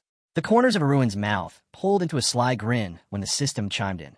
User is interested in the offer. The heart always reveals the truth, he thought. Li Jiam rubbed his chin, clearly tempted. His cheeks flushed. Finally, he smiled and closed his eyes. Since we're connected, I'll agree. For 1,000 coins per question. Aruin nodded. Deal. Levadon stared at his son, confused. What are you even doing right now? Don't look at me like that, Aruin said. I know I seem crazy from the outside, but I'm not. I made a deal. Spent 18,000 coins. Bought a 10,000-year-old ginseng and even got a 2,700 coin cashback. Later, peeking out into the hallway, Aruin spotted Meryl, standing there with Sari perched on her head. Holding the door, he called out, Meryl, whatever happens in here, no matter how long it takes, do not let anyone in. Meryl stood straight, confident. Even if it costs me my life, I won't let anyone through. She hesitated, then looked up as Sari pressed a paw to his temple like a miniature law enforcer. Aruin smiled at the sight. If he's with you, he said, you'll be fine. Then he closed the door. Hand on the handle, he stood still for a moment, lowering his gaze. His heart was heavy, but he had made all the preparations. Now, it was just a matter of time. As he raised his head, his left eye glowed red again. I'm going to bring you back, father, he thought. 3 days passed. With each one, the skies turned more transparent, the air cooler. The harvest season had arrived. Fruits dropped heavy from the trees, and golden fields were thick with ripened grain. A man stood atop a tall wooden box, holding a foaming wooden mug high above his head. To all of humanity, he shouted. Around him, the crowd raised their own drinks and cheered. It was the start of the traditional autumn feast festival. In this season, people gave thanks to the gods of earth and weather, honoring them with towering statues. Across Navarro, common folk enjoyed the festivities outdoors, laughing and drinking under the open sky. Nobles, meanwhile, celebrated indoors in tailored formal wear, sipping wine and mingling among themselves. The most elegant gathering of all took place in a massive palace, its towers capped with vivid orange rooftops. Inside, a concierge in a purple cape and cap, Chamberlain, smiled warmly as he took the hand of a guest. Everything this year has been arranged just the way you wanted, he said. The man he was speaking to? None other than Dei's Navarro, King of Navarro. With arms crossed, Dei's Navarro scan hall. Not bad, he said flatly. The concierge, clearly relieved, smiled wider as the king raised a finger and pointed toward the chandelier. That, "I like," he said. It was the only reaction the ruler gave, but it was enough. The concierge bowed deeply, thankful the king had acknowledged even that. Dayai's Navarro moved to his throne and took his seat. With a wave of his hand, he signaled. The formal reception had begun. "Understand everything," he said quietly. Inside the grand banquet hall, guests were seated at round tables arranged with careful precision, each one placed according to the guest's relation to the Navarro royal family. One man, an ordinary guest, made his way down the red carpet toward the king. Seating and introductions followed the strict hierarchy of honor, beginning with those of the lowest rank. A short man with messy dark hair and a faint mustache gave his respectful greeting to the king. Then came a count with tousled, reddish hair. He yawned, tired, covering his mouth with a gloved hand. As another guest copied the motion, he glanced sideways toward Chamberlain and asked, "When will the Earl of Steelgar be called?" Chamberlain responded calmly, "He should be next." A knight in polished armor stepped forward, resting a hand near his mouth as the king spoke, mentioning how it had already been 10 years since they'd last met. The knight called out loudly, declaring that he was next in line. Some of the younger guests in the hall let out awkward sighs. Just then, 2 elegantly dressed young women entered the room, draped in rich festive gowns. The knight's voice rang out again, presenting Lady Kieran and Lady Darren, daughters of the House of Steelguard. As they walked gracefully down the red carpet, quiet murmurs spread through the hall. People whispered about how Count Levedon had clearly raised not just his sons well, but his daughters too. Their poise and beauty left many stunned. Darren brushed the hem of her deep purple dress, then stepped forward and curtsied from a distance. "The daughters of the House of Steelguard greet His Majesty the King," she announced. King Dayai's Navarro rubbed his chin thoughtfully. "Only the daughters?" he asked. Kieran stiffened. A bead of sweat slid down her cheek. A petitioner nearby reminded the room that Count Levedon had originally stated he would attend the banquet. The king had looked forward to seeing the 3 legends together again. Kieran lifted her eyes. "Due to certain circumstances, our father couldn't attend." The king's expression shifted slightly. "Is it a health issue?" Chamberlain stepped in, voice firm. "Please answer honestly." Darren leaned in, whispering uneasily to Kieran. "Right now, I wish we just stayed home." Kieran lowered her gaze, mind racing. She hadn't expected to be questioned about her father the moment they walked in. "If I lie, it could create problems. But if I tell the truth, the whole hall will know about his condition." She clenched her jaw. "There's no way out of this," she whispered to herself. The king raised an eyebrow, rubbing his chin in thought. "He caught a cold?" The heart of steel. Looking down at them from the raised platform, King Navarro's tone was skeptical. "How could that happen?" Kieran answered calmly. "Even one with a dragon's resilience isn't immune to illness. No one is." The king gave a cold stare as Kieran added, "But the doctor said he should recover in just a few days." Still unimpressed, the king curled his lips faintly. The sisters smiled politely. Finally, the king gestured to his seating area. "In his place, relax and enjoy the banquet." Kieran bowed slightly. "Thank you, Your Majesty, for your thoughtfulness." Just then, the large doors at the back of the hall swung open again, draped in red and gold. The Marquis of Dorian entered. Clad in a rich burgundy cape, he stood quietly against a wall, hands on his belt. His gaze swept the room. "It was said the 3 great lords would gather again after all these years," he murmured. Near the banquet doors, the legendary knight, Drojan, stood with a displeased look, arms crossed as he muttered, "This kind of thing isn't easy to arrange." His eyes narrowed as he looked towards Sierra, Captain Purple. "I heard you were looking forward to this. That's the only reason you're even here, right?" Sierra, silver-haired and tense, glanced away, biting her lip. She thought to herself, she had no interest in the 3 lords. The only thing that mattered to her now was why Aruin hadn't shown up either. But her expression froze when Drojan extended a hand toward her. "Our turn's coming up," he said. "What's wrong? Letting me go first just because you're younger?" Sierra raised an eyebrow. "Are you bragging about being old?" She scoffed. "Should I give up my turn again? Like all the other times you showed up late?" Their eyes locked, sharp and full of irritation. Both bared their teeth, neither backing down. One embodied Navarro's magic, the other its sword. And they were the highest-ranking members under the title of Marquee. If Sierra went first, the court's magicians would complain. If Drojan stepped ahead, the knights would be furious. Before either could act, Duke Luther Carlson calmly stepped forward between them. "Why don't you both just go in together?" he suggested, cool and composed. Both of them turned to him, blinking in surprise. Of course, if a higher-ranking duke entered first, it would solve everything. They silently agreed and stepped onto the red carpet behind Luther as he called them to follow. Moments later, the knight at the front of the hall raised his voice to announce the arrivals. Duke Luther Carlson, Marquis Drojan Looper, warrior of legendary rank, and Lady Sierra Felgas, 14th head of the Maris Magic Tower, pay their respects to His Majesty. The room went quiet as the nation's top figures approached the king and bowed, heads lowered in perfect sync. Even the ruler of Navarro couldn't find fault with these three. King Dayeyes Navarro rose from his throne, resting his hands on the armrests. Kieran, Darren, and the rest of the nobles stood from their seats in unison. Marquis Dorian lifted his head, glancing toward the king. With a wide, open gesture, Dayeyes smiled. Today is a day for celebration. Eat, drink, and enjoy yourselves to the fullest. He began to speak about the fine foods and drinks he had specially prepared, but suddenly his words faltered. His eyes widened. Two figures entered the hall, both dressed in dignified formal suits. Count Levadon Steelguard and his youngest son, Aruin, had arrived at the banquet. Murmurs swept through the hall as all eyes turned toward them. Even the knight at the carpet paused, unsure. "They're late," he muttered, watching the two walk forward with relaxed smiles. He hesitated, then opened his mouth wide and announced in a booming voice.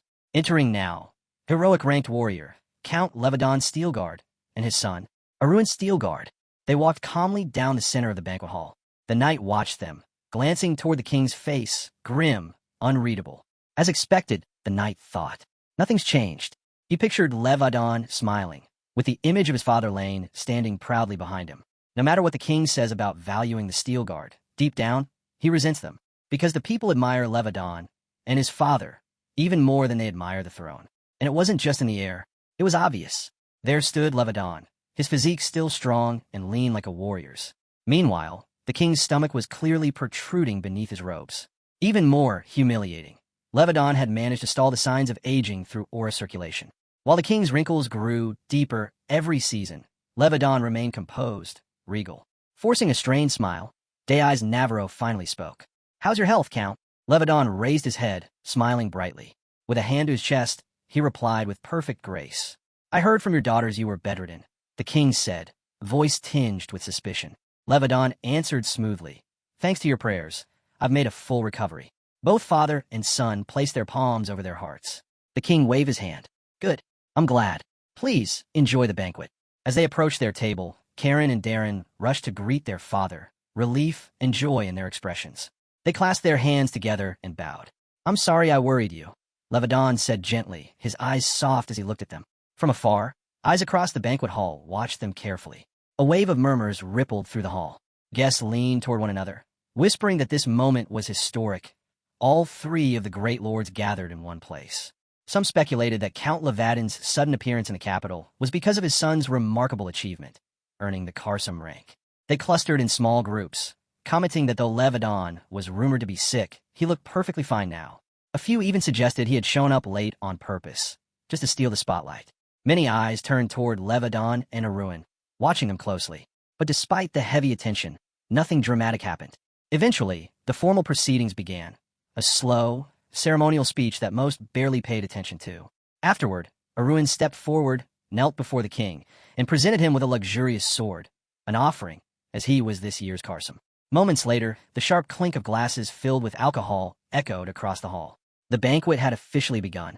Laughter and conversation bubbled through the room as nobles began to eat, drink, and mingle. But Aruin's head snapped to the side as a familiar voice called out. "Aruin!" Hugh Carlson, heir to the Carlson family, beamed at him with a goofy grin. "It's been forever," he said, practically bouncing with excitement. Aruin frowned. "It's been 3 days since the final exam." Hugh pouted. "Well, when you're used to seeing someone every day, a few days feels like forever." Aruin gave him a sharp, wolfish grin. "So, 3 days is forever now?" He leaned in, smirking. "You're getting soft, Junior Count. See, cold-blooded." Hugh stammered, pointing at him in mock outrage. "That's what they're calling you, isn't it?" Aruin tilted his head. "Composure's more my style. What are they calling you these days?" Hugh's face turned bright red. Aruin took his time, drawing out each word. "Ice. Blooded. Junior. Count." He pointed behind him dramatically, a triumphant grin on his face. "Who told you that?" Hugh blurted, voice rising as he jumped in place. At a nearby table, Sharple sat quietly, flipping through documents. The blue-haired mage looked up. "When did you even find time to talk to him?" Aruin shrugged. "I figured he came here on behalf of Uncle Kendall. But yeah, I got plenty out of him." He smiled slyly, catching the baffled look on Sharple's face. "Not only did I find out Hugh's ridiculous nickname," Aruin thought, "but I also learned something else." An image flashed through his mind, Bar Ion clashing with strength. Bar Ion held the top spot all year, and he's a strong contender to become the next graduate of Karsam. Mita, after intense training, is about to hit second class.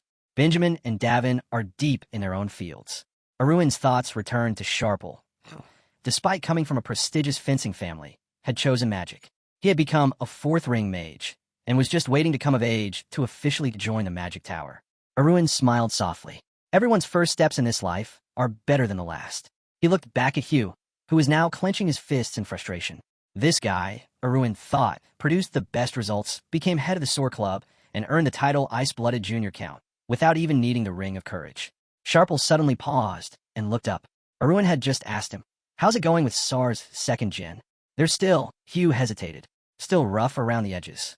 A glowing image of a white pearl crossed Hugh's mind. "At first, I didn't understand why you picked them, but now I get it. They're hidden pearls, buried in the dirt." He smiled to himself, just like when we met 2 years ago. Scratching his chin, Hugh looked thoughtful. "Now the question is, who do I choose from this year's freshman batch?" In response to Hugh's earlier question, Aruin nodded and said, "After the reception ceremony, pick out a few decent ones.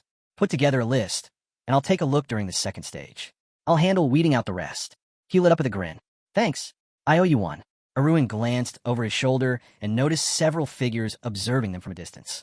He leaned in slightly. "Looks like I've been hogging your time." Hugh raised a hand and pointed toward the group. "Were they waiting for me?" Aruin shook his head.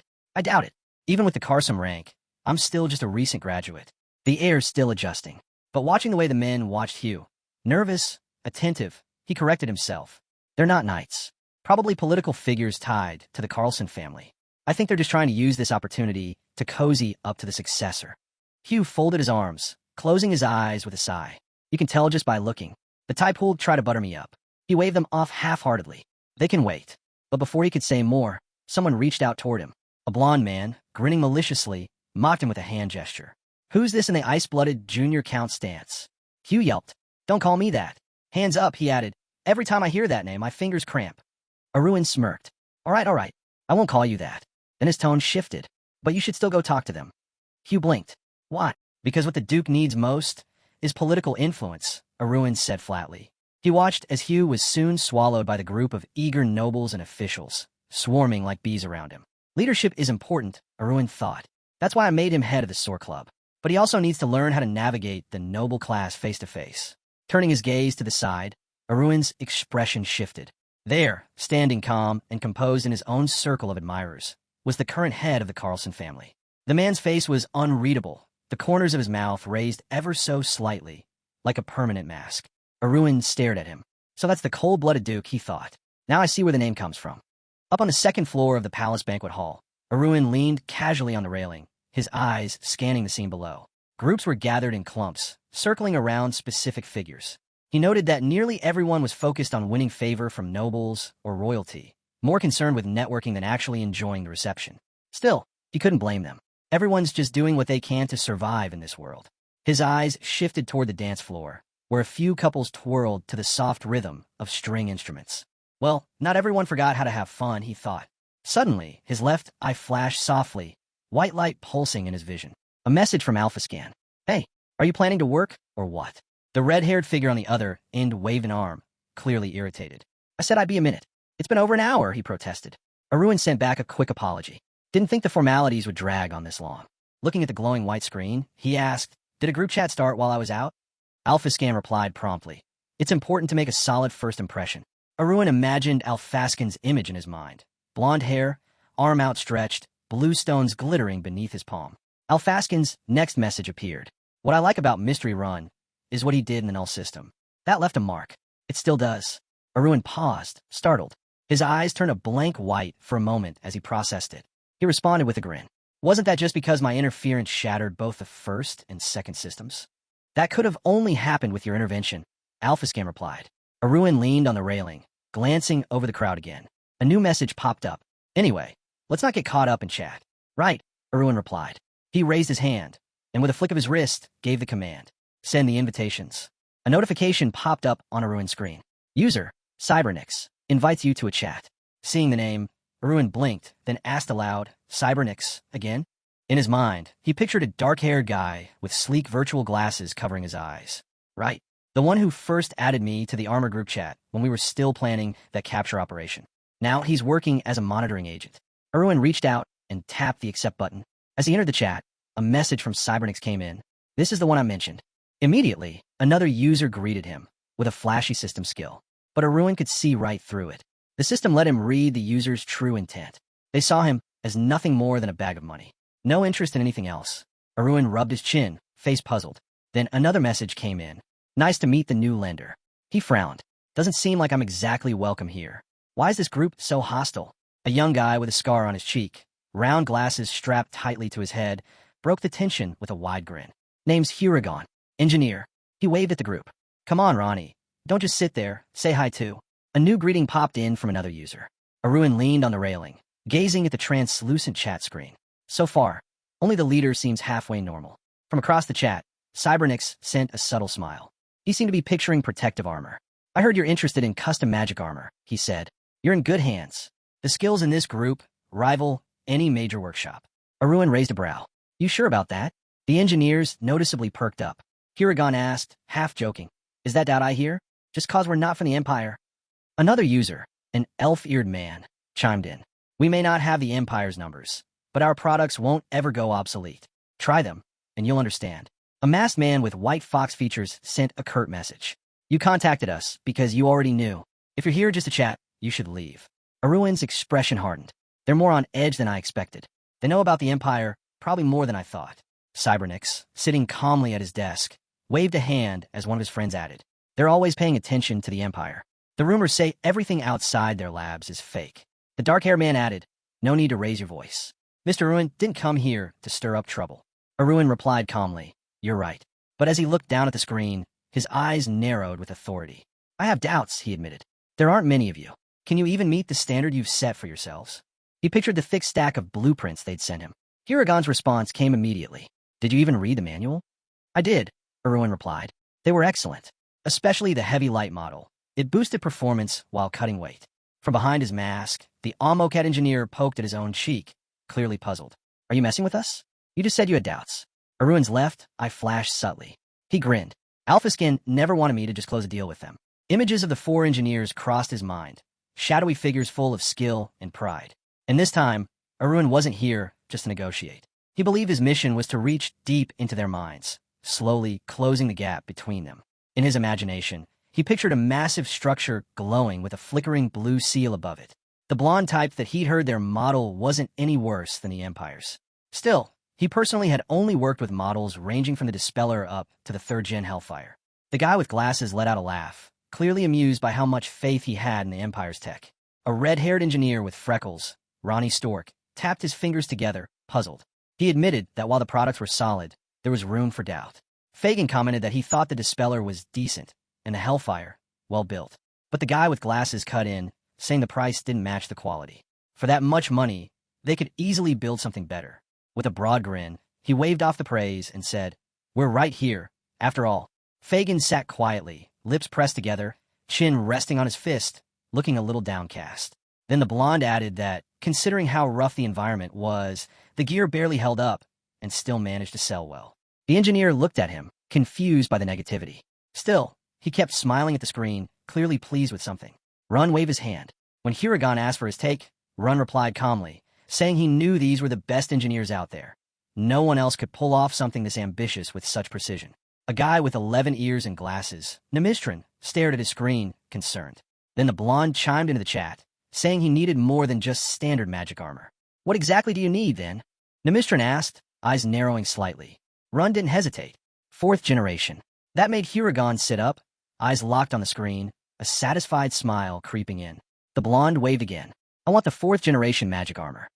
A brown-haired man instinctively reached for his neck, worried they had a security breach. Nearby, a masked man with long hair also looked uneasy, suggesting maybe the client wanted them to design the new armor. Messages popped up in the engineer chat from the brown-haired guy and the blonde. The former asked if someone had leaked info about the 4th-gen armor. The latter denied it completely, calling the leader paranoid. He rubbed his shin thoughtfully, just as the guy with glasses warned. If this ever got out, they'd all be stripped of their positions in an instant. Then the leader threw out an idea. Ronnie instantly refused, visibly shaken. Suspicion began to rise. The guy with glasses adjusted his frames and said Ronnie was way too clueless to pull off anything like that. The blonde agreed, firmly backing Ronnie. The leader crossed his arms, staring at the chat, realizing they were right. This wasn't Ronnie's doing. The masked man raised a finger, recalling a name, Cybernix. Maybe he was the leak. But the brown-haired guy shut that theory down. He doesn't know anything. The guy with glasses agreed. That topic had never even come up around him. Then the leader, goggles in hand, simply pointed upward. He understood what the client meant. Everyone nodded in agreement in the chat.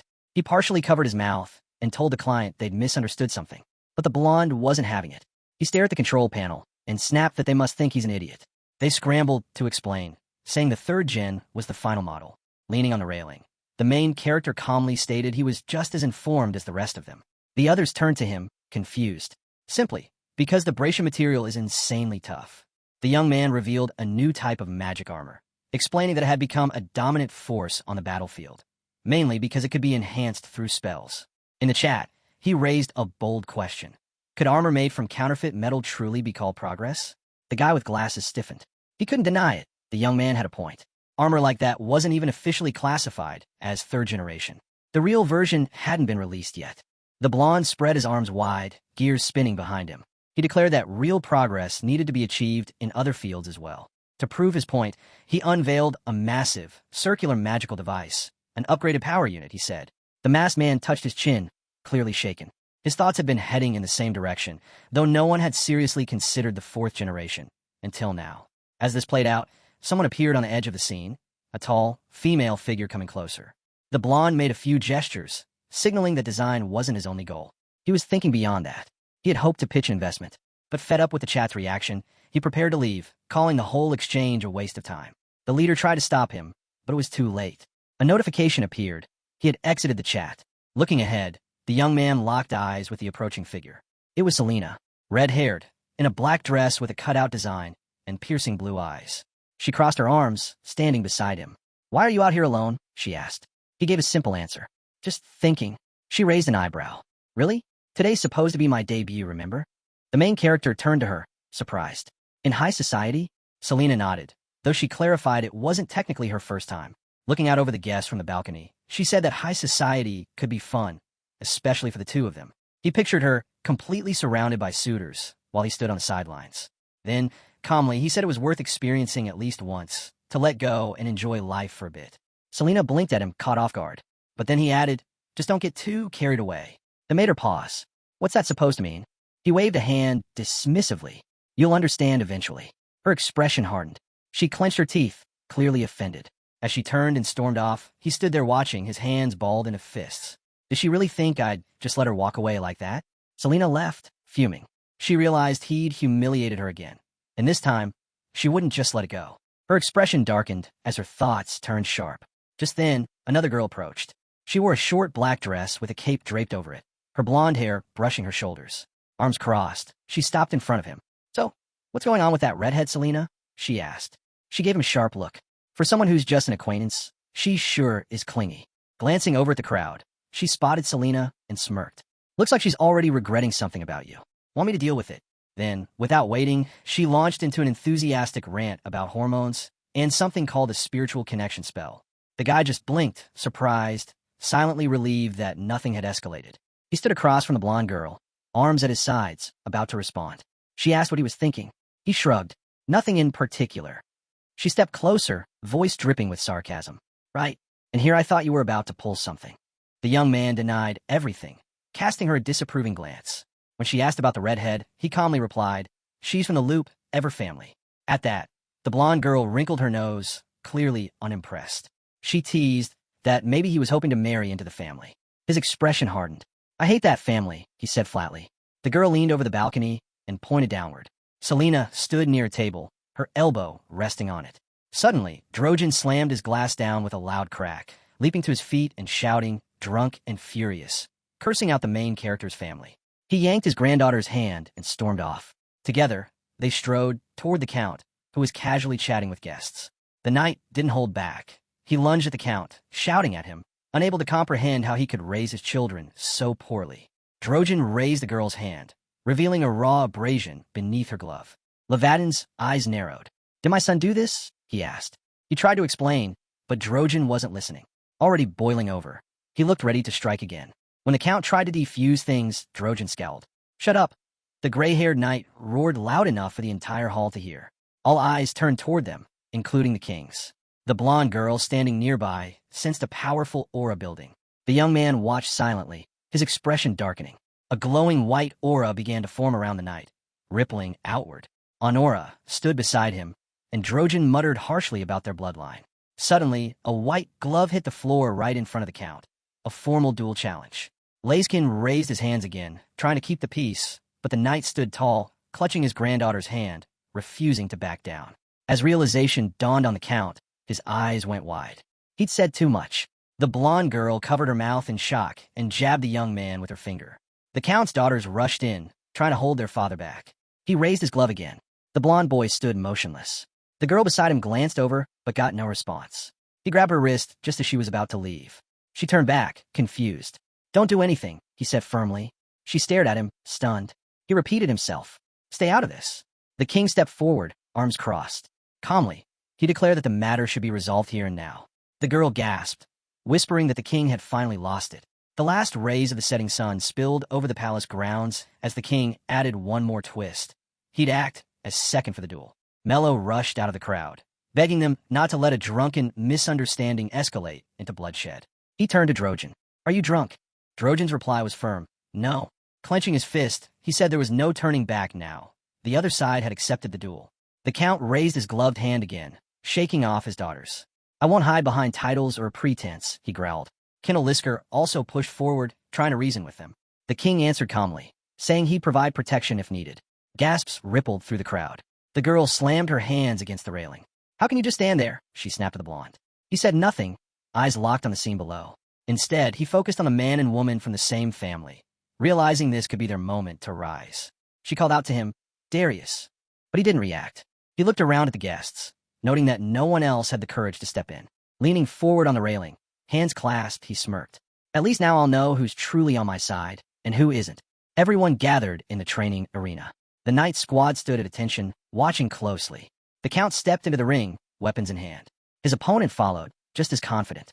They stood face to face. This duel would go down in history. On the balcony, the girl watched, tension building. "He's been out of shape for years," she murmured. Then her eyes caught something. A lion. The marquee watched the fight unfold and came to a simple truth. A lion is still a lion, no matter the age. That's what set him apart from a count. Still, he believed it had gone far enough. But the blonde calmly insisted, "Everything's under control." The king sat before the guards and raised his hand, signaling for the duel to begin. The count shifted into position, ready to fight. Across from him, the marquis drew his sword and, with a nod, offered the first move. Levedon gripped his blade tightly, a golden aura flaring around it. His stance radiated power. He lunged first. His sword slashed through the air toward the marquis, who blocked the attack just in time. Drojan grinned, holding his ground. The clash had begun. Their swords collided again and again, each strike deflecting the other. The marquis countered with a powerful swing. The count met it head-on. Sparks flew, light exploded around them. They moved with precision and strength, matching each other blow for blow. With a loud cry, Levedon swung his sword, his confidence unwavering. After all, he held the rank of legendary. The marquis's expression tightened, bracing for the hit. Their weapons crashed again, shockwaves blasting across the arena. Neither gave an inch. Then, the knight sneered, "It gave you too much freedom." Suddenly, a flash of blinding light burst between them, forcing both men to leap back. Levedon stared across at his opponent, sword still raised, puzzled by what he saw. A glow began to pulse at the tip of the marquis's blade. Then, with a crazed cry, he activated his aura blade. The light intensified, and he charged. The count readied himself, raising his sword. Their weapons met in a roaring clash, sending violent winds surging across the stands. The shockwaves struck with such force that they reached the spectators. Explosions and bursts of energy lit up the field. Dodging through the chaos, the marquis avoided Levedon's strike. Grinding his teeth, Levedon realized the truth. His opponent was leveraging the full might of his legendary rank. The distance between ranks wasn't absolute, but it mattered. A silhouette hit the ground, someone defeated. If your rank was below awakened, the aura blade was unstoppable. A man stepped forward, wielding his own AA-class blade. He explained that while a heroic rank fighter could use it, the quality would drop. Still, the marquis pressed his advantage, slamming down another attack with a primal roar. The resulting shockwave rippled out like a storm. Gasps and screams echoed from the crowd. A whirlwind erupted in the center of the arena. Chunks of stone collapsed from above. The guards raised their shields as rocks rained down. One shouted orders to protect the king, who sat behind them, chuckling as if it were a show. The Marquis walked steadily across the rubble, pebbles crunching beneath his feet. Facing his wounded opponent, he spoke coldly. You should have just apologized. The Count stood firm, sword still in hand. But his body was a mess, his shoulders slashed, legs cut and bleeding, fabric torn. He gasped, struggling for breath. Drojan swung his sword up and rested it on his shoulder. The glory days of the Lightning family are over, he said. How long do you plan to enjoy your privilege? Then he raised his blade again and unleashed a shockwave so fierce it brought down one of the stone columns.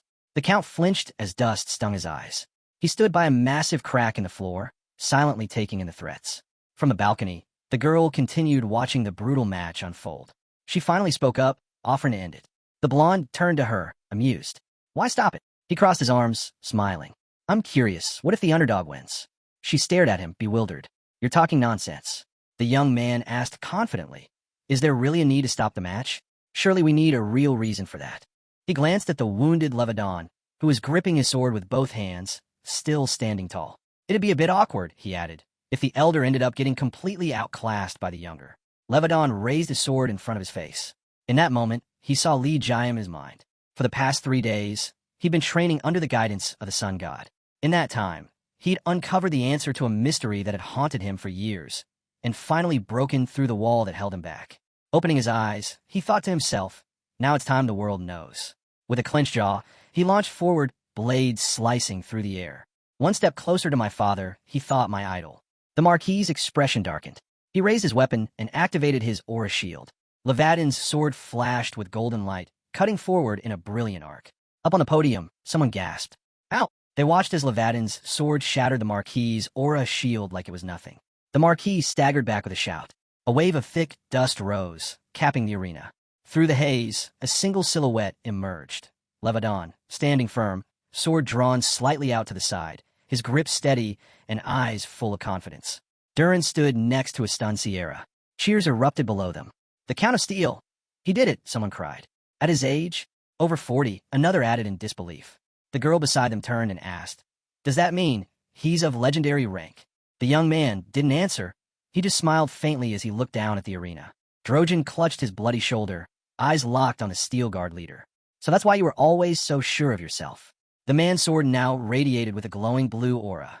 Dust swirled around him as he raised it calmly. That's why I won't back down, he declared. The two stood face to face once again. The Marquis growled and charged, sword out front. He struck with a clean, direct blow, but Levadon met it head-on, blocking with his blade. Then, with one swift move, Levadon launched his opponent backward several meters. The Marquis scrambled to recover as his opponent closed the gap. Their blades clashed again, powerful streams of aura bursting outward in every direction. The king sat on his throne, head resting on his hand. Beside him, the Chamberlain whispered, Now that we know the head of the Steel Guard has legendary rank, should we stop the duel? But the king didn't even blink. Not unless they stop it. No one else has the right. The duel raged on.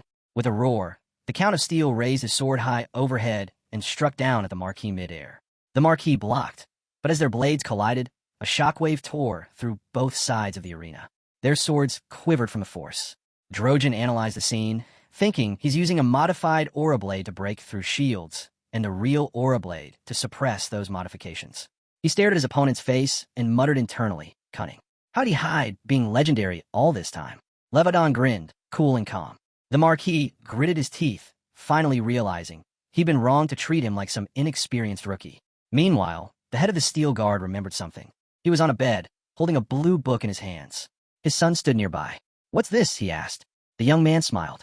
It's a story about destruction and overcoming your limits. He added that while the techniques inside were too advanced for basic training, anyone with legendary rank could use them effortlessly.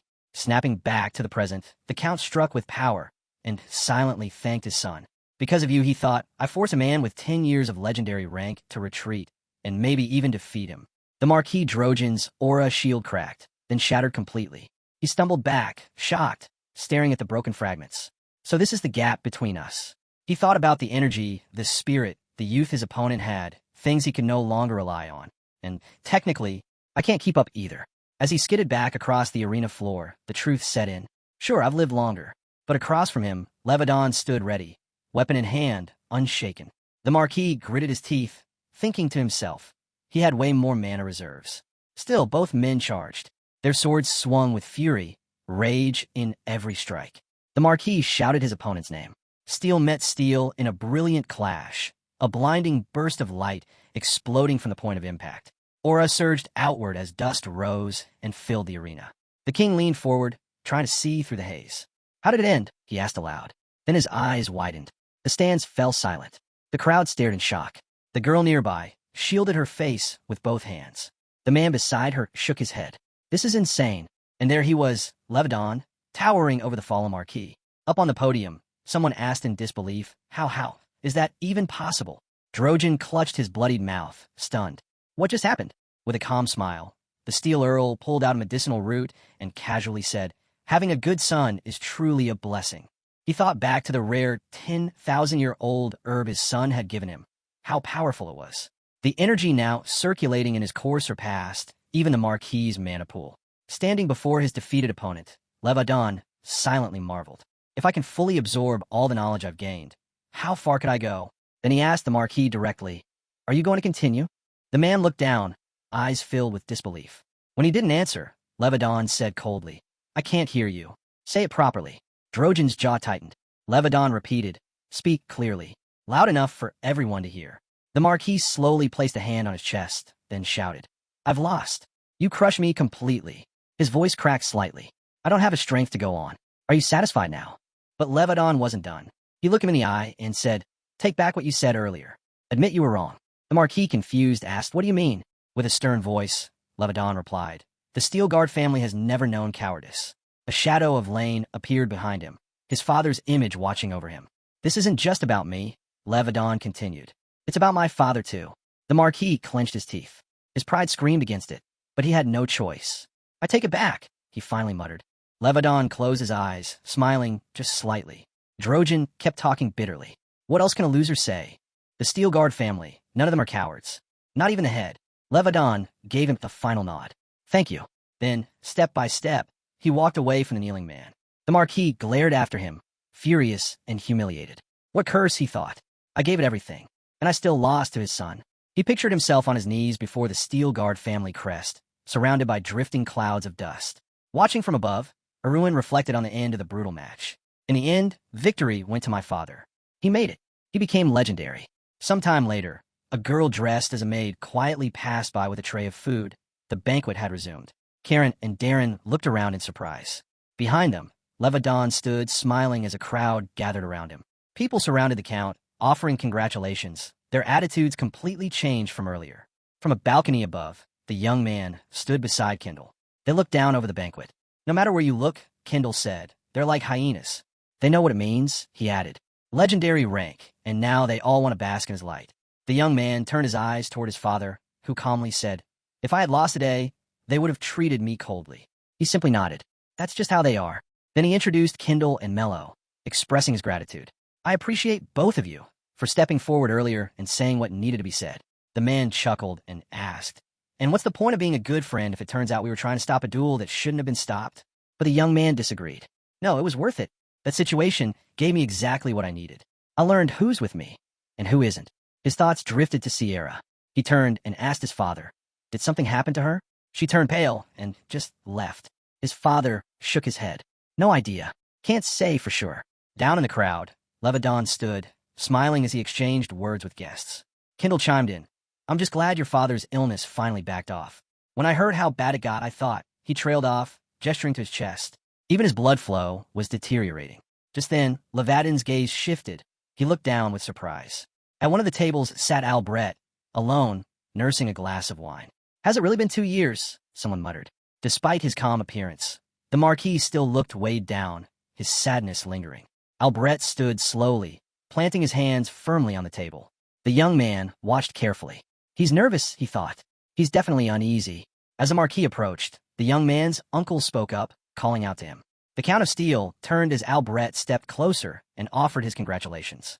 It's been a while since anyone's seen you, the Count replied. Then he turned directly to the Marquis, who said, you know, the old saying was right after all. The Count raised a brow. What do you mean? Albret's voice was cold. Misfortune always follows happiness. And clearly, the Count is no exception. The Steel Count narrowed his eyes. So he didn't come to congratulate me. He came to stir up trouble. The Marquis stared him down. What exactly are you implying? Albret didn't blink. I'm saying, you raised a traitor. Did you even know that your youngest son is hiding one? Gasps rippled from the balcony. The young man's father turned toward the Marquis, stunned. What are you talking about? Albret gestured to someone nearby. I'm talking about Raina Bailey, who now goes by Sylvia.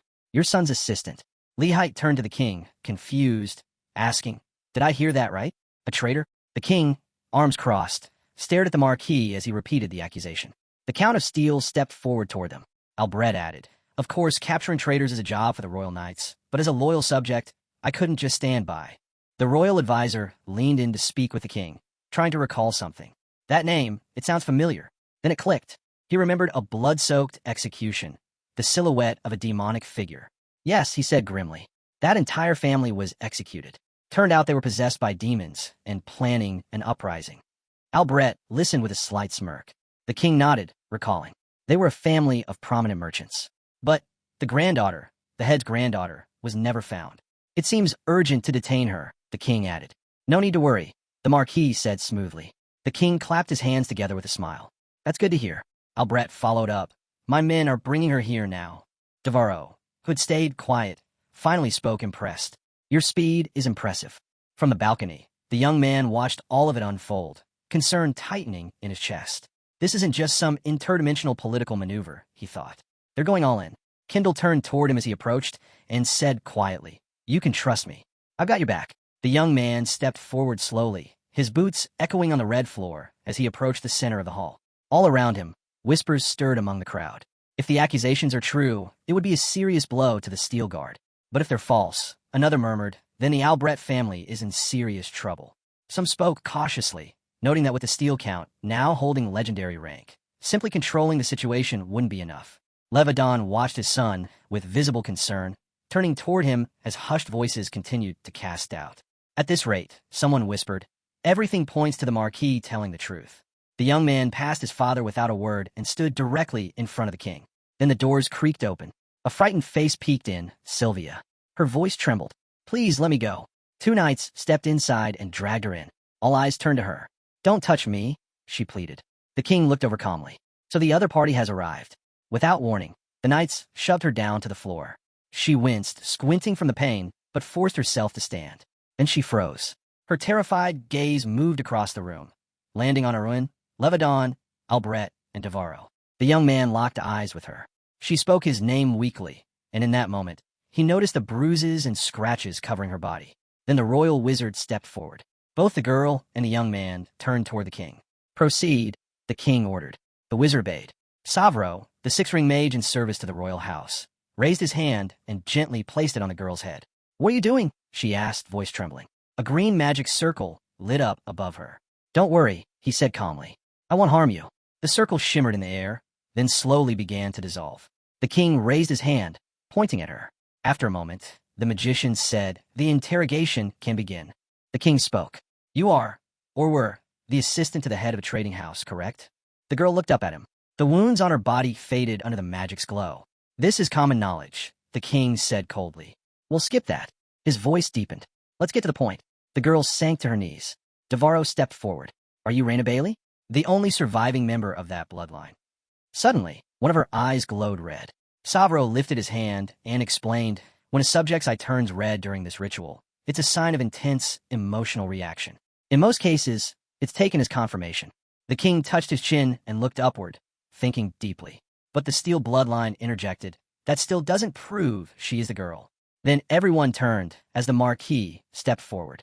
I have a witness who can confirm her identity, he announced. Levadon clenched his jaw, casting a cold glare at the man beside him. The king nodded. Call the witness. Now, Albret turned to the magician. May I ask your help first? Savro pointed his wand at the girl. If you're asking whether a disguise spell can be undone, yes. Instantly, the pendant around Sylvia's neck trembled, lifting toward the wand as it cracked. Sylvia looked down at it in horror. The pendant shattered. No, she cried out.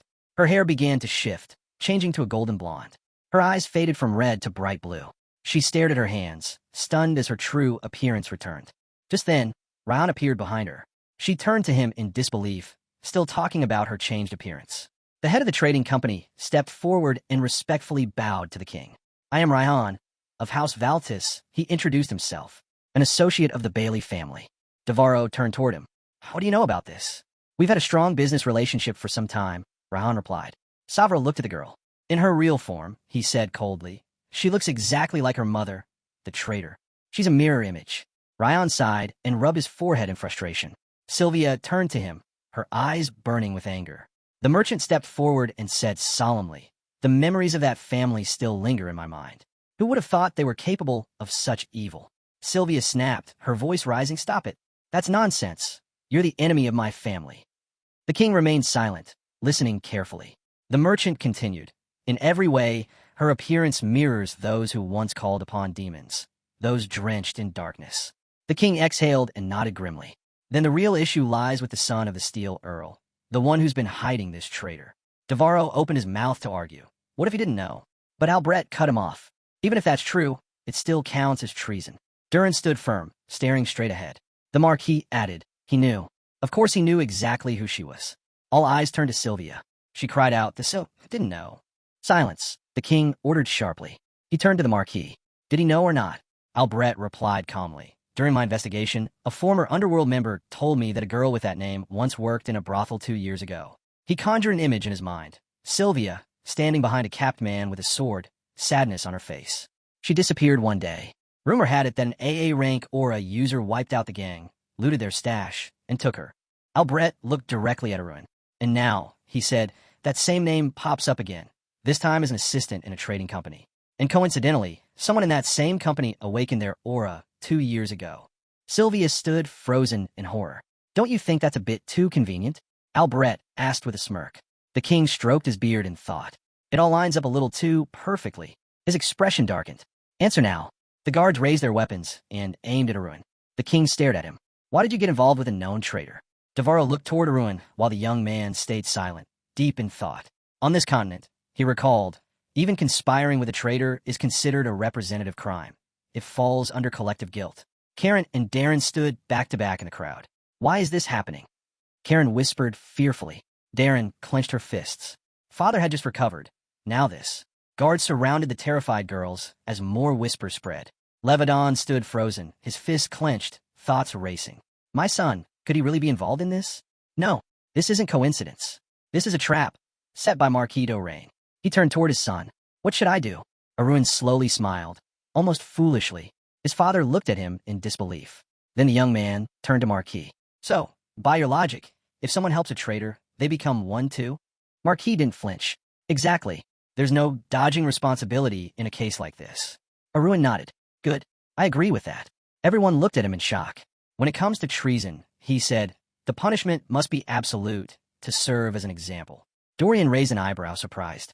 But, Aruin added, if someone falsely accused once is dragged through it again, then the system itself becomes meaningless. That would be deception against the royal house. Albret stared. What are you saying? Aruin stepped forward until he was face to face with the guards. Didn't I just say it clearly enough? In his mind, he pictured a system window glowing behind clenched hands, its mechanical verdict looming. The all-in system, the interdimensional agreement, the ultimate wager for any merchant. Once you enter it, your inventory locks and the loser deletes their account. A slow, confident smile spread across his face. Is there any trick to ensure victory in a gamble that high? He stared forward, eyes gleaming. There is. You bet on yourself, only when you're sure you'll win. Then he asked, voice steady, would that allow for any leniency?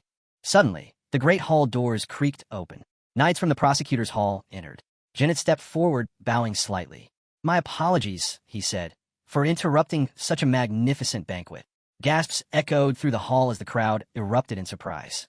Albret turned, stunned, as whispers spread like wildfire. Sir, Janet's himself? Someone murmured. But if he's here, what does that mean? Another whispered. Through the stunned silence, the elite knights of the royal corps made their entrance, marching calmly past the crowd. Albret's eyes narrowed, mind racing. Why is the mad dog here? Just then, from all sides of the hall, the king's knights pointed their spears, aimed directly at Aruin and Levadon. A ripple of confusion ran through the guests. What's going on? Who's the traitor now? Is it Albret or the Steel Guard? The Marquis pressed his lips into a tight line, glancing around as quiet voices murmured behind fans and goblets.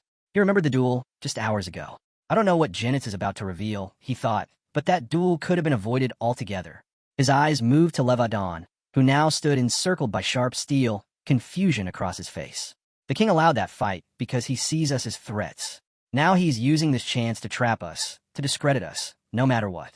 Then Genitz, the infamous mad dog, smiled slightly and lowered his head in a respectful bow. Devarro narrowed his eyes. You don't look like someone who came late to a party. So what brings you here? Genitz lifted his hand, revealing an envelope.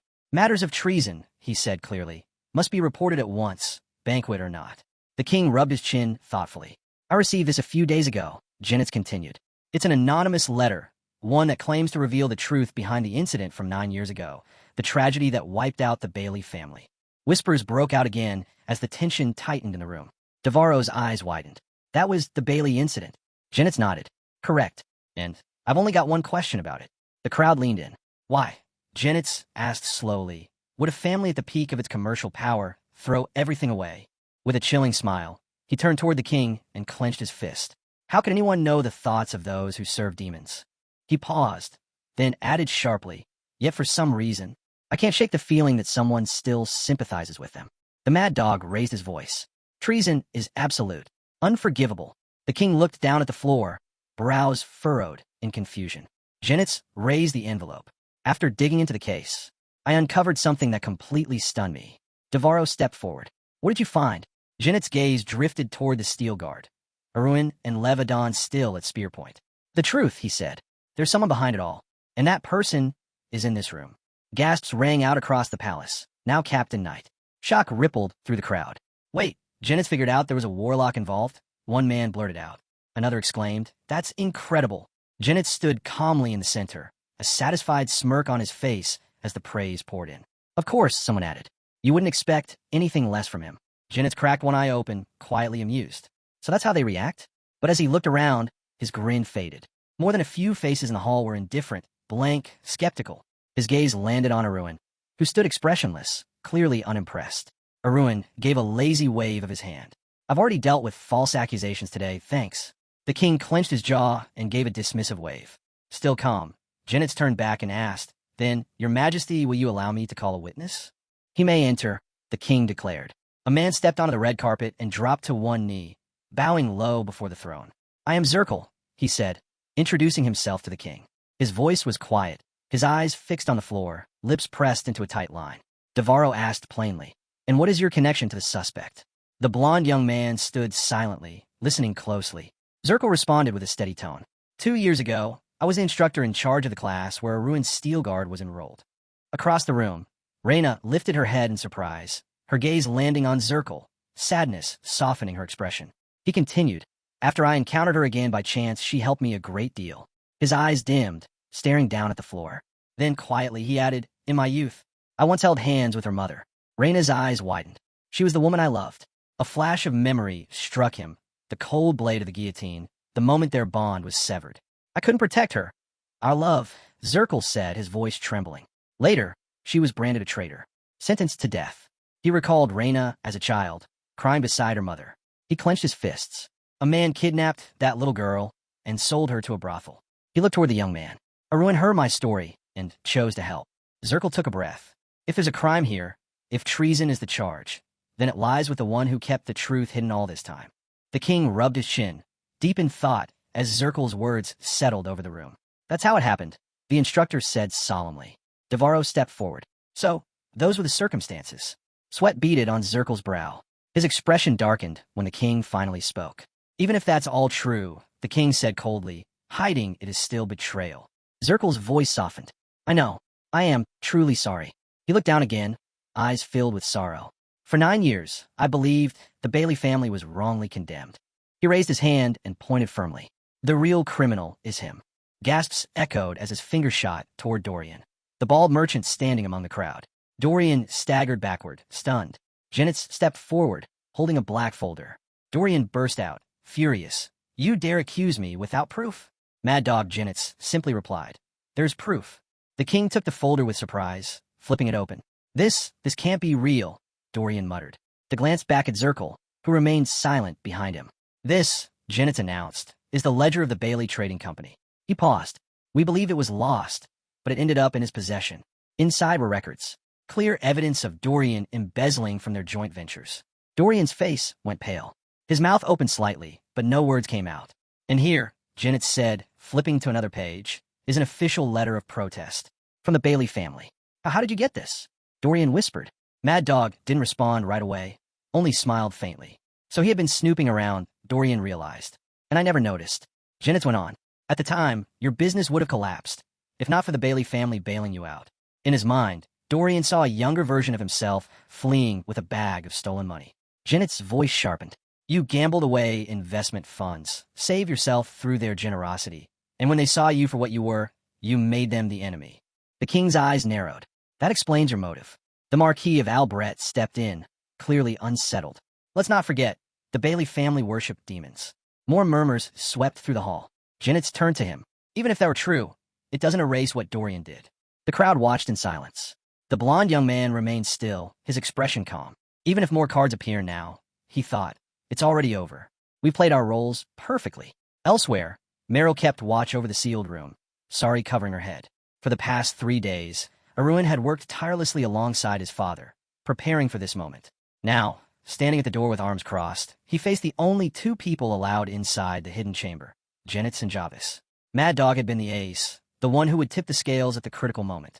And Javis had quietly gathered the documents, tracked the witnesses. Aruin looked toward the newest arrival in the hall. He was my final move, my best preparation. And now, there's only one thing left. Hand pressed to his chest, Kendall stepped forward.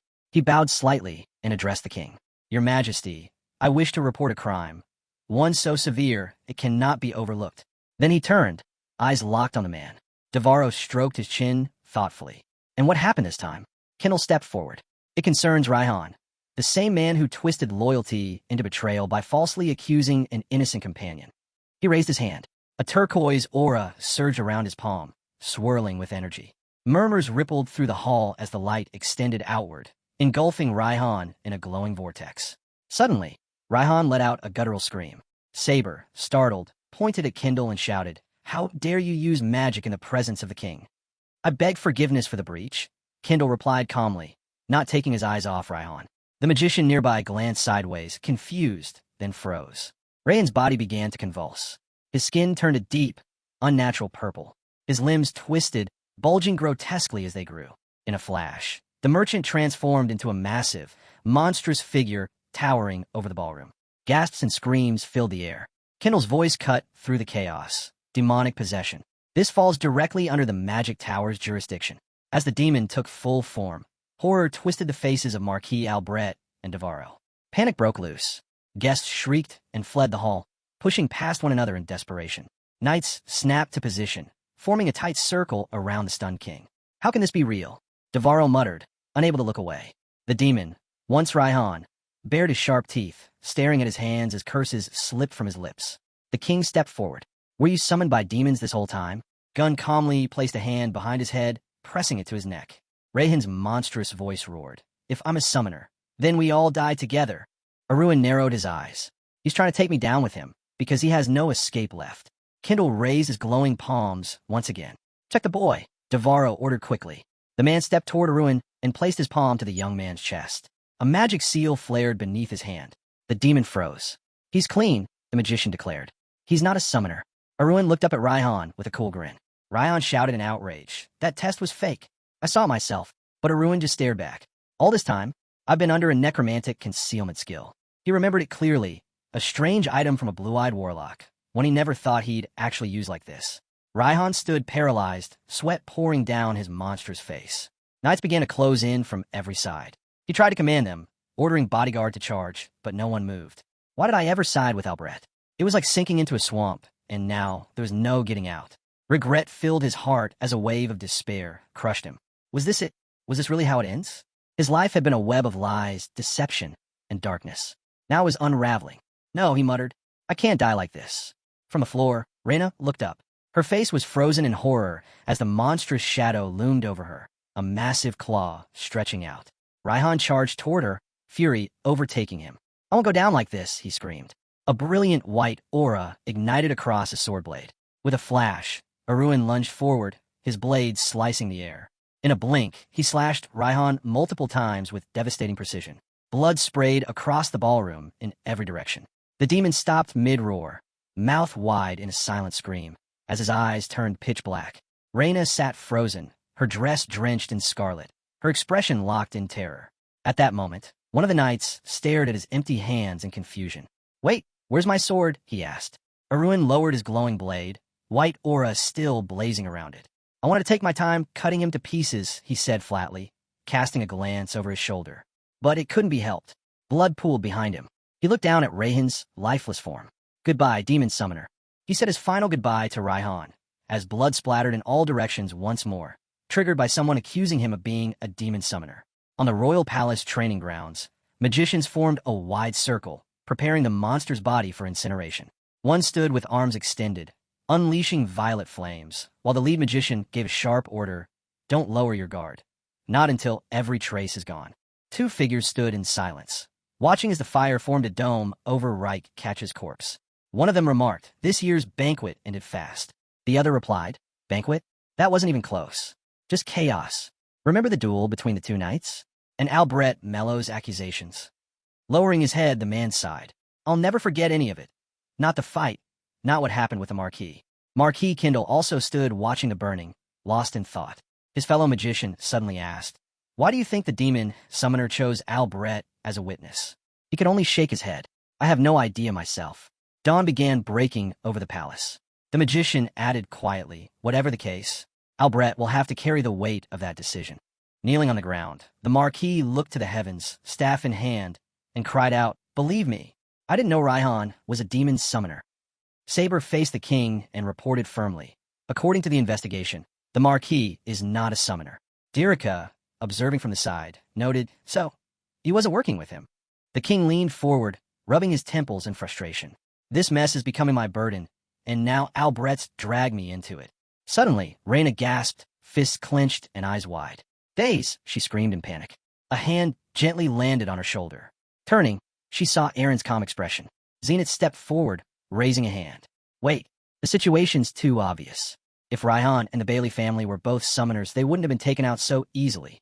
The king slammed the armrest with his fist. Then, pointing to himself in disbelief, Dirika shouted, "Are you asking me to admit I destroyed an innocent family?" He rose from the throne, glaring down. "Do you mean to say the king was fooled by some merchant?" The man stammered, "That's not what I—" He clenched his fist, thoughts swirling. "Justice and truth. That's the oath of an investigator," he reminded himself. He remembered kneeling beneath the golden crest when he took that vow. "I was once a knight for just one man," Zenith thought. "If my master's honor is at stake, then I must fall back." His eyes turned to Count Steelguard's confused face. But who should step forward now? His gaze shifted toward Aruin, standing beside Reyna. And then, a man in a light suit calmly stepped forward. Everyone turned as Dirika's eyes widened in surprise. "It's not necessary," the man said. It was Duke Luther. The blond man glanced over his Luther past, heading toward the throne. He stopped, placed a hand on his chest, and faced the king. Dirika stepped forward, tense. "What is this supposed to mean?" The Duke replied calmly, "It's already been confirmed. Raihan was vile and deceitful, like a snake caught in a hawk's trap." Carlson spoke up. That monster plotted against his rivals to become the top merchant. But in the end, he couldn't escape the watchful eyes of the ruler. The king lowered his head, rubbing his chin in thought as he considered the suggestion. If Days moved forward with seizing all of Raihan's assets and used part of it to compensate the victims, people might remember his name with praise for generations. In his mind, the image of a deep burgundy flag bearing a golden crest flickered, his family symbol. Yes, it made sense. This could elevate the royal house's prestige to new heights. Reyna, hands clasped tightly over her chest, gave a nervous smile. When the king asked how much compensation she expected, she softly answered, "Now that Monster is dead, restoring our family's honor will be enough." Still on his knees, Albrecht lifted his eyes to Dirika, who calmly stated, "Then compensation must be arranged accordingly." He turned his attention to the Marquis. "Do you understand me?" The king stared down at him with a cold, almost scornful gaze. When Marquis hesitated and asked why he was being told this, the king's voice cut in sharply. "You truly expect me to believe you didn't know Raihan was being funded by you?" Albrecht's face went pale with fear. The king continued, "You likely did it to outshine the other two lords, didn't you? So tell me, what was your next ambition?" Albrecht's voice cracked as he shouted, "That's not how it happened." Everyone around him fell into a tense silence. "I did it for my son," he cried out, the image of his child flashing in his mind. His head dropped low, shadowed with pain. Dirica responded, "We know your son disappeared 2 years ago." "Yes, but the truth behind it is different." Albret snapped, eyes burning with fury as he turned his gaze toward one man. Aruin stood still, face blank, unflinching. Albret shouted, "It was him. He's the one who killed my son." All eyes locked on the blonde man. The king's voice rang out. "What is this?" Zenith stepped forward, placing a hand on his chest. The king turned to the marquee, his tone sharp. "Are you accusing Aruin Steelgar of murder?" Albret's voice wavered. "Let me explain." In his mind, the memory of a skirmish resurfaced. 2 knights clashing, tension boiling into a personal battle. Mad Dog added that 2 years ago, the blonde had been en route to the capital to join the academy when he got into a conflict with Albret's son. A note was left behind shortly after. His son had Aruin away. Aruin recalled his grim talk with Zenith in a damp chamber. He remembered how Zenith had claimed he was being investigated for murder. Dirica's face appeared in his thoughts. How it was later discovered the evidence had been tampered with. Albret raged at the injustice, flailing his arms in fury. Duke Luther stepped in before things escalated further, helping steer the conversation. Thanks to his intervention, the accusations of murder were reclassified, just baseless words from a grieving father, desperate for someone to blame. Hours passed. Fane lay in bed, face drawn and weary, eyes closed. Beside him, the blonde sat holding his hand. He turned his head and said quietly, "I've done all I can, but this is my limit." Luther, arms crossed, nodded slowly. With proper care, he might live another 10 years. The man thanked him. Dorian, sitting nearby, looked confused. "Didn't we already close this deal 3 days ago?" Javis followed behind a visibly annoyed Dorian, grinning. "Come on, why not look around a bit more?" Around the corner, the blonde stood silently, holding a leather mask. He watched his sister and comrade from a distance. The girl turned, asking the knight why he was acting so strangely. Aruin's thoughts sharpened. Time to begin the show. The masked man in the white cloak looked up, confused, as they approached and asked for a moment of his time. Then he saw Duke Luther's serious expression. Caught off guard, the blonde stiffened, quickly hiding the items strapped to his back. With a shaky voice, he asked, "Why are you here?" The man looked him straight in the eyes. "I have a request." Gritting his teeth, he muttered his son's name under his breath. Aruin stood frozen as Duke Luther suddenly dropped to one knee before him. "Please help him." Lowering his head, the Duke closed his eyes. "My son told me. Only you could save him. But he won't listen to me." The blonde stared at him, confused and wide-eyed, struggling to process the moment. "That's why," Luther continued, "I'm asking you instead of him." Aruin rose slowly, glancing at the fragile figure in the bed. The boy's body was already ruined. He couldn't become a successor, couldn't do anything at all now. He recalled his father's warm, gentle face. There was only one reason. The cold, calculating Duke would go this far to save someone. His eyes narrowed, lips pressed tight. Because that was his son. Taking a seat, Aruin turned to Luther. "So Albret really did all that, because he believed his son's disappearance was my fault?" The Duke gave a slow nod. "That's right." His mind drifted to the marquee-haunted expression. "I have no children yet, so I can't fully understand it," Luther admitted. "But any parent who loses a child, they lose their grip on reason." Aruin frowned and looked away as Luther added, "That's why even the king told us to let the matter go." Above them, the full moon bathed the night in silver light. Down a quiet forest path, Aruin walked alone between towering trees. He stopped when a figure appeared ahead. "Looks like this talk is going on longer than expected," the man said casually. Aruin glanced at his bodyguard, Chris, who was thumbing through a stack of documents, deep in thought. "What's the outcome of the investigation?" the blonde asked. Chris scanned a white page filled with symbols and official seals. "The prosecutor's office is moving in," he replied. "They're using this window to dig into every illegal activity connected to Raihan." Head slightly bowed, Chris spread his arms in a resigned gesture. "Am I coming off too cold, even after all these years?" Aruin asked. Chris looked up. "After 10 years working together, I'm just a shadow. Only Dorian and Raihan ever knew I existed." A sharp grin crept onto Aruin's face. "And now," Chris continued, "only the Marquis knows." Aruin's eyes gleamed. If Raihan made one mistake, it was allowing me to exist. He thought of the green larva buried deep in his brain, the thing that had kept him alive. Unlike Raihan, who could return from death, he had chosen betrayal to survive. Books and scrolls flashed through his mind. Years of hidden records, financial logs, and that letter of protest sent to Zirkle. He had provided all of it. Scratching his cheek, Aruin looked at Chris. "So, you really held a grudge against Raihan all this time, huh?" Chris let out a hollow laugh. Try spending 10 years in a stuffy crawl space. Let's see how you feel. Lifting a book in his hand, he closed his eyes. I figured anything was better than being a human seal forever. He tucked the book away.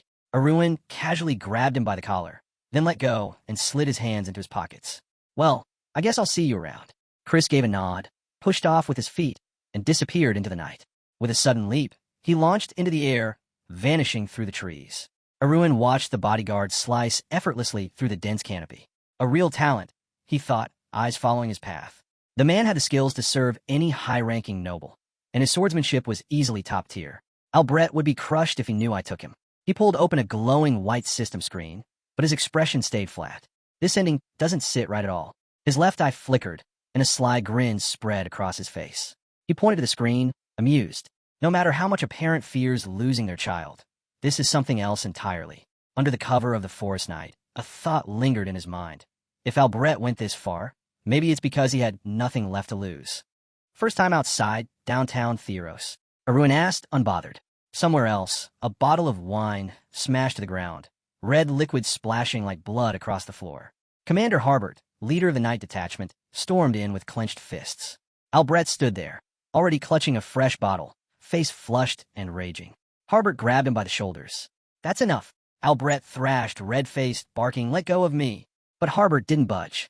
This isn't the time to act like this. Albrecht exploded. And why not? Why can't I act this way? His voice cracked as memories came flooding back. Kneeling before the king, losing his honor, watching Rayhan's company crumble into nothing. He struggled harder against Harbert's grip. Even you're turning your back on me now. That's not true. Harbert snapped. Suddenly, Marquee froze. His eyes widened as Harbert shouted, the young master has returned. The door burst open. Genitz! Albrecht shouted, rushing in. His voice trembled with desperation. Where is he? Where's my son? Then, out of the shadows, Genitz stepped forward and greeted him calmly. Albrecht, Mad Dog himself, stopped dead. His mouth hung open, a single bead of sweat returning down his cheek. Albrecht's eyes burned as he growled. What are you doing? Did Aruin send you? Genitz shook his head and waved it off. Nothing like that. I just knew how important this was. A boy in ragged clothes stepped forward behind him, pale and exhausted. I contacted the guards and brought him here myself, Genitz added. Albrecht reached forward, trembling all over.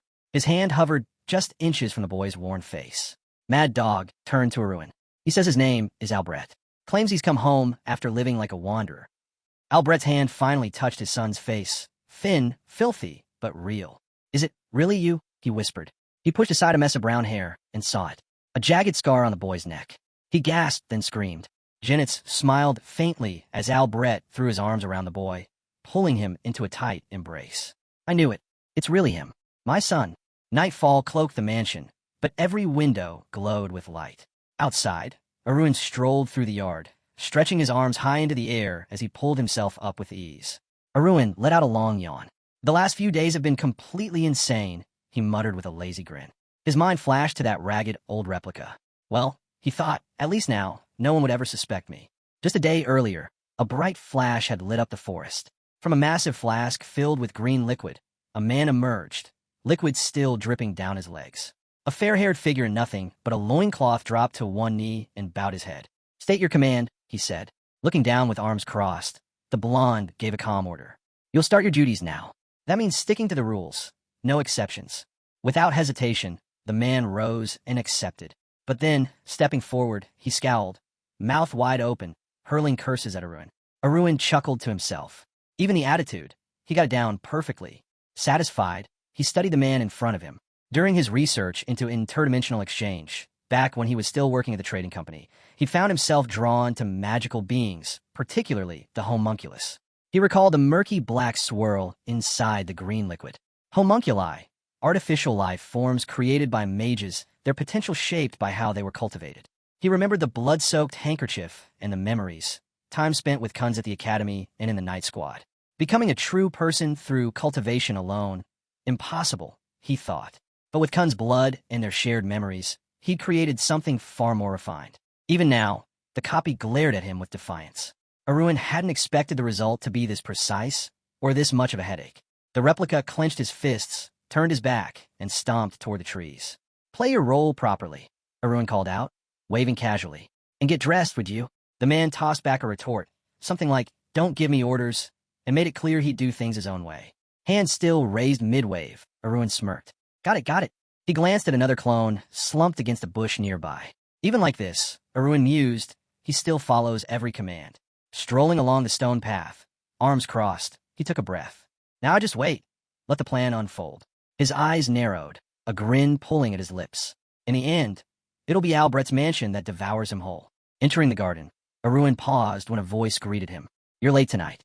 At a marble table sat Lanin, hands clasped, calm beneath the night sky. Aruin raised a hand and ruffled his own hair. Why are you still awake, old man? It's way past midnight. Lanin gave a soft sigh. I've had a lot on my mind. He looked away, gazed distant. Is it time for you to tell me everything? Aruin blinked, caught off guard. Tell you what. Lanin's eyes grew heavier with memory. When I think about it all, it still feels unreal. He spoke of things that seemed almost mythical, warriors of legendary rank, bizarre medicinal plants, and Aruin himself, reaching hero rank. His voice softened. How did it happen, son? Aruin froze. His mind flashed to an image of his grandfather, arms crossed, stoic and unwavering. Does this have anything to do with your father? Lanin asked quietly. A bead of sweat traced down Aruin's cheek. His mouth opened, but the words just wouldn't come. I thought I was ready for this, he told himself. But now, Lanin leaned forward, eyes wide, hands still locked in front of him. And then, Aruin finally spoke. I have a book, he said, voice low. A book on interdimensional trade. Aruin slowly stepped toward his father. Laiskin asked again, voice low, but this time with weight. You heard me right, Aruin replied, calm but firm. The older man rubbed his chin, confusion in his eyes as he looked down at the table. Aruin continued. I used that book, and with it, I became a hero of this country. Evie murmured quietly. I never would have imagined. Standing before the marble table, Aruin let the silence settle as thoughts spun in his mind. If the people from System 0 heard this, their entire sense of reality might shatter. They had no idea such transactions existed. My father's calm. He reasoned, maybe because Jan is different. This continent is not like Earth. Images surged in his head. A massive dragon flying above the clouds. A goblin armed with a blade. An elf drawing her bow. Here, humans aren't the only form of intelligent life. He pictured comets raining from the skies, a monstrous shadow looming over a city in flames. This world has spirits, entities from other realms, constantly trying to break through. He thought back to the evil that never quite made it to Earth, the catastrophe that nearly plunged the continent into chaos.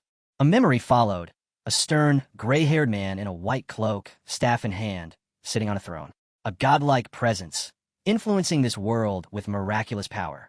Aruin's mind drifted to Earth again. Even without being told directly, people on Earth 1342 must feel it, that they're not alone, not special. He imagined the glowing light of higher planes, beings of pure perfection in endless space. Levadin's voice broke the silence. So that sun god, he was part of the deal too. Aruin nodded. Yeah, he was. Levadon rubbed his chin again. Sweat beaded on his brow and dripped down his face as he stared down at the table. So I lived my whole life aiming for mythical rank, he said quietly, only to find out I was just another cog in the system. He gave a bitter chuckle. So this place, where you've been, it's called System 1. Aruin watched his father carefully. Yes, and beyond that, there's a System 2, 3, even 4. You've seen them? I know for sure they exist, Aruin answered. But past that, it's all unknown to me. He could tell by his father's face that the truth was settling in, slowly, painfully. No one could take all this in at once, Aruin thought. He remembered the maid entering his room in the past, how she froze in horror at the sight of him slumped on the floor, pale, unblinking. Back then, when I learned the truth, I was paralyzed for days. Levadon sat in silence, his face dark. Aruin waved a hand and forced a small smile. But hey, don't worry. Up there, we're nothing more than fragments, sure. But we're in different dimensions. We're safe. At the marble table, Levadon lowered his head, his voice quiet and heavy. So my fencing, it was unfinished after all. He sighed. Just a System 1 martial art. Aruin's mind conjured up an image. A young businessman riding a horse, fighting off enemies near the family mansion. My grandfather was a war hero, he thought. A loyalist who stayed behind to protect what we had after the conflict ended. Up to now, the stories had been told with reverence, and they weren't wrong. He imagined his sword, a black hilt, a red gemstone pulsing at its center, surrounded by jagged mouths.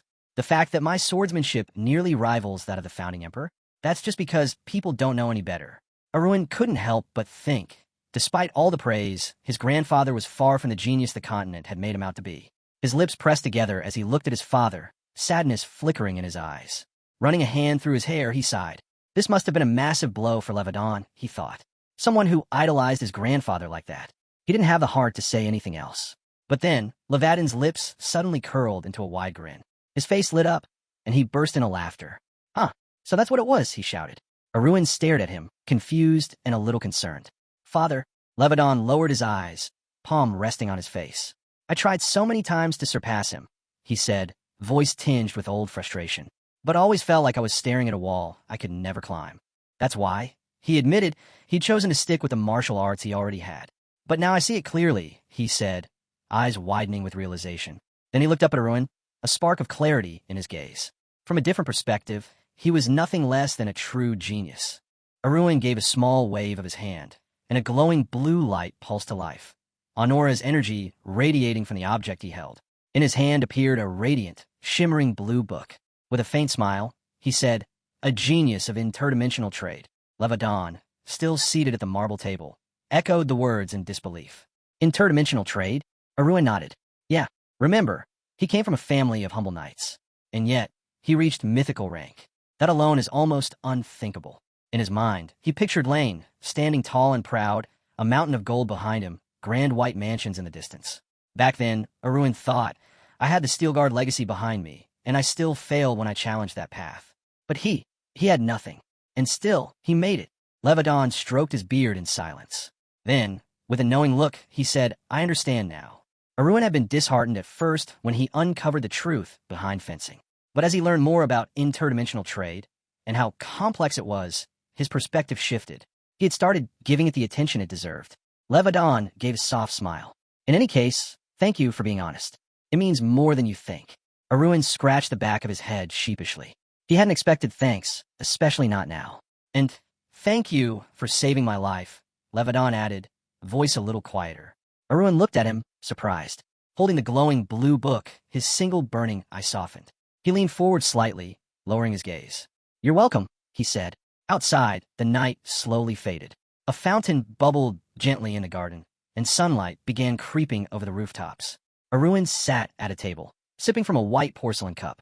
A satisfied smile played on his lips. Next to him, Sari was busy chewing through her breakfast. Thinking back to last night's conversation with his father, Aruin exhaled with relief. I told him everything. About the hero's disappearance, the secrets. One less thing to weigh me down. Cup still in hand, he opened up his shopping list. Inside the system's list box were rows of high-tier items. Spatial pocket, divine sword, enchanted armor, magic scrolls, top-grade recovery potions, mono-restoration medicine. Rare goods stacked one after the other. He chuckled. With this low doubt, who'd even try to mess with the strongest in Navarro? Just then, a knock came at the door. Turning, Aruin called out, now that everything's settled, time to focus on leveling up. The door creaked open. Java stepped in. What brings you here so early? Aruin asked, still in good spirits. Java scratched his cheek awkwardly. Well, did the Count tell you where he went? Aruin blinked. No. What? Javis's face darkened. That's the thing, he said. Lenin vanished. Without a trace. A red carpet lined the staircase as the blond man stood quietly in the hall, dressed in a sleek black suit. Footsteps echoed as a man approached and called out to him. Behind him, Java stood with several others, all gathered near Kendall. The brunette among them gave a report. No signs of magic, none in the Lord's room, nor anywhere else in the mansion.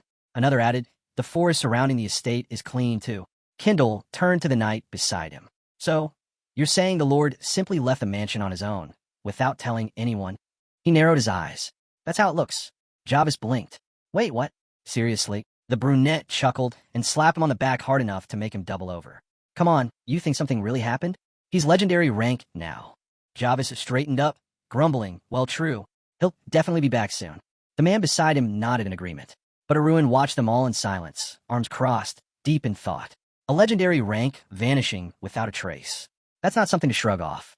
The others were taking it too lightly. His gaze landed on the man still pestering the knight, playfully tugging at his ear. Maybe I'm overreacting, Aruin thought. But still, he pictured the empty bed in his father's room. That uneasy feeling was creeping in again. At the same time, a small spark of hope flickered, like something just out of reach was telling him, this disappearance isn't normal. But 2 days passed, and Levadan still hadn't returned. In the quiet room, a table sat with untouched glasses and a plate full of round bread rolls. Darren stepped inside, spotting her brother sitting motionless on the bed. Kieran's worried, she said, arms crossed.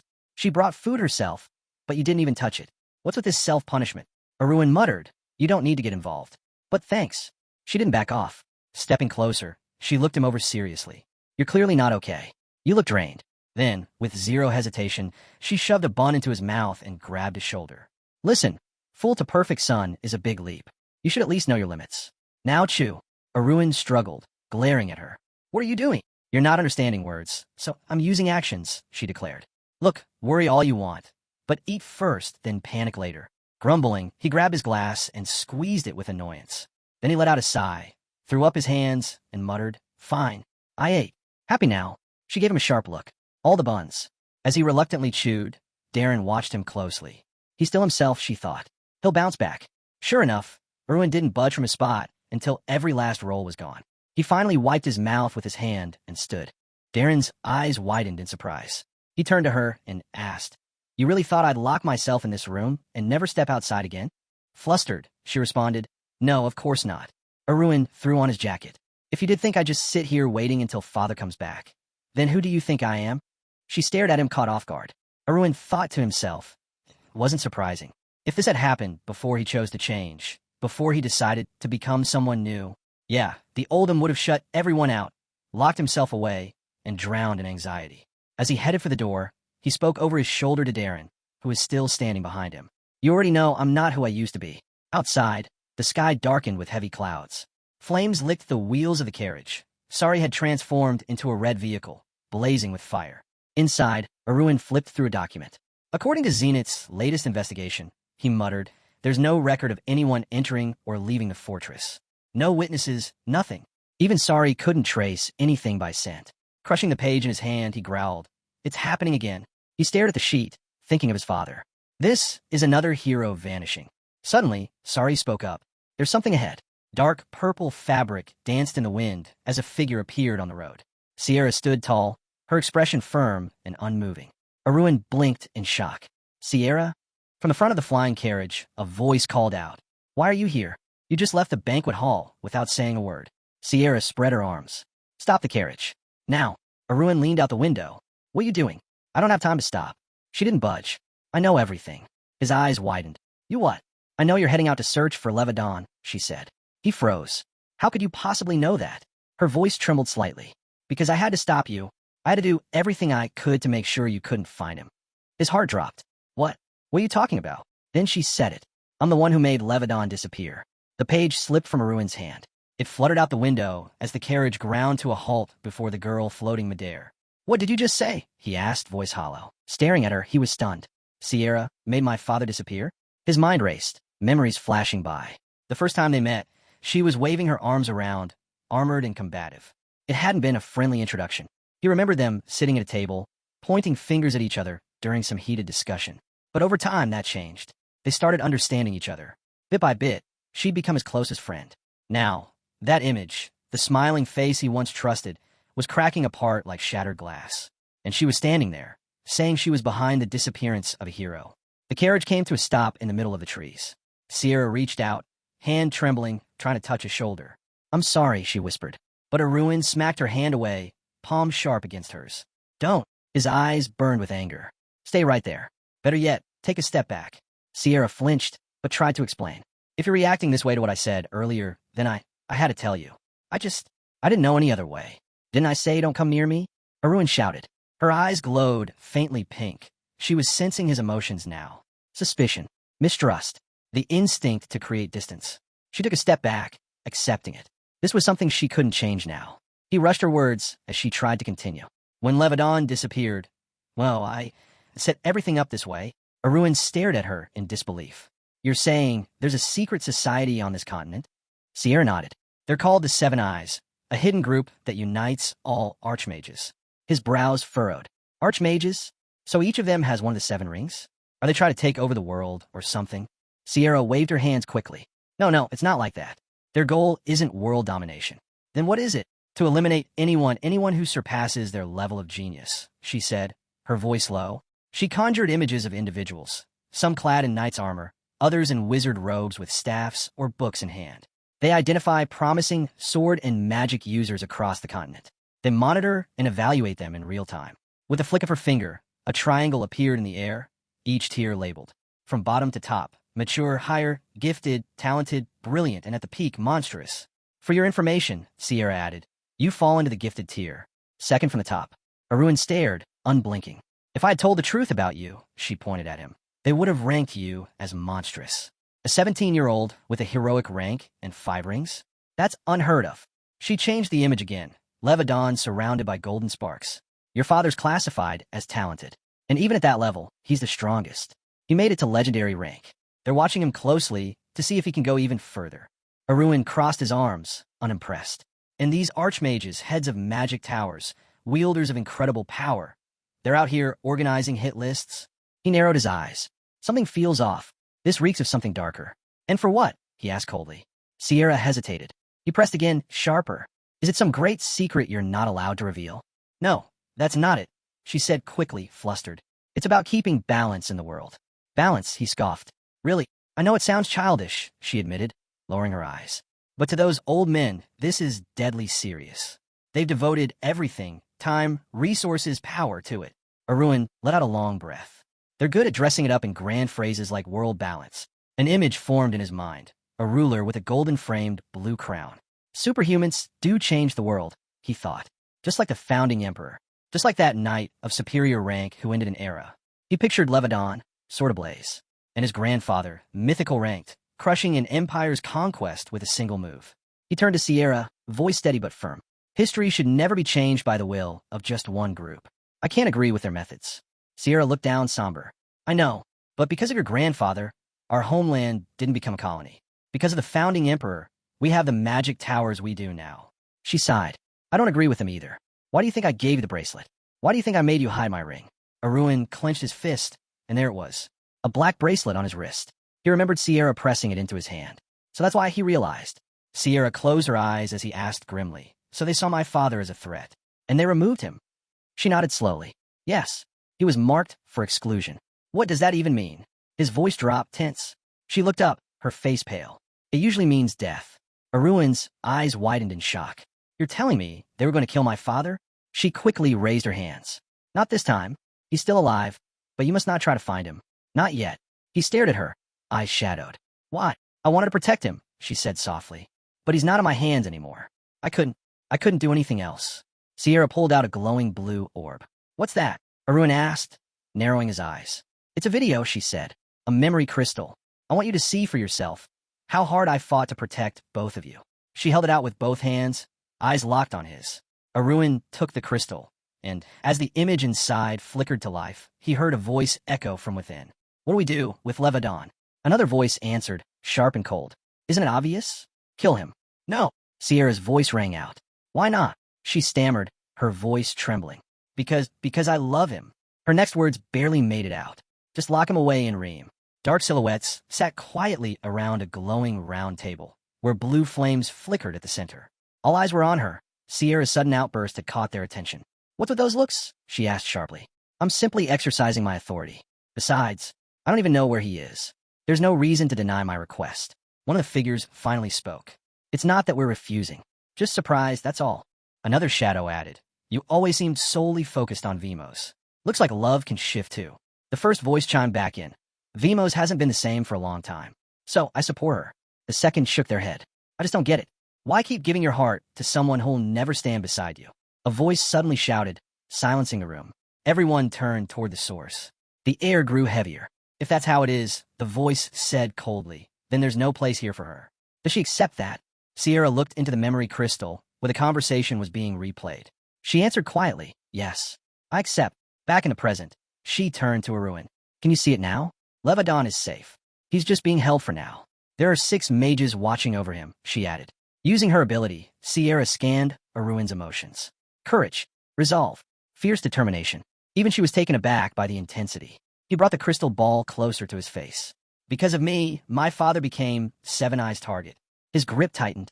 He reached legendary rank on his own, Aruin thought. But I stepped forward recklessly and brought this down on him. Are you really going there? Sierra asked, alarmed. He clenched his fist tighter. That's exactly why I have to fix this. Right now. In the eastern country of Kaidan, neighboring Navarro, a row of dark-roofed houses lined the streets. A man stood in front of a door labeled 302. holding a silver key. You can use this room, he said. The door slammed shut. Inside, Aruin now wore a Yulaf mask and dark glasses, grinning to himself. When it's not an empire we're dealing with, infiltration is child's play. His mind flashed back to the carriage ride with Sierra. Don't go in blind, she'd warned. If the operation starts to fall apart, retreat. He had casually replied, I'll judge the situation myself. She had thrown up her hands. No, you don't get it. You're not the only one with a relic. Wait, what? He had asked. No matter how many archmages they've got, she shouted. Don't forget, Levadon is legendary rank. How could he just vanish like that? Back in the room, Aruin pulled out a small gray pouch. Relics, he thought. That's what Sierra called the items obtained through interdimensional trade. And if Seven Eyes had similar items in their possession, could they have traders connected to other worlds too? If so, Aruin thought grimly, it's only a matter of time before I Aruin into them face to face. He was snapped from his thoughts by a loud yawn. Sari stood up, stretching lazily. You excited about our new hideout too? He asked, half joking. Holding a blue glowing crystal in his hand, Aruin muttered, from now on, we're stuck doing the dull stuff ourselves. Sari gave a confused chirp. He showed the crystal to the creature. Inside, a bearded old man sat, eyes calm and unreadable. That's Demeus, Aruin explained.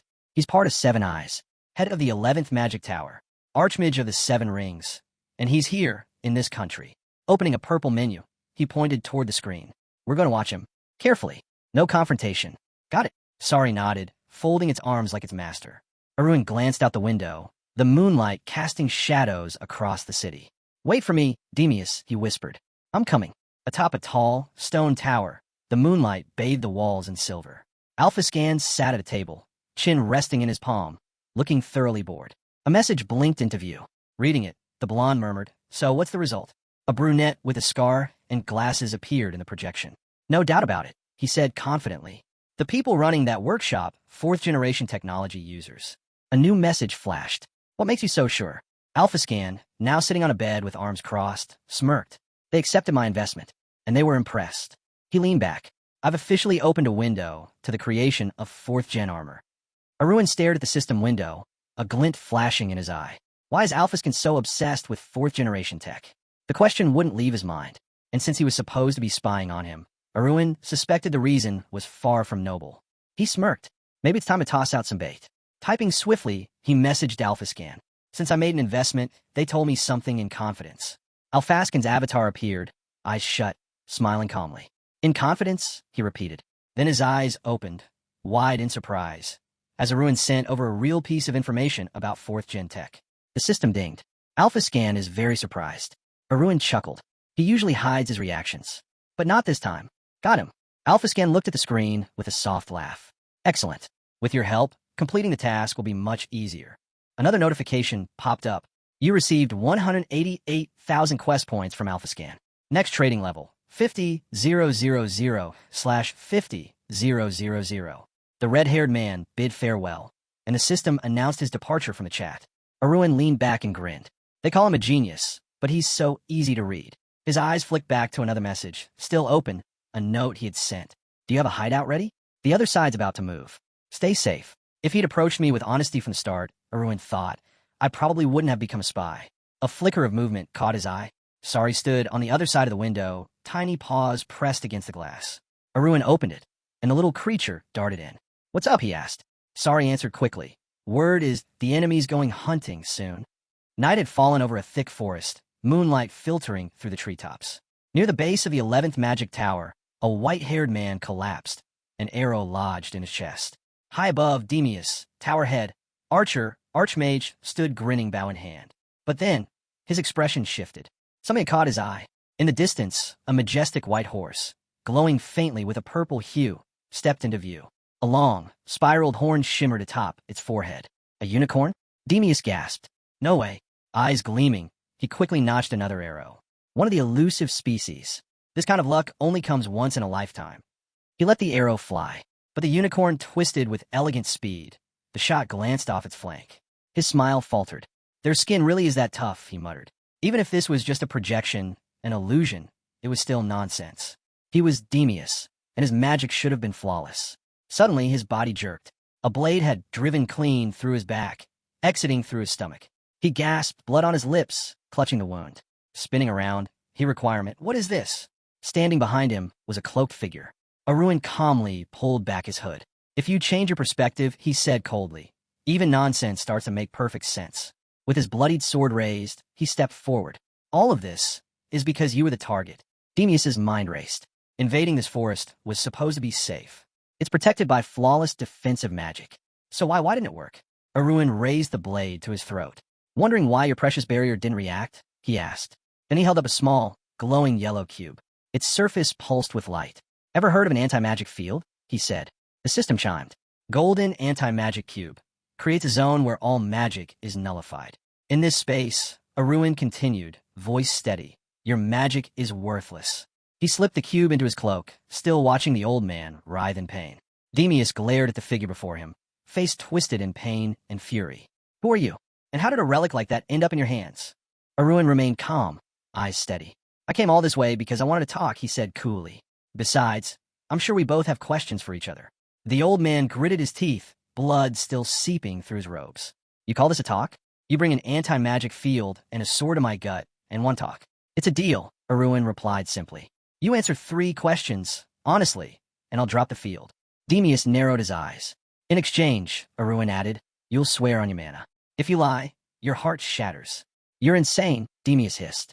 Why would I agree to something like that? Aruin stepped forward, blade lowering to his throat. Then don't.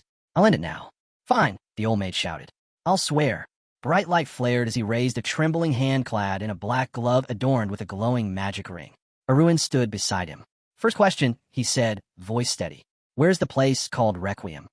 Demeus's eyes widened. How do you know about that? He winced, the oath binding him to truth. I don't know its location. Only Areldo, and a handful of the oldest in the assembly know where Requiem is. Aruin studied him. No hesitation. No sign of deceit. He's telling the truth. He raised 2 fingers. Second question. I want information on the relics held by 7 Eyes. How was someone like Levadon captured so easily?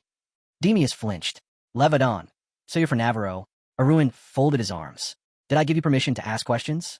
Demeus coughed, then finally answered. They used a subspace creator. A glowing image appeared in Aruin's mind. An oval-shaped blue portal, pulsing with energy, surrounded by cloaked figures channeling their power into it, as a frightened figure stood at its center. It's a relic, Demeus continued. It creates a pocket space within the existing one. Once activated, it becomes its own isolated battlefield, invisible, undetectable, no matter how violent the conflict gets. Aruin's eyes narrowed, and Demeus fell back, hand braced against the ground. That's all I know. I'm not one of the inner circle. I don't have access to the rest. Understood, Aruin said, voice like stone. The night grew still. And the last question? Demeus asked, stretching out his hand. Aruin touched his chin, smiling. Actually, I've heard enough. He stepped back. That's all I needed. Now, you have no choice but to face me. But Demeus had other plans. A flash of orange sparked at his palm. I've got him. With the other hand pressed to his bleeding stomach, he summoned a fireball, power rippling off his glove, where a symbol burned into the ring.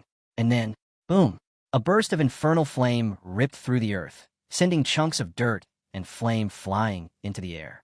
Demeus grinned in triumph, palm raised, his final trick unleashed. You're a fool, Demeus growled, holding his side. Even if you damaged the magic circle, I still have protective enchantments carved into my very flesh. His tone turned grim. There won't be anything left of you but ashes. But then he fell silent. Flames erupted in front of him, swirling wildly. From within the blaze, Aruin stepped forward, his cloak now fully alight. Demeus's eyes widened. What kind of magic is this? Is it another relic? Aruin stood tall, calm inside the inferno, his fire-wrapped mantle flickering like it was alive. A crooked smile pulled at his lips. Good guess, he said smoothly. You're not wrong. His boots crunched forward on the scorched ground, confident, deliberate. Meanwhile, elsewhere near the tower, chaos had broken out. People scattered in panic. Their leader shouted orders, disperse. Find a teacher. An elderly man emerged from the shadows, holding his injured left arm, stepping into the commotion. Several disciples surrounded Demeus, panic etched on their faces. What happened? Their expressions twisted in horror as the truth sank in. The leader bowed his head low before the old mage, apologizing again and again. But Demeus, cold and silent, walked past them as if nothing had occurred. Train harder, he muttered. I've already figured it out. Back at the 11th magic tower, under the light of the blue moon, Aruin leaned back in a chair, arms behind his head. The bloodless conquest, he said with a smirk, has already begun, and it had been far easier than he expected. He recalled standing face-to-face with Demeus, his appearance completely altered. Through the distortion technique, he had changed not just his face, but his entire skeletal structure. He'd slipped inside without a trace. Sari sat beside him, proud in his unicorn form. Aruin reached over and gave him a pat. "Nice job," he said. "You nailed the transformation." In his hand, Aruin now held Demeus's ring, a gleaming piece set with a vivid blue gem. The moment he touched it, the wall beside him shimmered with magic. "Expected as much," Aruin said, turning toward the glowing wall. Before him stretched mountains of gold, overflowing treasure chests, piles of jewelry. The true hoard of a Magic Tower's master. He pulled out his trade ledger and calculated the coin value of the loot. Not bad. Just then, a notification blinked in the corner of his interface. It was from Zhou Jiamui. "How are you feeling?" Aruin paused. His mind wandered to the name, Zhou Jianum, his grandfather. The Golden King, the king of trade. He gripped the hilt of his sword and looked off into the distance. Thoughts clouded. "They once called me the support who would lead the next generation of Murim." Another notification lit up. "I've only just now been able to contact you." "Why now?" Aruin wondered. Why 2 years later? He touched his chin, feeling a creeping unease. The next message chilled him. "User is in pain." He sat up straighter. Meanwhile, elsewhere, a brunette grinned, having received a notification from another figure, one filled with hatred and revenge. Aruin's eyes widened in disbelief. "I've already avenged 2 of the 3, the message read. "And I've finally found the 3rd. An image flashed through his mind. Li Hansu, storming forward, bloodied sword in hand. The demonic dragon. The black swordsman. A man who had slain thousands. The brunette continued. "My enemy is a master of the boundaries of divinity." Aruin repeated the words aloud, stunned. The boundaries of divinity? A new system notice appeared before him. Achievement unlocked. Peak limit, border of divinity. The peak limit, Aruin thought. A realm only reached by those who've broken past the very edge of power itself. He pictured the cinder, pale, deadly serious, fingers interlaced as if warning him to prepare. His own heart raced at the thought. If I had even half your foresight. Then another image. Zhou Jiamui, his body broken. No arms. Blood pouring from his mouth. 2 fatal wounds pierced straight through him. With a distant, glassy gaze, Zhou Jiamui spoke softly. "I don't have much time." Aruin typed cautiously. "What happened to you?" The reply came. Zhou Jiamui sat in the center of a dimly lit room, slumped in a chair. "I worked for him for 2 years," he said hoarsely, "just to find the right moment to kill him." He revealed the name. Li Hansu, the one who brought him so much pain. Zhou Jiamui's voice was heavy with regret, as he admitted he had always known that Aruin would take revenge. Aruin's eyes narrowed, tense, staring at the notification panel. Then a new message appeared. "Do you want to make one last deal?" Without warning, a list flashed before him. An archive of martial arts techniques he had searched for endlessly. Zhou Jiamui looked at the panel and declared, "I've given you everything I had." His message was short but clear. "Kill my tormentor." Aruin slammed his fist down. "What the hell are you talking about? You're still alive. I'll send you a teleport scroll and a potion right now." His anger turned white-hot as he read the next line. Zhou's clan, wiped out. Gone. Aruin fell silent, eyes locked on the floor, expression blank. "The only thing I have left," Zhou wrote, "is to leave my will behind." Alone, broken, Zhou Jiamui asked quietly, "Can I make one last request?" Aruin nodded. "Say it." The young man sat, eyes heavy, reading the next line. "Don't forget me." Tears slipped from the corner of his eye, trailing down to the edge of his boot. "Even if there's nothing left of me, even if not a trace remains, remember me. Please, tell someone I existed." Aruin didn't reply. "That's my last quest." A moment passed. He clenched his jaw. A lord shouldn't show affection like this, he told himself, especially not to someone from another system. Still, his hand shook. Fury replaced hesitation. "You're dumping your pain on me," he muttered, voice shaking. "But I swear I'll kill him." The hope that flickered in Zhou's battered eyes was undeniable. Someone had arrived. Zhou Jiamui turned toward them, barely able to smile. The last message came through. "Thank you, Aruin." And just like that, the connection ended. The chat window faded. Sari tilted his head, staring quietly at his master. Aruin sighed deeply, still staring at the spot where the message had been. Sari leapt onto his shoulder, and for a while, they stayed like that. I got carried away, he thought, swallowed by someone else's vengeance. He tapped a button, absorb, confirming the transfer. All the scrolls now belonged to him. But this wasn't over. Not yet. Clenching his fist, Aruin turned his gaze toward the horizon. Sari remained perched on his shoulder, tail flicking. He still had his own revenge to carry out. Far north, deep in winter, The sky above the seventh continent was overcast with snow. The northernmost fortress of the Seven Eyes stood tall, wrapped in cold silence. At the heart of it, blue flames burned bright, casting long shadows around a massive round table. Clouk rested his cheek on a closed fist. "I don't have anything special," he muttered, "except that stupid cat of his who trains non-stop." Clouk, the head of the first magic tower. Across from him, Dwayne stroked his beard, thoughtful. Is he the youngest native to reach legendary rank? The head of the third tower. Kylo stood with arms crossed. They've been quiet until now. Why start moving? The seventh tower's chief narrowed his eyes. From beside him, a woman raised her finger. Because, Jayan said, they're feeling it. A sense of crisis. Levadon reached legendary. She was the head of the ninth tower. Sierra Felgus sat back with an indifferent gaze. There's no way to cover up the disappearance of the Steel Guard family's head, she said flatly. 17th tower. Barely, the fifth tower's head locked his fingers together. I was just training. Don't drag me into this. In one shadowed corner, Demius sat hunched with arms folded. His mood was ice. Areldo looked at him. You're right. Demius sneered. I'm deciding who to kill first. All around the round table, the leaders of the magic towers sat, each with their own goals, secrets, and vendettas. And something was stirring beneath the surface. The old man didn't hesitate. 5 need to be killed. Kylos, narrowing his eyes, pointed directly at him.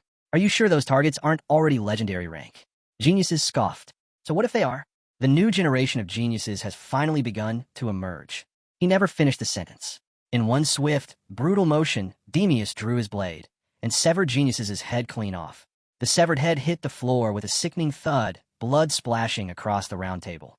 Every head turned in shock. Demius stood tall, sword in hand, his expression possessed by someone else. The blonde's voice came from him, calm, cold. 4 targets remain. The tower heads leapt to their feet. He's lost his mind, someone shouted. Chaos erupted. Kylos looked at his hand, his eyes widened. Something was wrong. In an instant, the old man lunged toward the blonde, sword drawn. Aruin, his real self, stared at the incoming figure, frozen in horror. But before the blade could reach him, something massive slammed down between them with a metallic crash. A massive iron golem blocked the strike. Behind it, a gray-haired man shouted, "Get back! Now!" Demius grinned, still gripping his sword, eyes flicking with madness. The golem raised its arm and brought it down, but the old man narrowly dodged, diving to the side just before the ground split apart. More golem appeared, heavy steps pounding into the tower floor one after another. The tower's leader exhaled in relief. They're immune to the magical blockade. Good. Aruin, still seated on the floor, touched his chin thoughtfully. The old man is heroic rank, and he doesn't have an AA shield. Without it, across the room, Kylos crossed his arms, glaring at the blonde. Even in your condition, you couldn't handle 5 golems. The golem stood like a wall of steel, menacing and unyielding. The red-haired engineer began listing their advantages with pride, praising the innovations behind their creation. Demius, eyes closed, stood at the center of the growing formation. A cloaked blonde woman glanced at the engineer, frowning.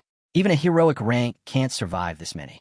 One of the golems lunged, but was instantly obliterated by a single swing of Demius's blade, a brilliant blue wave of energy slicing it apart. Gasps echoed through the chamber.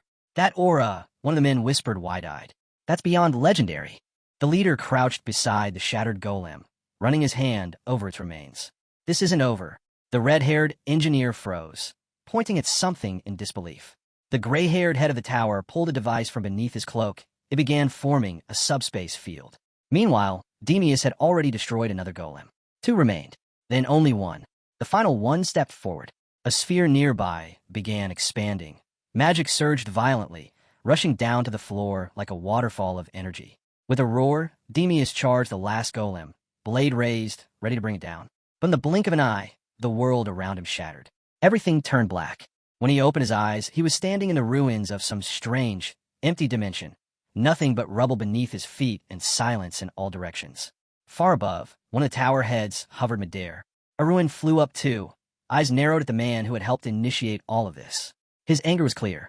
He's out of reach, Aruin realized. Now he can cast freely. Hovering above him, the man shouted, "Who are you?" Demius's expression darkened. Then the answer came, firm and proud. "I'm a son, who came for his father." With that, the old man charged down, blade gleaming. The two clashed in midair, sword against sword, sparks flying as the battle began. Watching from a distance, the gray-haired tower head gritted his teeth. "It's time," he muttered. "All units, attack." The red-haired mage shouted out in panic, "What about the blonde?" Clock stepped forward, conjuring a wave of fire with a surge of magic. The blonde girl unleashed her own spell. Beside them, a long-haired man tensed, gathering power and preparing his attack.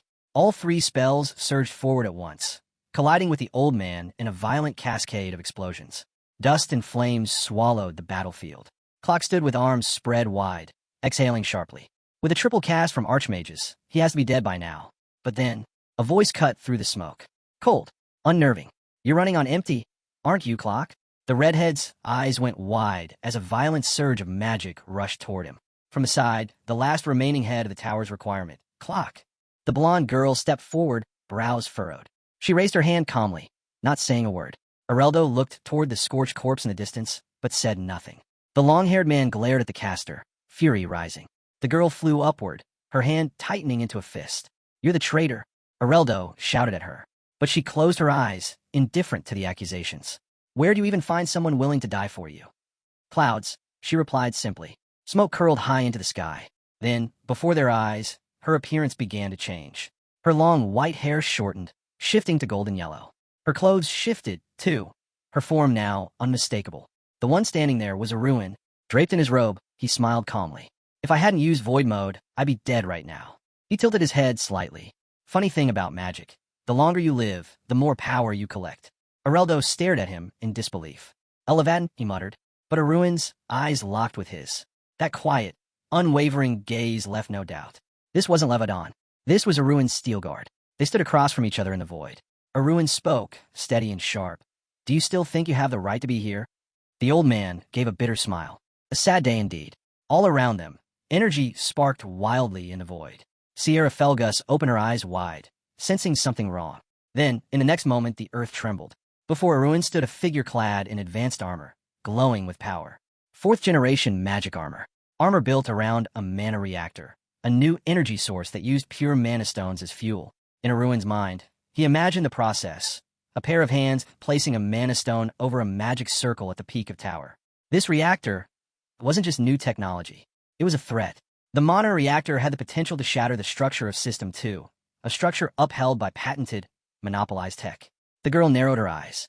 Why had the old man hidden something like this? The readings were off the charts. A system alert flashed. Extreme energy surge detected. He's unlucky, she muttered, eyes glowing.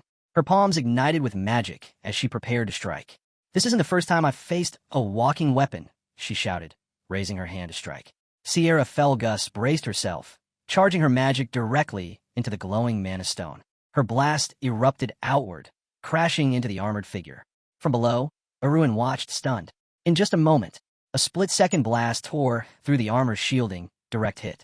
The old man inside the suit looked out toward the chaos. So was fighting me useful? Then, silence. The armor powered down. The girl floated, smirking.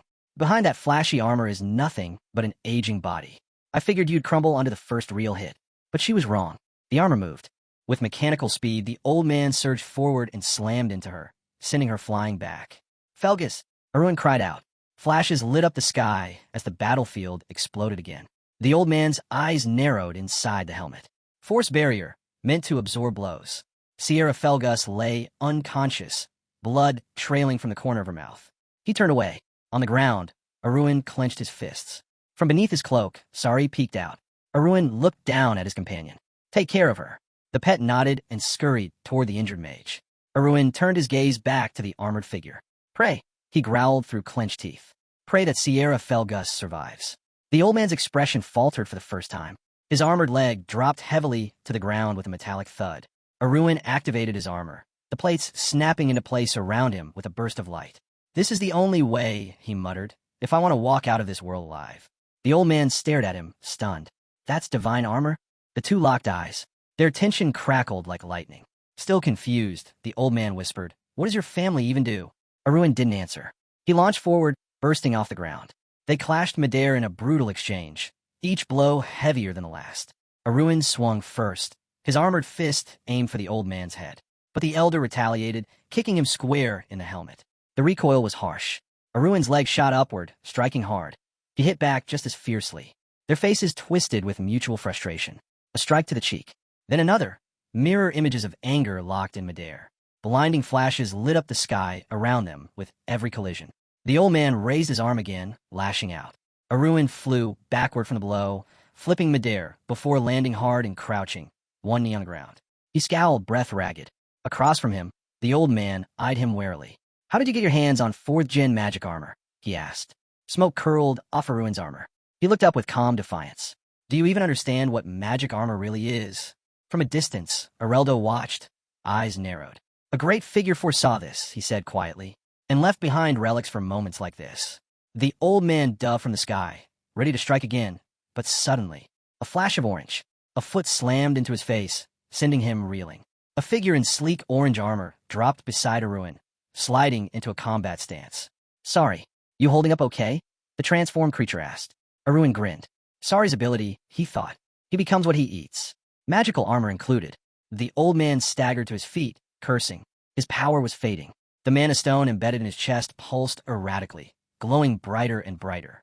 He realized he was running out of time. There was only one option left. If he was going down, he'd take them with him. With a guttural roar, he turned, not toward Aruin, but toward his own allies. Finish the mission, no matter what. Sorry stepped in front of Aruin, yelling, "I'll hold him." But he was blasted back in an instant. The old man surged forward, wild and reckless, a last-ditch charge, and Aruin met him head-on. The clash sent shockwaves through the air. When the dust settled, Aruin was sitting upright, his hand clenched tightly around something glowing. The mana stone. It was no longer in the old man's chest.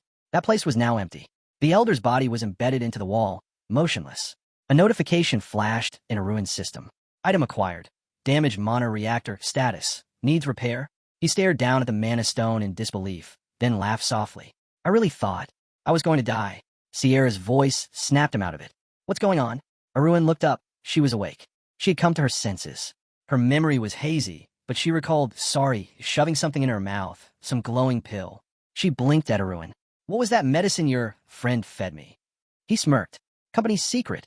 Nearby, the damaged, iron-suited creature sat slumped against the wall. Aruin spotted him. Still alive? He wondered, but Sorry was okay too. Aruin walked toward the injured figure, ears poking from under the helmet. He squinted. "Should I take him out now?" A bead of sweat ran down the man's face as he noticed Aruin's approach. Before Aruin could act, the Iron Man raised a hand, his voice calm but hoarse. "The magical armor that was sent to you." He pulled off his helmet, adjusting his cracked glasses. "Where did you even find this junk?" he said with a dry chuckle. "Looks like something from a museum exhibit." Aruin opened his system screen, tapped a button, and ended the chat. "Thanks for the info." He lowered his head slightly, thinking even first-gen armor could deliver insane results. On his arm now rested a glowing, rank B pink mana reactor. It pulsed with potential. It was because of this small piece of tech. Aruin thought, staring at the glowing mana reactor on his arm, that everything worked. But he couldn't afford to relax. The 4th-generation magic armor's core, its entire power source, was now in his possession. That alone made him a target. And yet, the real problem wasn't just the armor. It was Alpha Scan, and whoever was backing him. Whoever was trying to suppress the rise of this new generation of magical tech. Who gave 7 Eyes a mana generator in the first place? Aruin wondered. Then, a sly smile spread across his face. He knew what he needed to do. Before him stood Alpha Scan, his body restrained, wrapped tightly in living thorn vines. The man's face was drenched in sweat. As soon as Alpha Scan laid eyes on Aruin, his expression twisted in fury and fear. "You don't know what you've done," he hissed. "You've made a terrible mistake." Aruin's brows twitched. He's still not thinking clearly, he realized, watching the captive struggle. Alphaskin's gaze dropped to the floor. "Sierra told me. You're planning to uncover the location of Requiem." Aruin stared at him for a moment, then nodded. "Yeah, I'll find my father." Alphascan raised his head, locking eyes with him. "Then I'll tell you where he is." The words caught Aruin off guard. "What are you talking about?" he asked, narrowing his eyes. But the way Alphascan stared at him, as if calculating every move. Aruin understood. He won't give up that information freely. "What's the condition?" he asked coldly. Alphaskin's face twisted into something darker. "You'll become the next bearer of the great relic." Aruin flinched. After Layskin, the man continued. "You'll inherit it. A knight of legendary rank, a magician with 6 rings, only 18 years old." He remembered the powerful image of Aruin's back, stronger than his own, stronger than Levadon. A bead of sweat rolled down his bruised, bloodied face. He lowered his head, then said something that made Aruin freeze. "Kill yourself." Aruin stared at him, stunned. Alphascan didn't flinch. "You're a threat. You'll tip the entire continent into chaos the moment you reach superior rank. Sierra stood nearby, wrapped in a gray cloak, eyes narrowing. You're insane, she said flatly. But Alpha Scan kept going, turning his gaze back to Aruin. You've received armor from them. Who? Sierra asked, her voice tense. The ones everyone calls they. A drop of sweat ran down Alphaskin's bearded cheek. I'm talking about the gods. Sorry, perched on Sierra's shoulder, looked between the two. Alphaskin's voice grew quieter, heavier. The deities that rule this world. Aruin clenched his fists, his gaze sharpening. Whether you believe it or not, Alphaskin said, that fact doesn't change. Then, 3 hooded figures flickered into view within Alphaskin's projection. Divine entities draped in black cloaks. They never interfere directly, he said. But it was they who gave us the relics. To keep humanity controlled. Aruin scowled. So when he says relics, he means items from interdimensional trade. Then a thought hit him. There's another merchant, somewhere. Where are they? Aruin asked. What I need to do to meet them? Alphascan closed his eyes. Even seeing them once isn't something you can just arrange, he muttered. In his mind's eye, he saw the sky darkening, black fog rolling in like a storm. As if the moment Aruin reached superior rank, the heavens themselves would shift. The thorn vines constricting Alphaskin's body suddenly tightened. He screwered, his voice echoing off the stone walls. Blackness began to seep through his skin, crawling over his body like a disease. Aruin stepped forward, alarmed. Is that a spiritual form? No, it was mana, the man's own energy turning on him.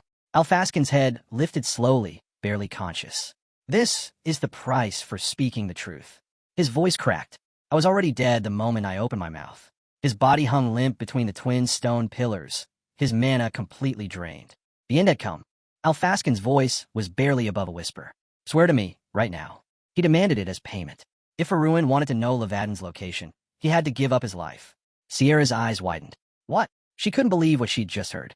A bead of sweat rolled down her cheek as she looked at Aruin, who calmly nodded. I agree. What are you talking about? Sierra cried out, voice rising in panic. But Aruin remained still. If Areldo dies, it's all over. When did he become someone who'd throw his life away so easily? She thought. Suddenly, waves of mana began pouring out from his body. There has to be another way, he told himself, clenching his fist. But if not, he pressed a hand to his chest. I vow to fulfill our agreement, he declared. Mana flared around him like a storm, swirling with deadly intensity. Sierra could only watch in shock as his oath triggered. If he broke it, his heart would literally explode. Tears welled in her eyes. Alphascan laughed wildly, drunk on the spectacle of it all. Where's Requiem? Aruin asked coldly. Sari stayed behind, while Aruin slowly walked forward. The imprisoned man sneered. Come closer. Head lowered, Aruin stepped up. Thank you, Alphascan muttered, as if savoring the moment. Now you're one of us. Jin will remember your sacrifice. From his side, Sierra stared in disbelief. Why is he doing this? She thought. He can save his father without dying for this lunatic. Even Alphascan, still bound and bruised, watched him closely. You do understand that breaking a mana oath kills you, right? I do, Aruin answered. But you also know how people from other worlds think. He gripped something tightly in his hand. It was a doll, crafted to look exactly like him. An artifact. One that could absorb curses, contracts, even oaths. I found a loophole, he said flatly. The doll began to glow with intense white light. Alphascan's eyes went wide. What? Aruin looked up, a fire in his gaze. And now, I know where Requiem is. No, Alphascan roared, furious. Aruin, above Mount Paths, the sky had turned black. Thick fog rolled across the southern edge of the Jan continent. Somewhere in the jagged cliffs, a hidden cave yawned open, dark and silent. Aruin narrowed his eyes, peering into the gloom. So this is it. With Sierra at his side, they entered the underground passage. What they found inside stopped them cold. Rows upon rows of glowing capsules lined the walls. Each chamber held a preserved human body, suspended in stillness. Sierra stepped forward, voice hushed. This is the Hall of Eternal Life, she whispered, where the former members of Seven Eyes are sealed. Aruin looked around warily. They're not dead. No, she answered. They sleep here, until the reverse-aging magic is perfected. She paused, her expression darkening. Even I've never been here before. Aruin's eyes narrowed. Something ahead caught his attention, and a grin crept across his face. Sorry for being late, he said quietly. There in a capsule was a towering man, muscular and motionless. Levadon, Aruin's father. The capsule opened with a hiss. The man fell forward, and Aruin caught him in his arms. Levadon blinked, confused, frowning at the boy holding him. Aruin, are you okay? Levadon looked back at the capsule, its interior still glowing with pure mana. Where am I? In a secret facility of 7 eyes, Aruin said, his voice low. The Hall of Eternal Life. Around them, the dormant bodies of countless former guild elites floated in mana-filled capsules. They were promised eternal glory for their service, Aruin said, his voice flat. But that promise was never fulfilled. Aruin approached his father slowly. Levadon reached out, grabbing his son gently by the elbows, holding him like he couldn't believe it was real. So much has happened, Levadon whispered. And I've been gone through it all. Aruin nodded. It's over now. You can rest. A small smile curved on Levadon's lips. Everyone who wronged us will answer with their lives. Levadon laughed, pulling his son into a tight embrace. Ungrateful. You actually managed to bring down the archmages. Aruin blinked, slightly flustered by the praise. But the warmth in his father's hug melted away the weight he'd been carrying for so long. The tension, the loss, the rage. Just for a moment, it all disappeared in that one embrace. Then, a chuckle echoed through the quiet hall of eternal life. A man in a gray cloak stepped forward, grinning. You too. I swear I almost teared up. Behind Sierra stood another man, serious, sharp-eyed, watching silently. Levadon turned his head. His eyes settled on the girl. Sierra, it's been a long time, he said softly. She nodded. Too long. A bead of sweat rolled down Levadon's furrowed brow. His son wasn't finished, not yet. But Aruin reassured him. Sierra's the one who found our teacher. She's with us. Levadon's gaze shifted again, this time toward the man standing beside her. Aruin noticed too. His eyes widened. You're Mr. Vimos?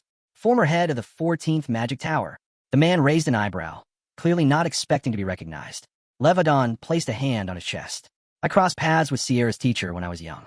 Vimos blinked, realization dawning. So much time has passed, the child from a Steelguard family has grown up. Aruin looked toward his father again. We should go. There could still be remnants left behind. Sierra nodded, her hand glowing with soft pink mana. I'll handle this place. Leave it to me. Vimos, however, had been pulled towards something in the distance. His voice dropped. There's someone you need to take with you. Aruin's golden pupils narrowed. Before him stood another capsule. Inside, a young woman with golden blonde hair, head slightly bowed, her hands folded gently. His breath caught. An elf, he muttered. Vimos stepped forward, voice low. She was taken by 7 eyes, captured and locked here. Aruin stared at her face, unable to look away.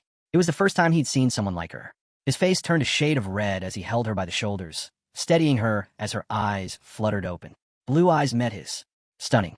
Piercing. So this is why elves are said to be icons of beauty. She blinked slowly, dazed. Are you human? She asked. Aruin stiffened. She's awake. Before he could respond, the towel wrapped around her slipped from her shoulders and hit the ground. A deep blush rose on her cheeks and matched his.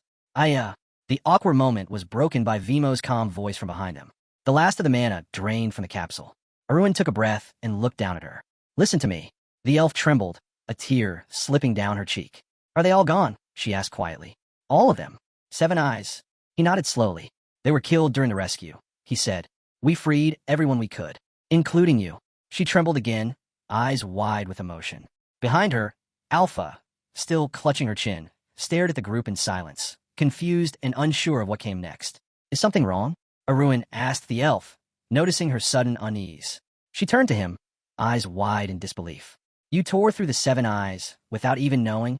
Her whole body trembled as her voice rose. The Hall of Eternal Life is dangerous. High above, the sky darkened, the cliffs now cloaked in swirling black fog. The manager will be here soon, she warned. Everyone tensed. Without hesitation, the group bolted from the dungeon. But they were already too late. As they emerged, the elf stopped in her tracks, her head tilted upward, completely stunned. Scarlet hair billowed in the wind. Red tendrils of mana coiled violently around a man who stood above the gorge, leaning casually on a staff. The manager. He floated in midair, eyes sharp and piercing. I came because your report was late, he said coldly. Didn't expect to find rats crawling around my dungeon. A bead of sweat trickled down Levadon's furrowed brow. He's here, the elf said aloud, breath caught in her throat. The manager. She hadn't expected him to arrive so fast, or be this powerful. Still resting one hand on his staff, the red-haired mage stirred a storm of crimson mana around him. You didn't even know about him while fighting 7 eyes, she whispered. He's a magician of 8 rings. Suddenly, the mountain around them shattered, giant slabs of rock collapsing from the force. Aruin's hand gripped the hilt of his sword. Did you say 8 rings? A wicked grin curved across his face. Behind him, his allies formed a protective stance. Now, this is an opponent worth facing. Black fog swallowed the sky above as battle erupted across the jagged cliffs. Levadon charged forward, sword in hand, colliding directly with the red-haired mage. The impact sent a thunderous shockwave rippling through the air. At the same time, Sierra stood firm beside her teacher. A glowing dome formed around them, pulsing with energy. "The Moes," she called. "Focus on the barrier," he told her. "And use cover spells, stay alert." Behind them, the elf fidgeted nervously, trying to grasp what kind of magicians these people really were. When Levadon struck the manager, he roared, "Now!" While he's distracted, Aruin didn't hesitate. He dashed forward, sword glowing with the power of the stars. Blue mana wrapped around the blade as he closed the gap in seconds. With a mighty strike, he knocked the manager down from the sky. There was an explosion, raw power ripping through the clouds. Sierra pointed toward the clash. "You don't have to worry about him," she said with a grin. The elf let out a nervous laugh, still sweating. "Right?" From behind, Vimos of the 14th Magic Tower added, "That kid definitely isn't thinking straight." Aruin landed hard, his boots slamming into the ground. He marched forward, sword in hand, eyes locked on the fallen enemy. "Unlucky place to fall," he muttered. A rock had pierced through the manager's chest, impaling him and pinning him to the stone. Blood poured from the wound. "Why here of all places?" Aruin asked, mocking. "Shut up." The manager spat, pressing himself against the rock. "You people were the cowards," Aruin said coldly. 7 of you against 1. He raised his arm and revealed the mana reactor. The red-haired man's eyes widened. That's the new Ereldo armor. "You catch on quick," Aruin replied. But then, something shifted in his expression. His pupils dilated. Wait, he knew that face. Staring at the bleeding, frowning man, realization dawned. "You're an interdimensional traitor, aren't you?" But the manager just looked up at him, eyes sharp and clouded with pain. "I don't know what you're talking about," he said through gritted teeth. Aruin kept his sword ready, eyes narrowed. The red-haired man coughed blood and spoke again. "That relic, the one in your hands, it's not yours to wield." Aruin's grip tightened. It was passed down generation after generation, bestowed by the gods themselves. He gasped, trembling, trying to reach toward his chest. But the mana stone, still lodged deep in his body, refused to budge. Aruin stared down at the red-haired man, realization setting in. He's still rambling about the gods. Before he could press further, footsteps thundered behind him, his allies rushing toward the scene. "Aruin!" they shouted. But Thun, breathless, stepped forward first. "Wait, how many more managers are there?" The red-haired man bared his fangs in rage. "If you kill me, the others will find you. You can't escape them." At that very second, Aruin swung. In one clean motion, his blade sliced through the manager's neck. His head hit the ground with a heavy thud. Everyone froze. The sight of the body sent a cold wave through the group. Blood dripped from the edge of Aruin's sword, staining the stone beneath him. But Aruin's expression was calm. "It's fine," he said. "There's still someone here who can give me answers." He looked at the dark scarlet blood coating his blade, eyes narrowing. "Every last manager. I'll find them, and I'll end them." Levadon, worried, stepped toward his son. "Are you all right?" "I'm fine," Aruin replied without hesitation. Vimos turned toward the elf girl, studying her closely. "You said your name was Ariel, wasn't it?" But the elf looked puzzled. "What are you talking about?" Still gripping his bloody sword, Aruin walked over. "You've got a lot to explain," he said firmly. Ariel lowered her head, fingers gripping the collar of her snow-white cloak. Aruin didn't let up. "Tell me about the managers and the gods." Far from there, sunlight sparkled across the sea around a remote, uninhabited island. It was hundreds of kilometers from Alta, one of the protective rings encircling Requiem. Sari splashed playfully in the water, tail flicking happily. Aruin chuckled. Having fun, the cat-like creature meowed cheerfully, then invited him to join. He smirked but pulled Sari from the water. "Enough flirting. It's time we got moving." On the island stood a simple 2-story wooden house, tucked among lush greenery. The survivors of Seven Eyes had built it as a temporary hideout, just in case enemy reinforcements showed up. Aruin, with Sari perched on his shoulder, glanced at the house and smiled. "Making that hut must have been a walk in the park," he muttered. "With 2 archmages helping, no less." As he reached for the wooden door, he overheard voices from inside. He paused. Sierra's voice rang out, frustrated. "Why did you pretend not to know? Even after everything?" Inside, she faced Vimos, who calmly touched his chin, eyes closed. "I'm still your teacher, Sierra, and I had my own taboos." Sierra flushed, placing her hand over her chest. "The age gap isn't even that big." Then, she admitted softly, "I'm already 60. That stunned him. 60? You? But you look. The girl grabbed her cheek, blushing hard. "I told you, reverse aging spell." Outside the doorway, Aruin raised an eyebrow. So that's why she was so determined to master that spell. Just then, Sierra spotted him peeking in. Her eyes went wide, and in a flash, she pushed Vimos aside and bolted from the room. "It's not what it looks like," she yelled, red-faced. Inside, the flustered teacher stayed frozen where she left him. Aruin passed by them casually, waving a hand. "Don't mind me. No judgment here." Sierra glared, her face still burning. Then Aruin added with a small grin, "Actually, I was hoping to nudge you two together. Since you've been in love with him for, 20 years? Sierra's pink pupils widened. Sorry dangled from his shoulder, still munching on a snack. Sierra stepped forward, then suddenly stopped. Her tone softened. "There's something I wanted to tell you." She bowed low. "Thank you." Aruin blinked.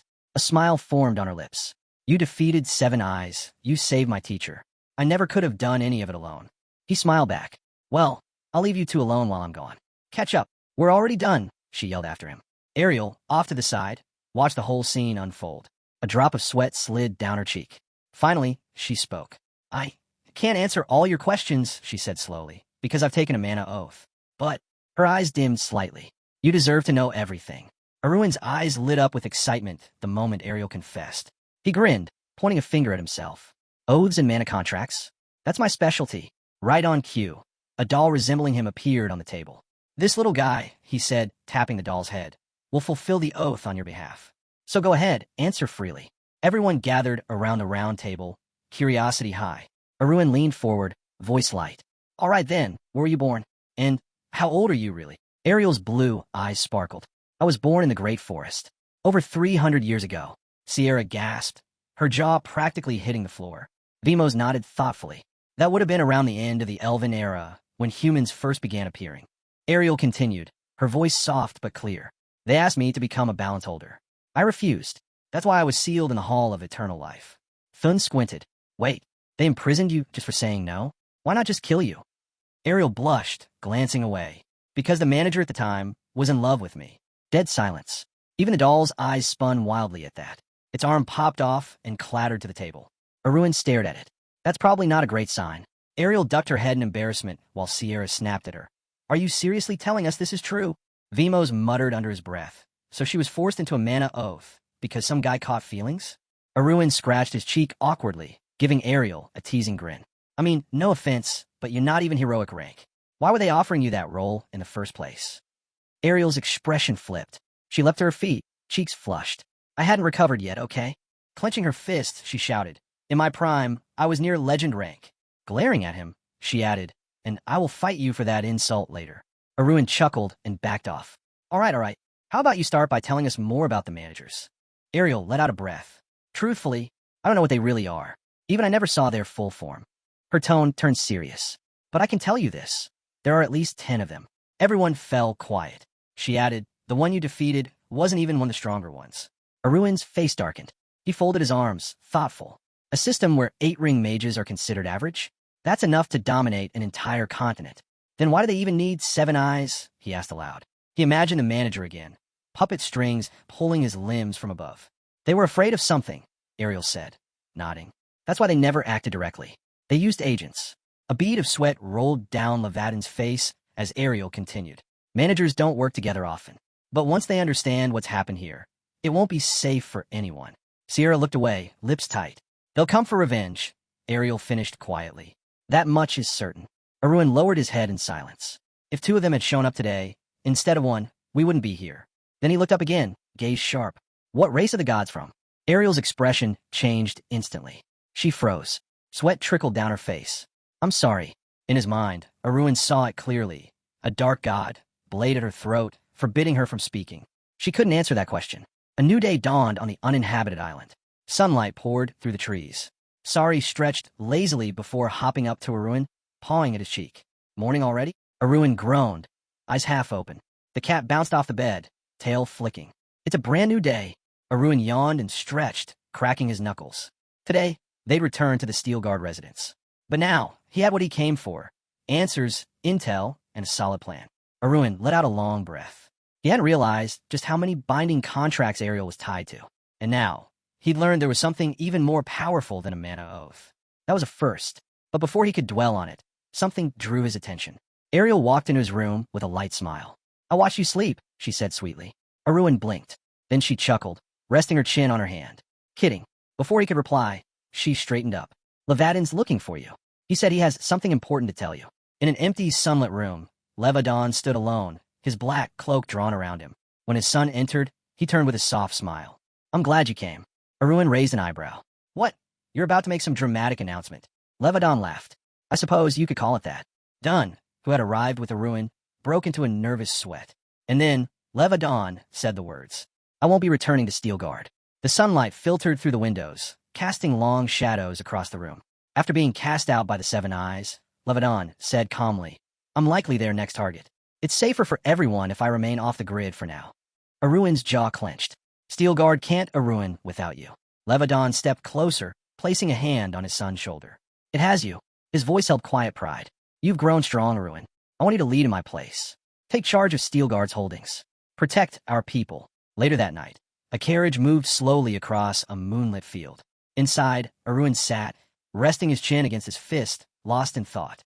He wore a sleek, high-collared jacket, polished, commanding, but his mind wandered back to that conversation.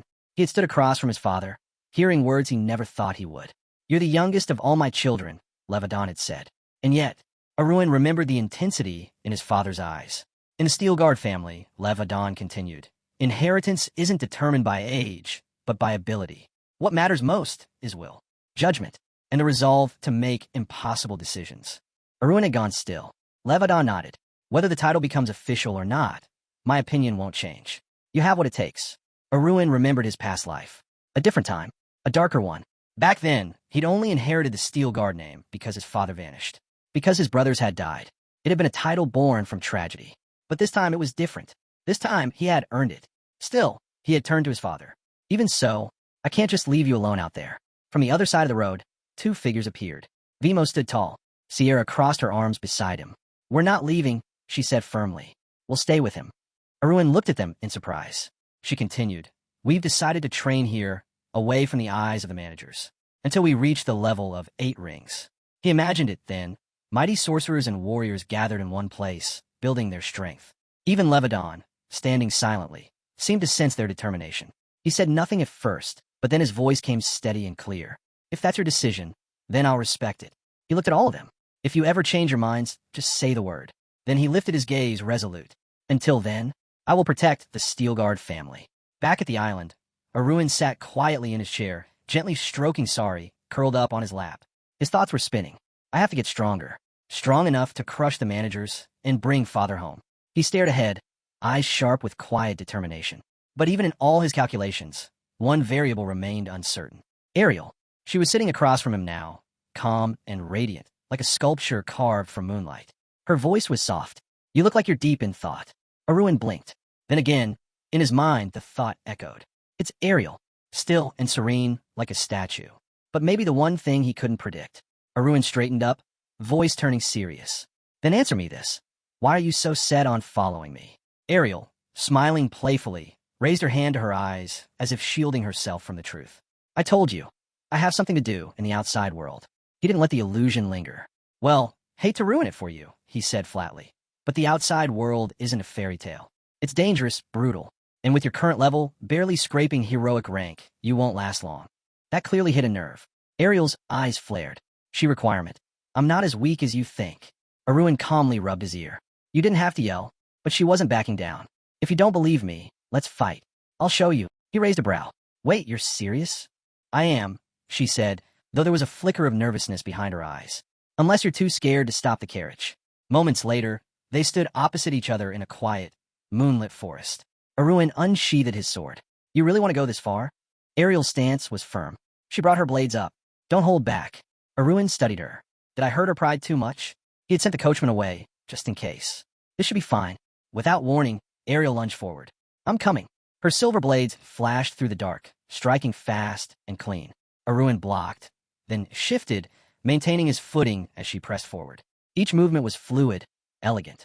Elven swordsmanship, he realized. Silver energy coiled around her every strike, and her blows were heavier than he expected. She held her ground, clashing with his sword again, this time with both her blades. She's definitely near the top of the heroic rank, he thought, watching her movements. No wonder I sensed something back when she woke up. Their blades collided again and again. Then Aruin smiled faintly. Perfect. I can test out what I learned from Joe Gianwi. His body ignited in a golden, fiery aura. Ariel staggered back, eyes wide in alarm. What is this energy? Flames curled around him, glowing brighter with each breath. In that moment, Aruin wasn't just fighting. He was invoking the very essence of mythical warriors. The phantom image of Zhou Jiamui appeared behind him, matching his stance, their blades burning in unison. Aruin moved. In a flash, his figure blurred, then tripled. Ariel blinked. Wah, he vanished. She let her guard down for a split second, just as streaks of fire surged toward her from all sides. She turned just in time, barely blocking an almost invisible slash. What is this? This is nonsense, she thought in a panic. Even if he's at legendary rank, this is... More flashes. The pressure mounted. Aruin drove her back, one strike after another. A brilliant burst of light exploded as their swords clashed once more, dust flying around them. When it cleared, Aruin stood over her. Ariel was on the ground, eyes locked on his. His blade was stuck into the earth above her head, hand braced beside her. She gasped. What do you think you're doing? Mu. Don't misunderstand, he said calmly. You were caught at the center of Kai energy. I had to shield you. Still hovering over her, he spoke evenly. If that last strike had connected, your entire body would have been turned into a pincushion. Ariel looked away, cheeks red with frustration. I lost, she muttered. You're a monster. Aruin scowled. Don't go calling people monsters so casually. He leaned on his sword and tilted his head. Anyway, your silver sword. That energy isn't on Nora, is it? That caught her off guard. She glanced down, silent, then placed her hand gently over her chest. Since I lost, she said quietly, I'll answer. Her voice steadied. I'm from the Moon Clan, one of the few remaining from the Great Forest. Behind her, a vague silhouette of a robed elf shimmered briefly in the air. Ariel continued, her hand still over her heart. Among my people, I was chosen as the master of the moon spirits. Aruin blinked. Master of the moon spirits? He rubbed his chin, intrigued. Okay, now that sounds made up. She sighed deeply. As expected. You don't believe me. He gave her a crooked grin. It just sounds rare is all. Ariel didn't argue. Instead, she focused mana into her palm. A pale sphere of energy formed, hovering silently in the air. Then see it for yourself. She extended her fist, and the sphere didn't move. It stayed floating, completely still. Aruin's eyes widened in disbelief. What is that? He felt his face flush. For once, he had no words. Aruin stared in complete awe. What an unbelievably adorable creature. Ariel had summoned a tiny spirit that looked like a blue-haired fairy, delicate, glowing softly like moonlight. Beside her stood a green-haired elf, calmly explaining. The form of a spirit is shaped by abstract perception. It changes based on the observer's awareness and consciousness. Aruin blinked. In simpler terms? The elf chuckled. It appears in the most comforting, familiar way to whoever's looking at it. For example, fire spirits often look like little lizards. Ice spirits? Snowmen. Aruin nodded slowly. So this is what moon spirits look like in the minds of elves. He held the miniature fairy between his palms, mesmerized. Its hair shifted gently into a soft sky blue hue. I guess it makes sense. The moon's often seen as the little sister of the sun, or even a child. The tiny spirit crawled slowly up his arm. His cheeks flushed red. Too cute. Way too cute. He was completely frozen. Is this even allowed? He asked, voice barely above a whisper. The spirit replied with a cheerful nod. Maybe it was because Aruin had spent his last life surrounded by stunning men and women, his sisters, Sputnik and Selena, constantly flaunting their beauty, that he'd built a sort of immunity to charm. Even Ariel, stunning as she was, didn't faze him much. But this was different. This wasn't beauty. This was cuteness incarnate. And he had zero defense against it. The elf stood nearby, baffled. What just happened to his mood? But Aruin couldn't take his eyes off the little moon spirit. The spell only broke when Sari, his feline companion, growled in warning. Aruin perked up. Hey, easy. But the tiny spirit just floated over to Sari and stretched out her tiny hand, gently booping him on the nose. Sari was stunned, then immediately melted. She began to stroke him gently, and within seconds, they were perfectly in sync, like old friends. When Aruin snapped out of his trance, he glanced at Ariel. Are moon spirits normally hostile toward strangers? He rested a thoughtful hand on his chin. She smiled and shook her head. They're drawn to beauty. I guess she liked what she saw. Aruin folded his arms smugly. So even the spirit of the moon acknowledges my looks. What can I say? I've committed many sins. Ariel blushed and didn't respond, choosing to remain very, very quiet.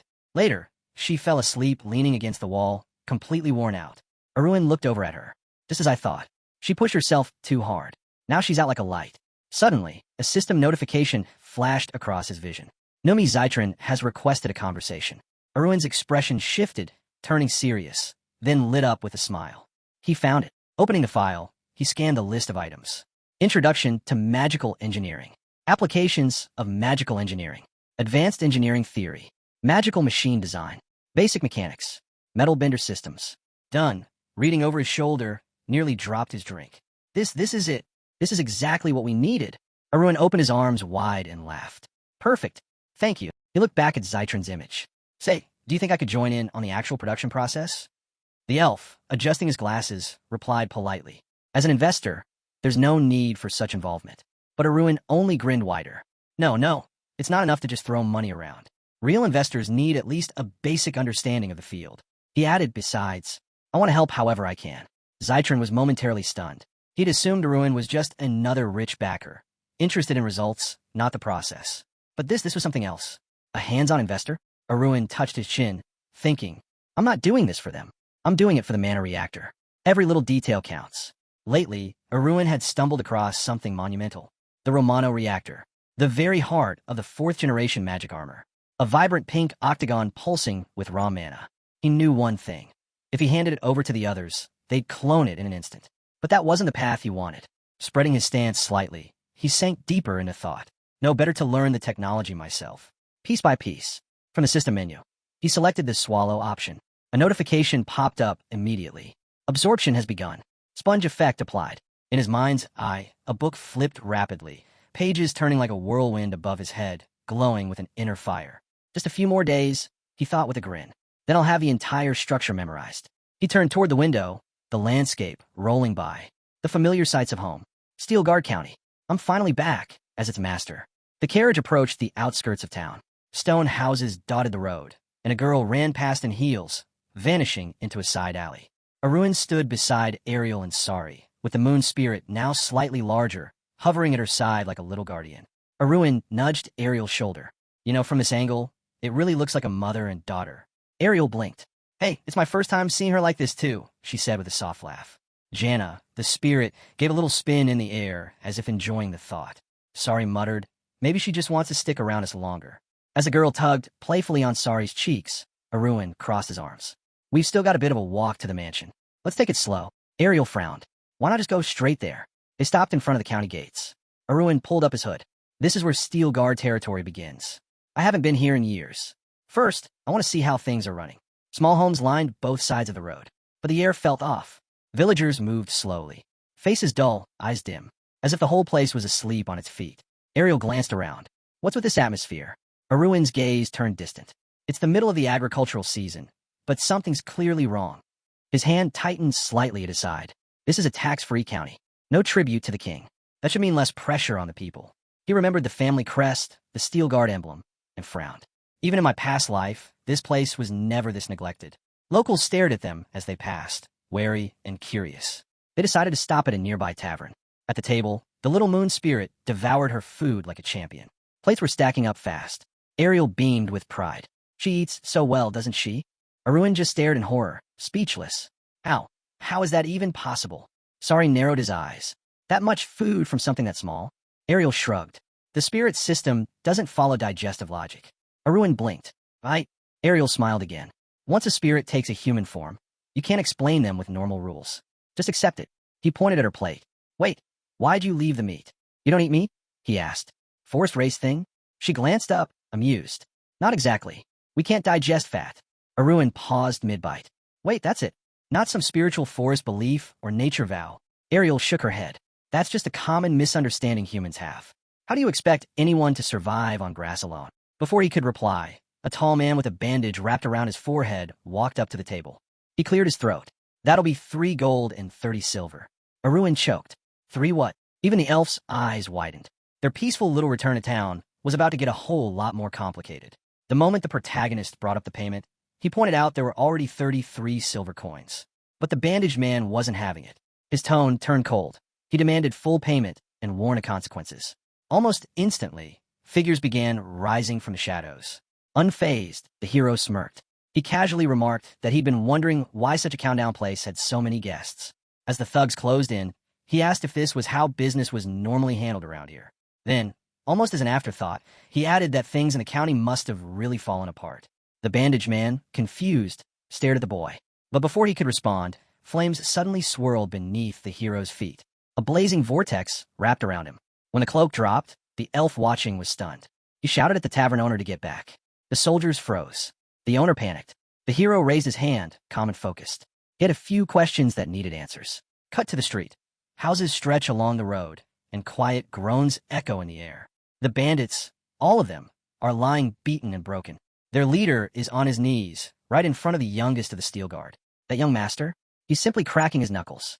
Terrified, the tavern owner stammers out an apology. Says he won't charge for the food. But Aruin doesn't even acknowledge that. He's resting his hand on his chin, eyes locked on the man. He asks one thing. What happened to the steel guard? Why they changed so much? The question rattles the man in the blindfold. He tries to respond, but then leans forward for a better look. Blonde hair, golden eyes. That face, anyone would recognize him. The hero stares back, and the man suddenly realizes it's the young master Aruin. Aruin just shrugs it off, saying, "Took you long enough to figure it out." The innkeeper, still kneeling, blurts out that everyone's been waiting for his return. Those words catch Aruin off guard. He steps closer, asking if the man had really sold out that fast. But the man insists they didn't do this because they wanted to. It was the Deccan gang. That name hits Aruin like a punch. He repeats it, stunned. In his mind, an image flashes, Deccan steel guard standing in flames. The innkeeper continues, visibly shaken.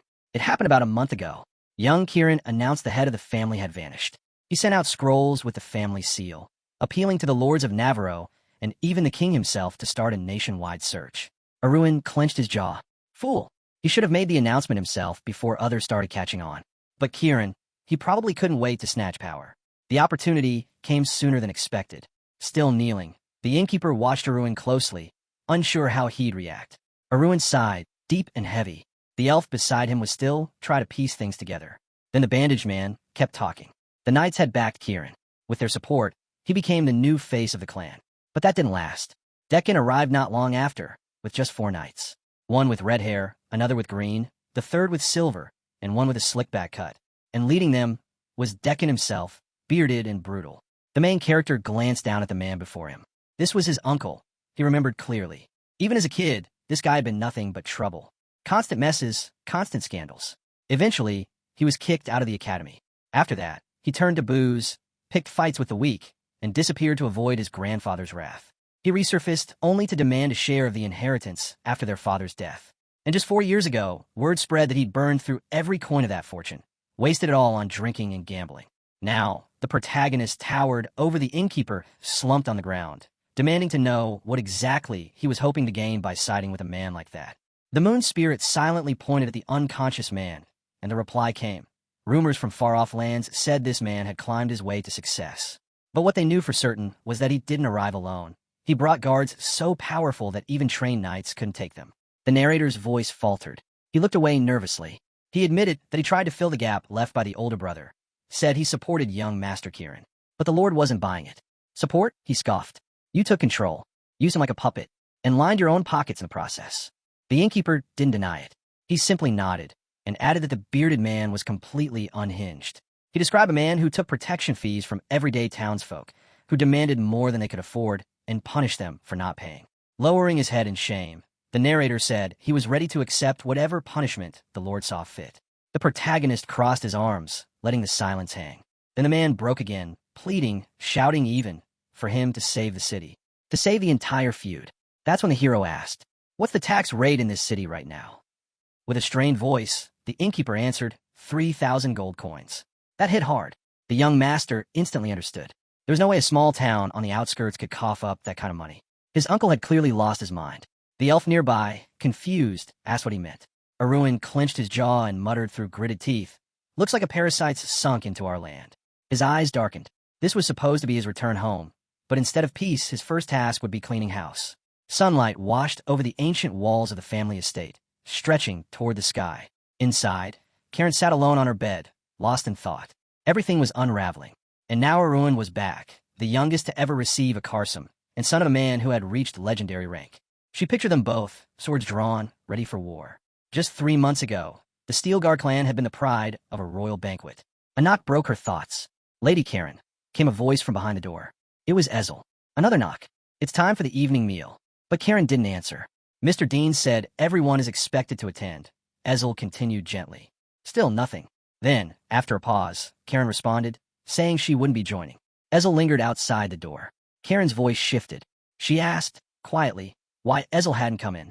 Through the door, the maid's voice trembled, a tear falling as she tried to speak. But before she could answer, Kieran gave a firm order. Come in.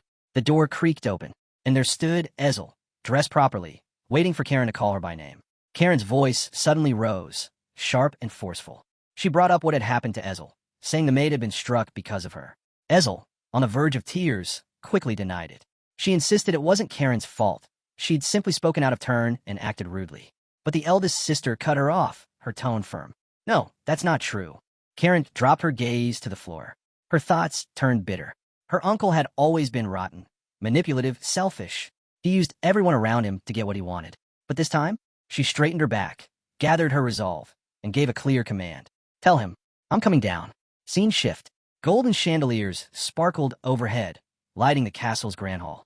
A voice echoed across the room, dripping with false warmth. How wonderful, it said. Everyone's gathered together. At the head of the long table sat the bearded man, Dekin, smiling as though it were some happy family reunion. But the sisters glared at him, their eyes full of disdain. Kieran sat with his head down. Dekin turned toward him and sneered. What's with the long face? He held up his glass. Is it because I'm sitting at the head of the table? Kieran forced a smile, stiff and hollow. You are the temporary lord of the feud, he said, and the eldest. I suppose you have every right to sit there. Dekin chuckled, pleased. Well, if my dear nephew insists, I can't argue with that. He raised his glass again. Too bad, it's empty. He turned to his niece. Why don't you fill it for me? But Darren crossed her arms. Why should I? Pour it yourself. Dekin's smile twitched. Well, aren't you mouthy, he said with a laugh. But the humor didn't last. His face hardened in an instant. I won't ask twice. Still, Darren didn't move. I said no, she replied flatly. And while we're at it, why should I serve you at all? Before she could finish, Dekin slammed his glass down. It shattered across the table.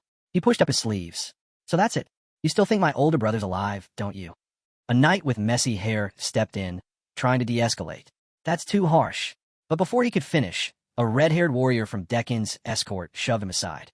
Stay out of family matters, she snapped. Dekin now turned fully toward Darren, stalking forward. Girls in this family, he muttered. No discipline, no respect. Looks like I'll have to beat it into you for good. The red-haired girl watching froze, shocked at what she was hearing. But then, a voice rang out from the doorway, calm but sharp as a blade. Well, this is new. Dishes flying, fist about to fly, must be dinner time. Everyone turned. There stood Aruin. He took a step into the room. Thanks to you, uncle, I didn't miss a thing. Dekin blinked in surprise. Nephew, you came. He extended a hand, smiling awkwardly. But Aruin remained completely composed. It's been 10 years, he said. Nice to know I'm still recognizable. He paused. So, how should I return the favor? He tilted his head slightly. Maybe I'll let you live. That one line made Dekin freeze. Then, in a flash, flames erupted around Aruin's body. He grinned, not kindly, but dangerously. If you and your little thugs don't want to die, he said, then take your trash and get out.